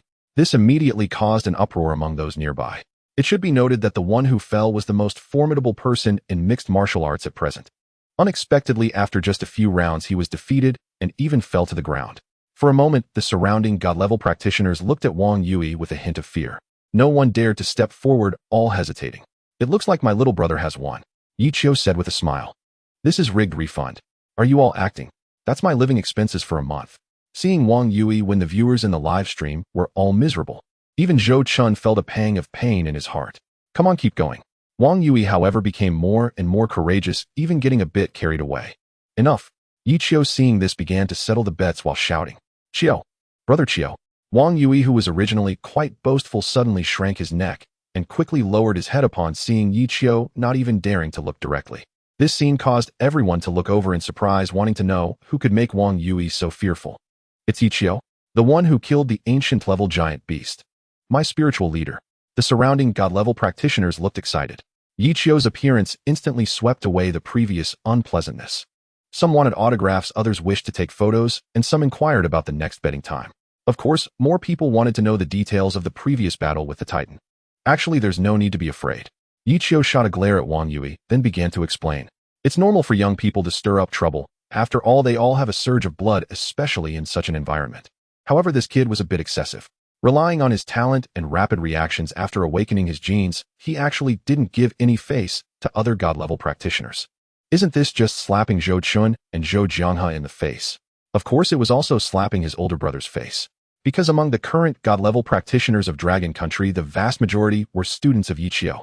Watching the live stream all day, they naturally learned a lot. And all of this, even Zhou Chun didn't know, let alone teach. This point can be seen from the reactions of these god-level practitioners. By the time everything was settled, nearly an hour had passed. Yichio brought Wang Yui back to their room. Brother Chiu, I was wrong. Wang Yui actively admitted his mistake. What was wrong? Yichio shot him a sidelong glance. I shouldn't have been so reckless. Wang Yui thought for a moment and said, no, you were wrong for being reckless. However, Yichio immediately countered. Reckless? Wang Yui was taken aback. You can be reckless during training today, but tomorrow when you encounter a giant beast, you can't be reckless. Yichio's expression was quite serious. Being reckless is easy, but staying calm is not. Most people, or rather god-level practitioners, rush in after encountering a giant beast without analyzing or exercising their judgment, thinking they can win just by relying on mechs. And Wang Yui's current situation was just like that, relying on his talent to do whatever he wanted. Being bold and fierce is fine, but recklessness is the key. You are the savior of the apocalypse, a naturally gifted god-level practitioner. I don't want to see a white-haired person send a black-haired person off. Yichio earnestly patted him on the shoulder. Yes. Wang Yui nodded vigorously. However, he still felt something was off. The blazing sun hung high in the sky. A multitude of mechas gathered around the fissure with Yichio, Wang Yu, Zhou Chun, and others among them. After several days of preparation, the bombs and non-Newtonian fluids were finally ready. Thus, the task for today was to fill the fissure. Currently, 60% of the residents of the 108 underground city had already relocated. The remaining individuals either had businesses here or could not leave for the time being. Yichio and others were indifferent to this, as that thing had already disappeared. How is it? Zhou Chun inquired. Yichio nodded. Begin. Zhou Chun shouted. Immediately, a group of divine rank experts controlled the mechas flying bombs into the fissure. Wang Yui was also among them, as Yichio had asked him to participate and experience the atmosphere. Humanity could only face all challenges united as one. I feel uneasy, Zhou Chun said, unusually taking the initiative to speak. What are you worried about? Yichio asked, slightly surprised. Today it's the 108 underground city, but what about tomorrow? And the day after tomorrow? Zhou Chun took several deep breaths, his expression complex. If similar issues arose, each time similar methods would have to be employed. Moreover, everyone in the vicinity must evacuate, which was exceedingly frustrating. It felt as though they were constantly retreating. I can understand your thoughts and feelings. Yichio nodded slightly. At that moment, their thoughts were surprisingly aligned. Humanity stood atop the pyramid due to creativity, even reaching the apex of the food chain. Yet they never expected to be suppressed to such an extent one day. If it weren't for the mechas, they would likely have been exterminated long ago by the endless monstrous beasts. The 108 underground city had become a typical example, a cautionary tale for all underground cities. However, for now, humanity truly could not completely evade such crises. Because the underground and deep sea were areas that could not yet be thoroughly explored. Thanks to you, Zhou Chun said sincerely. Without Yichio, all of humanity would likely have succumbed to the beast's onslaught by now. The man before them felt incredibly mysterious, concealing many secrets. In fact, even after several days since he had slain the primordial titan, many still found it hard to believe. Let's work hard together, huh? Yichio said, feeling somewhat shy. Just then a thunderous roar echoed, shaking the entire ground violently. Not good. Zhou Chun's face changed drastically. Wang Yui, Yichio immediately called out. Chioga, something's wrong down there, very wrong. Why did the bombs explode? Yichio pressed. Someone triggered the detonation intentionally, were buried at the bottom. Wang Yu, he answered urgently. There's a traitor among us. Zhou Chun's expression darkened. At such a time, the only possibility for an intentional detonation was the presence of a traitor. It should be noted that all divine rank experts who could come here today were of elite caliber. If they were to be wiped out, it would be an immense loss for the entire Dragon Country. Warning. Warning. Strange mechas approaching. Repeat, strange mechas approaching. Yichio glanced at the screen and noticed at least 20 red dots had suddenly appeared around them, each approaching rapidly. If nothing unexpected happened, these should be the traitors' reinforcements. These scoundrels aimed to capture all divine rank experts from the Dragon Country, which was utterly despicable. I'll go down first, Zhou Chun declared, and dove head first into the fissure. Indeed, it's really hard for humanity to unite. Yichio's gaze turned cold and sharp. There will always be those who act for their own interests. There will always be traitors. There will always be infighting. Why is this mecha not appearing on the scan? Who is the opponent? Looks somewhat familiar. Damn, it's Yichio. The beast slayer, the dangerous wanderer. As these mechas approached, they suddenly discovered a towering mecha floating in what had previously appeared to be an empty area. Though it remained motionless, it emanated a sense of grandeur akin to a pillar supporting the heavens, almost worship-worthy. No one had anticipated that Yichio would be here. This was the terrifying man who had slain a primordial beast. You all deserve to die, Yichio declared coldly, looking down upon them like a deity. The dangerous wanderer's eyes gleamed red and his body trembled slightly as potent energy was activated in that moment. Go. What nonsense, run. What about the insider? I don't want to die. Go. As they saw Yichio, these guys surprisingly dared not act, turning to flee. Moreover, they scattered in all directions, not daring to group together to prevent mutual annihilation. Yichio snorted coldly. The next second, the dangerous wanderer vanished into thin air, appearing as if teleporting behind the farthest mecha. A massive shadow enveloped the opponent as if the Grim Reaper was gazing down. At that moment, the white-skinned divine rank experts within their mechas were filled with terror and despair. Why? Clearly they had run the fastest and farthest. Die. Yichio's words seemed to unleash a spell. With a wave of his hand, he struck the back of the opponent's mecha, hitting the hardest part. With a loud smack, the shield instantly shattered, followed by a sound that made one's teeth ache. A massive handprint was left on the entire back, as if the dangerous wanderer had slapped it. The 5 fingers were distinctly visible. With a deafening explosion, it detonated, obliterating them into pieces. Oh my god! Upon witnessing this, the fleeing divine rank experts were all dumbfounded. Both sides were not even on the same level. They were instantly annihilated without a chance to react. At this moment, Yichio casually turned around, his gaze drifting, searching for the next target. Anyone who caught a glimpse of him would tremble slightly. Such a killing intent could seep into the soul from such a distance. It was truly terrifying. Boom, boom, boom, boom, boom, boom. The next moment, continuous explosions echoed from all directions. Under Yichio's control, the dangerous wanderer moved as if free from the constraints of space, evading capture. With powerful propulsion, it attained a speed akin to teleportation. In the span of a single breath, 5 mechas were blasted apart. Only 2 mechas remained to attack, one on the left and one on the right, widely separated. However, this posed no difference for Yichio. The dangerous wanderer flicked his left hand, producing a plasma arc whip that ensnared the opposing mecha. However, he did not deliver a fatal blow directly. Instead, he shifted to the side of another mecha. With a slight exertion, a cracking sound echoed as he broke the opposing mecha's legs. As it ran, it directly toppled to the ground, rolling around like a gourd several times. Yet hoping to escape was a mere luxury. It was simply impossible. Don't kill me. I'm from the Dragon Country. I'm one of us. Soon, voices pleading for mercy emerged from within the mecha. Are you one of us? A look of disgust appeared on Yichio's face. Soon after, the divine tier practitioners from the 2 mechas emerged. The white-skinned pig was tossed by Yichio to the side about 100 meters away, while the person from Long Nation was taken to a nearby grove.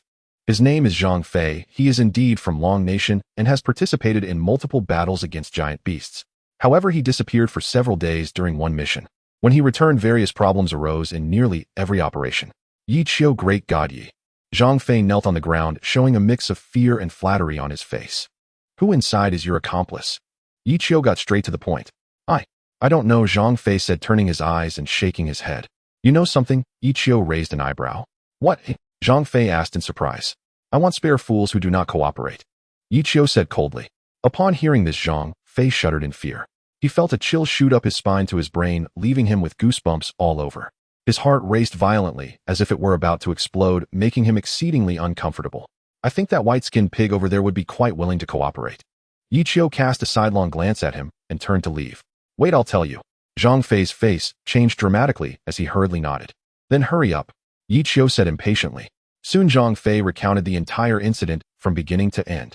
The mole inside the trader is named Lin Dan. They had worked together previously and became acquainted later, joining an organization called the Rebels. The leader of this rebel organization has no name, only a code name, Silence.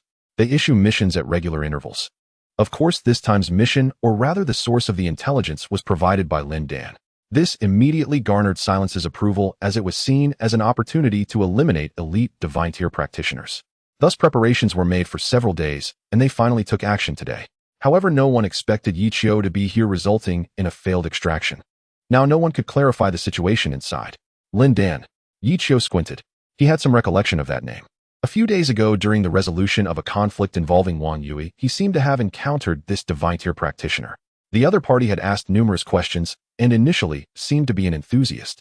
but it seems likely now that he was actually gathering information for the organization called the Rebels.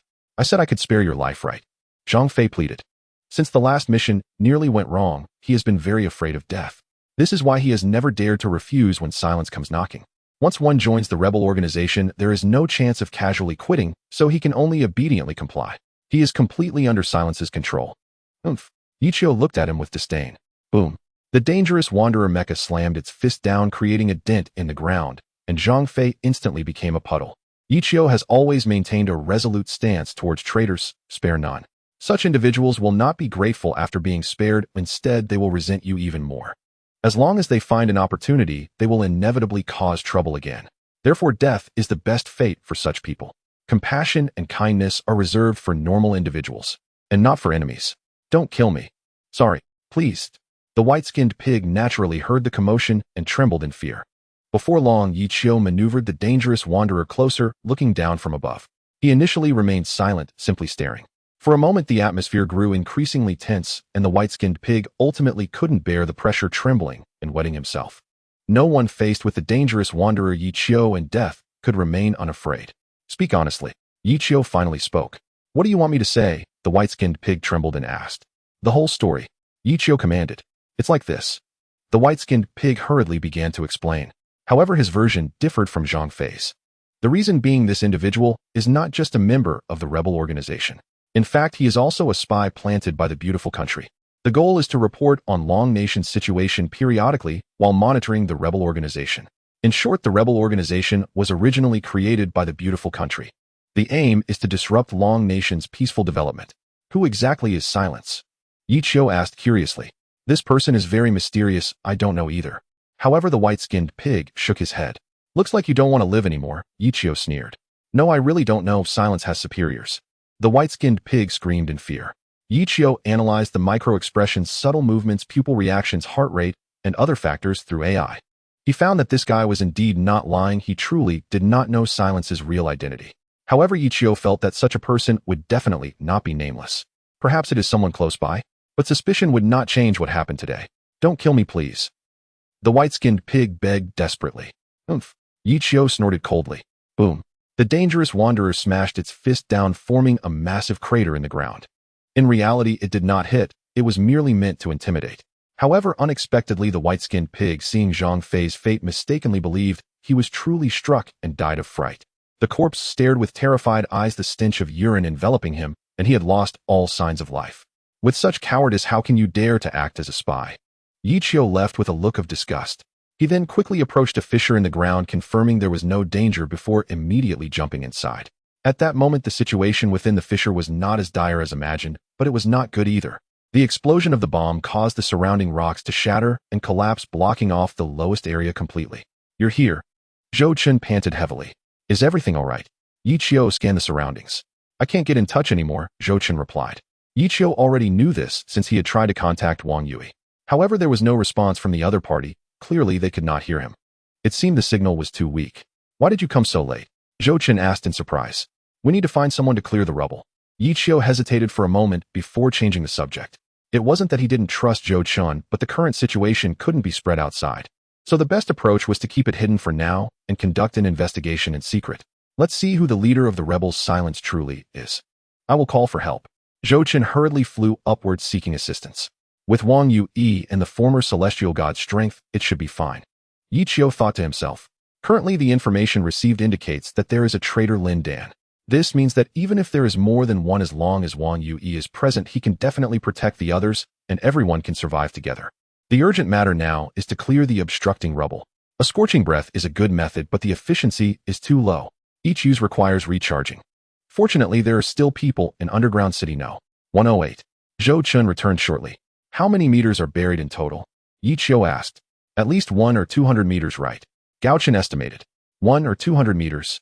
Yichio raised an eyebrow. The scorching breath can indeed fuse these rubble, but it can only cover a maximum of 20 meters at a time. This means that to completely clear it, at least 10 uses are required. This is a significant consumption for the dangerous wanderers. It might be better to wait for others to arrive. Don't worry, there is a solvent that can rapidly dissolve the stones. Sensing Yichio's hesitation, Zhou Chen smiled. Subsequently, all the divine-level beings originally meant to transfer the survivors from underground city No. 108 came over to assist. On one side were the mechas, and on the other side was the solvent. With a dual approach, after nearly an hour, only a thin layer remained. "He'll do it." Seeing this, Yichio signaled for those around to disperse. Then he urged the dangerous wanderer to raise its right arm and slammed it down forcefully. With a whoosh, it was like a train rushing past. The remaining rubble instantly exploded, revealing a small fissure several dozen meters wide, with a chilling wind continuously gushing out. Finally opened it. Zhou-chun let out a sigh of relief. "Let's go," Yichio called out, and immediately a group of people flowed in, flying into the fissure. As the infrared viewing device activated, the surrounding situation finally became clear. It was still the same immense underground space, but the only difference now was perhaps due to the previous bomb, which caused a collapse here. The rock walls were covered in cracks, one after another appearing dense and filling the entire area. "Where are the people?" Zhou-chun scanned the surroundings, but found nothing. Wang Yui. Yichio tried to make contact. However, there was no response, as if these people had vanished. This situation caused Yichio and Zhou-chun to exchange a glance, then quickly begin their investigation. They were shocked to find the truth. Not only Wang Yui, but any divine-level beings or mechas that had come to deliver bombs to the fissure had basically disappeared. In the vast underground space, there were only traces of battle and discarded mechas. Apart from that, there was nothing left. Could it be a? Zhou-chun suddenly had an ominous premonition. "I know what you mean, there must be an entrance." Yichio nodded. "Quick search around to see if there is an entrance." Zhou-chun yelled angrily. With so many elite divine-level beings, missing the outcome was unimaginable. It should be noted that cultivating each one of them is not easy. It can almost be said that the value of each divine-level being is equivalent to their weight in gold and diamonds. What exactly happened here? Yichio frowned. From the traces of battle, it seemed that it was not caused by a giant beast, but rather mutual fighting among mechas. Moreover, one of the mechas had traces of cutting blades on it. This indicates that Wang Yui should have battled this individual and even emerged victorious. But the problem is that the body inside this mecha has actually disappeared. Surely Wang Yui and the others did not take it away. I can't find it. There are cracks everywhere. What is this ground? However, everyone searched around, but found no gains. As time passed, anxiety and worry grew. Yichio controlled the dangerous wanderer to land alone, standing amidst the blue and white slime. Previously, it had already been analyzed that this consists of water molecules and nitrogen.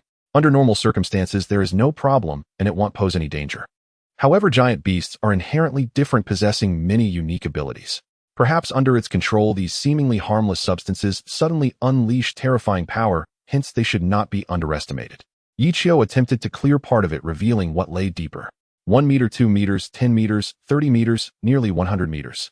As he reached the end, Yichio grew increasingly astonished, because no one had expected that beneath this slime there was actually a larger space hidden. Moreover, Yichio soon discovered a passage leading deeper. "Yes, that's right, a passage. Come quickly," Yichio immediately called out. "Any discoveries?" Zhou-chun and the others hurriedly approached. "There is another entrance below." Yichio pointed to the ground. "Hiss!" Zhou-chun gasped in surprise.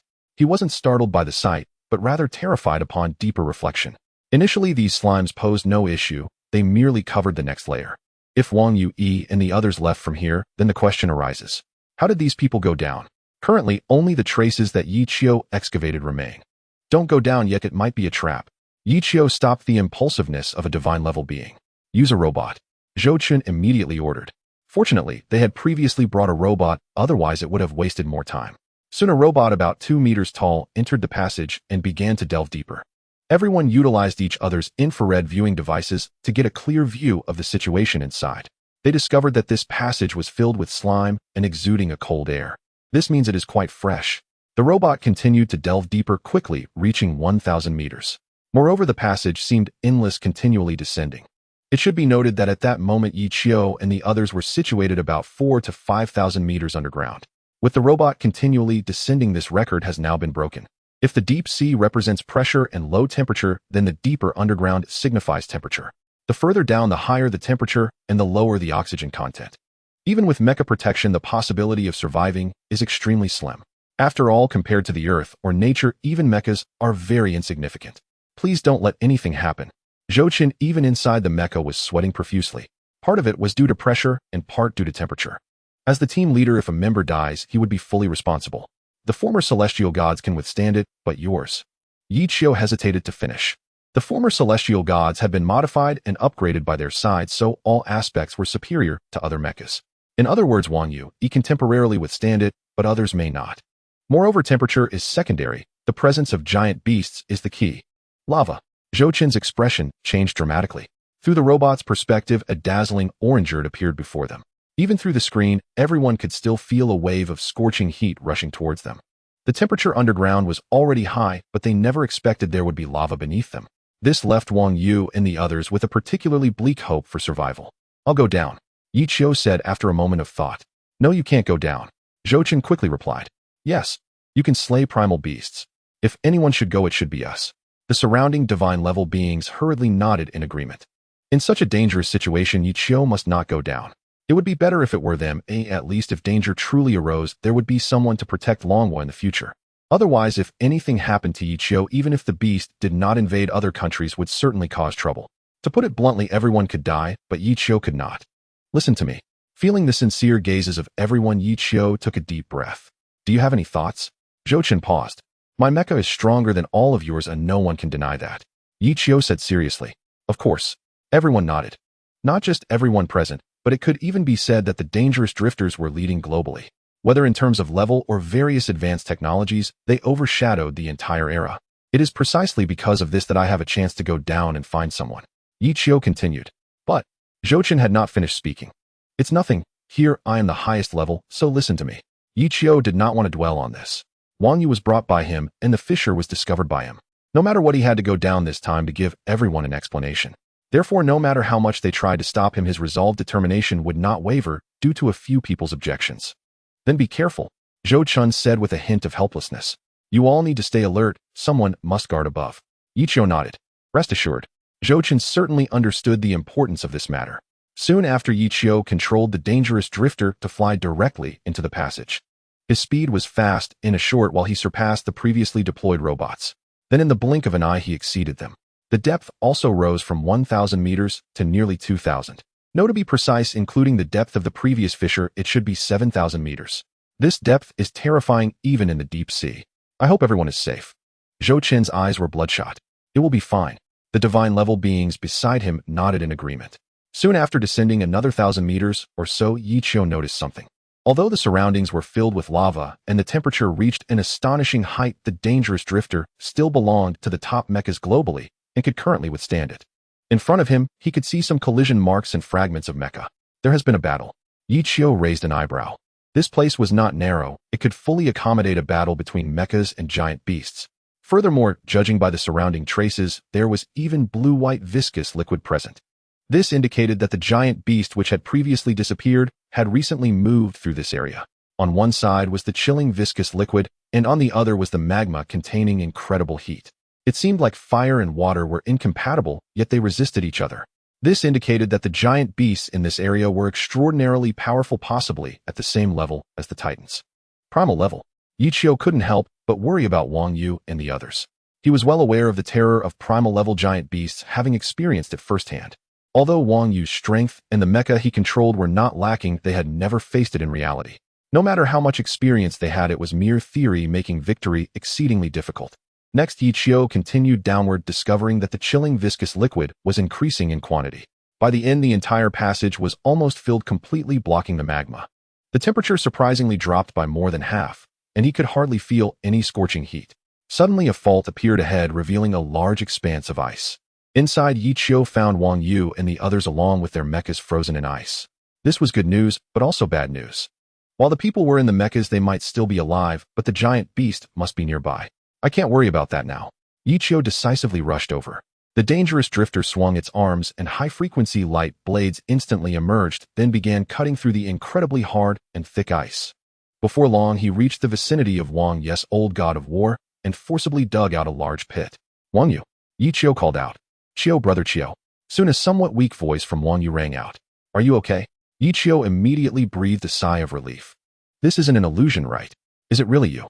Wang Yu was so excited he was almost in tears. Of course. Yi Qiu turned the old god of war around to face him. It really is brother Qiu. Wang Yu controlled the old god of war to hug the dangerous drifter. What on earth happened to you all? Yi Qiu knew this was not the time for reminiscing. While continuing to dig and rescue more mechas and divine-level beings, he vigilantly observed the surroundings. It was a giant beast, a beast even more terrifying than the ice rabbit. Wang Yu recounted the entire incident. Initially, while everyone was preparing to set the bombs, they were attacked. The traitor actually detonated the bombs in advance, causing many people to be affected. Fortunately, mechas were the strongest protection, so the divine-level beings inside were unharmed. However, because of this, more bombs exploded in succession, causing a large-scale collapse of the fissure. Seeing that they were about to be crushed, Wang Yu and the others had no choice but to escape downward, ultimately getting buried. Then they fought the traitor at the bottom and successfully dealt with him. They thought they could wait for rescue, but unexpectedly encountered something even more terrifying. A gigantic purple vertical pupil appeared, staring at all the survivors. Purple vertical pupil. If Ichio remembered correctly, the ice rabbit had this kind of eye. Yes, it's this thing. With a single glance we felt as if we were frozen. Wang Yu nodded vigorously, his heart filled with dread. He had never encountered such a terrifying giant beast, feeling that it was at least primal level. This is interesting. Ichio pondered. Chio, god of war. Did I get saved? Heavens. At this moment, the other rescued divine-level beings finally reacted, bursting into tears of joy. After being frozen, everyone thought they were certainly doomed. After all, considering the situation down here, it would take Zhou Chun and the others a long time to understand. By the time they discovered it, it was probably already too late. Yet unexpectedly, Ichio appeared in advance and saved everyone. This man was indeed the savior of the modern age, just as Zhou Jianghe had said. Ichio was unaware of everyone's thoughts and hurriedly urged them to leave. This place was too dangerous. They absolutely could not linger, or it would lead to grave consequences. Although there had been no battle, yet instincts were already frantically issuing warnings of danger. Rumbling. However, just as they approached the ice layers, fracture vibrations echoed around them. Meanwhile, not far away, an eerie blue light was rapidly spreading towards them at an astonishing speed. You all hurry and leave. Ichio pushed Wang Yui out. Chio gooked. Wang Yui exclaimed in surprise. Hurry, I will hold it off. Ichio stood before everyone, floating in midair with a high-frequency light blade at the ready. What? Many people hesitated slightly. Go, don't waste time. But Wang Yui decisively shouted, aren't we going to support Qiushin? Someone couldn't help but ask. He is safer alone. If we stay here, we would only be a burden. Wang Yui said earnestly. As soon as these words were spoken, the surrounding divine tier experts fell silent, momentarily unsure of what to say. Although the words carried a hint of humiliation, everyone had to admit that Wang Yui was indeed not wrong. Ichio alone was actually safer than a group of people, because he could fight without holding back. However, if he were accompanied by others, it would certainly restrict him. Therefore, everyone immediately followed Wang Yui upwards and quickly disappeared into the flickering light. Meanwhile, Ichio was staring intently at the strange blue light surging from afar. This thing spread like ink dissolving in water, its transmission speed incredibly fast. Just a second ago, it was still hundreds of meters away, but in no time it had closed to less than 10 meters and was still approaching. He could clearly feel a chill seeping into his soul. No matter what you are, I'll confront you.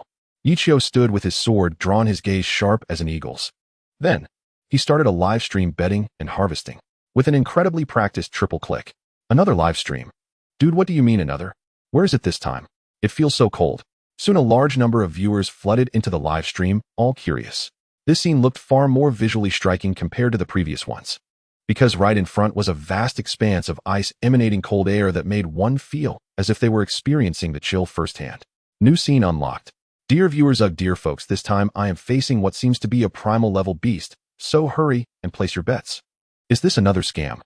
How many times has this been? Could it be that someone would still fall for it? Although everyone looked down upon the host's deceptive behavior.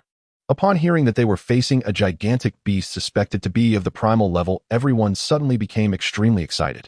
One thing had to be admitted, the risk was taken by the host, and it had nothing to do with them. Even if something happened to the host, it wouldn't be them who died. In fact, many people watched the live stream for this very reason, holding a mindset of seeking entertainment. Because of this, the number of people placing bets was very enthusiastic, nearly reaching a 1-to-1 ratio. In other words, the number of people betting that the host would win was astonishingly similar to those betting that the host would lose. Crap. Ichio didn't expect that the current audience would be harder to deceive. Crack.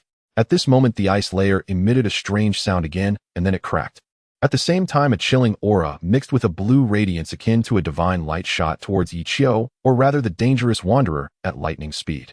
If it were an ordinary divine tier expert, they would definitely be unable to react in time and would perish instantly. But Ichio, as the savior of the present age, reacted swiftly, advancing instead of retreating, with the high-frequency light blade moving forward. The two surging energies collided instantly, resulting in an astonishing explosion, with invisible shockwaves sweeping in all directions amidst the booming sound.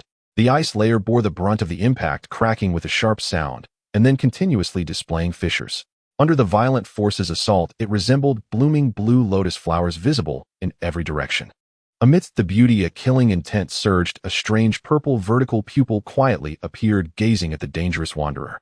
At this moment the entire world seemed to freeze. Time paused. Warning! Warning! Encountering unknown danger. Break the limits. Without any hesitation, Yichio shouted. A strong sense of crisis made him realize he could not hesitate or it would lead to disastrous consequences. Kinetic energy raised to the limit. Kinetic energy raised from the limit to break the limit. Entropy increase limiter activated. Kinetic energy value growing endlessly. Boom. The dangerous wanderer's body erupted with brilliant colors, instantly disappearing from its original spot. In the midst of the killing intent, he narrowly escaped. And this was just the beginning, or rather the battle only truly began at this moment. Purple vertical pupil. Yichio quickly spotted it, narrowing his eyes. Indeed, it resembled what Wang Yui and the others had described. It was an immensely large purple vertical pupil. But he saw it even more clearly, even being able to notice the blood vessels densely packed over it, as well as things resembling nerves. And in the very center of the pupil, there was actually a hole. Like a black hole in the universe devouring all things, it contained endless chill. Goo goo goo. A strange sound echoed. The surrounding ice layer suddenly erupted with blue light intertwining like the aurora, continuously reflecting. At the same time, the chill intensified significantly. But unfortunately, the dangerous wanderer was not some other mech. Moreover, they were currently in the breaking limit phase. A mere chill was nothing to worry about. What the hell? What kind of giant beast is this? It's never appeared before, but it's terrifying. If at first the audience in the live stream had been somewhat frivolous and indifferent after witnessing Yichio's series of reactions, they finally understood. This time, facing the gigantic beast was indeed completely different from before, perhaps at the same level as the Titans. It was truly frightening. Can't we detect it? Yichio tried to scan with an infrared spectrometer. However, even though the distance wasn't far, he couldn't obtain any data at all. It was as if there was an invisible barrier surrounding this purple vertical pupil, blocking everything from entering. Of course, it could also be that the black hole in the center swallowed all observations. Regardless of which, this gigantic beast before him was truly terrifying. To some extent, it was even more troublesome than the primal level Titans, as it was temporarily unreachable. It could be seen but not touched. For a mech, this was akin to punching a cotton ball. The power was released, but the sensation was soft and mushy. Goo goo goo. The strange sound resonated again, as if the gigantic beast was insatiably hungry, yearning for food. In the next moment, the surrounding ice layer surged with cracks resembling blue lotus flowers forming wildly. When it reached a certain extent, the entire space began to shake violently, and an even more astonishing chill surged forth. Blue mist appeared, transforming into endless waves sweeping toward the front. And the target was the dangerous wanderer, namely Yichio. Yichio, undaunted, brandished the high-frequency light blade in his hand and charged forward. No matter the monsters or demons, he would slay them all with a single strike. In an instant, he plunged into the blue mist wave, immediately feeling the surrounding temperature plummet. However, the danger of the wanderer could still be resisted. Thus, he continued to push deeper, attempting to reach the front of the purple vertical pupil. Yet the further he went, the colder it became, until the blue chill transformed into blue ice shards. He collided heat-in, and the protective barrier crackled under continuous assault. This caused his speed to gradually slow, no longer as swift as before. Activate the cold domain. Yichio remained calm. In the next moment, the steam inside the mech transformed into cold air, swiftly spreading out. Although this did not mitigate the effects of the ice shards, it significantly reduced the stickiness of the surrounding cold air. Finally, he was less than 100 meters away from the purple vertical pupil. Then 50 meters, 30 meters. He found himself within about 10 meters. At this moment, both sides were very close, able to see each other clearly. Goo goo goo. The sound rang out once more, and this time, Yichio clearly heard it emanating from the center of the purple vertical pupil. Moreover, with the appearance of the sound, the surrounding cold air changed again, beginning to condense, as if to form a large ice layer once more. This move was very familiar to Yichio, for it was how Wang Yu and others had been frozen. He knew that once frozen, even if the kinetic energy broke limits, they would be rendered immobile. Thus, at this moment, without any hesitation, he unleashed his strongest attack. Fiery breath. Yichio let out a low roar, accompanied by a tremor in the air. Before the fiery breath of the danger wanderer could emerge, steam began to appear around. The purple pupil evidently sensed the danger and sought to retreat. But clearly time was no longer on its side. In the next moment, orange-eared flames surged forth, charging ahead like a fire dragon. The surrounding cold air ice shards, or even ice layers, suddenly melted under this terrifying heat, offering no resistance, instantly becoming molecules in the air. Goo goo goo. Just as it was about to collide with the purple vertical pupil, this creature was indeed formidable, as the black hole in the center of its eye suddenly released a greedy vortex. Whatever flames came, it immediately absorbed, and within it was further suppressed by an even denser chill. In an instant, the battle between ice and fire was thus locked in a stalemate. It was a matter of who would break first, who would lose. Is this something we can watch? This level of battle is definitely prehistoric level. Isn't this level found in the deep sea? The viewers in the live broadcast were all shocked, realizing that this giant beast was exceptionally powerful, perhaps comparable to a titan. Yet no one expected the battle to be so intense, with no clear victor yet. As it stood, the strength of this beast had already reached the same level as a titan in the minds of the audience. Or perhaps in some respects even stronger. Compete with me. A strange smile appeared on Yichio's face. The terror of the entropy break limit device lay in its ability to not only enhance the kinetic energy of the mech, but also continuously absorb the surrounding entropy. This device could be understood as an irreversible energy, once it began it would never stop unless it self-destructed. Under such enhancement, the flow of the fiery breath continued unabated. For a time, the area around Yichio and the purple vertical pupil was filled with dense steam. In that moment, neither high temperature nor low temperature seemed to hold any value. After nearly a minute, the situation on both sides became increasingly delicate. The danger wanderer no longer shimmered, but instead flickered between brightness and darkness. In contrast, the blood vessels above the purple vertical pupil increased as time passed. No matter how one looked at it, this creature had reached its limit. Goo goo goo. Finally, the purple vertical pupil could no longer hold on, not expecting that there could be something even more resilient than itself. It then attempted to cast its gaze again, but this time the effect was not to freeze Yichio and the danger wanderer. Instead, it utilized the spatial confinement effect it generated to create a sense of sluggishness around. The enlarged black hole at this moment shrank rapidly like a pupil. The freezing effect brought by this moment far exceeded that of before by at least 10 times. No matter your tricks, I fear nothing. Yichio, however, never gave up on the fiery breath. Thus, the terrifying fire dragon struck wave after wave towards the opponent. Under such a powerful torrent of flames, any resistance was actually futile. Even if it were a titan faced with this move, it would likely turn to ash in an instant. Goo goo goo. The purple vertical pupil's objective was not to fight, but to utilize the sluggish effect to turn and flee. Its speed was as swift as the azure radiance before vanishing in the blink of an eye. Seeing it could not win, or rather could not engage for the time being, it had no intention of continuing. It's running. Yichio was momentarily taken aback. This was the first time encountering such a timid giant beast. Clearly so powerful, perhaps even stronger than a titan, yet its demeanor was entirely different. No way. Don't run, brother. If you do this, we'll lose our victory. The viewers in the live broadcast were displeased. Many wanted to see Yichio being chased, and panicking, only to find that as the battle progressed to this point, the development of the plot was beyond everyone's expectations. Bullying the weak and fearing the strong. Yichio raised an eyebrow. If the opponent was going to flee, he certainly could not let it go. After all, this creature's strength was indeed formidable, and if not dealt with now, its next appearance could bring about greater disasters. So he immediately commanded the danger wanderer to give chase. Goo goo goo. The purple vertical pupil's speed was rapid, not even avoiding the magma before it. It directly released cold air, freezing the magma, and then crashed into it. In the next moment, the ice layer melted again, and the magma once more covered the passage. The purple vertical pupil attempted to use this technique to stop the pursuing danger wanderer. However, it had underestimated one thing: Yichio was not Wang Yu and the others. Faced with this situation, those individuals might choose to retreat or even leave. But Yichio, disregarding all else, relied on the limitless kinetic energy of the entropy break limit device and slashed down. The high-frequency light blades sliced through the magma, exposing a lengthy passage within. At the end was the fleeing purple vertical pupil. Isn't this helping me? Yichio revealed a playful smile. In the next moment, the fiery breath was activated again. Moreover, aided by the high temperature of the magma, this time its power was at least doubled compared to before. With a loud boom, the fire dragon roared as it charged into the depths of the passage. The blazing flames surged forth, amplified by the molten lava, increasing speed dramatically. Despite being at least 100 meters away from the purple vertical pupil, in the blink of an eye it caught up and delivered a fierce blow. First there was silence, then the surroundings began to tremble violently, with countless fragments and sparks flying chaotically. Gurgle. A wretched scream rang out as the purple vertical pupil was ignited by the scorching breath. The orange-earth flames enveloped it like a layer of clothing, tightly binding it. No matter how fiercely it resisted with cold air, this was the domain of molten lava, and the combined heat was beyond its capacity to withstand. Still not dead. Yichio revealed a cold smile. With violent convulsions, the purple vertical pupil finally ceased its escape and collapsed onto the ground. It never expected that this time it would encounter a human so formidable. This individual was several tiers stronger than Wang Yu and his companions, simply terrifying.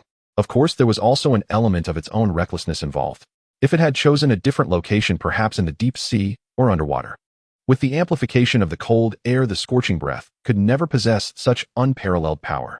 The location was wrong, the enemy was wrong, and thus it ultimately faced defeat. Looks like I've won again. Yi Qiu maneuvered the dangerous wanderer closer. The streamer has become even stronger. I think there's no need for betting anymore. Why not just gift it directly to the streamer? Although many viewers had anticipated this outcome, they couldn't help but admit that losing felt quite unpleasant. If it were always like this, it would feel unnecessary to bet. Soon Yi Qiu arrived beside the purple vertical pupil, unable to resist taking a few more glances at its massive form. This type of giant beast was a first for him. Even in his past life, he had seemingly never encountered anything similar. This was enough to prove that many things had changed since Yi Qiu's rebirth. The butterfly effect truly existed, and as time passed it became increasingly uncontrollable. Yi Qiu waved his hand, commanding the dangerous wanderer to extinguish the flames, which allowed him to briefly come into contact with the purple vertical pupil. However, a strange occurrence took place. The system's voice did not sound. Not dead, Yi Qiu suddenly realized. Gurgle. In the next moment, the seemingly dead purple vertical pupil suddenly emitted a sound once more. At the same time, the central pupil, resembling a black hole, unleashed a powerful suction force. At such a close distance, the dangerous wanderer was instantly drawn in. Creak. A sound that grated on the teeth resonated. The suction of the purple vertical pupil possessed the formidable strength to destroy metal. Even with the protective barrier of the dangerous wanderer, an unprecedented pressure was felt. Has it reversed? The streamer is in trouble. Please don't die, great God. Many viewers panicked at this moment. Their previous teasing was merely lighthearted, and they naturally did not wish for Yi Qiu to perish. Thus, upon witnessing this reversal, everyone began to feel tense and worried. Damn it! Yi Qiu's face darkened.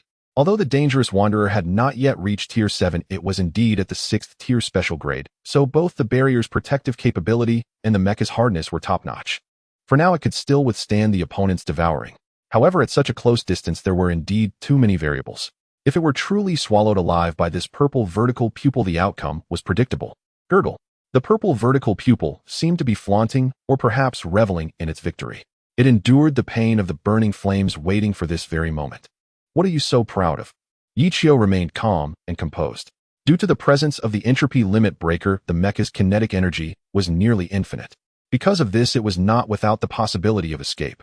Moreover, at such a close distance, he didn't believe that the opponent could absorb all of the scorching breath completely. Scorching breath activated. Boom. The flames erupted once more, and this time the proximity was too close. Although the purple vertical pupil had latched onto the dangerous wanderer, it could not avoid the ensuing flames.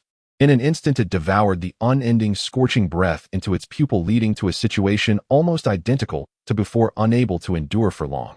The eyes were filled with dense red blood vessels, appearing extremely painful. Come, let's see who can withstand it. Yi Qiu's expression hardened. One side was expelling, the other side was drawing in, and they remained locked in this standoff for nearly a minute. The massive body of the purple vertical pupil began to tremble violently, as if it could no longer suppress the vast amount of scorching breath it was consuming. One must remember that the environment was still filled with molten lava, and the combination of internal and external factors caused the temperature to rise continuously. Even the strongest cold air had its limits. At this moment, the purple vertical pupil seemed to shrink back, wanting to flee once more. Run? Where can you run to? Yi Qiu reached out his hands, firmly gripping the creature. Moreover, he released a plasma arc whip, directly binding the two together. Thus, with the relentless devouring of the scorching breath, the purple vertical pupil could no longer hold on and displayed a fearful expression unique to humans. But at this point, there was no room for retreat. An increasing amount of scorching breath flooded into the creature's central black hole, ultimately filling it completely. With a pop, a part of its back was penetrated. The fierce flames erupted instantly, rapidly spreading in all directions. In an instant, the surrounding lava became even more terrifying, melting large amounts of rock and causing a torrential rain of fire to fall. Detected host contact with the primordial level purple pupil. Would you like to use the giant beast ability absorption device? Use it. Please select the ability to absorb from the purple pupil. Frozen stare, confining space, devouring black hole. 3 options were presented before Yi Qiu, each seemingly powerful. The first option, frozen stare, was clearly a technique for dealing with Wang Yu and his companions. By merely gazing, one could condense the moisture in the surrounding air, thereby freezing the opponent. The second option, confining space, should belong to an upgraded version of frozen stare capable of producing a momentary confinement effect. Although it lasted only a second, it was indeed terrifying. As for the third, it referred to the opponent's pupil, which could devour many things and convert them into energy needed by the user. Damn it, I want all three. Yichio experienced choice paralysis for the first time. Each of the three options presented a deadly temptation. Any one of them could obliterate beasts below the primordial level. Even in battles against primordial level or even higher levels such as celestial or disaster ranks, they still possessed a formidable auxiliary effect. Which one should I choose? Yichio took a deep breath, striving to calm his thoughts. He began to systematically rule out the abilities of the three. Firstly, the first ability, Freezing Gaze, currently appeared to complement the realm of coldness. If fully unleashed, it might be able to freeze a giant beast directly. Of course, this is merely speculation, as it has not been truly validated. Thus, its allure was average. As for the second ability, Confining Space, Yichio actually yearned for this power. Do not underestimate a mere second in battle. A second can determine many outcomes. It concerns life and death. However, the problem lies in the fact that the third ability, Devouring Black Hole, is even more extraordinary. This capability, if everything goes smoothly, can be combined with the entropy amplification limiter, resulting in an even more astonishing amplification effect. Moreover, it also possesses the ability to suppress negative effects. One pertains to crowd control, another to critical moments, and the third to endless battles. After a long while, Yichio finally made a choice, secretly murmuring, "I choose the third one." Indeed, it was Devouring Black Hole. Compared to the previous two, he found that deep down, he seemed to prefer fighting against giant beasts. Devouring Black Hole combined with entropy amplification limiter would undoubtedly aid him greatly in future battles. After trying the entropy amplification limiter for the first time today, he found the effects to be terrifyingly powerful. In terms of speed, standing defense, and various aspects, he experienced a tremendous enhancement. This was something the other two abilities could not provide. Under the suppression of Devouring Black Hole, the entropy amplification limiter, which could only be used once a month before, could now be utilized once every 10 days, barring any unforeseen circumstances. Is it over? The streamer is really impressive. Why not go pro instead of being a small streamer? Seeing that this was truly over, the purple vertical pupil no longer resisted, and the audience sighed in relief. Yichio then dragged the corpse of this prehistoric giant beast and swiftly turned back towards the path he came from. With the amplification from the entropy amplification limiter, his speed had already exceeded 10 Mach and was still increasing. What others might take 10 minutes or half an hour to cover, the current state of the dangerous wanderer could achieve in just 1 minute. In other words, just as Wang Yui and the others had just reunited with Zhou Chun above the fissure, the next second Yichio soared into the air, appearing before everyone as if teleporting. Yichio. Zhou Chun was startled. Brother Chiao. Wang Yui was also taken aback. What incredible speed. The surrounding divine tier beings were all dumbfounded. They had expected Yichio to be battling that terrifying giant beast below, yet they had not anticipated that just as they reached safety, he had also arrived.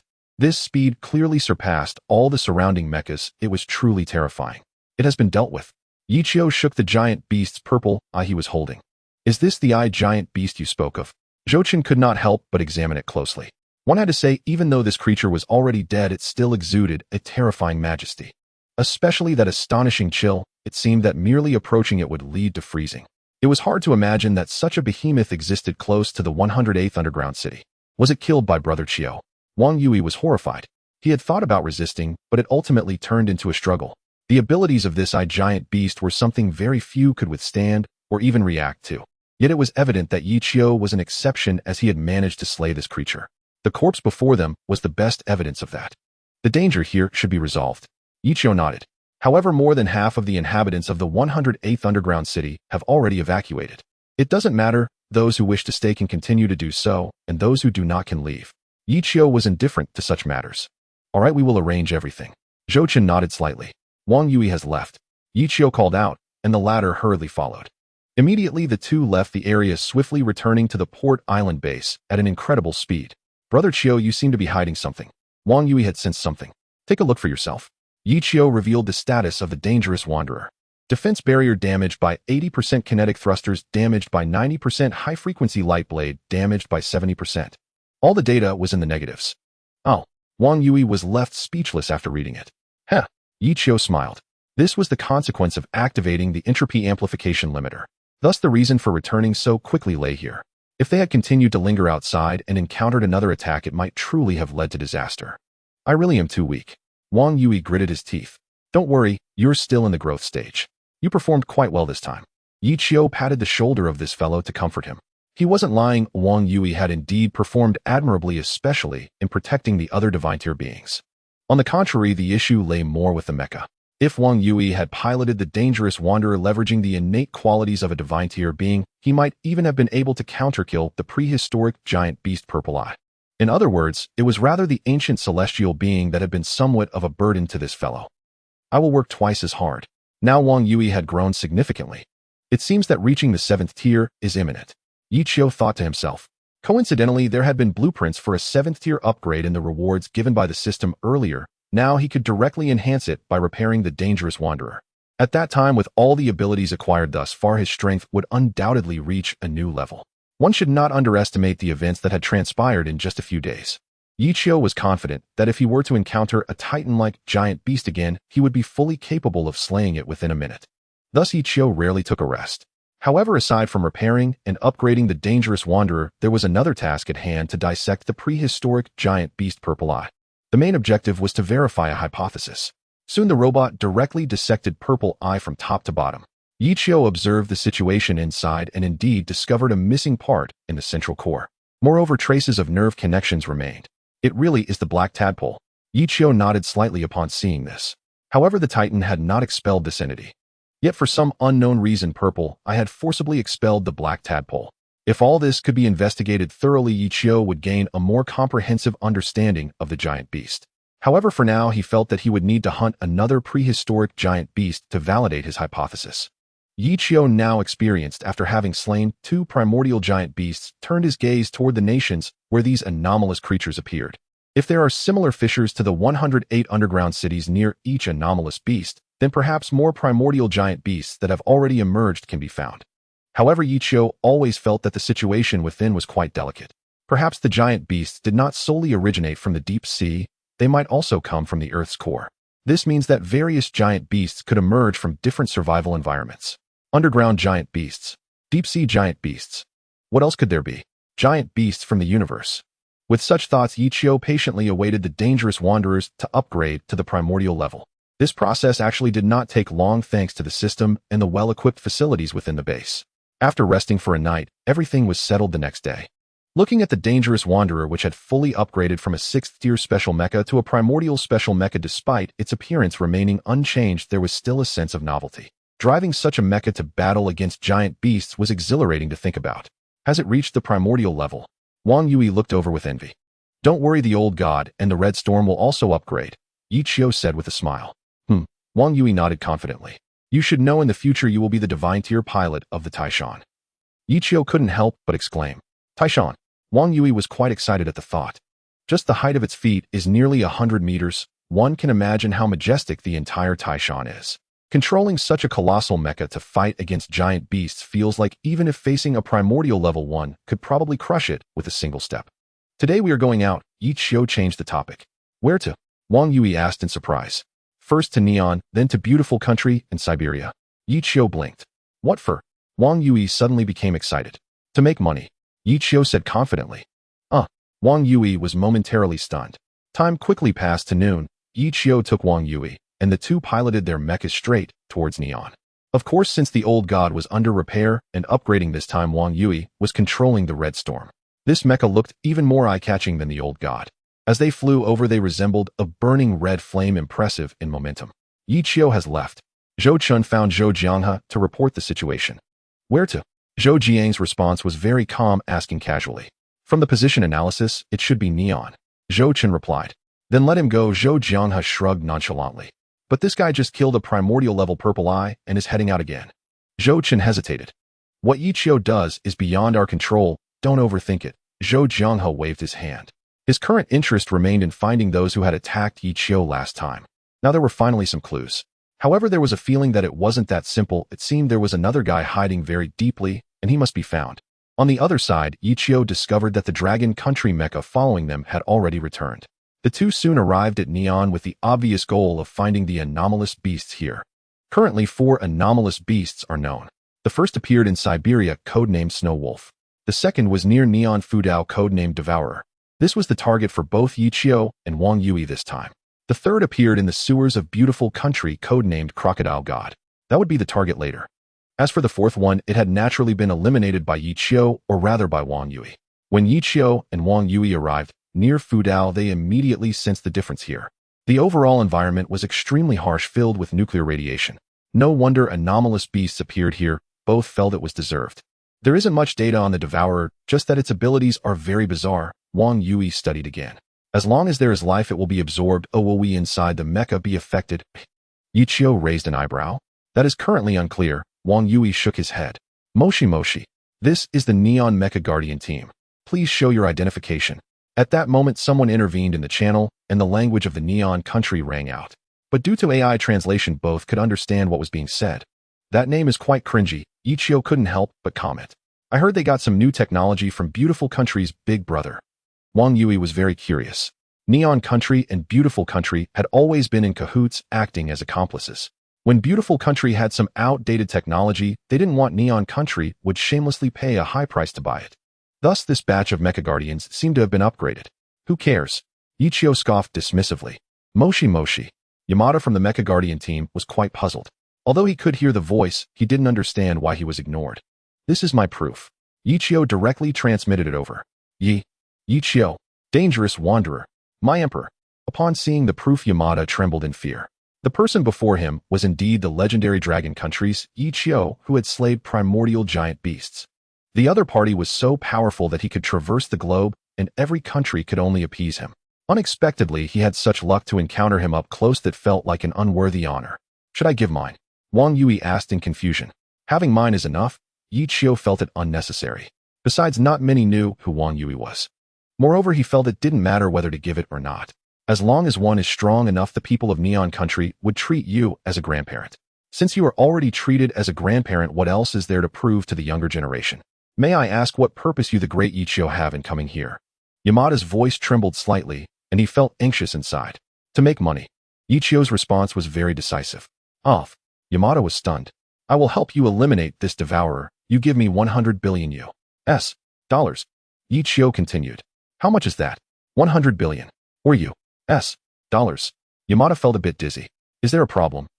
Ichio asked, somewhat displeased. Red bean paste secret Marseille, I need to report to the officer. Yamada hurriedly apologized, nearly kneeling. Then make it quick. I don't want to waste time. Ichio urged impatiently. Hi wagali masida. Yamada bowed in the mecha and then reported the situation to the officer. It didn't take long before the people of the Neon Nation were stirred when they learned that Ichio was bringing a divine-ranked individual to their side. After all, everyone was quite familiar with this name, and many had even watched the live broadcast of him slaying a prehistoric behemoth. Ichio, what is he here for? To help us eliminate the devourer. Soon the captain of the Mecha Guardian team and the high-ranking officials from Fukushima arrived. When they saw the dangerous drifter floating in the air and the red storm, their expressions were extremely subtle. However, they quickly approached and began to communicate. 100 billion US dollars, it cannot be less. Ichio was very decisive. Yasan, that's too much, or we don't have the money. Matsushita sighed bitterly. Well, whether you have the money or not, it's not for you to decide. Ichio revealed a cold smile. How about a discount? 300 billion neon coins. Matsushita asked tentatively. At that moment, both Ichio and Wang Yui were stunned. They had thought he was offering a discount in US dollars. Unexpectedly, it turned out to be a catastrophic fracture. 300 billion neon coins was roughly equivalent to only 1 billion in manhwa currency. Compared to the previous 100 billion US dollars, it was hardly worth mentioning. We can add a bit more. Matsushita gritted his teeth. Forget it. Ichio was furious. Brother Chio, let's not put up with this, so let's go. Wang Yui didn't want to stay any longer. Let's go. Ichio wholeheartedly agreed. Wait. Seeing the two about to leave, Matsushita became anxious and hurriedly shouted. They'll give you one more chance. If you don't talk properly, you'll leave right now. Ichio's gaze was fixed on him. He'll report back. Matsushita felt a twinge of fear and dared not speak recklessly anymore. After wasting some more time, the high-ranking officials from Neon sent a message. If Ichio was willing, they could offer 100 billion US dollars. But to be honest, asking for 100 billion was a bit excessive. After all, although the devourer was dangerous, it had not moved yet. It was basically just staying near Fukushima. For the entire Neon Nation, it had not caused any greater disaster so far. 100 billion is 100 billion. Ichio sneered repeatedly. But the devourer indeed. Matsushita hadn't finished speaking. The devourer is moving. The captain of the Mecha Guardian team exclaimed. The devourer, initially soaking in the radiation, suddenly began to move towards the land for some unknown reason. Although its speed was slow, everyone knew it wouldn't be long before it landed. When that time comes, how to face it would become the biggest problem. It'll make the decision. A 100 billion is 100 billion. Matsushita was flustered. Once the devourer reached the shore, who knows how many lives it would devour? Perhaps even he himself would become its nourishment. So in this situation, even if there wasn't that much money, as long as it could get Ichio to resolve the issue, the headaches would fall on the high-ranking officials of Neon. No, I've changed my mind. Ichio shook his head. Huh. Matsushita was astonished. 200 billion US dollars. Ichio said calmly. Yes, you're not asking for money, you're asking for lives. Matsushita was a bit angry. You're right, if I don't act, the devourer will take your lives. Ichio said nonchalantly. Matsushita's expression changed rapidly. He didn't respond immediately. We can handle it ourselves. The captain of the Mecha Guardian team immediately stepped forward. Although they had never fought a beast before, they were at most at the 6th rank. They didn't believe that the divine-ranked individuals of the entire Neon Nation, along with their mechas, couldn't defeat this creature. They would handle their own matters. Could you have guts? Ichio pulled Wang Yui to the side, watching with a mocking expression. Brother Chio, why did the devourer suddenly start moving? Wang Yui asked curiously. Not sure. Ichio also didn't quite understand, but his gaze turned towards the depths of the ocean. Could it be that something happened in the deep sea that scared this fellow? It should be known that almost all beasts were at least 6th rank and possessed special abilities. At this level, there weren't many opponents beneath the prehistoric rank. In the whole Neon Nation, they probably wouldn't be able to find a few. The devourer was getting closer to the shore, and everyone finally got a clear look at this creature. It resembled a pile of rotten yellow mud, but beneath it were some tentacles. In terms of size, it wasn't very large, roughly about 10 meters. It looked a bit like a small centipede. However, Ichio keenly sensed the domain it emanated. It was the same as when he encountered the ice rabbit. It seemed that beasts possessed some unique domains. One was coldness, and the other appeared to be some kind of devouring effect. Currently, all life within 100 kilometers had been completely absorbed by it. Thus, they hadn't seen any dead creatures along the way so far. However, this situation was only applicable before the Mecha Guardian team from Fukushima got close. Once these fellows appeared, they immediately attracted the devourer's attention. The previously released invisible devouring domain suddenly expanded at least 5 times, enveloping everything around. Especially these mechas, they instantly felt as if they were sinking into quicksand, struggling to move. What's going on? My mecha's energy is depleting rapidly. The barrier is gone. In less than 10 seconds, the first batch of approaching mechas and divine-ranked individuals encountered trouble. First, the barrier inexplicably broke, then the mechas began to decay, and soon after the life force within the pilots was completely drained. They all turned into mere skins over bones. My God! Matsushita was dumbfounded. How could it be so strong? The captain of the Mecha Guardian team was in disbelief. They had thought that a mere beast would be easy to deal with, but they never expected that the divine-ranked individuals couldn't even get close before dying. In the first batch, within about 10 seconds, they were all annihilated without a single survivor. Devour decay. Ichio narrowed his eyes. This ability is even stronger than the ice rabbit. Wang Yui was astonished. After all, it has consumed so many lives, it must be stronger than the ice rabbit. Ichio, however, felt it was only natural. The ice rabbit had just appeared and hadn't consumed much yet, so its strength wasn't very high. But this was different. The entire 100 kilometers of the Fukushima Sea area had been completely drained of life, be it humans, fish, or animals. It was likely that its current strength was at least at the pinnacle of the 6th rank, infinitely close to the 7th rank of the prehistoric level. Can I handle it? Although Wang Yui was shocked, he was eager to give it a try. Let's not rush, let's wait a bit longer. Ichio smiled with interest. The current situation is indeed quite awkward.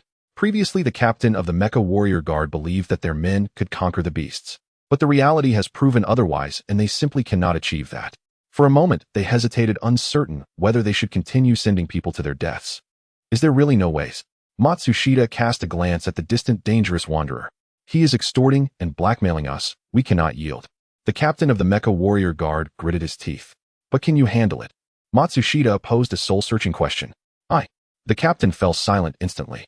Seeing that the devourer had already landed and was approaching the underground city, the higher-ups in Neon could no longer sit still and immediately contacted Matsushita and the guard captain. Baka, do you want there to be no one left in Fukushima? Private Marseille. Go find Ichio. But he wants 200 billion US dollars. Compared to life, money is worthless. The words of the Neon higher-ups made Matsushita take a deep breath, and he began contacting Ichio. At this moment, the captain of the Mecha Warrior Guard had a complex expression. He seemed unconvinced but did not know what to do. In the face of the beast devourer, all efforts seemed futile. Great Ichio, we hope you can save us. Matsushita pleaded. Sure, 300 billion US dollars. Ichio grinned. What? Matsushita's eyes widened, nearly fainting from anger. This price will change, and it will be 400 billion then. Ichio kindly reminded him. As soon as these words were spoken, Matsushita was startled, his body involuntarily twitching. At this moment, he somewhat regretted not agreeing when the price was 100 billion. Now the price has risen to 300 billion, and that is in US dollars. What a humiliation. The captain of the Mecha warrior guard's face turned red. A country actually needs people from another country to save it, and they have to pay a large sum of money. Fine, 300 billion it is. Matsushita made a decision. You go, Ichio said to Wang Yui. All right. The latter hurriedly controlled the red storm to fly towards the devourer. Wait. Matsushita saw it was not Ichio and immediately became anxious. What? Ichio glanced at him sideways. Why aren't you the one to take action? Although Matsushita was fearful, he still questioned. 300 billion is his price. Ichio answered meaningfully. This remark made Matsushita and the others extremely furious, but they dared not show it. Compared to the giant beast, they were even more reluctant to offend Ichio. After all, this person is a powerhouse who can slay even primordial-level giant beasts. A small neon cannot afford to offend him. Given the circumstances, Matsushita and the others could only yield, anxiously watching. On the other side, Wang Yui controlled the red storm and quickly approached the devourer, but he did not foolishly rush in immediately. Instead, he was testing the distance. The first batch of people sent to die from the Neon Country had already given a very clear signal. If the mecha was inadequate, approaching would be a problem. The opponent they encountered this time, the devourer, was stronger than the ice rabbit. Sure enough, when he was about 1,000 meters away, he could already feel that devouring power. It indeed had some corrosive effect on the mecha, but since the red storm belonged to the 6th tier special level, it could withstand it for now. Thus they proceeded for nearly 500 meters and could see the appearance of the devourer clearly. But at this moment, a more bizarre situation occurred. The surroundings began to feel muddy, as if the mecha was sinking into mud, causing its movements to slow down. It seems I must increase the kinetic energy to the limit. Wang Yui took a deep breath. A 6th tier special level should be able to face the devourer. Ichio observed and thought. The reason he let Wang Yui go was not merely to engage with the people of Neon. More importantly, it was to test the performance of the mecha. Of course, it was also to let Wang Yui train a bit. If he could quickly adapt to the current life, it would be more beneficial for controlling the Taishan. Ichio, if your partner dies, what about the 300 billion? Matsushita couldn't help but ask. Of course it will be paid. Ichio replied coldly. Of course he would never let Wang Yui die. If this kid truly couldn't hold on, even if Neon didn't pay, he would decisively intervene. This guy who would play a major role in the war against the giant beasts cannot meet his demise here. Of course, Ichio also admitted that he had become a bit anxious, but mainly due to the recent events which had increasingly spiraled out of control. Without a good helper by his side, it was indeed too passive. At this moment, Wang Yui had already controlled the red storm to approach 400 meters. This meant that at this very moment, only about 100 meters remained between him and the beast devourer. And this distance had far exceeded the limits of the guard team from Neon earlier. The mechas by Ichio's side are said to be all 6th tier special levels. The captain of the Mecha warrior guard pondered inwardly. To be honest, he felt very envious, even jealous. No matter how hard he and his team worked, the mechas they controlled were only 4th tier, at most 5th tier. But compared to them, it was like the clouds in the sky versus the mud on the ground, completely different levels. It seems it might work. Matsushita felt a bit surprised upon seeing how close they were. It seems that the people around Ichio are not simple. As Wang Yui approached within 100 meters, the devourer seemed to sense something and immediately glanced in his direction. In the mud, eyes stretching out like snails could rotate in a 360-degree angle, observing everything around. Upon discovering the red storm, it immediately increased the energy of its domain. However, the invincible ability did not seem to have much effect this time. Wang Yui controlled the red storm, continuously approaching, and soon the distance between them shrank to less than 50 meters. Moreover, this distance was still decreasing infinitely. It's getting closer. At this moment, the hearts of the Neon people were all in their throats. Roar. Just when they thought Wang Yui was about to fight the devourer, a very strange, yet melodious sound suddenly came from the deep sea, like a siren singing. Upon hearing this sound, the devourer showed no hesitation and decisively continued walking towards the shore, even faster than before. Off. Everyone was extremely surprised, even frightened. What's that noise? Ichio looked over in astonishment. On the endless sea surface, ripples suddenly appeared, as if invisible sound waves were expanding. Yet the source of the sound could not be found, and the specific location was completely unknown.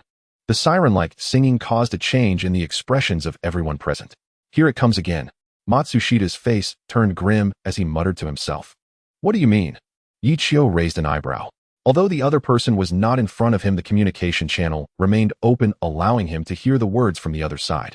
From the ramblings of this guy, it seemed that he had heard such a voice more than once. It rang once this morning, and now it's the 5th time. 5 times. Do you know what this means? Yichio wanted to clarify. Currently, the siren's song, codenamed Siren, has been paused since 7 days ago. Matsushita briefly explained. This voice was not the first time it had sounded. It had actually appeared once 7 days ago. However, at that time, everyone had heard it, but did not pay much attention. They simply thought it was the roar of some giant beast, nothing more. Little did they expect that the emergence of this sound had frightened the devourer ashore. Of course, Yichio felt it was not out of fright, but rather a necessity. Everyone had some understanding of the devourer's strength. So far, Wang Yui had still not been victorious. In fact, the battle had even turned into a drawn-out struggle. The devourer was determined not to get entangled with the red storm. The siren's song drove the devourer ashore, and then it headed toward the underground city. Strange, the frequency of the sound used to be rare. Oh, why is it happening today? Matsushita was very surprised. In 7 days, including today's 2 occurrences, there had only been 5 times. One can imagine that in the days prior it had appeared only once every day or 2. But today was entirely different. It had actually sounded twice in a very short time. Wang Yui, try to stop the devourer from approaching the underground city. Yichio instructed after some thought. Understood. Wang Yui immediately responded upon hearing this. Instantly, the energy of the red storm erupted, rushing forward. Relying on its own 6th tier and special grade defense, it directly braved the devourer's swallowing domain. Upon getting closer, it immediately released dense missiles attempting to obstruct the devourer's movements. Unfortunately, the effect was not very good. These missiles were quickly corroded as they approached the devourer. However, it ultimately allowed the red storm a chance to get closer. Meanwhile, Yichio remained focused on the distant sea surface. The ripples that continued to rise hinted that there was definitely something beneath the water. In fact, he deeply yearned to take a look. If it turned out to be another prehistoric giant beast, it would perfectly validate his inner speculation. Hayata. At that moment, Matsushita suddenly called out. Hayata was the captain of the Mecha Guardian team. What is it? The latter asked. Could we try using the sonar detection device? Matsushita countered. Is that even useful? The captain of the guard team hesitated slightly. They had done this before when the siren song had appeared. However, unfortunately, by the time they placed the sonar detection device into the water, the source of the sound had already vanished. Perhaps it will be useful, but has already happened twice today. Matsushita's eyes sparkled with a hint of fervor. Just as he finished speaking, the 3rd occurrence happened. This time, the impact far exceeded the previous few times. The surface of the sea was no longer rippling, but rather surging with waves. They crashed into each other in layers, sweeping toward the coast of Fukushima. Fortunately, before this, the devourer had already devoured all life within 100 kilometers. Otherwise, it might have caused upheaval among many marine creatures. It's the 3rd time. Yichio frowned. Abnormal accidents must be caused by demons. There was definitely something happening here. With the impact of the waves, the entire coastline near Fukushima was affected. This area was already filled with a large amount of nuclear radiation, and even though the seawater diluted it, the concentration was still terrifying. But this time it immediately caused the radiated seawater to splash onto the shore. From the looks of it, it was very likely to spread even further. Hurry, Matsushita urged. Got it. The captain of the guard team nodded hastily. Before long, the sonar detection device was brought over and then directly tossed into the water. This device can be controlled in 2 ways. One is AI and the other is remote manual. When AI fails, they resort to remote manual control. Share the feed with me, Yichio said in an unyielding tone. Hi. Matsushita did not dare refuse. Soon Yichio saw the sonar detection situation underwater. It is well known that transmitting sound underwater is extremely difficult. Detecting it also has a certain level of difficulty.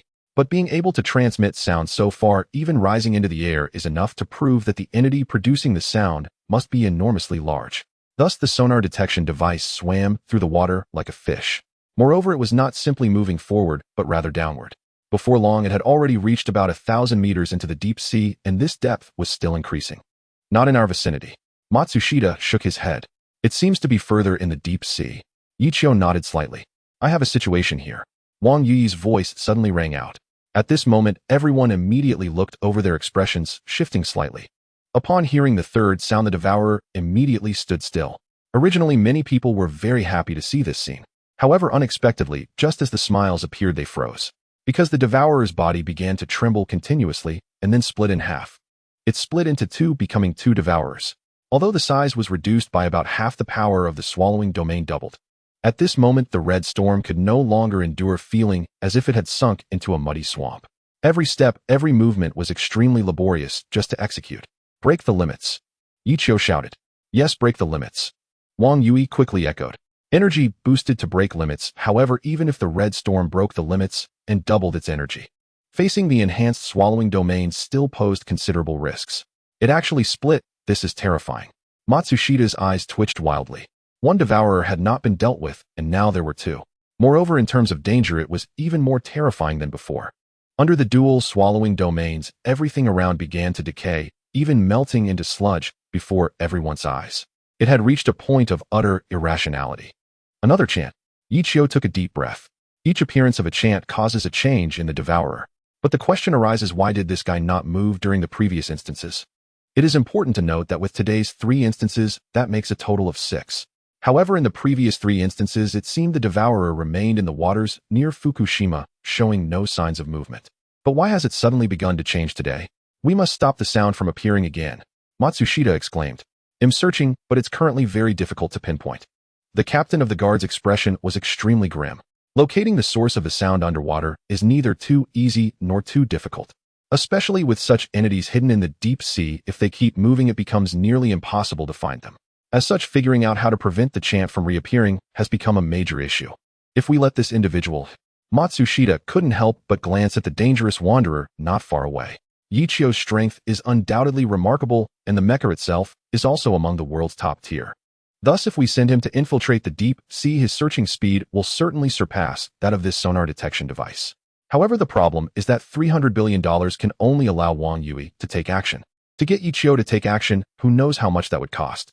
Primarily, we just can't afford it. Chioga, something doesn't feel right. The red storm can't hold on much longer. Wang Yui couldn't help but say, look at the button to your left. Yichio reminded. The red one. Wang Yui was taken aback. Yes, that one, press it. Yichio confirmed. All right. Wang Yui naturally believed him and decisively pressed it. As the red button sank, the entire red storm immediately began to tremble. Suddenly, its overall performance surged, seemingly doubling in an instant. It was as if another identical red storm had emerged to be controlled. Do you feel it? Yichio said with a smile that was neither here nor there. There's another power device. Wang Yui was dumbfounded. No, to be precise, it's the power device from the dangerous wanderer prior. Yichio replied. Because it possessed an entropy increasing limiter and was elevated to the 7th tier, some things have already become dispensable. Thus, he transferred an unnecessary power device directly to the red storm. This is also why it suddenly had an additional red button. This was equivalent to doubling the kinetic energy of the red storm, causing the previously flickering barrier to suddenly stabilize again, its color becoming even more crimson. The next part is up to you, Yichio said in a deep voice. Rest assured, Wang Yui was extremely excited. Boom. The red storm instantly vanished from its original position, transforming into a blazing flame that charged fiercely at a nearby devourer. This maneuver was too sudden. Everyone, including the devourer, was caught off guard. The impact sent one of the devourers flying at least several dozen meters away. But it wasn't over yet. The halted red storm suddenly grabbed another devourer nearby. Before this creature could react, it began to spin rapidly on the spot. Before long, it transformed into a burning red tornado. The devourer in the center was subjected to countless light blades, resulting in hundreds or even thousands of wounds appearing on its body in an instant. Uft, uft, uft. In the blink of an eye, the once formidable devourer was reduced to mere mush. But it didn't end there. Under Wang Yui's control, the core erupted once more, instantly firing a plasma cannon. At such close range, the devourer was already weakened and injured. Thus, it could not withstand the assault and was obliterated. Of course, this was also largely due to its own division into 2, thus lowering its defense. If it had remained as one, it would have been nearly impossible to eliminate it easily due to its size. We took one down. Matsushita was so excited he nearly jumped up. Oh, the captain of the guard was astonished. Yes, just like that, fully unleashed the performance of the red storm. Yichio nodded in satisfaction.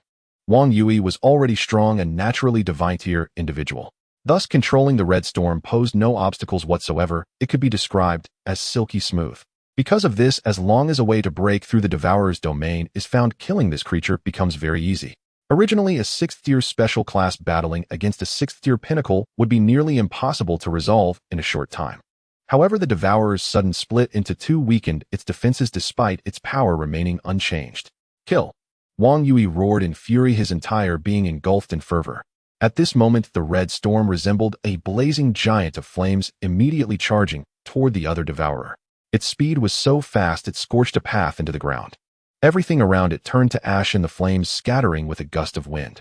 The remaining devourer, sensing the death of its other half, was immediately filled with fear. It instinctively wanted to resist, but its only option was to split again, creating even more copies of itself. Only in this way could the power of the devouring domain continue to stack. Thus it split into 2, then into 4, and before long 8 appeared. Yet simultaneously their sizes were reduced to just 1/10 of what they were before. They appeared small, almost somewhat cute. However, the power unleashed by the 8-fold devouring domain was utterly terrifying. Everything around them turned into a pitch-black circle. With no life to devour, it began to corrode continuously, ultimately seeming to be completely erased. Even the barrier on the red storm gradually turned black. The closer one got, the darker it became, until eventually it was pitch black. At first glance, it appeared to be a scrapped mecha that had lost its kinetic energy. Yi sang. Matsushita couldn't help but exclaim in shock. Rest assured he can handle it. Yi Qiu remained very calm. He believed Wang Yui could withstand it, otherwise how could they control the Taishan in the future? Faced with Yi Qiu's words, Matsushita was not disbelieving, but he was still anxious inside. The power of the 8-fold devouring domain was clear to see. Even 6th-tier special class mechas would likely not be able to withstand such terrifying decay. Die for me. Yet Wang Yui suddenly let out a furious roar. The red storm erupted with an even more ferocious red glow as Wang Yui had directly elevated the kinetic energy to its limit at the very end. Furthermore, with 2 power devices, it was equivalent to achieving a dual limit effect in an instant. With less than 10 meters remaining, he almost instantly appeared before the 8 1-meter-sized devourers. Boom. A blazing fire dragon surged into the sky, engulfing all the devourers in one fell swoop. The domain power that could rot everything vanished without a trace in an instant. Only the residual radiation remained in the surroundings, emitting a terrifying threat to life. However, the tension that had gripped everyone's hearts finally dissipated, and they felt a sense of relief. The test results were satisfactory. Yi Qiu smiled slightly. The revamped red storm not only improved in strength, but also possessed boundless power. Moreover, this was merely a 6th-level special type. Once upgraded to the primal special type, it was likely to become even more formidable. At that time, they would be able to search for the 2nd innate divine tier individual. The current situation was rather regrettable. As for the mechs, especially the powerful ones, Yi Qiu had not only a few, but many. However, it was unfortunate that only Wang Yui had been found so far. Therefore, in the days to come, it was imperative to locate all the innate divine tier individuals from his past life, one by one. In the future, they would form a powerful mech legion. The strength of an individual is ultimately limited, but the strength of a group approaches infinity. The only frustrating aspect was that not a single hair was left of the devourers, making it impossible to use the extractor. Wang Yui felt a surge of ambition at that moment. To defeat a beast, especially one approaching the primal level, was truly beyond words. This sentiment was difficult to express. He even felt a bit moved, his eyes slightly moist. We won. Matsushita stammered. You all owe me money. Yi Qiu's voice rang out, causing Matsushita to not only stammer, but also shiver in his body. Just thinking about $300 billion made his scalp tingle. Although this money was not from him, but from the treasury of Neon, the cost of eliminating a beast was simply too high. With this amount, they could even cultivate stronger divine tier individuals and mechs. To be honest, when facing strong individuals, the Neon Nation really showed a very low-key attitude. Without wasting much time, they directly transferred $300 billion. However, the attitude of the higher-ups in Neon was not very favorable. They even hoped that Yi Qiu and Wang Yui would leave quickly, as no further support was needed here. Yi Qiu couldn't stop smiling. $300 billion should enable the Taishan and the space station projects to exceed 20% completion. Moreover, this was a reward brought by a beast, and there were actually 2 more to come lurking in the sewers of the beautiful country. One was in the unmanned zone of Siberia. Brother Qiu, Wang Yui quickly approached. You did well this time, you didn't embarrass me. I feel a qualitative change, Wang Yui said earnestly. During the battle, just now he faced 8 times the domain power and felt unprecedented pressure. In such circumstances, it seemed that his mental state had reached a qualitative transformation. At this moment, he became even more spirited, and his thought speed also increased. Yi Qiu was taken aback, feeling inexplicably sour inside. It appeared that these innate divine tier individuals were indeed exceptionally powerful. Especially when facing giant beasts, the rapid progress made through life and death trials was astonishing. To be honest, if it weren't for the advantage of living 2 lives in the system compared to these innate divine tier individuals, he really counted for nothing. However, Yichio was merely a bit envious and had no other thoughts. The stronger the people around him, the greater the future assistance to himself, which was a good thing. Moreover, it also meant that Wang Yui had completely risen. From now on, he could stand on his own and no longer needed to follow around like a shadow. Where shall we go next? Wang Yui was very excited. Let's go to Siberia, Yichio pondered. The bear country, huh? Wang Yui's eyes lit up. He had heard that mechs there were much bolder than in other countries with all kinds of modifications completely fighting however they pleased. Divine tier individuals were all reckless and extremely brave. I just don't know how much the higher-ups of bear country are willing to pay. Yichio frowned. Moreover, whether they would even offer US dollars was a question. After all, the relationship between bear country and the beautiful country had never been good, and one could even say they were mortal enemies. If the asking price was too high, the divine tier individuals from bear country might take the initiative instead. Compared to the timid individuals of Neon, those guys from bear country were truly fearless. Shouting Yura, they charged forward without fear of death. Such individuals were indeed admirable and worthy of respect when encountering giant beasts. However, when it came to extorting no to be accurate collaborating, it was somewhat difficult to approach them, so for now, they could only take one step at a time. Fortunately, the current relationship between the dragon country and bear country was quite good. Any discoveries? Matsushita asked. We still can't find the one making the noise. The captain of the guard shook his head, looking quite disappointed. This was not the first time they had searched, but it had all been in vain. They had no idea how many meters deep in the ocean the one making the noise was. As of now, the sonar detection device had reached about 2,000 meters, at least on the Neon side. It had reached the ocean floor. Yet no traces had been found, which was very strange. Let's go, Yichio said, hearing that there were no gains, and he was not inclined to linger here any longer. He immediately flew away with Wang Yui towards another side. But just where everyone wasn't paying attention, the sea surface surged, releasing a large amount of murky liquid. If someone were watching, they would notice that a colossal creature seemed to be moving within it. However, soon the location of the surge disappeared once again. The siren-like chanting also ceased. Brother Chio, I feel something is off over there. Wang Yui suddenly spoke as he flew. What terrifying thing is hiding here in Neon? Yichio nodded slightly.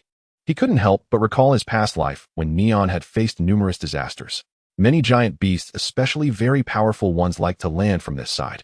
Although there was no memory of what had appeared this time, it seemed to be no simple matter. However, since no traces had been found, that was just how it was. Yichio couldn't possibly dive back into the deep waters to search for what might be a primal-level giant beast. That was simply too risky. With the emergence of the butterfly effect, the power of the current giant beasts was increasing at an incredible rate. Perhaps one day in the future, an even higher tier of apocalypse level would emerge. At that time, the primal level would only be considered a junior. Deserved. Wang Yui showed no sympathy. The actions of Neon over the years had already angered many. For example, if it weren't for the radiation, the Devourers would probably not have been born. Siberia is cold throughout the 4 seasons, and it is extremely frigid. It is said that at its coldest temperatures can drop to minus 71 degrees Celsius. One can only imagine how difficult life must be for those living there. However, precisely because of this, it rarely suffers from the invasion of giant beasts, as they too fear the cold. Yet unexpectedly, in a certain uninhabited area, a 6th-tier exotic beast known as the snow wolf has emerged. As Yichio and Wang Yui arrived at the border, they immediately encountered a divine-tier practitioner from the Bear Nation blocking their way. This fellow babbled on endlessly, and without AI translation, it would have been impossible to understand a word. Who are you? From the Dragon Nation? What is the matter? We are here to help you with your troubles. Troubles. The exotic beast, the snow wolf. Upon hearing it was from the Bear Nation and that they wanted to resolve the issue with the snow wolf, the divine-tier practitioner was taken aback. However, he quickly waved his hand, indicating that Yichio and Wang Yui need not seek it out. Why? Yichio was quite surprised. The snow wolf has been in slumber since its appearance, said Valsky. Slumber? Wang Yui raised an eyebrow. In other words, the reason this giant beast has not attacked humans is not that it cannot, but that it is asleep. Isn't this a good opportunity? Yichio felt the chance was rare. No, we are studying the snow wolf. Valsky shook his head. Damn. Yichio was at a loss for words. Now, not only was the $300 billion gone, but even $100 billion was also lost. The Bear Nation had neither encountered a threat, nor was it researching this exotic beast. What should we do, Chiogo? Wang Yui couldn't help but ask. I estimate that we won't be able to go to the beautiful nation either, Yichio pondered. The Bear Nation, relying on the snow wolf's slumber, began their research. In other words, there was no need for outsiders to intervene in dealing with this exotic beast. As for the beautiful nation, if nothing unexpected occurs, it is likely to be a similar situation. Ultimately, only the Neon Nation, due to its weakness, was unable to deal with it. This feeling of having money within reach only to have it snatched away was truly frustrating. However, dear friends, from afar you can take a tour around. Valvsky smiled.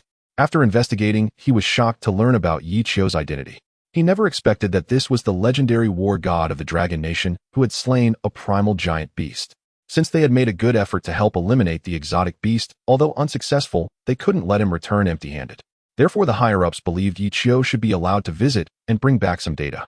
Of course, if the Bear Nation's people knew that Yi Chio had just extorted $300 billion from the Neon Nation, they would likely not have extended the invitation, but rather would have fled as far away as possible. A tour. Wang Yui's eyes lit up. That works. Yi Chio nodded. He wanted to see how the Bear Nation was studying the exotic beast, the snow wolf. Immediately, the two followed Valvsky to the research base. After about 10 minutes, they arrived at their destination. Surprisingly, it was a vast underground space excavated beneath the permafrost. As is well known, many areas within the Bear Nation are covered by permafrost due to the long-standing cold. Their purpose in doing this was to keep the snow wolf in an even deeper slumber. Inside, the permafrost layer temperatures had already plunged to minus 200 degrees Celsius. Not to mention ordinary people, even giant beasts could not withstand such cold. At this moment, the exotic beast, the snow wolf, lay at the deepest and coldest point of the permafrost layer. The deepest part of the permafrost had turned black, resembling a block of black ice. The exotic beast, the snow wolf, curled its body up, appearing as if it were asleep, with its breathing very even. From the current perspective, waking up seemed exceedingly difficult. Next to it were various instruments and researchers. Life detection device, nutrient supply device, anesthesia input device, cell analysis device. A multitude of instruments were lined up nearby, appearing densely packed. My God! Wang Yui was dumbfounded. Both he and Yi Chio were witnessing such a situation for the first time. They couldn't help but marvel that indeed this was the Bear Nation, where things were done in ways that were hard to imagine. If this had been the Neon Nation or any other weaker nation, they likely wouldn't have dared to act recklessly. After all, while the exotic beast was not very large, its latent powers were tremendously strong. My friends, how do you feel? Valvsky asked with some pride. You all should be careful, Yi Chio couldn't help but say. If the exotic beast were to awaken and sense the situation, it would surely become enraged. At that time, if it went on a rampage and fled, it would be like in the situation with the Neon Nation, where Wang Yui killed the devourer and left no trace behind, making it impossible for Yi Chio to utilize the extractor to absorb its powers. Don't worry, we are continuously injecting anesthetics. Valvsky pointed to a massive liquid container in the distance. The anesthetic inside could kill 100,000 elephants. However, such a valuable research subject could not be abandoned. Therefore, each injection was not of high concentration. As long as it kept the snow wolf from waking up, that was sufficient. Can I have a copy of the data? Yi Chio was very curious about what these guys had discovered through their research. In fact, he was more interested in how the exotic beast was conceived. In his past life, he had never heard of such a thing. The only beasts that appeared were of different ranks. I will help you apply for it, but I estimate that the top-secret content may not be accessible. Valvsky replied. No problem. Yi Chio was already very satisfied. After waiting for a while, about half an hour later, some of the data was delivered. Yi Chio glanced through it briefly and found that the content was limited and mostly basic research. The only useful point was that it mentioned the presence of active substances within the exotic beast. The existence of such substances could allow the exotic beast to recover at a faster rate. Active substances? Yi Chio looked at Valvsky with confusion. Yes, but the concentration varies among different giant beasts, the latter nodded. For ordinary giant beasts, the active substances are very low, and some may not have any at all. However, looking at the exotic beasts, despite their smaller size, they actually contain a wealth of active substances. Is it possible to inject this active substance into the human body? Yi Chio raised an eyebrow. This? Valvsky hesitated and did not answer. They were indeed researching this, and some divine-tier practitioners had already been injected. From the current situation, anyone injected with active substances would see an increase in various aspects. However, this currently belonged to very high-level secrets that could not be disclosed. Otherwise, it would surely cause a worldwide frenzy. Just as I thought. Yi Chio could tell from Valvsky's hesitant expression that he hadn't guessed wrong. In his past life, Yi Chio was uncertain whether there were any active substances. Each country, after all, has its own little secrets that they would never disclose. Of course, the fact that the giant beasts annihilated the world in his past life was partially due to this reason. If humanity had united globally and gathered all their secrets, there might have been a chance to resist these giant beasts. Yet regardless of the era, achieving such unity was nearly impossible. However, one thing Yi Chio could be certain of was that the appearance of the otherworldly beasts was undoubtedly a result of the butterfly effect. Is there anything else you wish to see? Valvsky inquired as he noticed they were about done. Could you provide me with some active substances? Ichio wanted to conduct some thorough research. That needs to be requested from above, Valsky replied hastily. He was merely a guardian here and lacked the authority to handle active substances. In fact, such confidential matters were of high secrecy. Not to mention ordinary people, even the entire Bear Nation had only a few top officials who could access them. That's possible, Ichio nodded slightly. Brother Chio, you are the global war god. They shouldn't refuse you, right? Wang Yui couldn't help but say. My reputation is only acknowledged by those from the Dragon Nation. Ichio shook his head. After all, they were a nation, how could they take one person's face into account? Once it gets out, it would bring about many negative evaluations. As time passed, they waited for nearly an hour. No, Valsky denied. After hearing that Ichio wanted to obtain a portion of the active substances, the high-level officials of the Bear Nation indeed held a meeting. Yet in the end, they decided against it, as it involved many significant matters. Do we need these instruments to collect active substances? Yes, Ichio replied, pointing to the surrounding instruments. All right. Ichio understood the situation. Immediately, he left with Wang Yui, not intending to linger any longer. Since the Bear Nation didn't need a solution, the beautiful nation probably wouldn't either. After contemplating, Ichio decided to return to the Harbor Island base, where the corpse of the ice rabbit was still stored. Perhaps he could gather some active substances through similar methods. The Bear Nation is too stingy, Wang Yui expressed his displeasure. Logically, the giant beasts attack the entire world and all of humanity. At such a time, shouldn't they unite and collaborate for mutual benefit? Yet these countries were essentially hoarding secrets with no intention of cooperating, which was truly disappointing. Understand that if it were the Dragon Nation, they certainly wouldn't be willing either. Ichio wasn't particularly concerned about the outcome. If the high-ranking officials of the Bear Nation were willing to provide it, that would be excellent. If not, he could understand. One must view and analyze problems from different angles rather than being bound by them. This time the journey was smooth, allowing them to quickly return to the Harbor Island base. Here the two rapidly located the corpse of the otherworldly ice rabbit. It should be noted that the technology at their base was more advanced than that of the Bear Nation. However, Ichio and Wang Yui were utterly unprepared for the fact that they found no active substances whatsoever. The nanobots couldn't collect even the slightest trace. How is that possible? Wang Yui was stunned. Could it be because it was dead? Ichio raised an eyebrow. Active substances could only be collected from living otherworldly beasts. For this reason, the Bear Nation allowed the snow wolf to remain in a continuous slumber rather than killing it outright. This way, many issues could be explained. Then we need to find another otherworldly beast. Wang Yui scratched his head.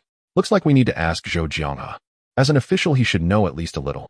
Since the Bear Nation could reveal information about active substances, they surely wouldn't hide it from the high-ranking officials of the Dragon Nation.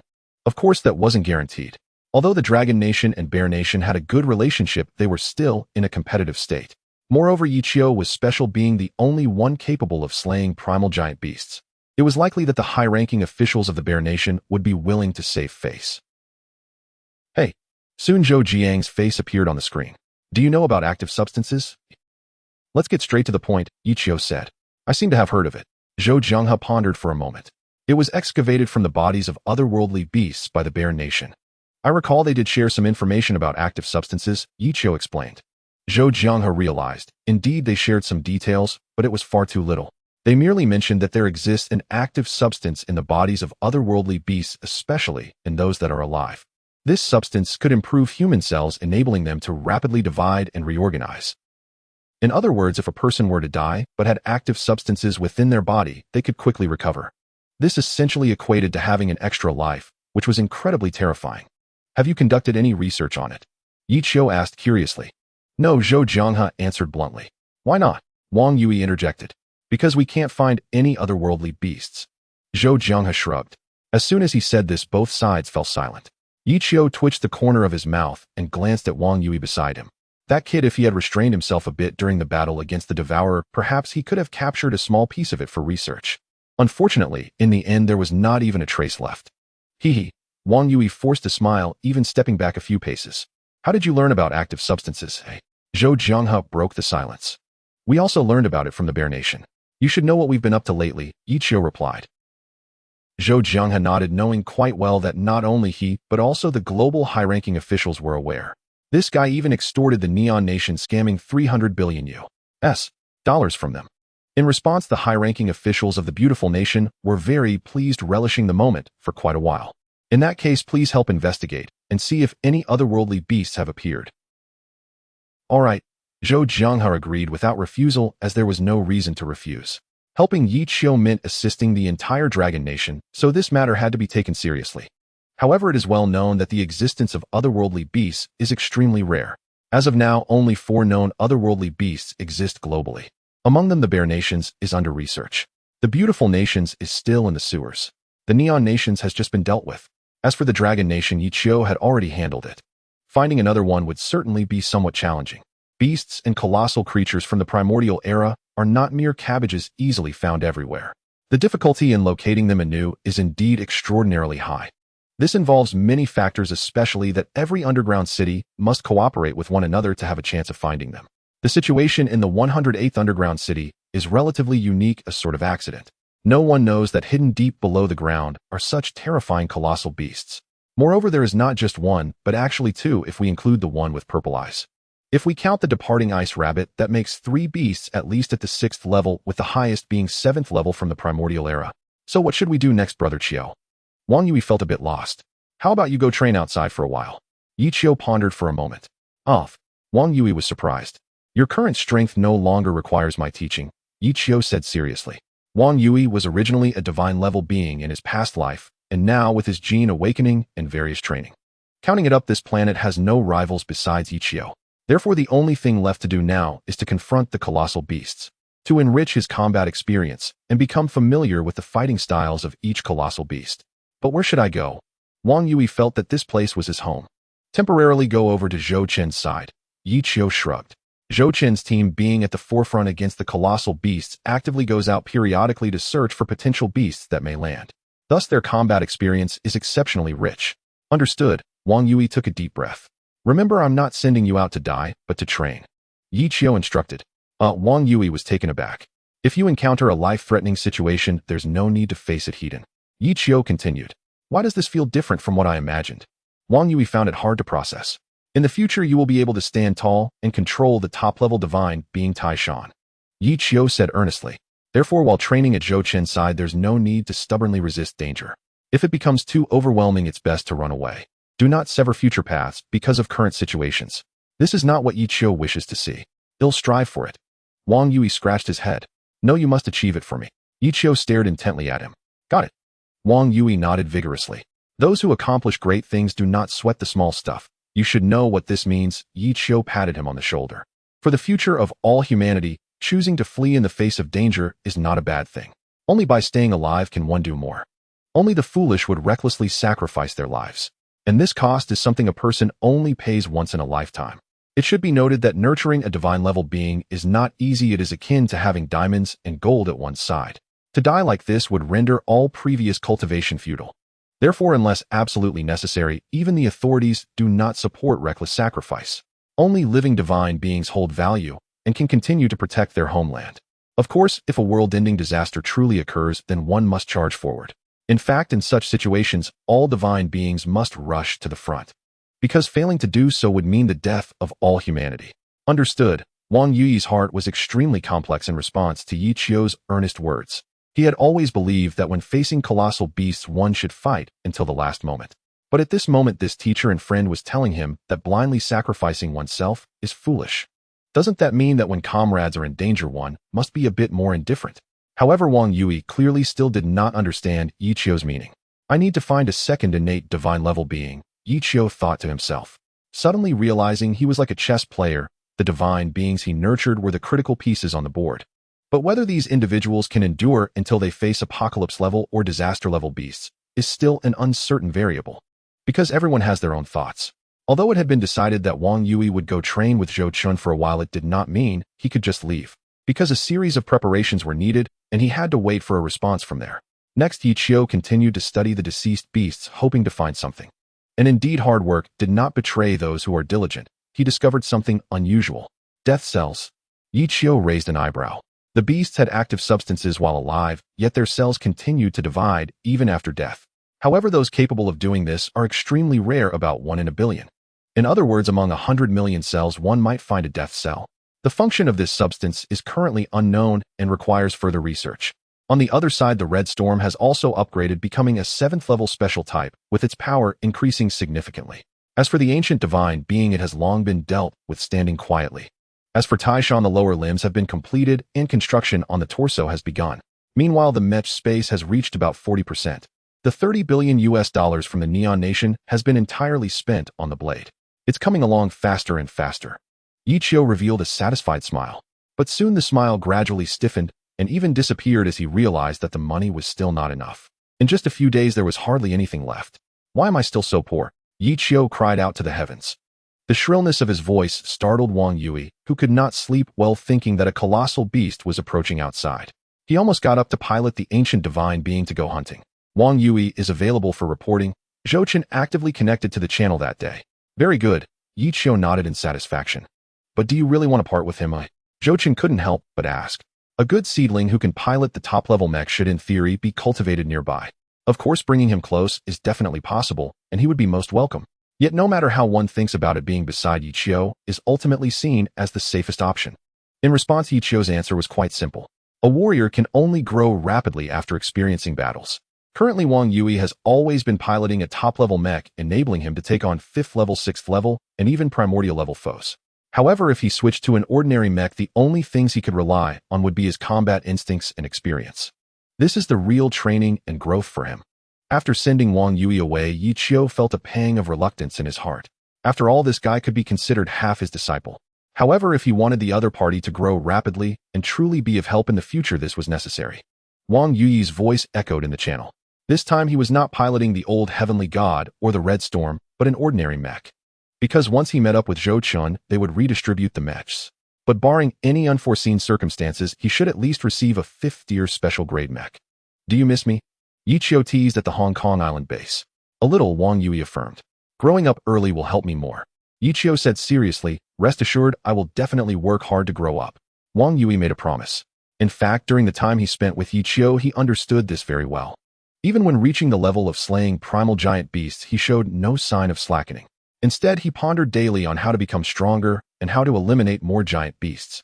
Thus, Wang Yui held a deep respect for Yichio. Kid, remember your future is more important than your present, Yichio repeatedly urged. Wang Yui, being passionate despite having grown considerably, would still occasionally act recklessly at times. When he was under Yichio's supervision, he could be corrected in time.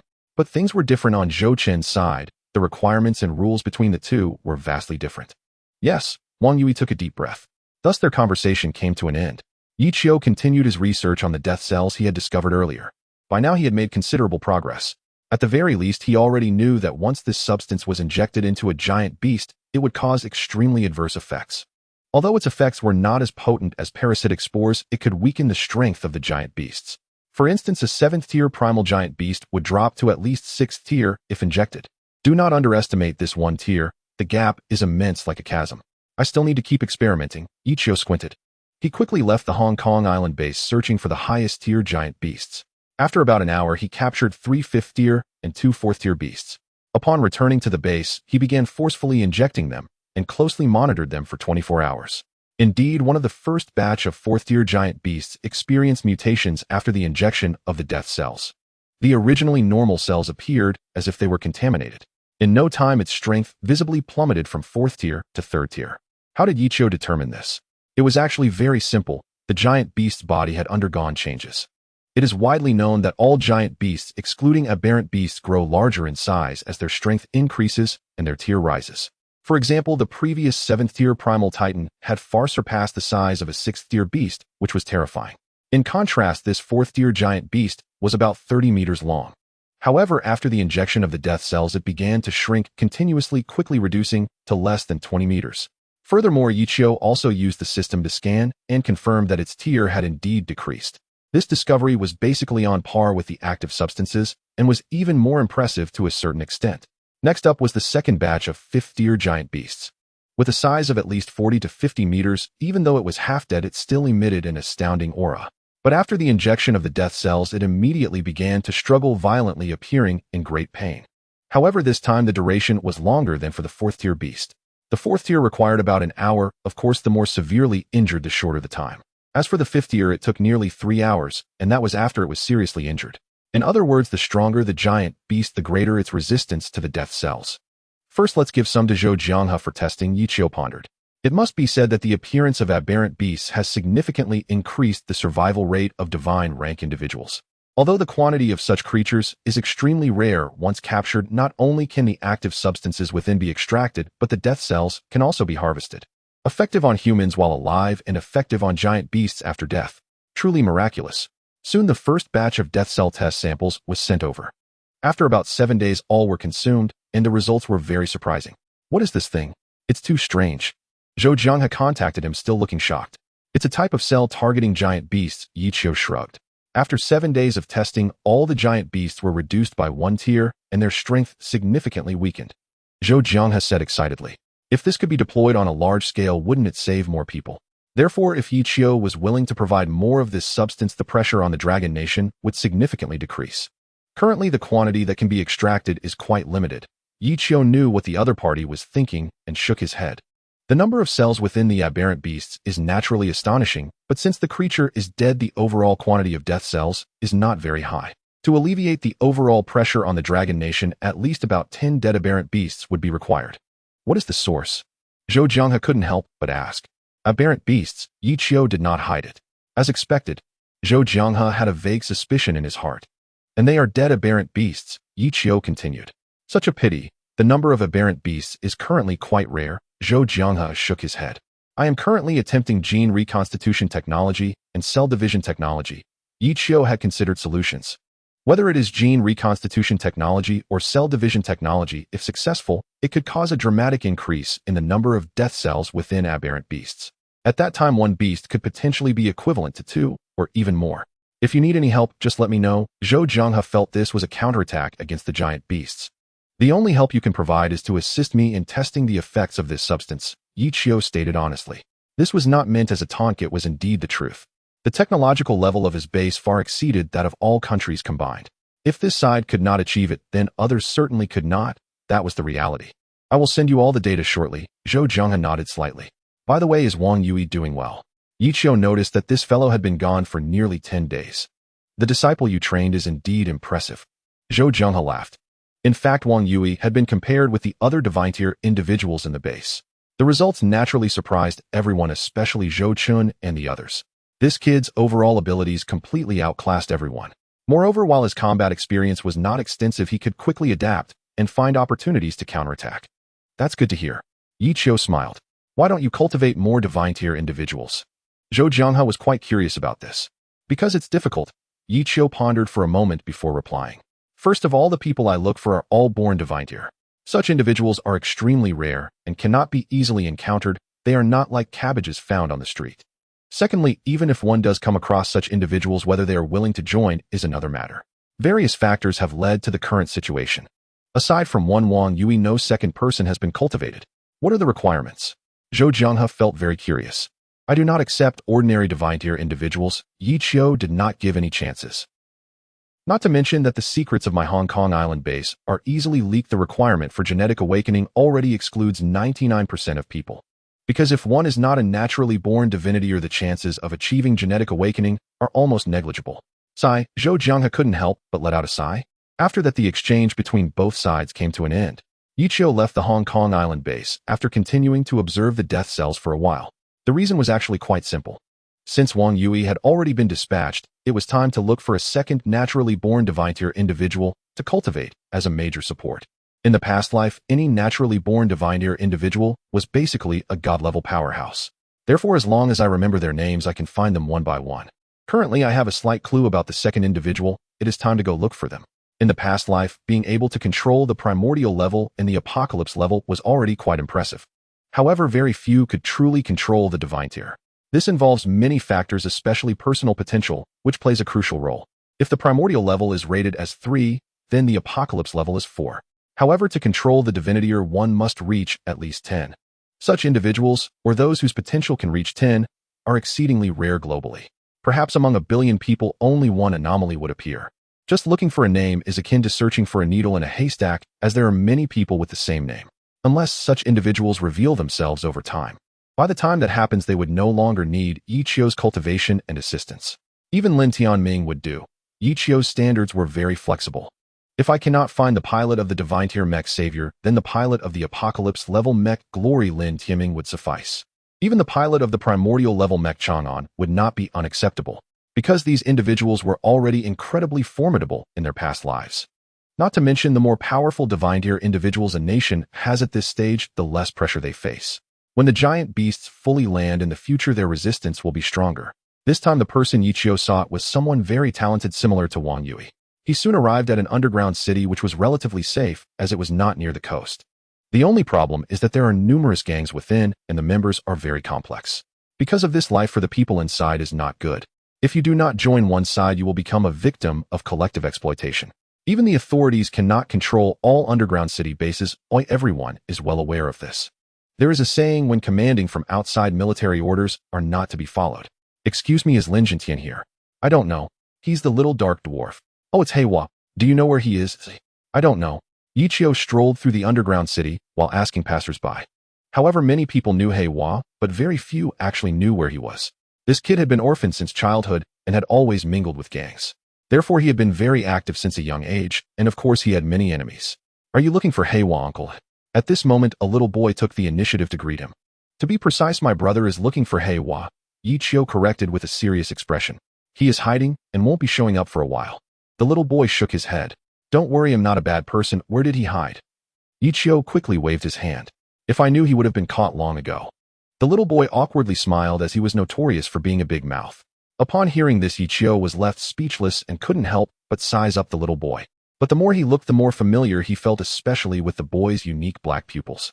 It is well known that the pupils of people from the Dragon Kingdom are brown, yet this kid's were black. What are you looking at me for? I'm not Heiwa. The little boy shrank his neck. What's your name? Yichio asked curiously. Yi Wudao, the little boy stammered. Hiss. Yichio gasped upon hearing this name, and his eyes twitched violently. He had not only heard this person's name, but in his past life this individual was also someone who stirred up storms, incredibly formidable. However, during a joint operation, he was ambushed by foreign divine tier individuals, leading to his tragic demise along with a primordial level giant beast. It is worth noting that this person was only 18 when he killed the primordial level beast. Many lamented that if such a person had not died young, perhaps the Dragon Kingdom would still have some fighting power. In the face of catastrophic level beasts, they would not be utterly powerless. Unexpectedly, in such a dire environment, not only was there a talent like Lin Jintian, but there was also a prodigy like Yi Wudao. I vaguely remember that the two had indeed acknowledged each other, having grown up together and had a very good relationship. However, there had always been rumors that Lin Jintian was the one who betrayed Yi Wudao. If such a prodigy isn't encountered, it wouldn't matter. But once encountered, Yichio naturally wouldn't let go. He was already pondering how to take Yi Wudao away. Big brother, can I leave now? Yi Wudao felt that the gaze of the person in front of him was very unsettling. It was as if he saw a delicious meal emanating a greedy light. Leave? Brother has candy here, do you want some? Yichio displayed a seemingly amiable smile. No, forget it. Yi Wudao was startled and turned to run away. As soon as Yi Wudao attempted to flee, Yichio could not miss this prodigious figure. He immediately chased after him, only to inadvertently run into a crowd of people. This place was originally an open area filled with numerous onlookers on both sides. Just at that moment, Yichio and Yi Wudao found themselves in a particularly awkward position. Who are you? Which side are you on? Shouted the people on the left, while those on the right echoed the same. Clearly, they all believed the two were from the opposite side, which prevented them from attacking. However, if neither side recognized them, the outcome was predictable. Oh no, I forgot, today is the day the Tiger Tooth Gang and the Penguin Gang are fighting for territory. Yi Wudao turned around, a sorrowful expression on his face as he looked at Yichio. What are you afraid of? Yichio glanced disdainfully at the people on both sides. Uncle, big brother. Yi Wudao tightly clung to his leg. I am not from either side. What do you want? Yichio had a scornful look. Not from either side. The moment those words left his mouth, everyone on both sides was momentarily stunned. How could someone claim to be from neither side and still behave so arrogantly? There were clearly just two individuals, one of whom was a child with no combat prowess. It was evident that two fists could hardly withstand four hands, yet this kind of disdain was out of place. Instead, it made the members of the Tiger Tooth Gang and the Penguin Gang hesitate. Is this really possible? Yi Wudao was dumbfounded. It should be noted that in this underground city, the officials and underground organizations were in cahoots. Whoever had sufficient resources could control a particular area. Currently, the Tiger Tooth Gang and the Penguin Gang were vying for territory for this very reason. Unexpectedly, Yichio, who had appeared out of nowhere, seemed even more formidable. I have business today, you all should leave as far as you can. Yichio shot a sideways glance and shouted. You expect us to just leave? You're alone, and we're a group. It would have been better if he hadn't said that. The moment he did, it instantly provoked the anger of the crowd. In an instant, they were all filled with hatred. The next second, they surged forward, all ready to engage. They planned to deal with Yichio first before continuing their territorial dispute, as such an arrogant person was simply begging for a beating. Big brother, were doomed. Yi Wudao trembled in fear. This is odd, Yichio said, looking at the boy with surprise. In his past life, he could single-handedly take on colossal beasts at the age of 18. Why was he now so timid, shrinking away at the slightest hint of danger? At this moment, he began to doubt whether he had recognized the wrong person. Was this Yi Wudao truly the same as the one he knew? Charge. The members of the Tiger Tooth Gang, being closer, were the first to rush forward. One of them wielded a sword with a glinting edge, clearly sharpened and exceedingly lethal. Oomph. Yichio snorted coldly. With a swift movement, he advanced instead of retreating, directly confronting the attacker. With a backhanded slap, he sent the rushing assailant flying. Next, he plunged into the fray like a tiger among sheep. In the blink of an eye, at least a dozen people lay sprawled on the ground. Hiss. Seeing this scene, those around gasped in shock. A single person was capable of taking on so many without being defeated. Even more terrifying was the fact that he had sustained no injuries thus far. Incredible. Yi Wudao was astonished, his eyes revealing admiration. A bunch of rotten fish and shrimps dare to act recklessly in front of me. Yichio stomped the leader of the Tiger Tooth Gang to the ground, looking down upon all. After all, he was a divine tier practitioner. Defeating such trash was simply effortless. This made the remaining individuals, especially those from the Penguin Gang, shrink back in fear.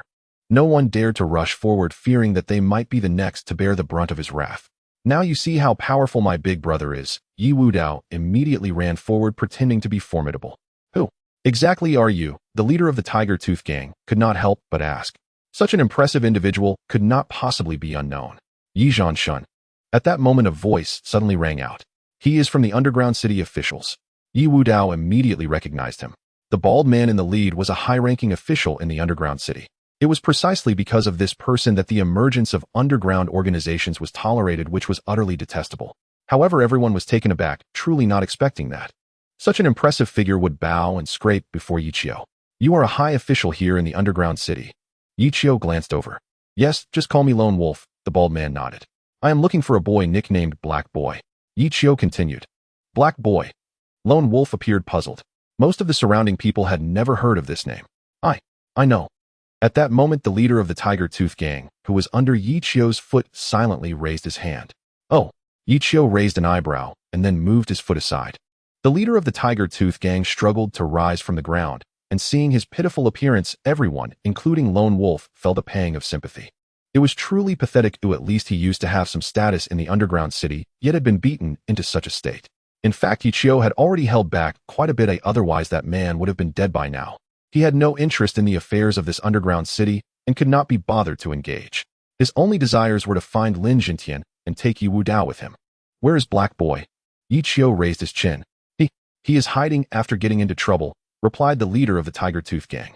That's obvious. Why do I need you to tell me? Yichio glared. Perhaps he is in a certain location, the leader of the Tiger Tooth Gang said, trembling in fright. Where? Yichio was gradually losing patience. However, the leader of the Tiger Tooth Gang pointed toward the Penguin Gang beside them. We don't know. You are doing this on purpose. We don't know, Black Boy. The members of the Penguin Gang were startled and hastily waved their hands to distance themselves. Black Boy might be hiding in the abandoned factory of the Penguin Gang's mechas, the leader of the Tiger Tooth Gang explained. Upon hearing this, everyone around sighed in relief, especially the members of the Penguin Gang, who certainly did not want to provoke a terrifying figure like Yichio. Take me there, Yichio said coldly. If he could find Black Boy, it would certainly not be a wasted trip, as he had originally been searching for him. However, at this point, the leader of the Tiger Tooth Gang was in a dilemma, as that was not his territory. Yi Zhanshin, allow me to take you there, said Lone Wolf, the underground city's high-ranking official. He certainly knew that doing so would put the members of the Tiger Tooth Gang in a difficult position, as it was not their territory. Thus, it was better to go by himself. Of course, there was another more significant reason to curry favor with Yichio, hoping that he would not report to Zhou Jianhe. The situation in this underground city was exceedingly complex and involved multiple parties' interests. Yichio did not care who took him along. All he wanted was to find Heihua Lin Jintian. Immediately, the bald Black Wolf, a high-ranking member of the underground city, led the way to the territory of the Penguin Gang.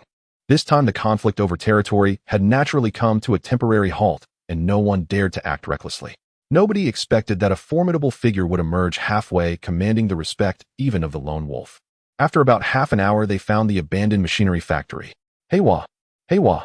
Heihua! Yi Wudao called out the other's nickname. The entire abandoned machinery factory was exceptionally dark with almost no lighting facilities. The calls echoed continuously, revealing the emptiness within.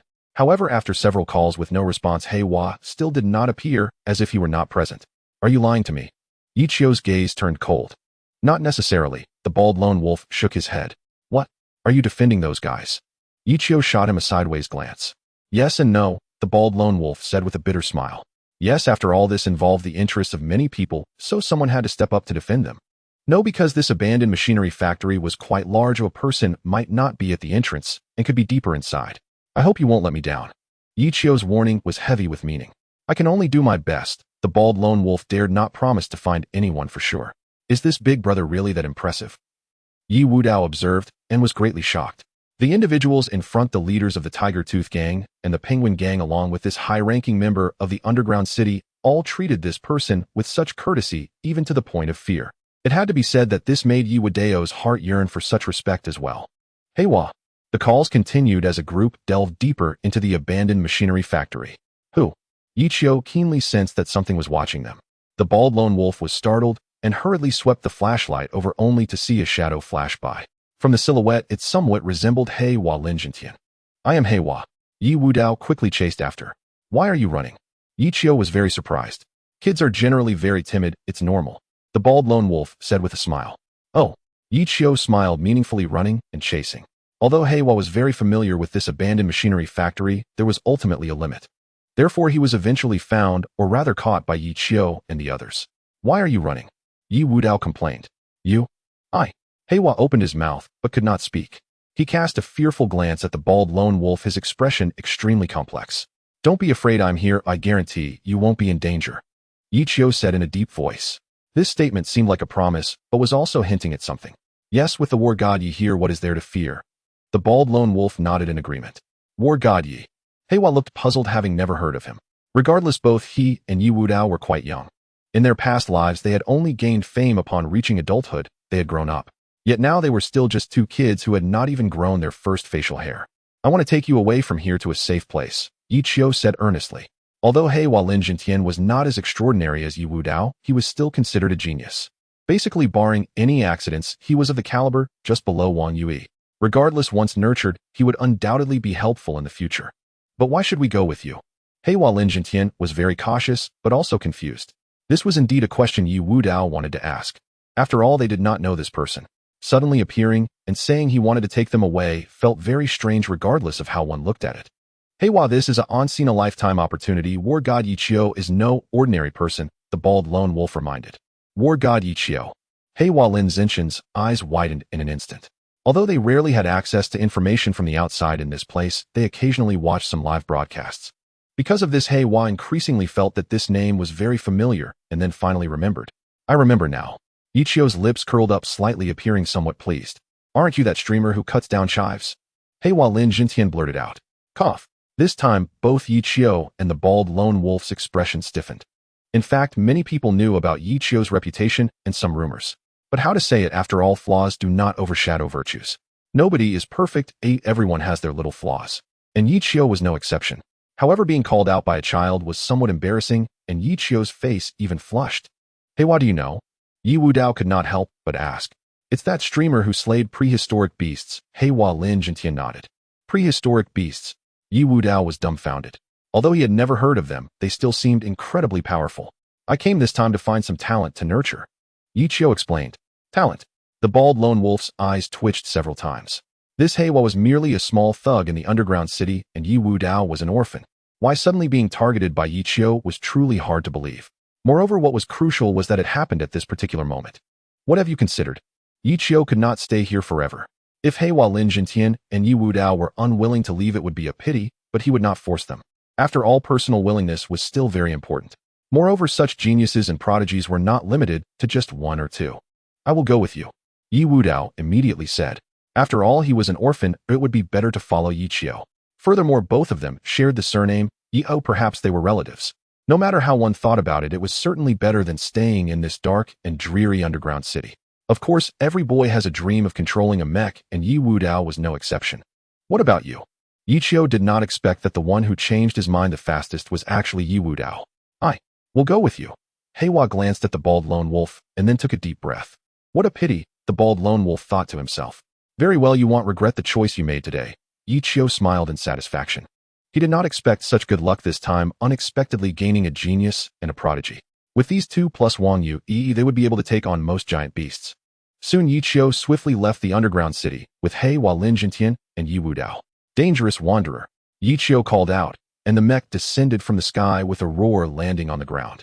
This scene left both Heiwa and Yi Wudao, the two children, utterly speechless. It took them a moment to regain their senses before they eagerly looked up.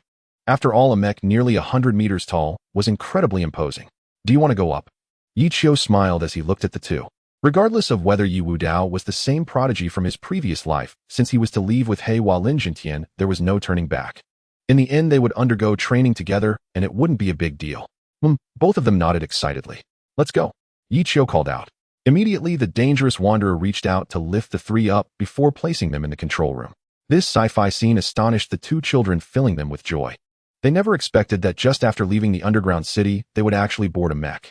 Could it be that they could both pilot mechs in the future? Do you have a conflict with that lone wolf? Inside the mech, Yi Qiu glanced at the curious Heiwa Lin Jintian. The child nodded vigorously, not hiding anything. He seems to want to kill you. Yi Qiu raised an eyebrow. What? The lone wolf wants to kill you? Yi Wudao was taken aback. It's like this.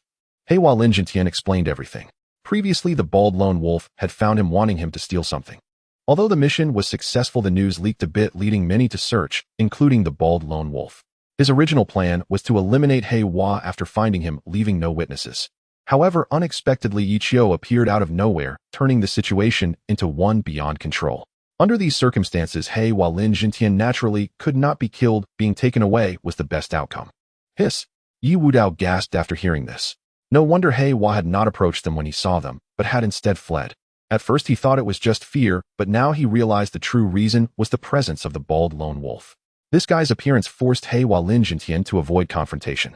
You are safe now, Yi Qiu shrugged. With him here, not to mention the bald lone wolf, even the entire underground city could not harm Heiwa Lin Jintian. It should be noted that the dangerous wanderer had already upgraded to a 7th-tier special mech. Just standing here, the opponent wouldn't know how long it would take to attack before the defensive barrier disappeared. Heiwa Lin Jintian grinned. Next, I'll take you to my secret base. After locking in the location, Yi Qiu instructed the dangerous wanderer to return. Secret base? Heiwa Lin Jintian and Yi Wudao exchanged glances. At that moment, they were filled with limitless visions of the future. Before long, they arrived at the secret base on Gang Island. Although there were giant beasts everywhere, with the highest ranking reaching even the 5th tier, and they were all mutated overlord-level beasts. In reality, not a single giant beast could breach the protective barrier. Moreover, it was precisely because of such numerous giant beasts that this place became the safest location in the world. Wow! Yi Wudao's pupils widened in shock. Your secret base all by yourself? Heiwa Lin Jintian's eyes bulged. A secret base for one person was more spacious than a crowded underground city. It must be said that this had a tremendous impact on the two children. If given the choice, who would want to live in a chaotic and cramped dark underground city? No, you still have a senior brother. Yi Qiu considered and thought this term was better. In short, Heiwa Lin Jintian and Yi Wudao could be regarded as disciples. After all, Wang Yui was their senior brother. Since they had already started, there was no need for so many twists and turns. Accepting disciples was just accepting disciples. Soon the dangerous wanderer entered the secret base on Gang Island, and the two children saw even more things. Among them were several incredibly large mechs, and their eyes were glued to them. In the future, you will also be able to pilot. Yi Qiu pointed to the old Tian Shun and the Red Storm. In fact, there were not only these two 7th-tier mechs, but also some 5th and 6th-tier ones here. As of now, it was somewhat unrealistic for them to control 6th-tier mechs or above. The main reason was that they were still too young. They had to at least wait until their genes awakened before considering it. Can we really? Yi Wudao's heart raced. He had loved mech since he was little, but before he could only listen to others and watch live streams. He never expected to be so close this time, and even the possibility of piloting in the future thrilled him. He couldn't wait to grow up quickly and become an excellent divine-tier practitioner. Nowadays, whether old or young, even disabled people wish to pilot mechs. As long as you are willing to work hard, it's possible, Yi Qiu affirmed. That's awesome. Heiwa Lin Jintian and Yi Wudao hugged each other, exhilarated. But have you really thought this through? Yi Qiu changed the topic. What do you mean? The smiles of the two froze, looking quite puzzled. Once you become divine-tier practitioners and enter the mech, you will have to fight for your lives against the giant beasts. Yi Qiu said solemnly. Fighting was not a game, nor was a child's play how it could lead to death. From the moment they became divine tier practitioners, they would no longer be children, but would have to face slaughter, even becoming an embodiment of it. Wang Yui worked so hard because he understood this clearly. To become a qualified pilot of the Taishan, he even went to the front lines to fight giant beasts and hone his skills. Yi Qiu's words were like a splash of cold water poured over the two young children. Although they were young, they had grown up in the chaotic underground city and understood what this meant. Moreover, almost everyone was filled with hatred and anger towards the giant beasts. I am ready. Yi Wudao's eyes became determined. Yui, Heiwa Linjintian was astonished. My parents were killed by giant beasts. Yi Wudao gritted his teeth. After the appearance of the giant beasts, many people became orphans. He was one of them, surviving in the crevices of the chaotic underground city every day. Thus, at a very young age, Yi Wudao secretly vowed to kill every giant beast he saw to avenge his parents. Of course, it was also to ensure that more children would have parents. Yi Qiu looked at this guy uncertain. If he had any doubts before about whether he was the same prodigy from his past life, he was now utterly convinced. In his past life, Yi Wudao's parents perished beneath the feet of a colossal beast, instilling in him a deep-seated hatred for these creatures. Even when ambushed by foreign divine-level beings, he chose to self-destruct along with the beast as he faced death. At this moment, Yi Qiu had confirmed his identity. This Yi Wudao was indeed the prodigy from his past life. I should also be well prepared. However, Black Baby Lin Jintian was not as resolute. Having navigated the various powers of the underground city since childhood, he had developed a cautious and meticulous character. He approached every task with caution, contemplating numerous factors. Unlike Yi Wudao's directness, he needed to consider many aspects before making a decision. There's no rush, you are both still young, so take your time. Yi Qiu understood the need for patience. Although in this life, due to the butterfly effect, the evolution of the beasts was occurring at an accelerated pace. It was somewhat unrealistic to have Lin Jintian and Yi Wudao pilot mechas to engage in battle right now. The training alone would require a significant amount of time, which was not trivial. These two differed from Wang Yui in fundamental ways. In the following time, Yi Qiu conducted assessments on both of them. Indeed, Lin Xintian's aptitude was identical to that of his past life, showing no differences. Yi Wudao, however, was exceptionally gifted, even stronger than Wang Yui. Yet Yi Qiu did not rush their genetic awakening, but opted for a conventional education. He started by teaching the two children to recognize characters and learn various subjects. To operate a mecha, a vast amount of knowledge was necessary, especially literacy, otherwise it would be impossible to control it. It was akin to asking a blind person to drive, which would inevitably lead to disaster. During their studies, Yi Wudao showcased his extraordinary talent grasping concepts after just one explanation. In contrast, Lin Jintian needed at least 3 or 4 repetitions. Indeed, the distinction between people can sometimes be as vast as that between humans and pigs. Yi Qiu. On this day, Zhou Jianghe suddenly connected to the channel, his voice resonating. What is it? Yi Qiu was actively engaging the AI in educating the two children. We've discovered a strange beast, Zhou Jianghe replied, somewhat excited. Where is it? Yi Qiu's eyes lit up. Near the White Elephant Kingdom, Zhou Jianghe answered. We need to traverse the Himalayas. Yi Qiu pondered. Between the White Elephant Kingdom and the Dragon Kingdom lay a mountain range, and to get across one could either circumvent it and enter from another small country. Alternatively, one could directly control a mecha to leap over, which would be faster. This is a new strange beast which should meet your requirements, Zhou Jianghe stated earnestly. Since Yi Qiu needed strange beasts, he had been continuously investigating and gathering information.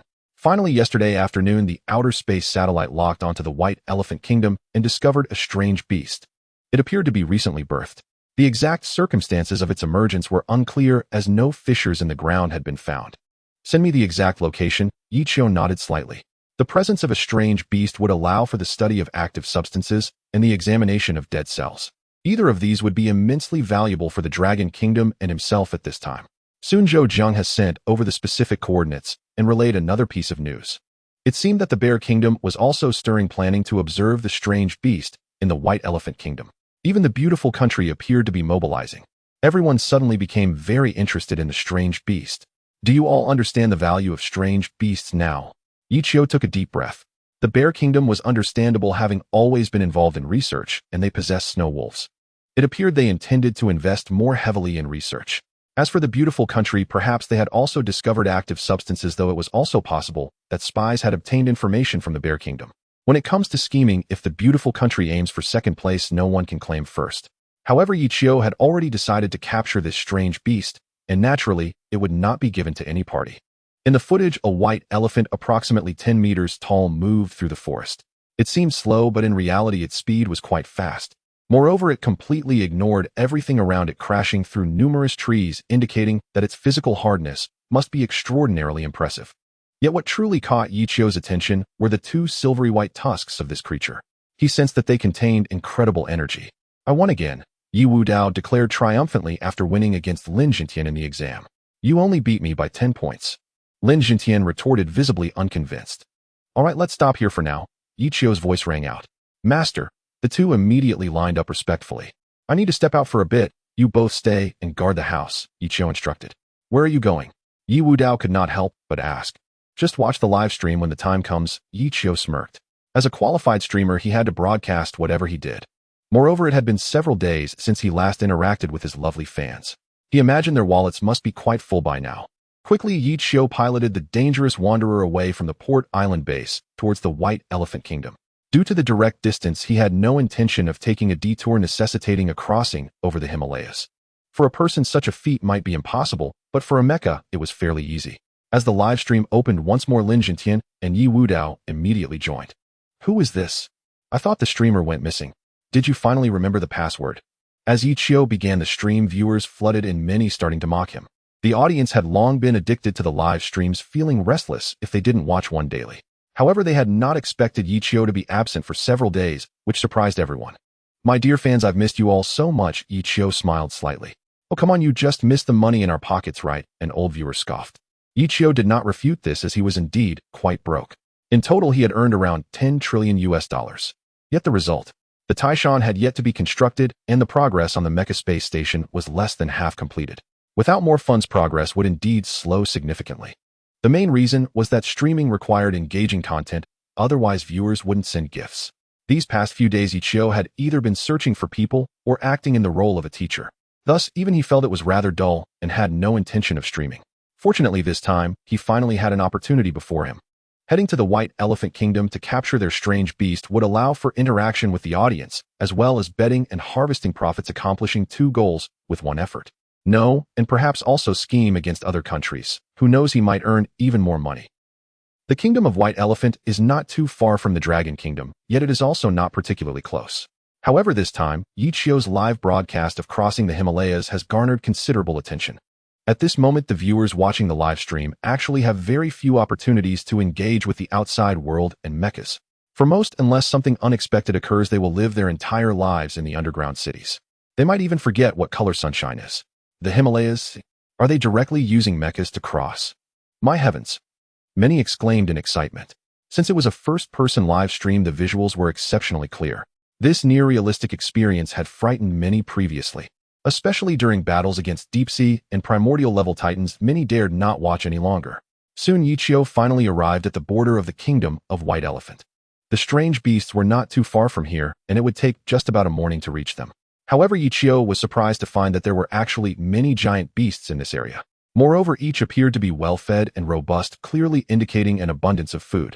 Is the Kingdom of White Elephant raising giant beasts? Yichio was taken aback. No, many of their people have been eaten. The voice of Zhou Jianghe echoed. The Kingdom of White Elephant is considered quite unique on a global scale. When the giant beasts first landed, these folks actually worshipped them as deities. It was similar to how one regards cows, rats, and monkeys on the road, believing that they cannot be resisted and must be respected. This led to a disaster, resulting in the entire nation losing nearly half of its population. Yes, indeed, they were literally eaten by the giant beasts, half of them, which amounts to 700 million people. This is an astonishing figure that shocked the entire world. It was at this moment that the upper echelons of the Kingdom of White Elephant finally reacted, realizing that the giant beasts were not representatives of deities, but embodiments of demons. Only then did they begin to gradually construct underground cities and mechas. However, compared to other countries, especially the Dragon Kingdom, their current situation was much more tragic. Damn, Yichio was left with just one word. He knew the people of the Kingdom of White Elephant were somewhat foolish, especially their leaders, who had misled the masses through religion. He never expected it to reach such a degree. What kind of mindset would lead one to believe that these giant beasts are supposed deities incarnate on Earth? The people of the Kingdom of White Elephant are impressive. No wonder the giant beasts are so strong. What a joke. Zhou Jiang's voice was naturally heard by the viewers in the live stream. Thus, after understanding the background, everyone was extremely shocked and even angry. Moreover, if nothing unexpected occurs, the challenges in the kingdom of White Elephant are likely to be greater than in other places. You need to be careful, Zhou Zhenghe reminded. Yichio was not a person who took undue risks.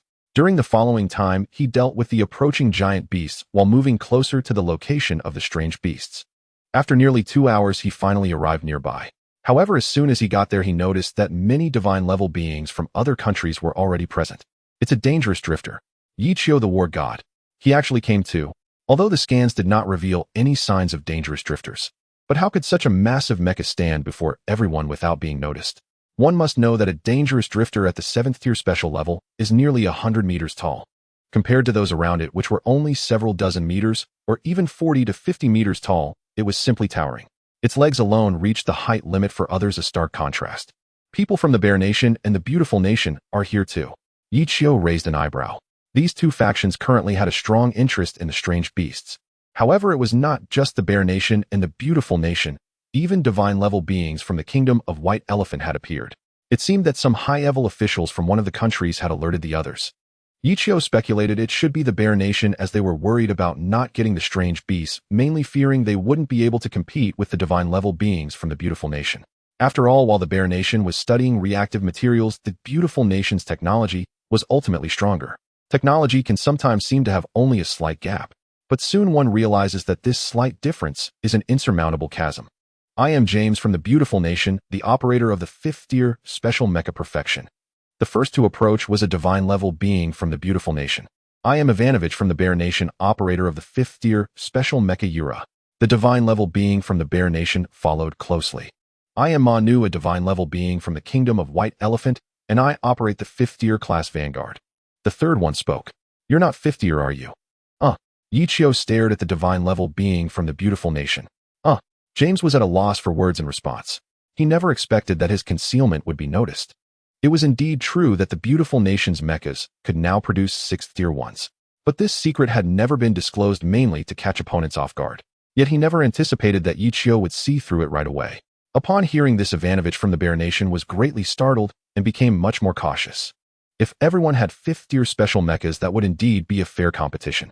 But if the opponent's level is higher, even significantly so, then the battle would fundamentally become overwhelming. Lower tier mechas find it hard to defeat higher tier mechas. This is something all divine-level beings understand. Better left unspoken. Yichio scoffed. No wonder you are Yichio the war god. Manu, the divine-level being from the kingdom of White Elephant, exclaimed in delight. The Beautiful Nation is playing dirty. They can actually build 6th tier ones now. They're almost at the level of our Dragon Kingdom. Just as previously mentioned, what appears to be a slight difference actually creates a significant gap. Although the Beautiful Nation can now produce 6th tier mechas, they are still not special tier. Thus, there still exists a certain gap between them and the Dragon Kingdom. In fact, if Yichio were willing, he could immediately share the blueprints for 7th tier mechas. However, he felt there was no rush for that. Pressure breeds motivation. The people of the Dragon Kingdom are inherently diligent and wise, and perhaps they will uncover it themselves. James chuckled awkwardly. Where are the strange beasts? Yichio got straight to the point, unwilling to waste words. They're resting not far away. Manu, the divine-level being from the kingdom of White Elephant, spoke flatteringly. Not all divine-level beings, but at least the vast majority currently had only one idol, and that was Yichio. The scene of him slaying the primordial titan in the deep sea is still frequently replayed and studied by many.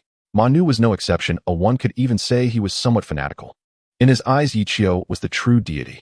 And at this moment, the deity was walking on the territory of the kingdom of White Elephant, which was indeed a matter of great honor. After a conversation, Yichio already knew the exact location of the exotic beast. He immediately set off with the representatives of the divine tier to observe the place. The exotic beast was a white elephant, neither too big nor too small. At this moment, it was resting in a relatively cool spot, seemingly asleep. It even gave Yichio a harmless impression. Since everyone wanted to capture it alive, no one acted with lethal intent at first. They were all waiting. Originally, the divine tier from the Bear Nation intended to take the lead, having already made arrangements with the White Elephant Nation. Unexpectedly, the Beautiful Nation intervened halfway, wanting to compete for the exotic beast. This led to a stalemate, with neither side willing to give in. What left everyone speechless was that Yichio had also appeared. Naturally, no one wanted to confront the god of war among the divine tier, but they couldn't go against the higher-ups' wishes. What do you propose? Yichio assessed the representatives beside him. We can offer money, James said after some thought. Previously, Ichio had already tricked the beautiful nation out of hundreds of billions of US dollars. Given this, it seemed he was quite fond of wealth. Thus, the higher-ups decided to offer money, though they were unsure how much to price an exotic beast.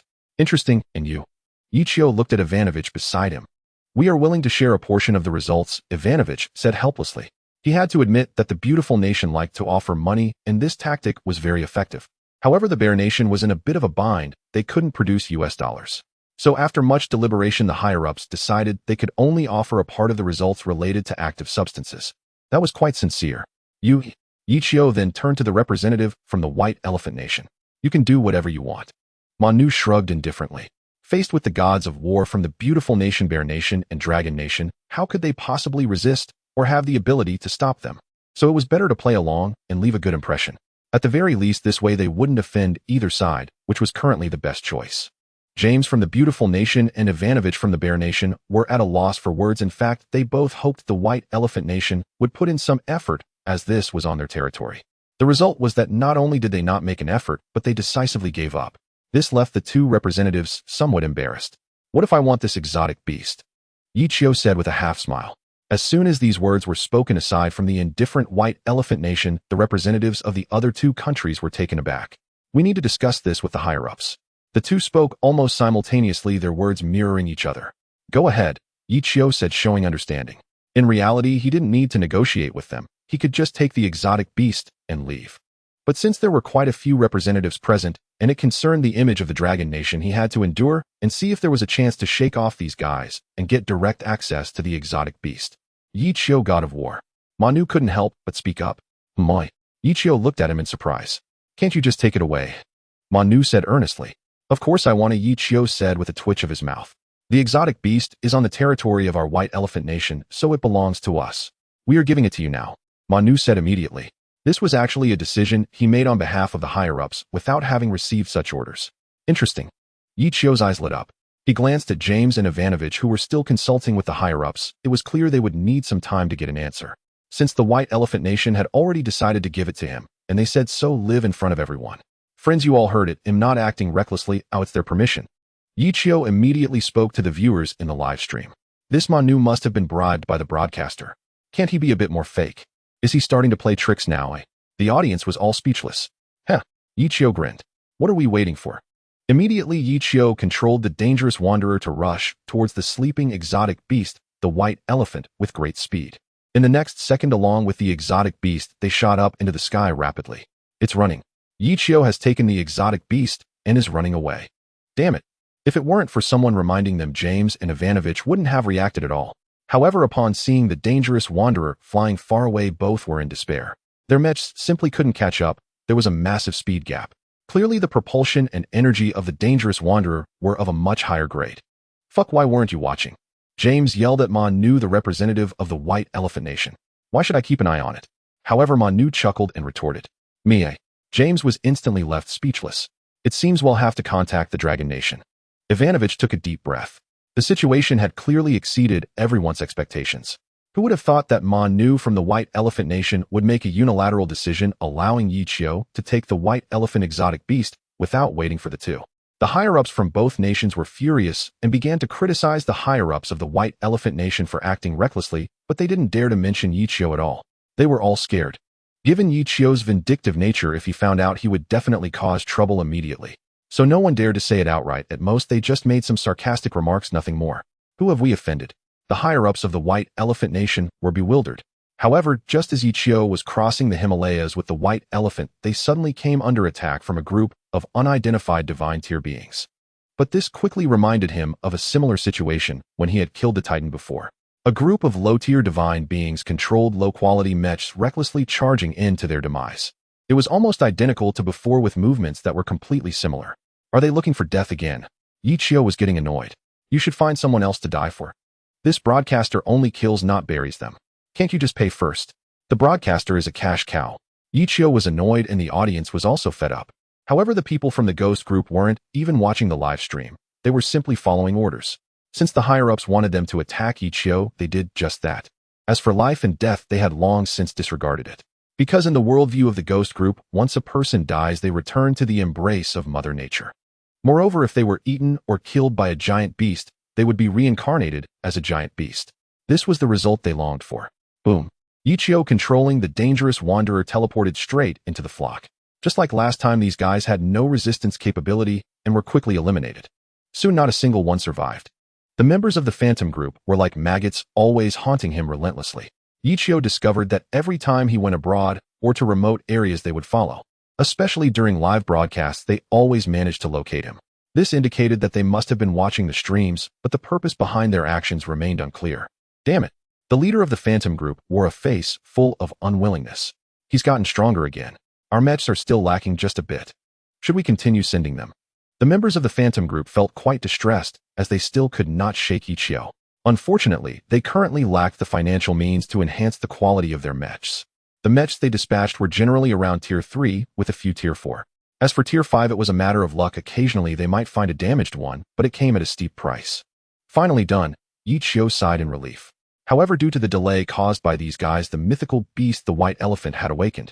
Being at a high altitude, the elephant became terrified and began to struggle wildly. But no matter how hard it tried, it couldn't escape the grasp of the dangerous wanderer, as it was a 7th tier special class.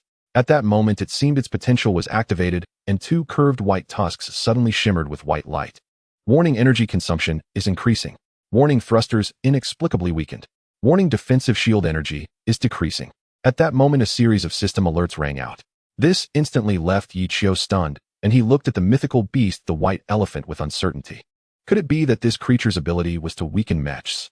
If that were the case, then it definitely should not fall into the hands of the Bear Nation, especially the Beautiful Nation.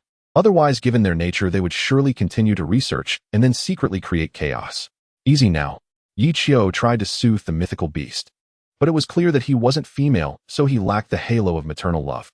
The white elephant not only grew increasingly fearful, but also struggled more frequently. The speed at which its weakening ability increased was visibly noticeable. An ordinary mech would have long since succumbed and fallen from the sky. Roar. The mythical beast, the white elephant, was not actually afraid of the mech, but of heights. At that moment, the dangerous wanderer was at least 1,000 meters above the ground, and it might soon approach 10,000 meters. Since they had to cross the Himalayas, that would require an altitude of about 5,000 to 6,000 meters. Inject the anesthetic, Ichio said helplessly. If this continued, even the dangerous wanderer would not be able to endure. In the next moment, a crack suddenly opened in his palm, and simultaneously a syringe containing anesthetic components jabbed directly into the skin of the white elephant. To his surprise, it hesitated for a second before finally forcing its way into the flesh and injecting the anesthetic.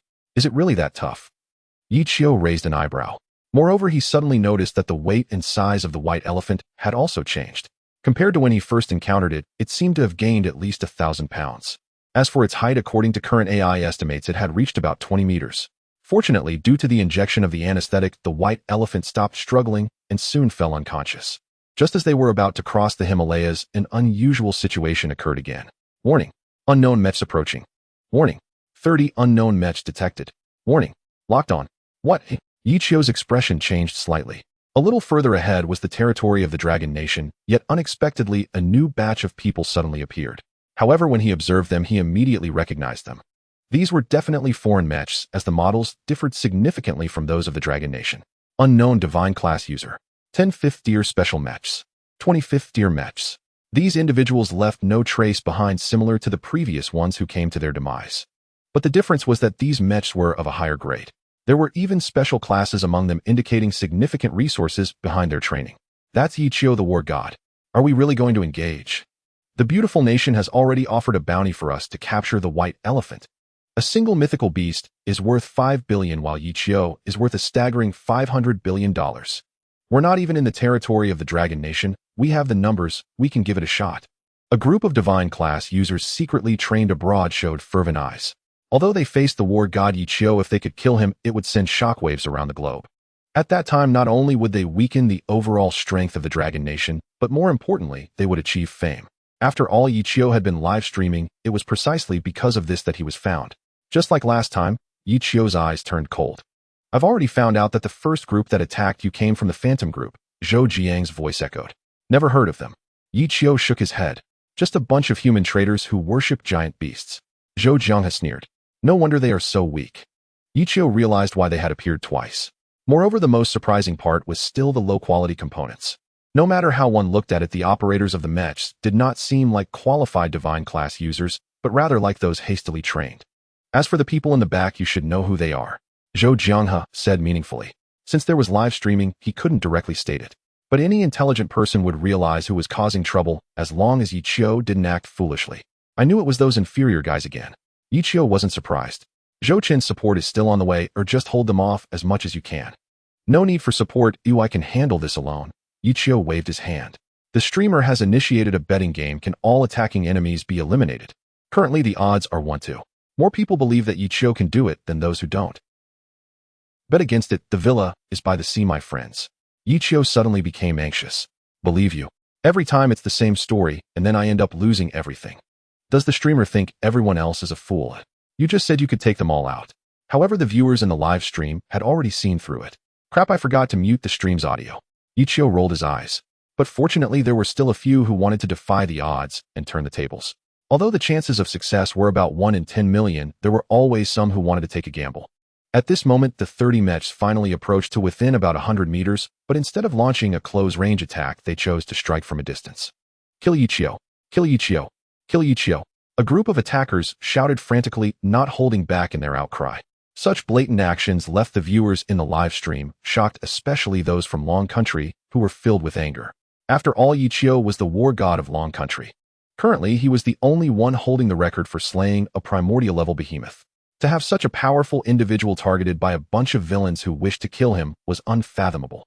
Damn it. Yi Wudao gritted his teeth. Once we grow stronger, we will definitely eradicate these guys. Haiwa Lin Jintian immediately said. The two of them had been watching the live stream, witnessing everything firsthand. Moreover, Yi Qiu currently held a role akin to that of their master, or even half a father. Thus their reactions were extremely intense. They were eager to pilot their mechs and rush over. Many people want to kill me, but in the end none have succeeded. Instead they died themselves. Yi Qiu smiled. Yi Qiu, I admit you are formidable, but this time we have 10 special level mechs. The leader of the attackers said proudly.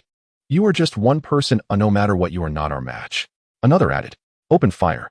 The third person then chose to attack directly. Boom, boom. Missiles shot forth like venomous snakes springing from a cave, moving at incredible speed. Just a moment ago they were bickering, and the next moment these guys made their move. It must be said they had no shame, yet at the same time were utterly insane. Barrier status. Yi Qiu asked. Current 7778100000. Due to the special abilities of the exotic beast, the white elephant, the protective barrier had inexplicably sustained about 30% damage. However, even so, Yi Qiu remained unfazed, standing still without moving. Before long, the dense missiles struck the protective barrier, followed by a series of explosions that resembled a dazzling fireworks display. Viewers in the live stream were startled because they were witnessing it from a first-person perspective, many instinctively ducking, fearing they would be caught in the bombardment. 1. However, as Yi Qiu observed the slowly diminishing protective barrier, his mouth couldn't help but twitch several times.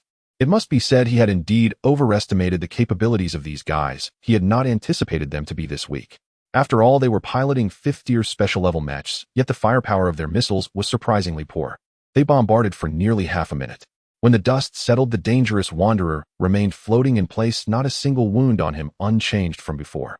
Moreover, the barrier remained as bright as new, showing no signs of weakening. Seeing this scene, not only were the viewers in the live stream astonished, but the group of attackers was also dumbfounded. What tier is this guy? 6th tier special level.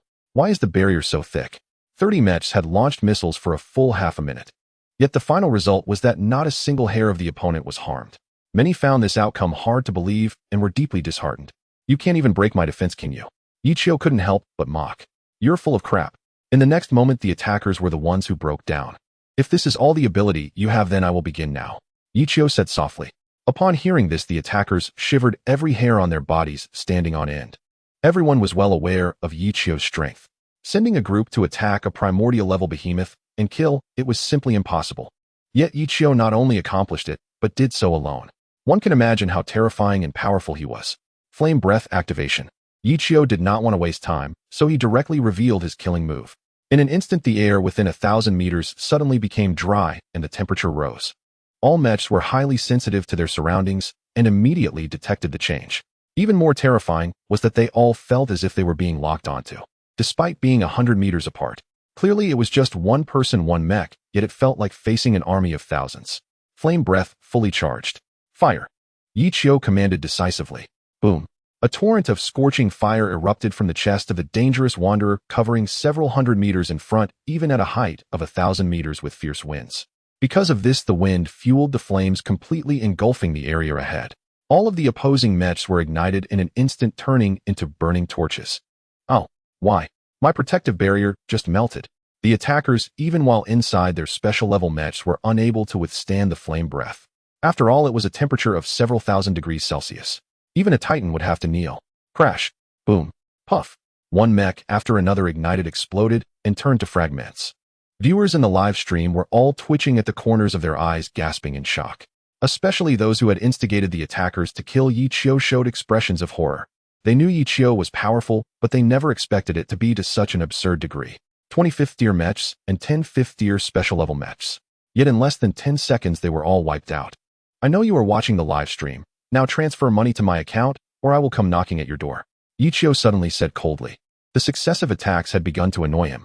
If this continued, wouldn't he encounter similar situations every time he left Long Country? It would simply be impossible to guard against. He couldn't just stop live streaming from now on.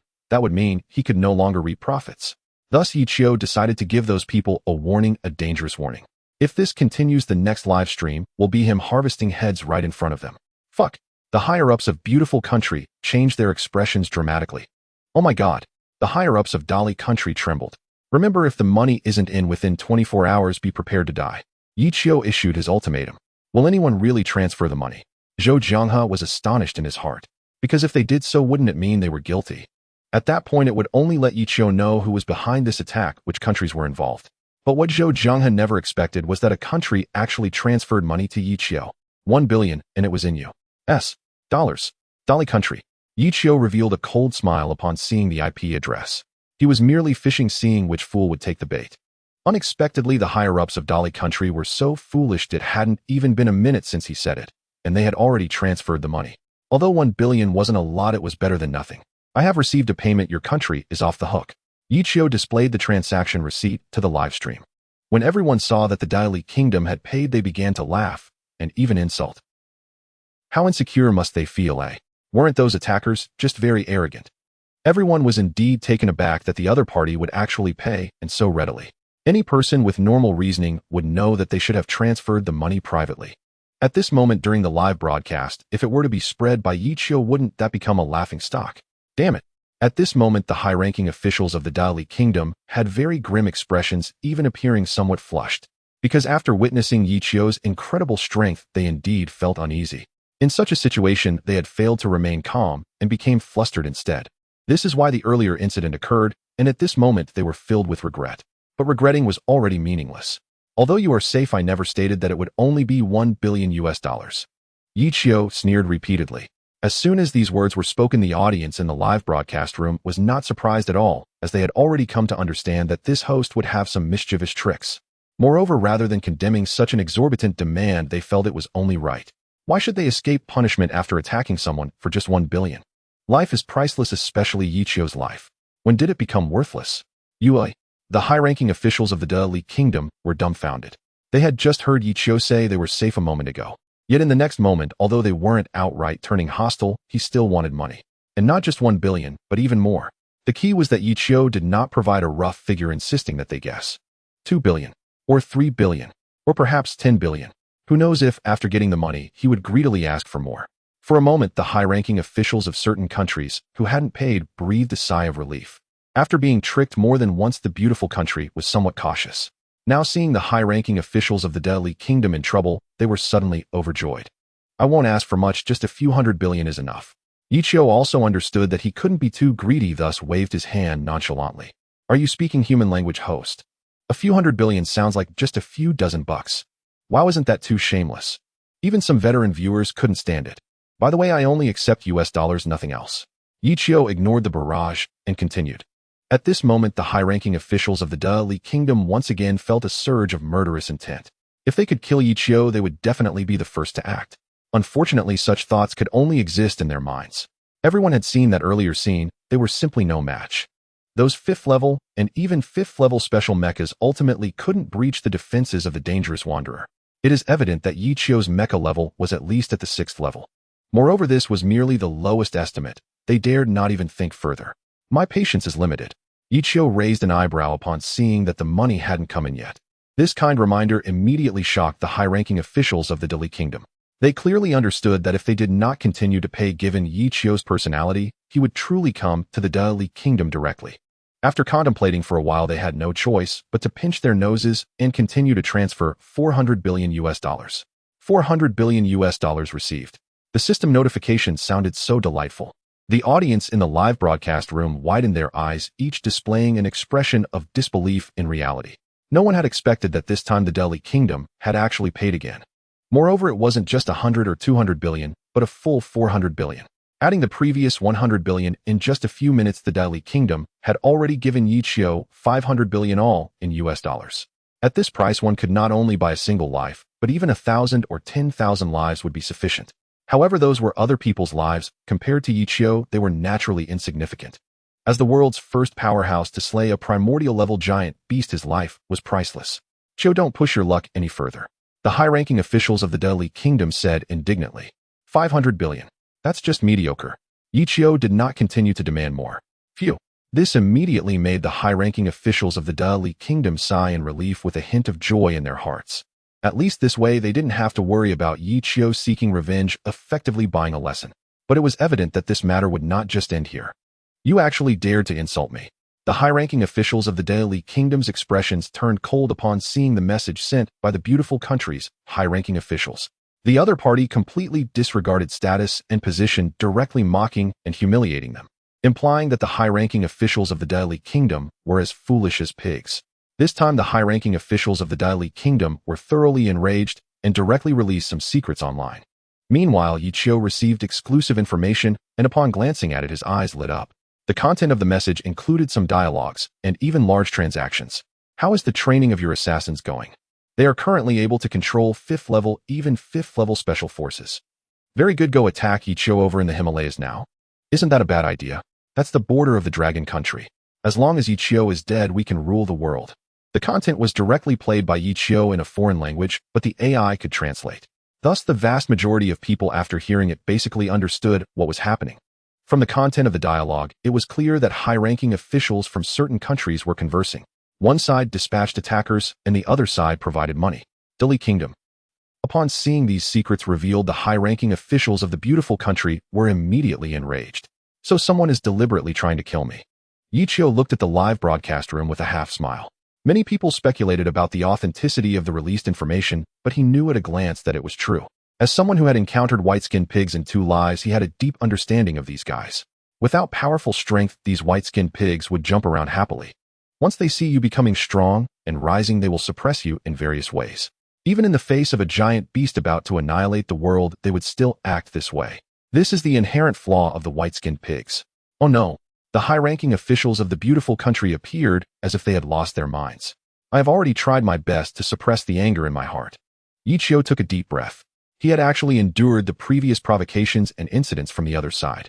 He believed that global unity among people was the only way to resist the invasion of giant beasts.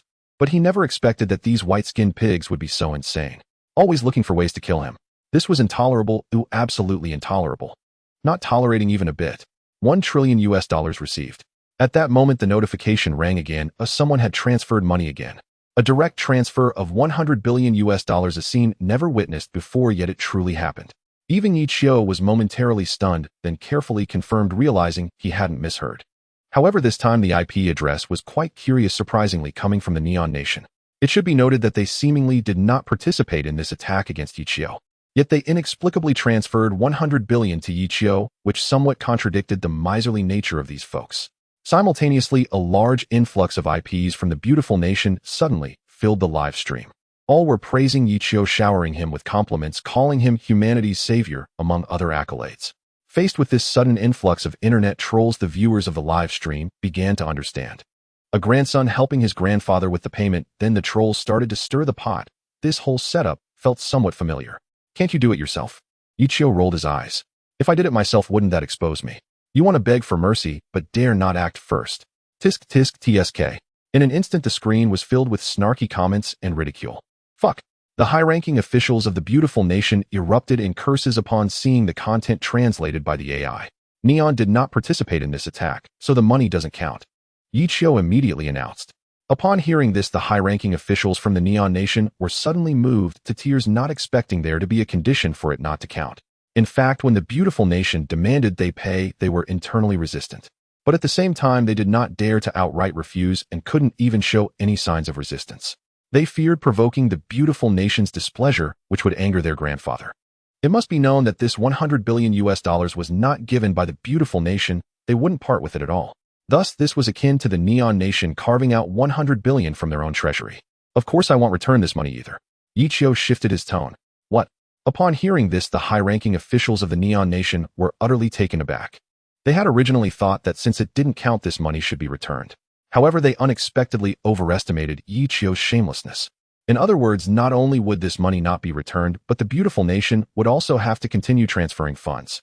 This back and forth meant that Yichio not only pocketed $100 billion for free, and the Neon Nation, having given the money, would still face scorn, truly amusing the viewers of the live stream. The grandson helps the grandfather pay. This doesn't follow the rules, you need to pay more. Can it really be like this? The people from the Neon Nation are truly absurd. Faced with the cold mockery of the audience, the high-ranking officials of the Neon Nation could only swallow their grievances. For they did not dare to demand payment from the beautiful nation. Not only would they not pay, but they would also face insults. If they angered the beautiful nation, who would buy their discarded technology then? Yichio, fuck you. The high-ranking officials of the beautiful nation gritted their teeth. They had thought that by making the Neon Nation pay, this matter would be settled. Yet unexpectedly, not only was it different from what they imagined, but they also had to continue paying. It seemed that had the IP address not come from the beautiful nation, Yichio would have surely persisted. At this moment, the high-ranking officials of the beautiful nation were extremely conflicted and hesitant. Should they pay this money or not? Speaking of which, I haven't been out lately. I suppose the number of giant beasts has increased again. Yichio murmured to himself. $100 billion has arrived. The notification sound rang out once more, and the audience had grown numb. Oh my, who is this? Quite the rare guest. Yichio glanced at the IP address and found it quite correct. If nothing unexpected happened, this was indeed the payment from the high-ranking officials of the beautiful nation. However, just $100 billion left Yichio somewhat dissatisfied. When did it come to this?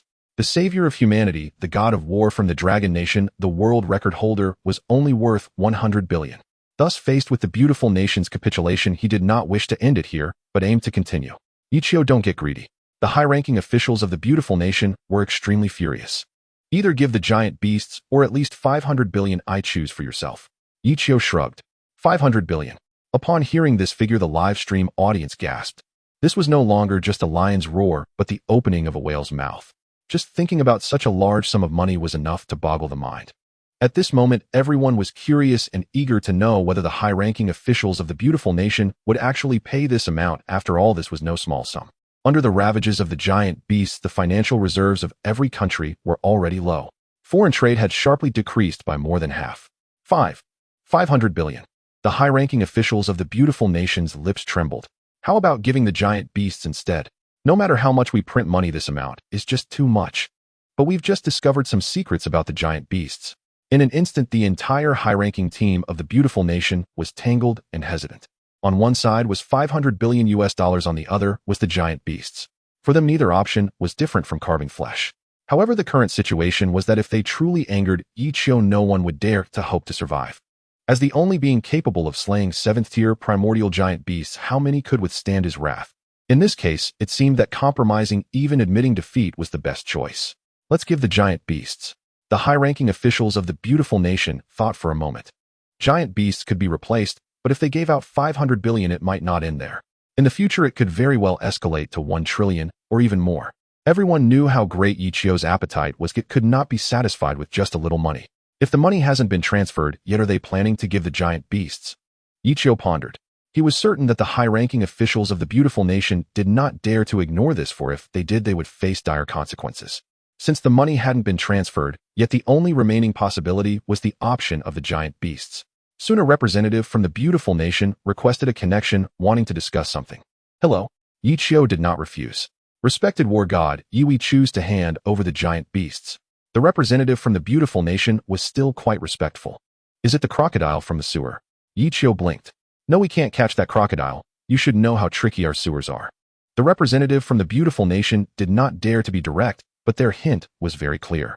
It was evident that capturing that giant beast crocodile in the sewers of the beautiful nation was as difficult as climbing to the sky. But what was even more unexpected was that there was not just one giant beast. You discovered more? Yichio asked thoughtfully. In fact, they were found in South Africa. The representative from the beautiful nation affirmed this.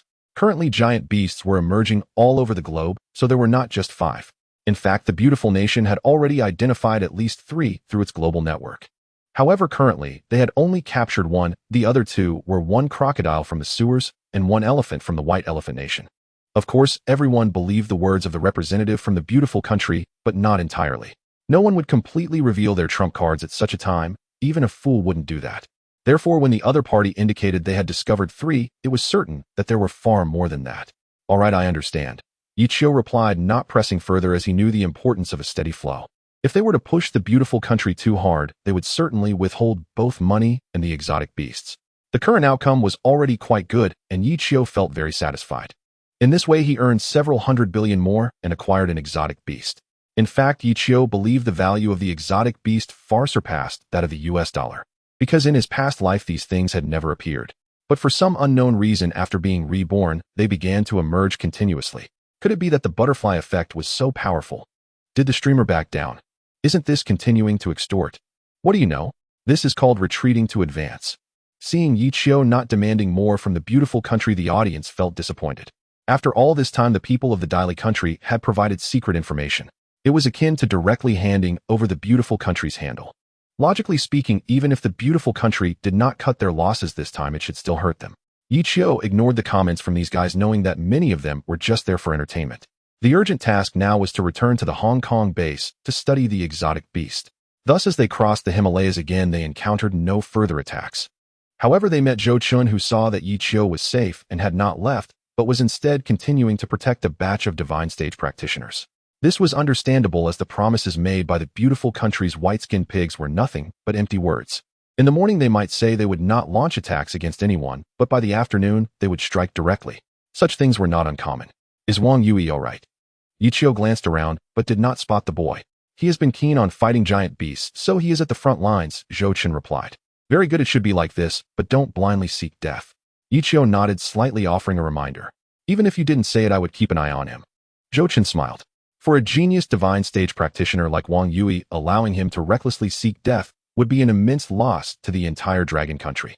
However, it was also essential to ensure that this guy grew quickly, familiarizing himself with almost every type of giant beast combat. All right, you all should go back now.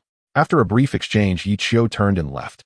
Zhou Chun and the others, however, did not leave, but flew towards the Himalayas. They had another mission, which was to locate the mechas of the previously eliminated divine stage practitioners. Although most had been melted by the scorching breath, a portion would remain nonetheless. However, this was of no concern to Yichio. Upon returning to the Hong Kong base, while Lin Jintian and Yi Wudao stepped forward to greet him, each calling him master with particularly sweet voices. What's wrong? Yichio scanned the two. Master, your battle just now was really cool, Yi Wudao immediately said. Yes. The Great Lord has always been very cool. Yichio was well aware of this. So when can we operate a mecha? You are still too early for that. Yichio frowned. As the saying goes, haste makes waste. These two kids were not yet adults. Early exposure to mechas would do them no good. At that time, they would only run around all day and not study. Moreover, the most critical point, which Yichio cared about the most, was their rebellious phase. If these two boys were to enter a rebellious phase, it would be even worse. So at this stage, education was crucial. They had to recognize reality. Upon hearing that it was too early to operate a mecha, the two immediately looked disappointed. I hope you understand one thing. Yichio took a deep breath, his expression suddenly becoming serious. Yi Wudao and Lin Jintian tensed up. Operating a mecha is not a child's play, it is not a game. You must be prepared, Yichio said in a deep voice. We have long been prepared, Yi Wudao immediately replied. Lin Jintian nodded. Once you operate a mecha, it means you are going to fight giant beasts.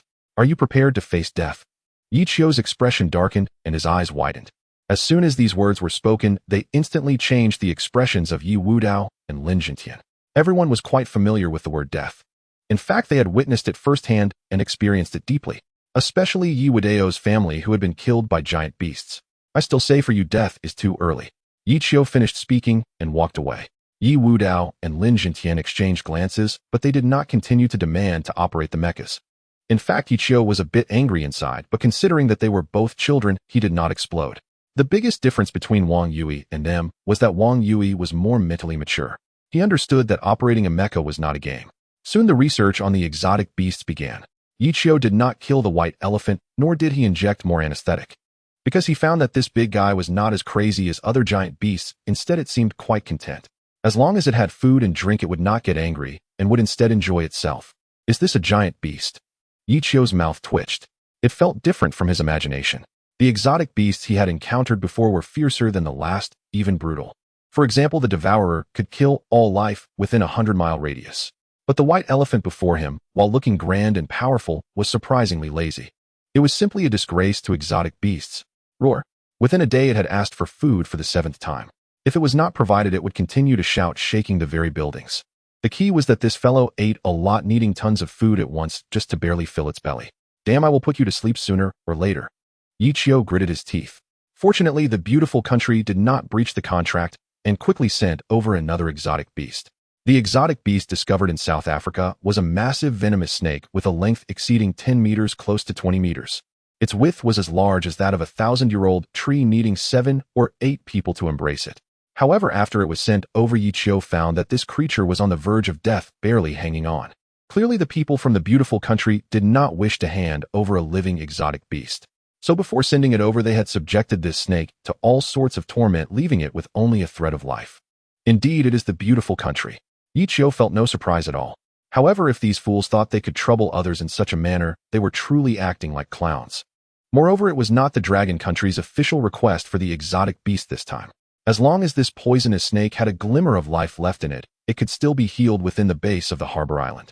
Immediately, Ichio began to make arrangements, starting with the nanobots. After nearly a night's effort, this exotic poisonous snake finally managed to hold on. And because it was severely injured, it needed to fall into a deep sleep. Ichio simply decided to inject this creature with anesthetic and nutrient solution, just like the snow wolves of Bear Country. This way they could officially begin researching the active substances. In fact, from the very beginning, after obtaining the data from Bear Country, Ichio had a conjecture, or rather an idea. That is, whether the active substances could be placed on the mecha. Since the human body could absorb them logically, the mecha should be able to as well. After all, active substances are quite similar to nanobots. They can split and continuously produce. This time, thanks to Ichio's efforts, Bear Country took several months to achieve the research results. However, with the high technology of the secret base, he managed to accomplish it in just a few days. Soon a portion of the active substance was stored in the sealed container before him. It resembled protein, constantly splitting and writhing. It gave the impression of being alive and conscious. Should I inject it? Ichio hesitated slightly. The difference from Bear Country was that he hadn't conducted various attempts and research in advance. Thus, regarding the results, it was more of a conjecture. Although it should generally be fine, this substance was going to be injected into the body after all. In fact, if Bear Country was willing to share the data they had, that would be best. Therefore, Ichio contemplated and decided not to inject it directly, but rather to inquire with Bear Country, to see if they would be willing to send over the information regarding the active substances. After all, they had already conducted research, which was no longer a secret. Sorry, my friend, Ivanovich said. Aren't your higher-ups too stubborn? Ichio's expression darkened. Active substances are top secret and cannot be shared.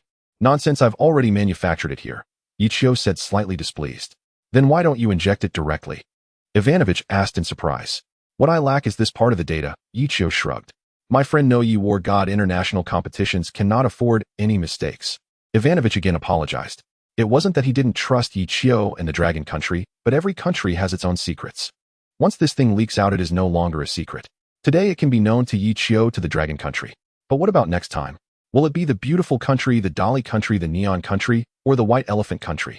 Therefore, the higher-ups of Bear Country clearly stated that they could never open this door. Fine, then I'll research it myself. Don't regret it later. Ichio decisively hung up the communication. He was not surprised at all by the rejection. There was a probing intent behind it. He just wanted to see how the higher-ups of Bear Country would react. From the current perspective, the level of the active substances should be very high and absolutely impossible to leak. Now the question arises, what has the beautiful country discovered through the exotic beasts? Bear Country wouldn't share with the Dragon Country, so their sworn enemy, the beautiful country, naturally wouldn't obtain it either. Thinking of this, Ichio narrowed his eyes, suddenly having a rather bold idea. Ye war god, the representative of the beautiful country exclaimed with excitement. We can cooperate. Ichio said with a playful expression. Cooperate on what? The representative of the beautiful country was very surprised. How about we research the exotic beasts together? Yi Qiu blinked. My friend, the beautiful country currently has no exotic beasts. The representative of the beautiful country expressed regret. You don't have them, but I do. Yi Qiu smirked inwardly after finishing his sentence. There was no need to guess. He knew that the beautiful country had captured more than one exotic beast. Think about it, with so many countries and regions in vast Africa, exotic beasts certainly still exist. So this guy was just putting on an act. It must be said that the white-skinned pig was indeed very shrewd. What kind of cooperation do you have in mind? The representative of the beautiful country could not help but ask. Share your research data on exotic beasts, and I will share mine with you. Yi Qiu said immediately. As soon as he finished speaking, the other side fell into silence. For a long while there was not a single sound. But Yi Qiu was not in a hurry, patiently waiting. Because he knew that this guy was definitely secretly communicating with the higher-ups of the beautiful country. After a while, there was finally some movement on the other side. Ye War God, our higher-ups have declined your kind offer. The representative of the beautiful country spoke. No, I have things here that you cannot refuse. Yi Qiu did not intend to stop there. What? The representative of the beautiful country asked in astonishment. Death cells, Yi Qiu said immediately.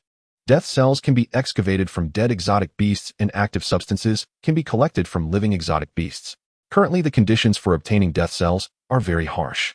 Precisely because of this, to achieve large-scale deployment, unless there is very powerful technology, it is impossible to do so.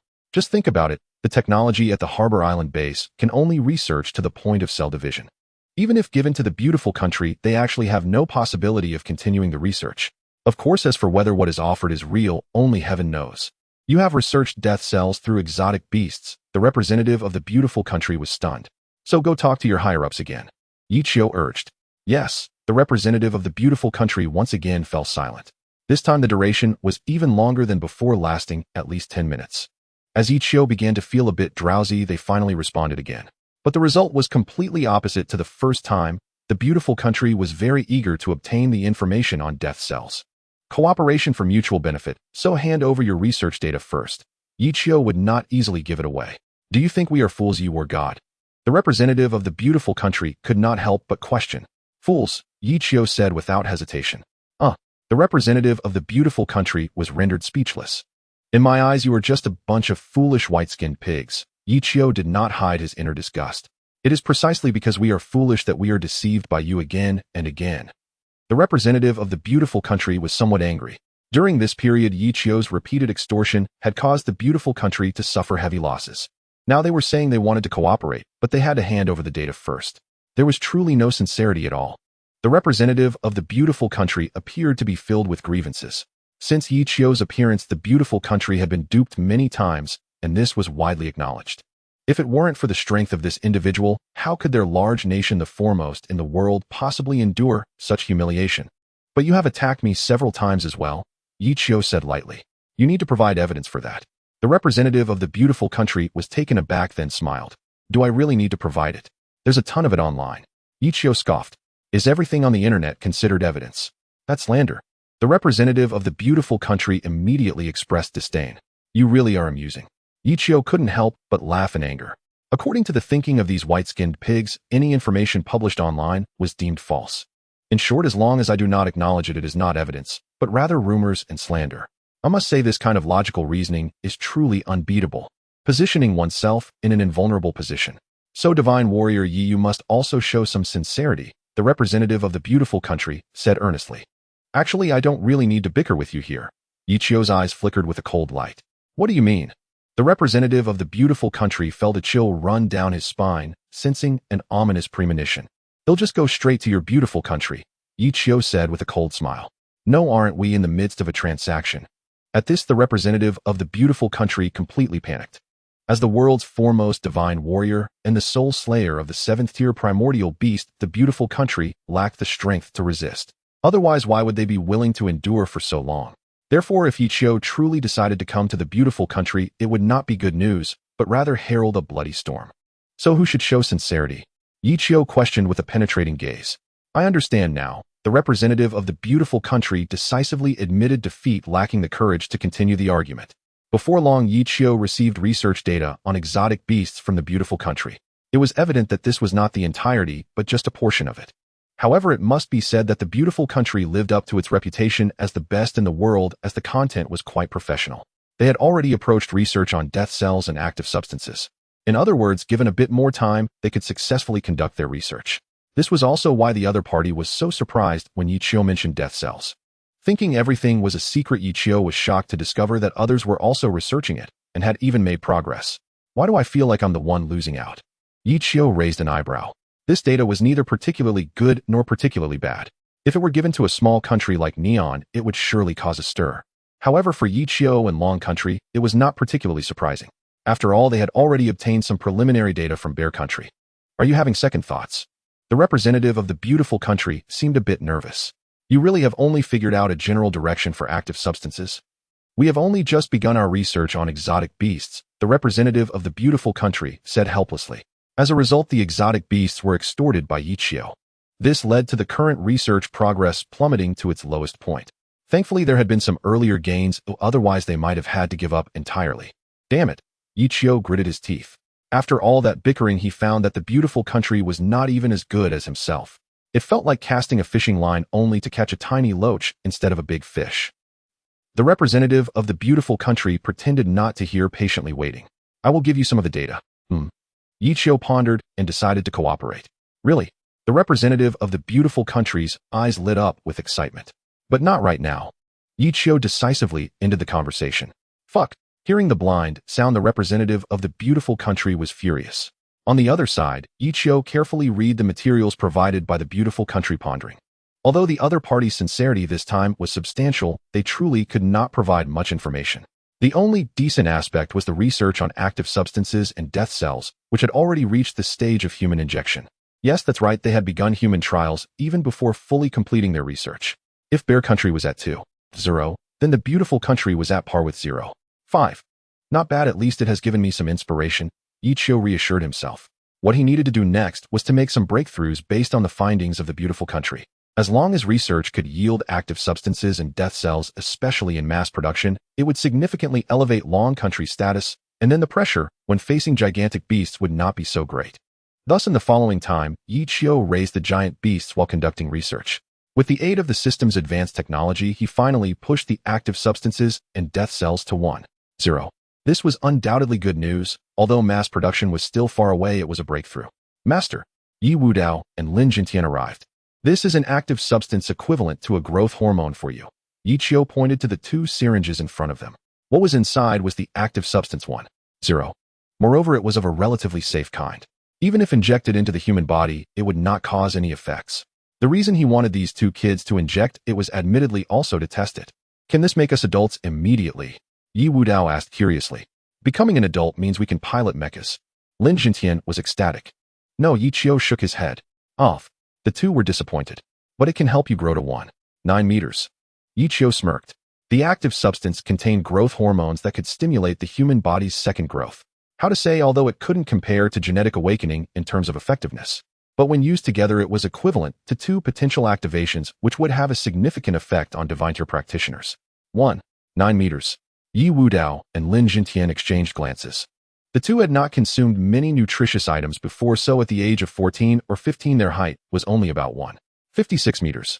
If injecting this substance could grow them to 1.9 meters, that would indeed be terrifying. Once sold, the price would be astronomical, even hard to come by. It won't be immediate. You'll need to combine it with exercise, roughly a year or so. Yichio waved his hand. A year is still quite good. Yi Wudao's eyes brightened.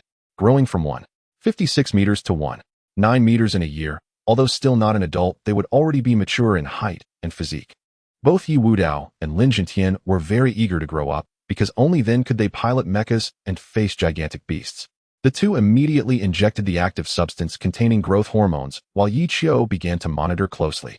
Except for the initial low fever and drowsiness, the two of them had no other issues. On the contrary, during the awakening phase, they were full of energy, engaging in more physical activity than before. A rough estimate showed that their daily activity was equivalent to about 3 days' worth before. Not tired, really not tired at all, Yi Wudao exclaimed excitedly. I feel like my brain is also becoming more active, Lin Jintian remarked, gazing at the exam paper in front of him. Both felt an exhilarating sense of enlightenment, which was truly magical. In terms of exercise assessments and various aspects, their performance had drastically improved compared to before. Naturally, those with greater potential experienced even better enhancement. This was evident from Yi Wudao, who clearly outperformed the nearby manhwa Linjintian. Although it cannot be mass-produced, it should be possible to elevate the divine realm practitioners of Longwa by one tier. Yi Qiu thought to himself. However, it is still impossible to apply this to the mechs at the moment. Because metal and the human body have completely different structures, active substances cannot survive on them for long. This is currently the biggest challenge. Once overcome, the mechs will reach a new level. Hey! Zhou Qin's voice rang out. Where are you? Yi Qiu got straight to the point. Near the Himalayas, Zhou Qin answered honestly. Why are you still there? Yi Qiu was taken aback. We have made some discoveries, so we are currently scouting, Zhou Qin replied earnestly. It doesn't matter, I will send a batch of supplies to the front line, and you can help test them. Yi Qiu waved his hand, not wanting to dwell on it. Good stuff. Zhou Qin's eyes lit up at the words. That must be the case. Yi Qiu affirmed. Although active substances and dead cells cannot be mass-produced at this stage, they can already be provided to a batch of divine realm practitioners. And Zhou Qin and his companions, being frontline warriors, naturally deserve the best care. Of course, there is another reason, which is Wang Yui. No matter what, Yi Qiu must prioritize his own people. One could only say that Zhou Qin and the others were merely riding on their coattails. Since Yi Qiu had said so, Zhou Qin obviously would not continue to stay in the Himalayas. He wanted to see just how good this good stuff was. Therefore, after leaving some people to continue scouting, he quickly returned to the front base with a few subordinates. The front base was near the coast, serving as a defensive stronghold against the landing of gigantic beasts. Since any gigantic beast emerging from the water typically possessed a strength above the 4th tier, failing to strike and regularly clean up would easily lead to a breach. By the time Yi Qiu arrived, fighting had already erupted here, with the water surface littered with the corpses of gigantic beasts. However, looking around, there were mostly 4th and 5th tiers, along with a mix of some overlord level ones. For the current Longwa, it was still manageable. You're here, Zhou Qin greeted proactively. What is that? Yi Qiu pointed to a building ahead, its walls adorned with the heads of gigantic beasts. The Wall of Achievements, Zhou Qin said, both amused and exasperated. This was invented by Wang Yui. Each time a high-tier gigantic beast was slain, its head would be hung on the wall of this building, said to serve as a deterrent. Of course, everyone believed this guy was merely showing off. However, the authorities did not suppress this behavior. On the contrary, they encouraged it. Because of this, the walls of this building were covered with the heads of gigantic beasts. The lowest were 4th tier overlords and 5th tier ones were packed closely together, otherwise they wouldn't even qualify to be hung. Interesting, Yi Qiu nodded slightly. What exactly is the good stuff you brought this time? Zhou Qin asked, very curious and intrigued. Let's call Wang Yui first, Yi Qiu teased. He should still be out front, right? Zhou Qin pondered. Wang Yui was the type of person who was quite mad. Except for sleeping, he constantly controlled the mech to hunt various gigantic beasts. The higher the level, the more he attacked. As a result, many gigantic beasts had fled to the Neon Nation across the way. Sure enough, upon contacting him, they discovered he had indeed left the front base and was currently battling a gigantic beast in a relatively distant sea area. Hurry back. Zhou Qin's expression became somewhat grim. After just a few days of not keeping an eye on him, he actually went this far. He really thought he was Yi Qiu, relying on his powerful strength as a safety net, going wherever he pleased. This 6th tier gigantic beast is quite strong. I haven't slain it yet. Wang Yui's tone was somewhat impatient. Yi Qiu is here. Zhou Qin had no choice but to use his trump card. What? Brother Qiu? Wang Yui exclaimed. I brought you some good stuff, hurry back, Zhou Qin said, somewhat irritated. Apparently, even his superior could not manage this brat. But there was no helping it. After all, the other party's aptitude was exceptionally good. One person was equivalent to 10, which was ridiculously impressive. Alright, I'll be back right away. Wang Yui did not refuse this time, as he truly missed Yi Qiu. About 2 hours later, a 5th tier special mech sped toward them, riding the waves. In its grasp was the head of a gigantic beast, enormous and ferocious in appearance. Isn't that a 6th tier shuttler? Wang Yui actually slayed it. My goodness, a 5th tier killing a 6th tier. Upon seeing this gigantic beast, many divine realm practitioners were astonished. It should be noted that shuttlers were incredibly strong in the water, causing much distress for everyone. Yet unexpectedly this time, it was single-handedly slain by Wang Yui, and what was more concerning was that the mech he used was a 5th tier special type. One could say it was a case of the weak overcoming the strong. With a sudden motion, Wang Yui hurled the head of the shuttler against the wall of achievements, claiming the top spot. After all, this was the first 6th tier he had slain. Brother Qiu, are you still there? Brother Qiu, I'm back. Wang Yui called out eagerly as he approached. I'm here, Yi Qiu patiently awaited. Brother Qiu. Wang Yui leapt out of the mech and rushed over. Why are you still crying? Did someone bully you? Yi Qiu glanced at Zhou Qin in surprise. I didn't mistreat this brat. Zhou Qin quickly waved his hands. I just missed you too much. Wang Yui wiped away the tears from the corners of his eyes. During this time, he had been continuously exterminating gigantic beasts, appearing to have a very fulfilling life. However, in reality, because Yichio was not by his side, the pressure was immense. But without achievements, he did not dare to directly find Yichio to talk, thus holding it in. Now he could finally vent his emotions. Ha ha ha. Yichio couldn't help but laugh, feeling somewhat complex inside. In fact, at the beginning, he merely regarded these naturally gifted divine realm practitioners as pieces on a chessboard to help him combat the calamity of gigantic beasts in the future. The familiar voice reemerged, instantly brightening Yichio's eyes and filling him with excitement. He had been very curious about what this was when he was in the Neon Realm, and now he could finally figure it out. What sound? Zhou-Chen had never heard of it before, thus he appeared bewildered. If nothing goes wrong, it should be at least of the Honghuang level. Yichio elaborated. Hiss. Zhou-Chen inhaled sharply, and his expression immediately became serious. This meant that a 7th-tier giant beast had actually appeared near the coast of the Dragon Kingdom. If this is the case, we must be on high alert. We absolutely cannot allow it to land, otherwise many lives will be lost. Let's not rush. Let's see if we can lure this guy out.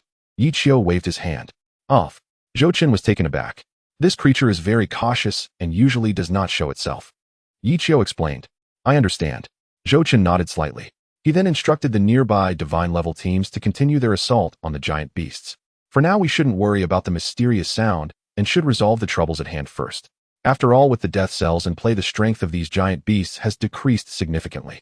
As the battle continued, more and more giant beasts perished on the surface of the sea until eventually the entire coastline was littered with them. Everywhere one looked, they were piled up like trash. However, those witnessing this scene felt no joy. Instead, they grew increasingly tense. Because up until now, these giant beasts seemed endless and there were no signs of a decrease. Before this, they had almost never appeared. One could say that they were on the brink of an apocalyptic crisis. Woo! The siren song of the sea creature echoed once more, and this time the consequences were even more terrifying. The waves were no longer individual swells, but rather a series of consecutive waves resembling water serpents. Numerous divine-level warriors were caught off guard, their mechs were smashed apart upon impact, and the defensive barriers could not withstand such force. Yichio thought of a phrase to describe this stirring up trouble. This mysterious giant beast was indeed formidable, having instilled such terror even before revealing itself. It felt even more powerful than the previous titans. Yet for some reason it remained hidden deep in the sea. So timid. Oh woo. In the next moment, even more giant beasts began to emerge, appearing even more frenzied. The eyes of these creatures were all red. Compared to before, it seemed they had lost their sanity. This was undoubtedly a bad sign for everyone. Have we detected anything? Zhou-Chen inquired. Nothing. Completely undetectable. They seem invisible. And there are no signs of life. Are we sure this opponent is a giant beast? However, the answers received were all negative. Some even suspected that this time the opponent might not be a living being. Because if it were alive, it would have been detected long ago. After all, with so many mechs, many of which were support types, their purpose was to search for traces of giant beasts without letting a single one slip by. No signs of life. Zhou-Chen was shocked.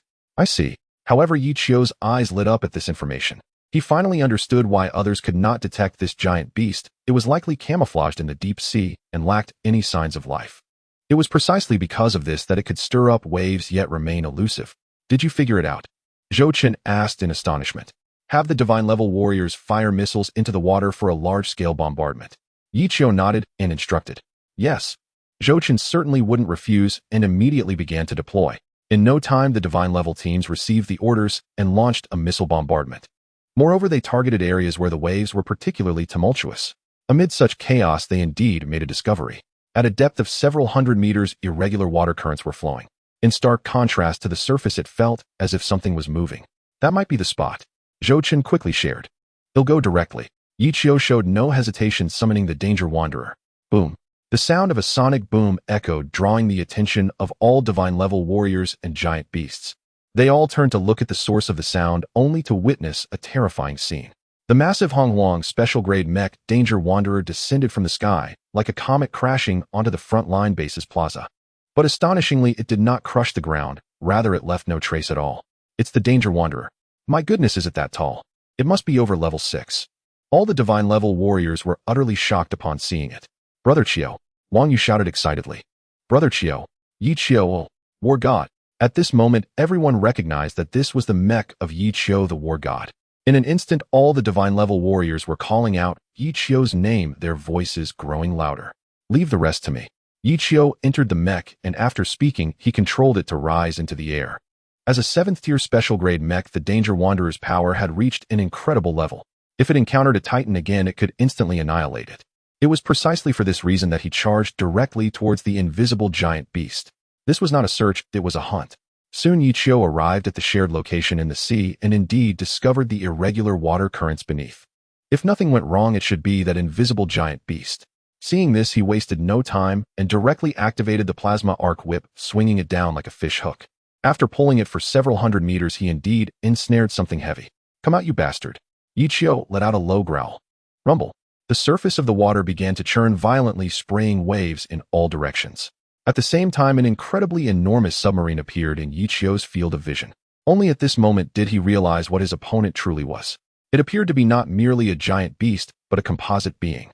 This submarine was clearly from the beautiful country, but at this moment it was entangled by some soft and semi-transparent substance. No more accurately, it should be described as parasitic. It was completely wrapped up, only revealing its true form when it surfaced. Meanwhile, the underwater portion remained transparent and invisible. There are giant beasts like this. Parasitic type. No wonder it can't be seen or detected. The scientists at the frontline base finally understood what was happening. No wonder this time the giant beasts were not only invisible, but also undetectable. It turned out to be a combination of giant beasts and submarines, a fusion of biology and technology. This was why all means had failed to locate this creature. Yet in the end, it was still captured by Yichio. Woo-woo. Suddenly, a piercing alarm sounded, and at the same time the surface of the sea began to ripple extensively. At that moment, the entire frontline base trembled. Of course, this was not an earthquake. Almost instantaneously, the divine-level practitioners here boarded their exclusive mechas and rushed outside together. Yichio and Wang Yui immediately got up and quickly arrived at the top floor to look outside. Upon glancing, they discovered that the sea was no longer rippling, but was instead surging with waves. The grotesque faces of giant beasts kept surfacing from the water. How is this possible? Wang Yui was dumbfounded. It seems the identity of the traveler you killed is not simple, Yichio pondered. Is this giant beast landing related to the traveler? Wang Yui was stunned. Under normal circumstances, such mass landings are rare. Yichio affirmed. Mass landings mean more numbers, which means casualties. Therefore, neither humans nor giant beasts would expend resources unless it concerned their interests. But the traveler is already dead. Wang Yui said, looking confused. That means there's something in this guy's head. Yichio instantly understood. The brain. Something. Combining this information, he was almost 100% certain it was that deep-sea black tadpole. Unexpectedly, even a 6th-tier giant beast's head was parasitized by such a thing. Could it be that they are no longer satisfied with the 7th tier, or that they are already capable of controlling the 6th tier? Either way, this is not good news. It feels like something big is about to happen. I'm going to provide support. Wang Yui gritted his silver teeth and dashed out. If this incident truly arose because of him, he must take responsibility for the divine-level practitioners at the entire frontline base. Just like during training, all teams enter their respective channels. Zhou Chun began to give orders. Divine-level practitioners do not rush in all at once, but are divided into numerous teams. Each team has at least 5 members, and their roles differ. In terms of mechas, there are those primarily focused on offense, those on support, and those specializing in ranged attacks and healing. In short, besides one main damage dealer, there must also be a secondary damage dealer. This is currently the best team configuration. It can basically handle all giant beast incidents. Wang Yui was also one of the main forces in a team, quickly joining up with his teammates. Is this where the landing happened? Yichio quickly found Zhou Chen to inquire. Yes, the latter confirmed. It really is targeted at the traveler. Yichio's lips curled into a smile. Are you going to take action? Zhou Chen hesitated for a moment and asked. If Yichio was willing to take action, this landing incident would naturally be resolved quickly. Moreover, he could also help serve as a secondary damage dealer, showcasing to those young practitioners what true cooperation and real expertise look like. There's no rush. I'll let these young people train first. Yichio pondered and shook his head. Once he employed dangerous drifters, these giant beasts would be no match and could be wiped out in no time. However, this would lead the young divine-level practitioners to develop a reliance, thinking that whenever similar incidents arise, just letting Yichio handle it would suffice. This irresponsible mindset is highly undesirable. Alright, Zhou Chun did not insist. As the ace among aces, Yichio naturally couldn't handle everything personally. To put it bluntly, without a 7th-tier giant beast, it would be impossible to ignite anyone's desire to fight. Kill. The number of divine-level practitioners at the frontline base was quite substantial. Teams surged out, and in no time, they were densely lined up ahead. They quickly engaged in battle with the giant beasts that had emerged from the water. It's a tyrant-level beast. My god, 6th tier. So many fifth-tier beasts. However, what caught everyone off guard was the extent of this giant beast landing far exceeded every previous instance. Both in terms of quantity and level, it reached an unprecedented peak. Can the captain manage? The secondary damage dealer asked nervously. Do you know why you are the secondary damage dealer? Wang Yui shot him a sideways glance. The secondary damage dealer was taken aback. No matter how many giant beasts or terrifying situations arise, we must go in, Wang Yui asserted. Moreover, the greatest warrior of humanity, Yi Qiu, is right here. If there were truly any uncertain factors, or if everyone couldn't overcome the challenges, he would surely not stand by idly. Because of this, they cannot show any fear. They must confront challenges head on. If divine-level practitioners become afraid in the face of giant beasts, humanity would be completely finished.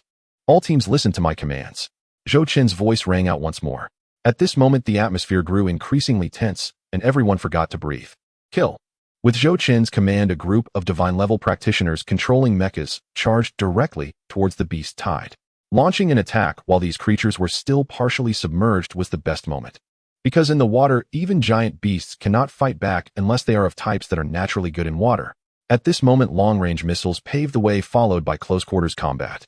In an instant, the sounds of flesh being torn from the giant beasts and their anguished howls echoed continuously. Do we need to use the death cells? Zhou Qin showed a questioning expression. There's no rush. I feel that there are still larger ones yet to appear, Yi Qiu contemplated. Are you saying there are more giant beasts beneath, and they are of a higher tier? Zhou Qin frowned. Currently, sonar detection, temperature detection, and satellite reconnaissance have yielded no results.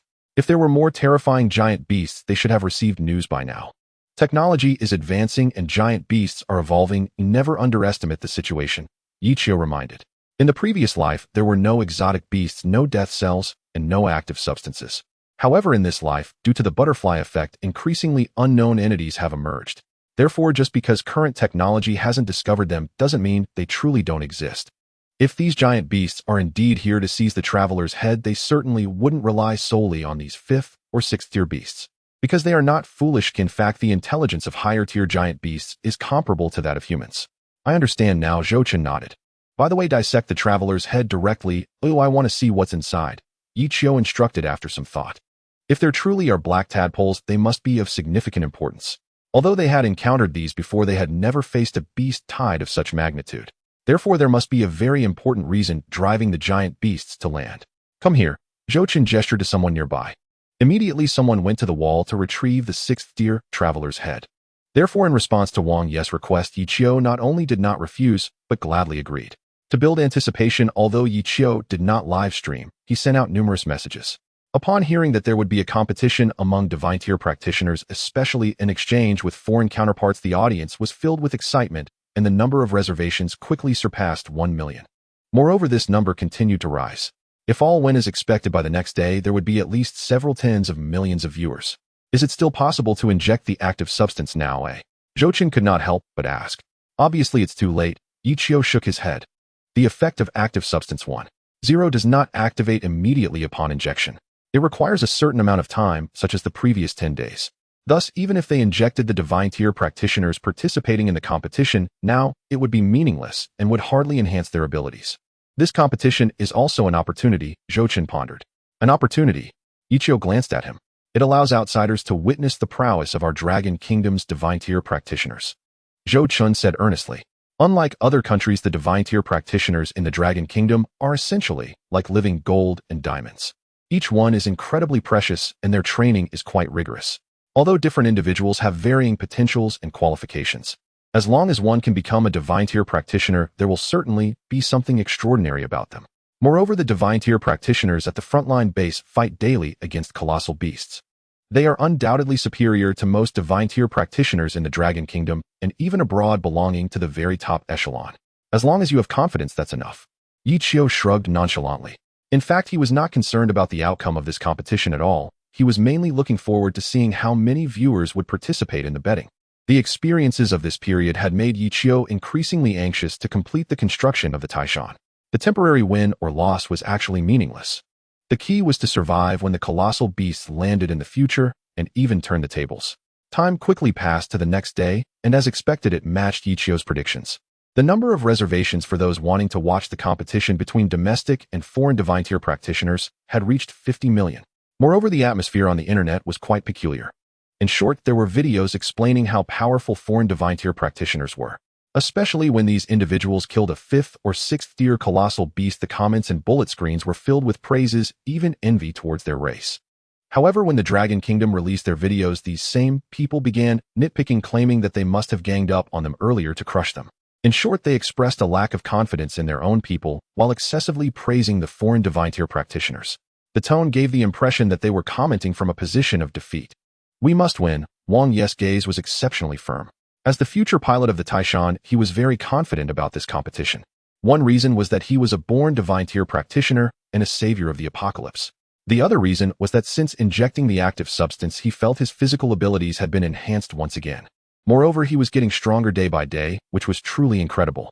This was merely the effect of version 1.0. Could only imagine what 2.0 or even higher would be like. Finally, the time for the competition arrived, and Yichio opened the live stream, pointing the camera at the arena. This competition involved not only close combat, but also a grand contest of controlling mechs and finally hunting down colossal beasts and bringing back their heads. As long as one side wins twice, it would equate to victory. The host initiated the betting, current ratio 15. Soon the number of bets on the victory of foreign divine tier practitioners far exceeded those betting on the Dragon Kingdom's divine tier practitioners. Some people in the live stream openly expressed their positions, believing that foreign divine tier practitioners would definitely win. The divine tier practitioners of the Dragon Kingdom are all a bunch of trash. Foreigners dare to challenge a 6th tier solo. The divine tier practitioners of the Dragon Kingdom all prefer to gang up. Various derogatory comments flooded the live stream. This naturally caused dissatisfaction among the people of the Dragon Kingdom, leading to a chaotic uproar. Where did these people come from? Zhou-Chen had been keeping an eye on the live stream and found it very strange. Whatever, I'm going to make a fortune this time. Yichio smirked. Indeed, foreign divine tier practitioners like to challenge limits, venturing alone to hunt colossal beasts. But one must understand that the divine tier practitioners at the frontline base basically fight colossal beasts regularly. This means in terms of experience they are not only not behind, but are even more seasoned. Moreover, this time Wang Yu had selected all the formidable contestants. With this kid's eye for talent, he surely wouldn't disappoint everyone. Brother, no one believes we will win. A participating divine tier practitioner from the Dragon Kingdom smiled bitterly. These are all a bunch of internet trolls. Why care so much? Wang Yu curled his lip disdainfully. Why do we not believe in our own people? Another divine tier practitioner from the Dragon Kingdom asked in surprise. Boys, remember, this competition is not about proving who is stronger. Wang Yu looked at the demoralized crowd and couldn't help but shout. Off. Everyone around was taken aback. Because we are strong by nature, and that needs no proof, Wang Yu continued. Upon hearing this, the eyes of the surrounding divine tier practitioners lit up, nodding in agreement. In the time spent at the frontline base, how many of the surviving divine tier practitioners were truly trash? Because the real trash had long been buried without a trace when facing colossal beasts. This kid really knows how to inspire confidence. Yichio observed this and showed an appreciative expression. He can take over my position in the future. Zhou-Chen nodded slightly. Yichio smiled without saying a word. Wang Yu would be the pilot of the Taishan in the future. How could he possibly take Zhou-Chen's place? Of course, when there really is an opportunity in the future, those nurtured individuals like Yi Wudao and Lin Jintian could indeed join the official ranks and gain a decent status. But that is a matter for later. It's starting. The competition has begun. Go Dragon Kingdom divine tier practitioners. As the time for the competition had arrived, the match commenced. Each side sent out 5 individuals, with each person engaging in 3 rounds of combat. The first round was close combat, the second round was mech combat. The third round was to go out and hunt a powerful colossal beast, killing it and bringing back its head. As long as one side wins twice, it would mean defeating the opponent. This was actually quite fair for everyone. The familiar voice re-emerged, instantly brightening Yichio's eyes and filling him with excitement. He had been very curious about what this was when he was in the Neon Realm, and now he could finally figure it out. What sound? Zhou-Chen had never heard of it before, thus he appeared bewildered. If nothing goes wrong, it should be at least of the Honghuang level. Yichio elaborated. Hiss. Zhou-Chen inhaled sharply, and his expression immediately became serious. This meant that a 7th-tier giant beast had actually appeared near the coast of the Dragon Kingdom. If this is the case, we must be on high alert. We absolutely cannot allow it to land, otherwise many lives will be lost. Let's not rush it, let's see if we can lure this guy out. Yichio waved his hand. Off. Zhou-Chen was taken aback. This creature is very cautious and usually does not show itself. Yichio explained. I understand. Zhou-Chen nodded slightly. He then instructed the nearby divine-level teams to continue their assault on the giant beasts. For now, we shouldn't worry about the mysterious sound, and should resolve the troubles at hand first. After all, with the death cells in play, the strength of these giant beasts has decreased significantly. As the battle continued, more and more giant beasts perished on the surface of the sea until eventually the entire coastline was littered with them. Everywhere one looked, they were piled up like trash. However, those witnessing this scene felt no joy. Instead, they grew increasingly tense. Because up until now, these giant beasts seemed endless and there were no signs of a decrease. Before this, they had almost never appeared. One could say that they were on the brink of an apocalyptic crisis. Woo! The siren song of the sea creature echoed once more, and this time the consequences were even more terrifying. The waves were no longer individual swells, but rather a series of consecutive waves resembling water serpents. Numerous divine-level warriors were caught off guard, their mechs were smashed apart upon impact, and the defensive barriers could not withstand such force. Yichio thought of a phrase to describe this stirring up trouble. This mysterious giant beast was indeed formidable, having instilled such terror even before revealing itself. It felt even more powerful than the previous titans. Yet for some reason it remained hidden deep in the sea. So timid. Oh woo. In the next moment, even more giant beasts began to emerge, appearing even more frenzied. The eyes of these creatures were all red. Compared to before, it seemed they had lost their sanity. This was undoubtedly a bad sign for everyone. Have we detected anything? Zhou Chen inquired. Nothing. Completely undetectable. They seem invisible. And there are no signs of life. Are we sure this opponent is a giant beast? However, the answers received were all negative. Some even suspected that this time the opponent might not be a living being. Because if it were alive, it would have been detected long ago.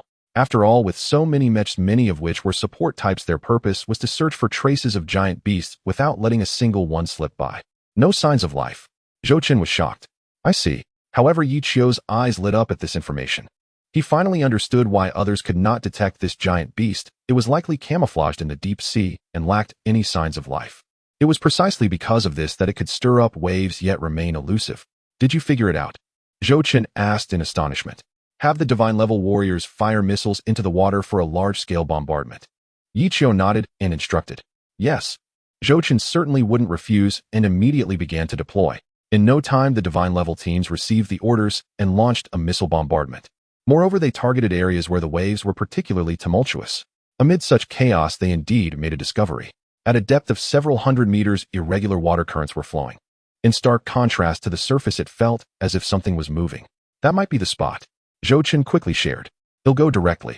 Yichio showed no hesitation, summoning the danger wanderer. Boom. The sound of a sonic boom echoed, drawing the attention of all divine-level warriors and giant beasts.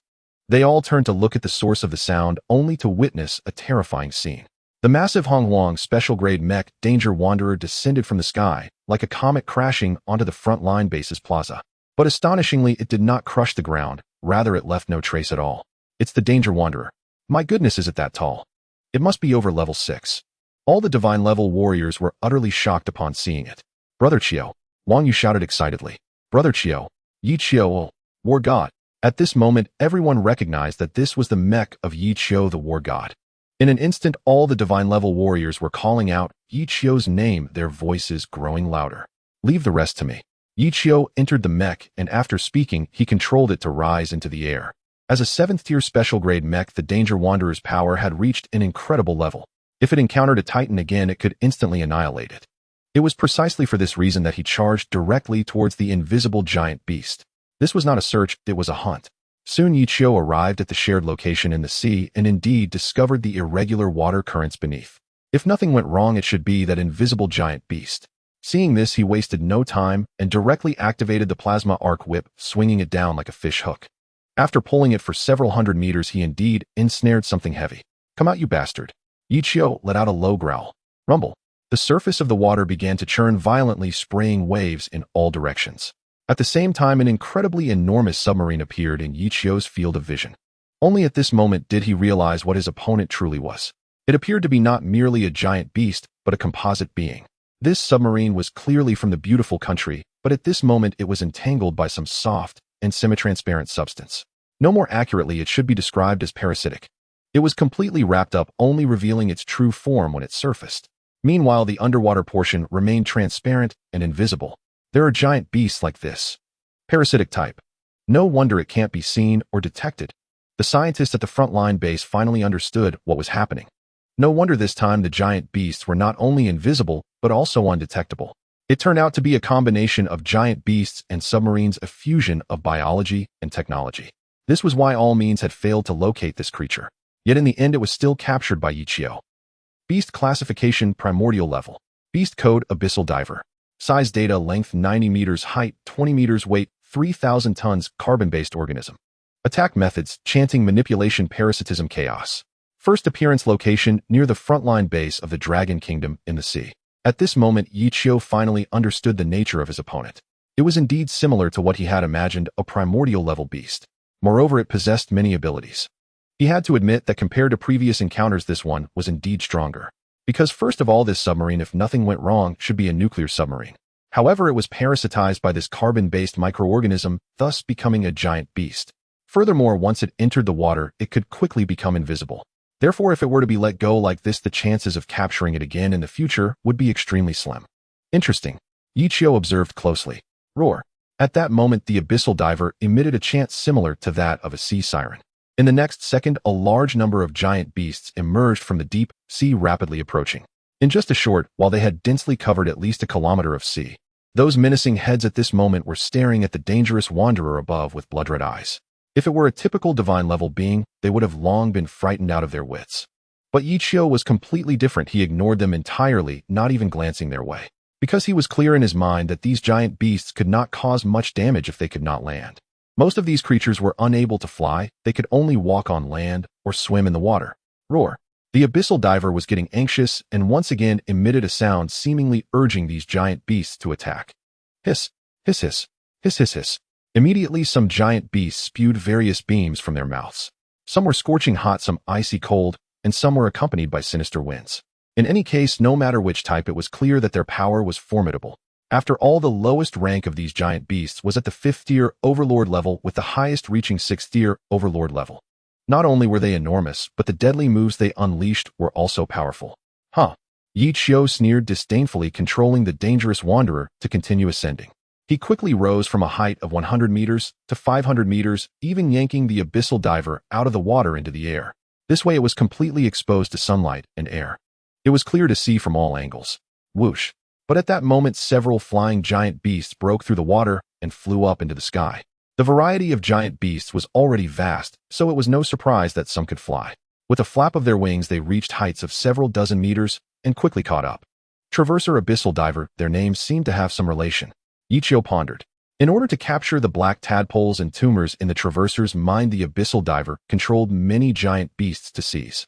Does this mean that aside from these two beasts there might be other types, but with names ending in diver? At this time, the flying giant beasts were already closing in, ready to launch an attack. But at that moment, the dangerous wanderer moved again.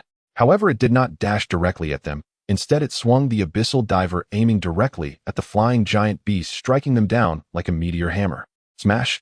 Immediately, several nearby flying giant beasts turned into a puddle of mush. What a... Yichio was taken aback. He truly did not expect that using the abyssal diver as a meteor hammer would have such an effect. Just a casual swing, and those giant beasts couldn't withstand it. Roar. The abyssal diver seemed to be anxious as well, and emitted a sound once more, this time sounding particularly harsh. In the next second, the flying giant beasts no longer approached and began to attack from a distance. Any flying giant beast was not suited for close combat. They basically all had ranged methods. In an instant, the sky was filled with various breaths or beams, creating a dazzling spectacle. Are you alright? Zhou Chen's voice rang out. Of course I can't be in any trouble. Yichio replied confidently. Do you need support? There are significantly fewer giant beasts here. Zhou Chen continued to inquire. The giant beasts at the frontline base had suddenly vanished by 2/3, which clearly seemed off. Therefore, by utilizing satellite monitoring, they found that they had actually swum towards the other side. And the direction happened to coincide with where Yichio had discovered the underwater giant beasts. This was also why Zhou Chen suddenly contacted him, fearing something might go wrong. No need, I will bring the abyssal diver back shortly. Yichio shook his head. Abyssal diver. Zhou Chen was stunned. It's this 7th tier primordial level beast that I captured. Yichio briefly explained.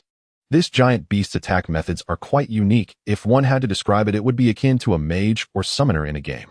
If it remained behind the scenes, it could indeed inflict significant damage and pressure. However, precisely because of this, if captured, it would be unable to cause any impact. Because its close-range attack methods were extremely limited, almost equivalent to non-existent. This is also why the abyssal diver continually called for giant beasts to support after being captured. Alright, be careful. I've received word that unidentified divine-level beings are approaching. Zhou Qin warned. Another group looking for death. Yi Qiu raised an eyebrow at the mention. Why is it that every time something happens in the Dragon Kingdom the other party can always come over to cause trouble? To be honest, once or twice could be overlooked, but as it happens more frequently it becomes quite irritating. These guys truly have no shame and always like to stir up trouble. You know, although everyone appears amicable on the surface, they are actually in constant competition. Zhou Qin was well aware of this. The foreign parties getting close multiple times made their intentions quite apparent. At this stage, the resources of the entire world are diminishing.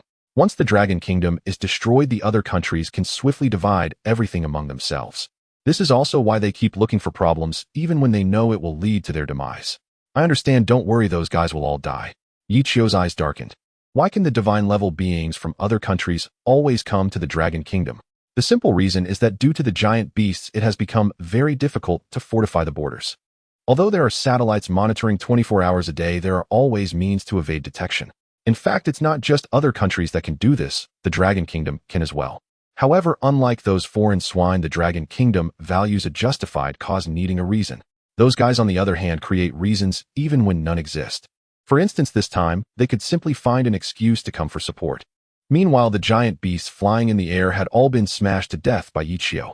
He then dragged the incredibly heavy potential being directly towards the frontline base. Time passed second by second, and when he arrived, he happened to encounter those foreign divine tier practitioners. What is your purpose for coming here? Zhou Qin asked with a serious expression. We are here for support, said the foreign divine tier practitioner number 1. The foreign divine tier practitioners all nodded in agreement. But as you can see, we do not need support. Zhou Qin's expression darkened. Better safe than sorry. What if high-ear giant beasts appear? However, the foreign divine tier practitioner number 1 was still not giving up. Boom. At that moment, a loud noise came from behind them, shaking the entire ground. Many people staggered, nearly falling to the ground. Then in a state of panic, they looked back, all dumbfounded. This was the nuclear submarine giant beast that everyone had been thinking about. To put it bluntly, they had come specifically for this thing.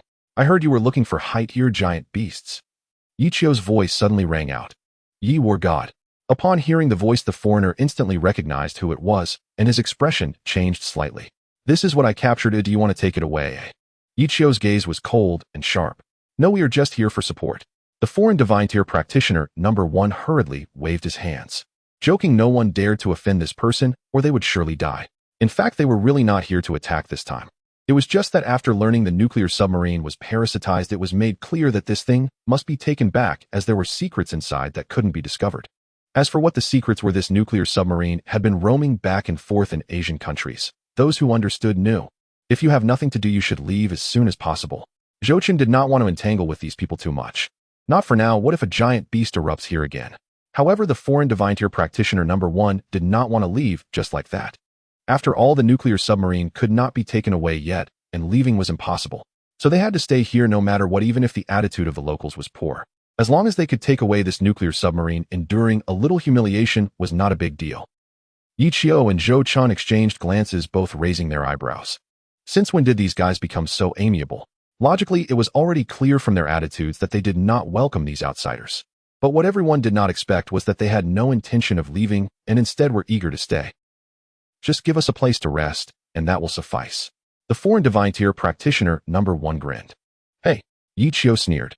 Fine. Zhou Qin saw that these people were shameless and did not say more.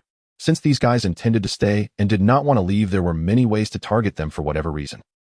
Now that they did not leave, it would be too late to want to leave later. Can we take a tour of this nuclear submarine? At this moment, the foreign divine tier practitioner number 1 asked. Moi. Yi Qiu suddenly froze. How did these guys know that the potential being was a nuclear submarine? It was evident that Zhou Qin also realized this, thus his expression became even more subtle. No way, this is our property. What right do you have to come into contact with it? Zhou Qin decisively refused and had people quickly transfer it. Once the potential being was on land, it seemed to have lost its strength and made no sound at all. This was understandable. After all, the body was just a nuclear submarine, merely parasitized by a group of carbon-based microorganisms. Without water support, it was like a fish on land. We are just curious. Seeing it was being moved away, the foreign divine tier practitioner number 1 chuckled awkwardly. Then Yi Qiu and Zhou Qin exchanged glances and directly walked towards the command room on the other side. But it wasn't just the two of them. There were also some researchers and Wang Yui. A group of people gathered together specifically to study this potential being. Those foreign divine tier practitioners must have an agenda for staying, Zhou Chun said with certainty. I think we might as well just drive them away, Wang Yui pondered. No hurry, these guys will tell us what their true intentions are. Yi Qiu smirked. Just now the other party let it slip, revealing that the potential being was a nuclear submarine. What needed to be done next was actually very simple. Digging out the secrets of this nuclear submarine, they would naturally know what these white-skinned pigs were hiding. Those giant beasts have lost control and already fled, Zhou Chun reported after receiving the news. Have someone keep an eye on those foreign divine ear practitioners, but we can try to make contact, Yi Qiu thought for a moment and said. They'll go. Wang Yui stood up eager to try. He had always wanted to compare himself with these foreign divine ear practitioners to see who was truly stronger. After all, there were always people online boasting that foreign divine tier practitioners were more diligent, harder working, and more talented, which was simply irritating to see. Do as you wish, but don't go too far. Yi Qiu did not care about these things.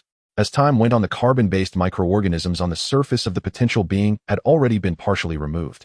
Therefore, in response to Wang Yi's request, Yi Qiu not only did not refuse, but gladly agreed. To build anticipation, although Yi Qiu did not live stream, he sent out numerous messages. Upon hearing that there would be a competition among divine tier practitioners, especially in exchange with foreign counterparts, the audience was filled with excitement, and the number of reservations quickly surpassed 1 million. Moreover, this number continued to rise.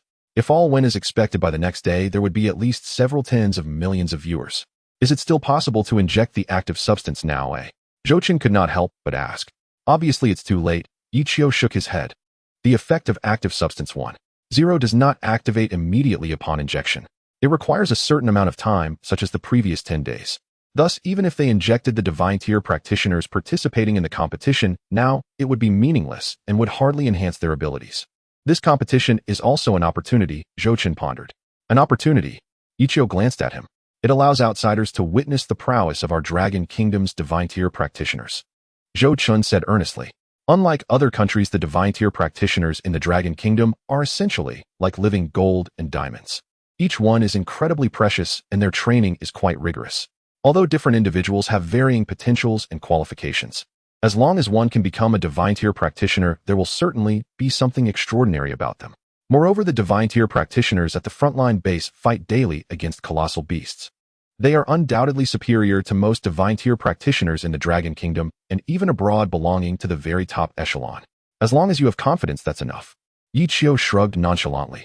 In fact, he was not concerned about the outcome of this competition at all. He was mainly looking forward to seeing how many viewers would participate in the betting. The experiences of this period had made Yi Qiu increasingly anxious to complete the construction of the Taishan. The temporary win or loss was actually meaningless. The key was to survive when the colossal beasts landed in the future and even turn the tables. Time quickly passed to the next day, and as expected, it matched Yi Qiu's predictions. The number of reservations for those wanting to watch the competition between domestic and foreign divine tier practitioners had reached 50 million. Moreover, the atmosphere on the internet was quite peculiar. In short, there were videos explaining how powerful foreign divine tier practitioners were. Especially when these individuals killed a 5th or 6th tier colossal beast, the comments and bullet screens were filled with praises, even envy towards their race. However, when the Dragon Kingdom released their videos, these same people began nitpicking, claiming that they must have ganged up on them earlier to crush them. In short, they expressed a lack of confidence in their own people while excessively praising the foreign divine tier practitioners. The tone gave the impression that they were commenting from a position of defeat. We must win. Wang Yi's gaze was exceptionally firm. As the future pilot of the Taishan, he was very confident about this competition. One reason was that he was a born divine tier practitioner and a savior of the apocalypse. The other reason was that since injecting the active substance, he felt his physical abilities had been enhanced once again. Moreover, he was getting stronger day by day, which was truly incredible. This was merely the effect of version 1.0. One could only imagine what 2.0 or even higher would be like. Finally, the time for the competition arrived, and Yi Qiu opened the live stream, pointing the camera at the arena. This competition involved not only close combat, but also a grand contest of controlling mechs and finally hunting down colossal beasts and bringing back their heads. As long as one side wins twice, it would equate to victory.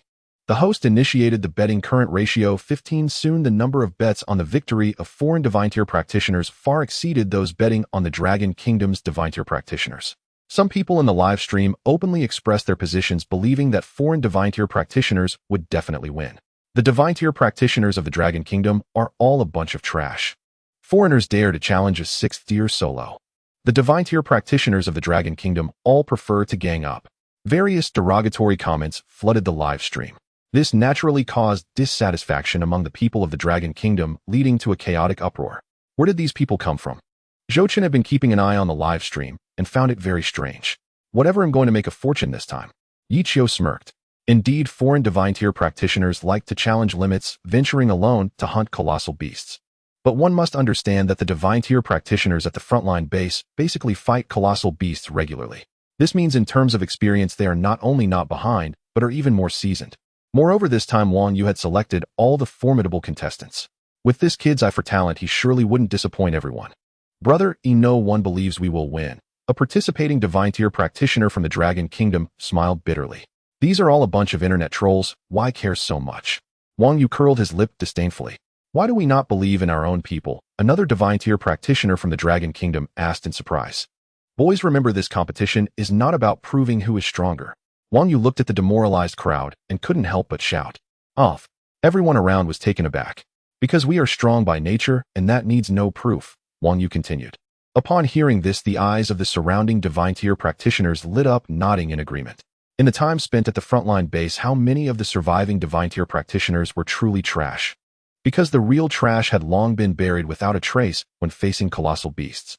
This kid really knows how to inspire confidence. Yichio observed this and showed an appreciative expression. He can take over my position in the future. Zhou nodded slightly. Yichio smiled without saying a word. Wang Yu would be the pilot of the Taishan in the future. How could he possibly take Zhou place? Of course, when there really is an opportunity in the future, those nurtured individuals like Yi Wudao and Lin Jintian could indeed join the official ranks and gain a decent status. But that is a matter for later. It's starting. The competition has begun. Go Dragon Kingdom divine tier practitioners. As the time for the competition had arrived, the match commenced. Each side sent out 5 individuals, with each person engaging in 3 rounds of combat. The first round was close combat, the second round was mech combat. The third round was to go out and hunt a powerful colossal beast, killing it and bringing back its head. As long as one side wins twice, it would mean defeating the opponent. This was actually quite fair for everyone. Of course, it's not just an individual competition, there is also a team match. The 5 participants from both sides will later compete together in the team match for victory. As the competition began, both the live broadcast room and the frontline base became lively, filled with people. Everyone was curious about whether the divine level practitioners from Manhwa or those from foreign countries would emerge victorious. The foreign divine level practitioner lives up to the reputation. They are tall and strong. Victory is certain. Don't belittle our own divine level practitioners, aren't they equally formidable? Who are you calling our own? I support the foreigner. From the first round, the live chat was intensely active, filled with back and forth exchanges. The overwhelming majority felt extremely insecure and sensitive. They believed that compared to the foreign divine level practitioners, those from Manhwa were worthless. However, the reality was a slap in the face. Firstly, the divine level practitioners from Manhwa are hardworking and their qualifications are not lacking. Moreover, this is the frontline base, and those who come here are all elites among elites. Thus, from the very first round, the outcome was already predetermined. The foreign divine level practitioners are nothing special, scoffed the first divine level practitioner from Manhwa. Although the opponent appeared tall and imposing, their reaction speed and attack speed were too slow during close combat. Because of this, the lean and agile divine level practitioner from Manhwa easily overpowered them, causing them to collapse to the ground, clutching their stomach and curling up. In pain, they were drenched in cold sweat, continuously making sounds of suffering. Someone's been slapped in the face. Do you know about the Tianji horse racing? Yes. Some people who were embarrassed immediately began to make excuses. In any case, they refused to admit they were humiliated and instead thought that the divine level practitioners from Manhwa might have cheated. But soon these individuals were slapped in the face again. In the subsequent Mecha battle, the foreign divine level practitioners were still no match for those from Manhwa. In fact, one side was at the 4th level while the other was at the 4th level special class. Even with the difference in Mecha, the divine level practitioners from Manhwa still won. The underdog triumphed, leaving many in the live chat speechless. Is a third round even necessary? The first divine level practitioner from Manhwa raised an eyebrow. No need, Zhou shook his head. The result was already determined based on the best of 3 rounds, so there was no need for a third round. Even if the foreign divine level practitioners found a higher level giant beast and brought it back, it would only be a victory for 1 round without any significance. Next came the second and third competitors, continuing the competition. By the time the 4th competitor came up, the divine level practitioners from Manhwa still maintained a perfect winning record. So fierce. Did the divine level practitioners from Longwa take drugs? They must have poisoned them. Ooh, I see the foreign divine level practitioners looking unwell. Is it possible that your brain isn't functioning well? A loss is a loss, making so many excuses. TSK. As the divine level practitioners from Longwa exhibited their prowess in the competition, many spectators were stunned, especially those who bet on the foreign divine level practitioners' victory, regretting it immensely at this moment. Had they known, they wouldn't have bet all their money, leading to their bankruptcy. Some even proactively contacted Ichio hoping for a refund, even if it was just half. Dream on. Ichio replied with just 2 words. Before the competition, these guys were all incredibly arrogant, believing that the divine level practitioners from Longwa could never be a match for the foreign divine level practitioners. But now, faced with the facts, they began to backtrack, which was quite laughable. Chris, it's down to you now, you must win. The foreign divine level practitioners looked grim. They never expected to lose so badly. Don't worry, Chris, the divine level practitioner, appeared very calm. Indeed, this time they were shocked by the strength of the divine level practitioners from Longwa. They hadn't anticipated their power to be so formidable. But as the strongest among the foreign team, Chris remained confident. You're the last hope.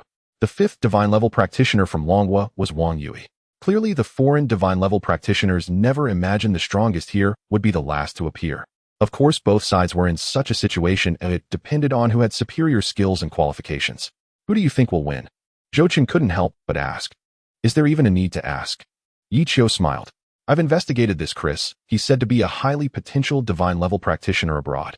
Zhou said seriously, don't worry, Wang Yui won't let us down. Yichio added meaningfully. Because Wang Yui is not only a naturally gifted divine level practitioner, but has also undergone genetic awakening. More importantly, this kid has injected active substances. This means that he alone is equivalent to several divine level practitioners, making it impossible for him to lose. It's starting. Zhou showed an expectant look. The final round of competition officially began. One was the most powerful divine level practitioner from the Longwa frontline base, and the other was the most potential divine level practitioner from the foreign team. Both were exceptionally outstanding. This is interesting. Chris examined his opponent from top to bottom, raising an eyebrow. You've injected something, haven't you? Wang Yui sensed a similar aura from his opponent. Just a little gadget to activate potential, nothing worth mentioning. Chris appeared modest, but was clearly quite pleased. Hee. Wang Yui revealed a playful smile. Whoosh. In an instant, both moved. The first round was close combat, demanding a lot from both sides. Without a strong body and rich combat experience, it would undoubtedly be a difficult task to defeat the opponent. The foreign divine level practitioner is bound to lose, Yichio stated without watching any further, directly announcing the result. As the world's strongest divine level practitioner, he could see through the situation at a glance. Although the foreign divine level practitioner Chris was extremely promising, the gap between him and Wang Yui was still vast. Both in reaction speed and striking power, he fell short. Smack. Indeed, when Wang Yui threw a punch, Chris couldn't withstand it. His body staggered, retreating several steps before barely stabilizing. But the area that was struck had already turned purple, clearly bruised. How is this possible? Chris was horrified. You're indeed formidable, but unfortunately you encountered me. Wang Yui scoffed. He knew that the combined strength of the first 4 divine level practitioners from Longwa was no match for him. Wang Yui was recognized as the #1 divine level practitioner at the entire frontline base, unmatched. You must have injected something as well, Chris was 100% sure. Ordinary people could not possibly unleash such terrifying power. Initially, he was smug, thinking he could easily defeat his opponent. But only now did he realize that Longwa had also developed something. Moreover, it seemed that the effect was even better. Although Chris and his team lost in the individual competition this time, they at least discovered a significant clue that would surely earn them rewards upon their return. In fact, when you think about it, every country has its own secrets. The beautiful country has them, the bear country has them, and how could the dragon country be an exception? Next up is the team competition. Zhou Chen's voice rang out. The team competition is quite similar to the individual competition. It starts with 5 people competing, but it is not a free-for-all. Instead, it involves various training exercises to see which team can complete their tasks first. Once the first round is completed, the second round begins, which is a mecha simulation battle. The mechas used in the simulation battles are of a lower grade, so everyone won't feel too hurt if they get damaged. They also provide maximum protection for the divine rankers. Be careful, some of the divine rankers from the dragon country are like us. Chris returned to the team and immediately reminded them. You mean? A teammate hesitated. So far it seems that only that one called Wang Yui has injected anything, Chris pondered. He had watched every battle without missing a single one. Although the divine rankers from the dragon country are indeed experienced, it is obvious that the first 4 are all of normal physique. Only the fifth one Wang Yui far exceeds the ordinary. The host opened the second betting round. At this moment, Yi Qiu had already settled the first round. Is the host just looking for ways to fleece us? Can we really have a second round? This time the audience in the live stream was completely dumbfounded. They originally thought they only needed to bet once, but it turned out they were mistaken. The host, in order to fleece the audience, has actually come up with a second round. However, this time, everyone has learned to be smart. Since the Dragon Country's divine rankers won every individual match, they surely wouldn't lose in the team competition. Thus, the vast majority chose to bet on the divine rankers from the Dragon Country. Of course, there were also some who were unwilling or wanted to take a gamble. What if a foreign divine ranker wins? Wouldn't that mean instant wealth? Therefore, there were quite a few people betting on the other side. However, the ratio has decreased from 13 to half of what it was before. I never said it was just one bet, Yi Qiu shrugged. But inside, he was laughing uncontrollably. After all, he had made a substantial profit from the first round of fleecing. Now he was just waiting to see how much he could fleece in this second round. After all, there were still quite a few gamblers. About half an hour later, the team competition began. The so-called training refers to various tasks that need to be performed regularly, such as skills running speed, overcoming obstacles, quickly straight-line speed, and so on. Start. Zhou Qin commanded. Immediately, 10 people, 2 teams with 5 on each side began their competition. Although the training differs from country to country, they are essentially similar. However, for fairness, this time the divine rankers from the Dragon Country are using the international training mode. This means they are basically starting on the same line as those foreign divine rankers and may even have some disadvantages. Nonetheless, both Wang Yui and the other 4 divine rankers were very confident. In the first round, the speed of the divine rankers from the Dragon Country is on par with that of the foreign divine rankers. Zhou Qin stated. It was surprising that neither side had a clear advantage in speed, which left everyone quite astonished. It seems that the divine rankers from the Dragon Country are struggling in the team competition. These foreigners are running like they've taken hormones. How are they so fast? You don't understand, do you? It's a racial advantage. Seeing that the results were even, many people were particularly excited, as if the foreign divine rankers had already won. At first, Yi Qiu was indeed a bit surprised by the result, but after a moment's thought he understood. If nothing unexpected happened, the foreign divine rankers must have injected something similar to growth hormones a long time ago, thus maximizing their physical potential. The individual competition tested skills, so it was not immediately apparent. But during the team competition, these guys' physical abilities suddenly exploded. The second round involves overcoming obstacles over a straight distance of 1,000 meters, Zhou Qin said expressionlessly. The team competition is essentially a relay race. In the last one, Wang Yui said coldly. From the previous competition, he had already realized the disparity in physical fitness. The foreign divine rankers have all injected substances, while over here, he was the only one who injected an active substance. Even if Wang Yui managed to pull ahead at the start, the subsequent competitors would gradually close the gap and might even catch up in the end. A futile struggle, Chris sneered. On their side, they had all injected high-grade growth hormones, and it had been done multiple times. It could be said that their physical potential had been fully tapped. Everything lost in the individual competition would be regained in the team competition. What's going on? Yi Qiu suddenly noticed something was off. Clearly, the previous bettors were just some viewers in the live stream. But suddenly, there were some unfamiliar names appearing. And almost all of them were betting on the foreign divine rankers to win. This directly changed the ratio from 13 to 17, which was simply outrageous. Our divine rankers will definitely win, said the higher-ups from the beautiful country proudly. How much did you bet this time? Asked the higher-ups from the Dali country curiously. None of your business. The previous matter isn't resolved yet. The higher-ups from the beautiful country rolled their eyes. This is no longer just a matter of divine rankers' victory, but rather a contest between nations. The higher-ups from the John country said solemnly. The sudden surge in betting in Yi Qiu's live stream was due to the fact that these foreign higher-ups were also paying attention to this competition. And they were quite confident in their ability to defeat the divine rankers from the Dragon country in the team competition. A whole bunch of foreign IP addresses. Yi Qiu glanced at the host's back end and immediately understood. It seemed that those familiar old friends were also watching the live stream. He just didn't know how much they would lose this time. Yi Qiu was hesitating, wondering whether to continue placing some bets and fleece more clueless gamblers. These guys were already wealthy, it would be a shame not to fleece them. At this moment, the second round of the obstacle relay race had already begun. As Wang Yui had guessed, those who had not injected active substances could not compete with the foreign divine rankers whose potential was thoroughly tapped. From the very beginning, they had opened up at least a 3-second gap, and it seemed to be continuously extending. If one person has a 3-second gap, then 4 people would have a full 12 seconds. The situation was looking quite grim. Those foreign divine level practitioners. Zhou Qin had already figured it out. Yes, you guessed correctly, Yi Qiu affirmed. Zhou Chen furrowed his brow. No, it should be something like growth hormones. Yi Qiu shook his head. Currently, only the Bear Country has thoroughly researched active substances, but the exact version remains unclear. As for the Beautiful Country, it seems they have made some discoveries, but they are still far from developing active substances. These divine-level practitioners were evidently cultivated much earlier. Therefore, the most likely explanation is still something like growth hormones. From the current situation, these foreign divine-level practitioners are merely tapping into their physical potential. In terms of intellect, they are clearly inferior to the divine-level practitioners of manhwa. It seems that if you haven't developed active substances, we are actually quite behind, Zhou Chen couldn't help but say. It's not that growth hormones are absent, but research in this area is indeed quite mediocre. Compared to foreign countries, manhwa at this stage is more like a toddler learning to walk. Without Yi Qiu, they would have definitely fallen far behind their opponents. Sighing, Yi Qiu thought to himself. In his past life, there were only growth hormones, and there were no active substances at all.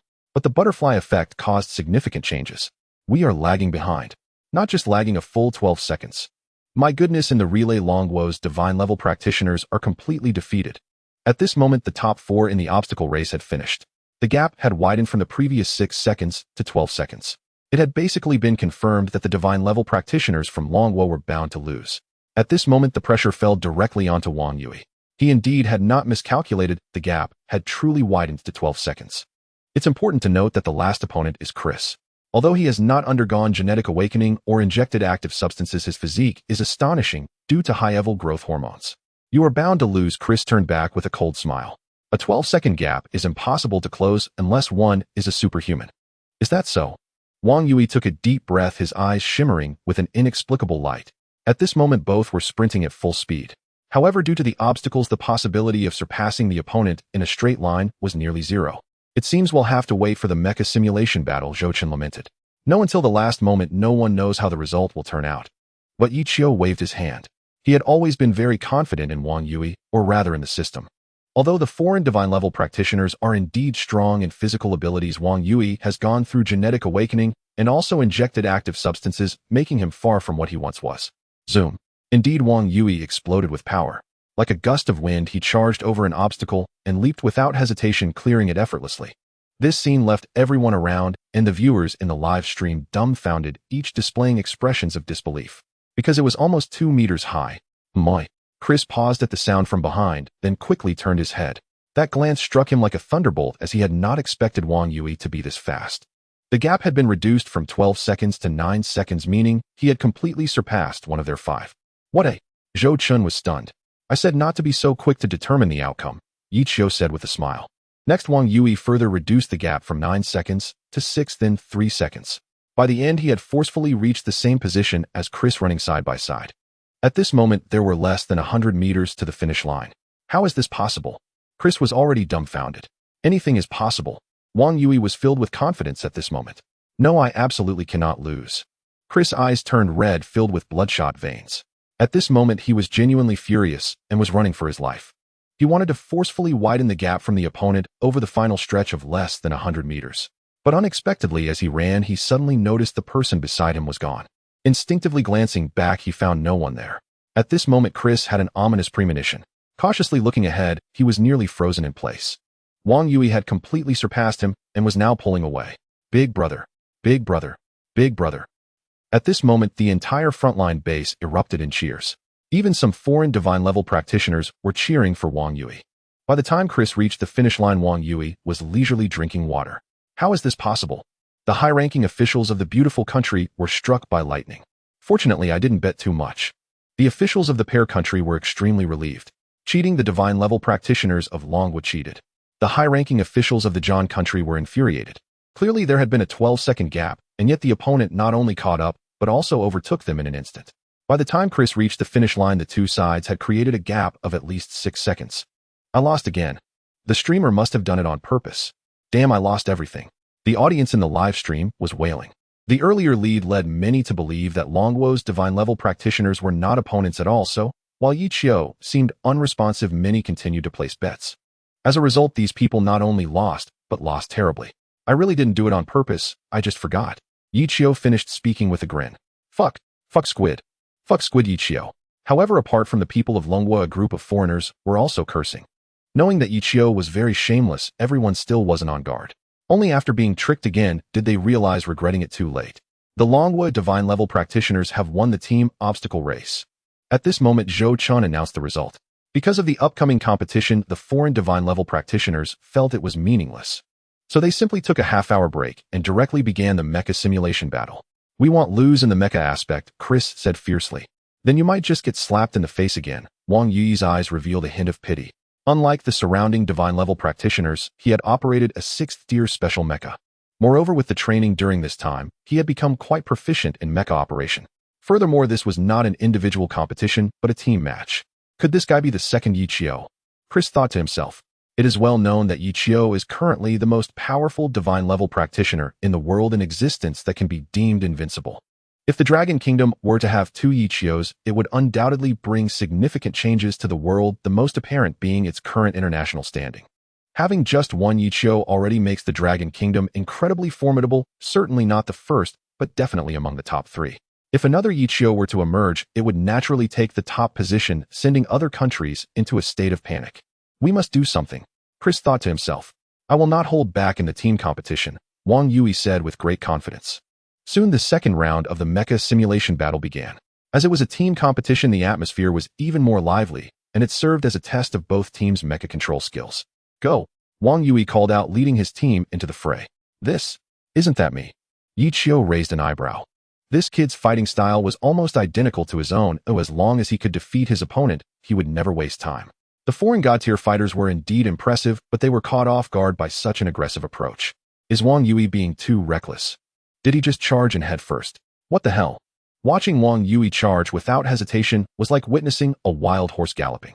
Both the livestream audience and the surrounding god-tier fighters were left speechless. He completely disregarded the foreign god-tier fighters employing a chaotic fighting style without any semblance of order.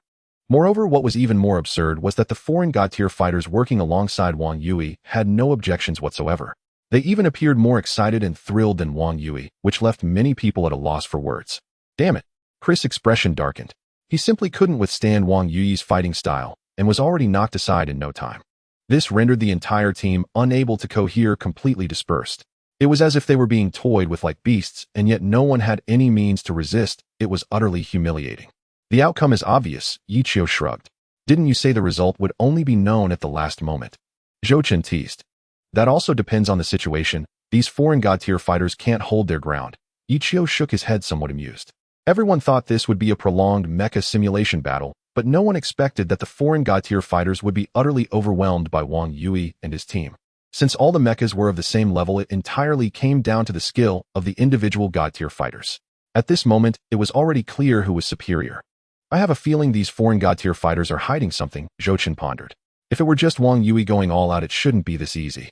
This kid, although formidable, was still the undisputed top fighter at the entire frontline base. However, one would think that even the weakest foreign god-tier fighters had undergone rigorous training and were enhanced by high-level growth hormones to stimulate their potential. Surely they should have some fighting capability, right? Yet now they could not hold their ground at all, giving off a feeling of being utterly overwhelmed, which was quite strange. When did foreign god-tier fighters begin to feel as though they were facing Yi Qiu when up against Wang Yui? Perhaps, Yi Qiu remarked nonchalantly. In truth, he was not surprised by this outcome at all. After all, as the first naturally gifted god-tier fighter to be found and trained, Wang Yuyi's potential was inherently high.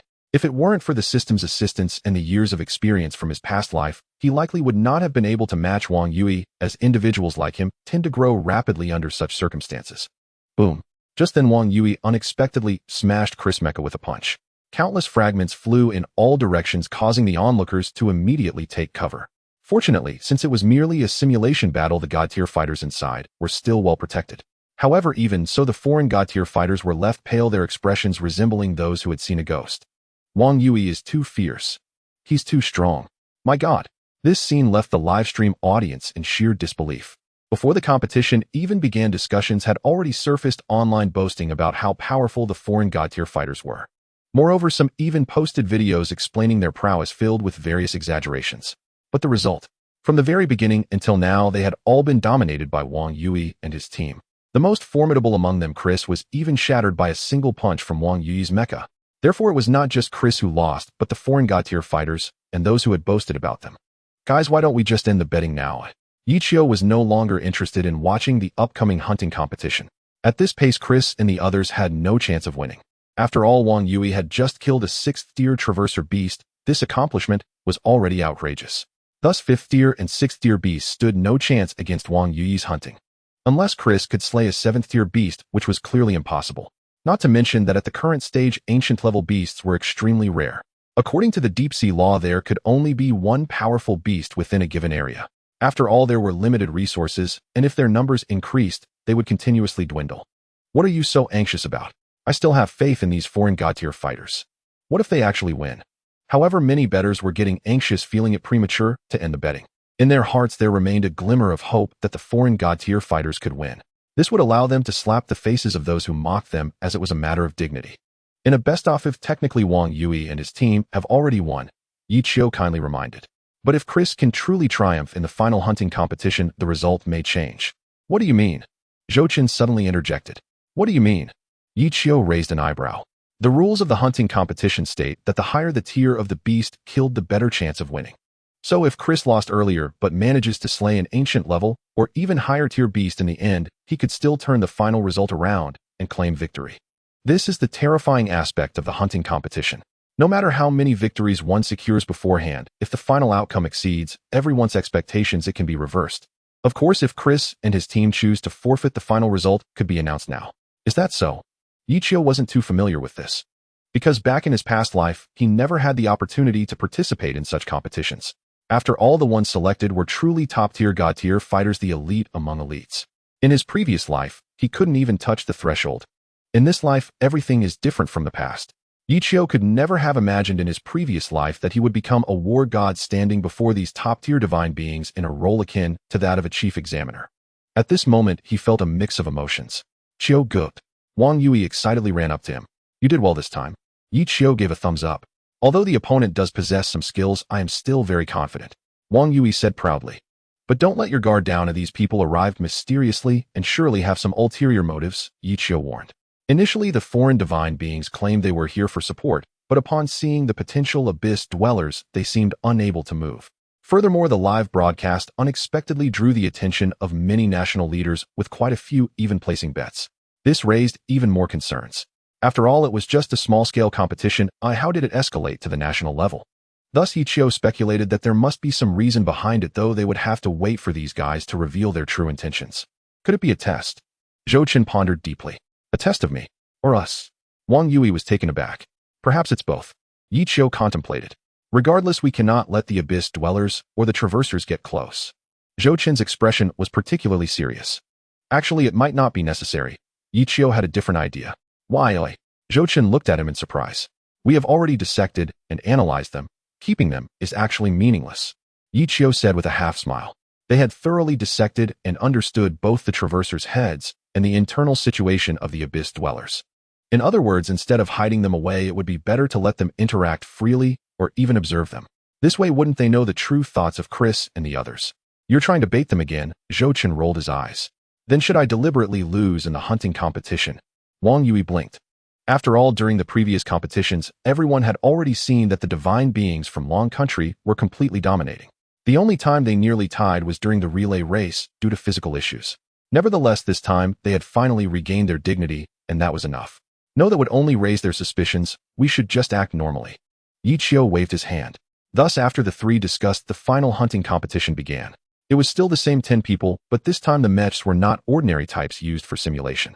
Instead, they were replaced with the mechs each of them was currently using, all of which were close to top-tier levels. Either 5th tier or 5th tier special types. The stronger the qualifications of the divine beings, the more evident the differences were when controlling the mechs.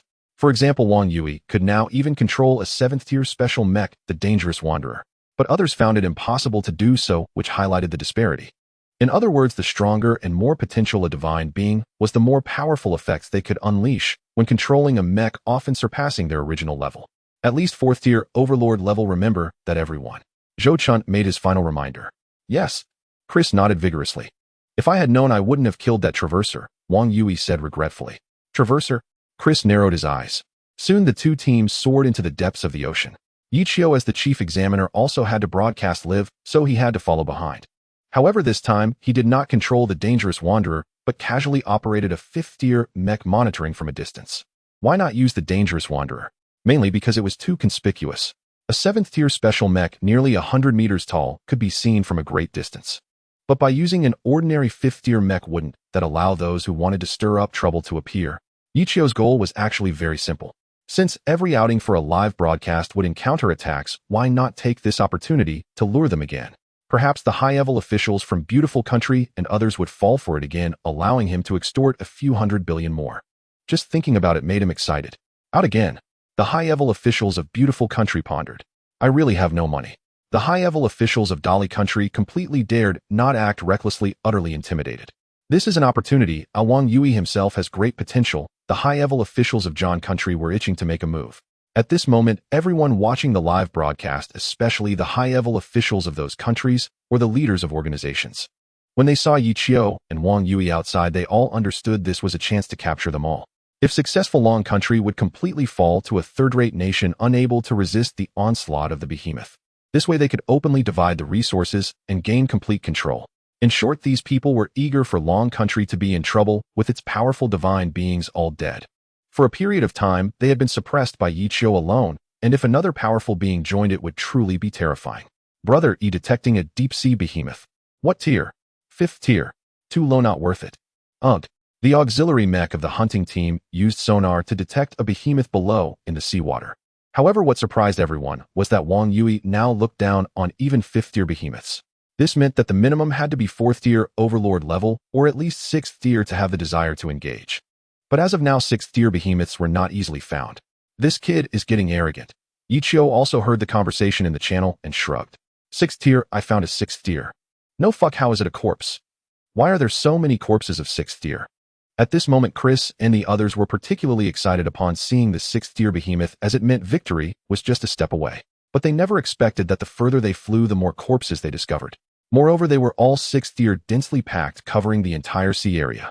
What's going on? Yichio's expression changed slightly, and he immediately flew over. Sure enough, the area before him was filled with the corpses of behemoths, all of which were 6th tier. This immediately made Yichio feel something was off, so he hurriedly approached to observe carefully. Strangely, these behemoths all appeared quite similar, suggesting they belonged to the same group. A group of 6th tier. Yichio gasped. It was important to note that due to the rules of the deep sea generally, there was only one powerful behemoth in a region. These creatures, much like wild beasts, would delineate their territories. However, from the current perspective, these 6th tier behemoths seemed to form a group living together. Yet now they were all dead with a minimum count of 20. The foreign divine level practitioners immediately became animated, huddling together. As long as we can take back 1 or 2 of them, we can crush the divine level practitioners of the Dragon Kingdom. One of the foreign divine level practitioners said. Yes, I think so too. A companion beside him nodded in agreement. No. However, Chris shook his head. Why, oi? The crowd was puzzled. Just look behind you, Chris reminded them. They quickly turned to look behind and found a mech not far from them. At this moment, everyone finally understood why Chris felt it was inappropriate. Yet just this reason alone seemed insufficient to dissuade some individuals. There's only one, let's take him down together, one of the foreign divine level practitioners said vehemently. Indeed, Chris appeared contemplative. The opposing mech was a 5th tier one, clearly there to monitor everyone. However, the situation was complex and hard to explain immediately. It was better to follow the partner's earlier suggestion. As long as they could bring back 2, they would undoubtedly crush the divine level practitioners of the Dragon Kingdom. At that time, everything lost before could be avenged. Meanwhile, Yichio clearly did not expect these fellows to dare to make a move against him. At this moment, he was continuously observing the many corpses of 6th tier behemoths floating on the water surface before him. The more he looked, the more he felt something was off, as if something was being overlooked. Something's wrong, it doesn't feel right. After pondering for a while, Yichio suddenly exclaimed. At first glance, these behemoths indeed appeared to be 6th tier and quite intimidating. However, upon closer inspection, one would discover they lacked certain qualities, or rather an essence. It was precisely because of this that they only appeared to be behemoths and not the kind that could engage in ground combat and dominate everything. Hello. At that moment, Chris' voice rang out. Is there something you need? Yichio narrowed his eyes and glanced at them. We have some clues. Could you come over? Chris extended the invitation, and several other companions nodded in agreement, even offering friendly laughter. No matter how you looked at it, these fellows did not seem like the type to stir up trouble for no reason. All right. Yichio, without suspicion, flew over. In no time, the safe distance from the 5 divine level practitioners and the mech was reduced to about 20 meters. The so-called safe distance referred to the fact that being too close could easily lead to friction and collision, so each mech would generally maintain a certain distance from one another. However, it was unclear whether these foreign divine-level practitioners were too enthusiastic or for some other reason. Including Chris, they suddenly surrounded him, reducing the safe distance to less than 10 meters. Moi. Ichio raised an eyebrow, instinctively sensing something was amiss, a subtle change in the atmosphere. You are the invigilator for this time, right? Chris asked. That's correct, Ichio affirmed. Are you the only one? Chris inquired curiously while scanning the surroundings. Of course, Ichio confirmed. With him present, there was no need for another invigilator. No one in the world was more suited for this role than Ichio. After all, he was the first war god of Earth with an illustrious record. To be honest, if it weren't for Wang Yu, he wouldn't even deign to take on the role of an invigilator. That's good to hear. Chris and the others sighed in relief upon hearing this, their laughter growing louder. Ha ha ha. We hope you won't be angry. May the spirits in heaven bless us. These foreign divine-level practitioners laughed as they suddenly launched an attack so swift that they left Ichio with no time to react or struggle. For an ordinary person, even someone of Zhou Chen's caliber would have minimal chances of resistance. However, Ichio had already sensed that these individuals' attitudes were problematic, combined with an instinctive premonition of danger. Thus, he almost instantly made the most correct response, which was to self-destruct. Yes, that's right, to directly self-destruct this fifth-tier mech, without any hesitation, sacrificing it decisively. This completely exceeded Chris and the others' expectations. The attacks launched especially from those who wanted to engage in close combat were all taken aback. Boom. With an incredibly violent explosion, the entire sea surface surged with tumultuous waves. It directly sent the clusters of deceased sixth-tier behemoths either flying or pushed them a great distance away. Meanwhile, Chris and the other 5 foreign divine-level practitioners who were closest to Ichio were the first to bear the brunt.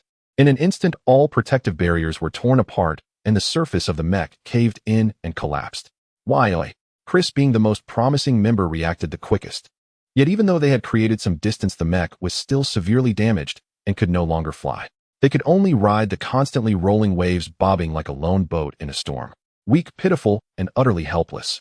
Among the other members, at least 3 died on the spot. It's worth noting that when a mech self-destructs, its power is equivalent to that of a small nuclear bomb. At such a close distance, it gave these individuals no chance to react. Because of this, even those who survived were barely alive or severely injured. It could be said that death was inevitable. You dare to lay hands on me. In the moment of ascent, Ichio summoned the dangerous wanderer. Upon seeing the enormous mech, which was nearly 100 meters tall, the remaining Chris and another partner were filled with despair. Deep down, they were filled with regret, wondering why they had engaged in such a suicidal act. Of course, they could never have imagined that this invigilator was actually the war god Ichio. How dare a group of mortals lay hands on a war god? What difference does that make to seeking death? Why is it you? Chris looked utterly despondent. No, I don't want to die. Another foreign divine-level practitioner was weeping bitterly. You know, I've been streaming live. Oh, everything you've done has been seen by everyone. Ichio's gaze was extremely indifferent. Neither he nor those watching the live stream could have anticipated that these individuals would dare to act recklessly. It's important to note that they all represented foreign nations. Such actions were tantamount to completely tearing up faces and could even spark a war. Humanity hadn't yet triumphed over the behemoths, and they were beginning to turn on each other. Damn white-skinned pigs. Are these foreigners all insane? How dare you attack Ichio? Are you all pigs? In fact, it wasn't just the people of the Dragon Kingdom who were furious. Those abroad felt the same. Even the higher-ups of various nations wore grim expressions. For instance, the higher-ups of the beautiful nation had turned as pale as liver. It felt as though they had been poisoned. At any moment they could drop dead, because they truly did not expect that someone would dare to lay hands on Ichio, and they were all foreign divine-level practitioners.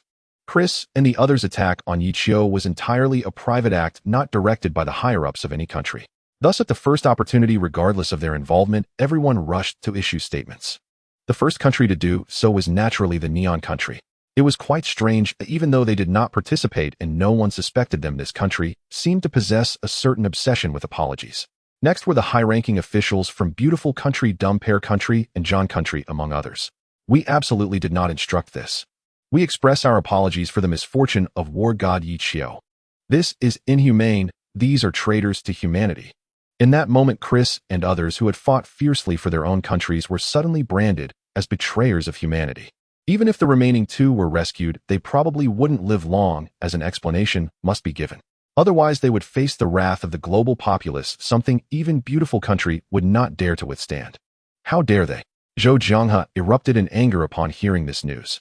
The dragon country is at least one of the leading nations. If she were to get angry, it would naturally cause ripples in the surrounding areas. Because of this, many people began to panic. Some foreign officials even feared being targeted by Yi Qiu, as it was well known that this fellow held grudges. I really didn't expect you to dare to strike. Yi Qiu couldn't help but repeat himself, still feeling as if he were in a dream. On the territory of the dragon country, in the waters of the dragon country, facing the mechas of the dragon country. These foreign divine-tier beings were shockingly arrogant, completely disregarding life. If this time the invigilator had not been Yi Qiu, but someone else, their goals would have been realized. I want dare again.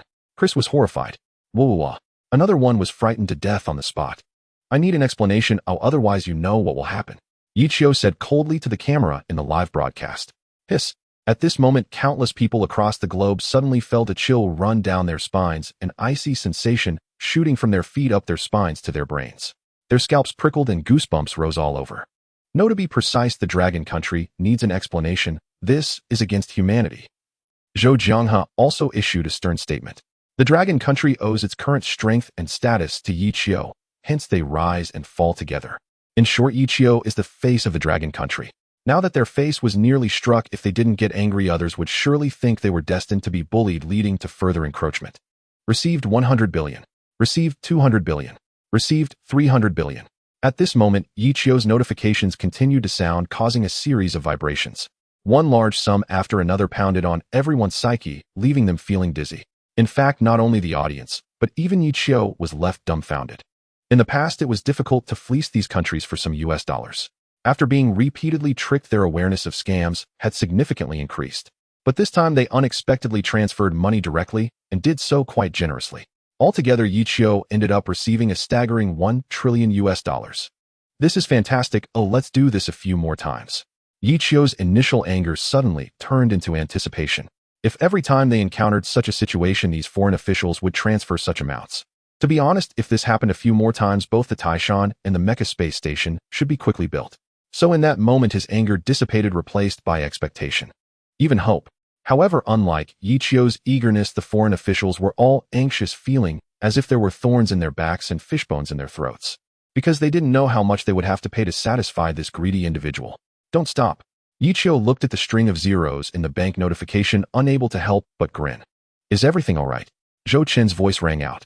I'm fine, Yi Qiu replied. These fellows really dare. All of them are dead. Zhou Qin was astonished. At that moment, Yi Qiu controlled the right foot of the dangerous wanderer Mecha and gently stepped down on Chris and the Mecha still floating on the water. With a visible speed, Chris and the massive Mecha were crushed, collapsing within a breath's time. So to be precise, they were now all dead. Brother Qiu, I hear explosions. Are you all right? At this moment, Wang Yui asked with concern. It's nothing, just a splendid fireworks show. You all continue the competition. Yi Qiu smiled. As for why he didn't stop Wang Yui and the others from continuing to search for giant beasts, it was mainly to train these 5 individuals to make them more united. If all goes well, the other 4 would definitely inject active substance 1.0. Meanwhile, Wang Yui and the others continued their search for high-ear giant beasts in the deep sea. As for Yi Qiu, he continued to study the floating corpses of the 60-ear giant beasts on the water's surface, trying to uncover their secrets. As time passed, it was uncertain how long had gone by. Wang Yui and the others' mission was still uncompleted, while Yi Qiu finally had a small harvest. The insides of these giant beasts were actually hollow, only a layer of skin remaining on the outside along with their tremendously large bones. The rest of the organs, nerves, and brain marrow had all vanished. Something must have happened underwater, Yi Qiu thought to himself. At this moment, the distance to the sea area where they fought the Titan was not far, so he naturally linked the two events. He felt that there seemed to be a tremendous secret hidden behind these giant beasts. However, due to his current strength and other reasons, he truly could not uncover it, which was somewhat regrettable. Should I go down for a look? Yi Qiu suddenly had a bold idea. Subsequently, he took action, once again diving into the deep waters after several days. However, this time the feeling was not as fearful. After all, the dangerous wanderer Mecha had been upgraded to a 70-year special level with significant improvements in power, defense, and other aspects. If he encountered a Titan again, he could kill it with a single blow. As he continued to descend, Yi Qiu discovered that the 60-year giant beast corpses above the water surface could only be considered a minority. Because the deeper he went, the more he discovered. Finally, at a depth of about 4,000 to 5,000 meters in the deep sea, countless 60-year giant beast corpses were floating, thick and dense as far as the eye could see. But fundamentally the same, they were all incredibly hollow with nothing inside. If these herds of sixth-tier behemoths were all artificially created, who could possibly accomplish such a feat? Moreover, Yichio suddenly recalled the previous circumstances. This time not only were there transcenders, but also abyssal dwellers, both of which were formidable behemoths. It is worth noting that the last appearance of the abyssal dwellers was in the waters near Fukushima in Neon Nation, quite a distance from here. It was previously speculated that the abyssal dwellers had come to this place to rescue the transcenders, but now it seemed there was more to it than that. At this moment, a glimmer of light appeared before his eyes, emanating an eerie blue glow that occasionally distorted. It's an underwater volcano. Yichio recognized it at a glance. And this place, if nothing unexpected happened, should be where the black tadpole had escaped last time. From what can be seen so far, these artificially created sixth-tier behemoths should have emerged from below here. It was quite regrettable last time, as the Mecha's issues prevented further tracking. But this time was different. The dangerous wanderer had been upgraded to a 7th-tier elite level, significantly enhancing its power and defensive capabilities. Thus, it should be able to continue diving and even take a look inside this underwater volcano without issue. My claustrophobia is acting up. It's really dark at the bottom of the sea. This blue light is quite mesmerizing. The viewers watching the live stream were also startled by the scene before them. Let's go down and take a look. This time Yichio did not hesitate and decisively dove in. As he descended, the temperature gradually rose from low to high. However, due to the enhancement of the dangerous wanderer and its inherent ability to exhale intense heat, he felt no discomfort and was entirely capable of enduring it. After diving about 1,000 meters deeper, he found himself over 6,000 meters deep in the sea. Finally, something unusual came into view. A behemoth was entangled by microorganisms similar to those found on the abyssal dwellers, appearing lifeless. Strangely, it continuously divided like dying cells, producing one self after another. This was why Yichio could see so many eerily similar corpses of sixth-tier behemoths. It turned out all of these were created by this behemoth before him, or rather split off from it. There was no such thing as a true population, it was merely due to the constant division of microorganisms. Perhaps there were some differences in appearance, but those were merely changes resulting from the reassembly process. What exactly is this? Yichio pondered, unable to refrain from speaking to himself. This was also the question the live stream viewers wanted to ask. From what can be seen, this carbon-based microorganism seemed to have many uses. One of them naturally included altering the properties of whatever it enveloped, even granting some unique abilities. The behemoth before him, seemingly lifeless, was in a state of constant division, continuously producing another self. If possible, bring some back. Zhou Jiang's voice echoed. Since the incident where foreign divine beings attacked Yichio, he had been closely monitoring the live stream. Seeing these things at this moment piqued his interest immediately. He believed that if researched, they could potentially be applied to mechas, marking a rare opportunity. Okay, Yichio nodded. He then maneuvered the dangerous wanderer closer to the behemoth. As the distance shrank to about 5 meters, he cautiously extended an arm. However, he did not make direct contact, but instead extended a needle from the middle of his finger. The reason for this was twofold: to prevent any unforeseen circumstances and to extract a small sample. But at that very moment, as soon as contact was made, the microorganisms swiftly began to migrate. A portion of them spread along the needle directly towards his arm, resembling a frenzy of piranhas drawn to flesh, sending chills down his spine. Warning: the protective barrier is rapidly depleting. Almost instantly, alarms blared, and the entire mecha began to shake. Activate the cold domain. Yichio raised an eyebrow. In the next second, his innate ability activated and steam began to spout from the pipes. In the blink of an eye, the transformation was completed, instantly turning into cold air that enveloped the surroundings. The microorganisms attempting to invade the mecha were frozen into solid ice blocks in an instant. They detached from the mecha, floating in the water, appearing terrifying under the illumination of the blue light. Hiss! Oh my god! What on earth are these things? Yichio remained composed, having experienced many daunting situations before and having anticipated this. However, many viewers in the live stream gasped in horror, their skin crawling. Due to the immersive experience, they felt a chilling sense of nearly being overtaken by the microorganisms, leaving them with a lingering fear. Though I don't know what this is, something big is definitely about to happen. Yichio couldn't help but say. The emergence of these entities indicated that microorganisms could likely have a significant role in the future. This meant that the war had shifted from merely between humans and behemoths. But now a third party had emerged, inexplicably one that was even more ancient and filled with aggression. Even powerful behemoths could not withstand the encroachment of these insignificant little creatures. Roar! At this moment, having lost control over a portion of the microorganisms, the behemoth barely regained its composure. Without any hesitation, it decisively launched an attack on Yichio before it. This was a stress response. Humph! Yichio snorted coldly, standing firm and delivering a punch. The dangerous wanderer had been upgraded. Even without any activation, the power of a single punch surpassed that of a missile. Thus, when the behemoth received this punch, the outcome was already predictable. With a splat sound, its massive body could not withstand even a second before being torn apart, with blood gushing out. At that moment, Yichio saw a change in the behemoth's gaze, shifting from anger and confusion to terror. It clearly hadn't anticipated that the mecha before it was so terrifying, with a punch powerful enough to potentially annihilate everything. In this situation, the only option for the sixth-tier behemoth was to struggle wildly. This caused the microorganisms on its body to scatter everywhere, permeating the vicinity of the entire underwater volcano. The vast majority of them surged toward Yichio. Meanwhile, the behemoth seized the opportunity and dragged its battered body directly toward the volcano's mouth. Clearly, it sought to escape from this place, believing that anywhere else would be safer than here. On one side were the terrifying microorganisms which, once enveloped, would plunge the body into a state of dormancy, while the spirit remained alive. On the other side was the dangerous wanderer controlled by Yichio, which was even more terrifying. Heh! Yichio looked at the red dot fleeing on the radar and let out a light sneer. A mere sixth-tier giant beast, he didn't take it to heart at all. In fact, even if a seventh-tier beast appeared, what of it? He had slain them before and had even triumphed over them. However, these carbon-based microorganisms were rather bothersome, becoming frenzied and approaching wildly after losing their target. What are these after all? They seem to possess consciousness. Is it only through parasitism that they can survive? Everyone was naturally surprised by the giant beast's escape, yet there was no extraordinary shock.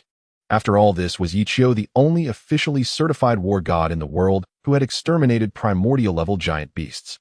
Thus, attention quickly shifted to observing these tiny microorganisms. Upon discovering their aggressiveness, everyone was taken aback. This scene reminded me of the previous underground fissure, Yichio pondered.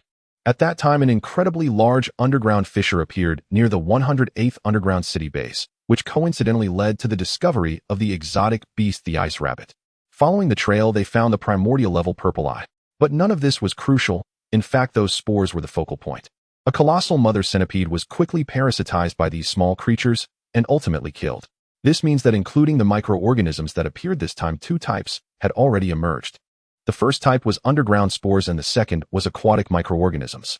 Moreover, they all shared one ability, the capacity to parasitize mechas or giant beasts, thus drawing nutrients and even exerting control. Leave here as soon as possible. Zhou Jiang's anxious voice rang out. What? Yichio raised an eyebrow. We detected vibrations, and they originated from your location. Zhou Jianghe said immediately. Strange, but I don't feel anything here. Just as Yichio was puzzled, the surrounding water inexplicably began to tremble. At the same time, an increasing number of microorganisms erupted from the depths of the underwater volcano. At this moment, even the chill of the area could not withstand their presence.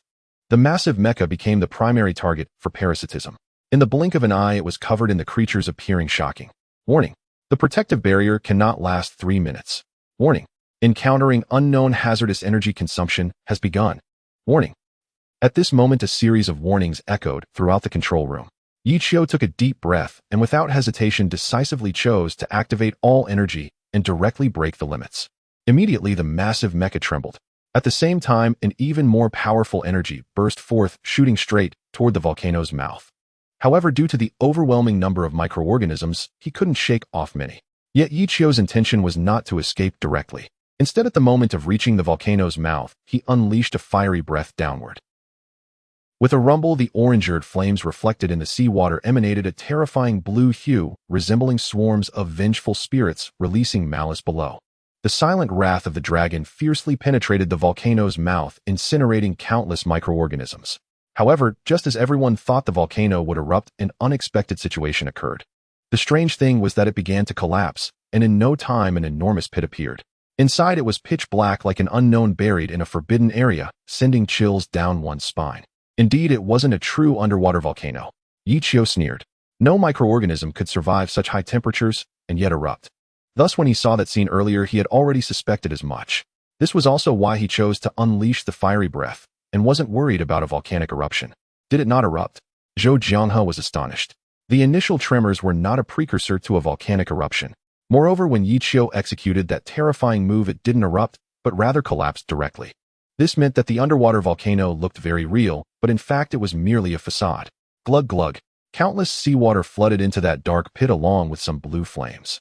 Unfortunately, because it was too dark, once they entered, they extinguished like fireflies, losing their glow. Ultimately, nothing was revealed to everyone. We can't go. Ichio was especially vigilant this time, not acting recklessly. Since so many microorganisms erupted from inside, it proved there might be even more beneath. Therefore, going down now would be an unwise choice. After much thought, he felt it would be best to send in robots for thorough investigation before making further plans. With this in mind, Ichio prepared to leave and return to the surface.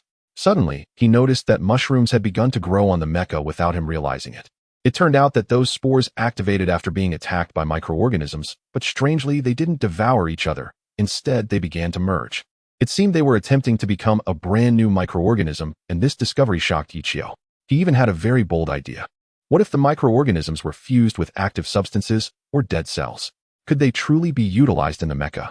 After all, these things had been continuously splitting and reorganizing, which could allow the Mecha's defensive and recovery capabilities to reach astonishing levels.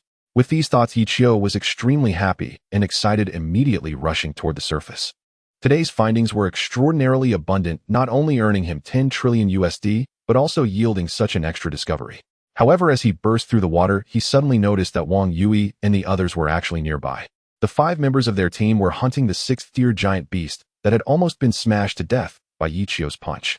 However, for Ichio, it was an easy task to handle. But for Wang Yui and the others, they surprisingly hadn't subdued it right away. Even with teamwork, they were only barely suppressing it.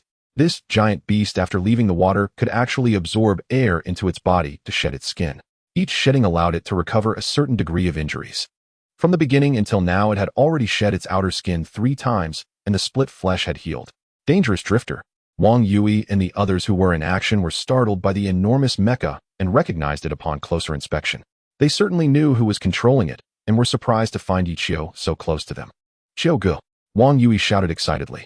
"This giant beast's ability is quite interesting. Don't kill it directly. I have use for it." Ichio thought for a moment and instructed understood. Wang Yui naturally wouldn't refuse. Upon seeing Ichio's dangerous wandering mech, the 6th-tier beast instantly felt a chill run down its spine and immediately thought of fleeing. It had not forgotten the events that had just transpired, or in fact, they were etched deeply in its memory. The thought of facing the opponent's punch was unbearable, and at that moment the desire to contend with Wang Yui and his companions evaporated. However, it was already too late to think of escaping, as Ichio had set his sights on this creature. Roar! The beast let out an angry roar. An invisible sound wave rippled out akin to an unseen tempest, shaking the surrounding mechs and stirring up waves upon the sea. Yet in the next moment, the beast did not attack again. Instead it plunged into the water, intending to escape into the deep sea. Due to the disruption of visibility, many did not react in time. Trying to run, Wang Yui observed closely, his expression hardening. Controlling the mech, he followed suit with a splash, and with a shake of his hands, 2 light blades ejected from within the mech. Without any hesitation, he thrust directly at the back of the beast. The 6th-tier beast, desperate to flee, had no time to react and immediately felt a sharp pain in its back. In the next instant, Wang Yui forcefully swung his arms, severing the beast's forelimbs. Moreover, he immediately targeted its hind legs. In just the span of a breath, the massive 6th-tier beast was left with only its torso relatively intact. This rendered its escape impossible. All it could do was open its mouth wide, staring with bewildered eyes, appearing somewhat pitiful. "I've caught it, brother Chiyo," Wang Yui said, seeking praise. "Very good, bring it up." Ichio nodded in satisfaction while standing on the water's surface. He had observed the battle clearly. After all, the danger of the wandering mech was high, allowing for a very clear grasp of everything happening around. To put it simply, this young man's combat skills had indeed reached a formidable level. He possessed both courage and audacity. If it were anyone else, upon seeing the beast, especially a 6th-tier one, fall into the water, their first reaction would likely not be to enter the water. Glug glug. Soon Wang Yui surfaced with the still-living 6th-tier beast. The other 4 members of the team were all astonished, their hearts filled with shock. No wonder Wang Yui could become the top among the frontline base. They had never even considered pursuing the beast into the water, as they truly lacked the courage. In fact, during training, the instructors had explicitly stated not to enter the water unless absolutely necessary. Most beasts gain enhancements in the water and can even exhibit other abilities. Ichio gently picked up the beast and observed it closely. Since he had not killed it, the extraction device provided no prompts. Of course, this was intentional on Ichio's part. He did not wish to kill it just yet. Upon closer inspection, the 6th-tier beast was still shedding its skin layer by layer. The limbs that had been severed were now visibly regrowing at a remarkable speed. At this rate, it would fully recover in no more than an hour. One had to admit the beast's ability was indeed very unique. As long as there is air, or is it oxygen that allows recovery? Yichio raised an eyebrow. No wonder it could survive under the parasitism of microorganisms. It turned out that other beasts could not withstand it. What should we do next, Brother Chiyo? Wang Yui asked. You have already achieved victory. You can return now, Yichio replied. Huh. Wang Yui and the others were all very surprised. They assumed that the competition was still ongoing as they had not received any updates. Yet now Yichio had clearly stated that they had achieved victory and could return. One had to say all 5 felt a sense of unfulfilled longing. The 5 foreign god-tier beings are already dead, your opponents are gone, Yichio said with a playful smile. Hiss! Wang Yui and the others gasped. No wonder there had been a massive explosion earlier. It turned out that the foreign god-tier beings' mechs had self-destructed. What kind of terrifying situation had they encountered to choose such a course of action?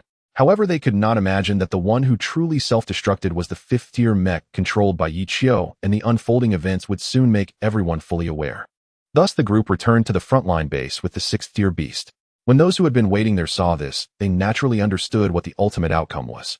In fact, many people here had been watching the live broadcast, and were already clear about what had transpired. The remaining few foreign god-tier beings were now feeling uneasy and even trembling. What? Chris attacked Brother Chiyo.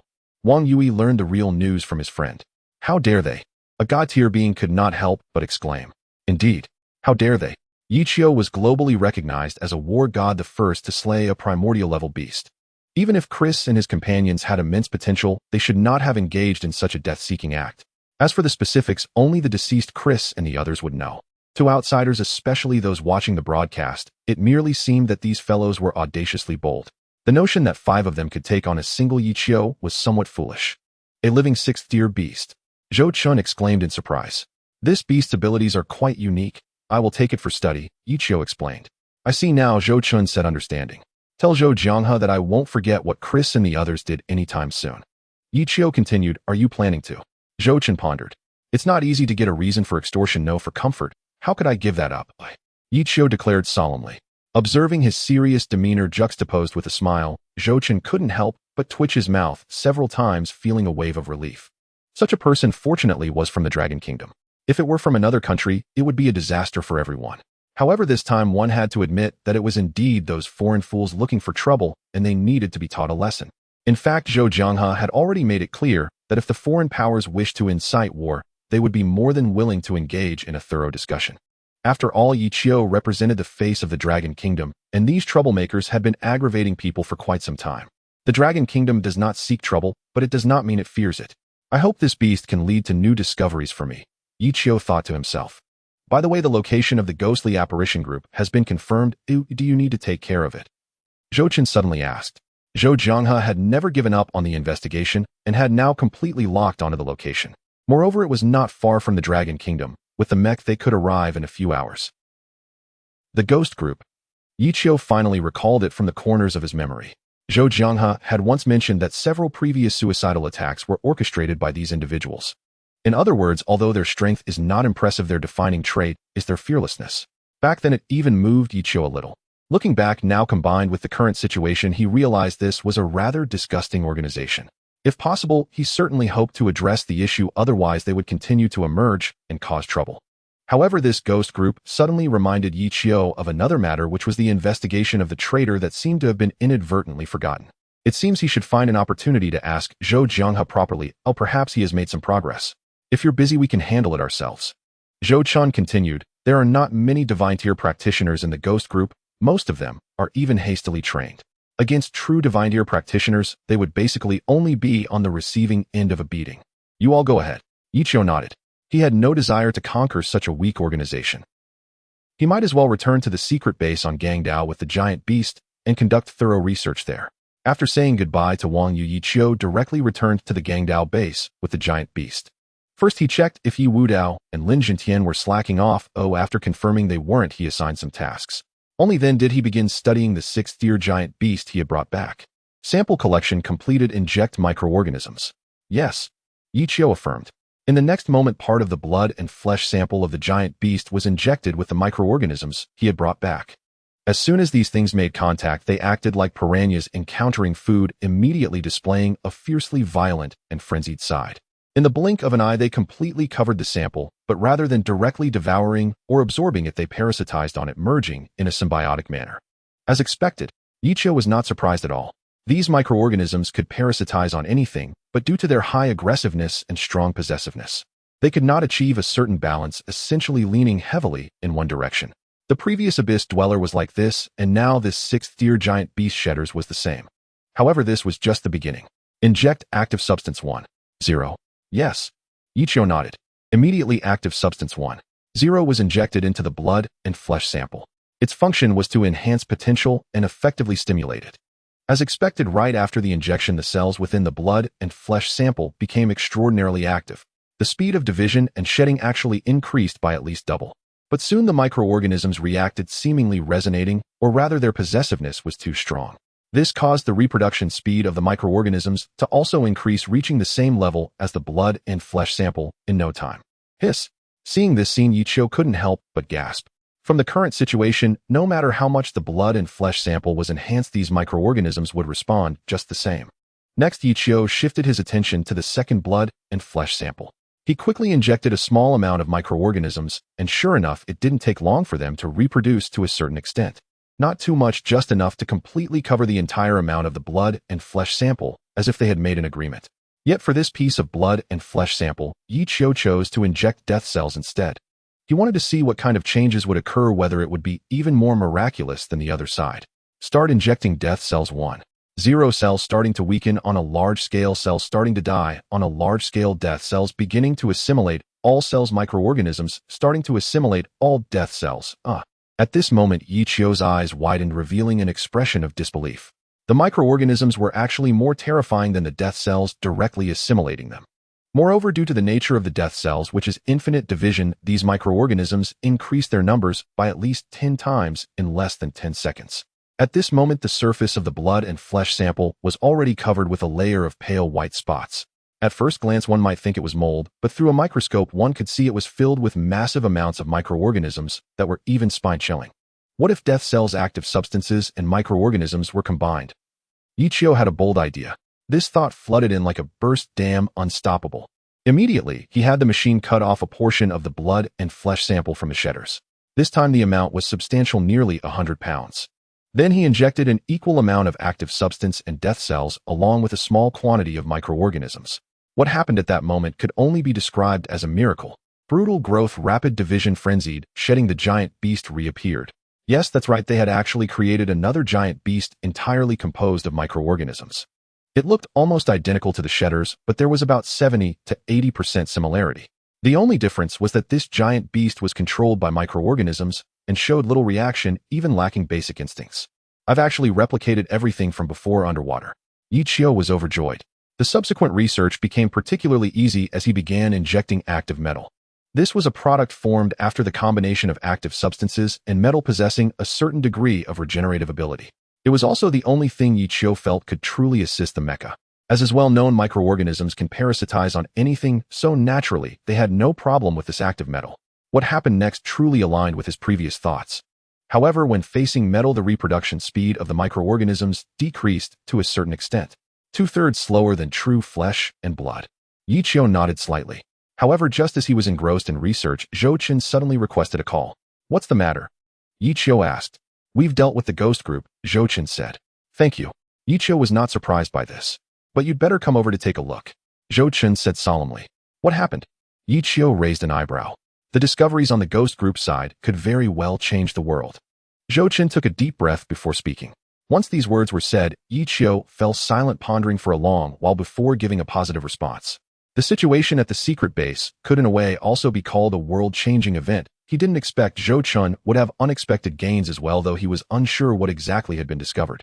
Share the address with me. I will get there soon. Yichio did not hesitate at all. IMG SRC, HTTP3 reading sign. Novelpic. Com Novelpic Red 2 ETF 3797 CF 69 B70 DF C4 9 Pulvnup. JPEG. Those with money can support with cash, while those without can just glance at the small ad to throw a bone. Consider it feeding the dog. If we break through 2300 reads the author will dress as a woman. Yichio briefly communicated with Yi Wudao and Lin Jintian before temporarily leaving the secret base on Hong Kong Island. Following Zhou Chen's location, he quickly maneuvered his mech and landed on an island. The island is neither too large nor too small, capable of housing nearly 10,000 people. The situation on the island is quite simple, with docks and wharfs along the coastal area. Fishing nets are visible everywhere, indicating that the inhabitants likely make their living from fishing. Only in the central area of the island are there a few buildings constructed from stone and wood, none taller than 20 meters. In the very center, there is surprisingly a house surrounded by a fence, appearing very mysterious, as if concealing something. "You're here." Zhou Chen quickly came to greet him. "What could be so important that I had to come personally?" Yi Qiu raised an eyebrow, inquiring. After all, the research had reached a critical point, and having to pause it left him somewhat resentful. "You'll know once you take a look inside." Zhou Chen smiled mysteriously. "You'd better not disappoint me." Yi Qiu reluctantly exited the mech and then entered the building. After walking a few steps, he was faced with a wall approximately 30 to 40 meters long, adorned with various patterns depicting giant beasts. The images depicted their growth from infancy to adulthood, eventually transforming into their peak forms. However, the penultimate image caused Yi Qiu's expression to change slightly, as it depicted a titan. "You see it now," Zhou Chen spoke again. "Have they encountered titans?" Yi Qiu couldn't help but ask. "They have," Zhou Chen affirmed. "When? Where?" Yi Qiu pressed on. "In dreams." Zhou Chen shrugged. At this statement, Yi Qiu nearly spat out a mouthful of old blood, staring at Zhou Chen for a long while, and after confirming he wasn't joking, he took a deep breath. The idea that someone could see a titan in their dreams was simply unbelievable. Was there really some kind of prophet-like existence? In his past life, there had been rumors that some individuals activated special abilities under apocalyptic conditions. One type of person could suddenly receive information in dreams, or at certain times, allowing them to foresee the location of giant beasts and even know what would happen in the following days. However, after several investigations, it was found that most of these people were frauds. These individuals exploited the information gap to deceive others, creating an illusion of foresight, and many worshipped and submitted to them. "This is what the leader of the ghost group saw in a dream." "Titan," Zhou Chen said solemnly. "Incredible, it looks exactly like what I saw." Yi Qiu stated seriously. "If that were all, I certainly wouldn't have let you come here." Zhou Chen displayed a strange expression. "Moi." Yi Qiu immediately looked at the last image. The content inside was no longer a single giant beast. In fact, it depicted a group, or rather a large batch. They landed from a certain place and launched an assault on humanity. The scene depicted indicated that humanity was unable to resist, and it was a horrifying sight. "It looks like a premonition, but its authenticity is unclear," Zhou Chen said helplessly. "Can you determine the exact location, Oi?" Yi Qiu was very curious about this. "No," Zhou Chen shook his head. "Is there no hint at all?" Yi Qiu found it hard to believe. If it truly were a premonition, there should certainly be some memory points.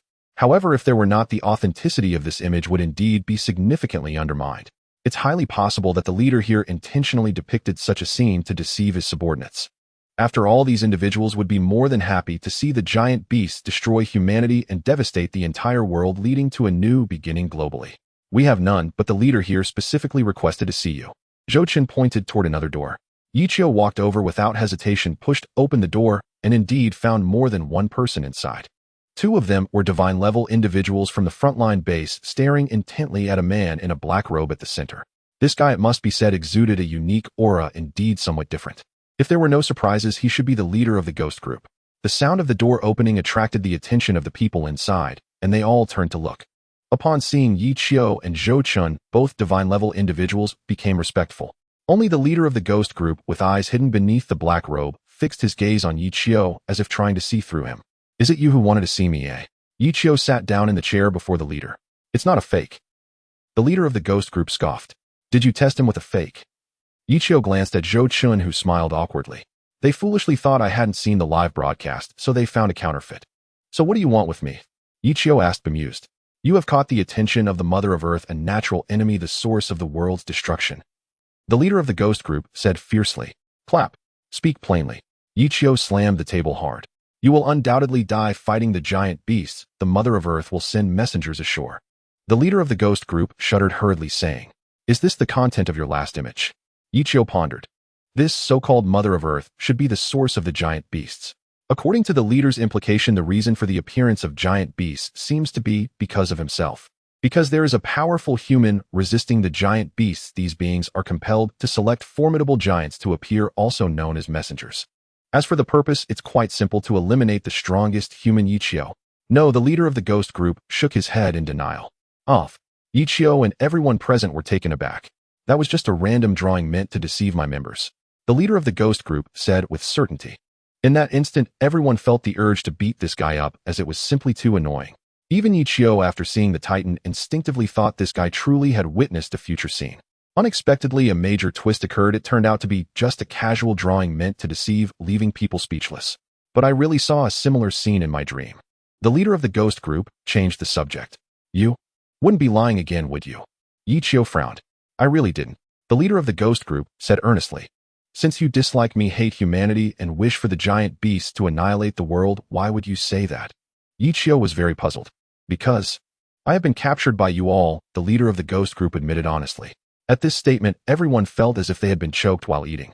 They all looked at the leader of the ghost group with astonished eyes, taking in his appearance from head to toe. This reason was irrefutable, far too realistic. Please continue. Ichio made an effort to calm himself. I have been dreaming for a long time, and in my dreams there are always giant beasts. The leader of the ghost group spoke slowly. When did it start? Zhou-Chen asked curiously. Since I was a child. The leader of the ghost group suddenly dared not continue. If I were you, I wouldn't waste time talking. Ichio's eyelids twitched several times. Just recently the events from my dream actually came true. The leader of the ghost group hurriedly said. The time when the Titan appeared? Ichio asked tentatively. Yes, from that moment on I began to have some extraordinary dreams. The leader of the ghost group nodded. The dreams from before could actually be more accurately described as aspirations. At that time I was just casually messing around with those around me, but I never expected to actually have followers. However, after the Titan appeared, the dreams became increasingly bizarre. Especially just recently, I even dreamt that the ocean suddenly began to emit a pink glow. Not just once, but continuously. Dreaming the content became more and more terrifying. Ichio and the others listened to his words, all silent, deep in thought. If what this guy said is true and he isn't lying this time, then perhaps he really activated some ability, thus gaining the power of foresight. Do you know the consequences of deceiving someone? Zhou-Chen's expression instantly became serious. Of course. The leader of the ghost group nodded vigorously. In the face of capture with death looming, and right in front of Ichio the war god, he had no courage to lie, otherwise he would surely not survive. After all, compared to those who were deceived, the real instigator would naturally suffer the most. What do you think? Zhou-Chen looked at Ichio, the two exchanging glances. In fact, regarding whether this matter is true or false, Ichio suddenly found himself not very concerned. What he truly cared about was if it were true, then there would definitely be a place where a large number of giant beasts would appear. If they were to ambush, they could surely deal a devastating blow to these fellows. So even if it is false, it must be treated as real. There can be no mistakes. Once the giant beasts land, the result will be extremely terrifying. I believe everyone can realize this. I really did not lie. The ocean with pink glow, the leader of the ghost group said anxiously. Then do you know the specific location? Ichio continued to inquire. I don't know. The leader of the ghost group shook his head decisively. Then what are you saying? Are you lying? At this point, the two divine-ear individuals behind him could no longer hold back, almost ready to take action. Originally, this person did not leave a good impression on everyone, purely a big liar. Now suddenly presenting a so-called prophetic dream, but not knowing the location. Isn't this treating everyone like monkeys? Too despicable. I really did not lie. The leader of the ghost group was terrified. For now I can trust you a bit. Ichio pondered. But he doesn't even know where it is nor the time. Zhou-Chen frowned. It's simple, the giant beasts are not coming for me. Ichio smiled. Right. The leader of the ghost group nodded frantically. Ichio had just thought carefully that if these giant beasts were indeed coming for him, then the place where they could land must be able to find his position. So where could they find him? A place where they would appear? Are you saying it? Zhou-Chen immediately reacted. Let's spare his life for now, Ichio said as he stood up. Then he left the room and returned to the wall. Again he began to observe carefully from the first one to the last. Again and again, about 4 or 5 times. Suddenly, there was a breakthrough. Although at first the leader of the ghost group said that the contents of the paintings were all fake, used to deceive the members. However, if one observes carefully, some patterns can actually be found. The giant beasts depicted in these patterns, regardless of size, have indeed appeared. This means that perhaps the leader of the ghost group had awakened his traits long ago, but it was only a tiny bit. As time passed, environmental changes and shifts in mindset enhanced this ability to a certain extent, leading to his recent dreams of the so-called ocean with pink glow. What else is there to see? Zhou-Chen waited for a while, becoming impatient. Did you not notice the patterns? Ichio pointed in a circle from left to right. They are all giant beasts. Zhou-Chen thought for a moment and said, I suppose you are right. Ichio smiled. Then everyone left the island together. No one from the entire ghost group stayed behind. The main purpose of doing this was to ask everyone once.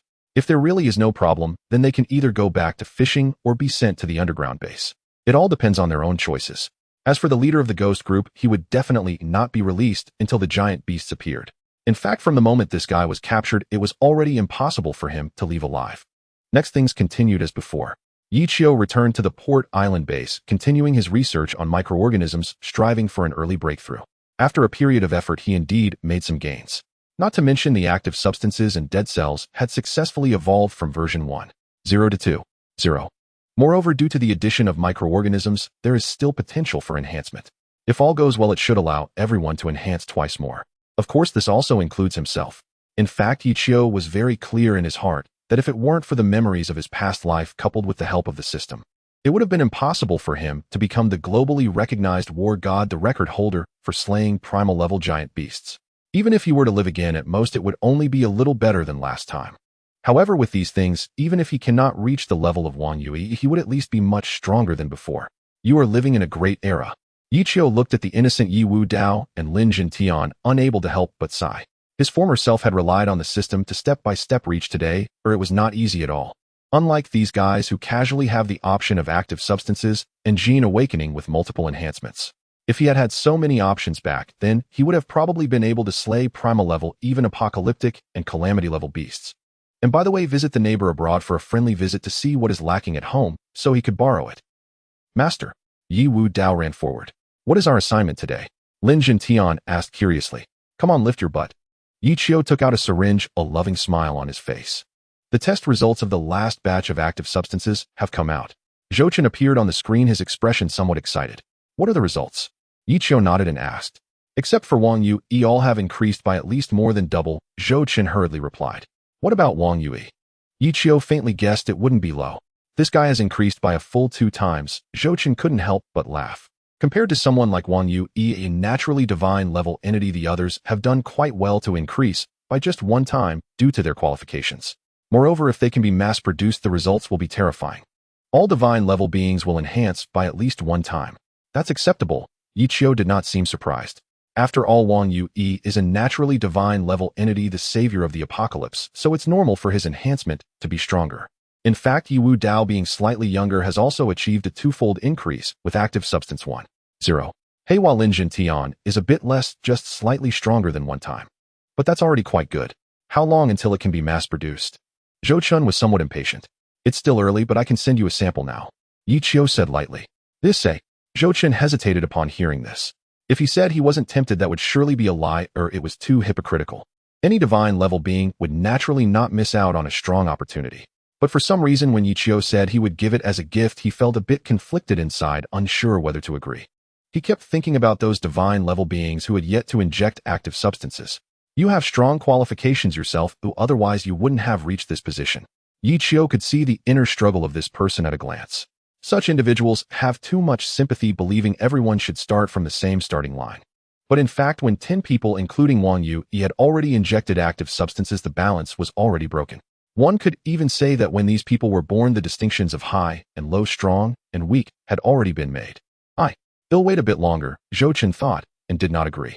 Suit yourself, Yichio said with an indifferent expression. By the way, when will the traps be arranged? Zhouchen got to the point.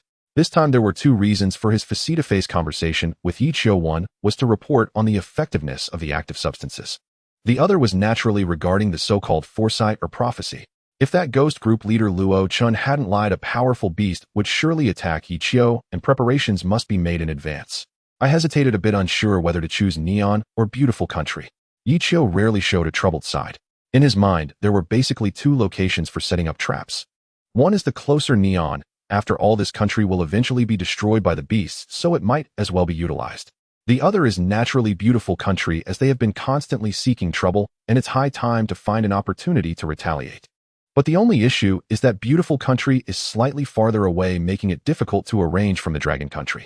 Whereas Neon, being a small island nation, can easily be dealt with by sending a few divine level beings, it's not something to worry about. It's hard to control things on the Beautiful Countryside, Zhouchen frowned.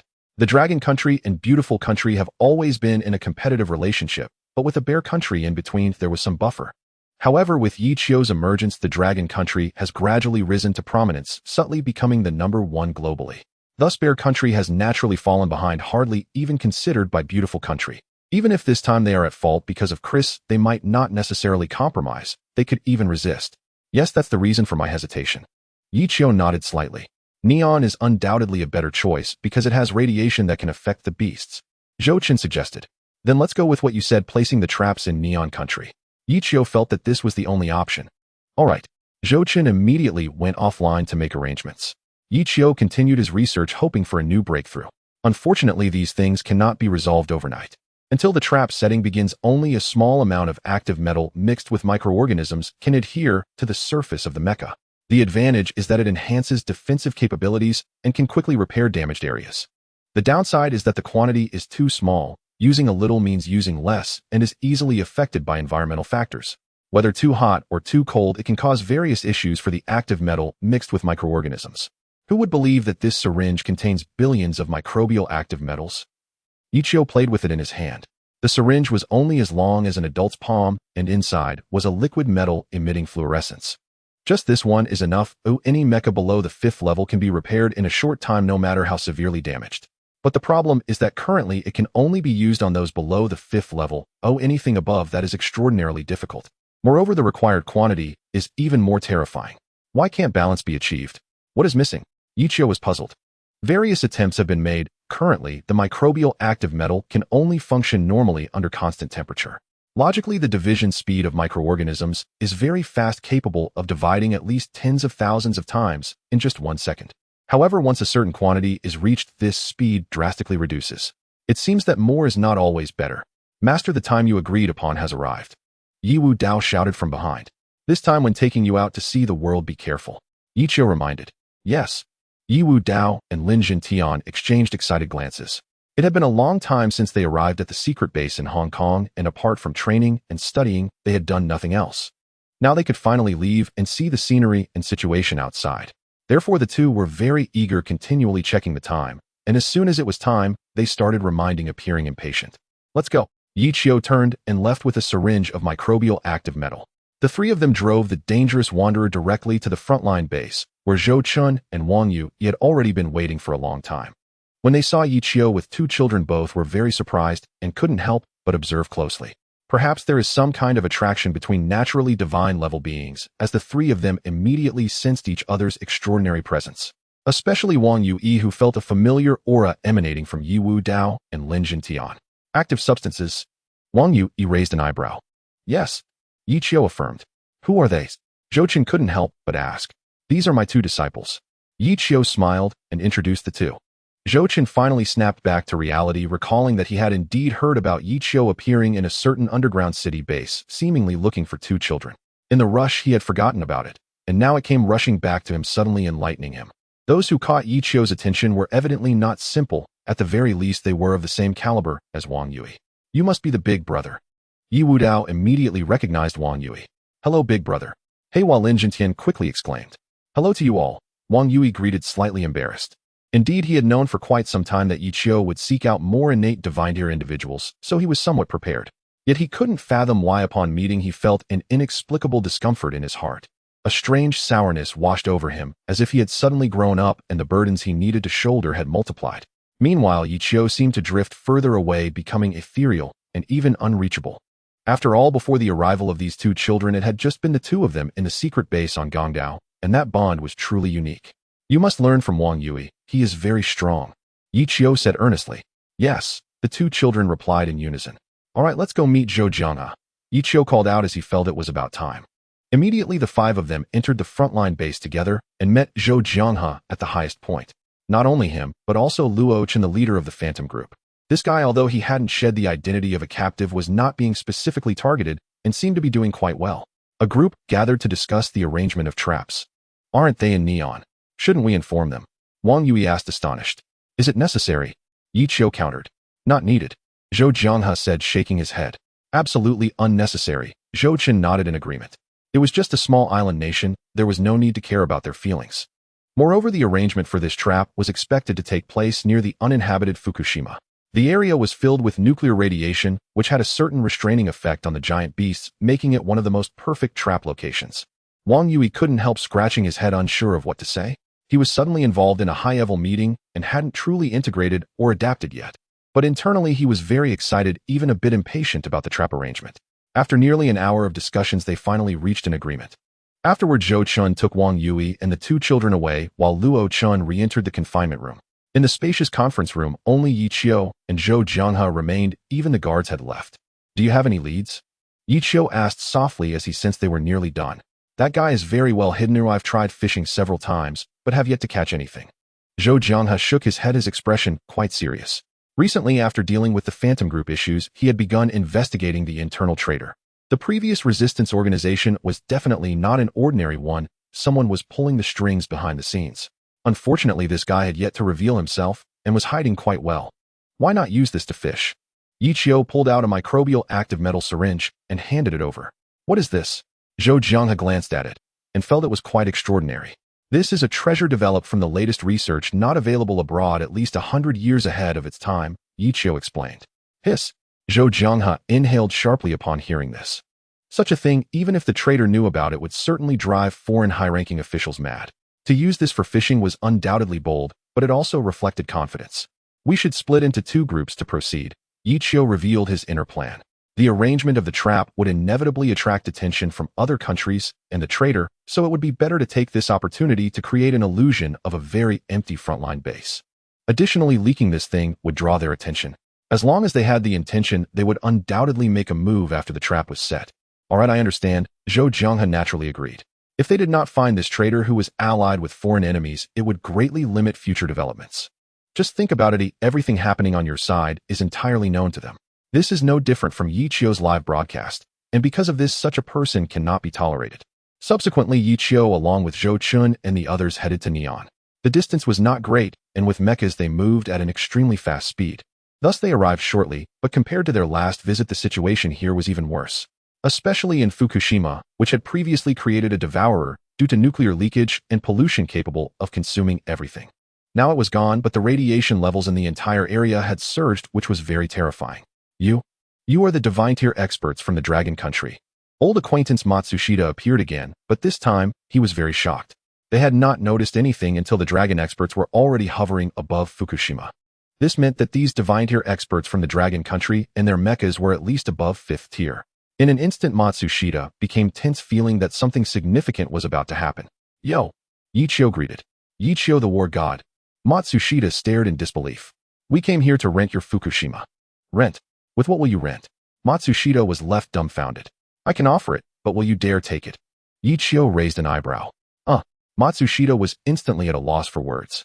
In fact, he really wanted to say that if you were willing to give it, he might actually want it. After all, Neon had been very poor lately, inexplicably spending a large sum of money.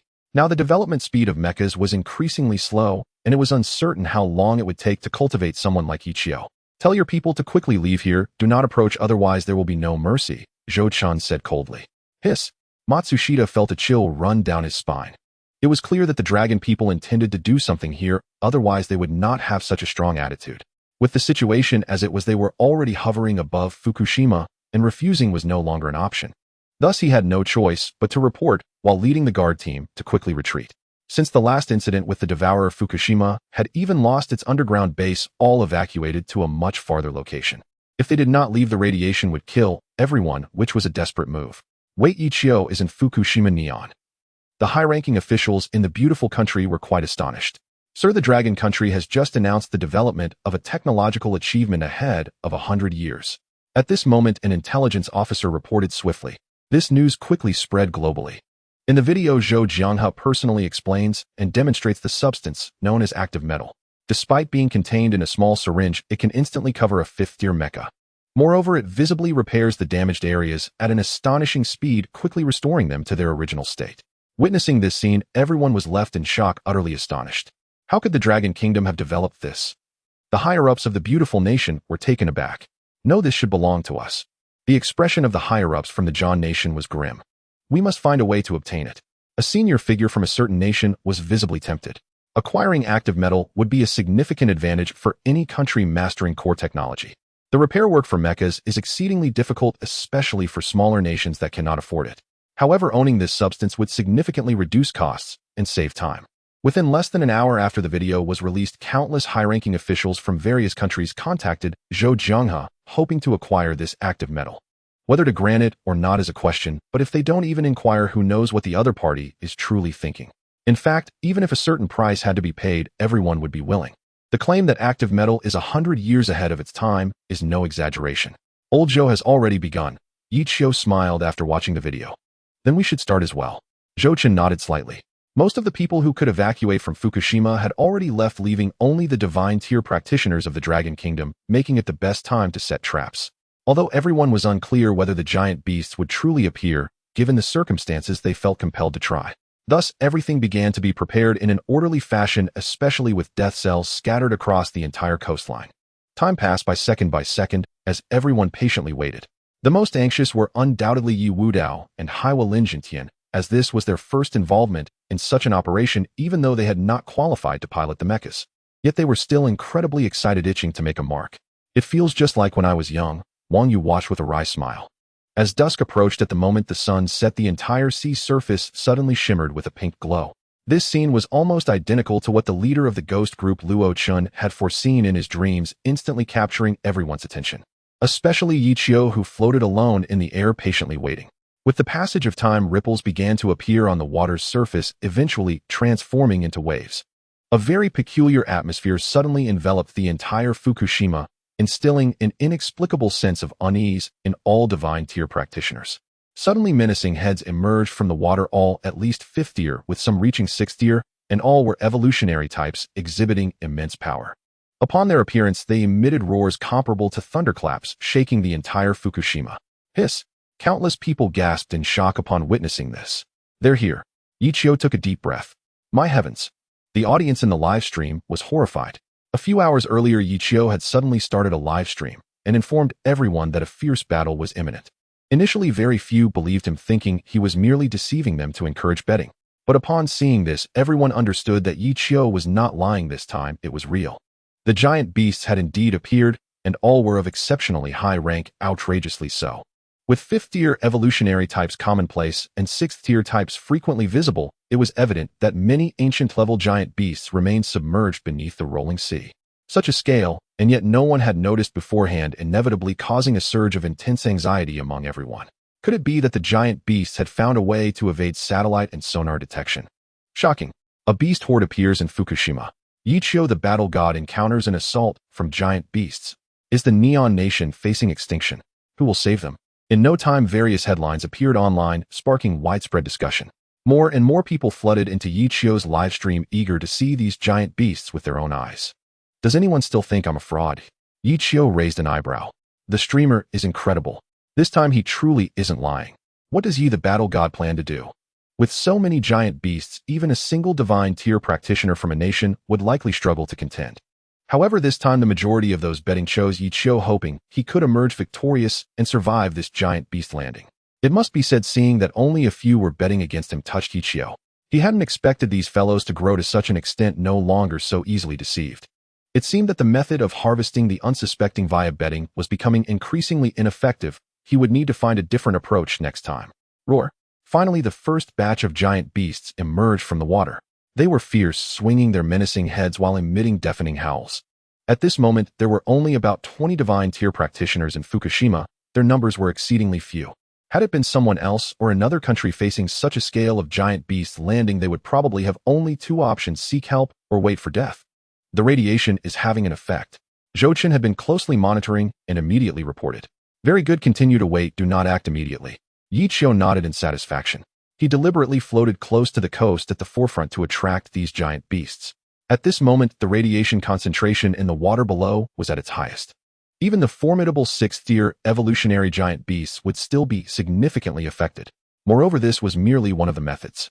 The first batch of giant beasts clearly sensed this, but they had nowhere to retreat, as the second batch of giant beasts also surfaced. In other words, their escape route was already blocked, and they could only continue forward.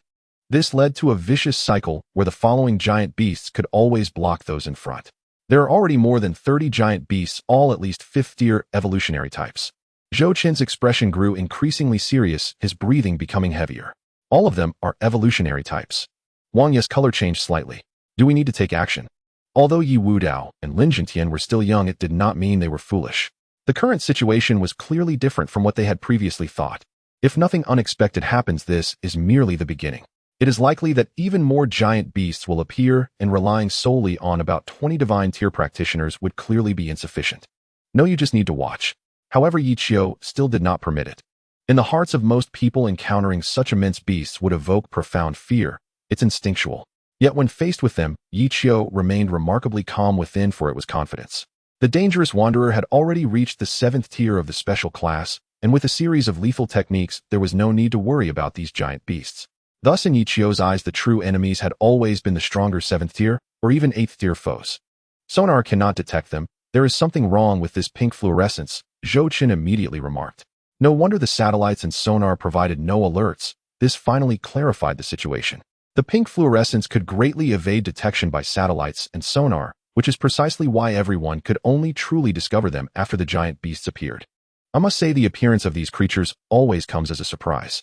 Activate the death cells, Yi Qiu commanded. This time not just Zhou Chun, but Wang Yui and several other divine tier beings all nodded in agreement. The death cells had already been distributed along the coast, and when the third batch of giant beasts emerged, they were activated in an instant. Immediately, a hazy mist enveloped the entire coastline. It even submerged the pink fluorescence, rendering the area around Fukushima particularly dark. It seemed as if shrouded by ominous clouds, causing those who witnessed it to feel a chill. Indeed, under the assault of radiation and death cells, the evolutionary giant beasts began to lose their ranks. Their sizes gradually shrank from 70 or 80 meters down to 40 or 50 meters. Some beasts with poor resistance could hardly move, appearing like dead fish submerged in the seawater. Shall we make a move? Wang Yui could hardly contain his eagerness. Then I shall stretch a bit, Yi Qiu said with a slight smile. Huh. Everyone was momentarily stunned. They had thought it would be their turn to act, but unexpectedly Yi Qiu intended to handle it himself. But soon excitement filled the air. Witnessing Yi Qiu, the world's #1 war god, in action would be a tremendous gain for all divine tier beings. It's been a long time since I had a workout. I feel like I'm about to rust, Yi Qiu sighed. Whoosh. The cutting light blades erupted from the palms of the dangerous wanderer, and in the next moment the massive mech vanished from its original position, seemingly teleporting to the coast. Against these already weakened giant beasts, an incredibly brutal slaughter commenced. For a moment, Wang Yui and the others could only watch in awe as astonishing red flashes darted through the mist of death cells, like two fish swimming back and forth. Yet with each intersection, at least one giant beast was bound to perish. Regardless of whether they were 5th tier or 6th tier, it didn't matter if they were evolutionary types. They were all dispatched in a single blow. It was akin to chopping vegetables. There was not a single foe capable of putting up a fight. This was the terrifying aspect of death cells too. 0, having weakened the giant beasts to an astonishing degree. Any giant beast enveloped within would be weakened no matter how strong their resistance. Unless they hid deep in the ocean. The only flaw of the death cells was that they could easily be diluted in deep waters, significantly diminishing their effectiveness. Holy cow! Is this the war god? I can't see anything but it's dazzling. The viewers in the live stream felt a chill run down their spines, realizing this was Yi Qiu's true power. Not only was he quick, precise, and ruthless, but even the spectators couldn't discern the events clearly. These beasts, capable of overpowering others, were rendered utterly worthless before him. The reason Yi Qiu wished to take action himself was also to instill fear in other nations, making them aware of true terror. Otherwise, if they continued to stir up trouble, anyone would lose their patience. In no time, the first, second, and third batches of dozens of giant beasts were entirely eliminated. Brother Qiu has become even stronger. Wang Yui couldn't help but exclaim. During their time at the frontline base after multiple battles, he thought the gap had narrowed. Yet after witnessing it in person, he realized it hadn't shrunk, it had widened instead. Yi Qiu seemed limitless. Each effect he produced instilled fear in those who watched. Master is so powerful. Yi Wudao was left dumbfounded. Is this the war god? Lin Jintian's heart raced. During this time, Yi Qiu had been busy with research, causing everyone to forget just how formidable he truly was. And now this display of power finally delivered a harsh lesson to those who had been restless or speculative. If one's strength could not crush or eliminate 5th tier or 6th tier giant beasts, they simply could not stand against Yi Qiu. Once a confrontation occurred, death was practically guaranteed. There was no possibility of victory. Not one person could do it, nor could a group, and even an entire nation would fail. What is a war god? This is a war god. Whoosh. A gust of wind dispersed some of the enveloping death cells, causing the mist to slightly dissipate. The nearly 100-meter dangerous wanderer stood like a pillar of heaven above the water's surface, leaving everyone to gaze in awe. The surface of the sea was littered with countless corpses of giant beasts, many already shattered into limbs and broken pieces, the water stained red. It's not over yet. Yichio looked down, saying, "There are still more." Zhou Chun and the others were taken aback. "There are primordial-level giant beasts. These messengers are the key." Yichio continued. Just as his words fell, the sea surface erupted, and simultaneously, at least 9 heads broke the water's surface. They were snake-like in appearance, with triangular heads and pale golden vertical pupils, exuding an extremely dangerous aura.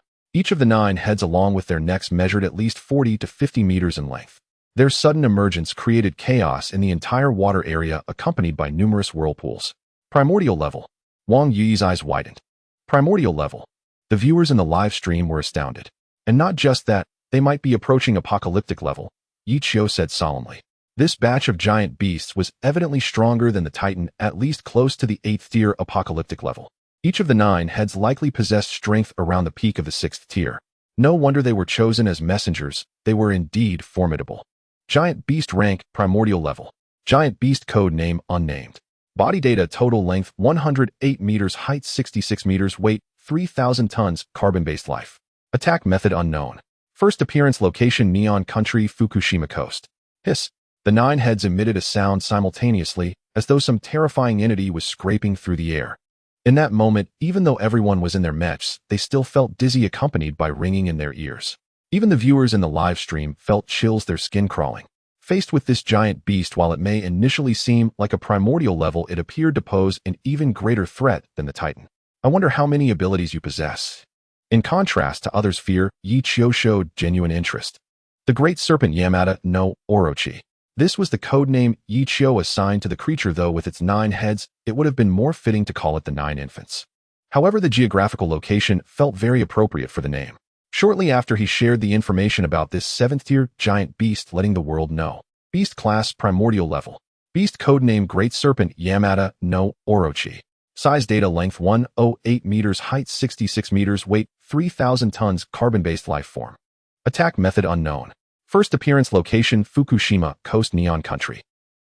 Countless individuals gasped in shock upon seeing the information, while some divine-tier beings felt a deep sense of dread, wishing to avoid encountering such a giant beast.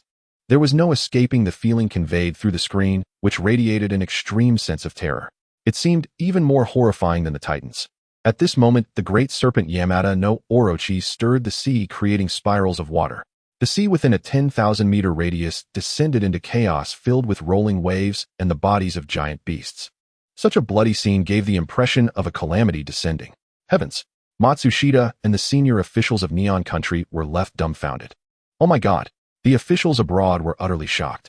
"What do we do?" Wang Ye's heart raced for the first time. There's a feeling of helplessness. Yi Wadeo's expression was grim. "If it were me, there would be no way to win," Lin Jintian said with a tremble in his voice. "We need support." Zhou Chun immediately called the frontline base. "No." However, Yichio suddenly shouted. At that moment, everyone's gaze focused on him, both astonished and curious. When escape is not an option, you are left with only one choice: to confront strength with strength. Yichio glanced at Wang Yu and the others, speaking earnestly. Because often one may face opponents that are impossible to defeat, leading to significant psychological pressure. Thus, this is precisely the moment when one should not cower, but instead pilot the mech and confront it in the best state possible. Only by putting oneself in a situation of life and death can miracles occur. This time he brought along Yi Wudao and Lin Jintian, both still minors. The purpose of this was to make them clearly understand that in the future they would encounter identical situations, and if escape was not possible, then they would have to fight. With that, Yichio pointed his high-frequency light blade at the great serpent Yamada no Orochi in the distance. At this moment, everyone who heard these words was left speechless in shock. Because they were not Yichio, and none of them had the experience or strength to defeat a 7th-tier primordial giant beast. Thus they were at a loss as to how to evaluate the situation. However, Yichio did not preach to others, he merely led by example. "Fight!" Wang Ye's eyes instantly filled with fervor. After all, he was a natural warrior. "Prepare!" Zhou Chun also called out to the surrounding divine-tier beings. "Watch closely," Yichio said as he charged towards the great serpent Yamada no Orochi. The dangerous wanderer, as a primordial special class mech, moved with incredible speed. In a flash, it cleaved through the air and water, leaving a dazzling streak behind. In an instant he appeared before one of the serpent's heads, showing no hesitation as he flicked the high-frequency light blade. Accompanied by the sound of slicing through the air, a brilliant radiance erupted. Hiss! At that moment the attacked serpent head reacted swiftly, howling as its eyes shone with a faint golden light. Like two searchlights they projected out from its eyes, immediately forming a hard barrier around it. Crack! When the high-frequency light blade struck, it surprisingly produced a sound akin to metal clashing for the first time, and during the friction it shot out a multitude of sparks. The hardness of the golden barrier far exceeded any giant beast previously encountered. Hiss! Meanwhile, another serpent head reacted instantly, opening its mouth to unleash a purple beam. Crossing paths, it instantly struck Yichio's defensive barrier, causing a series of crackling explosions, as if countless firecrackers were detonating at that moment. Warning! Defensive barrier damaged. 800,010,000. Upon first contact, 1/5 of the defensive barrier was lost. Such astonishing offensive power caused Yichio to raise an eyebrow. However, he remained remarkably calm, not flustered by the situation, as he had already pushed himself to the limit. Moreover, this was still not the most desperate moment. What will Chioga do? Wang Ye's eyes revealed a fervent anticipation. What a terrifying attack! Yi Wadeo's nervousness caused his small face to scrunch up. Master will definitely succeed. Lin Jintian firmly grasped his hands. If it were us, several divine-ear beings would probably perish in an instant. Zhou Qin's expression was quite complex. The strength of this giant beast was indeed terrifying. Not only could it unleash golden barriers, but it could also spew out purple beams from its mouth. Compared to the previous titans, it was on an entirely different level. Cut it down for me. Yichio let out a furious roar. At that moment, the kinetic energy reached its peak, and the entire dangerous wanderer mech trembled, even emitting a painful creaking sound. In the next second, the high-frequency light blade erupted with an even more dazzling brilliance, becoming longer and more massive. With a crack, the golden barrier shattered, and at the same time a cold gleam cleaved the serpent head before him in two. The serpent head shot into the air with a look of astonishment, and at the severed neck a loud puff released a torrent of purple liquid splashing out like rain in all directions. Swish, swish, swish. In agony, the other 8 serpent heads of Yamada no Orochi released purple beams intertwining together to form a colossal net. It enveloped everything around, creating temporary troughs in the evaporating seawater. Break the limit. Yichio shouted. Kinetic energy raised to the limit, entropy limit breaker activated. Whoosh. The dangerous wanderer's speed skyrocketed several times, instantly creating distance from the great serpent Yamada no Orochi. It appeared as if he teleported to the other side, then waved his hand to activate the ice domain. The steam inside poured out rapidly, spreading like a cold wave in all directions. It froze the surface of the water. However, Yichio still underestimated the enraged great serpent Yamada no Orochi. The other 8 serpent heads unleashed terrifying purple beams. The negative freezing effect brought by the ice domain wasn't very effective and was quickly broken. Meanwhile, water tornadoes burst forth, spinning wildly in the air. Ultimately, it transformed into a swirling mass of vapor, within which shadowy figures could be seen. At a glance, it seemed as if a dragon was swimming within. Watch out above, Chioga. Wang Yu shouted in alarm. This is interesting, Yichio remarked with surprise. Indeed, as the envoy, there is something extraordinary about him. In truth, Yichio was very curious about what kind of existence this envoy represented among the colossal beasts. Did the previously encountered abyssal dwellers and travelers also have some sort of title or label? It felt as though the group of colossal beasts had developed into a truly massive entity. Could it be similar to human society? Filled with curiosity, Yichio began to reassess the massive 7th-tier colossal serpent Yaki in front of him. Although it had lost a head, this creature's combat power seemed to have increased rather than diminished, as if losing a burden was surprisingly advantageous. That purple beam, which was originally about 5 meters in size, now appeared to be nearly 7 or 8 meters. Could it be that losing a head is its strongest form? Yichio pondered. If that were the case, then he shouldn't cut off all of its heads, or it would only grow stronger, potentially surpassing the 7th tier. Moreover, there were shadows moving within the water vapor above, and it was uncertain if they truly concealed something terrifying. Why has Brother Chio stopped moving? Wang Yu was quite astonished. Master is observing. Yi Wu Dao replied earnestly. Observing. Both Wang Yu and Lin Jintian looked at him in surprise. If I'm not mistaken, Master should be assessing the true strength of this colossal beast, Yi Wu Dao explained. He had also caught the key point, which was that the water vapor above and the Yaki, having lost a head, had become even stronger. In other words, the consequences of recklessly continuing to attack its head were precisely what Yichio most wanted to avoid. Thus, despite having severed one of its heads, he did not continue the attack. Right. Wang Yu also realized, nodding slightly. One had to admit this young man named Yi had astonishing observational skills, even he had been slow to catch on. Coincidentally, Yi Qiu also bore the surname. Yi could he possibly be an illegitimate child? But the age didn't quite match. Brother Qiu wasn't very old. Surely it couldn't be a childhood betrothal. Since cutting off the head won't work, let's try a different method. Suddenly Yi Qiu plunged straight into the water, going underwater. Everyone was astonished at this scene. It was known that this 7th-tier Yaki was a water beast stronger in the water. At this moment, going underwater didn't seem like a good choice, mainly because many had not yet recognized what the key point was. Thus they all believed that Yi Qiu's action was a judgment error akin to seeking death. With a splash, the dangerous wanderer submerged underwater, quickly gaining a rough understanding of the target's size. One had to say it was completely different from the imagined long shape resembling an oval-bodied plesiosaur. It even had 4 limbs that could paddle through the water. This target was far larger than those heads, so Yi Qiu charged forward without hesitation. But just then a series of splashes echoed. Yi Qiu hurriedly looked up and saw the snake heads.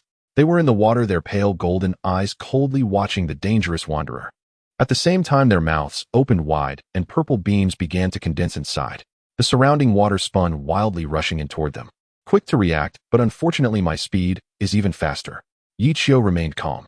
With the support of the entropy limit breaker and the black hole devouring ability, the dangerous wanderer's speed had reached a terrifying level.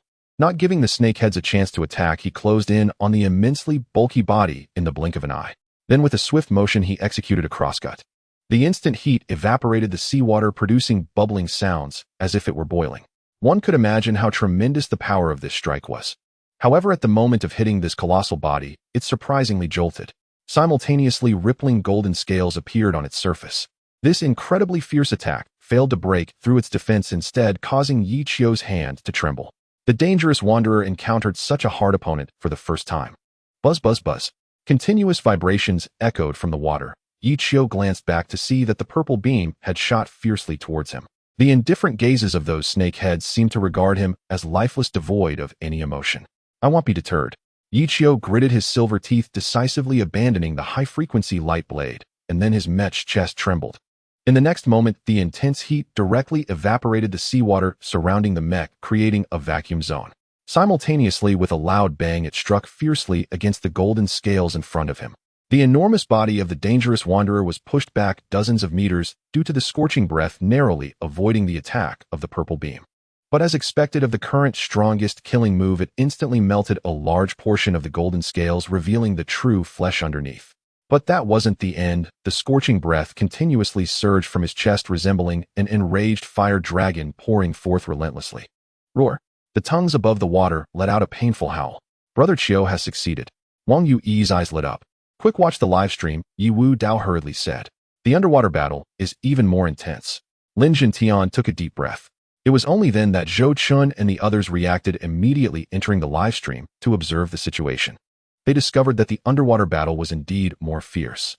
In the screen, the first-person view of the scorching breath made their blood boil, as if they were fighting themselves. So strong. Has the streamer finally revealed his true strength? He had performed this move before, but now it's even stronger. The audience in the live stream was filled with excitement. Indeed, the battle of the first war god was the most immersive. Those following the trend among the divine tier fighters could not evoke the same thrill. Moreover, only Yi Qiu dared to face the 7th tier colossal beast alone. The other divine tier fighters could barely manage the 6th tier, and even then, it was not unknown, but rather a group fight. The gap was simply too vast. I can already smell the burnt scent of your flesh. Yi Qiu's lips curled. More snakeheads entered the water without hesitation, decisively unleashing the most terrifying purple beams aimed at the dangerous wanderer Yi Qiu. Attempting to interrupt the attack this way, although the idea was indeed good, they underestimated Yi Qiu's strength. He moved rapidly, circling around the colossal body, weaving in and out over and over.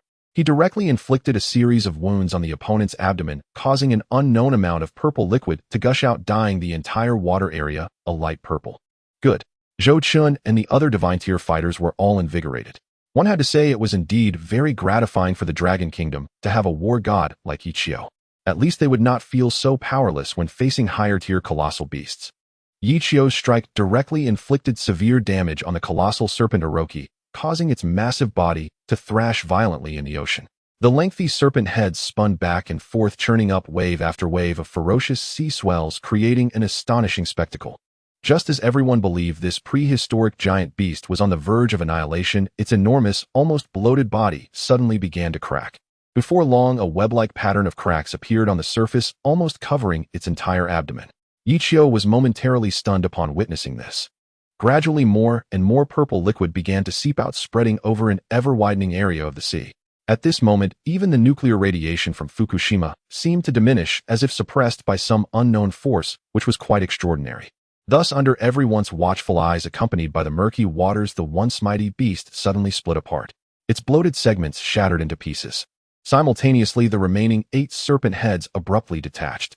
No, to be precise, 7 of them separated, leaving only one still connected to the original body. However, the bloated portion had already split away, leaving only a long, slender body that now resembled a normal serpent. The other 7 serpent heads were merely smaller versions of the original. Swish, swish, swish. Streams of purple light erupted, swirling around Ichio in a frenzied display. In that moment, the tide of battle shifted, and the colossal serpent Orochi took the initiative. This turn of events caught not only the spectators and livestream viewers off guard, but also Ichio himself, who felt astonished that things could unfold this way. It seemed he had underestimated Orochi. As an envoy, it indeed possessed extraordinary abilities, though otherwise it would not dare to launch an attack. Damn it. Wang Yu couldn't help but wish he could jump into the water to assist immediately. Calm down, Zhou-Chen admonished immediately. Although the situation had reversed with Ichio losing the initiative to the giant beast, it didn't necessarily mean disaster was imminent. After all, from the current circumstances, Ichio still had the strength to fight back and had not encountered any unresistible situations. Moreover, no matter how one looked at it, he still appeared quite composed, suggesting it was not yet the most perilous moment. Thus, everyone needed to remain as calm as possible. They must not act impulsively, such as jumping into the water to help, as that would be akin to seeking death, given how terrifying a prehistoric giant beast could be. Therefore, everyone could only continue watching the live stream, their hearts filled with tension. Meanwhile, deep in the ocean, Ichio faced this situation without panic, as his protective barrier had not completely vanished. Furthermore, with the entropy increase limiter now activated combined with the black hole's devouring ability, he was assured that there would be no problems in the short term. However, the current situation was indeed somewhat challenging to resolve. First, the original 8 serpent heads had now separated, becoming individual entities. Moreover, the attacking power of each serpent head was roughly equivalent to that of a prehistoric beast. Second, the one still connected to the body seemed to be nurturing something. Puff, puff, puff. The seawater was pierced by the purple beams, even evaporating. The 7 heads surrounded Ichio's colossal dangerous wanderer mech, launching a frenzied assault from nearly every angle. Since they have lost their connection, they shouldn't continue to strengthen even after losing a head, Ichio thought to himself. He was someone who acted upon his thoughts without hesitation. Controlling the dangerous wanderer, he teleported and appeared before one of the serpent heads. The searing breath from his chest erupted like a fire dragon's maw, aimed directly at it. In almost an instant, without any resistance, the serpent head was dissolved. Ichio immediately turned to the surrounding serpent heads, and indeed found no increase in power. They maintained their original strength, neither enhanced nor weakened. This meant that when attached, eliminating one would indeed bring a certain degree of enhancement. However, after separating, they had essentially become independent entities. Thus, that connection had completely lost its effect. With this in mind, Ichio's gaze fixed on the nearby serpent head still linked to the body. What was it nurturing? If he destroyed it, would that mean a complete resolution? After all, the 6 serpent heads that had split off had already lost all threat. Brother Chio has taken the initiative again. Strange it hasn't strengthened. After splitting, they won't provide feedback anymore. The crowd breathed a sigh of relief upon seeing Ichio's counterattack. Especially Wang Yu, who had been extremely worried, now felt no impulse to jump in and help. Indeed, Ichio, as the world's soul and first war god, possessed undeniable strength. Since he had previously managed to deal with a 7th-tier titan and kill the 7th-tier purple eye, this time, as long as no accidents occurred, he could likewise defeat Orochi. Kill. Ichio decisively charged forward in the water. The high-frequency light blades surged forth again, piercing directly toward the nearby serpent head. Regardless of how the surrounding serpent heads attacked, he chose to ignore them entirely. In his mind and eyes, there was only the singular target. As Ichio's dangerous wanderer drew closer, the only serpent head connected to the body grew anxious. It opened its mouth and emitted a silent roar, instantly causing ripples in the water. At once, the ocean began to shake violently, as if some invisible heavy object was moving, forming walls of water to block his path. Puff, puff, puff. Unfortunately, it completely underestimated the kinetic energy of the dangerous wanderer. No matter how many water walls there were, they did not hinder it even for a second. In almost an instant it pierced through all the barriers and struck hard. Crack! The sound echoed. Instantly hitting the serpent head before him, its pale golden vertical pupil burst forth, with light forming a golden barrier that miraculously blocked this fatal blow at a critical moment. At the same time, the surrounding serpent heads rushed over, as well, once again beginning to unleash purple beams. Oomph! Yi Qiu let out a cold snort. Having missed his strike, the dangerous wanderer quickly moved to evade the incoming attacks, swiftly pulling back at least 100 meters, then attacking from another angle, still refusing to give up. At this moment, Yi Qiu no longer cared about the surrounding serpent heads that had split off, as he knew all too well that if he didn't resolve the one in front of him, a big problem would soon arise. This was an instinctive warning, prompting his choice. In fact, he could have opted for a slower approach, hunting them one by one. But after all, there were still divine beings like Zhou Chen Wang Yu Yi Wu Dao and Lin Jintian on the Fukushima side. Crack! Once again it struck the golden barrier, yet it still failed to break through its defense. However, Yi Qiu did not give up. Before the snakeheads could react, he suddenly unleashed a searing breath, attempting to strike once more. Under the intense heat, the golden barrier began to distort, resembling glass on the verge of melting. Yet as time passed, despite the feeling that it would soon fail, it never truly shattered. At this moment, the surrounding snakeheads had reacted and moved closer. A purple beam shot out again, striking the dangerous wanderer. Damn it! Yi Qiu gritted his teeth, holding on for a while before giving up and quickly retreating. If he could not find a way to destroy the golden barrier, it would be impossible to eliminate this target that instinctively felt dangerous. To put it bluntly, the other 6 snakeheads were somewhat superfluous, as they could be easily eliminated with a single strike. But if this one was not destroyed, it would surely lead to great trouble. What is Qiu doing? Wang Yu was bewildered. He can actually withstand the powerful strike from the dangerous wanderer. Zhou Qin's expression changed slightly. Look outside. Yi Wu Dao pointed at the sky. Everyone hurriedly looked, discovering that the entire Fukushima had become overcast with clouds. During this time, water vapor had been evaporating and gathering, forming a dark cloud in the sky. However, because it was dark, no one noticed it at first. If it weren't for Yi Wu Dao's reminder, they might have still been watching the live broadcast. Upon seeing the situation in the sky, Wang Yu and the others finally reacted and understood why Yi Qiu had suddenly developed such an obsession with a single snake head. It seemed he had discovered some key factor, which was why he was so persistent. Moreover, it was related to the water vapor outside. Meanwhile, Yi Qiu suddenly had an idea and ceased his attacks. Instead, he unleashed a plasma arc whip, binding all the snake heads together. This way, without any distractions, he could focus entirely on confronting the snakehead before him. The great serpent Yamada no Orochi had indeed not anticipated that Yi Qiu possessed such a tactic, leaving it somewhat dazed. All the heads outside were now restrained, unable to act. Now it's your turn. Yi Qiu revealed a cold smile. Boom. The searing breath was unleashed once more, the raging flames evaporating the surrounding seawater and creating an enormous vacuum. Sensing the immense threat, the pale golden eyes of the snake head released a golden barrier once again. Just like at the beginning, it distorted immediately, giving the impression that it could shatter at any moment. But for some reason, it was just shy of breaking. What is the reason for this? Yi Qiu raised an eyebrow.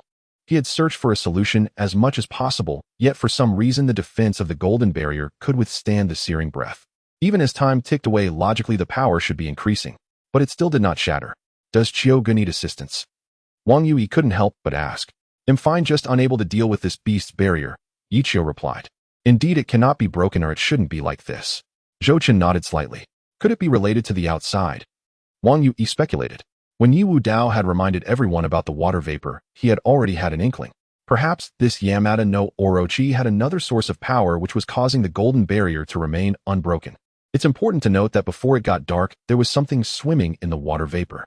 Everyone had seen this clearly, there was no mistake. That's a possibility, you guys go investigate it. Yi Qiu's eyes lit up. He had indeed forgotten about the situation in the air and only remembered upon being prompted. All right. Wang Yu nodded excitedly. He immediately controlled the mech and charged towards the water vapor in the sky.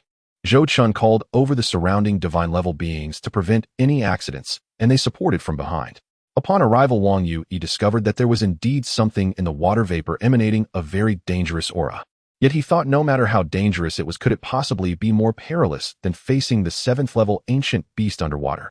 So without any hesitation, he fired a missile directly. With a puff, it pierced into the water vapor and exploded inside.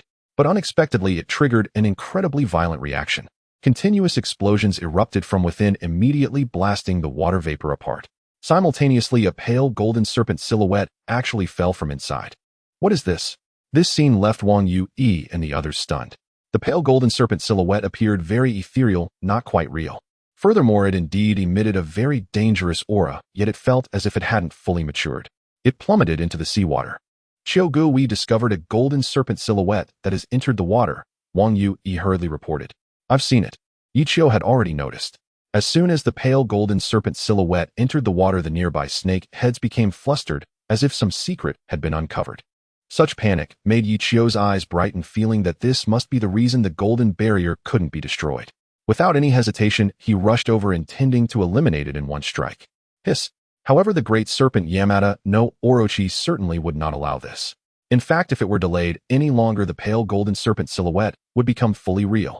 By then, the explosive power released would be enough to obliterate the entire Fukushima along with Yi Qiu and the others. Unfortunately, it was just a step away, or it was about to be birthed into reality when it was destroyed. But there was nothing to be done. The remaining snake heads had been restrained by Yi Qiu's plasma arc whip and couldn't protect it, leaving everything to chance. Moreover, it was indeed unexpected that the external divine-level beings had discovered the trick leading to the current situation.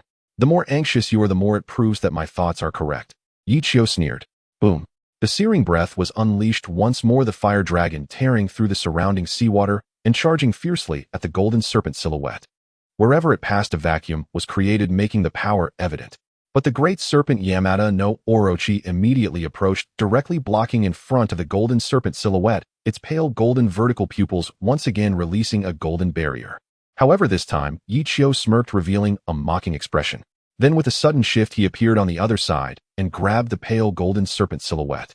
In that instant, it was as if he had grasped its vital point, and the great serpent Yamada no Orochi displayed an expression of pain. The faint golden shadow of the serpent and the great serpent Yaki seemed to be intertwined by fate. Thus, as soon as Yi Qiu seized it, it immediately began to struggle. Unfortunately, due to its own strength being dispersed, it had no effect at all, completely wasting its efforts. "You actually caught it. This is a primordial level behemoth. No wonder it's the god of war." The audience in the live stream gasped in shock at the sight. However, upon further reflection, it seemed very reasonable. After all, only Yi Qiu could defeat a primordial level beast. Among the global god-tier warriors, those who could challenge such giants unknown were currently, at most, at the 6th rank. But this primordial level beast could only be dealt with by Yi Qiu, who was the only one with experience. "That's great," Wang Yu sighed in relief. "Speaking of which, this is my first encounter with such a behemoth," Zhou Chen pondered. It felt as if it transcended life, crossing into another realm. If the faint golden serpent shadow and the mist were real, what would happen to the great serpent Yaki underneath the water then? He felt an inexplicable sense of anticipation. In fact, this was also why Yi Qiu had not used lethal force. The primordial level behemoth that appeared this time was far stronger than the previous titan, especially with the faint golden serpent shadow, which he had never encountered before. This was also why he aimed for the critical spot instead of directly using a high-frequency light blade to kill it. Hiss! The massive body of the great serpent Yaki rolled over and over, almost causing a tsunami. The sea surface around Fukushima was immediately stirred into waves, rolling endlessly. But as time passed, it quickly calmed down, and even the mist had vanished. Splash! Yi Qiu directly pulled the great serpent Yaki and the faint golden serpent shadow out of the water, flying into the air, appearing before everyone's eyes. Zhou Chen, Wang Yu, and others rushed over immediately, all extremely excited. "I have a feeling this behemoth is extraordinary." "Yes, why does it have the ability to manifest an avatar?" Wang Yu nodded. "No, since it is real in the mist, it indicates it's still within normal parameters." However, Yi Qiu shook his head. If the avatar were real, then it would no longer be a technological confrontation with the behemoth, but rather something fantastical. The mist could provide a survival environment for the faint golden serpent shadow, but why was it illusory? Perhaps it involved many factors that needed to be studied carefully. "So what are you planning to do?" Zhou Chen asked curiously. "Let's study it together," Yi Qiu shrugged. It felt better to involve Longhua in this, because the current mechs and technology were indeed somewhat outdated. It's not that he was stingy about sharing more technology, but rather that Longhua couldn't grasp it at the moment. Just a small piece of active metal had already caused a huge uproar, so one could only imagine what would happen if more items were leaked. However, it was also uncertain whether Zhou Jianghe had captured that spy. "Have you dealt with it?" Matsushita was also watching the live stream, but he couldn't calm down. Only those who had truly witnessed Yi Qiu's battles knew how inferior other god-tier warriors were, and this gap couldn't be bridged merely through training. "Fukushima still belongs to you." Yi Qiu nodded. "All right, okay." Matsushita smiled wryly. It was clearly his country's territory, yet it could be taken so casually by others, and whether it would be returned was merely a matter of thought. When a country becomes weak to such an extent, it is truly a tragedy, yet there is nothing one can do to change it. Even without behemoths, weak nations lack diplomacy and dignity. Moreover, in such an apocalyptic scenario, the only thing one could do was rely on powerful nations. Like a parasite. Immediately, Yi Qiu took the great serpent Yaki, the faint golden serpent shadow, and Zhou Qin back to Longhua. However, this time the speed was not very fast. Instead, it was leisurely, as if they were strolling. Meanwhile, on the other side at the frontline base, the situation was becoming increasingly delicate. Zhou Jianghe stood in the control room, facing several masked individuals who were approaching with weapons. Hand over the active metal, otherwise you will definitely die.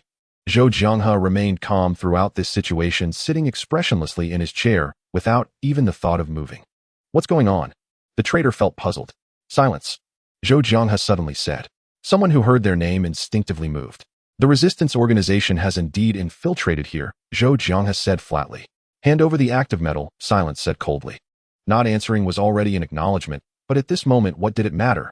As long as he could obtain the active metal, he could quickly escape. He felt it was worth exposing his identity for this thing. Once taken back, he would undoubtedly receive immensely rich rewards. Is this what you were talking about? Zhou Jianghe took out the active metal tube. Give it to me. Silence couldn't help but step forward upon seeing it. Want it? Here you go. A playful smile appeared on Zhou Jiang's face as he casually tossed it. At this moment, Silence could no longer sit still. Disregarding the nearby resistance members, he rushed towards the active metal tube, intending to catch it. But just as he got close, the object suddenly exploded with a bang. A large amount of active metal instantly covered his body, turning him into a metallic statue. Although he was still alive and his thoughts were very active, he could not move at all. His entire body was covered in active metal, becoming overwhelmingly heavy, rendering him completely immobile. Leader, what happened? Did he turn into a statue? The members of the resistance behind were alarmed at the sight. They had thought that this time they could easily obtain the active metal, otherwise who would willingly expose their identity. After all, many god-tier warriors had left the frontline base, especially the god of war Yi Qiu and Wang Yu, who had gone to Fukushima. The entire frontline base was extremely empty and the internal defenses were virtually non-existent. Yet unexpectedly, they encountered an accident just when they were about to obtain the active metal tube. Now that Silence had been turned into a metal man motionless, they could only feel anxious. Is this all the resistance organization is capable of? Zhou Jianghe mocked. Damn it, how dare you be so arrogant? Everyone charge. Even capturing him allows us to leave. The members of the resistance immediately became furious and rushed forward with weapons. However, at this moment their bodies inexplicably became stiff. One by one looked down and found that their feet had also turned to metal without them noticing. And at a visible speed the metal was spreading upwards across their bodies. By the time Yi Qiu and the others arrived, several hours had passed. You're back, Zhou Jianghe said, clearly pleased, a smile spreading across his face. It seems you succeeded, Yi Qiu remarked thoughtfully. Come, let's witness who our traitor is, Zhou Jianghe beckoned. Immediately Yi Qiu and Zhou Qin followed him to the secret chamber where the prisoner was held. Upon arrival they found not a person but a metallic figure. It maintained a mobile posture, then was placed motionlessly in a corner against the wall. Is it him? Zhou Qin was astonished. He has been imprisoned by the active metal. Zhou Jianghe nodded. Indeed, Yi Qiu affirmed. Active metal can currently only be used on mechas. If it were applied to anything else, especially a person, they would become rigid in an instant. The surface was covered with a layer of active metal, and if left like this for too long, the individual would suffocate to death. Should we release him now? Zhou Jianghe asked. Let's release him. Yi Qiu also wished to see who this traitor was. With a hiss, a large amount of death cells suddenly sprayed into the chamber, immediately enveloping the metallic figure. Then, witnessed by everyone present, the surface metal visibly began to dissolve. In no time the figure transformed back into a human form. However, he was completely naked, laid bare before everyone. Oldly, Zhou Jiang's expression instantly turned to one of shock. Brotherly. Zhou Qin was equally surprised. Li Daoqin. Yi Qiu had a vague recollection. This man seemed to be the current head of logistics for mechas in the Dragon Nation. Never would he have expected that he was actually the leader of the rebels, the mysterious Silent. This very person had been passing on various intelligence from the frontline base and the Dragon Nation to gain benefits. I am alive again. Li Daoqin gradually regained consciousness and awareness. However, upon seeing the surrounding situation, instead of a smile, despair emerged on his face. This time he risked exposing his identity to seize the active metal, but unexpectedly fell into a trap, deceived by Zhou Jianghe. You have come back to life, but you may die soon.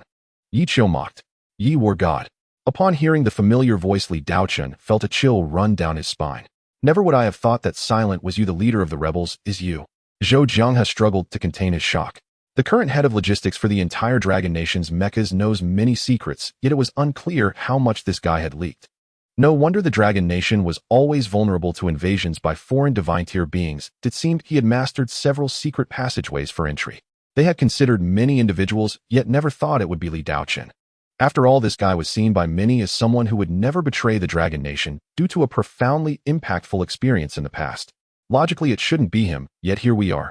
I know you find it hard to accept, but I fear nothing. Li Daochen gradually calmed down, realizing he had no chance of survival. Betraying the Dragon Nation and revealing so many secrets, if he could still survive, it would be an affront to all those who perished, especially the divine-tier beings. Thus, since he had already been captured, there was only one outcome left. Fortunately, his wife and children were already living abroad, and those people had assured him that if anything happened, they would take good care of them in the future. Why, Zhou Jianghe questioned. What else could it be? I see no future in the Dragon Nation, that's all, Li Daochen shrugged. Interesting, Yi Qiu did not expect this reason. With Yi War God here, you actually claim to see no future, then who do you think has a future? Zhou Jianghe shouted. At least not the Dragon Nation, Li Daochen replied after a moment of silence. Zhou Jianghe was enraged, and Zhou Qin's eyes nearly sparked with fury. Only Yi Qiu, upon hearing these words, merely sneered a few times without significant emotional fluctuation. In fact, he had encountered such individuals in his past life, and not just one. Many high-ranking individuals still harbored very outdated thoughts. Coupled with brainwashing and various other reasons, they persistently believed that only other places had a future. Thus, for personal gain, they began to continuously sell information, betray those around them, and even probe for secrets. Yi Qiu, Zhou Jianghe took a deep breath, striving to calm himself, then called out. In that case, there's nothing more to discuss, Yi Qiu nodded. So eager. No interrogation. Shouldn't we at least test it out? Li Daochen was taken aback. Because you deserve to die. Zhou Jianghe ground his teeth. Everyone present understood that there was no way to extract anything meaningful through questioning. From Li Daochen's earlier reaction and expression, it was clear this guy was determined to betray the Dragon Nation, betray the entire divine-tier organization and the people of the Dragon Nation. Given this, he was no longer trustworthy. It was better to provide everyone with an explanation. Especially an explanation for those who had their information leaked, resulting in disastrous attacks by foreign divine-tier beings and even rebel organizations, ultimately leading to their deaths. Li Daochen opened his mouth, unsure of what to say. By the way, let me tell you something, Yi Qiu spoke again. Li Daochen was quite surprised. You might be disappointed because the Dragon Nation is the one with a future, Yi Qiu smiled. He would not allow events from his past life to repeat in this one. Thus, with the help of the system, he strived to change the inevitably fatal outcome. Because of you, Li Daochen mocked. Because of me, Yi Qiu replied confidently. Subsequently, the three of them turned and left the chamber. Next, Li Daochen was to die, but this news would not be made public. It would be executed in secrecy. Of course, they would also conduct a slight investigation to see if there were any other traitors yet to be captured. Since there was one current logistics minister, there were certainly others. Next, Yi Qiu focused on researching the pale golden snake shadow and the Orochi. However, this time, it wasn't just him alone, but alongside the researchers from the Dragon Nation. Ever since experiencing the Li Daochen incident, his thoughts had changed somewhat. Since many people do not believe the Dragon Nation can ultimately survive, let alone rise completely. Then let's slap their faces and let them know who the ultimate victor is. The genetic results are in, Zhou Jianghe said excitedly. Yi Qiu appeared quite calm. We matched from the giant beast gene bank and found that the genes of the Orochi are very ancient. Zhou Jianghe continued. I had actually guessed that, Yi Qiu nodded. In fact, he had never ceased researching giant beasts since his past life. By collecting genes from slain giant beasts, they traced back. Ultimately, they discovered that many giant beasts which appeared unrelated actually stemmed from a single source. It is said that the bloodline of the giant beasts is extremely ancient, comparable to microorganisms. However, in his past life, there was no opportunity to uncover its origins. But this time, Yi Qiu felt that it was still possible. After all, the world had not been destroyed because of the giant beasts. Although there have been no giant beasts of the apocalypse or calamity class appearing at present, even higher-level beings, or the source itself, have yet to reveal themselves. However, a careful comparison of the timeline would reveal that the giant beasts in this life are significantly enhanced in every aspect compared to those in his previous life. For instance, the so-called tyrant class, which did not exist before. But due to Yi Qiu's existence, a butterfly effect has emerged, forcing the giant beasts to evolve. And then there are the microorganisms that have surfaced now. Ancient, Zhou Jianghe pondered over these two words. In the future, we will definitely find the source. Yi Qiu smiled slightly. Zhou Jianghe nodded earnestly. Without Yiqiu, the Dragon Kingdom would likely be in a situation similar to other countries facing the onslaught of giant beasts, and the only option would be to resist desperately. Yet now, with just this one individual, they can actually contend with the 7th-tier primal level. One must admit it is truly incredible and hard to imagine. In fact, many countries are working on the arrangement of the giant beast gene pool, but compared to the Dragon Kingdom, there is still a bit of a gap. The main reason is that 5th and 6th-tier beasts can be killed as long as a group of divine-level beings work together. However, once it reaches the primal level, it cannot simply be eliminated by a group assault. Beasts of this level possess immense strength, and sufficient mech capabilities are required to withstand the terrifying damage. Otherwise, even the most powerful divine-level beings cannot compete. They are not a match. The Bear Country has suddenly sent a request. Zhou Jianghe was momentarily taken aback. Request? Yiqiu raised an eyebrow. They have discovered more giant beasts within the permafrost, and they are awakening. Zhou Jianghe suddenly stood up and activated the screen. Quickly, the received data opened up rapidly, revealing various pieces of information. Among them was a clear map with the Siberian wilderness included. It clearly showed that the Bear Country has recently experienced cracks in the permafrost, and they are increasing in number. Many giant beasts frozen inside are actually awakening, a discovery that has shocked the high-ranking officials of the Bear Country. Initially, they planned to conceal it, thinking they could study it similar to the anesthetized mutant snow wolves. However, while the idea was good, it turned out to be quite unrealistic. The number of giant beasts in the permafrost is too great and extremely ancient. Thus, they exhibit significant resistance to the anesthetics available today.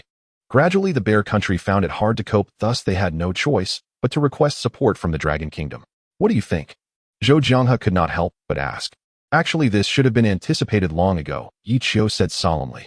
In his past life, giant beasts were indeed discovered frozen in the Bear Country's permafrost, so he was not surprised at all upon seeing this news. However, compared to his past life, it was truly unexpected that the Bear Country would request support from the Dragon Kingdom this time. In his previous life, the Bear Country was quite proud, believing themselves to be as powerful as the beautiful nation. Do we need to provide support? Zhou Jianghe hesitated. There's no rush for now, we haven't even handled our own issues well. Yiqiu waved his hand. The Bear Country's problems should be resolved by themselves. Although the messenger, the great serpent Yamada no Orochi, was taken care of by him. However, it is certain that there will still be incidents of giant beasts landing, so they cannot spare anyone. Every divine-level being is extremely vital and cannot be lost. But we should be able to collaborate on the gene pool, right? Zhou Jianghe contemplated.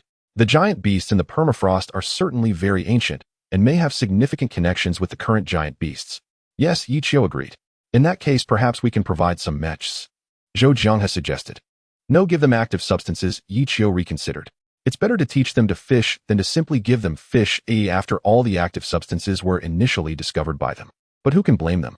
Their technology is more advanced, allowing for faster iterations. Since the other side needs support and the Dragon Kingdom cannot provide divine-level beings, they can only offer these auxiliary items. In fact, Yiqiu had another hidden reason for doing this. He wanted the high-ranking officials of the Bear Country to realize that the current Dragon Kingdom is no longer what it used to be. Since they are to cooperate, they should do so sincerely. Next, the Dragon Kingdom continued its research on the great serpent Yamada no Orochi and the faint golden serpent shadow. Especially Yiqiu, who began injecting microorganisms, active substances, and dead cells, attempting to induce some changes in the faint golden serpent shadow through various methods. Unfortunately, so far there has been no success, as the faint golden serpent shadow is quite peculiar. Why does it appear ethereal? Yiqiu pondered in confusion. What will happen when it transforms from ethereal to solid? Yiqiu had a strong premonition that if it could be studied, it might greatly assist in the development of active metals. At that time, it would not only be attached to 5th-tier mechs, but could likely be directly placed on primal-level mechs, which are the current dangerous stragglers. Even the Taishan. Something has happened. One day, Zhou Chun rushed in urgently. Oh, Yiqiu looked at him. Bear Country has encountered primal-level giant beasts, and not just one. Zhou Chun immediately said. Is that all? Yiqiu asked in surprise. Primal-level giant beasts are no longer a big deal, they will eventually appear frequently. These are not ordinary giant beasts, but the kings among their herds. Zhou Chun said earnestly. The ancient giant beasts exist in different herds, and the most powerful among them are called kings. This time, the giant beasts that appeared in the Bear Country's permafrost belong to different herds, and the first to awaken is the king. These kings possess immense strength, far beyond ordinary 7th-tier giant beasts. One could say that each is basically identical to the previous great serpent Yamada no Orochi. Comparable to the great serpent Yamada no Orochi. Yichio was immediately intrigued. This time the bear country is not requesting, but earnestly imploring you to take action. Zhou Chun said with a serious expression.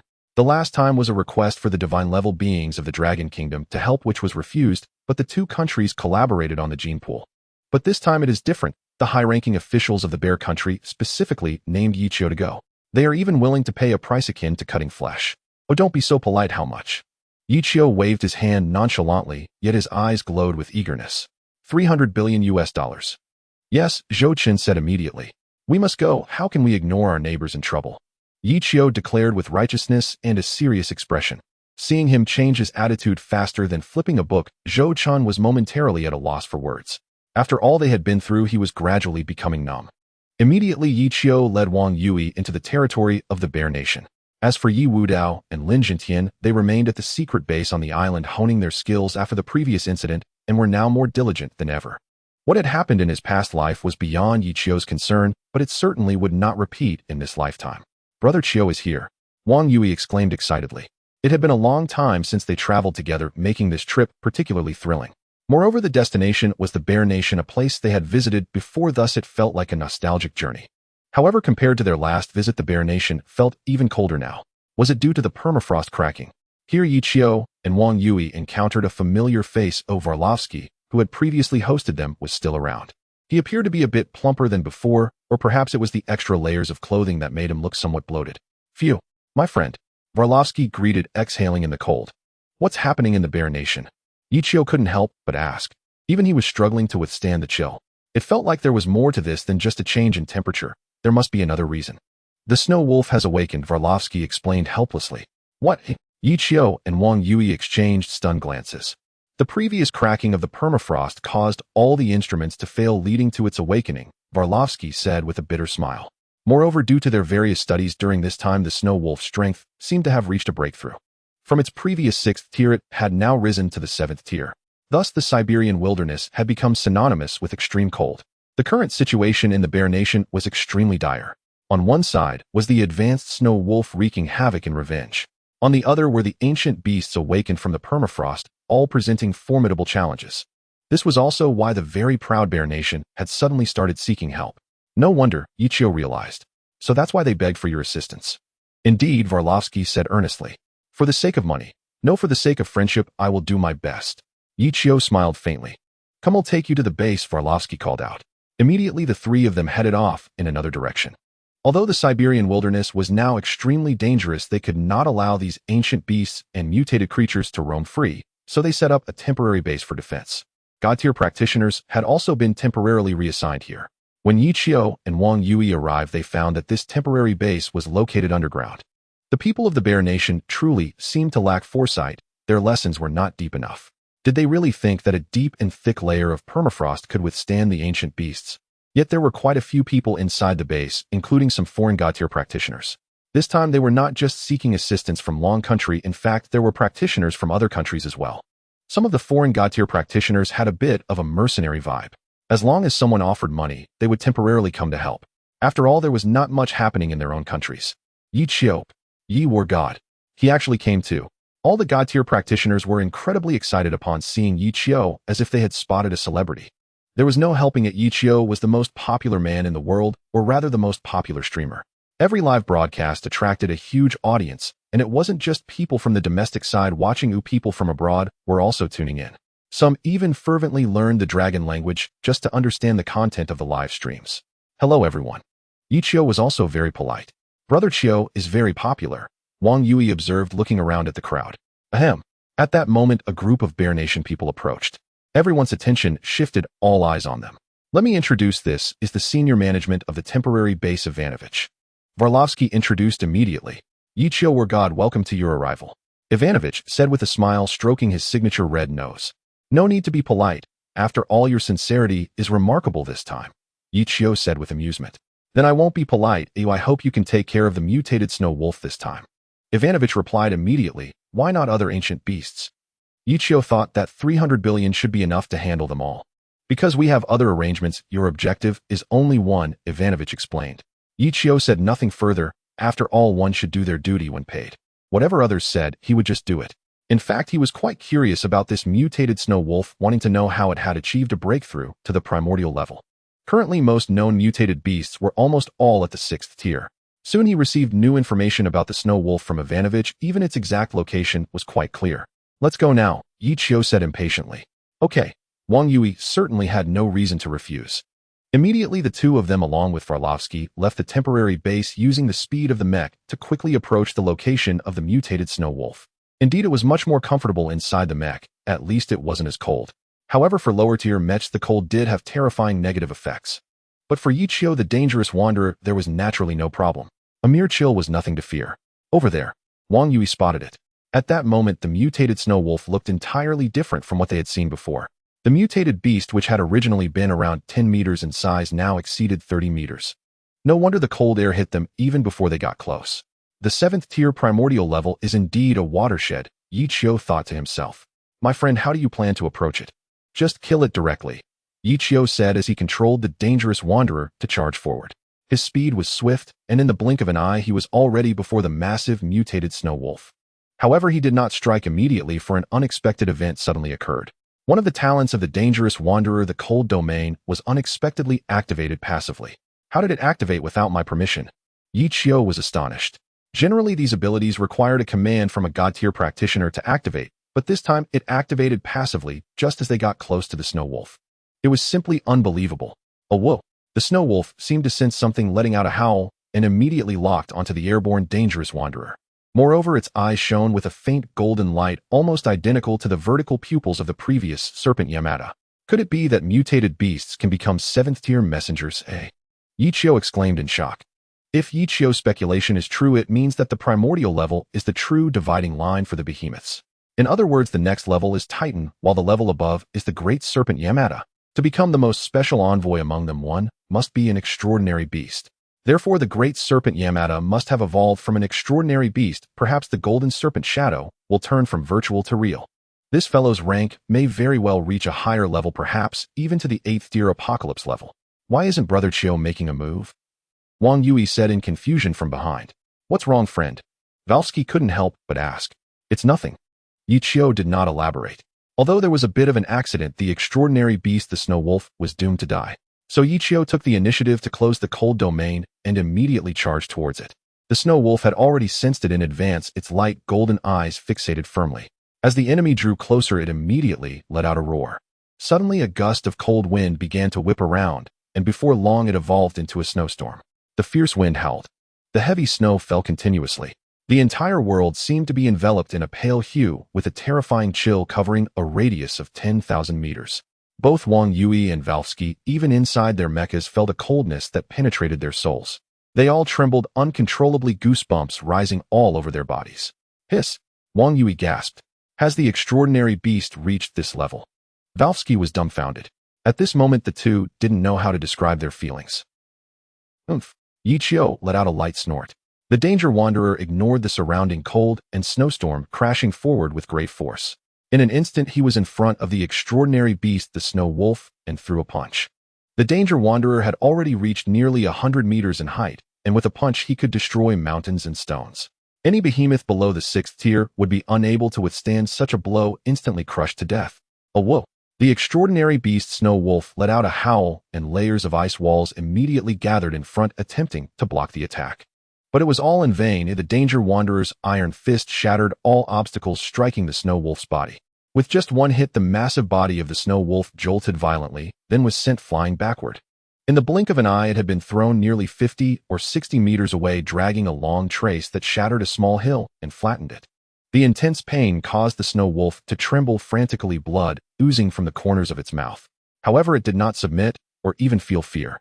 Having been continuously sedated by the people of the Bear Nation for research over such a long time, one can imagine the depth of its resentment. Thus, the more it was pushed, the more ferocious and even somewhat insane it became. Struggling to rise from the ground, it opened its mouth and let out a roar towards the sky. With a cry, spinning wind blades sprayed out from its mouth, spiraling clockwise towards the danger wanderer, which was Yi Qiu. Wherever it passed, the ground seemed to have been plowed, covered in dense scars and shocking ravines. Crack! Clack! Yi Qiu did not evade. Instead, he stood still, allowing the attack to strike the body of the danger wanderer. The next second, the protective shield began to flicker. But after all, it was a primordial special class, it could not be easily worn down. Thus, facing the wind blade's assault, it remained incredibly resilient, suffering little damage. No damage. Wang Yui and Valsky exchanged glances, each seeing disbelief in the other's eyes. If it were them, they would absolutely not be able to withstand such an attack, as it was too brutal. Currently, the mecha controlled by Wang Yui could only reach the 6th tier. Valsky was even at the 5th tier and had not yet reached the special class. Against the evolved extraordinary beast, Snow Wolf, victory was absolutely impossible. Because in the face of absolute strength, many things are meaningless. Like a layer of paper, it could be crushed at will. Oh woo! The extraordinary beast Snow Wolf was momentarily stunned, not expecting that its attack, which had always been effective, would fail this time. It should be noted that previously those divine tier beings from the Bear Nation, when they engaged the mecha, did not have just one. But in the end they were all destroyed by this move, unable to resist. Yet now the fellow it faced was completely unharmed. Surprised too. Yi Qiu raised an eyebrow. The Danger Wanderer was a 7th tier special class. Both its attack and defense were among the most elite mechas in the world. If it faced a Titan again with its current strength, it wouldn't even need to dodge, letting the opponent's fiery breath hit, it would not cause any harm. Oh whoa! The extraordinary beast Snow Wolf was puzzled, but did not hesitate. This time it not only spat out wind blades, but also raised each hair on its body, its light golden eyes becoming even more dazzling. Suddenly the power of the wind blades erupted, even more ferocious than before, and not only that, it was wrapped in a snowstorm, transforming into a terrifying attack, like an ice tornado. With a sweep forward, everything was reduced to dust. Interesting, what exactly is this light golden color? Yi Qiu had not yet used his killing move. Originally the purpose was to probe and observe. Now that he felt he had seen enough, he hesitated no longer. The Danger Wanderer's chest suddenly shook, and then the intense heat directly melted all the surrounding wind and snow, turning it into a vast flow of water. At the moment when it was about to be hit by the ice tornado, an enraged fire dragon surged out, in an instant slamming fiercely forward. At that moment the ice tornado and fire dragon met, resembling two dragons tearing at each other, extremely ferocious. Ice and fire intertwined, merging together. Within a radius of 10,000 meters, one side was icy cold, while the other was blazing hot. One froze everything, turning all into ice sculptures, while the other side burned all things to ashes in the blink of an eye. However, in reality, there was no stalemate. After all, this fiery breath was Yi Qiu's current most powerful killing move, thus directly melting the ice tornado. Then, at a visible speed, it continuously devoured inch by inch, gnawing away at the opponent. Ultimately, it crashed into the extraordinary beast Snow Wolf, producing an incredibly intense explosion. Accompanied by a loud bang of an explosion, the massive body of the extraordinary beast Snow Wolf was sent flying once more, this time even farther. Over 100 meters it slammed into the hard frozen ground, blood gushing from its facial features. The area hit by the fiery breath was charred flesh, revealing deep bone-exposing wounds. Oh whoa! The extraordinary beast Snow Wolf let out a painful howl, struggling continuously, yet could not rise, because one of its feet had been hit and had completely turned into black char. With just one move it defeated this opponent that everyone feared. However, defeating does not mean annihilating, thus the battle is not over. Yi Qiu did not give the alien beast the Snow Wolf any chance to struggle. The scorching breath continued to surge forth, striking fiercely across 100 meters. The ground was charred to a crisp, large areas of black marks covering all directions like a tide. In the next moment, the alien beast, the Snow Wolf, ignited in flames. The intense pain drove it into a frenzy, rolling back and forth on the ground, trying to extinguish the flames with its own strength. Unfortunately, the scorching breath continued to be unleashed. An unending barrage of impacts, flames that never ceased. After a full 10 seconds, the alien beast, the Snow Wolf, finally could not withstand the onslaught and crashed heavily to the ground. Is it dead? Wang Yui was taken aback. Truly worthy of being the war god. Valsky was ecstatic. In a situation where others could not manage, he was able to do it effortlessly. Indeed, a 7th tier giant beast was no longer a concern. The current opponent was likely a presence of a higher tier. Detected host has killed the primordial level messenger class alien beast Snow Wolf. Would you like to use the giant beast ability extraction device? Yes. Yi Qiu replied expressionlessly. Please select the ability to absorb from Snow Wolf. Frost armor, cold immunity, golden awakening 1. At this moment, 3 choices were laid out before Yi Qiu. The first was an advancement in the domain of cold, capable of forming a protective barrier of frost armor around him. In terms of defense, it could enhance his power by about 2-fold. The second was quite formidable. Unless faced with an unbearable level of cold, he would be completely immune, suffering no harm whatsoever. As for the third option, what is this? Yi Qiu was very puzzled. This was the first time he had choices appear after killing a giant beast. or rather after killing an alien beast. Moreover, it did not seem like a complete version, but rather a fragmented one. Did that mean that once all pieces were gathered, he could obtain some special ability? And it certainly seemed to be related to the light golden color. I choose the third one. Ichio thought for a moment and said, the first was indeed good, the second was also quite appealing, but if he had to choose he would rather take a gamble on the third. The main reason was that he still had a light golden snake shadow in his hands. If he eliminated it, could he perhaps piece together the second golden awakening? Soon Ichio felt the dangerous wanderer Mecha undergoing some sort of change, but it was still in the process of gestation and had not fully manifested yet. He did not find this surprising, nor was he anxious. Since it was something that required waiting, it must be a good thing. Thank you, Wargadyi. Valvsky stepped forward excitedly. You're welcome. After all, you spent $300 billion. Ichio shrugged. Is it all settled then? Shall we return? Wang Yui couldn't help but ask.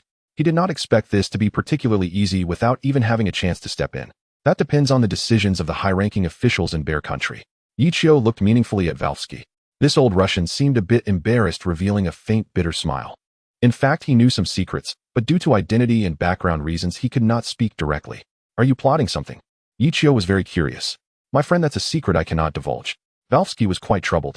You intentionally had me deal with the snow wolf, yet did not approach the king. Ichio raised an eyebrow. The king. Wang Yui finally reacted. The temporary base was filled with mercenaries and similar divine-tier individuals. These guys couldn't possibly be here without reason. One reason was naturally to resist the giant beasts, but the other point likely truly related to the king.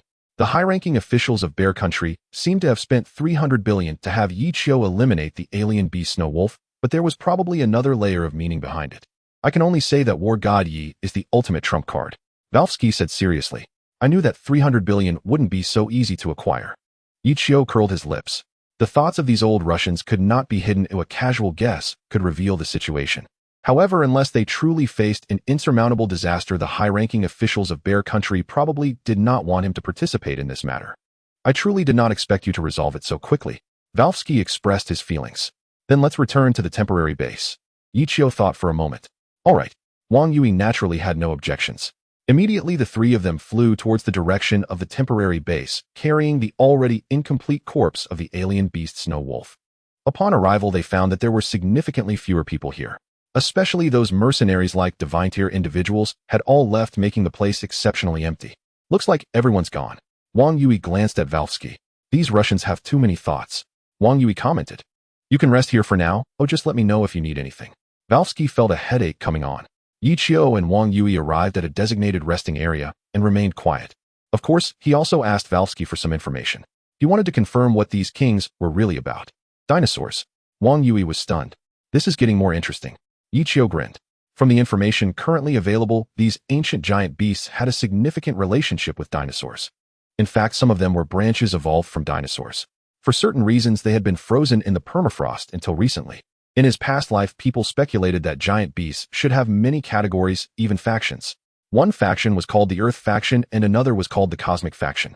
However, at that time, Ichio's status was not high, so he did not have much contact with this aspect, mainly because he was not qualified enough. But from the information provided by Bear Country, it could already be determined that these kings should belong to one of the branches of the Earth faction closely related to dinosaurs. Didn't they say these giant beasts are extraterrestrial? Wang Yui scratched his head. Now, many people say that giant beasts do not belong to Earth, but are from outer space. After all, their abilities were too terrifying, exceeding normal human imagination. Perhaps both are true, Ichio said with a playful tone. Until the end, no one knows where the giant beasts truly came from. Perhaps they were once the overlords of Earth, but left for certain reasons. Their current appearance is merely a way to reclaim control over Earth. Based on the information currently known, traces of giant beasts exist in both the Earth's core and deep sea. The only thing currently missing is evidence from outer space. But Ichio was clear in his heart that once the Mecha space station was completed, he would definitely know what was going on. Boom. A loud explosion echoed from a distant location as ice blocks began to fall from the top of the temporary base. As they fell to the ground, some even landed right beside Ichio and Wang Yui. One could only imagine how terrifying the source of this explosion was. An explosion? Wang Yui suddenly stood up, appearing somewhat anxious. It's a self-detonation. Ichio remained calm, still crossing his legs. A mecha has self-detonated. Valvsky's expression was quite grim. Only the power of a mecha's self-detonation could transmit such force over a distance, and with such terrifying penetration. This indicated that the battle on the other side was extremely severe. Otherwise, a divine tier individual would not choose to detonate their own mecha. Perhaps the divine tier individual had already died. Did you not receive any news? Ichio glanced at him. Not at all. The signals have been interfered with and blocked. Valsky shook his head. The ones responsible for this were the higher-ups of Bear Country, aiming to prevent information from being disseminated. They were particularly wary of individuals like Ichio who would broadcast live and reveal secrets to many. However, because of this, they were completely unaware of the situation on the other side. To put it bluntly, there was completely no information being relayed. But it was evident that since a self-detonation had occurred on the other side, something significant had transpired. So do we need to take action? Ichio raised an eyebrow and asked. Upon hearing this, Valsky immediately fell into silence, uncertain of what to do or how to decide. What if the situation on the other side was successful? Bringing people over now would be nothing but chaos. Yet if it was not successful, the outcome was easy to imagine. What are you still hesitating about? Wang Yui suddenly became anxious. Fine, I'll take you over. Valsky gritted his teeth upon hearing this. Regardless of how the situation on the other side progressed, be it success or failure, they could no longer sit idly by. They had to make a choice. That was better to go than not to go at all. Immediately, the three quickly left the temporary base and flew rapidly toward the other side. They wasted no time arriving at the area of the mecha's self-detonation, and indeed the ground was riddled with devastation and craters. One must know that the power of a mecha's self-detonation was equivalent to that of a small nuclear bomb. For this reason, such an act would never be taken lightly unless absolutely necessary. How tragic! Wang Yui exclaimed upon seeing many severed limbs and wreckage of mechas. It seems something has indeed gone wrong. Valsky was utterly shocked. What kind of colossal beast could cause such a battle? Ichio was very curious.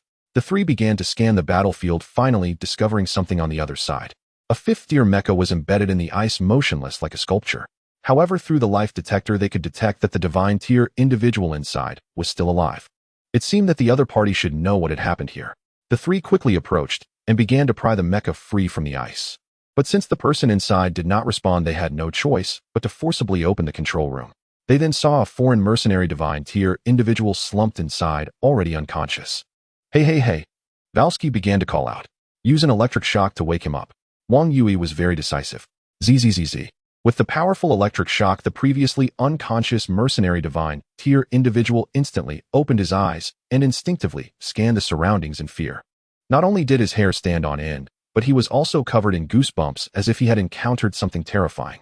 It's us. Ichio's voice seemed to possess a calming magic. So it's War God Yi. The foreign mercenary divine tier individual was extremely excited, even letting out a sigh of relief. What on earth happened here? That king is extremely powerful, possessing boundless strength. With just one strike, he destroyed many mechas. The foreign mercenary divine tier individual replied. Now, recalling the scene from earlier, it was quite terrifying, and he felt a sense of dread. No one expected to encounter such a colossal beast with no room for resistance. Everyone rushed forward, but the ultimate result was utter defeat. Some even had to self-detonate, yet it still did not cause significant damage. The remaining individuals, if nothing unexpected occurred, should have been taken away by that colossal beast. Taken away. Ichio and Wang Yui exchanged glances. This was the first time encountering a situation where a colossal beast was interested in mechas. This suggested that perhaps some people were still alive. If that were the case, they needed to find them as soon as possible. The signal blocking is still in effect, which means they are nearby, Valsky stated seriously. They should be underground. I saw the ice layer crack before I passed out, the foreign mercenary divine tier individual quickly said. Immediately, Ichio instructed Valsky to take care of him and then started searching the area with Wang Yui. After searching, they finally found a crack in the ice layer about 100 meters long, descending from above.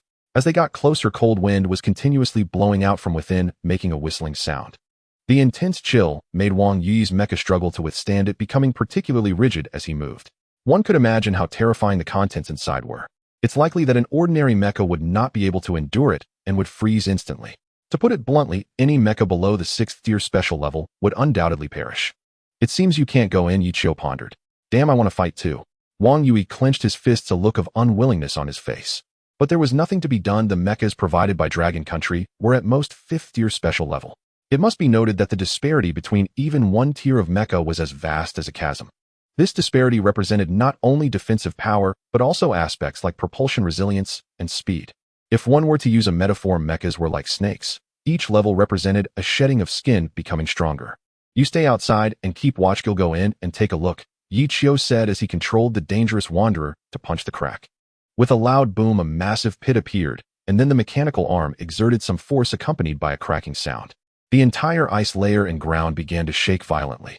In no time, it was forcibly ripped apart from the middle, revealing part of what lay inside. "Be careful, Brother Chiyo," Wang Yui reminded. "Don't worry, nothing will happen," Yi Chiyo replied confidently. He then squeezed inside, delving deeper.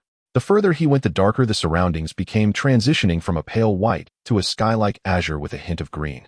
The most terrifying aspect was the chill, which had become incredibly intense.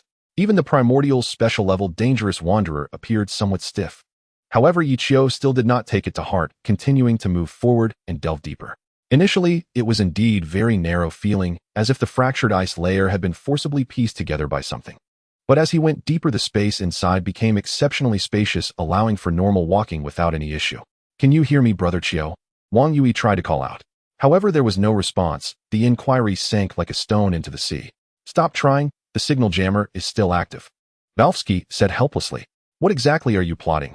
Wang Yui asked, quite surprised. "This cannot be disclosed." Valvsky waved his hand.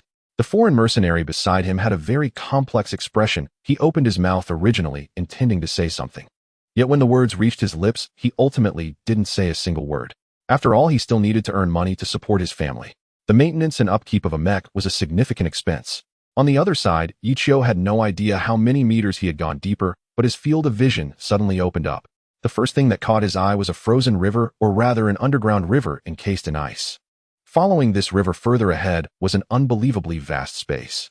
Occasional roars echoed from within, suggesting the presence of some terrifying creature.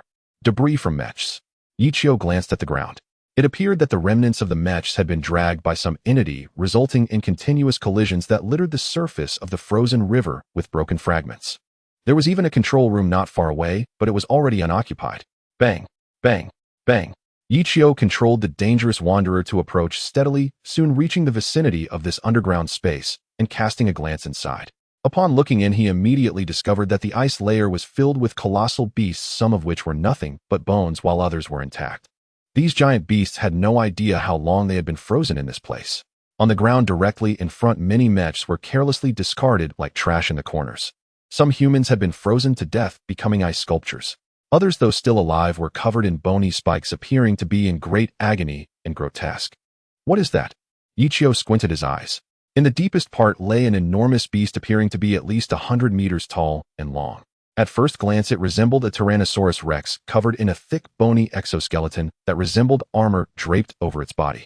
Its head and tail were adorned with protruding ivory-like spikes that were slightly curved. They looked identical to those on the humans, just on a different scale. This giant beast seemed to have a fondness for mechs. Though it didn't know how to manipulate them, it had forcibly pieced them onto its body, giving it a rather bloated and even somewhat comical appearance. Yi Chiyo finally understood why the other party was taking these mechs. It seemed to have a preference for them. This type of creature was a typical underground giant, as they always favored hard metals. And mechs were indeed the hardest things in the world. Rumbling. A deafening snore echoed. The giant beast had evidently fallen asleep. In response, Yi Chiyo devised a plan. He did not maneuver the dangerous wanderer closer, but instead left the cockpit, walking directly on the frozen river. The biting cold made him shiver, but after receiving multiple injections of active substances, his body's resistance remained remarkably strong. For now, as long as he wasn't instantly frozen, there would be no issues.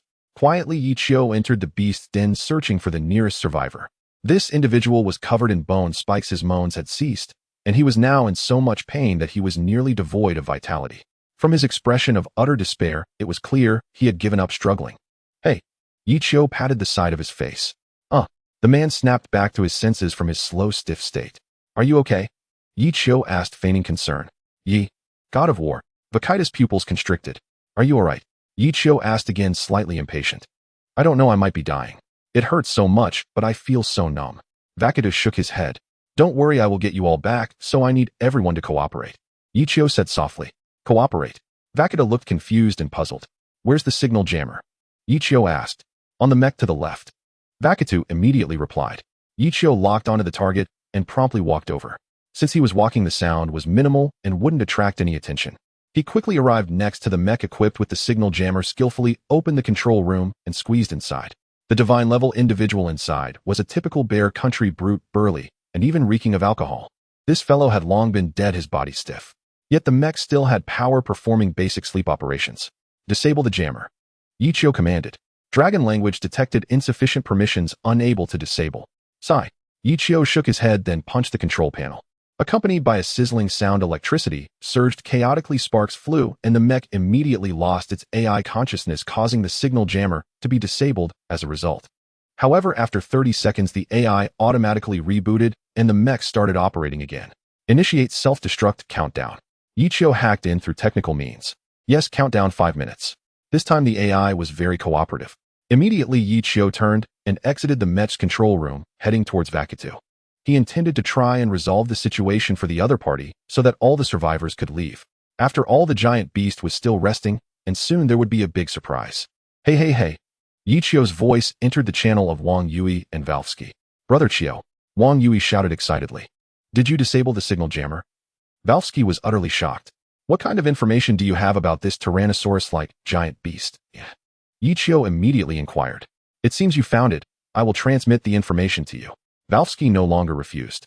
Since Yichio had found it and met this king, then the previous concealment naturally lost its significance, especially since rescuing people was urgent at this moment. Soon Yichio received relevant information about this Tyrannosaurus giant beast, and after reading it he finally understood why Vakutu and the others had developed bone spikes. The situation was somewhat similar to the spores on his own body which would accompany attacks. It seems I need to be cautious of these bone spikes, Yichio thought to himself after reading.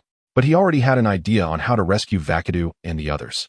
Yichio had always carried many items with him, including active substances, as their benefits extended beyond merely activating one's physical potential.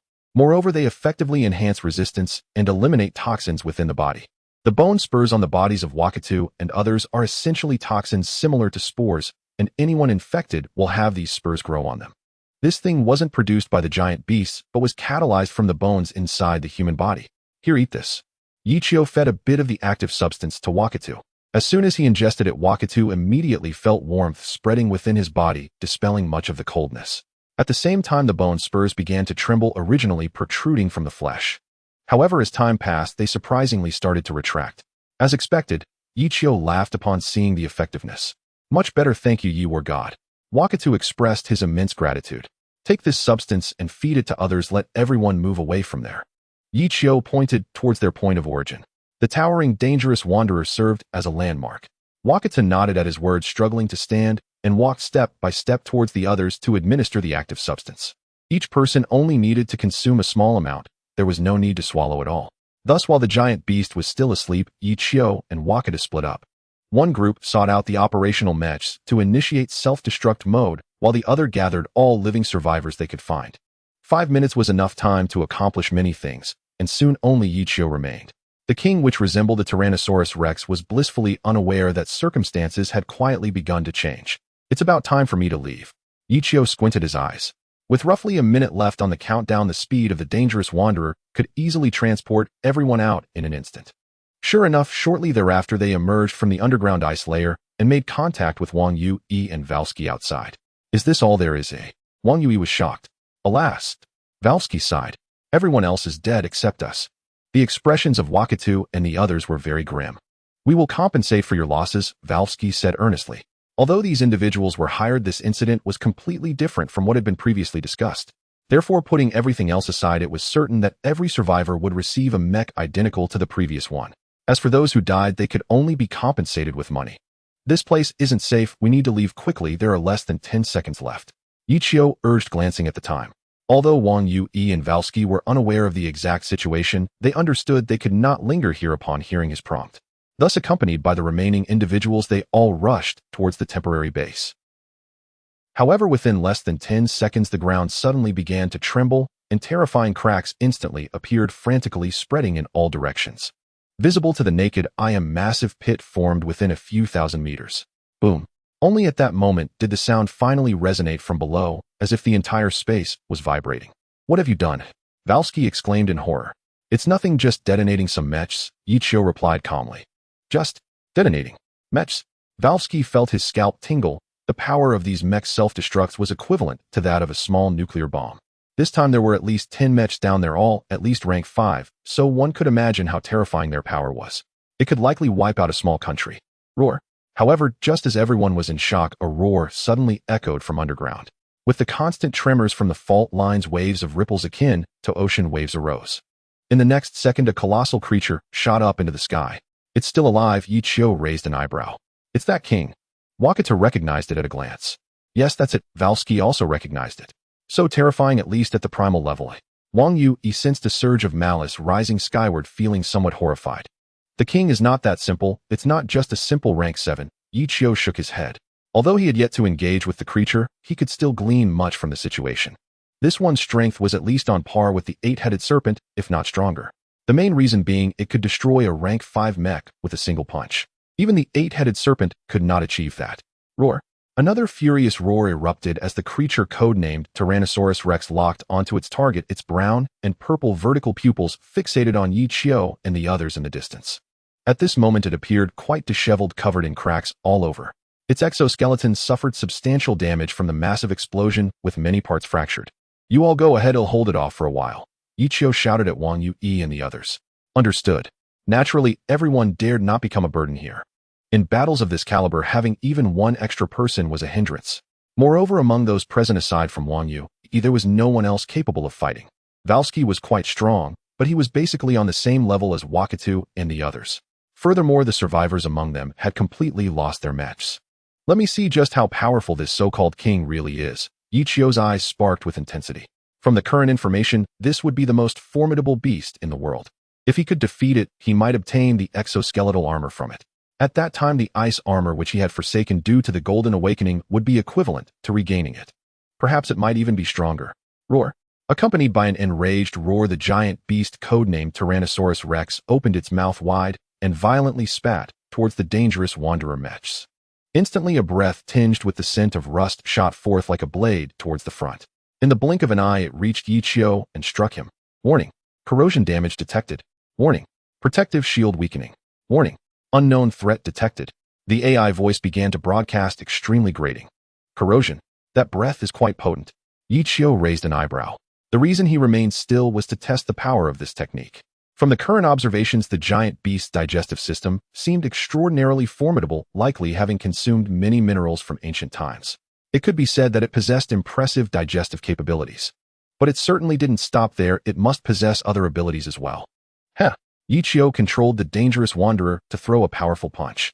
In the blink of an eye, both sides collided, causing their massive bodies to tremble violently. The mech emitted a creaking sound, as if it were about to fall apart. On the other side, bones and muscles rubbed against each other, producing a tearing sound, as if they were about to break. Regardless of which side, if that punch landed, it would surely crush the opponent. After all, one side was a primal elite, while the other was a king. Yet these two powerful opponents did not inflict significant damage on each other. Surprisingly, they both withstood it. Roar. The Tyrannosaurus was a bit dazed, wondering why this time its unstoppable punch did not annihilate the mechanical lump before it. Every previous attack had resulted in an instant kill. Indeed, it has great strength. Yi Qiu glanced at the damage. The power of the opponent's punch equated to 2/3 of the force generated by a mech self-detonation. In other words, any mech below rank 6 would be easily dealt with by a single punch. However, unlike others, the dangerous wanderer possessed automatic repair functions, not to mention it was equipped with reactive metals. Thus, there was no concern about continuing the exchange. Nothing significant would occur. How's it going, Brother Qiu? Wang Yui was very worried. I'm fine here. Have you evacuated to the temporary base? Yi Qiu retorted. Almost there, Wang Yui replied. We can't linger there. I suspect the frozen soil is full of gigantic beasts. Yi Qiu continued. At this, Wang Yui gasped in shock. Though it was merely a guess and had not been confirmed, if it were true, it would mean that the entire bear country was in grave danger. After all, this area had a lot of frozen soil with large expanses of ice underneath. Once these giant beasts awakened, the pressure on the globe would be immense. No more time for talk. I need to eliminate this king. Yi Qiu ceased further conversation. Meanwhile, Wang Yui exchanged glances with Valfusky. Both were struck by an indescribable shock regarding this incident. The latter was even a bit bewildered. This mission had not just failed, it had resulted in massive losses. Not to mention that only a few of the recruited divine-level fighters remained alive. The future compensation would be a staggering amount. Although Bear Country had money, it could not withstand such turmoil. After all, they had originally offered Yi Qiu 300 billion as a hiring fee, which was a significant sum. Roar. The Tyrannosaurus let out an angry roar, then spewed a corrosive breath once more, and due to the close distance, its power was enhanced by at least double. With a whoosh, it landed on the dangerous wanderer, amplifying the existing effects. Warning. Corrosive effect enhanced. Kinetic energy boosted to the limit, Yichio shouted. Kinetic energy boosted to the limit. Let me see just how powerful you truly are. Yichio took a deep breath. The fact that such a number of mech self-exploding had not killed this king spoke volumes about its defensive capabilities. Yet precisely because of this he felt an overwhelming anticipation. After all, the stronger the giant beast, the greater the abilities gained upon its demise. Moreover, this king currently bore no golden markings, indicating that the abilities absorbed would likely not lead to golden awakening. Boom. The dangerous wanderer moved its speed, suddenly surging, widening the distance, and then it swung its arms, unleashing high-frequency light blades. In the next moment, it executed a crosscut. Crack. Due to the overwhelming speed, the Tyrannosaurus had no time to react and was struck in the back. However, Yichio was greatly surprised that the opponent's exoskeleton armor was extraordinarily hard. This blow merely left a faint mark and did not cut through. The sensation was akin to striking a hard stone with a blade, leaving a jarring feeling. Boom. In the next instant, the dangerous wanderer was suddenly counterattacked as the Tyrannosaurus' incredibly hard tail, covered in bone spurs, swept fiercely. This caused the massive mech to be flung backward, and its protective shield began to flicker wildly. Warning. Protective shield reduced by half. At that moment, the piercing alert sounded clearly in his ears. Tricky. Yichio narrowed his eyes. It must be said that this opponent was indeed proving to be a tough nut to crack. One reason was the opponent's astonishing defensive power, and the other was the sheer strength of this creature.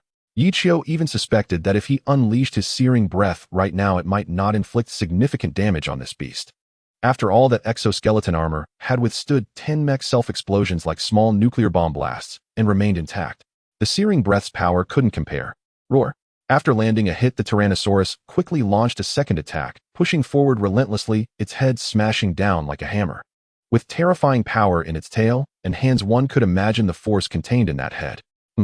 Yichio reacted swiftly, pushing the mech off the ground to retreat quickly. While widening the distance, he unleashed a plasma arc whip, instantly ensnaring the opponent. Meanwhile, a strong electric current surged through. In a split-second, crackling sounds echoed wildly, and large sparks erupted from the Tyrannosaurus as if it were about to explode at any moment. However, Yichio noticed that the effect was not as strong as he imagined, for this creature's exoskeleton armor was apparently electrically resistant.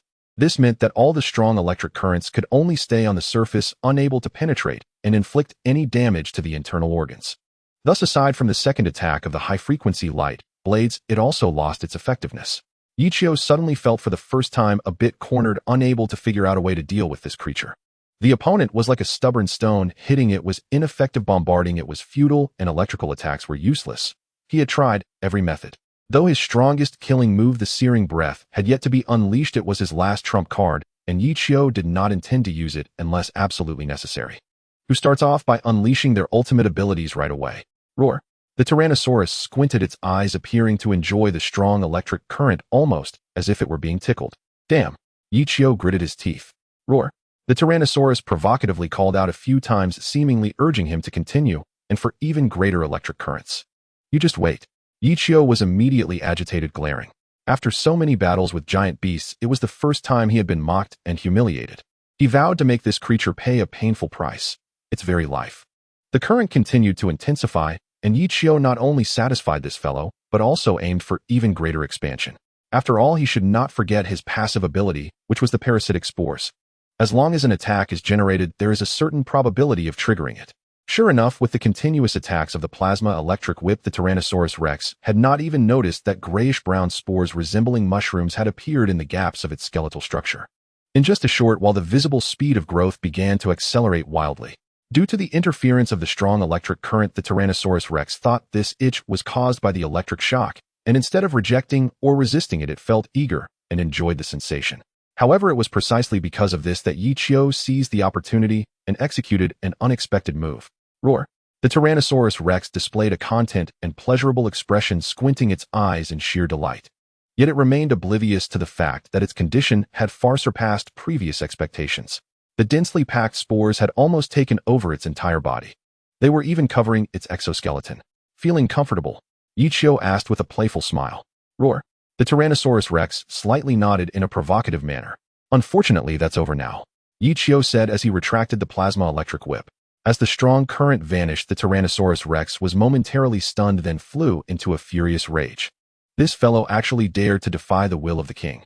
But just as it intended to intimidate, and even attack, it finally began to sense something was amiss. Why was the strong current gone, yet its body still felt itchy, and it was becoming increasingly severe and uncomfortable? Are you starting to feel it? Yichio mocked. Roar. The Tyrannosaurus Rex was astonished, then lowered its head to look, its pupils instantly shrinking. Its massive body was unexpectedly covered in grayish-brown mushrooms, and with the slightest movement numerous particles sprayed out like dust, enveloping the surrounding air in a hazy mist. This parasitic spore can even overwhelm the mother centipede. How long can you withstand it? Yichio raised an eyebrow. Indeed, the mother centipede might not be as powerful as this Tyrannosaurus Rex. After all, it was a king in existence with combat power and defense at the pinnacle of the same tier. But it was also precisely because of this that this fellow was careless. Roar. The Tyrannosaurus Rex felt ominous and let out a series of enraged roars, as if it were a cat whose tail had been stepped on. If it had fur, it would surely be standing on end. Without a second thought, it charged directly at the enormous mech in front of it. Although it didn't understand what was happening to its body, it thought that as long as it eliminated this troublesome fellow before it, everything should be fine. It should be known that the higher the tier of the beast, the more mature its intellect, making it indistinguishable from an ordinary human or even an adult. They could think, seek solutions, and even set traps. Getting anxious. Are you really anxious now? Yichio taunted.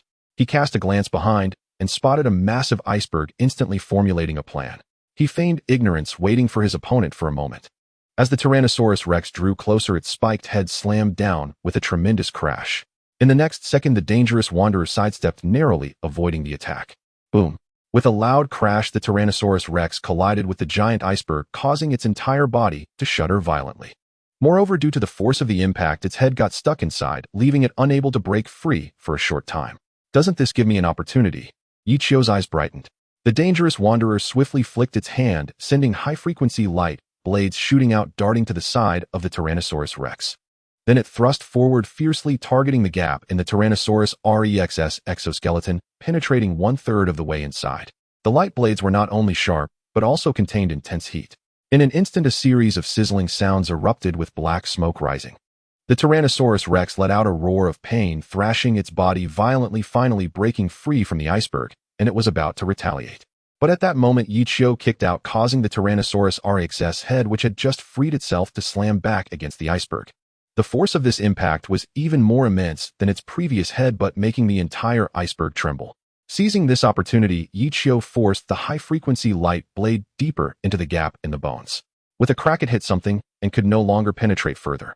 However, this attack was far more effective than the previous one, at least causing the Tyrannosaurus Rex to feel pain. Roar.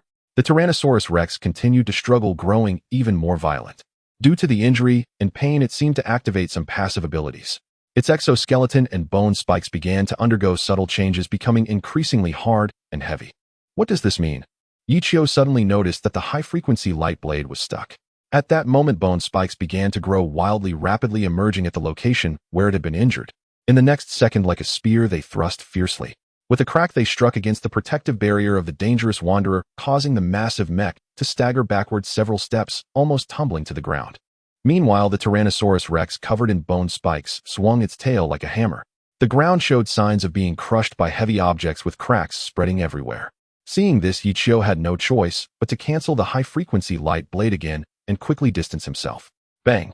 The Tyrannosaurus Rex's tail struck the nearby iceberg, immediately tearing open numerous cracks that spread out in all directions. Its strength has increased. Yichio's eyes narrowed. Roar! The Tyrannosaurus Rex violently broke free from the iceberg and swiftly turned around. Its resentful gaze fixed intently on the dangerous wanderer mech not far away. How long had it been since it encountered such an opponent? It could actually cause it pain, and this was intolerable. Shut up, activate scorching breath, Yichio said with a fierce expression. Taking advantage of the opponent's immobility, he thought, why wait until this guy started moving to strike? Immediately, the dangerous wanderer's chest vibrated, and at the same time the surrounding temperature surged abruptly, instantly exceeding 1,000 degrees. Then a crimson fire dragon let out a silent roar, crashing fiercely into the Tyrannosaurus Rex. This fellow was completely unable to evade and was hit in an instant.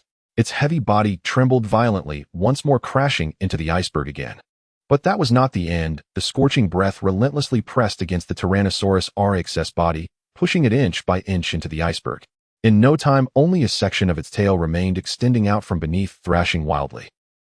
The scorching breath resembled an enraged dragon spewing fire, rendering the Tyrannosaurus rex unable to escape for the time being, as its massive form was embedded within the ice mountain.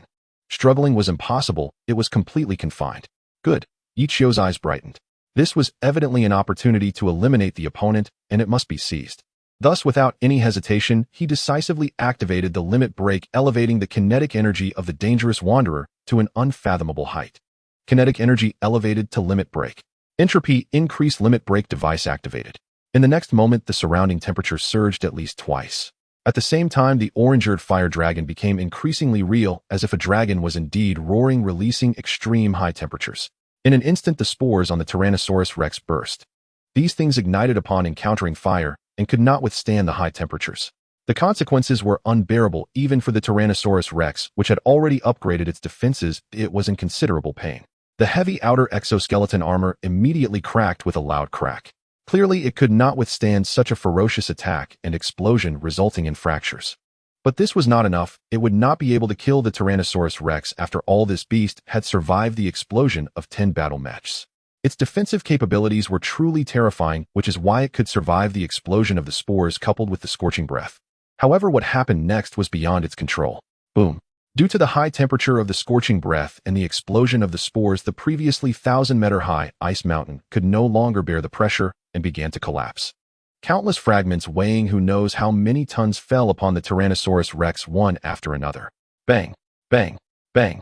In just a short while, at least 90% of the bone spines on the Tyrannosaurus rex had broken, with only a few remaining intact. The damage caused undoubtedly intensified the pain for this king, even hinting at a shred of despair. What's happening? Ichio interrupted the scorching breath. From a distance of about 100 meters, he fixed his gaze on the collapsed ice mountain. Time passed second by second, nearly a minute had gone by. The ice mountain, no, the entire ground, began to tremble. Soon, all the bone spines had broken, and even the fractured tail pierced through the ground, standing tall, like a scorpion's tail. Next, with a loud boom, the Tyrannosaurus rex actually drilled out from underground. Though it appeared quite disheveled, it had not succumbed to the collapse of the ice mountain, yet there was not a single intact area on its body. Even the incredibly hard outer exoskeleton had several broken pieces. Roar. The Tyrannosaurus Rex's ferocity was evident as it scanned its surroundings and immediately locked onto the dangerous wanderer nearby. If it weren't for this guy, how could it have suffered such severe injuries and unbearable torment? This grudge must be avenged. Survived? Ichio gasped. This was the first time he encountered a beast with such tenacious vitality, surviving even the collapse of the ice mountain. Roar. The Tyrannosaurus rex opened its mouth and unleashed a corrosive breath filled with hatred. With a whoosh, everything in its path, be it air or ground, began to twist. The power contained was several times stronger than before. One could only imagine how furious the Tyrannosaurus rex was at this moment. Humph! Ichio snorted, coldly maneuvering the dangerous wanderer to evade swiftly. But instead of retreating, he advanced, leaping into the air, and his chest vibrated once more. This time the scorching breath was even more powerful. After all, one of the effects of the entropy increase limit break device was to grow stronger with the passage of time. Boom. The heavens and earth trembled as the dragon-like breath spanned dozens of meters, crashing into the Tyrannosaurus Rex's chest. This time it even emitted a roar akin to a dragon's, releasing unprecedented extreme high temperatures. The surrounding area melted instantly, water vapor evaporating. Roar. The Tyrannosaurus rex was already heavily injured from the previous collapse of the ice mountain, and its outer exoskeleton armor had broken at least 2/3. At this moment, facing such a terrifying attack, only a layer of tough skin remained to resist. Because of this, it couldn't endure for long, and many areas began to heat up and redden. The remaining bone spines emitted a pop sound, bursting into dust. What an opportunity! Ichio's eyes lit up. He immediately closed in, enhancing the impact of the scorching breath. Meanwhile, his hands unleashed high-frequency light blades once more. Step by step, he approached, taking advantage of the Tyrannosaurus Rex's inability to resist the high-frequency light blades crossed like scissors. A sudden crack echoed as they targeted the neck beneath the beast's head. In an instant, the light blades cut through the tough skin, penetrating deep into the flesh. A fragrant smoke wafted from the wound, but this was not the end. Having already been struck by the scorching breath coupled with the decapitation from the high-frequency light blades, the Tyrannosaurus rex could no longer withstand it. Blood gushed from the wound, as if it were free-flowing, splattering everywhere in no time. Even the dangerous wanderer mech was covered in blood, appearing drenched as if it had just emerged from a blood pool. Unfortunately, such a horrifying scene had no audience. Roar! Roar! Roar. The Tyrannosaurus Rex struggled frantically for a while, but finally began to lose strength. With a thud, it collapsed to the ground, creating a pit over 100 meters wide. Finally dead. Phew. Ichio sighed in relief upon seeing this. He had to admit this was the strongest opponent he had encountered so far, and the most troublesome one. However, if it weren't for the previous 10 mechs exploding like nuclear bombs along with the earlier collapse of the ice mountain, he wouldn't have been able to deal with this beast so quickly. Detected host has slain a 7th tier king-level beast Tyrannosaurus Rex. Would you like to use the beast ability absorption device? Yes. Ichio certainly would not refuse. In fact, he had been waiting for this moment. However, he was quite surprised that this king was also 7th tier. Does this mean it was comparable to the 8-headed serpent and the previous titan? Logically, such strength should be 8th tier or the apocalypse level. Yet the system would never make mistakes. So what conditions must a beast meet to reach 8th tier apocalypse level? Please select to absorb the Tyrannosaurus Rex abilities. Outer exoskeleton armor, flesh barrier, upgrade, bone spike, growth, virus, domain of the king. Just as Ichio was pondering, 4 choices suddenly appeared before him. Ichio was taken aback. He certainly knew that killing the Tyrannosaurus the king would lead to several options, but deep down what he most anticipated was this defensive measure, namely, the exoskeleton armor. Unexpectedly, a king's domain suddenly appeared. What is this? For a moment, Ichio didn't know how to choose, and was extremely conflicted. Please choose to absorb the ability of the Tyrannosaurus. Exoskeleton armor, flesh barrier, upgrade, bone spike, growth, virus, king's domain. Ichio had basically ignored the second and third abilities. Because first, he did not possess the flesh barrier ability, and second, he had no interest in the bone spike growth virus, as he already had the ability of parasitic spores. In other words, there were actually only 2 choices remaining. One was exoskeleton armor, and the other was king's domain. System, please provide an introduction. Ichio thought for a moment, and said, exoskeleton armor can cover the surface of the mecha with a layer of exoskeleton enhancing defense. King's domain, facing giant beasts below your level, you will have absolute suppression. Hiss. After reading the system's introduction, Ichio gasped. Both abilities were the best choices. The first one could enhance the defense of the danger drifter. Even if he faced an 8th tier apocalypse level giant beast, he would undoubtedly have the strength to fight back. Yet this king's domain was truly remarkable. In other words, as long as he encountered a giant beast below the level of the danger drifter, he could directly suppress it and the opponent would have no chance to resist. To put it bluntly, for any being below the primitive level, facing the danger drifter would basically lead to certain death. Please make a choice. What a pity. Ichio looked regretful. If the danger drifter had not advanced to the 7th tier special level, he felt that the ability of King's Domain would indeed be very powerful.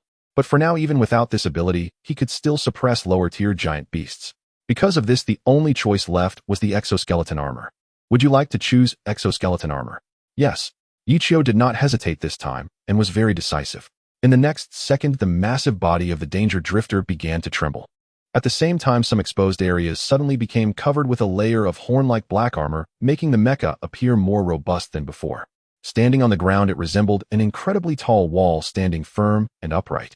The entire danger drifter mecha was completely enveloped in a layer of horn-like black armor, appearing as impenetrable as a fortress. Even the area around the eyes was protected, displaying a thin film that allowed visibility of the outside. Boom. The ground cracked under the immense weight, with countless fissures rapidly spreading in all directions. Awesome. Ichio was exceedingly excited. Now, even if the protective shield disappeared, he need not worry about damage. This layer of exoskeleton armor, though heavy, greatly enhanced his defensive capabilities. If he were to face the king with the code name Tyrannosaurus again, he would not need to dodge the opponent's attacks. Roar. At that moment, due to the collapse of the iceberg and the cracking of the ice layer, several giant beasts that were originally imprisoned began to awaken. They looked similar to the Tyrannosaurus, but were slightly smaller, generally at the 5th tier or below. As soon as these creatures emerged, they emitted deafening roars as if challenging the entire world. However, just then the danger drifter, resembling a metallic wall, moved. It simply lifted its foot and stomped down. With a squelch, at least several giant beasts were reduced to mush, instantly perishing without a burial site. Roar. Roar, roar. Only then did the surrounding awakened giant beasts realize there was a foreign entity nearby. Without hesitation, they decisively launched an attack. One by one, they charged viciously, but they never expected that upon contact their heads would be crushed. An ant shaking a tree, overestimating its strength. Ichio looked down indifferently. The hardness of the exoskeleton armor was simply beyond these little creatures' capability to challenge.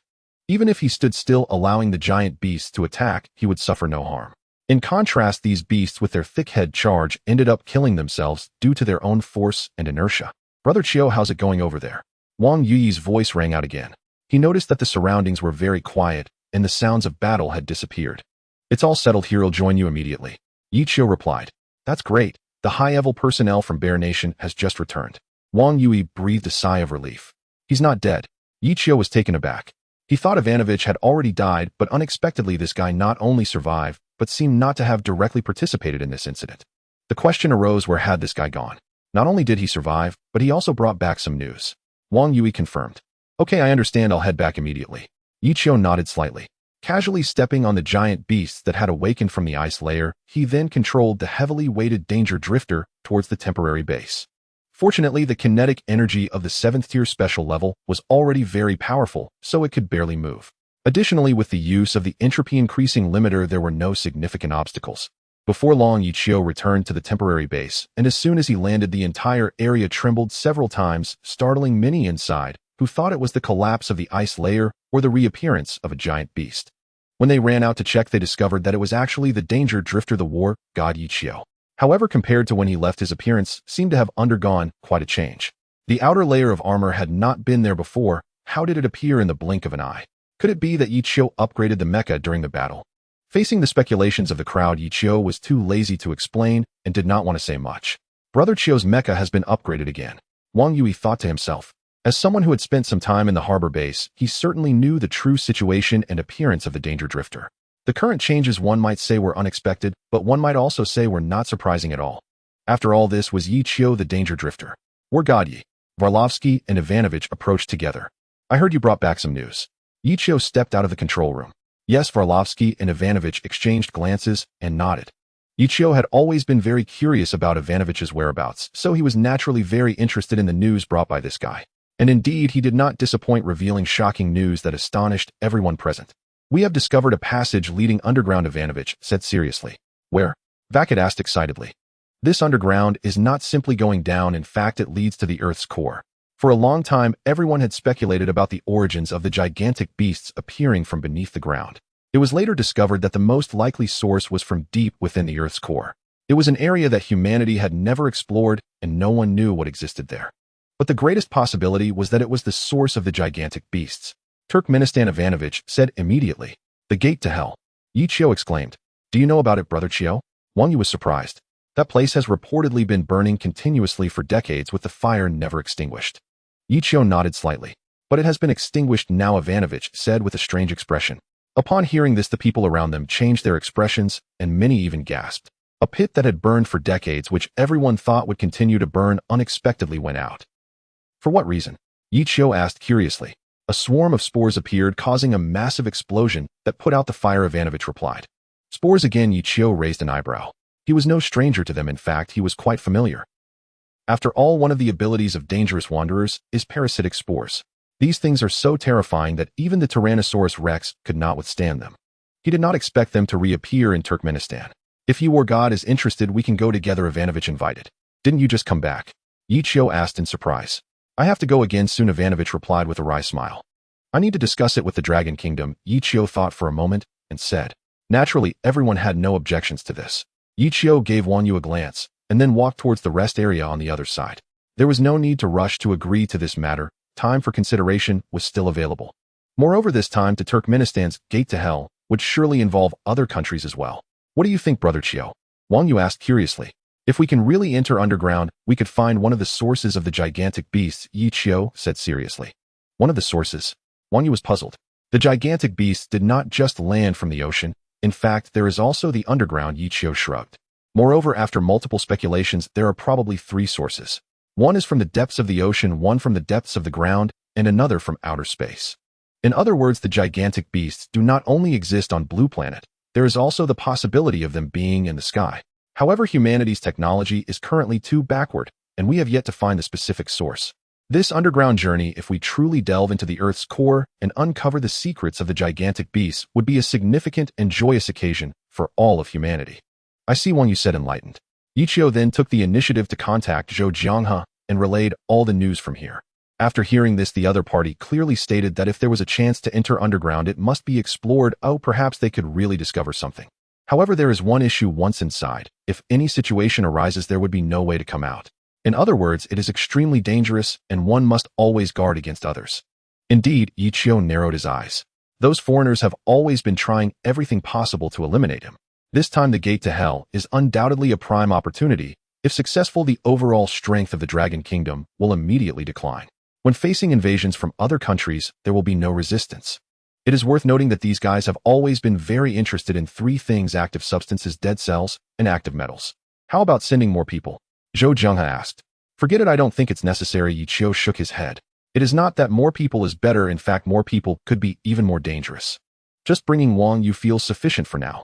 Moreover, the dangerous wanderers have already obtained exoskeletal armor, greatly enhancing their defensive capabilities.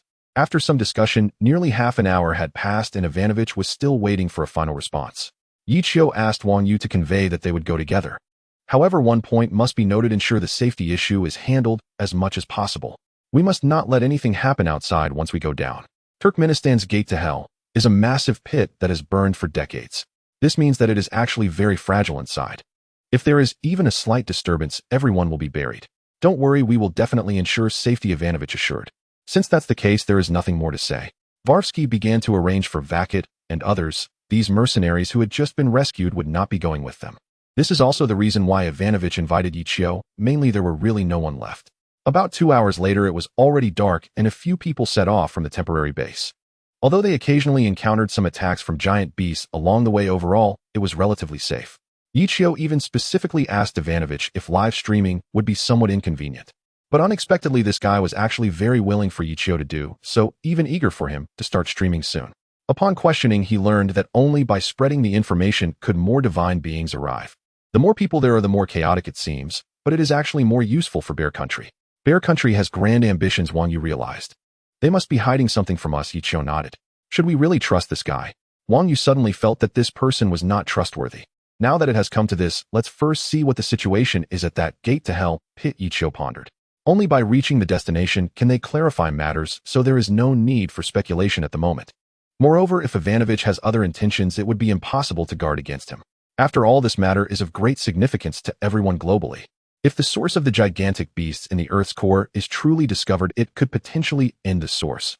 Along the way, the three of them were very lively, engaging in constant conversation.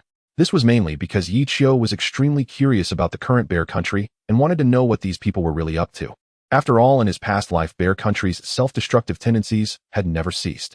Moreover, in this life, it was they who first discovered active substances from the bodies of exotic beasts. As time passed, Turkmenistan finally appeared before everyone. The number of giant beasts here was not many, and one could only occasionally catch sight of one. However, the closer they got to the gates of hell located in the Great Pit, the stronger the creatures became. 6th rank. Wang Yu was momentarily stunned as he looked at the giant beast ahead.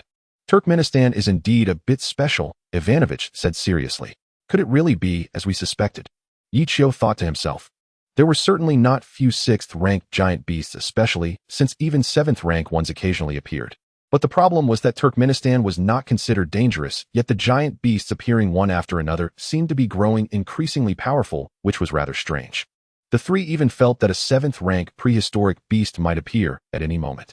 Brother Chio, should we take care of it? Wang Yu was eager to try. It's not blocking our way, so why take care of it? Yichio shot him an annoyed glance. Wang Yu blinked. He admitted that he indeed wanted to show off in front of Yichio and Ivanovich. He might not be able to defeat a 7th-rank beast, but he had slain 6th-rank ones before. My suggestion is not to kill because although their numbers aren't many, they will keep coming. Ivanovich smiled. Why? They are always moving away from that great pit, Ivanovich replied. Moving away? Yichio pondered. The so-called gates of hell was a burning great pit, and now that it had been extinguished, these giant beasts not only had no inclination to approach, but actually wanted to flee. There must be some reason behind this that forced these creatures to act this way. And indeed, as Ivanovich had said, after a while they encountered more giant beasts, most of which were at the 6th rank. It was as if 6th-ranked giant beasts were clustering in this area. But the problem was that these creatures had no desire to fight. Upon seeing the mecha, they would generally avoid it from a distance, as if fleeing.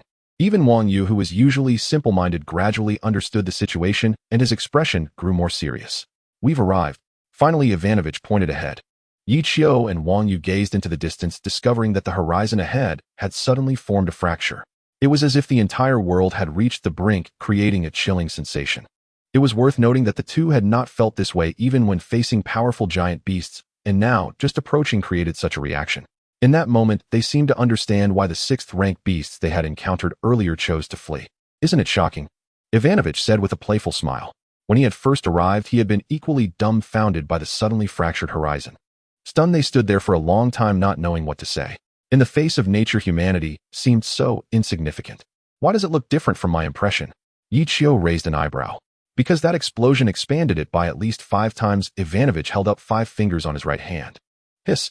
Upon hearing this, Wang Yu gasped, feeling his scalp tingle. I'm actually less worried now. Yichio nodded slightly. With such a large pit, even if someone attacked and caused another massive explosion, it would be impossible to bury it. Just how enormous is the pit of the gates of hell in Turkmenistan? Starting from the left, his gaze roamed to the far right, and yet he could only see 1/3 of the entire pit. It was akin to a collapsed city. The giant beasts here are surprisingly fewer. Wang Yu curiously observed his surroundings. It's obvious, Yichio shrugged. Come, our temporary camp is over there. Ivanovich pointed to the far left. After a good 10 minutes, the three finally reached the far left of the great pit, where a temporary camp was set up. There were already quite a few divine-level practitioners from Bear Country and mercenaries resting here. Of course, this was not the only one. There were actually many more nearby. However, those were sent by other countries to explore. At intervals, one could see towering mechas, and the total count was nearly 100. This was not a small number, equivalent to the sum of several countries, which shows how much emphasis everyone places on the deep pit of the gates of hell. It's Yichio. His mecha has changed again. My goodness. Yichio's appearance naturally attracted the curiosity and attention of those around. After all, the gigantic body of the dangerous wanderer could not be overlooked. Only divine-level practitioners knew just how terrifying and coveted such a mecha was. At present, there was only one in the world. Bear Country and Dragon Country have collaborated. Rex, a divine-level practitioner from the beautiful country, said in a low voice.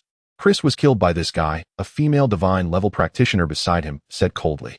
They were similar to Chris, both being cultivated divine-level practitioners with immense potential. Moreover, Rex was Chris' older brother, and in some ways he was even more outstanding. After all, the mecha he was controlling was at the 6th rank. Although they weren't exactly enemies, the moment they saw Yichio, several foreign divine-level practitioners' eyes were fixed on him. Brother Chio, we are being watched. Wang Yu immediately sensed the gazes from across, and said, No, to be precise, I am the one being watched. Yichio shook his head. Although he did not know what these guys were up to, if they really intended to cause trouble and find fault, he would not hesitate to eliminate them all. After all, in a world ravaged by giant beasts, strength was the greatest assurance, otherwise anyone could be bullied. They are also going into the pit from the beautiful country. Ivanovich said immediately. Looks like I have quite a few enemies this time, ha ha. Yichio couldn't help but laugh heartily. At this moment, the detection machines from Bear Country transmitted some data back. Ivanovich promptly shared it with Yichio and Wang Yu, and the three quickly understood the current situation within the deep pit. This time, Bear Country did not send divine-level practitioners in, mainly due to concerns about potential incidents. However, the depth reached over 10,000 meters, which was already quite extreme. Moreover, the deeper they went, the smaller the pit became, resembling a funnel. Inside, there were traces of explosions everywhere with various cracks visible. However, one noteworthy detail was that within some cracks or rocks, numerous fossils of giant beasts could be seen. Giants once roamed this place, yet all have perished, leaving only fossils behind. None survived. Upon reflection, it becomes evident that after burning for decades at such high temperatures, no creature could endure. 10,000 meters bottomless. Yichio narrowed his eyes. When do we go down? Wang Yui was brimming with excitement. Wait for the next wave, Ivanovich replied. Next wave? Yichio and Wang Yui exchanged glances, both sensing the confusion in each other's eyes. The spores erupt at intervals, so we must wait, Ivanovich explained. The burning pit, referred to as the Gate of Hell, extinguished its flames due to a sudden surge of spores from below, leading to an explosion. In fact, spores would continue to appear at regular intervals. For the sake of safety, we must avoid them. All right. Yichio had no objections. Thus, they waited for nearly 2 hours, during which the ground began to tremble slightly. It felt as if something underground was surging upwards, reminiscent of a spring, but the tremors were much more intense. It's here. Ivanovich suddenly stood up. Let's go and take a look. Yichio called to Wang Yui. Immediately, many people left the temporary camp and approached the edge of the pit. Looking down from above, the pit appeared bottomless, engulfed in darkness, rendering everything indistinguishable. Even with their enhanced potential, Yichio and Wang Yui could only see a little deeper. About 5 minutes later, as the tremors intensified, there was a loud whoosh as countless grayish-brown spores erupted from the pit. Thickly packed, they obscured the sky, their number impossible to count. The eruption lasted nearly 10 minutes, turning the entire sky brown. The spores hovered overhead like dark clouds, many dispersing in all directions. Numerous people felt an unbearable itch on their skin. So itchy. Wang Yui scratched at the affected skin, noticing it immediately reddening and swelling. A little contact is fine, but too much is definitely fatal. Ivanovich warned with an unusually serious expression. Why am I not affected? Ichio looked down at the spores on his skin. Not only was he unaffected, but he even felt as if these tiny things emitted a certain emotion akin to the joy of reuniting with family. From a more scientific perspective, it could be explained as neurons in the cells transmitting signals through electric currents. Ichio speculated that it might relate to the ability he gained as a danger wanderer, which involved parasitic spores. Otherwise, he would have exhibited the same reaction as Wang Yui, an unbearable itch and discomfort. However, those around him did not notice his anomaly. When can we go down? Wang Yui asked curiously while scratching. The spores erupt at intervals, and then rest for a while, Ivanovich replied. This meant they could descend into the pit when the spores were resting. As for the eruption timing, it generally occurred once every 12 hours. Of course, the exact timing could vary, sometimes earlier, sometimes later. But it was certain that there would be an eruption without a doubt. Thus, as the spore rain gradually subsided, the group could finally enter the pit. In fact, there was little preparation needed as the mechs were sufficient. This time, Ichio was not only accompanied by Wang Yui, but also several divine tier practitioners from the Bear Nation along with hired divine tier combatants. In total, there were about 10 of them. In such situations, having fewer people was actually safer. Splitting into several groups reduced the risk of incidents. The purpose behind this was naturally to prevent ambushes from other countries. Ladies and gentlemen, let's have a little wager. Ichio addressed the audience in the livestream. What shall we wager? Guess how long you'll be down there. How deep? Just give us an account number, and we'll transfer the money. However, the audience's reaction seemed somewhat numb. Many felt it would be quicker to just transfer money directly rather than being drawn into such betting. After all, everyone knew how formidable Ichio was. Even if something went wrong, it would be someone else, not someone like Ichio. Are they all this cooperative? Ichio's lips twitched at the barrage of comments. Is it true that you hired someone? At this moment, a comment caught Ichio's attention. He quickly clicked into the user's profile, discovering that they were a divine tier practitioner of level 5.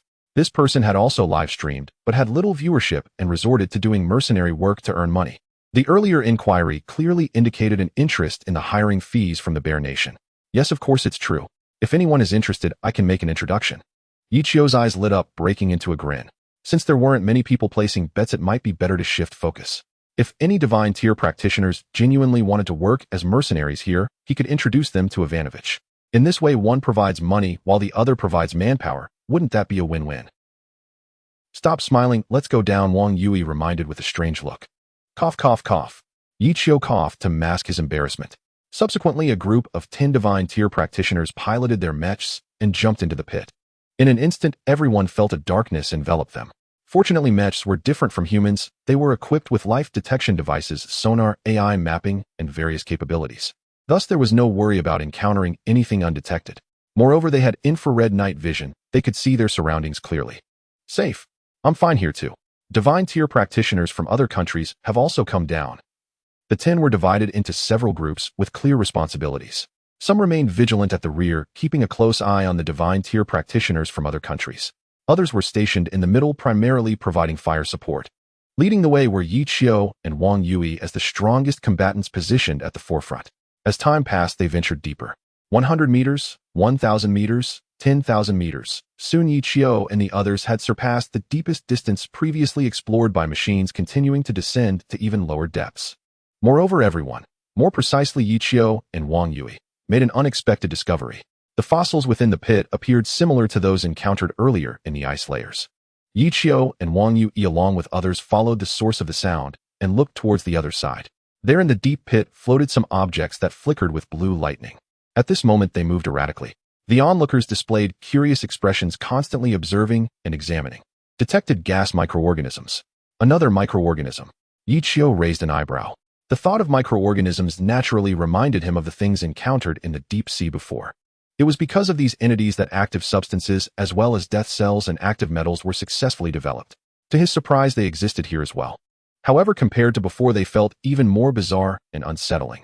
Moreover, he had never heard of gas microorganisms, as they had only encountered carbon-based microorganisms before. Thus, when this thing appeared, there was no thought of getting closer. What does Chioga say? Wang Yui asked. Don't approach for now, be cautious of any problems, and stay as far away as possible, Ichio instructed. Understood. Everyone, including the divine stage practitioners from Bear Country and the mercenaries, responded in unison. As the god of war, Yi Qiu naturally had absolute authority. Whatever he said, everyone generally wouldn't refute, but would comply. At this moment, not allowing everyone to touch it certainly had its reasons. Therefore, even if they were curious, they wouldn't dare to contradict him. After all, they would figure it out sooner or later. Someone went to touch it. Wang Yu pointed to the other side. Humph. Yi Qiu let out a light scoff. Upon seeing someone make contact, nobody stopped them, nor did anyone even remind them. Because in fact, both the divine stage practitioners from Bear Country and those from other countries were eager to see the consequences of touching it. So when a fool did so, everyone watched with curiosity. Soon a group of fair-skinned divine stage practitioners approached, those floating objects flickering with blue lightning.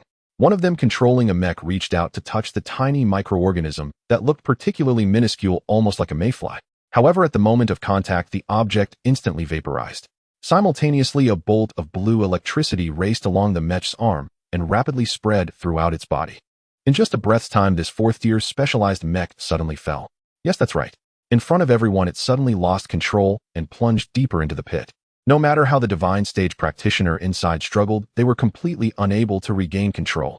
At the moment of contact, it was as if the mech no longer belonged to them. Hiss! Wang Yui gasped. What is happening? Many couldn't comprehend. It's gas. Yi Qiu understood what was going on. Gas. Everyone looked bewildered. Gas friction generates electricity, causing the mech to lose kinetic energy and temporarily lose control, Yi Qiu explained. In fact, he also hadn't understood it well at first, but upon seeing gas microorganisms and that blue lightning, he figured it out. The mech, though powerful, had its own weaknesses. One of these was its fear of electric currents. If it couldn't withstand it, it would lose control, and worse, the divine stage practitioner could perish along with it. I see now. Wang Yu and the others finally understood. So absolutely don't touch them and avoid them as much as possible. Yi Qiu reiterated his warning. Seeing this scene, naturally no fool dared to touch again. Especially those fair-skinned ones who had been with them, all terrified, began to back away. One of the guys even launched missiles to try to blow up these gas microorganisms. However, the consequences of such an action were unimaginable to everyone. When the sound of the explosion echoed, blue lightning suddenly surged around continuously. In almost an instant, Yi Qiu's display and radar were filled with countless red dots. Extending over at least a kilometer, it was extremely terrifying. Run! Yi Qiu was the first to sprint downwards. However, while they reacted, many divine stage practitioners couldn't. These floating objects flickering with blue lightning, the gas microorganisms, all rushed towards the nearby mechs. Any mech that was covered immediately lost control, and they emitted a crackling sound which was extremely piercing. Damn it! What is happening? These tiny mayflies can harm mechs. In an instant, those originally confident and composed divine stage practitioners were all flustered. Each one fled in a panic, some even colliding into each other. The divine stage practitioners who had not yet fully descended suffered at least a 1/5 loss. Many of these losses were due to collisions leading to being caught by gas microorganisms and falling. Thank goodness Chiogo warned us. Wang Yu and the others felt a chill run down their spines. These tiny things could actually harm such massive mechs. It must be said that this was a significant shock for many. Some even felt that they would rather face a world-destroying beast than confront these small entities. It was simply impossible to defend against. Enough of that, let's keep going down, Yi Qiu said calmly. Following this, as everyone continued downward, they had already descended to about 30,000 meters. Logically, this would have reached the limit in other places. But for the gates of hell, it was merely the beginning. Just how deep the pit was, no one knew and no one could confirm. At least up to 30,000 meters, the view ahead was still an endless abyss, completely lacking an endpoint. Have you noticed? The signal has weakened significantly. Ivanovich's voice came in and out. We have located the source of the spores, Yi Qiu replied. About 30,000 meters down the pit, the source of the spores finally appeared. Naturally, it looked the same as what they had seen underground, all spewing from mushroom-like plants. This immediately reminded him of the giant beast mother centipede that they had dealt with before. Could it be that a similar giant beast existed here as well? So it is 30,000 meters down. Ivanovich was utterly shocked. Boom. At this moment, the entire space began to shake, not just at one point, but throughout the entire area. At the same time, Yi Qiu's radar showed many red dots appearing around. Though not as numerous as the gas microorganisms they had encountered before, there were still quite a few. Centipede. Wang Yu was dumbfounded. So many giant centipedes. The surrounding divine stage practitioners were left speechless. At this moment, Yi Qiu's mouth twitched several times, almost wanting to slap himself. He had merely thought of it casually, and yet giant centipedes actually appeared. Could it be that this was the original lair of the mother centipede? but one was in the Dragon Country and the other in Turkmenistan. The distance between them, while not exactly 100,000 miles, was still quite far. He felt there must be some unknown secrets within. Perhaps only by thoroughly delving into the Earth's core could they unravel them. Spores and centipedes seem to always be paired together. However, Yichio knows in his heart that these spores will indiscriminately attack everything around. The reason the centipede does not stray far is simply because its eggs require the nutrients from these plants. It can be said that both parties share a parasitic relationship. What should we do now? Wang Yui felt extremely lost. Behind them, the so-called microbial threats could endanger the mechs, while below were swarms of spores and countless giant centipedes. No matter how he looked at it, they seemed to have fallen into a temporary deadlock. They needed to find a way to resolve the danger. I do have a solution. Yichio revealed a playful smile. The power of scorching breath once unleashed would be enough to ignite this place again. At that time, whether it be spores or giant centipedes, they would naturally be destroyed alongside it. But the problem arises if they were to do this, it would reignite the gates of hell. By then, everyone who entered the pit would perish. Chogo, are you still joking at a time like this? Wang Yui rolled his eyes. Streamer 666. This is the first time I've heard of self-immolation. I don't believe you, streamer. If you're capable, do it right now. Many in the live broadcast room began to provoke him. However, Yichio certainly wouldn't do it unless he was truly in a desperate situation. Otherwise, he would never resort to such measures unless absolutely necessary, as the consequences would be too severe even if the danger wanderers could survive. However, all the god-tier beings, including Wang Yui, would likely perish. The pit is so vast, there must be some loopholes, right? A god-tier being from the Bear Nation speculated. Indeed, Yichio nodded in agreement. Should we spread out and look for one? Wang Yui glanced at everyone. Naturally, no one had any objections. Thus, they decisively spread out, searching for possible loopholes to descend. After about half an hour, they indeed discovered a crack. Of course, calling it a crack is somewhat misleading. It was quite spacious. At first glance, it looked as if the earth had been torn apart. Even mechs could easily enter, and there was ample space, so they wouldn't fear getting stuck. The group did not wait for the subsequent god-tier beings to arrive, as they were not from the same camp. They quickly entered, beginning to search for a second exit. As they delved deeper into the crack, they avoided numerous spores and the roaming giant centipedes. However, those behind them were not so fortunate. Many god-tier beings clashed directly with the giant centipedes. This triggered an even worse situation where spores could erupt at any moment. Boom, bang, thud. Various sounds erupted outside, while Yichio and the others remained extremely calm, even somewhat composed. After all the crack they had discovered completely avoided all dangers. They could proceed easily without worrying about encountering threats. It's clear that several god-tier beings have died. Wang Yui couldn't help but say, "Their lives have nothing to do with us." Yichio was unconcerned. "Some god-tier beings have followed us down." At this moment, a god-tier being behind suddenly reminded them. Yichio turned back to glance and found it was indeed the group from the beautiful country. The leader, if he remembered correctly, was named Rix. He was said to be a genius among god-tier beings, with his best record being the solo elimination of a 6th-tier beast. Unexpectedly, these guys were also clever enough to find this safe passage. "It's Yichio, a female god-tier from the beautiful country, spoke. Don't attack just yet, it's too dangerous here," Rix advised. He had considered avenging his brother, but the current situation did not allow for any action. Thus, he could only suppress his inner killing intent and follow closely behind Yichio and the others, neither too far nor too near. As time passed, they descended approximately another 10,000 meters. Of course, this time took a considerable amount of time, mainly because although the crack was spacious, there were still dozens of mechs moving in and out. Stay alert to prevent any trouble from them, Yichio cautioned. Understood, everyone immediately responded. As they went deeper, the area ahead became spacious, but at the same time a group of giant centipedes appeared. They appeared to be larger, with each being at least 5th tier. At this moment, the group gathered together, seemingly engaged in some activity. "We must eliminate these giant centipedes, or otherwise we can't proceed," Yichio pondered. "They'll take care of it." Wang Yui immediately charged forward. He had not fought for a long time and his hands were itching. Now that he finally found an opportunity, he naturally wanted to prove himself. Seeing Wang Yui charge forward, several others naturally did not want to fall behind, so they followed him to eliminate the obstructing giant centipedes. Only 2 god-tier beings who specialized in information gathering were left with Yichio, as everyone knew Wang Yui was particularly fond of close combat and enjoyed the thrill. Thus, when facing so many giant centipedes, he had no intention of attacking from a distance. Instead, he directly released cutting light blades and rushed forward. Just like before, haha, Yichio couldn't help but smile.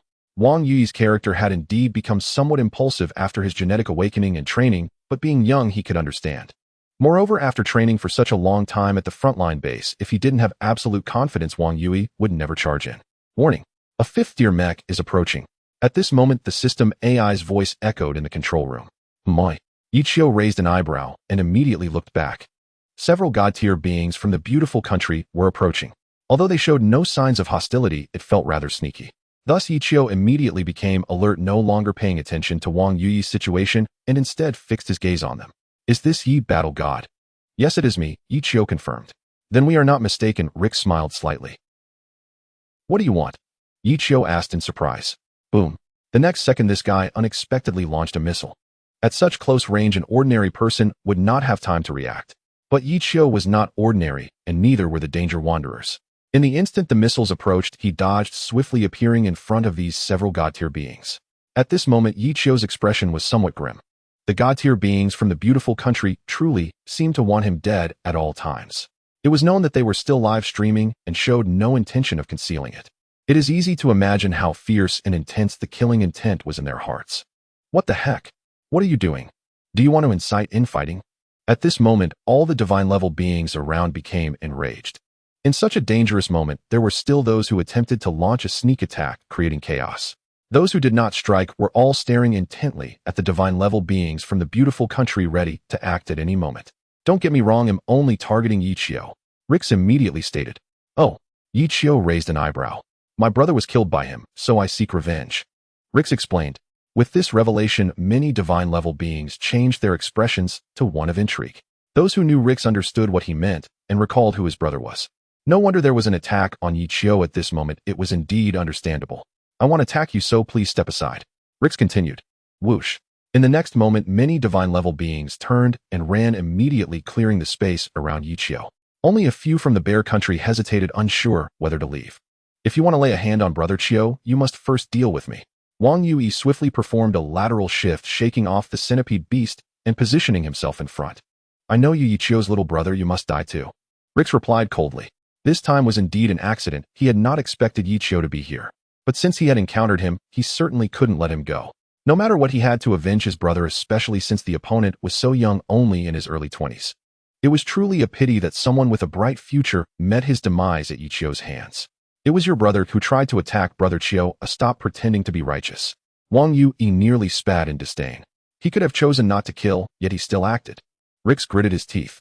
Your brother was about to kill Brother Chio. Isn't it normal he got countered? Wang Yui struggled to understand such thinking.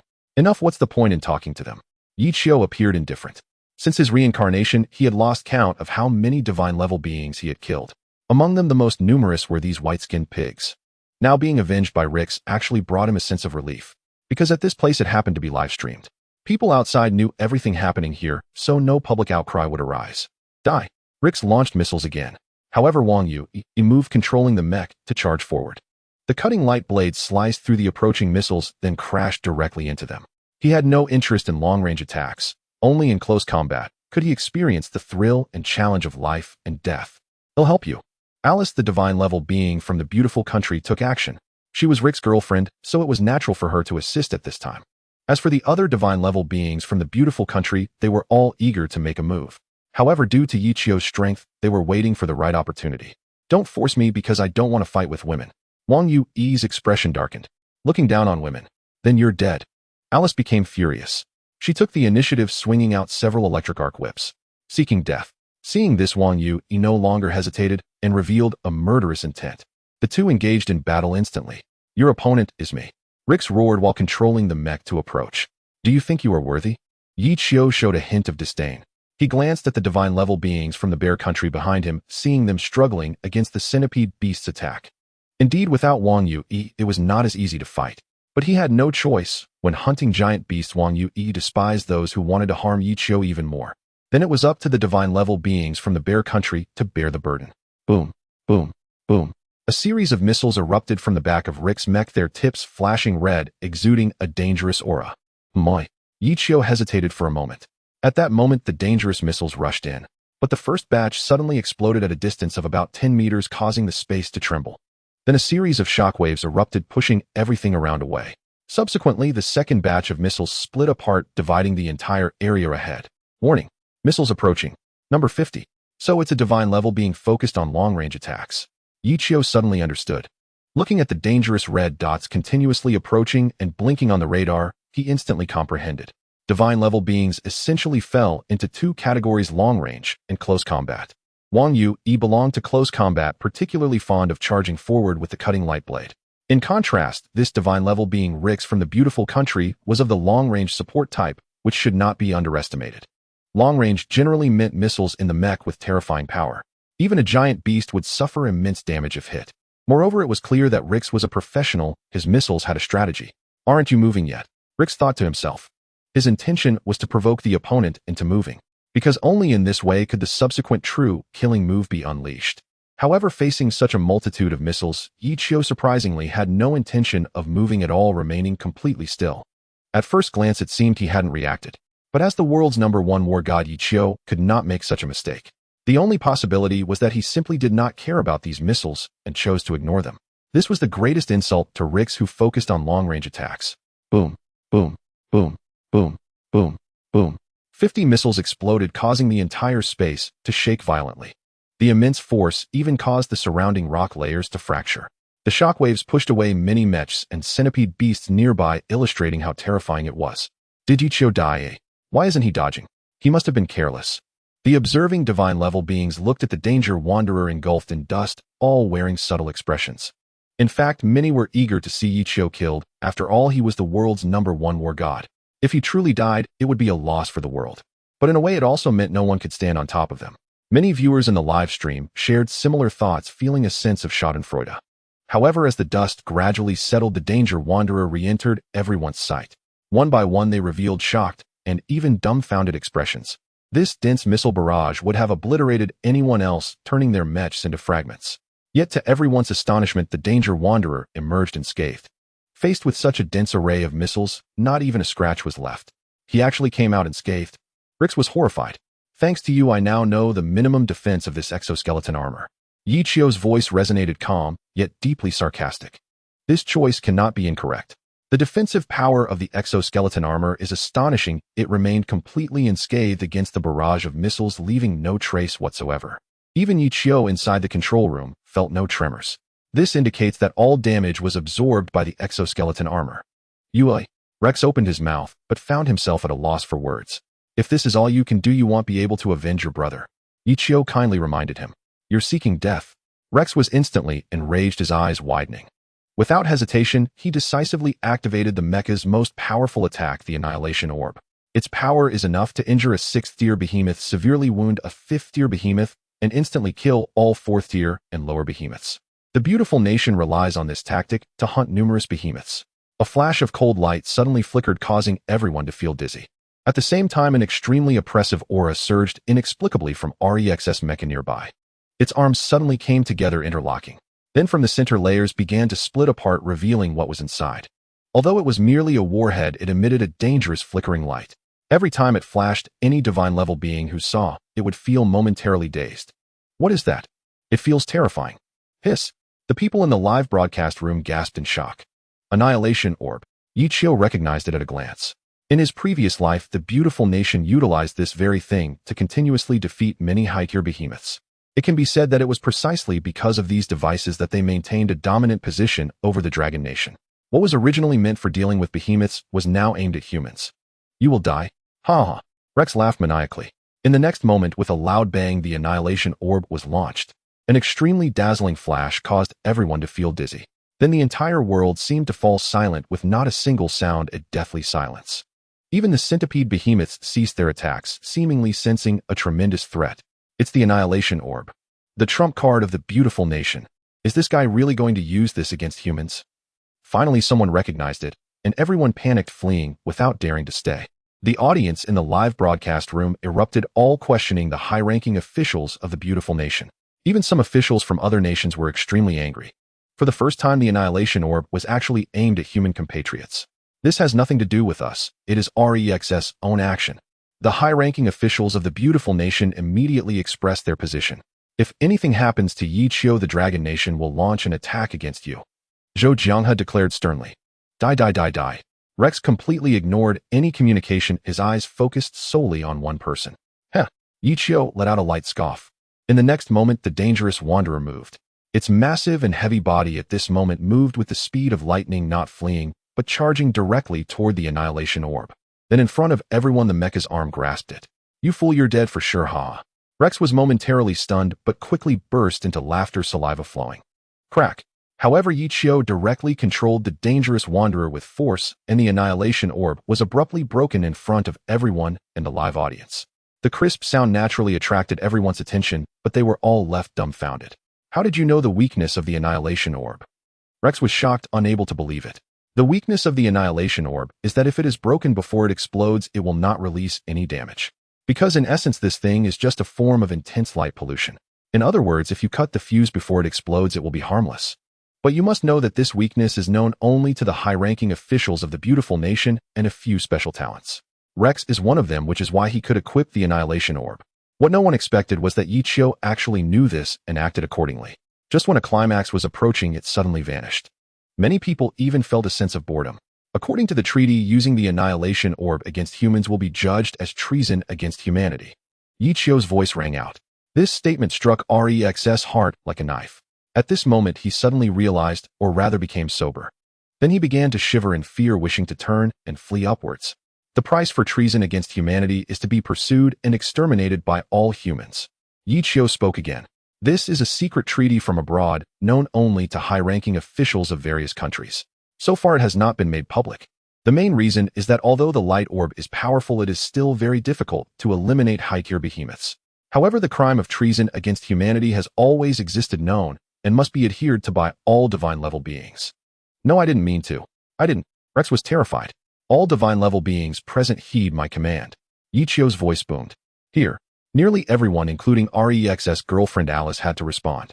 She looked at her boyfriend with a complicated expression, never expecting him to unleash the annihilation orb. Somehow she felt a sense of disappointment. She felt that it would have been better to fight against Wang Yue, at least that person wouldn't act recklessly. Rex has committed treason against humanity, how everyone is obliged to punish him. Yichio's voice was like law, extremely solemn and devoid of emotion. Yes. The divine-level beings present nodded in agreement. No, I didn't. Alice Kleinyabo. Rex did not expect that his former teammates would now turn against him. Kill. Yichio waved his hand violently. Whoosh. Even if the divine-level beings of the beautiful nation were reluctant to act, they had no choice but to do so under the watchful eyes of the surrounding divine-level beings and the countless viewers in Yichio's live broadcast. Thus, they had no choice but to sacrifice Rex in exchange for a chance at survival. Almost in an instant, Rex and his mecha were surrounded and could not escape. Brother Chio. Wang Yue approached. Are you okay? Yichio glanced at him. It's just a woman, how could she possibly be my opponent? Wang Yue shook his head. As long as you're fine, let's just watch the show. Yichio smiled, feeling no need to intervene. The people from the beautiful nation would take care of their own. Otherwise, it would be difficult to account to everyone in the future. The reason Yichio could easily handle this risk lay in a shocking incident that occurred in his previous life. At that time, someone used an annihilation light bomb, obliterating an underground city and causing tens of thousands of deaths. Thus, a treaty that initially involved only a few allied nations, including the beautiful nation, ultimately required adherence from all countries worldwide. Since this event has not yet occurred, the people outside remain completely unaware of this very secretive treaty. Therefore, this can be considered an early revelation of the matter. Previously, Rex had expressed his desire for revenge for his brother, and given the deep hatred involved, there was little more to say. However, this time the opponent foolishly resorted to using an annihilation light bomb, a weapon of great peril. Naturally, the moral high ground stands with Yichio. No. With a pitiful scream from Rex, a loud explosion ensued as his mech could no longer withstand the attack from his own countrymen. People were naturally lost. Is it over? Wang Yue was astonished. What else could it be? Yichio replied with a smile that was not quite a smile. We have already done it. Rex's personal actions do not represent everything. We are withdrawing from this exploration. At this moment, Alice and other divine tier beings from the beautiful nation suddenly began to retreat. To put it bluntly, they were already feeling guilty about their own actions. Even though Rex had been eliminated and even the mech was destroyed, they did not dare to stay any longer, fearing an onslaught from the surrounding divine tier beings from other nations that could lead to their complete annihilation. Wang Yue suddenly received a friend request. Upon checking, he found it was from abroad, and the profile picture was of a blonde, blue-eyed foreign beauty. Although somewhat puzzled, he chose to accept it. I am Alice. Soon the other party sent a message. Rick's girlfriend. Wang Yue was taken aback. No, she is now an ex-girlfriend, Alice replied. Why did you add me? I think you are a decent man. After saying this, Alice fell silent and no longer spoke. Wang Yui was quite surprised and shared this situation with Yichio. To his astonishment, Yichio actually laughed at him. What's wrong, Xiaogu? Wang Yui was somewhat confused. I have to say foreign girls are indeed very realistic and straightforward, Yichio remarked with a sigh. What is going on? Wang Yui was a bit angry. If nothing unexpected happens, she should have taken a liking to you, Yichio said, with a mixture of laughter and exasperation. Upon hearing this, Wang Yui's face instantly flushed red, his mouth opened and closed, but he was at a loss for words. He lowered his head and stared at Alice's photo on the screen. I must say she was extremely beautiful with a great figure and a very sunny smile. However, he had never had similar interactions before, and he hadn't even considered such things. Because prior to this, Yichio had always educated him that exterminating the giant beasts was the main priority. Matters of love could wait until later. Alright, this is not the time for idle thoughts, we need to go down, Yichio called out. Thanks to Rix, the appearance of the annihilation light bomb caused the centipede giants to flee quickly upon sensing the threat. This transformed a previously dangerous situation into one that was unexpectedly safe. Immediately, the remaining divine tier beings continued their exploration downwards. This time the progress was exceptionally smooth. Although they occasionally spotted signs of centipede giants, they did not encounter any attacks. After descending roughly 10,000 meters, the temperature had already approached nearly 100 degrees Celsius. As is well known, the closer one gets to the Earth's core, the higher the temperature becomes, and the less oxygen is available. The divine tier beings stayed inside their mechs, thereby avoiding the majority of adverse situations, and no one had encountered any issues so far. However, as time passed and they delved deeper, lower tier mechs would surely be unable to withstand the environmental damage. Those below 5th tier should head back, Yichio contemplated before speaking. The surrounding divine tier beings hesitated. I believe you can all feel it, the mechs are nearing their limits, Yichio continued. Wang Yui nodded slightly, even he felt somewhat uncomfortable. It's worth noting that the mech he was currently piloting was a 5th tier specialized type, nearly reaching the 6th tier. Moreover, he had not only awakened his genes, but also injected various active substances multiple times. One can imagine how uncomfortable those divine tier beings who had not received any injections must feel. I'm done. I really can't take it anymore. Looks like I'm fated to be far from the Earth's core. Many divine tier beings felt regretful, but they did not insist. Every divine tier being and mech is invaluable, so wise choices must be made. Consequently, originally over 100 divine tier beings and mechs after experiencing Rick's incident and the current environmental pressure ended up with only a third remaining. That is to say, fewer than 30 remained, including the divine tier beings from the Bear Nation. Let's go, Yichio urged as they continued downwards. However, the previously dim underground space now exhibited an eerie green light. As everyone approached, they discovered that it was some plants resembling bamboo. However, the glow did not emanate from the surface, but rather from liquid within that was in motion. This is the first time I've seen such a plant. Wang Yui expressed curiosity. It should be related to the giant beasts, Yichio asserted. In the past, these things were invisible in the Earth's core, but due to the giant beasts, increasingly bizarre flora and fauna had emerged. At this moment, there had been no spores or microorganisms for a long time, so it was evident they were connected to the giant beasts. Suddenly, someone curiously touched one, and it proved to be extremely fragile. Of course, this was also related to the immense power of the mech itself. The transparent skin immediately cracked and green liquid began to spread out from the breach. Warning: neurotoxic gas detected. At this moment, all the AI systems in the mechs began to alert. Once the green liquid came into contact with the air, it instantly vaporized, floating in the air like tiny particles. Fortunately, since everyone was inside their mechs, they were not harmed by the toxic gas. However, in just a short time, the entire underground space began to become permeated. The surrounding bamboo-like plants were continuously cracking. Gurgling sounds resembling a frog's croak echoed, causing everyone to shudder in shock. They immediately looked down and were horrified to find a pair of faint golden eyes flicker in the darkness, swiftly disappearing into the toxic gas. Be on guard, the giant beast is appearing, Yichio calmly reminded. The atmosphere at this moment is truly uncomfortable, filled with an intense premonition that something could happen at any moment. Everyone fixed their gaze on the surroundings and below, fearing that the giant beast with pale golden eyes might suddenly leap out. Once again, pale golden. Yichio raised an eyebrow. If there were no surprises, it should be a 7th tier prehistoric beast, but its strength should be on par with the legendary serpent Yamada no Orochi. According to previous speculation, any giant beast with golden eyes seems to be regarded as a messenger. However, it remains unclear what this really means. What should we do, Brother Chio? Wang Yu asked, unable to hold back. You can pilot a 6th tier mecha now, and you still ask me? Yichio retorted. Wang Yu was momentarily taken aback. Rely on your own instincts to do whatever you feel is right. Yichio said in a deep voice. I understand. Wang Yu nodded vigorously. There was no other choice. As long as Yichio was around, he felt an immense trust, even dependence. He would easily forget how he fought back at the frontline base. This reminder finally brought him back to reality. Defending was not something Wang Yu enjoyed. He preferred to take the initiative. Therefore, the first thing he did in this situation was to activate the sonar detection. He attempted to locate the hidden giant beast for a direct attack. But for some reason, he couldn't find the giant beast with the pale golden eyes at all. Moreover, it had only appeared once and then vanished. Sound, Yichio pondered.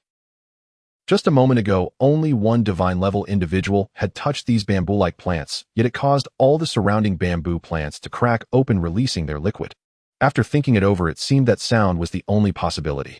In other words, as long as they remained still and made no noise, they should not be attacked by this giant beast, since everyone was currently in the poisonous gas. If we can't find it, we should take the initiative to attack. Wang Yu's expression turned grim. He did not realize that sound was the key. Seeing that he couldn't detect the giant beast's location through sonar, he acted without hesitation and charged down in his mecha. Relying on his youth, he intended to compete with the giant beast in reaction speed. After all, he was piloting a 5th-tier special mecha, which had significant power. This foolish kid. Yichio laughed, but did not stop him. Goo. Almost the instant Wang Yu acted, the pale golden eyes appeared once more. It immediately appeared beside Wang Yu's mecha, followed by a surge of heat. With a poof, the mecha was instantly covered in a corrosive and burning liquid. The protective barrier flickered wildly, as if signaling for help. Warning. Protective barrier rapidly declining. Warning. Only half of the protective barrier remains. Warning. Protective barrier about to fail. Each warning came with barely 5 seconds in between.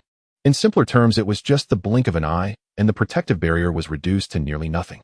At that moment, the giant beast's assault was just beginning and could not be halted. Damn it. Wang Yu's expression changed drastically. This is a prehistoric level giant beast, and it's a top-tier one at that. Yichio's voice rang out, warning him. The reason for warning now was mainly to help this guy train properly. Since the first 7th-tier prehistoric titan appeared until now, only a few months had passed, yet the number of 7th-tier giant beasts was increasing. They were even becoming more powerful. If he didn't help those around him, especially Wang Yu, to train quickly, the future would be quite dire. Yichio had to admit one thing: the consequences of the butterfly effect were far more terrifying than he had imagined. In his past life, the development and evolution of giant beasts did not progress at such a rapid pace, but now it seemed to change daily. I brought hope, but also created a greater disaster. Yichio mused silently. However, if given another chance, he would still choose the same path. Because if nothing was done, the future would still be destroyed by the giant beasts. At least now they could still resist, and currently, they even held a slight advantage. Kill. At this moment, Wang Yu took action. Taking advantage of the pale golden eyes not having disappeared, yet he swung the cutting light blade and struck fiercely at the opponent. This move was incredibly fast, immediately slicing through the surrounding green poisonous gas. However, he had initially thought he could pierce through the pale golden eyes. To his astonishment, it turned out to be empty with nothing behind it. How is that possible? Wang Yu was dumbfounded. Strange. Yichio was equally surprised. The pale golden eyes under the watchful gaze of everyone suddenly turned into mist and rapidly dissipated. At the same time, on the other side, it reappeared and sprayed some corrosive and burning liquid onto Wang Yu's mecha. The protective barrier was already nearly gone. Thus, in an instant, the protective barrier of Wang Yu's mecha poofed, completely exposing the mecha itself. Now he had to endure the infiltration of this poisonous gas, as well as directly face all the upcoming attacks from the giant beast. It must be said that Wang Yu felt a bit panicked at that moment. Calm down. Have you forgotten everything I taught you? Yichio shouted. Yes. Wang Yu nodded vigorously. In times like this, one should think calmly. Either the speed is too fast, or what I saw was an illusion. Yichio said seriously. An illusion?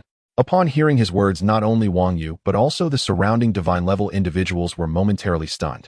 Then many suddenly realized that indeed there were some giant beasts that could perfectly conceal themselves using the environment, even creating illusions and mirages. However, they were too scarce, making them hard to encounter. But clearly they had truly encountered one this time, which made it quite tricky. Prepare for long-range bombardment. Launch widespread missile strikes to disperse the poisonous gas. Yichio said sternly. Yes. All the divine-level individuals piloting long-range support mechas responded in unison. Immediately, dense missiles were released from the mechas, not to attack the giant beast, but to directly cover the surroundings, accompanied by violent explosions that caused a fierce airflow. With a swoosh, the thick poisonous gas was forcibly scattered. In the next second, a vague figure appeared in everyone's view. And indeed a pair of pale golden eyes revealed a detached gaze. Wang Yu, Yiqiu shouted. Kill. Without hesitation, Wang Yu charged forward. Poof, poof, poof. The corrosive and burning liquid sprayed out in succession, yet Wang Yu chose to ignore it. He dodged what he could and took on what he couldn't. He forced his way right up to the giant beast. The cutting light blade suddenly shot forth a dazzling red glow. This precise attack struck the giant beast, and then the air trembled violently. Accompanied by a hissing sound, the indistinct mass before them instantly split into four. Gurgle. A slightly piercing sound rang out, and the giant beast was clearly in extreme agony, thrashing wildly. However, the shattered body did not disperse. Instead, it maintained a certain connection. It felt as though a physical form was unnecessary. Is it still not dead? Wang Yu frowned. This indicates that the effect of physical attacks is not significant, Yiqiu pondered. The giant beast's pale golden eyes suddenly brightened, and at the same time the entire space became oppressive. In the next moment, the previously severed body began to spread out rapidly in all directions like ink dispersing in water. In just a short while it enveloped all the divine-level practitioners. In the shadows, everyone suddenly felt the control of their mechs becoming strange, as if they were sinking into a quagmire. No matter how they tried to control it, they had to wait a moment. Although the time seemed short, the sensation was quite unsettling, leaving many divine-level practitioners at a loss. Swish! Suddenly a corrosive sound echoed. At that moment, all the mechs controlled by the divine-level practitioners began to emit green smoke. The protective barrier, which was nearly at full capacity, was now rapidly diminishing at a visible rate, quite terrifying. Damn it! Wang Yu felt even worse. Since his own protective barrier had already vanished, the mech was now enduring the damage from the corrosion. In a short time it could certainly hold up, but as time passed the metal would gradually melt, ultimately engulfing even the person inside. Am I the only one unscathed? Yiqiu scanned the surroundings, thinking to himself. The reason he was unharmed was that the dangerous wanderer was indeed a 7th-tier special class. The other reason was that the defense was incredibly strong. Even without a protective barrier, relying solely on the exoskeleton armor was still enough to withstand the corrosion. What should we do? My protective barrier can't withstand this.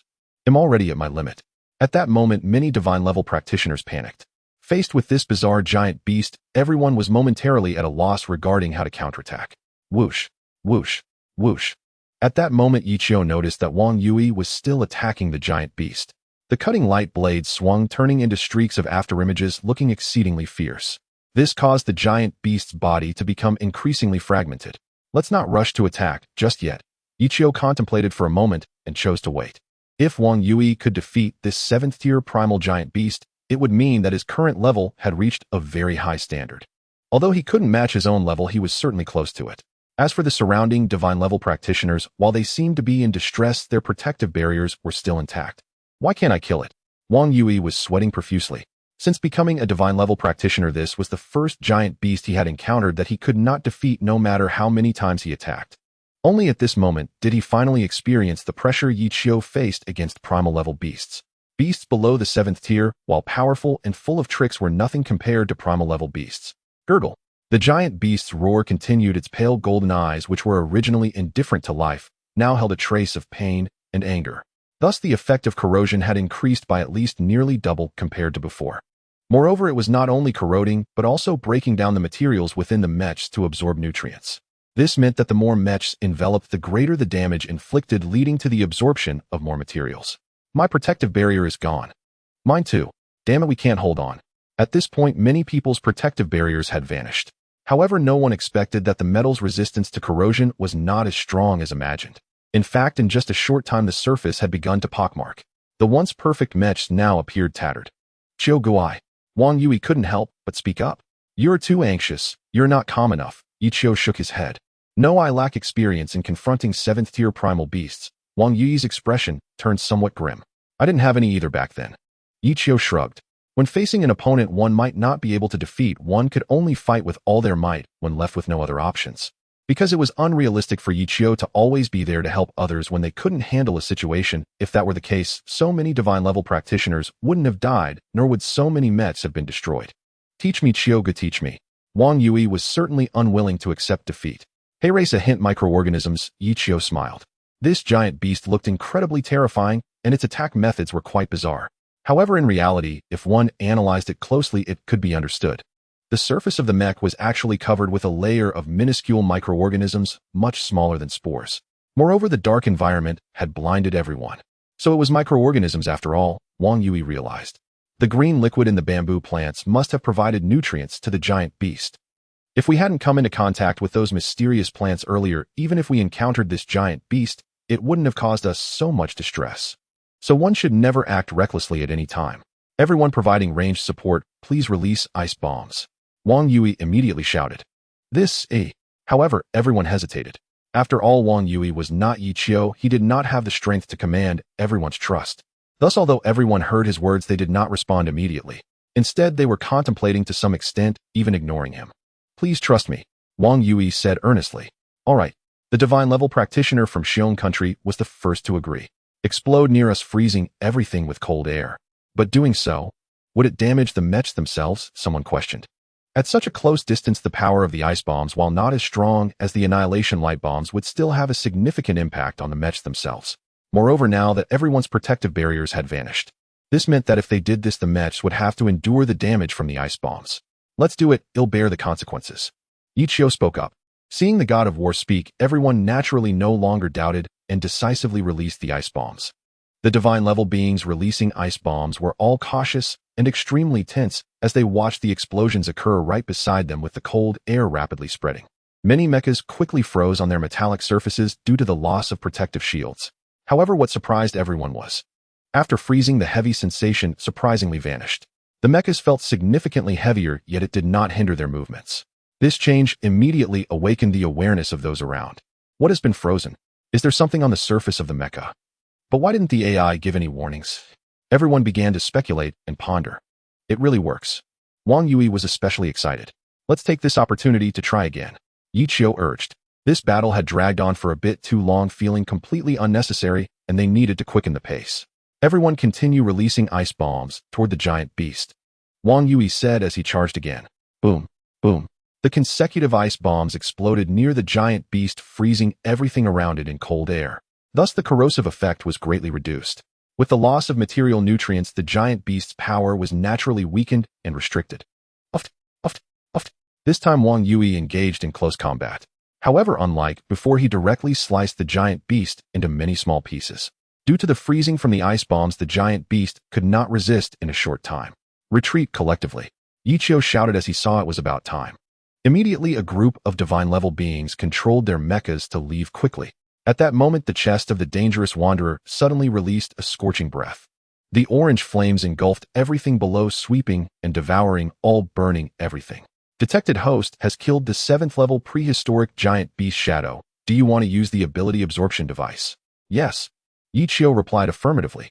Please select the ability to absorb shadow.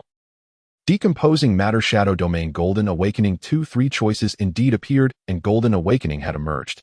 The third one. Yi Qiu showed no hesitation.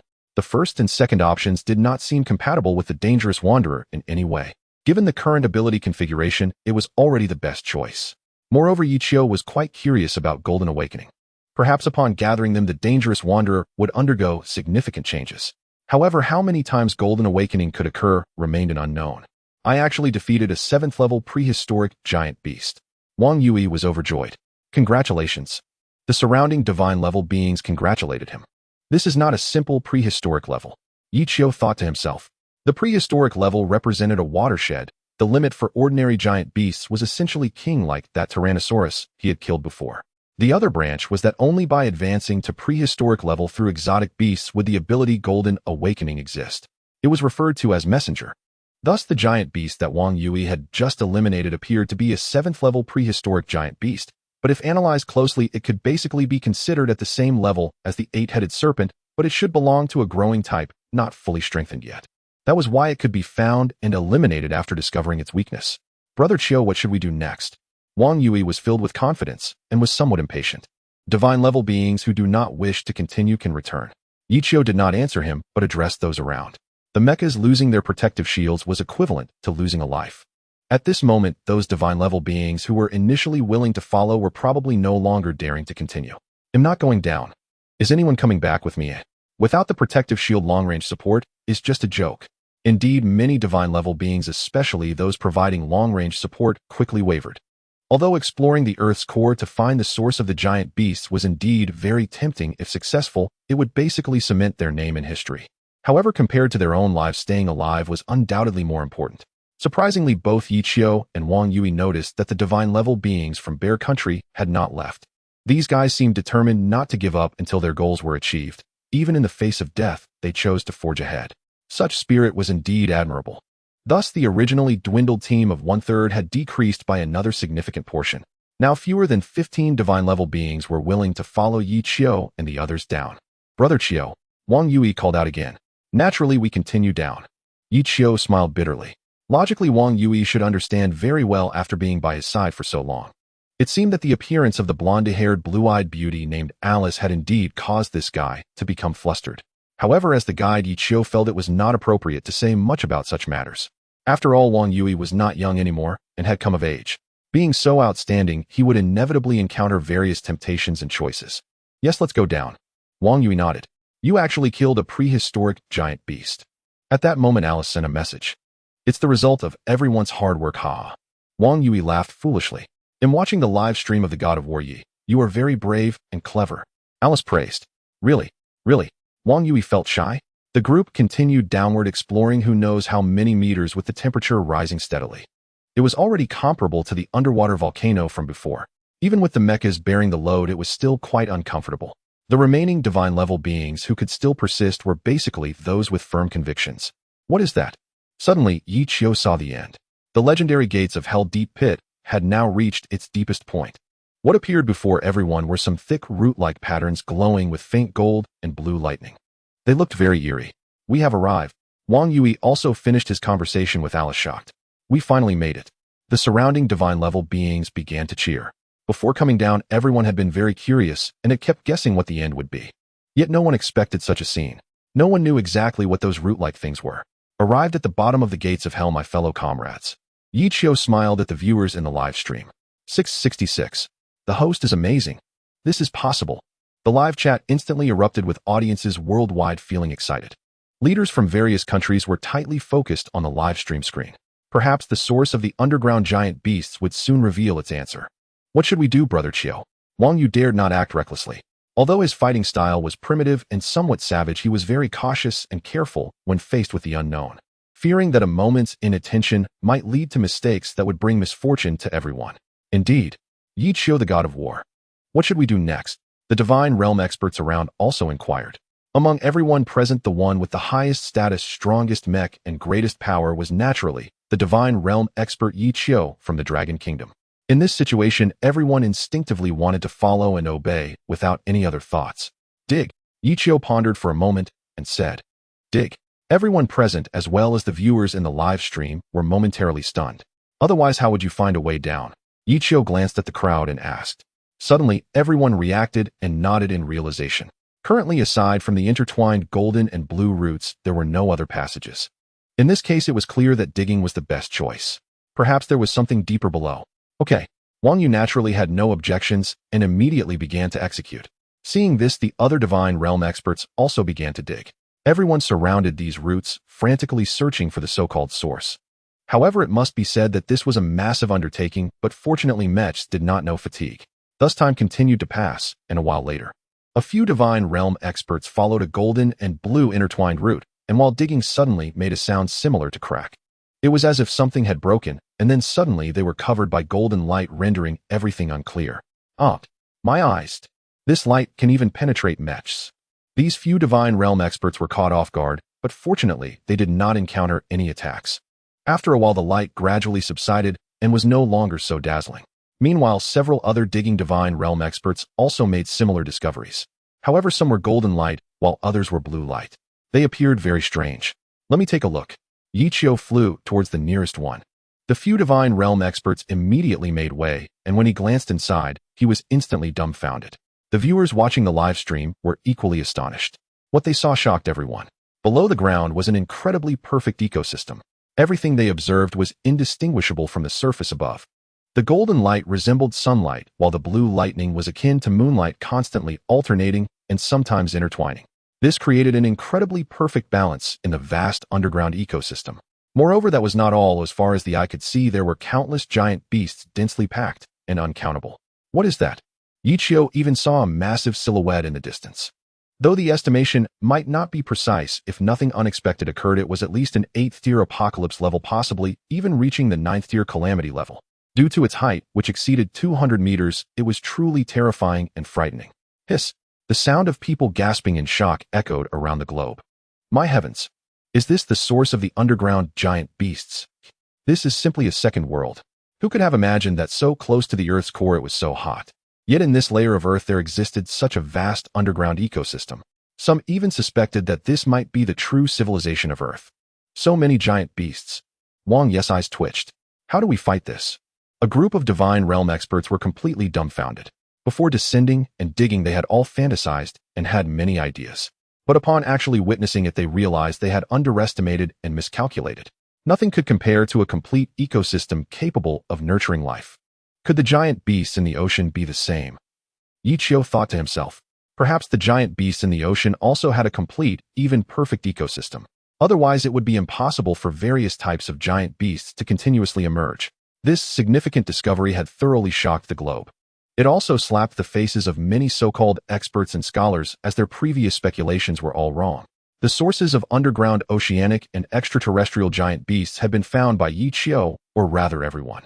However, launching an attack was more difficult than ascending to the heavens. The giant beasts living inside were not merely one or two, or even a few hundred or thousand. Uncountable, completely uncountable.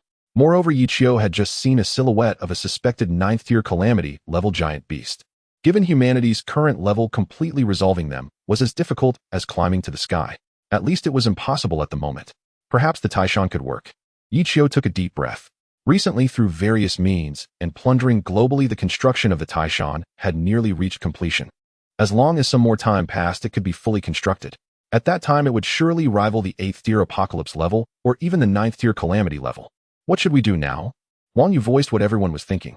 I want to go in and explore, Yi Qiu pondered and said. Not to mention the people present, even the viewers in the live stream, were dumbfounded. It must be said that this was a ridiculous idea, no different from seeking death. If detected and attacked by the giant beasts, the chance of getting out would be minimal. At least the other divine realm experts at this moment had only one thought: to leave. At worst, they could return when they were capable of defeating the giant beasts. I want to understand this underground ecosystem, Yi Qiu said earnestly.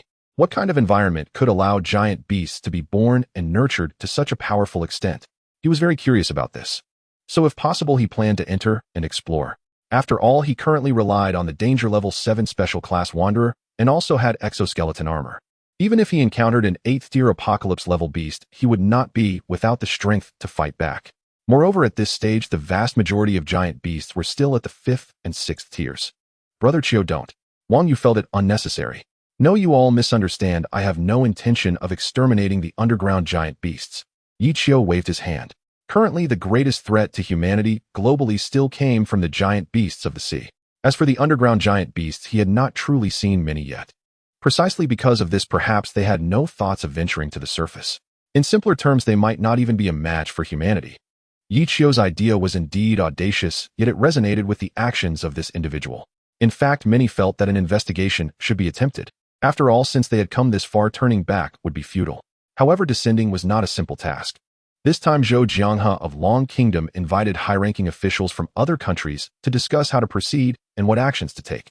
Moreover, they needed to consider how to respond to any potential occurrences once they descended. In any case, everything had to be approached with utmost caution. My suggestion is to first deploy the bioengineered beasts, said a senior official from the beautiful country. Yes, I agree with this idea, nodded a senior from John country. But who will provide the bioengineered beasts? Zhou Jianghe glanced at the group and asked.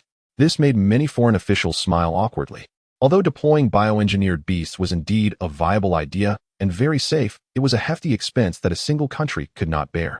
Thus, after much debate, they ultimately decided to pool their resources together. The next descent was scheduled for a month later.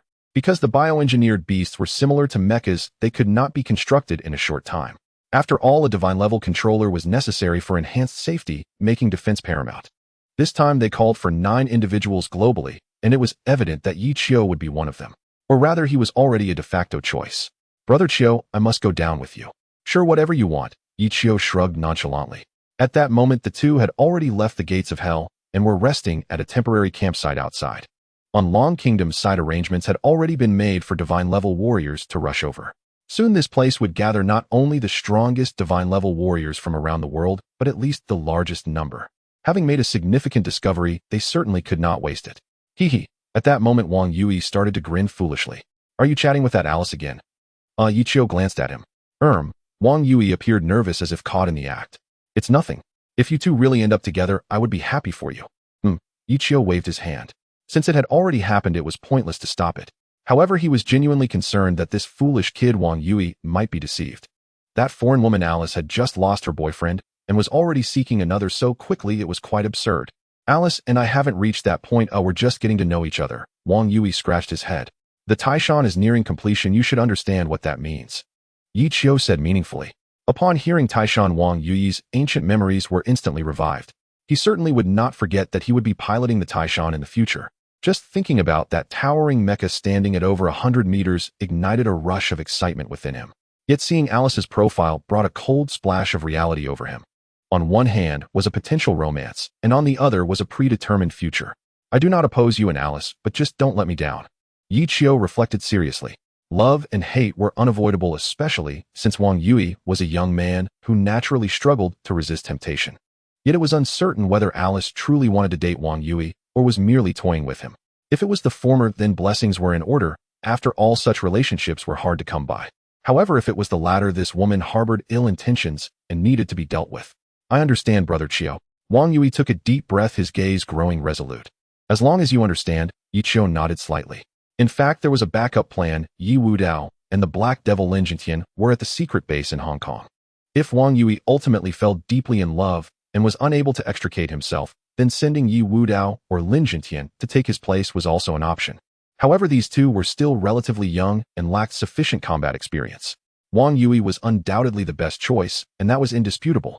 Since the next entry into the gates of hell was a month away, Yi Qiu had no intention of lingering any longer. At the very least, he wanted to return and check on Yi Wudao and Lin Jintian, as he hadn't seen them for several days and was unsure of their current situation. Wang Yui, however, chose not to accompany him back, leaving his intentions unclear. A day later, Yi Qiu finally returned to the Hong Kong base. Indeed, he was not disappointed. Yi Wudao and Lin Jintian had been diligent and hardworking. Though they occasionally complained, they were still children, so it was understandable.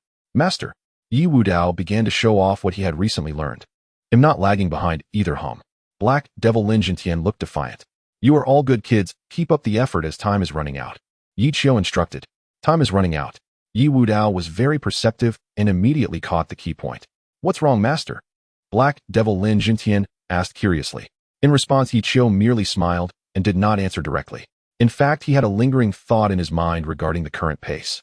Once the Taishan was completed and the Mecha space station was in full operation, it would coincide with the full-scale invasion of the giant beasts. At that time, the world would be plunged into disaster.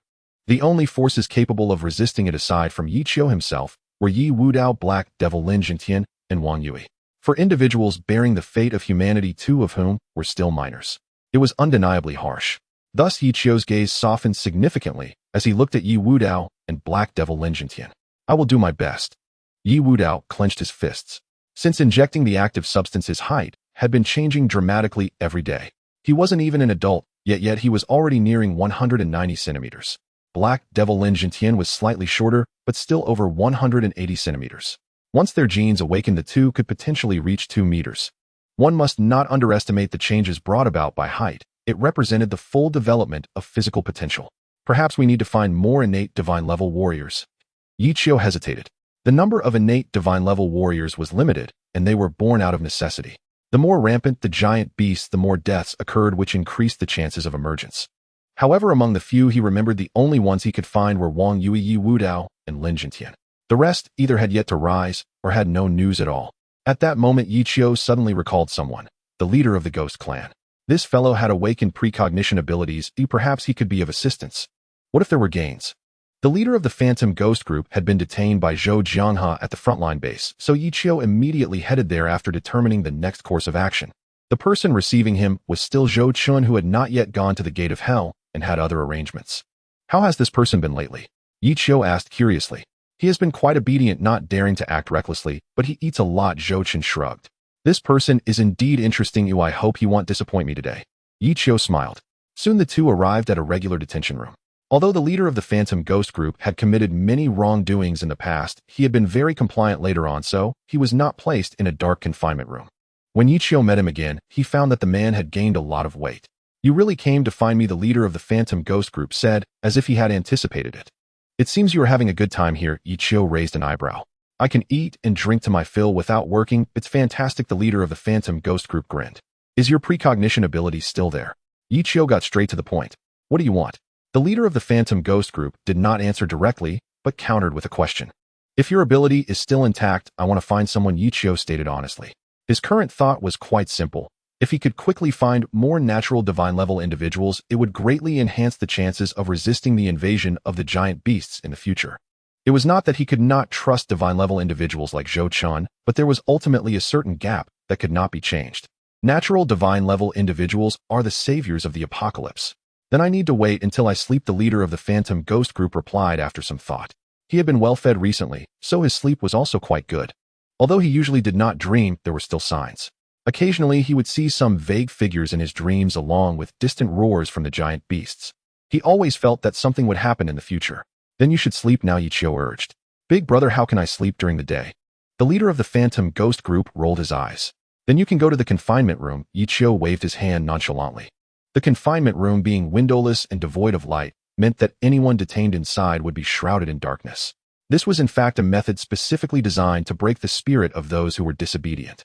The leader of the Phantom Ghost Group had also been confined there for a period of time in the past, and hearing that he might return to that place now sent chills down his spine. If given a choice, he truly did not want to go back as it was too dark and torturous. In the darkness, he lost track of time, and even the slightest sound would be amplified infinitely. "You choose for yourself." Yichio was indifferent to the feelings of this guy. After all, the Phantom Ghost Group had committed many heinous acts in the past. Now this culprit was actually able to eat and drink to his fill, even becoming overweight. This was completely unacceptable for many who had been harmed before. Thus, how could anyone feel the slightest sympathy for such a person? "I understand. Oh, I'll go." The leader of the Phantom Ghost Group knew he had no choice. Soon he was moved from the detention room to the pitch-black confinement room. "You seem a bit dissatisfied," Zhou Chun asked curiously. "Let him work," Yichio replied, quite tactfully. Such a person in theory should not live so comfortably even if not tortured. Thus this was clearly a dereliction of duty on Zhou Chun and others' part. If it were in the past, they would have really needed to reprimand him. But the urgent matter now was still to resist the giant beasts. After thinking it over, he ultimately did not become too harsh. "I understand." Zhou Chun was not a fool, and he quickly understood. In fact, ever since witnessing Yichio being attacked by a giant beast last time, they had some faith in the precognitive ability of this leader of the Phantom Ghost Group. Because of this, even though this guy had not foreseen anything in the subsequent time, no one bothered to reprimand him. Time flowed by second, and no one knew how long had passed. "Open the door. I'm awake. Hurry, y'all." Within the confinement room, the slightly hoarse voice of the leader of the Phantom Ghost Group sounded. However, this time, neither Yichio nor Zhou Chun opened the door so quickly. They waited for a while, about half an hour, before finally pulling the almost broken Phantom Ghost Group leader out of the pitch-black confinement room and placing him on a chair nearby. "What did you dream about?" Yichio tilted his chin. "It was similar to what I saw before, all vague figures." The leader of the Phantom Ghost Group's eyes were bloodshot. "Is there a specific location?" This was what Yichio wanted. "It seems there are the most people to the east." The leader of the Phantom Ghost Group thought carefully for a moment. The east. Yichio and Zhou Chun exchanged glances. This was too vague. It could refer to a region, a direction, or even the entire east. If they were to search for people like this by the time the giant beasts landed, they probably wouldn't find many. Thus, both Yichio and Zhou Chun felt quite disappointed. "Perhaps the east of the Dragon Kingdom," the leader of the Phantom Ghost Group pondered. "There are more than 80 underground cities in the east." Zhou Chun frowned. With no information, searching one by one felt no different from looking for a needle in a haystack. It could be said that this premonition was somewhat disappointing. "Should I sleep again?" The leader of the Phantom Ghost Group also realized he had not done well. But precognitive dreams had always been rather metaphysical. Sometimes they were very clear, but other times they were quite vague. The reason for this might be related to the presence of certain individuals. For example, Yichio, as the world's #1 war god, had always had a strong presence. Therefore, everything was very clear during precognitive dreams. However, many of the individuals he needed to find this time were people he didn't even know, and he wasn't sure if they really existed. In such a case, it would indeed be somewhat difficult to find them. "Forget it," Yichio waved his hand. "How about I investigate?" Zhou Chun asked tentatively. "How about this, you arrange an event to test it out?" Yichio pondered. Although it was like looking for a needle in a haystack, there was nothing else to do at this time. Through interest and curiosity, perhaps they could unearth one or two natural divine-level individuals. Of course, cultivating potential talents is essential at any time. No country or force would ever think they had too many divine-level individuals. I understand, Zhou Chen nodded vigorously. Soon he left to make arrangements. At this moment, only Yi Qiu and the leader of the Phantom Ghost group remained. You look at me, I look at you, staring at each other in silence. Are you sure you finished speaking? Yi Qiu revealed a scrutinizing gaze. Well, the leader of the Phantom Ghosts hesitated, unsure whether to proceed. You have indeed concealed something. Yi Qiu suspected it wouldn't be that simple. When I dreamed of the person, I also dreamt of a giant beast. The leader of the Phantom Ghosts resignedly said, just describe it simply. Yi Qiu said with keen interest. It was like this. The leader of the Phantom Ghosts recounted the content of the dream. In the dream, the consciousness was very hazy and confused. Looking to the left, a group of shadowy figures swayed back and forth, uncertain if it was one or many. Looking to the right, it was all mist, and faintly it seemed that the roar of a giant beast was emanating. That was basically it. Shadowy figures. Beast roars. Yi Qiu fell into contemplation. If this dream was a prophetic one, it indicated that similar events would definitely occur in the future. However, the situation in the dream was honestly quite perplexing. One side showed indistinct shadowy figures while the other side had the roars of beasts amidst the mist. What exactly is it implying? How about I take another nap? The leader of the Phantom Ghosts chuckled wryly. Wait, how do you know it's to the east? Yi Qiu suddenly realized. This guy had just mentioned not left or right, but directly stated the direction of the shadowy figures as east. One must know that the account given by the other party was entirely from a first-person perspective. Yet now it was from a god's perspective, and he could distinguish the direction. The leader of the Phantom Ghosts' face instantly changed dramatically. Are you just making stuff up? Yi Qiu finally understood. I admit the direction was made up. The leader of the Phantom Ghosts broke into a cold sweat. There was no east or west, there was only left and right.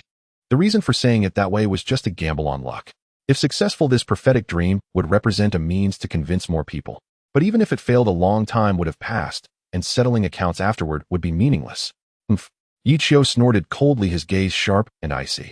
The leader of the Phantom Ghosts did not expect the other party to be so perceptive, able to detect the discrepancies from the gaps. He felt a bit regretful, realizing he shouldn't have tried to be clever. If nothing unexpected happens, there would definitely be no good days ahead. Perhaps there wouldn't even be enough food to eat. A waste of time. Yi Qiu turned and walked in another direction. This matter definitely needed to be discussed with Zhou Jianghe, but the testing could not stop. They would start from the underground city in the east, and if there were indeed gains, then in the end it would be promoted nationwide, and all underground cities would undergo testing. I refuse to believe that they cannot find the innate divine tier beings this way. Upon arriving outside the frontline base, Yi Qiu looked at the boundless sea, and his complex emotions finally calmed down a bit. As he gazed, he suddenly recalled the words of the leader of the Phantom Ghosts, that prophetic dream. A giant beast roaring amidst the mist. The giant beast he had killed before, the abyssal hunter, could indeed make sounds. Combining these two seemingly unrelated elements, Yi Qiu suddenly had an epiphany. Perhaps this mist wasn't truly mist, but the deep sea. It was highly likely that the giant beasts would launch a landing attack, which must be taken seriously. Finally, those shadowy figures might be the divine tier beings collaborating in battle. Upon clearing all this up, Yi Qiu nearly understood. This prophetic dream might not have much to do with the innate divine tier beings, or rather it was a deliberate reminder to everyone of something that would definitely happen in the future. So this guy's prophetic dream is one-sided. Yi Qiu found it both amusing and lamentable. In short, this dream could only receive information about future events. As for finding people, it was actually impossible. However, whether this was true or not would depend on whether a giant beast would attack again from the sea. As for where, currently no one truly knew the specific location. Even the leader of the Phantom Ghosts himself probably felt lost. Days later, it suddenly began to rain heavily. Not just in one region or country, but in fact the entire globe was experiencing rain. It came inexplicably, with even satellites having no detection. Pitter-patter. The rain grew heavier, and Yi Qiu stood atop the high building of the frontline base, gazing at the distant sea where ripples continuously formed and mist began to rise.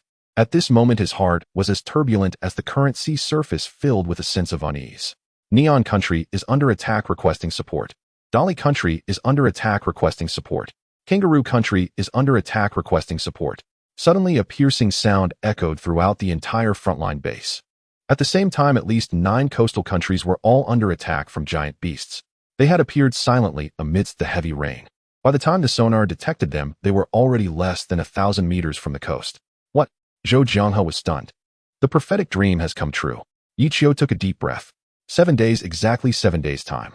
Not only had it rained heavily, but mist also appeared on the sea and countless giant beasts began attacking coastal countries. At this time, Zhou Jianghe retrieved the footage many people were live streaming. From the footage it could indeed be seen that many coastal countries were under attack by giant beasts and in great numbers. Among them the majority were 5th and 6th tier, but there were also some 7th tier. What should we do? Zhou Jianghe asked. With so many countries, how could we possibly provide support? Yichio shook his head. So we don't intervene. Zhou Jianghe was taken aback. Let's first see if we get attacked. Yichio nodded. Since 9 coastal countries had already been attacked, other countries might also be at risk, including Long Country. Because of this, sending people for support now would save others, but what if something happened to their own side? Therefore, the best course of action now was to observe first. Wang Yu and the others are still at the gate of hell. Zhou Jiang's expression was particularly grave. Currently, the number of divine tier beings at the frontline base was only half of what it usually was. If they encountered a giant beast attack here, they could only rely on Yichio. Thus his decision was entirely reasonable. Long Country absolutely must not face any incidents. Otherwise the whole building would collapse and other countries would suffer as well. Contact Yi Wudao and Lin Jintian. Yichio began to reach out. In a short while the two on the other end connected. You all need to pilot the Red Storm and the Olden Deity together and come to the frontline base first. Yichio instructed. Pilot the mechas.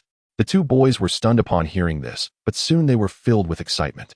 Yichio, after careful consideration, felt compelled to let Yi Wudao and Lin Jintian make their appearance. There was no other choice. The current situation was indeed quite urgent. Perhaps at any moment more giant beasts might emerge from the East Sea, leading to a fierce battle. Since the theories have been learned sufficiently, it was time for practical combat. Master, we will not disappoint you, Yi Wudao said earnestly. Yes, we will only make you proud, Lin Jintian echoed. I only hope you do not encounter any mishaps, Yichio said with a wry smile. The innate divine tier beings he had painstakingly cultivated must not be lost due to this invasion. After all, the real fierce battle had yet to occur. At that time, everyone would truly understand just how terrifying and evil the giant beasts could be. Yichio could never forget the last moment of his death in his previous life. That image was deeply etched in his mind and would occasionally resurface. It felt as if it was spurring him to rise quickly. You really are willing to part with it, Zhou Jianghe said in surprise. The moment they began their learning, all preparations had already been made. Yichio nodded. Strange, why are there only 9 countries this time? Zhou Jianghe observed the constantly refreshing information, feeling quite puzzled. Logically, the appearance of giant beasts was always sudden and on a large scale. However, this time was somewhat different, or rather unusual. Basically, they were all coastal countries, and they were not particularly strong nations. The Dragon Kingdom had no reports of any incidents. Indeed, something feels off, Yichio pondered. Having fought against the giant beasts so many times, there was a certain mutual understanding. Logically, giant beasts rarely acted with such intent. Yet this time it seemed as if they were specifically targeting the weaker coastal nations. Perhaps they are nibbling away at us, Zhou Jianghe speculated. Starting from the weaker coastal nations, gradually encroaching inland. Because if they were to suddenly launch a surprise attack on a specific country, there would surely be resistance. After all, humanity now shared a common destiny. One prospered, one suffered, all suffered. This is also why those countries have been seeking support. Ask Wang Yue if there has been any movement at the gates of hell. Yichio commanded immediately. All right. Zhou Jianghe complied without delay. Soon a shocking message came back. There indeed had been strange disturbances at the gates of hell. Moreover, it had coincided with the onset of the giant beast's attack from the sea, continuing until now seemingly resonating with each other. Both Yichio and Zhou Jianghe furrowed their brows, as this was certainly not a good omen. If the underground giant beasts united with the sea giant beasts, it would spell an immense disaster for humanity. Facing the sea giant beasts was already exceedingly challenging. The best scenario was merely a struggle to resist. If another force were to join, it would undoubtedly alter the current situation. The sky should be fine, right? Yichio suddenly raised his head. At that moment, due to the rain, dark clouds enveloped the sky, pressing down on the world like a lid. Naturally, the human eye could see nothing, but fortunately the satellites were still operational, and indeed there was no unusual activity above. This indicated that the current situation was likely not a joint assault by giant beasts from 3 sources. What worries me now is that this is merely the beginning. Zhou Jiang's expression was exceptionally serious. Use the death cells. Yichio thought long and hard, and felt this was the only course of action. At the gates of hell, Wang Yue and others had actually been preparing a large number of death cells, and they were the latest versions. Their power was indeed formidable. Moreover, they were mixed with extraordinarily terrifying microorganisms. Once the giant beasts made contact, there would be no need for divine tier beings to intervene. The microorganisms could handle everything. However, there was one problem, or rather a drawback. If they proceeded this way, it would be very difficult to get down to the gates of hell afterward, because these microorganisms would parasitize within. But given the circumstances, if they did not want to be attacked by more giant beasts, they had to make a decision. Alright, Zhou Jianghe also believed this was currently the only method. Soon the divine tier beings on the other side, including Wang Yue, immediately launched the death cells and microorganisms via missiles directly bombarding the gates of hell. As time passed, the original resonance, or rather the agitation from deep underground, surprisingly stopped. This was undoubtedly very good news, at least for the time being. Everyone did not have to worry about being attacked. Master. At this moment, Yi Wudao and Lin Jintian also arrived. I will remain in the Dragon Kingdom, so you two go to the Neon Nation first. Yi Qiu instructed. Yes. The two children exchanged glances, both filled with excitement. Remember, if you can't win, run away. Don't risk your lives. Yi Qiu cautioned. Understood. Yi Wudao replied, though he was somewhat unconvinced. As an innate divine tier being who had also received several injections of active substances, he felt confident in facing some giant beasts. You haven't undergone genetic awakening yet, so you cannot sustain a prolonged battle, Yi Qiu said helplessly. The biggest difference between Yi Wudao, Lin Jintian, and Wang Yue was their combat experience and genetic awakening. These two had only injected active substances, but currently they still found it somewhat challenging to operate 6th-tier special mechas. In other words, they could not engage in long-term combat. Whoosh! Soon the two mechas Red Storm and Ancient God soared into the sky. They flew towards the Neon Nation at the fastest speed. Because that was the closest country to the Dragon Kingdom, they could reach it in no time. It's evident that these two kids are full of vigor. Zhou Jianghe teased. I just fear they will become a lesson. Yi Qiu took a deep breath. Although the youth were full of enthusiasm, it was a pity that they only knew how to fight relentlessly rather than balancing offense and defense. However, considering that the two 6th-tier special mechas they were piloting should not encounter major issues, Yi Qiu would soon upgrade these two mechas to 7th tier. It was just that he had been slightly delayed due to the urgency of constructing the Mount Tai. This time the casualties overseas are severe. Zhou Jianghe had already received first-hand death data. What's the situation? Yi Qiu asked curiously.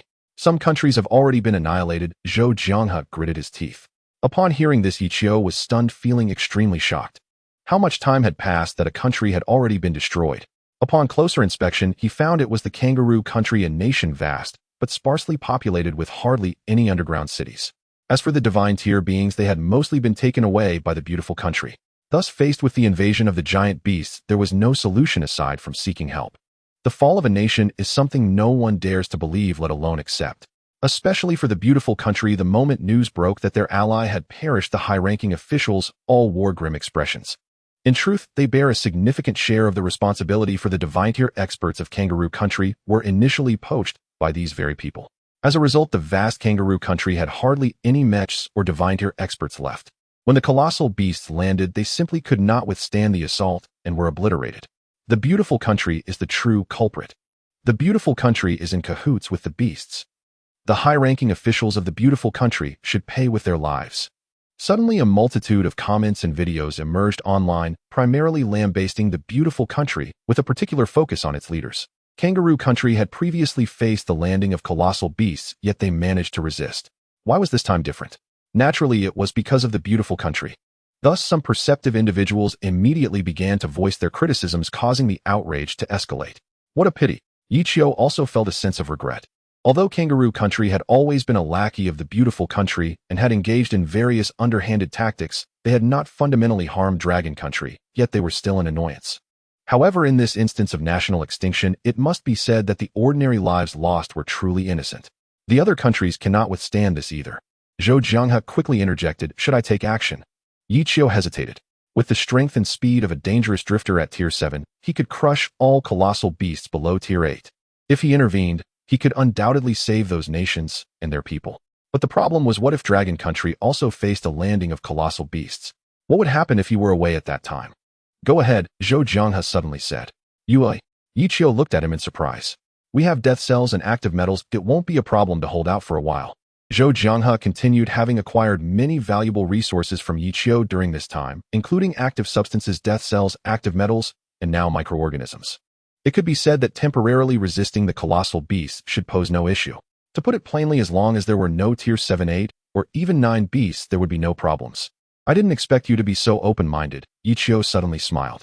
You are not just the god of war for Dragon Country, but also for Blue Star. Zhou Jiang's gaze was particularly resolute. All right, Yichio nodded firmly.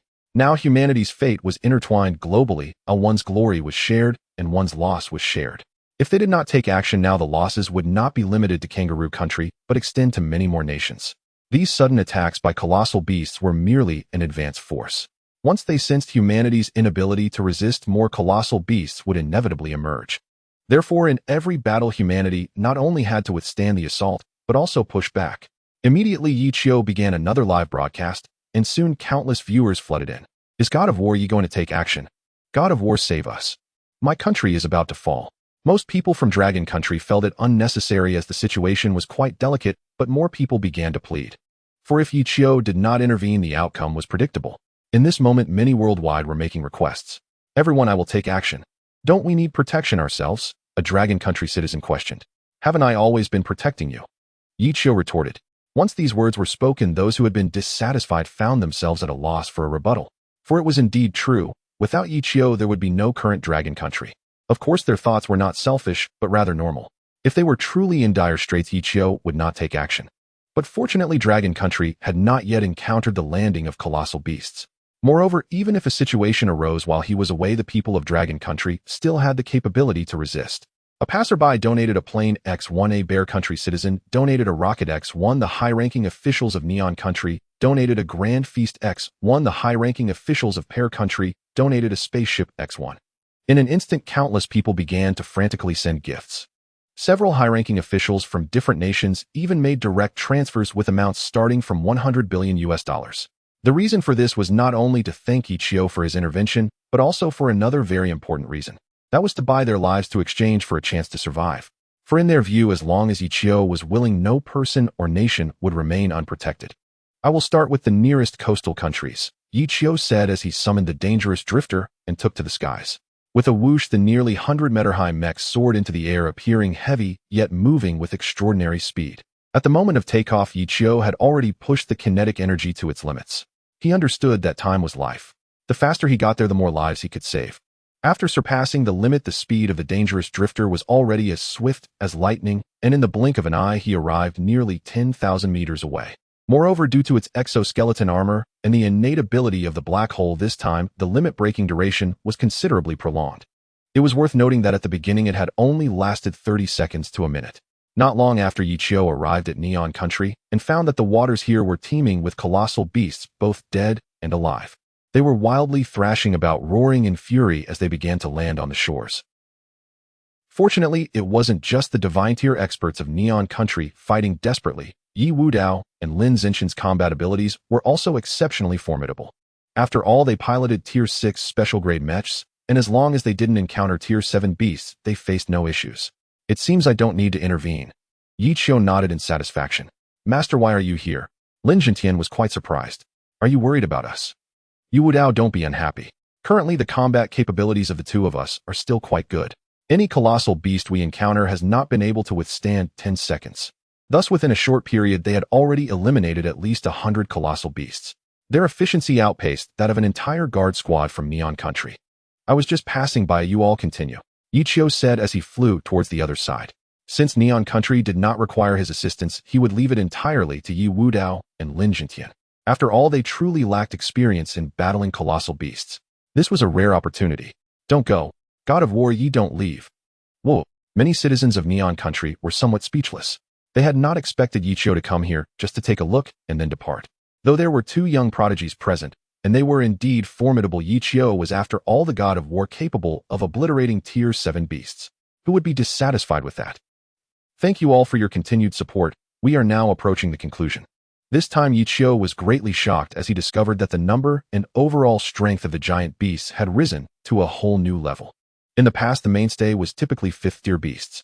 But now 6th-tier beasts had become nearly as common as the 5th tier. What does this signify? It signifies that the giant beasts have evolved once again. Roar. A roar from a giant beast echoed through the heavens and the earth, even stirring up gigantic waves on the sea. At that moment, a primordial giant beast emerged from the water, resembling the previous titan. Even its attack method was the same, a searing breath. At the moment it exhaled, the surrounding seawater evaporated.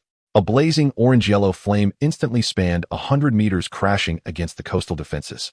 Those mechas and divine-level beings that were originally resisting began to visibly dissolve at the moment of impact. Such a terrifying strike naturally filled countless hearts with despair. As expected, facing a 7th-tier giant beast, the majority of mechas and divine-level beings were no match. Only in times like this did everyone realize how formidable Yichio had been. With his singular strength, he managed to slay more than one 7th-tier beast. "Where are you, war god Yichio? Save us. We beg you." At this moment, the cries for help resounded continuously, and not just online. Roar. The titan-like giant beast let out a deafening roar once again, as its searing breath seemed poised to unleash a second strike. But at that moment, a distant black suddenly rushed over at an astonishing speed. The next second, right before the eyes of numerous divine-level beings, it landed a foot on the head of the titan-like giant beast. This forced the searing breath that was about to be unleashed to change direction, launching instead into the water below. This move not only evaporated the seawater, but also released a large amount of steam, instantly shrouding everything around. This made it impossible for everyone to see clearly.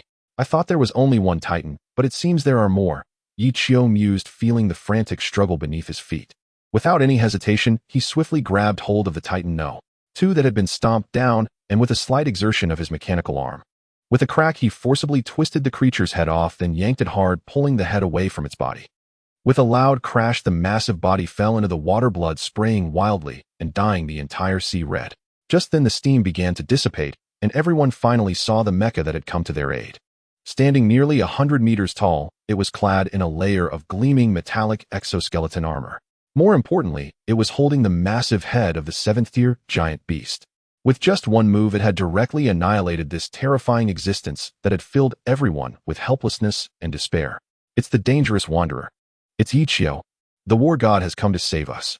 At that moment, everyone cried, tears streaming down their faces. In their most desperate time, indeed, their savior, the war god, Yichio, had not abandoned them. Not only did he decisively conquer the enemy, but he also annihilated it in a single strike. Although the mecha was metallic at that moment, it exuded a fearsome aura. It was as if they were not facing a mecha, but a towering mountain. "I'm here." Yichio's voice resonated throughout the area. Under the AI's translation, everyone immediately understood its meaning, and thus the crowd erupted into cheers. One by one, they began to cheer and leap with joy as if they no longer feared anything. Facing the surrounding giant beasts, they all erupted with immense battle intent, and the counterattack began. "Kill." A group of divine-level beings controlling their mechas charged forward. They all knew that with Yichio present, there was no need to worry about any danger. Any 7th-tier primordial giant beast would be suppressed or even eliminated. Therefore, what everyone had to face were merely 6th-tier or even lower beasts. Meanwhile, Yichio suddenly fell silent, standing still on the water's surface. But even without any movement, the surrounding giant beasts did not dare to approach. After all, upon seeing the head of the 7th-tier primordial giant beast, they understood that this was not an opponent they could approach. Detected host has slain 7th-tier primordial giant beast Titan No. 2. Would you like to use the beast ability absorption device? Yes. Yichio replied blandly. Please choose to absorb Titan No. 2 abilities. Advanced version of Searing Breath, Flesh and Blood Barrier, just 2 choices identical to the first Titan. However, Yichio was somewhat surprised that the Searing Breath after killing this one was actually an advanced version. This meant that his current Searing Breath could be upgraded. This was already the strongest attack he had at present, and if it could be upgraded, it would represent an ability to release even more intense high temperatures and more powerful destructive force. Therefore, Yichio did not hesitate and decisively chose the advanced version of Searing Breath. Ability upgrade in progress, please wait. Soon a progress bar appeared in his mind. At this, Yichio's attention naturally shifted back to the battlefield outside. He was quite surprised that due to his appearance and the slaying of the strongest primordial beast, the divine-level beings from this coastal nation actually grew braver in battle, not only counterattacking, but even gaining the upper hand. In just a short while, they had managed to eliminate a large number of giant beasts, successfully resisting this invasion.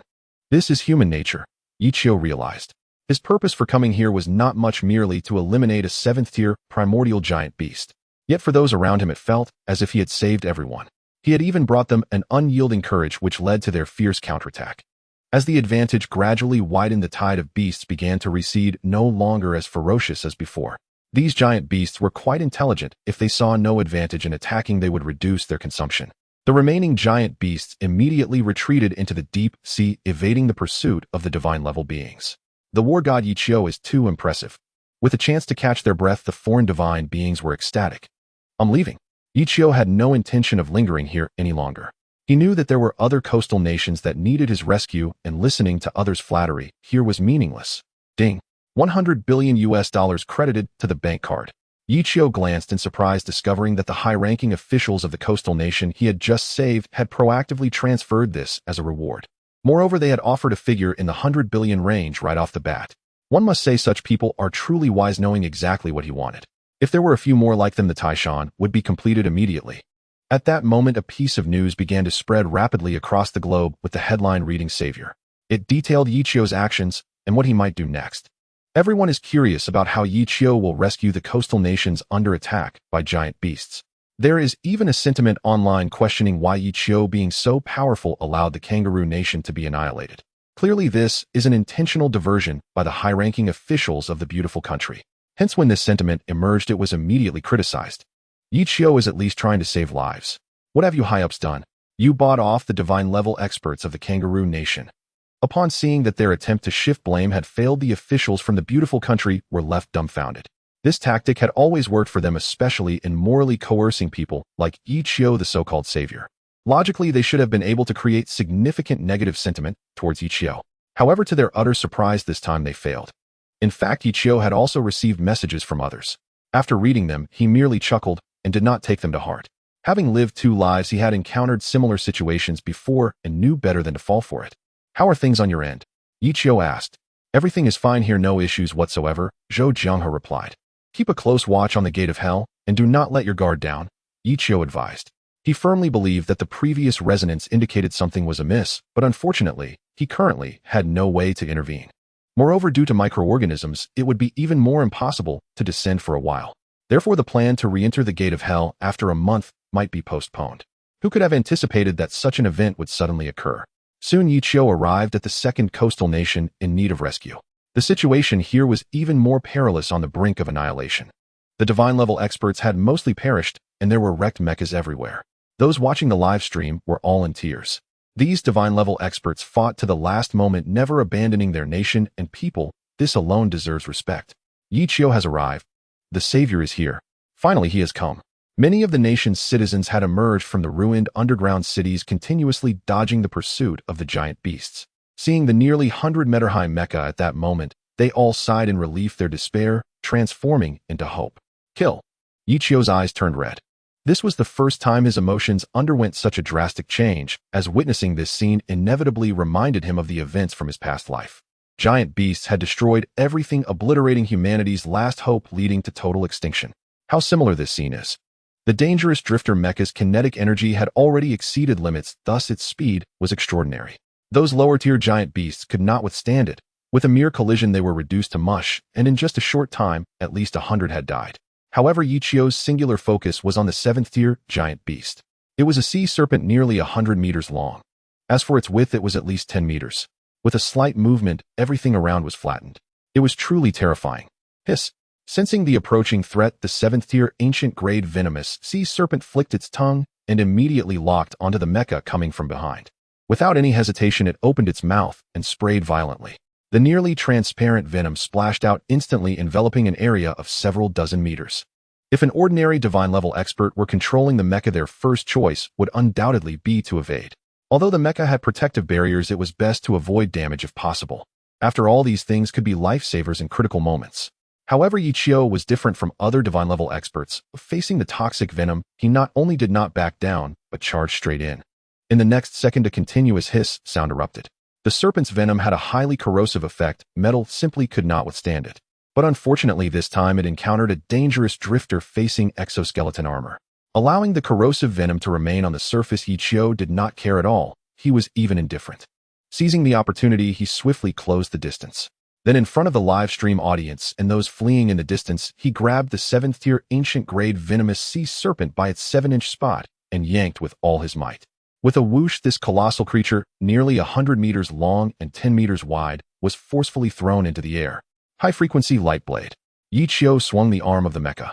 With a pu sound, the light blade instantly surged forth, then before everyone it slashed down at the writhing venomous sea serpent still in the air. Boom. A crimson light soared into the sky, and in the blink of an eye the nearly 100-meter-long venomous sea serpent was split into four. It couldn't even resist, just like that Yichio killed it with a single move. Hiss! My god! Another ancient-grade giant beast has been slain. Seeing this scene, everyone was left dumbfounded, even stunned into silence. They knew Yichio was powerful, having slain more than one 7th-tier ancient-grade beast. However, to consecutively slay two in such a short time was an exceptionally rare occurrence, something they had never witnessed before. Thus it deeply shocked everyone. Detected host has killed the 7th-tier ancient-grade beast venomous sea serpent. Would you like to use the beast ability absorption device? Yes. Yichio confirmed. Please choose to absorb the ability of venomous sea serpent. Venom spray, corrosive venom, trash. Yichio directly chose to refuse, not absorbing any. It was simple, neither of these abilities was what he needed. There was absolutely no necessity, and it seemed like it was the first time he had rejected something. After casually discarding the corpse of the 7th-tier ancient-grade venomous sea serpent, as if it were trash, Yichio began to hunt down the lower-tier giant beasts around him, or rather crush them. In a very short period, he eliminated at least 100, and the area he passed through was like a river of blood. Yichio! Yichio! Yichio! In the distance, the survivors began to cheer, constantly shouting the name of the war god. They were immensely grateful that in their most desperate moment the savior had truly descended to rescue them. Get ready for post-disaster reconstruction, Yichio said helplessly. The coastal nations all shared a common issue. Their defenses were too weak. Especially the divine-level experts and mechas, there were only a handful. Now the choices before these people probably numbered just two. Either they would rebuild after the disaster, staying to continue building their nation, or they would leave, heading to another country to survive. But these no longer concerned Yichio, as he had more people to save. So after confirming that the situation was under control, he immediately flew towards a more distant place, not pausing for even a moment. Yichio broke through the limits, moving at a speed that allowed him to conquer nearly a country every hour. Yet despite such rapid pace, several small coastal nations still fell victim to the monstrous beasts. It must be said this is indeed a sorrowful matter. Others referred to Yichio as the god of war, the savior. Unfortunately, he could not save all the nations, nor could he save everyone. Now he could only say that saving one was better than none, given that he could not be in multiple places at once. 3 coastal nations have perished. Although they are all weak nations, there aren't many divine-level beings either. But doesn't the occurrence of such events further prove the weakness of humanity?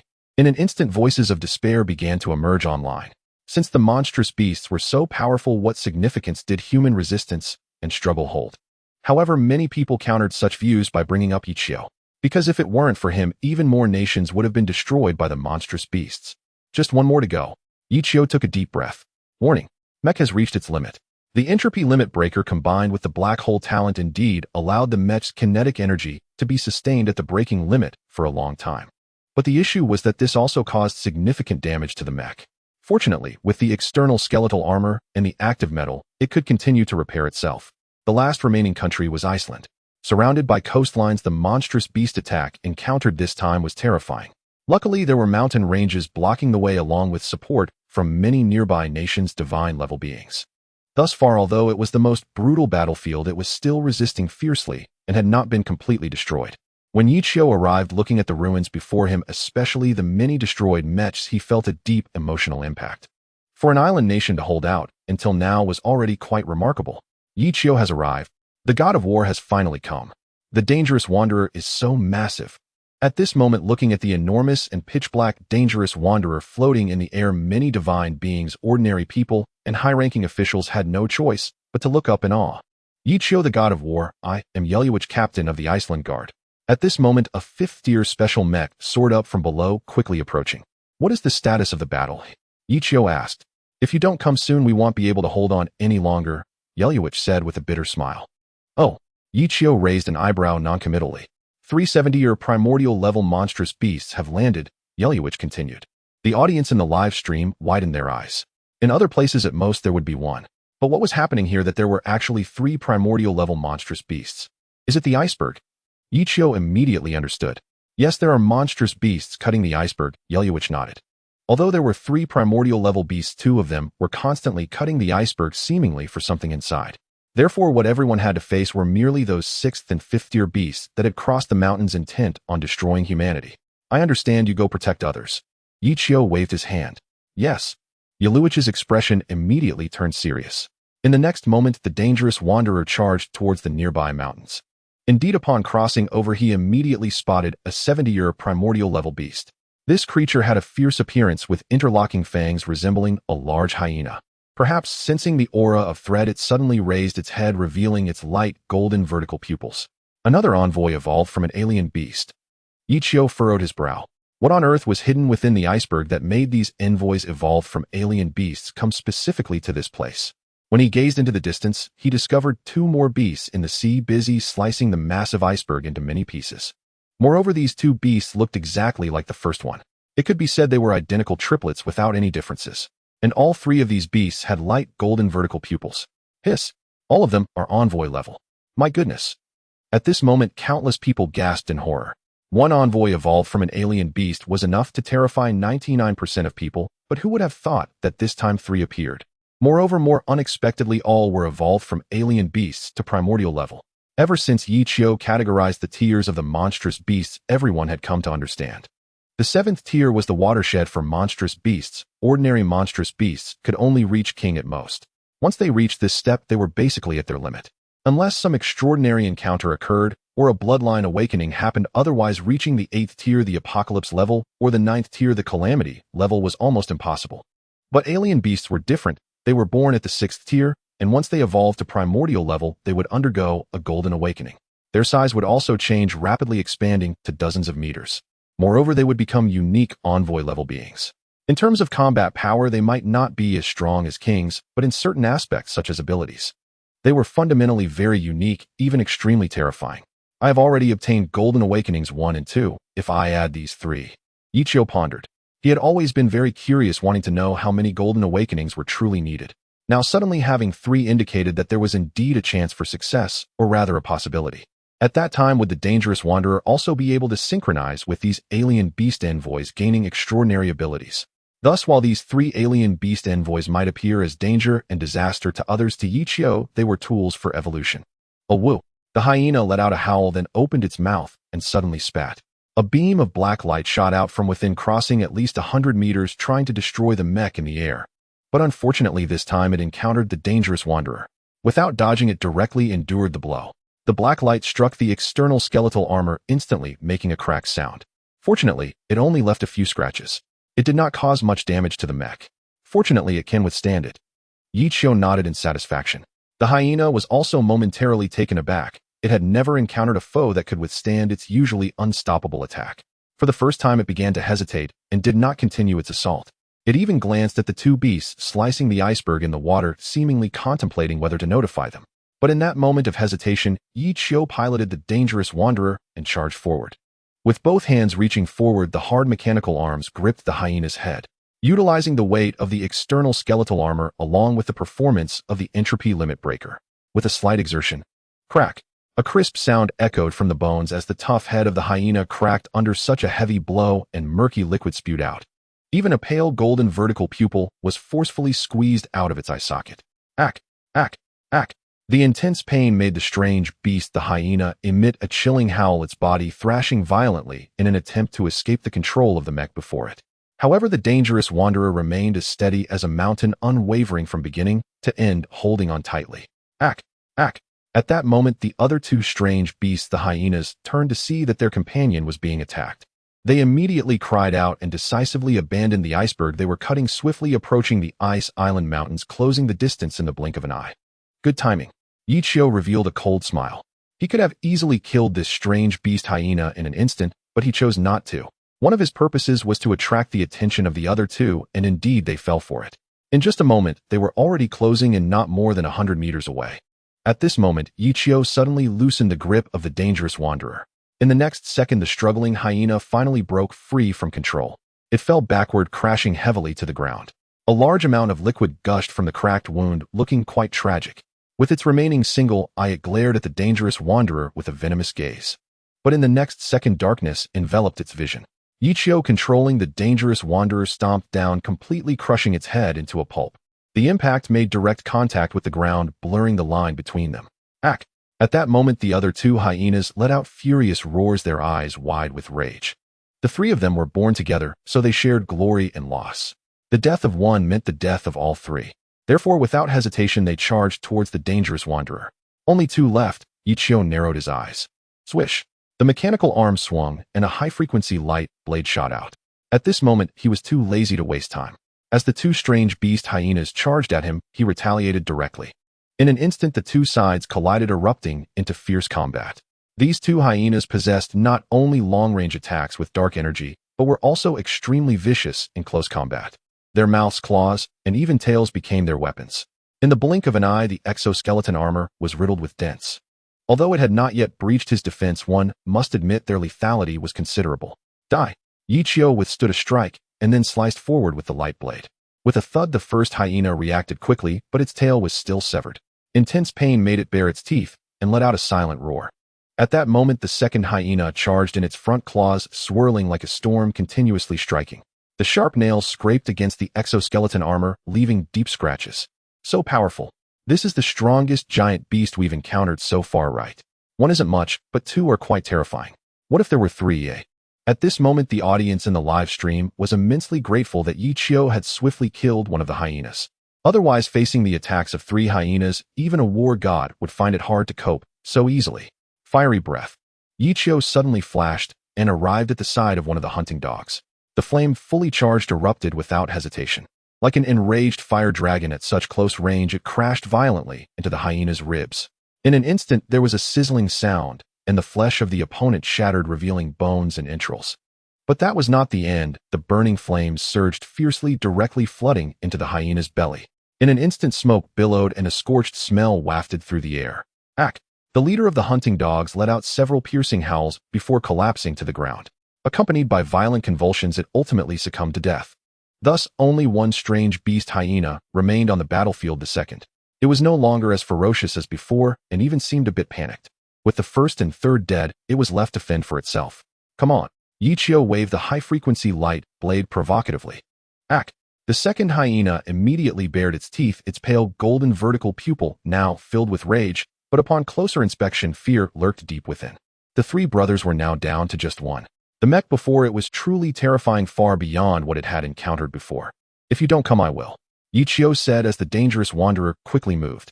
In a circle, it directly arrived behind the second hyena, thrusting the high-frequency light blade hard into its rear. With a thud, not only was its tail severed, but more absurdly, the blade penetrated deep inside. Ack! The second hyena was overwhelmed with pain, nearly standing up, its whole body shaking. But this way it had no chance to fight back, for Yichio would not let it escape. Without hesitation, he swiped upward with a fierce motion. Accompanied by a thud, the strange beast was instantly split in 2. Thus, all 3 level 7 primordial beasts, the hyenas, were eliminated by Yichio. As for the time taken, it was only about 5 minutes. 5 minutes. 5 minutes. 5 minutes.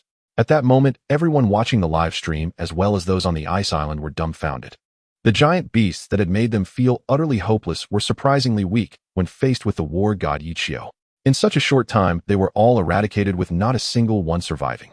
Detected host has killed level 7 primordial beast hyena leader. Would you like to use the beast ability absorption device? Detected host has killed level 7 primordial beast hyena second. Detected host has killed level 7 primordial beast hyena third. In the next second, 3 system prompts appeared in succession. Yes. Yichio had long been eager.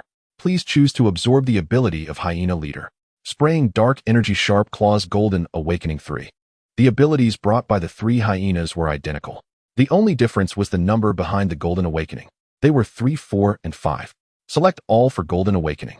Yichio's focus was solely on this. Because he had already obtained 2 golden awakenings prior to this, if he managed to gather 3 more, perhaps something truly extraordinary would happen.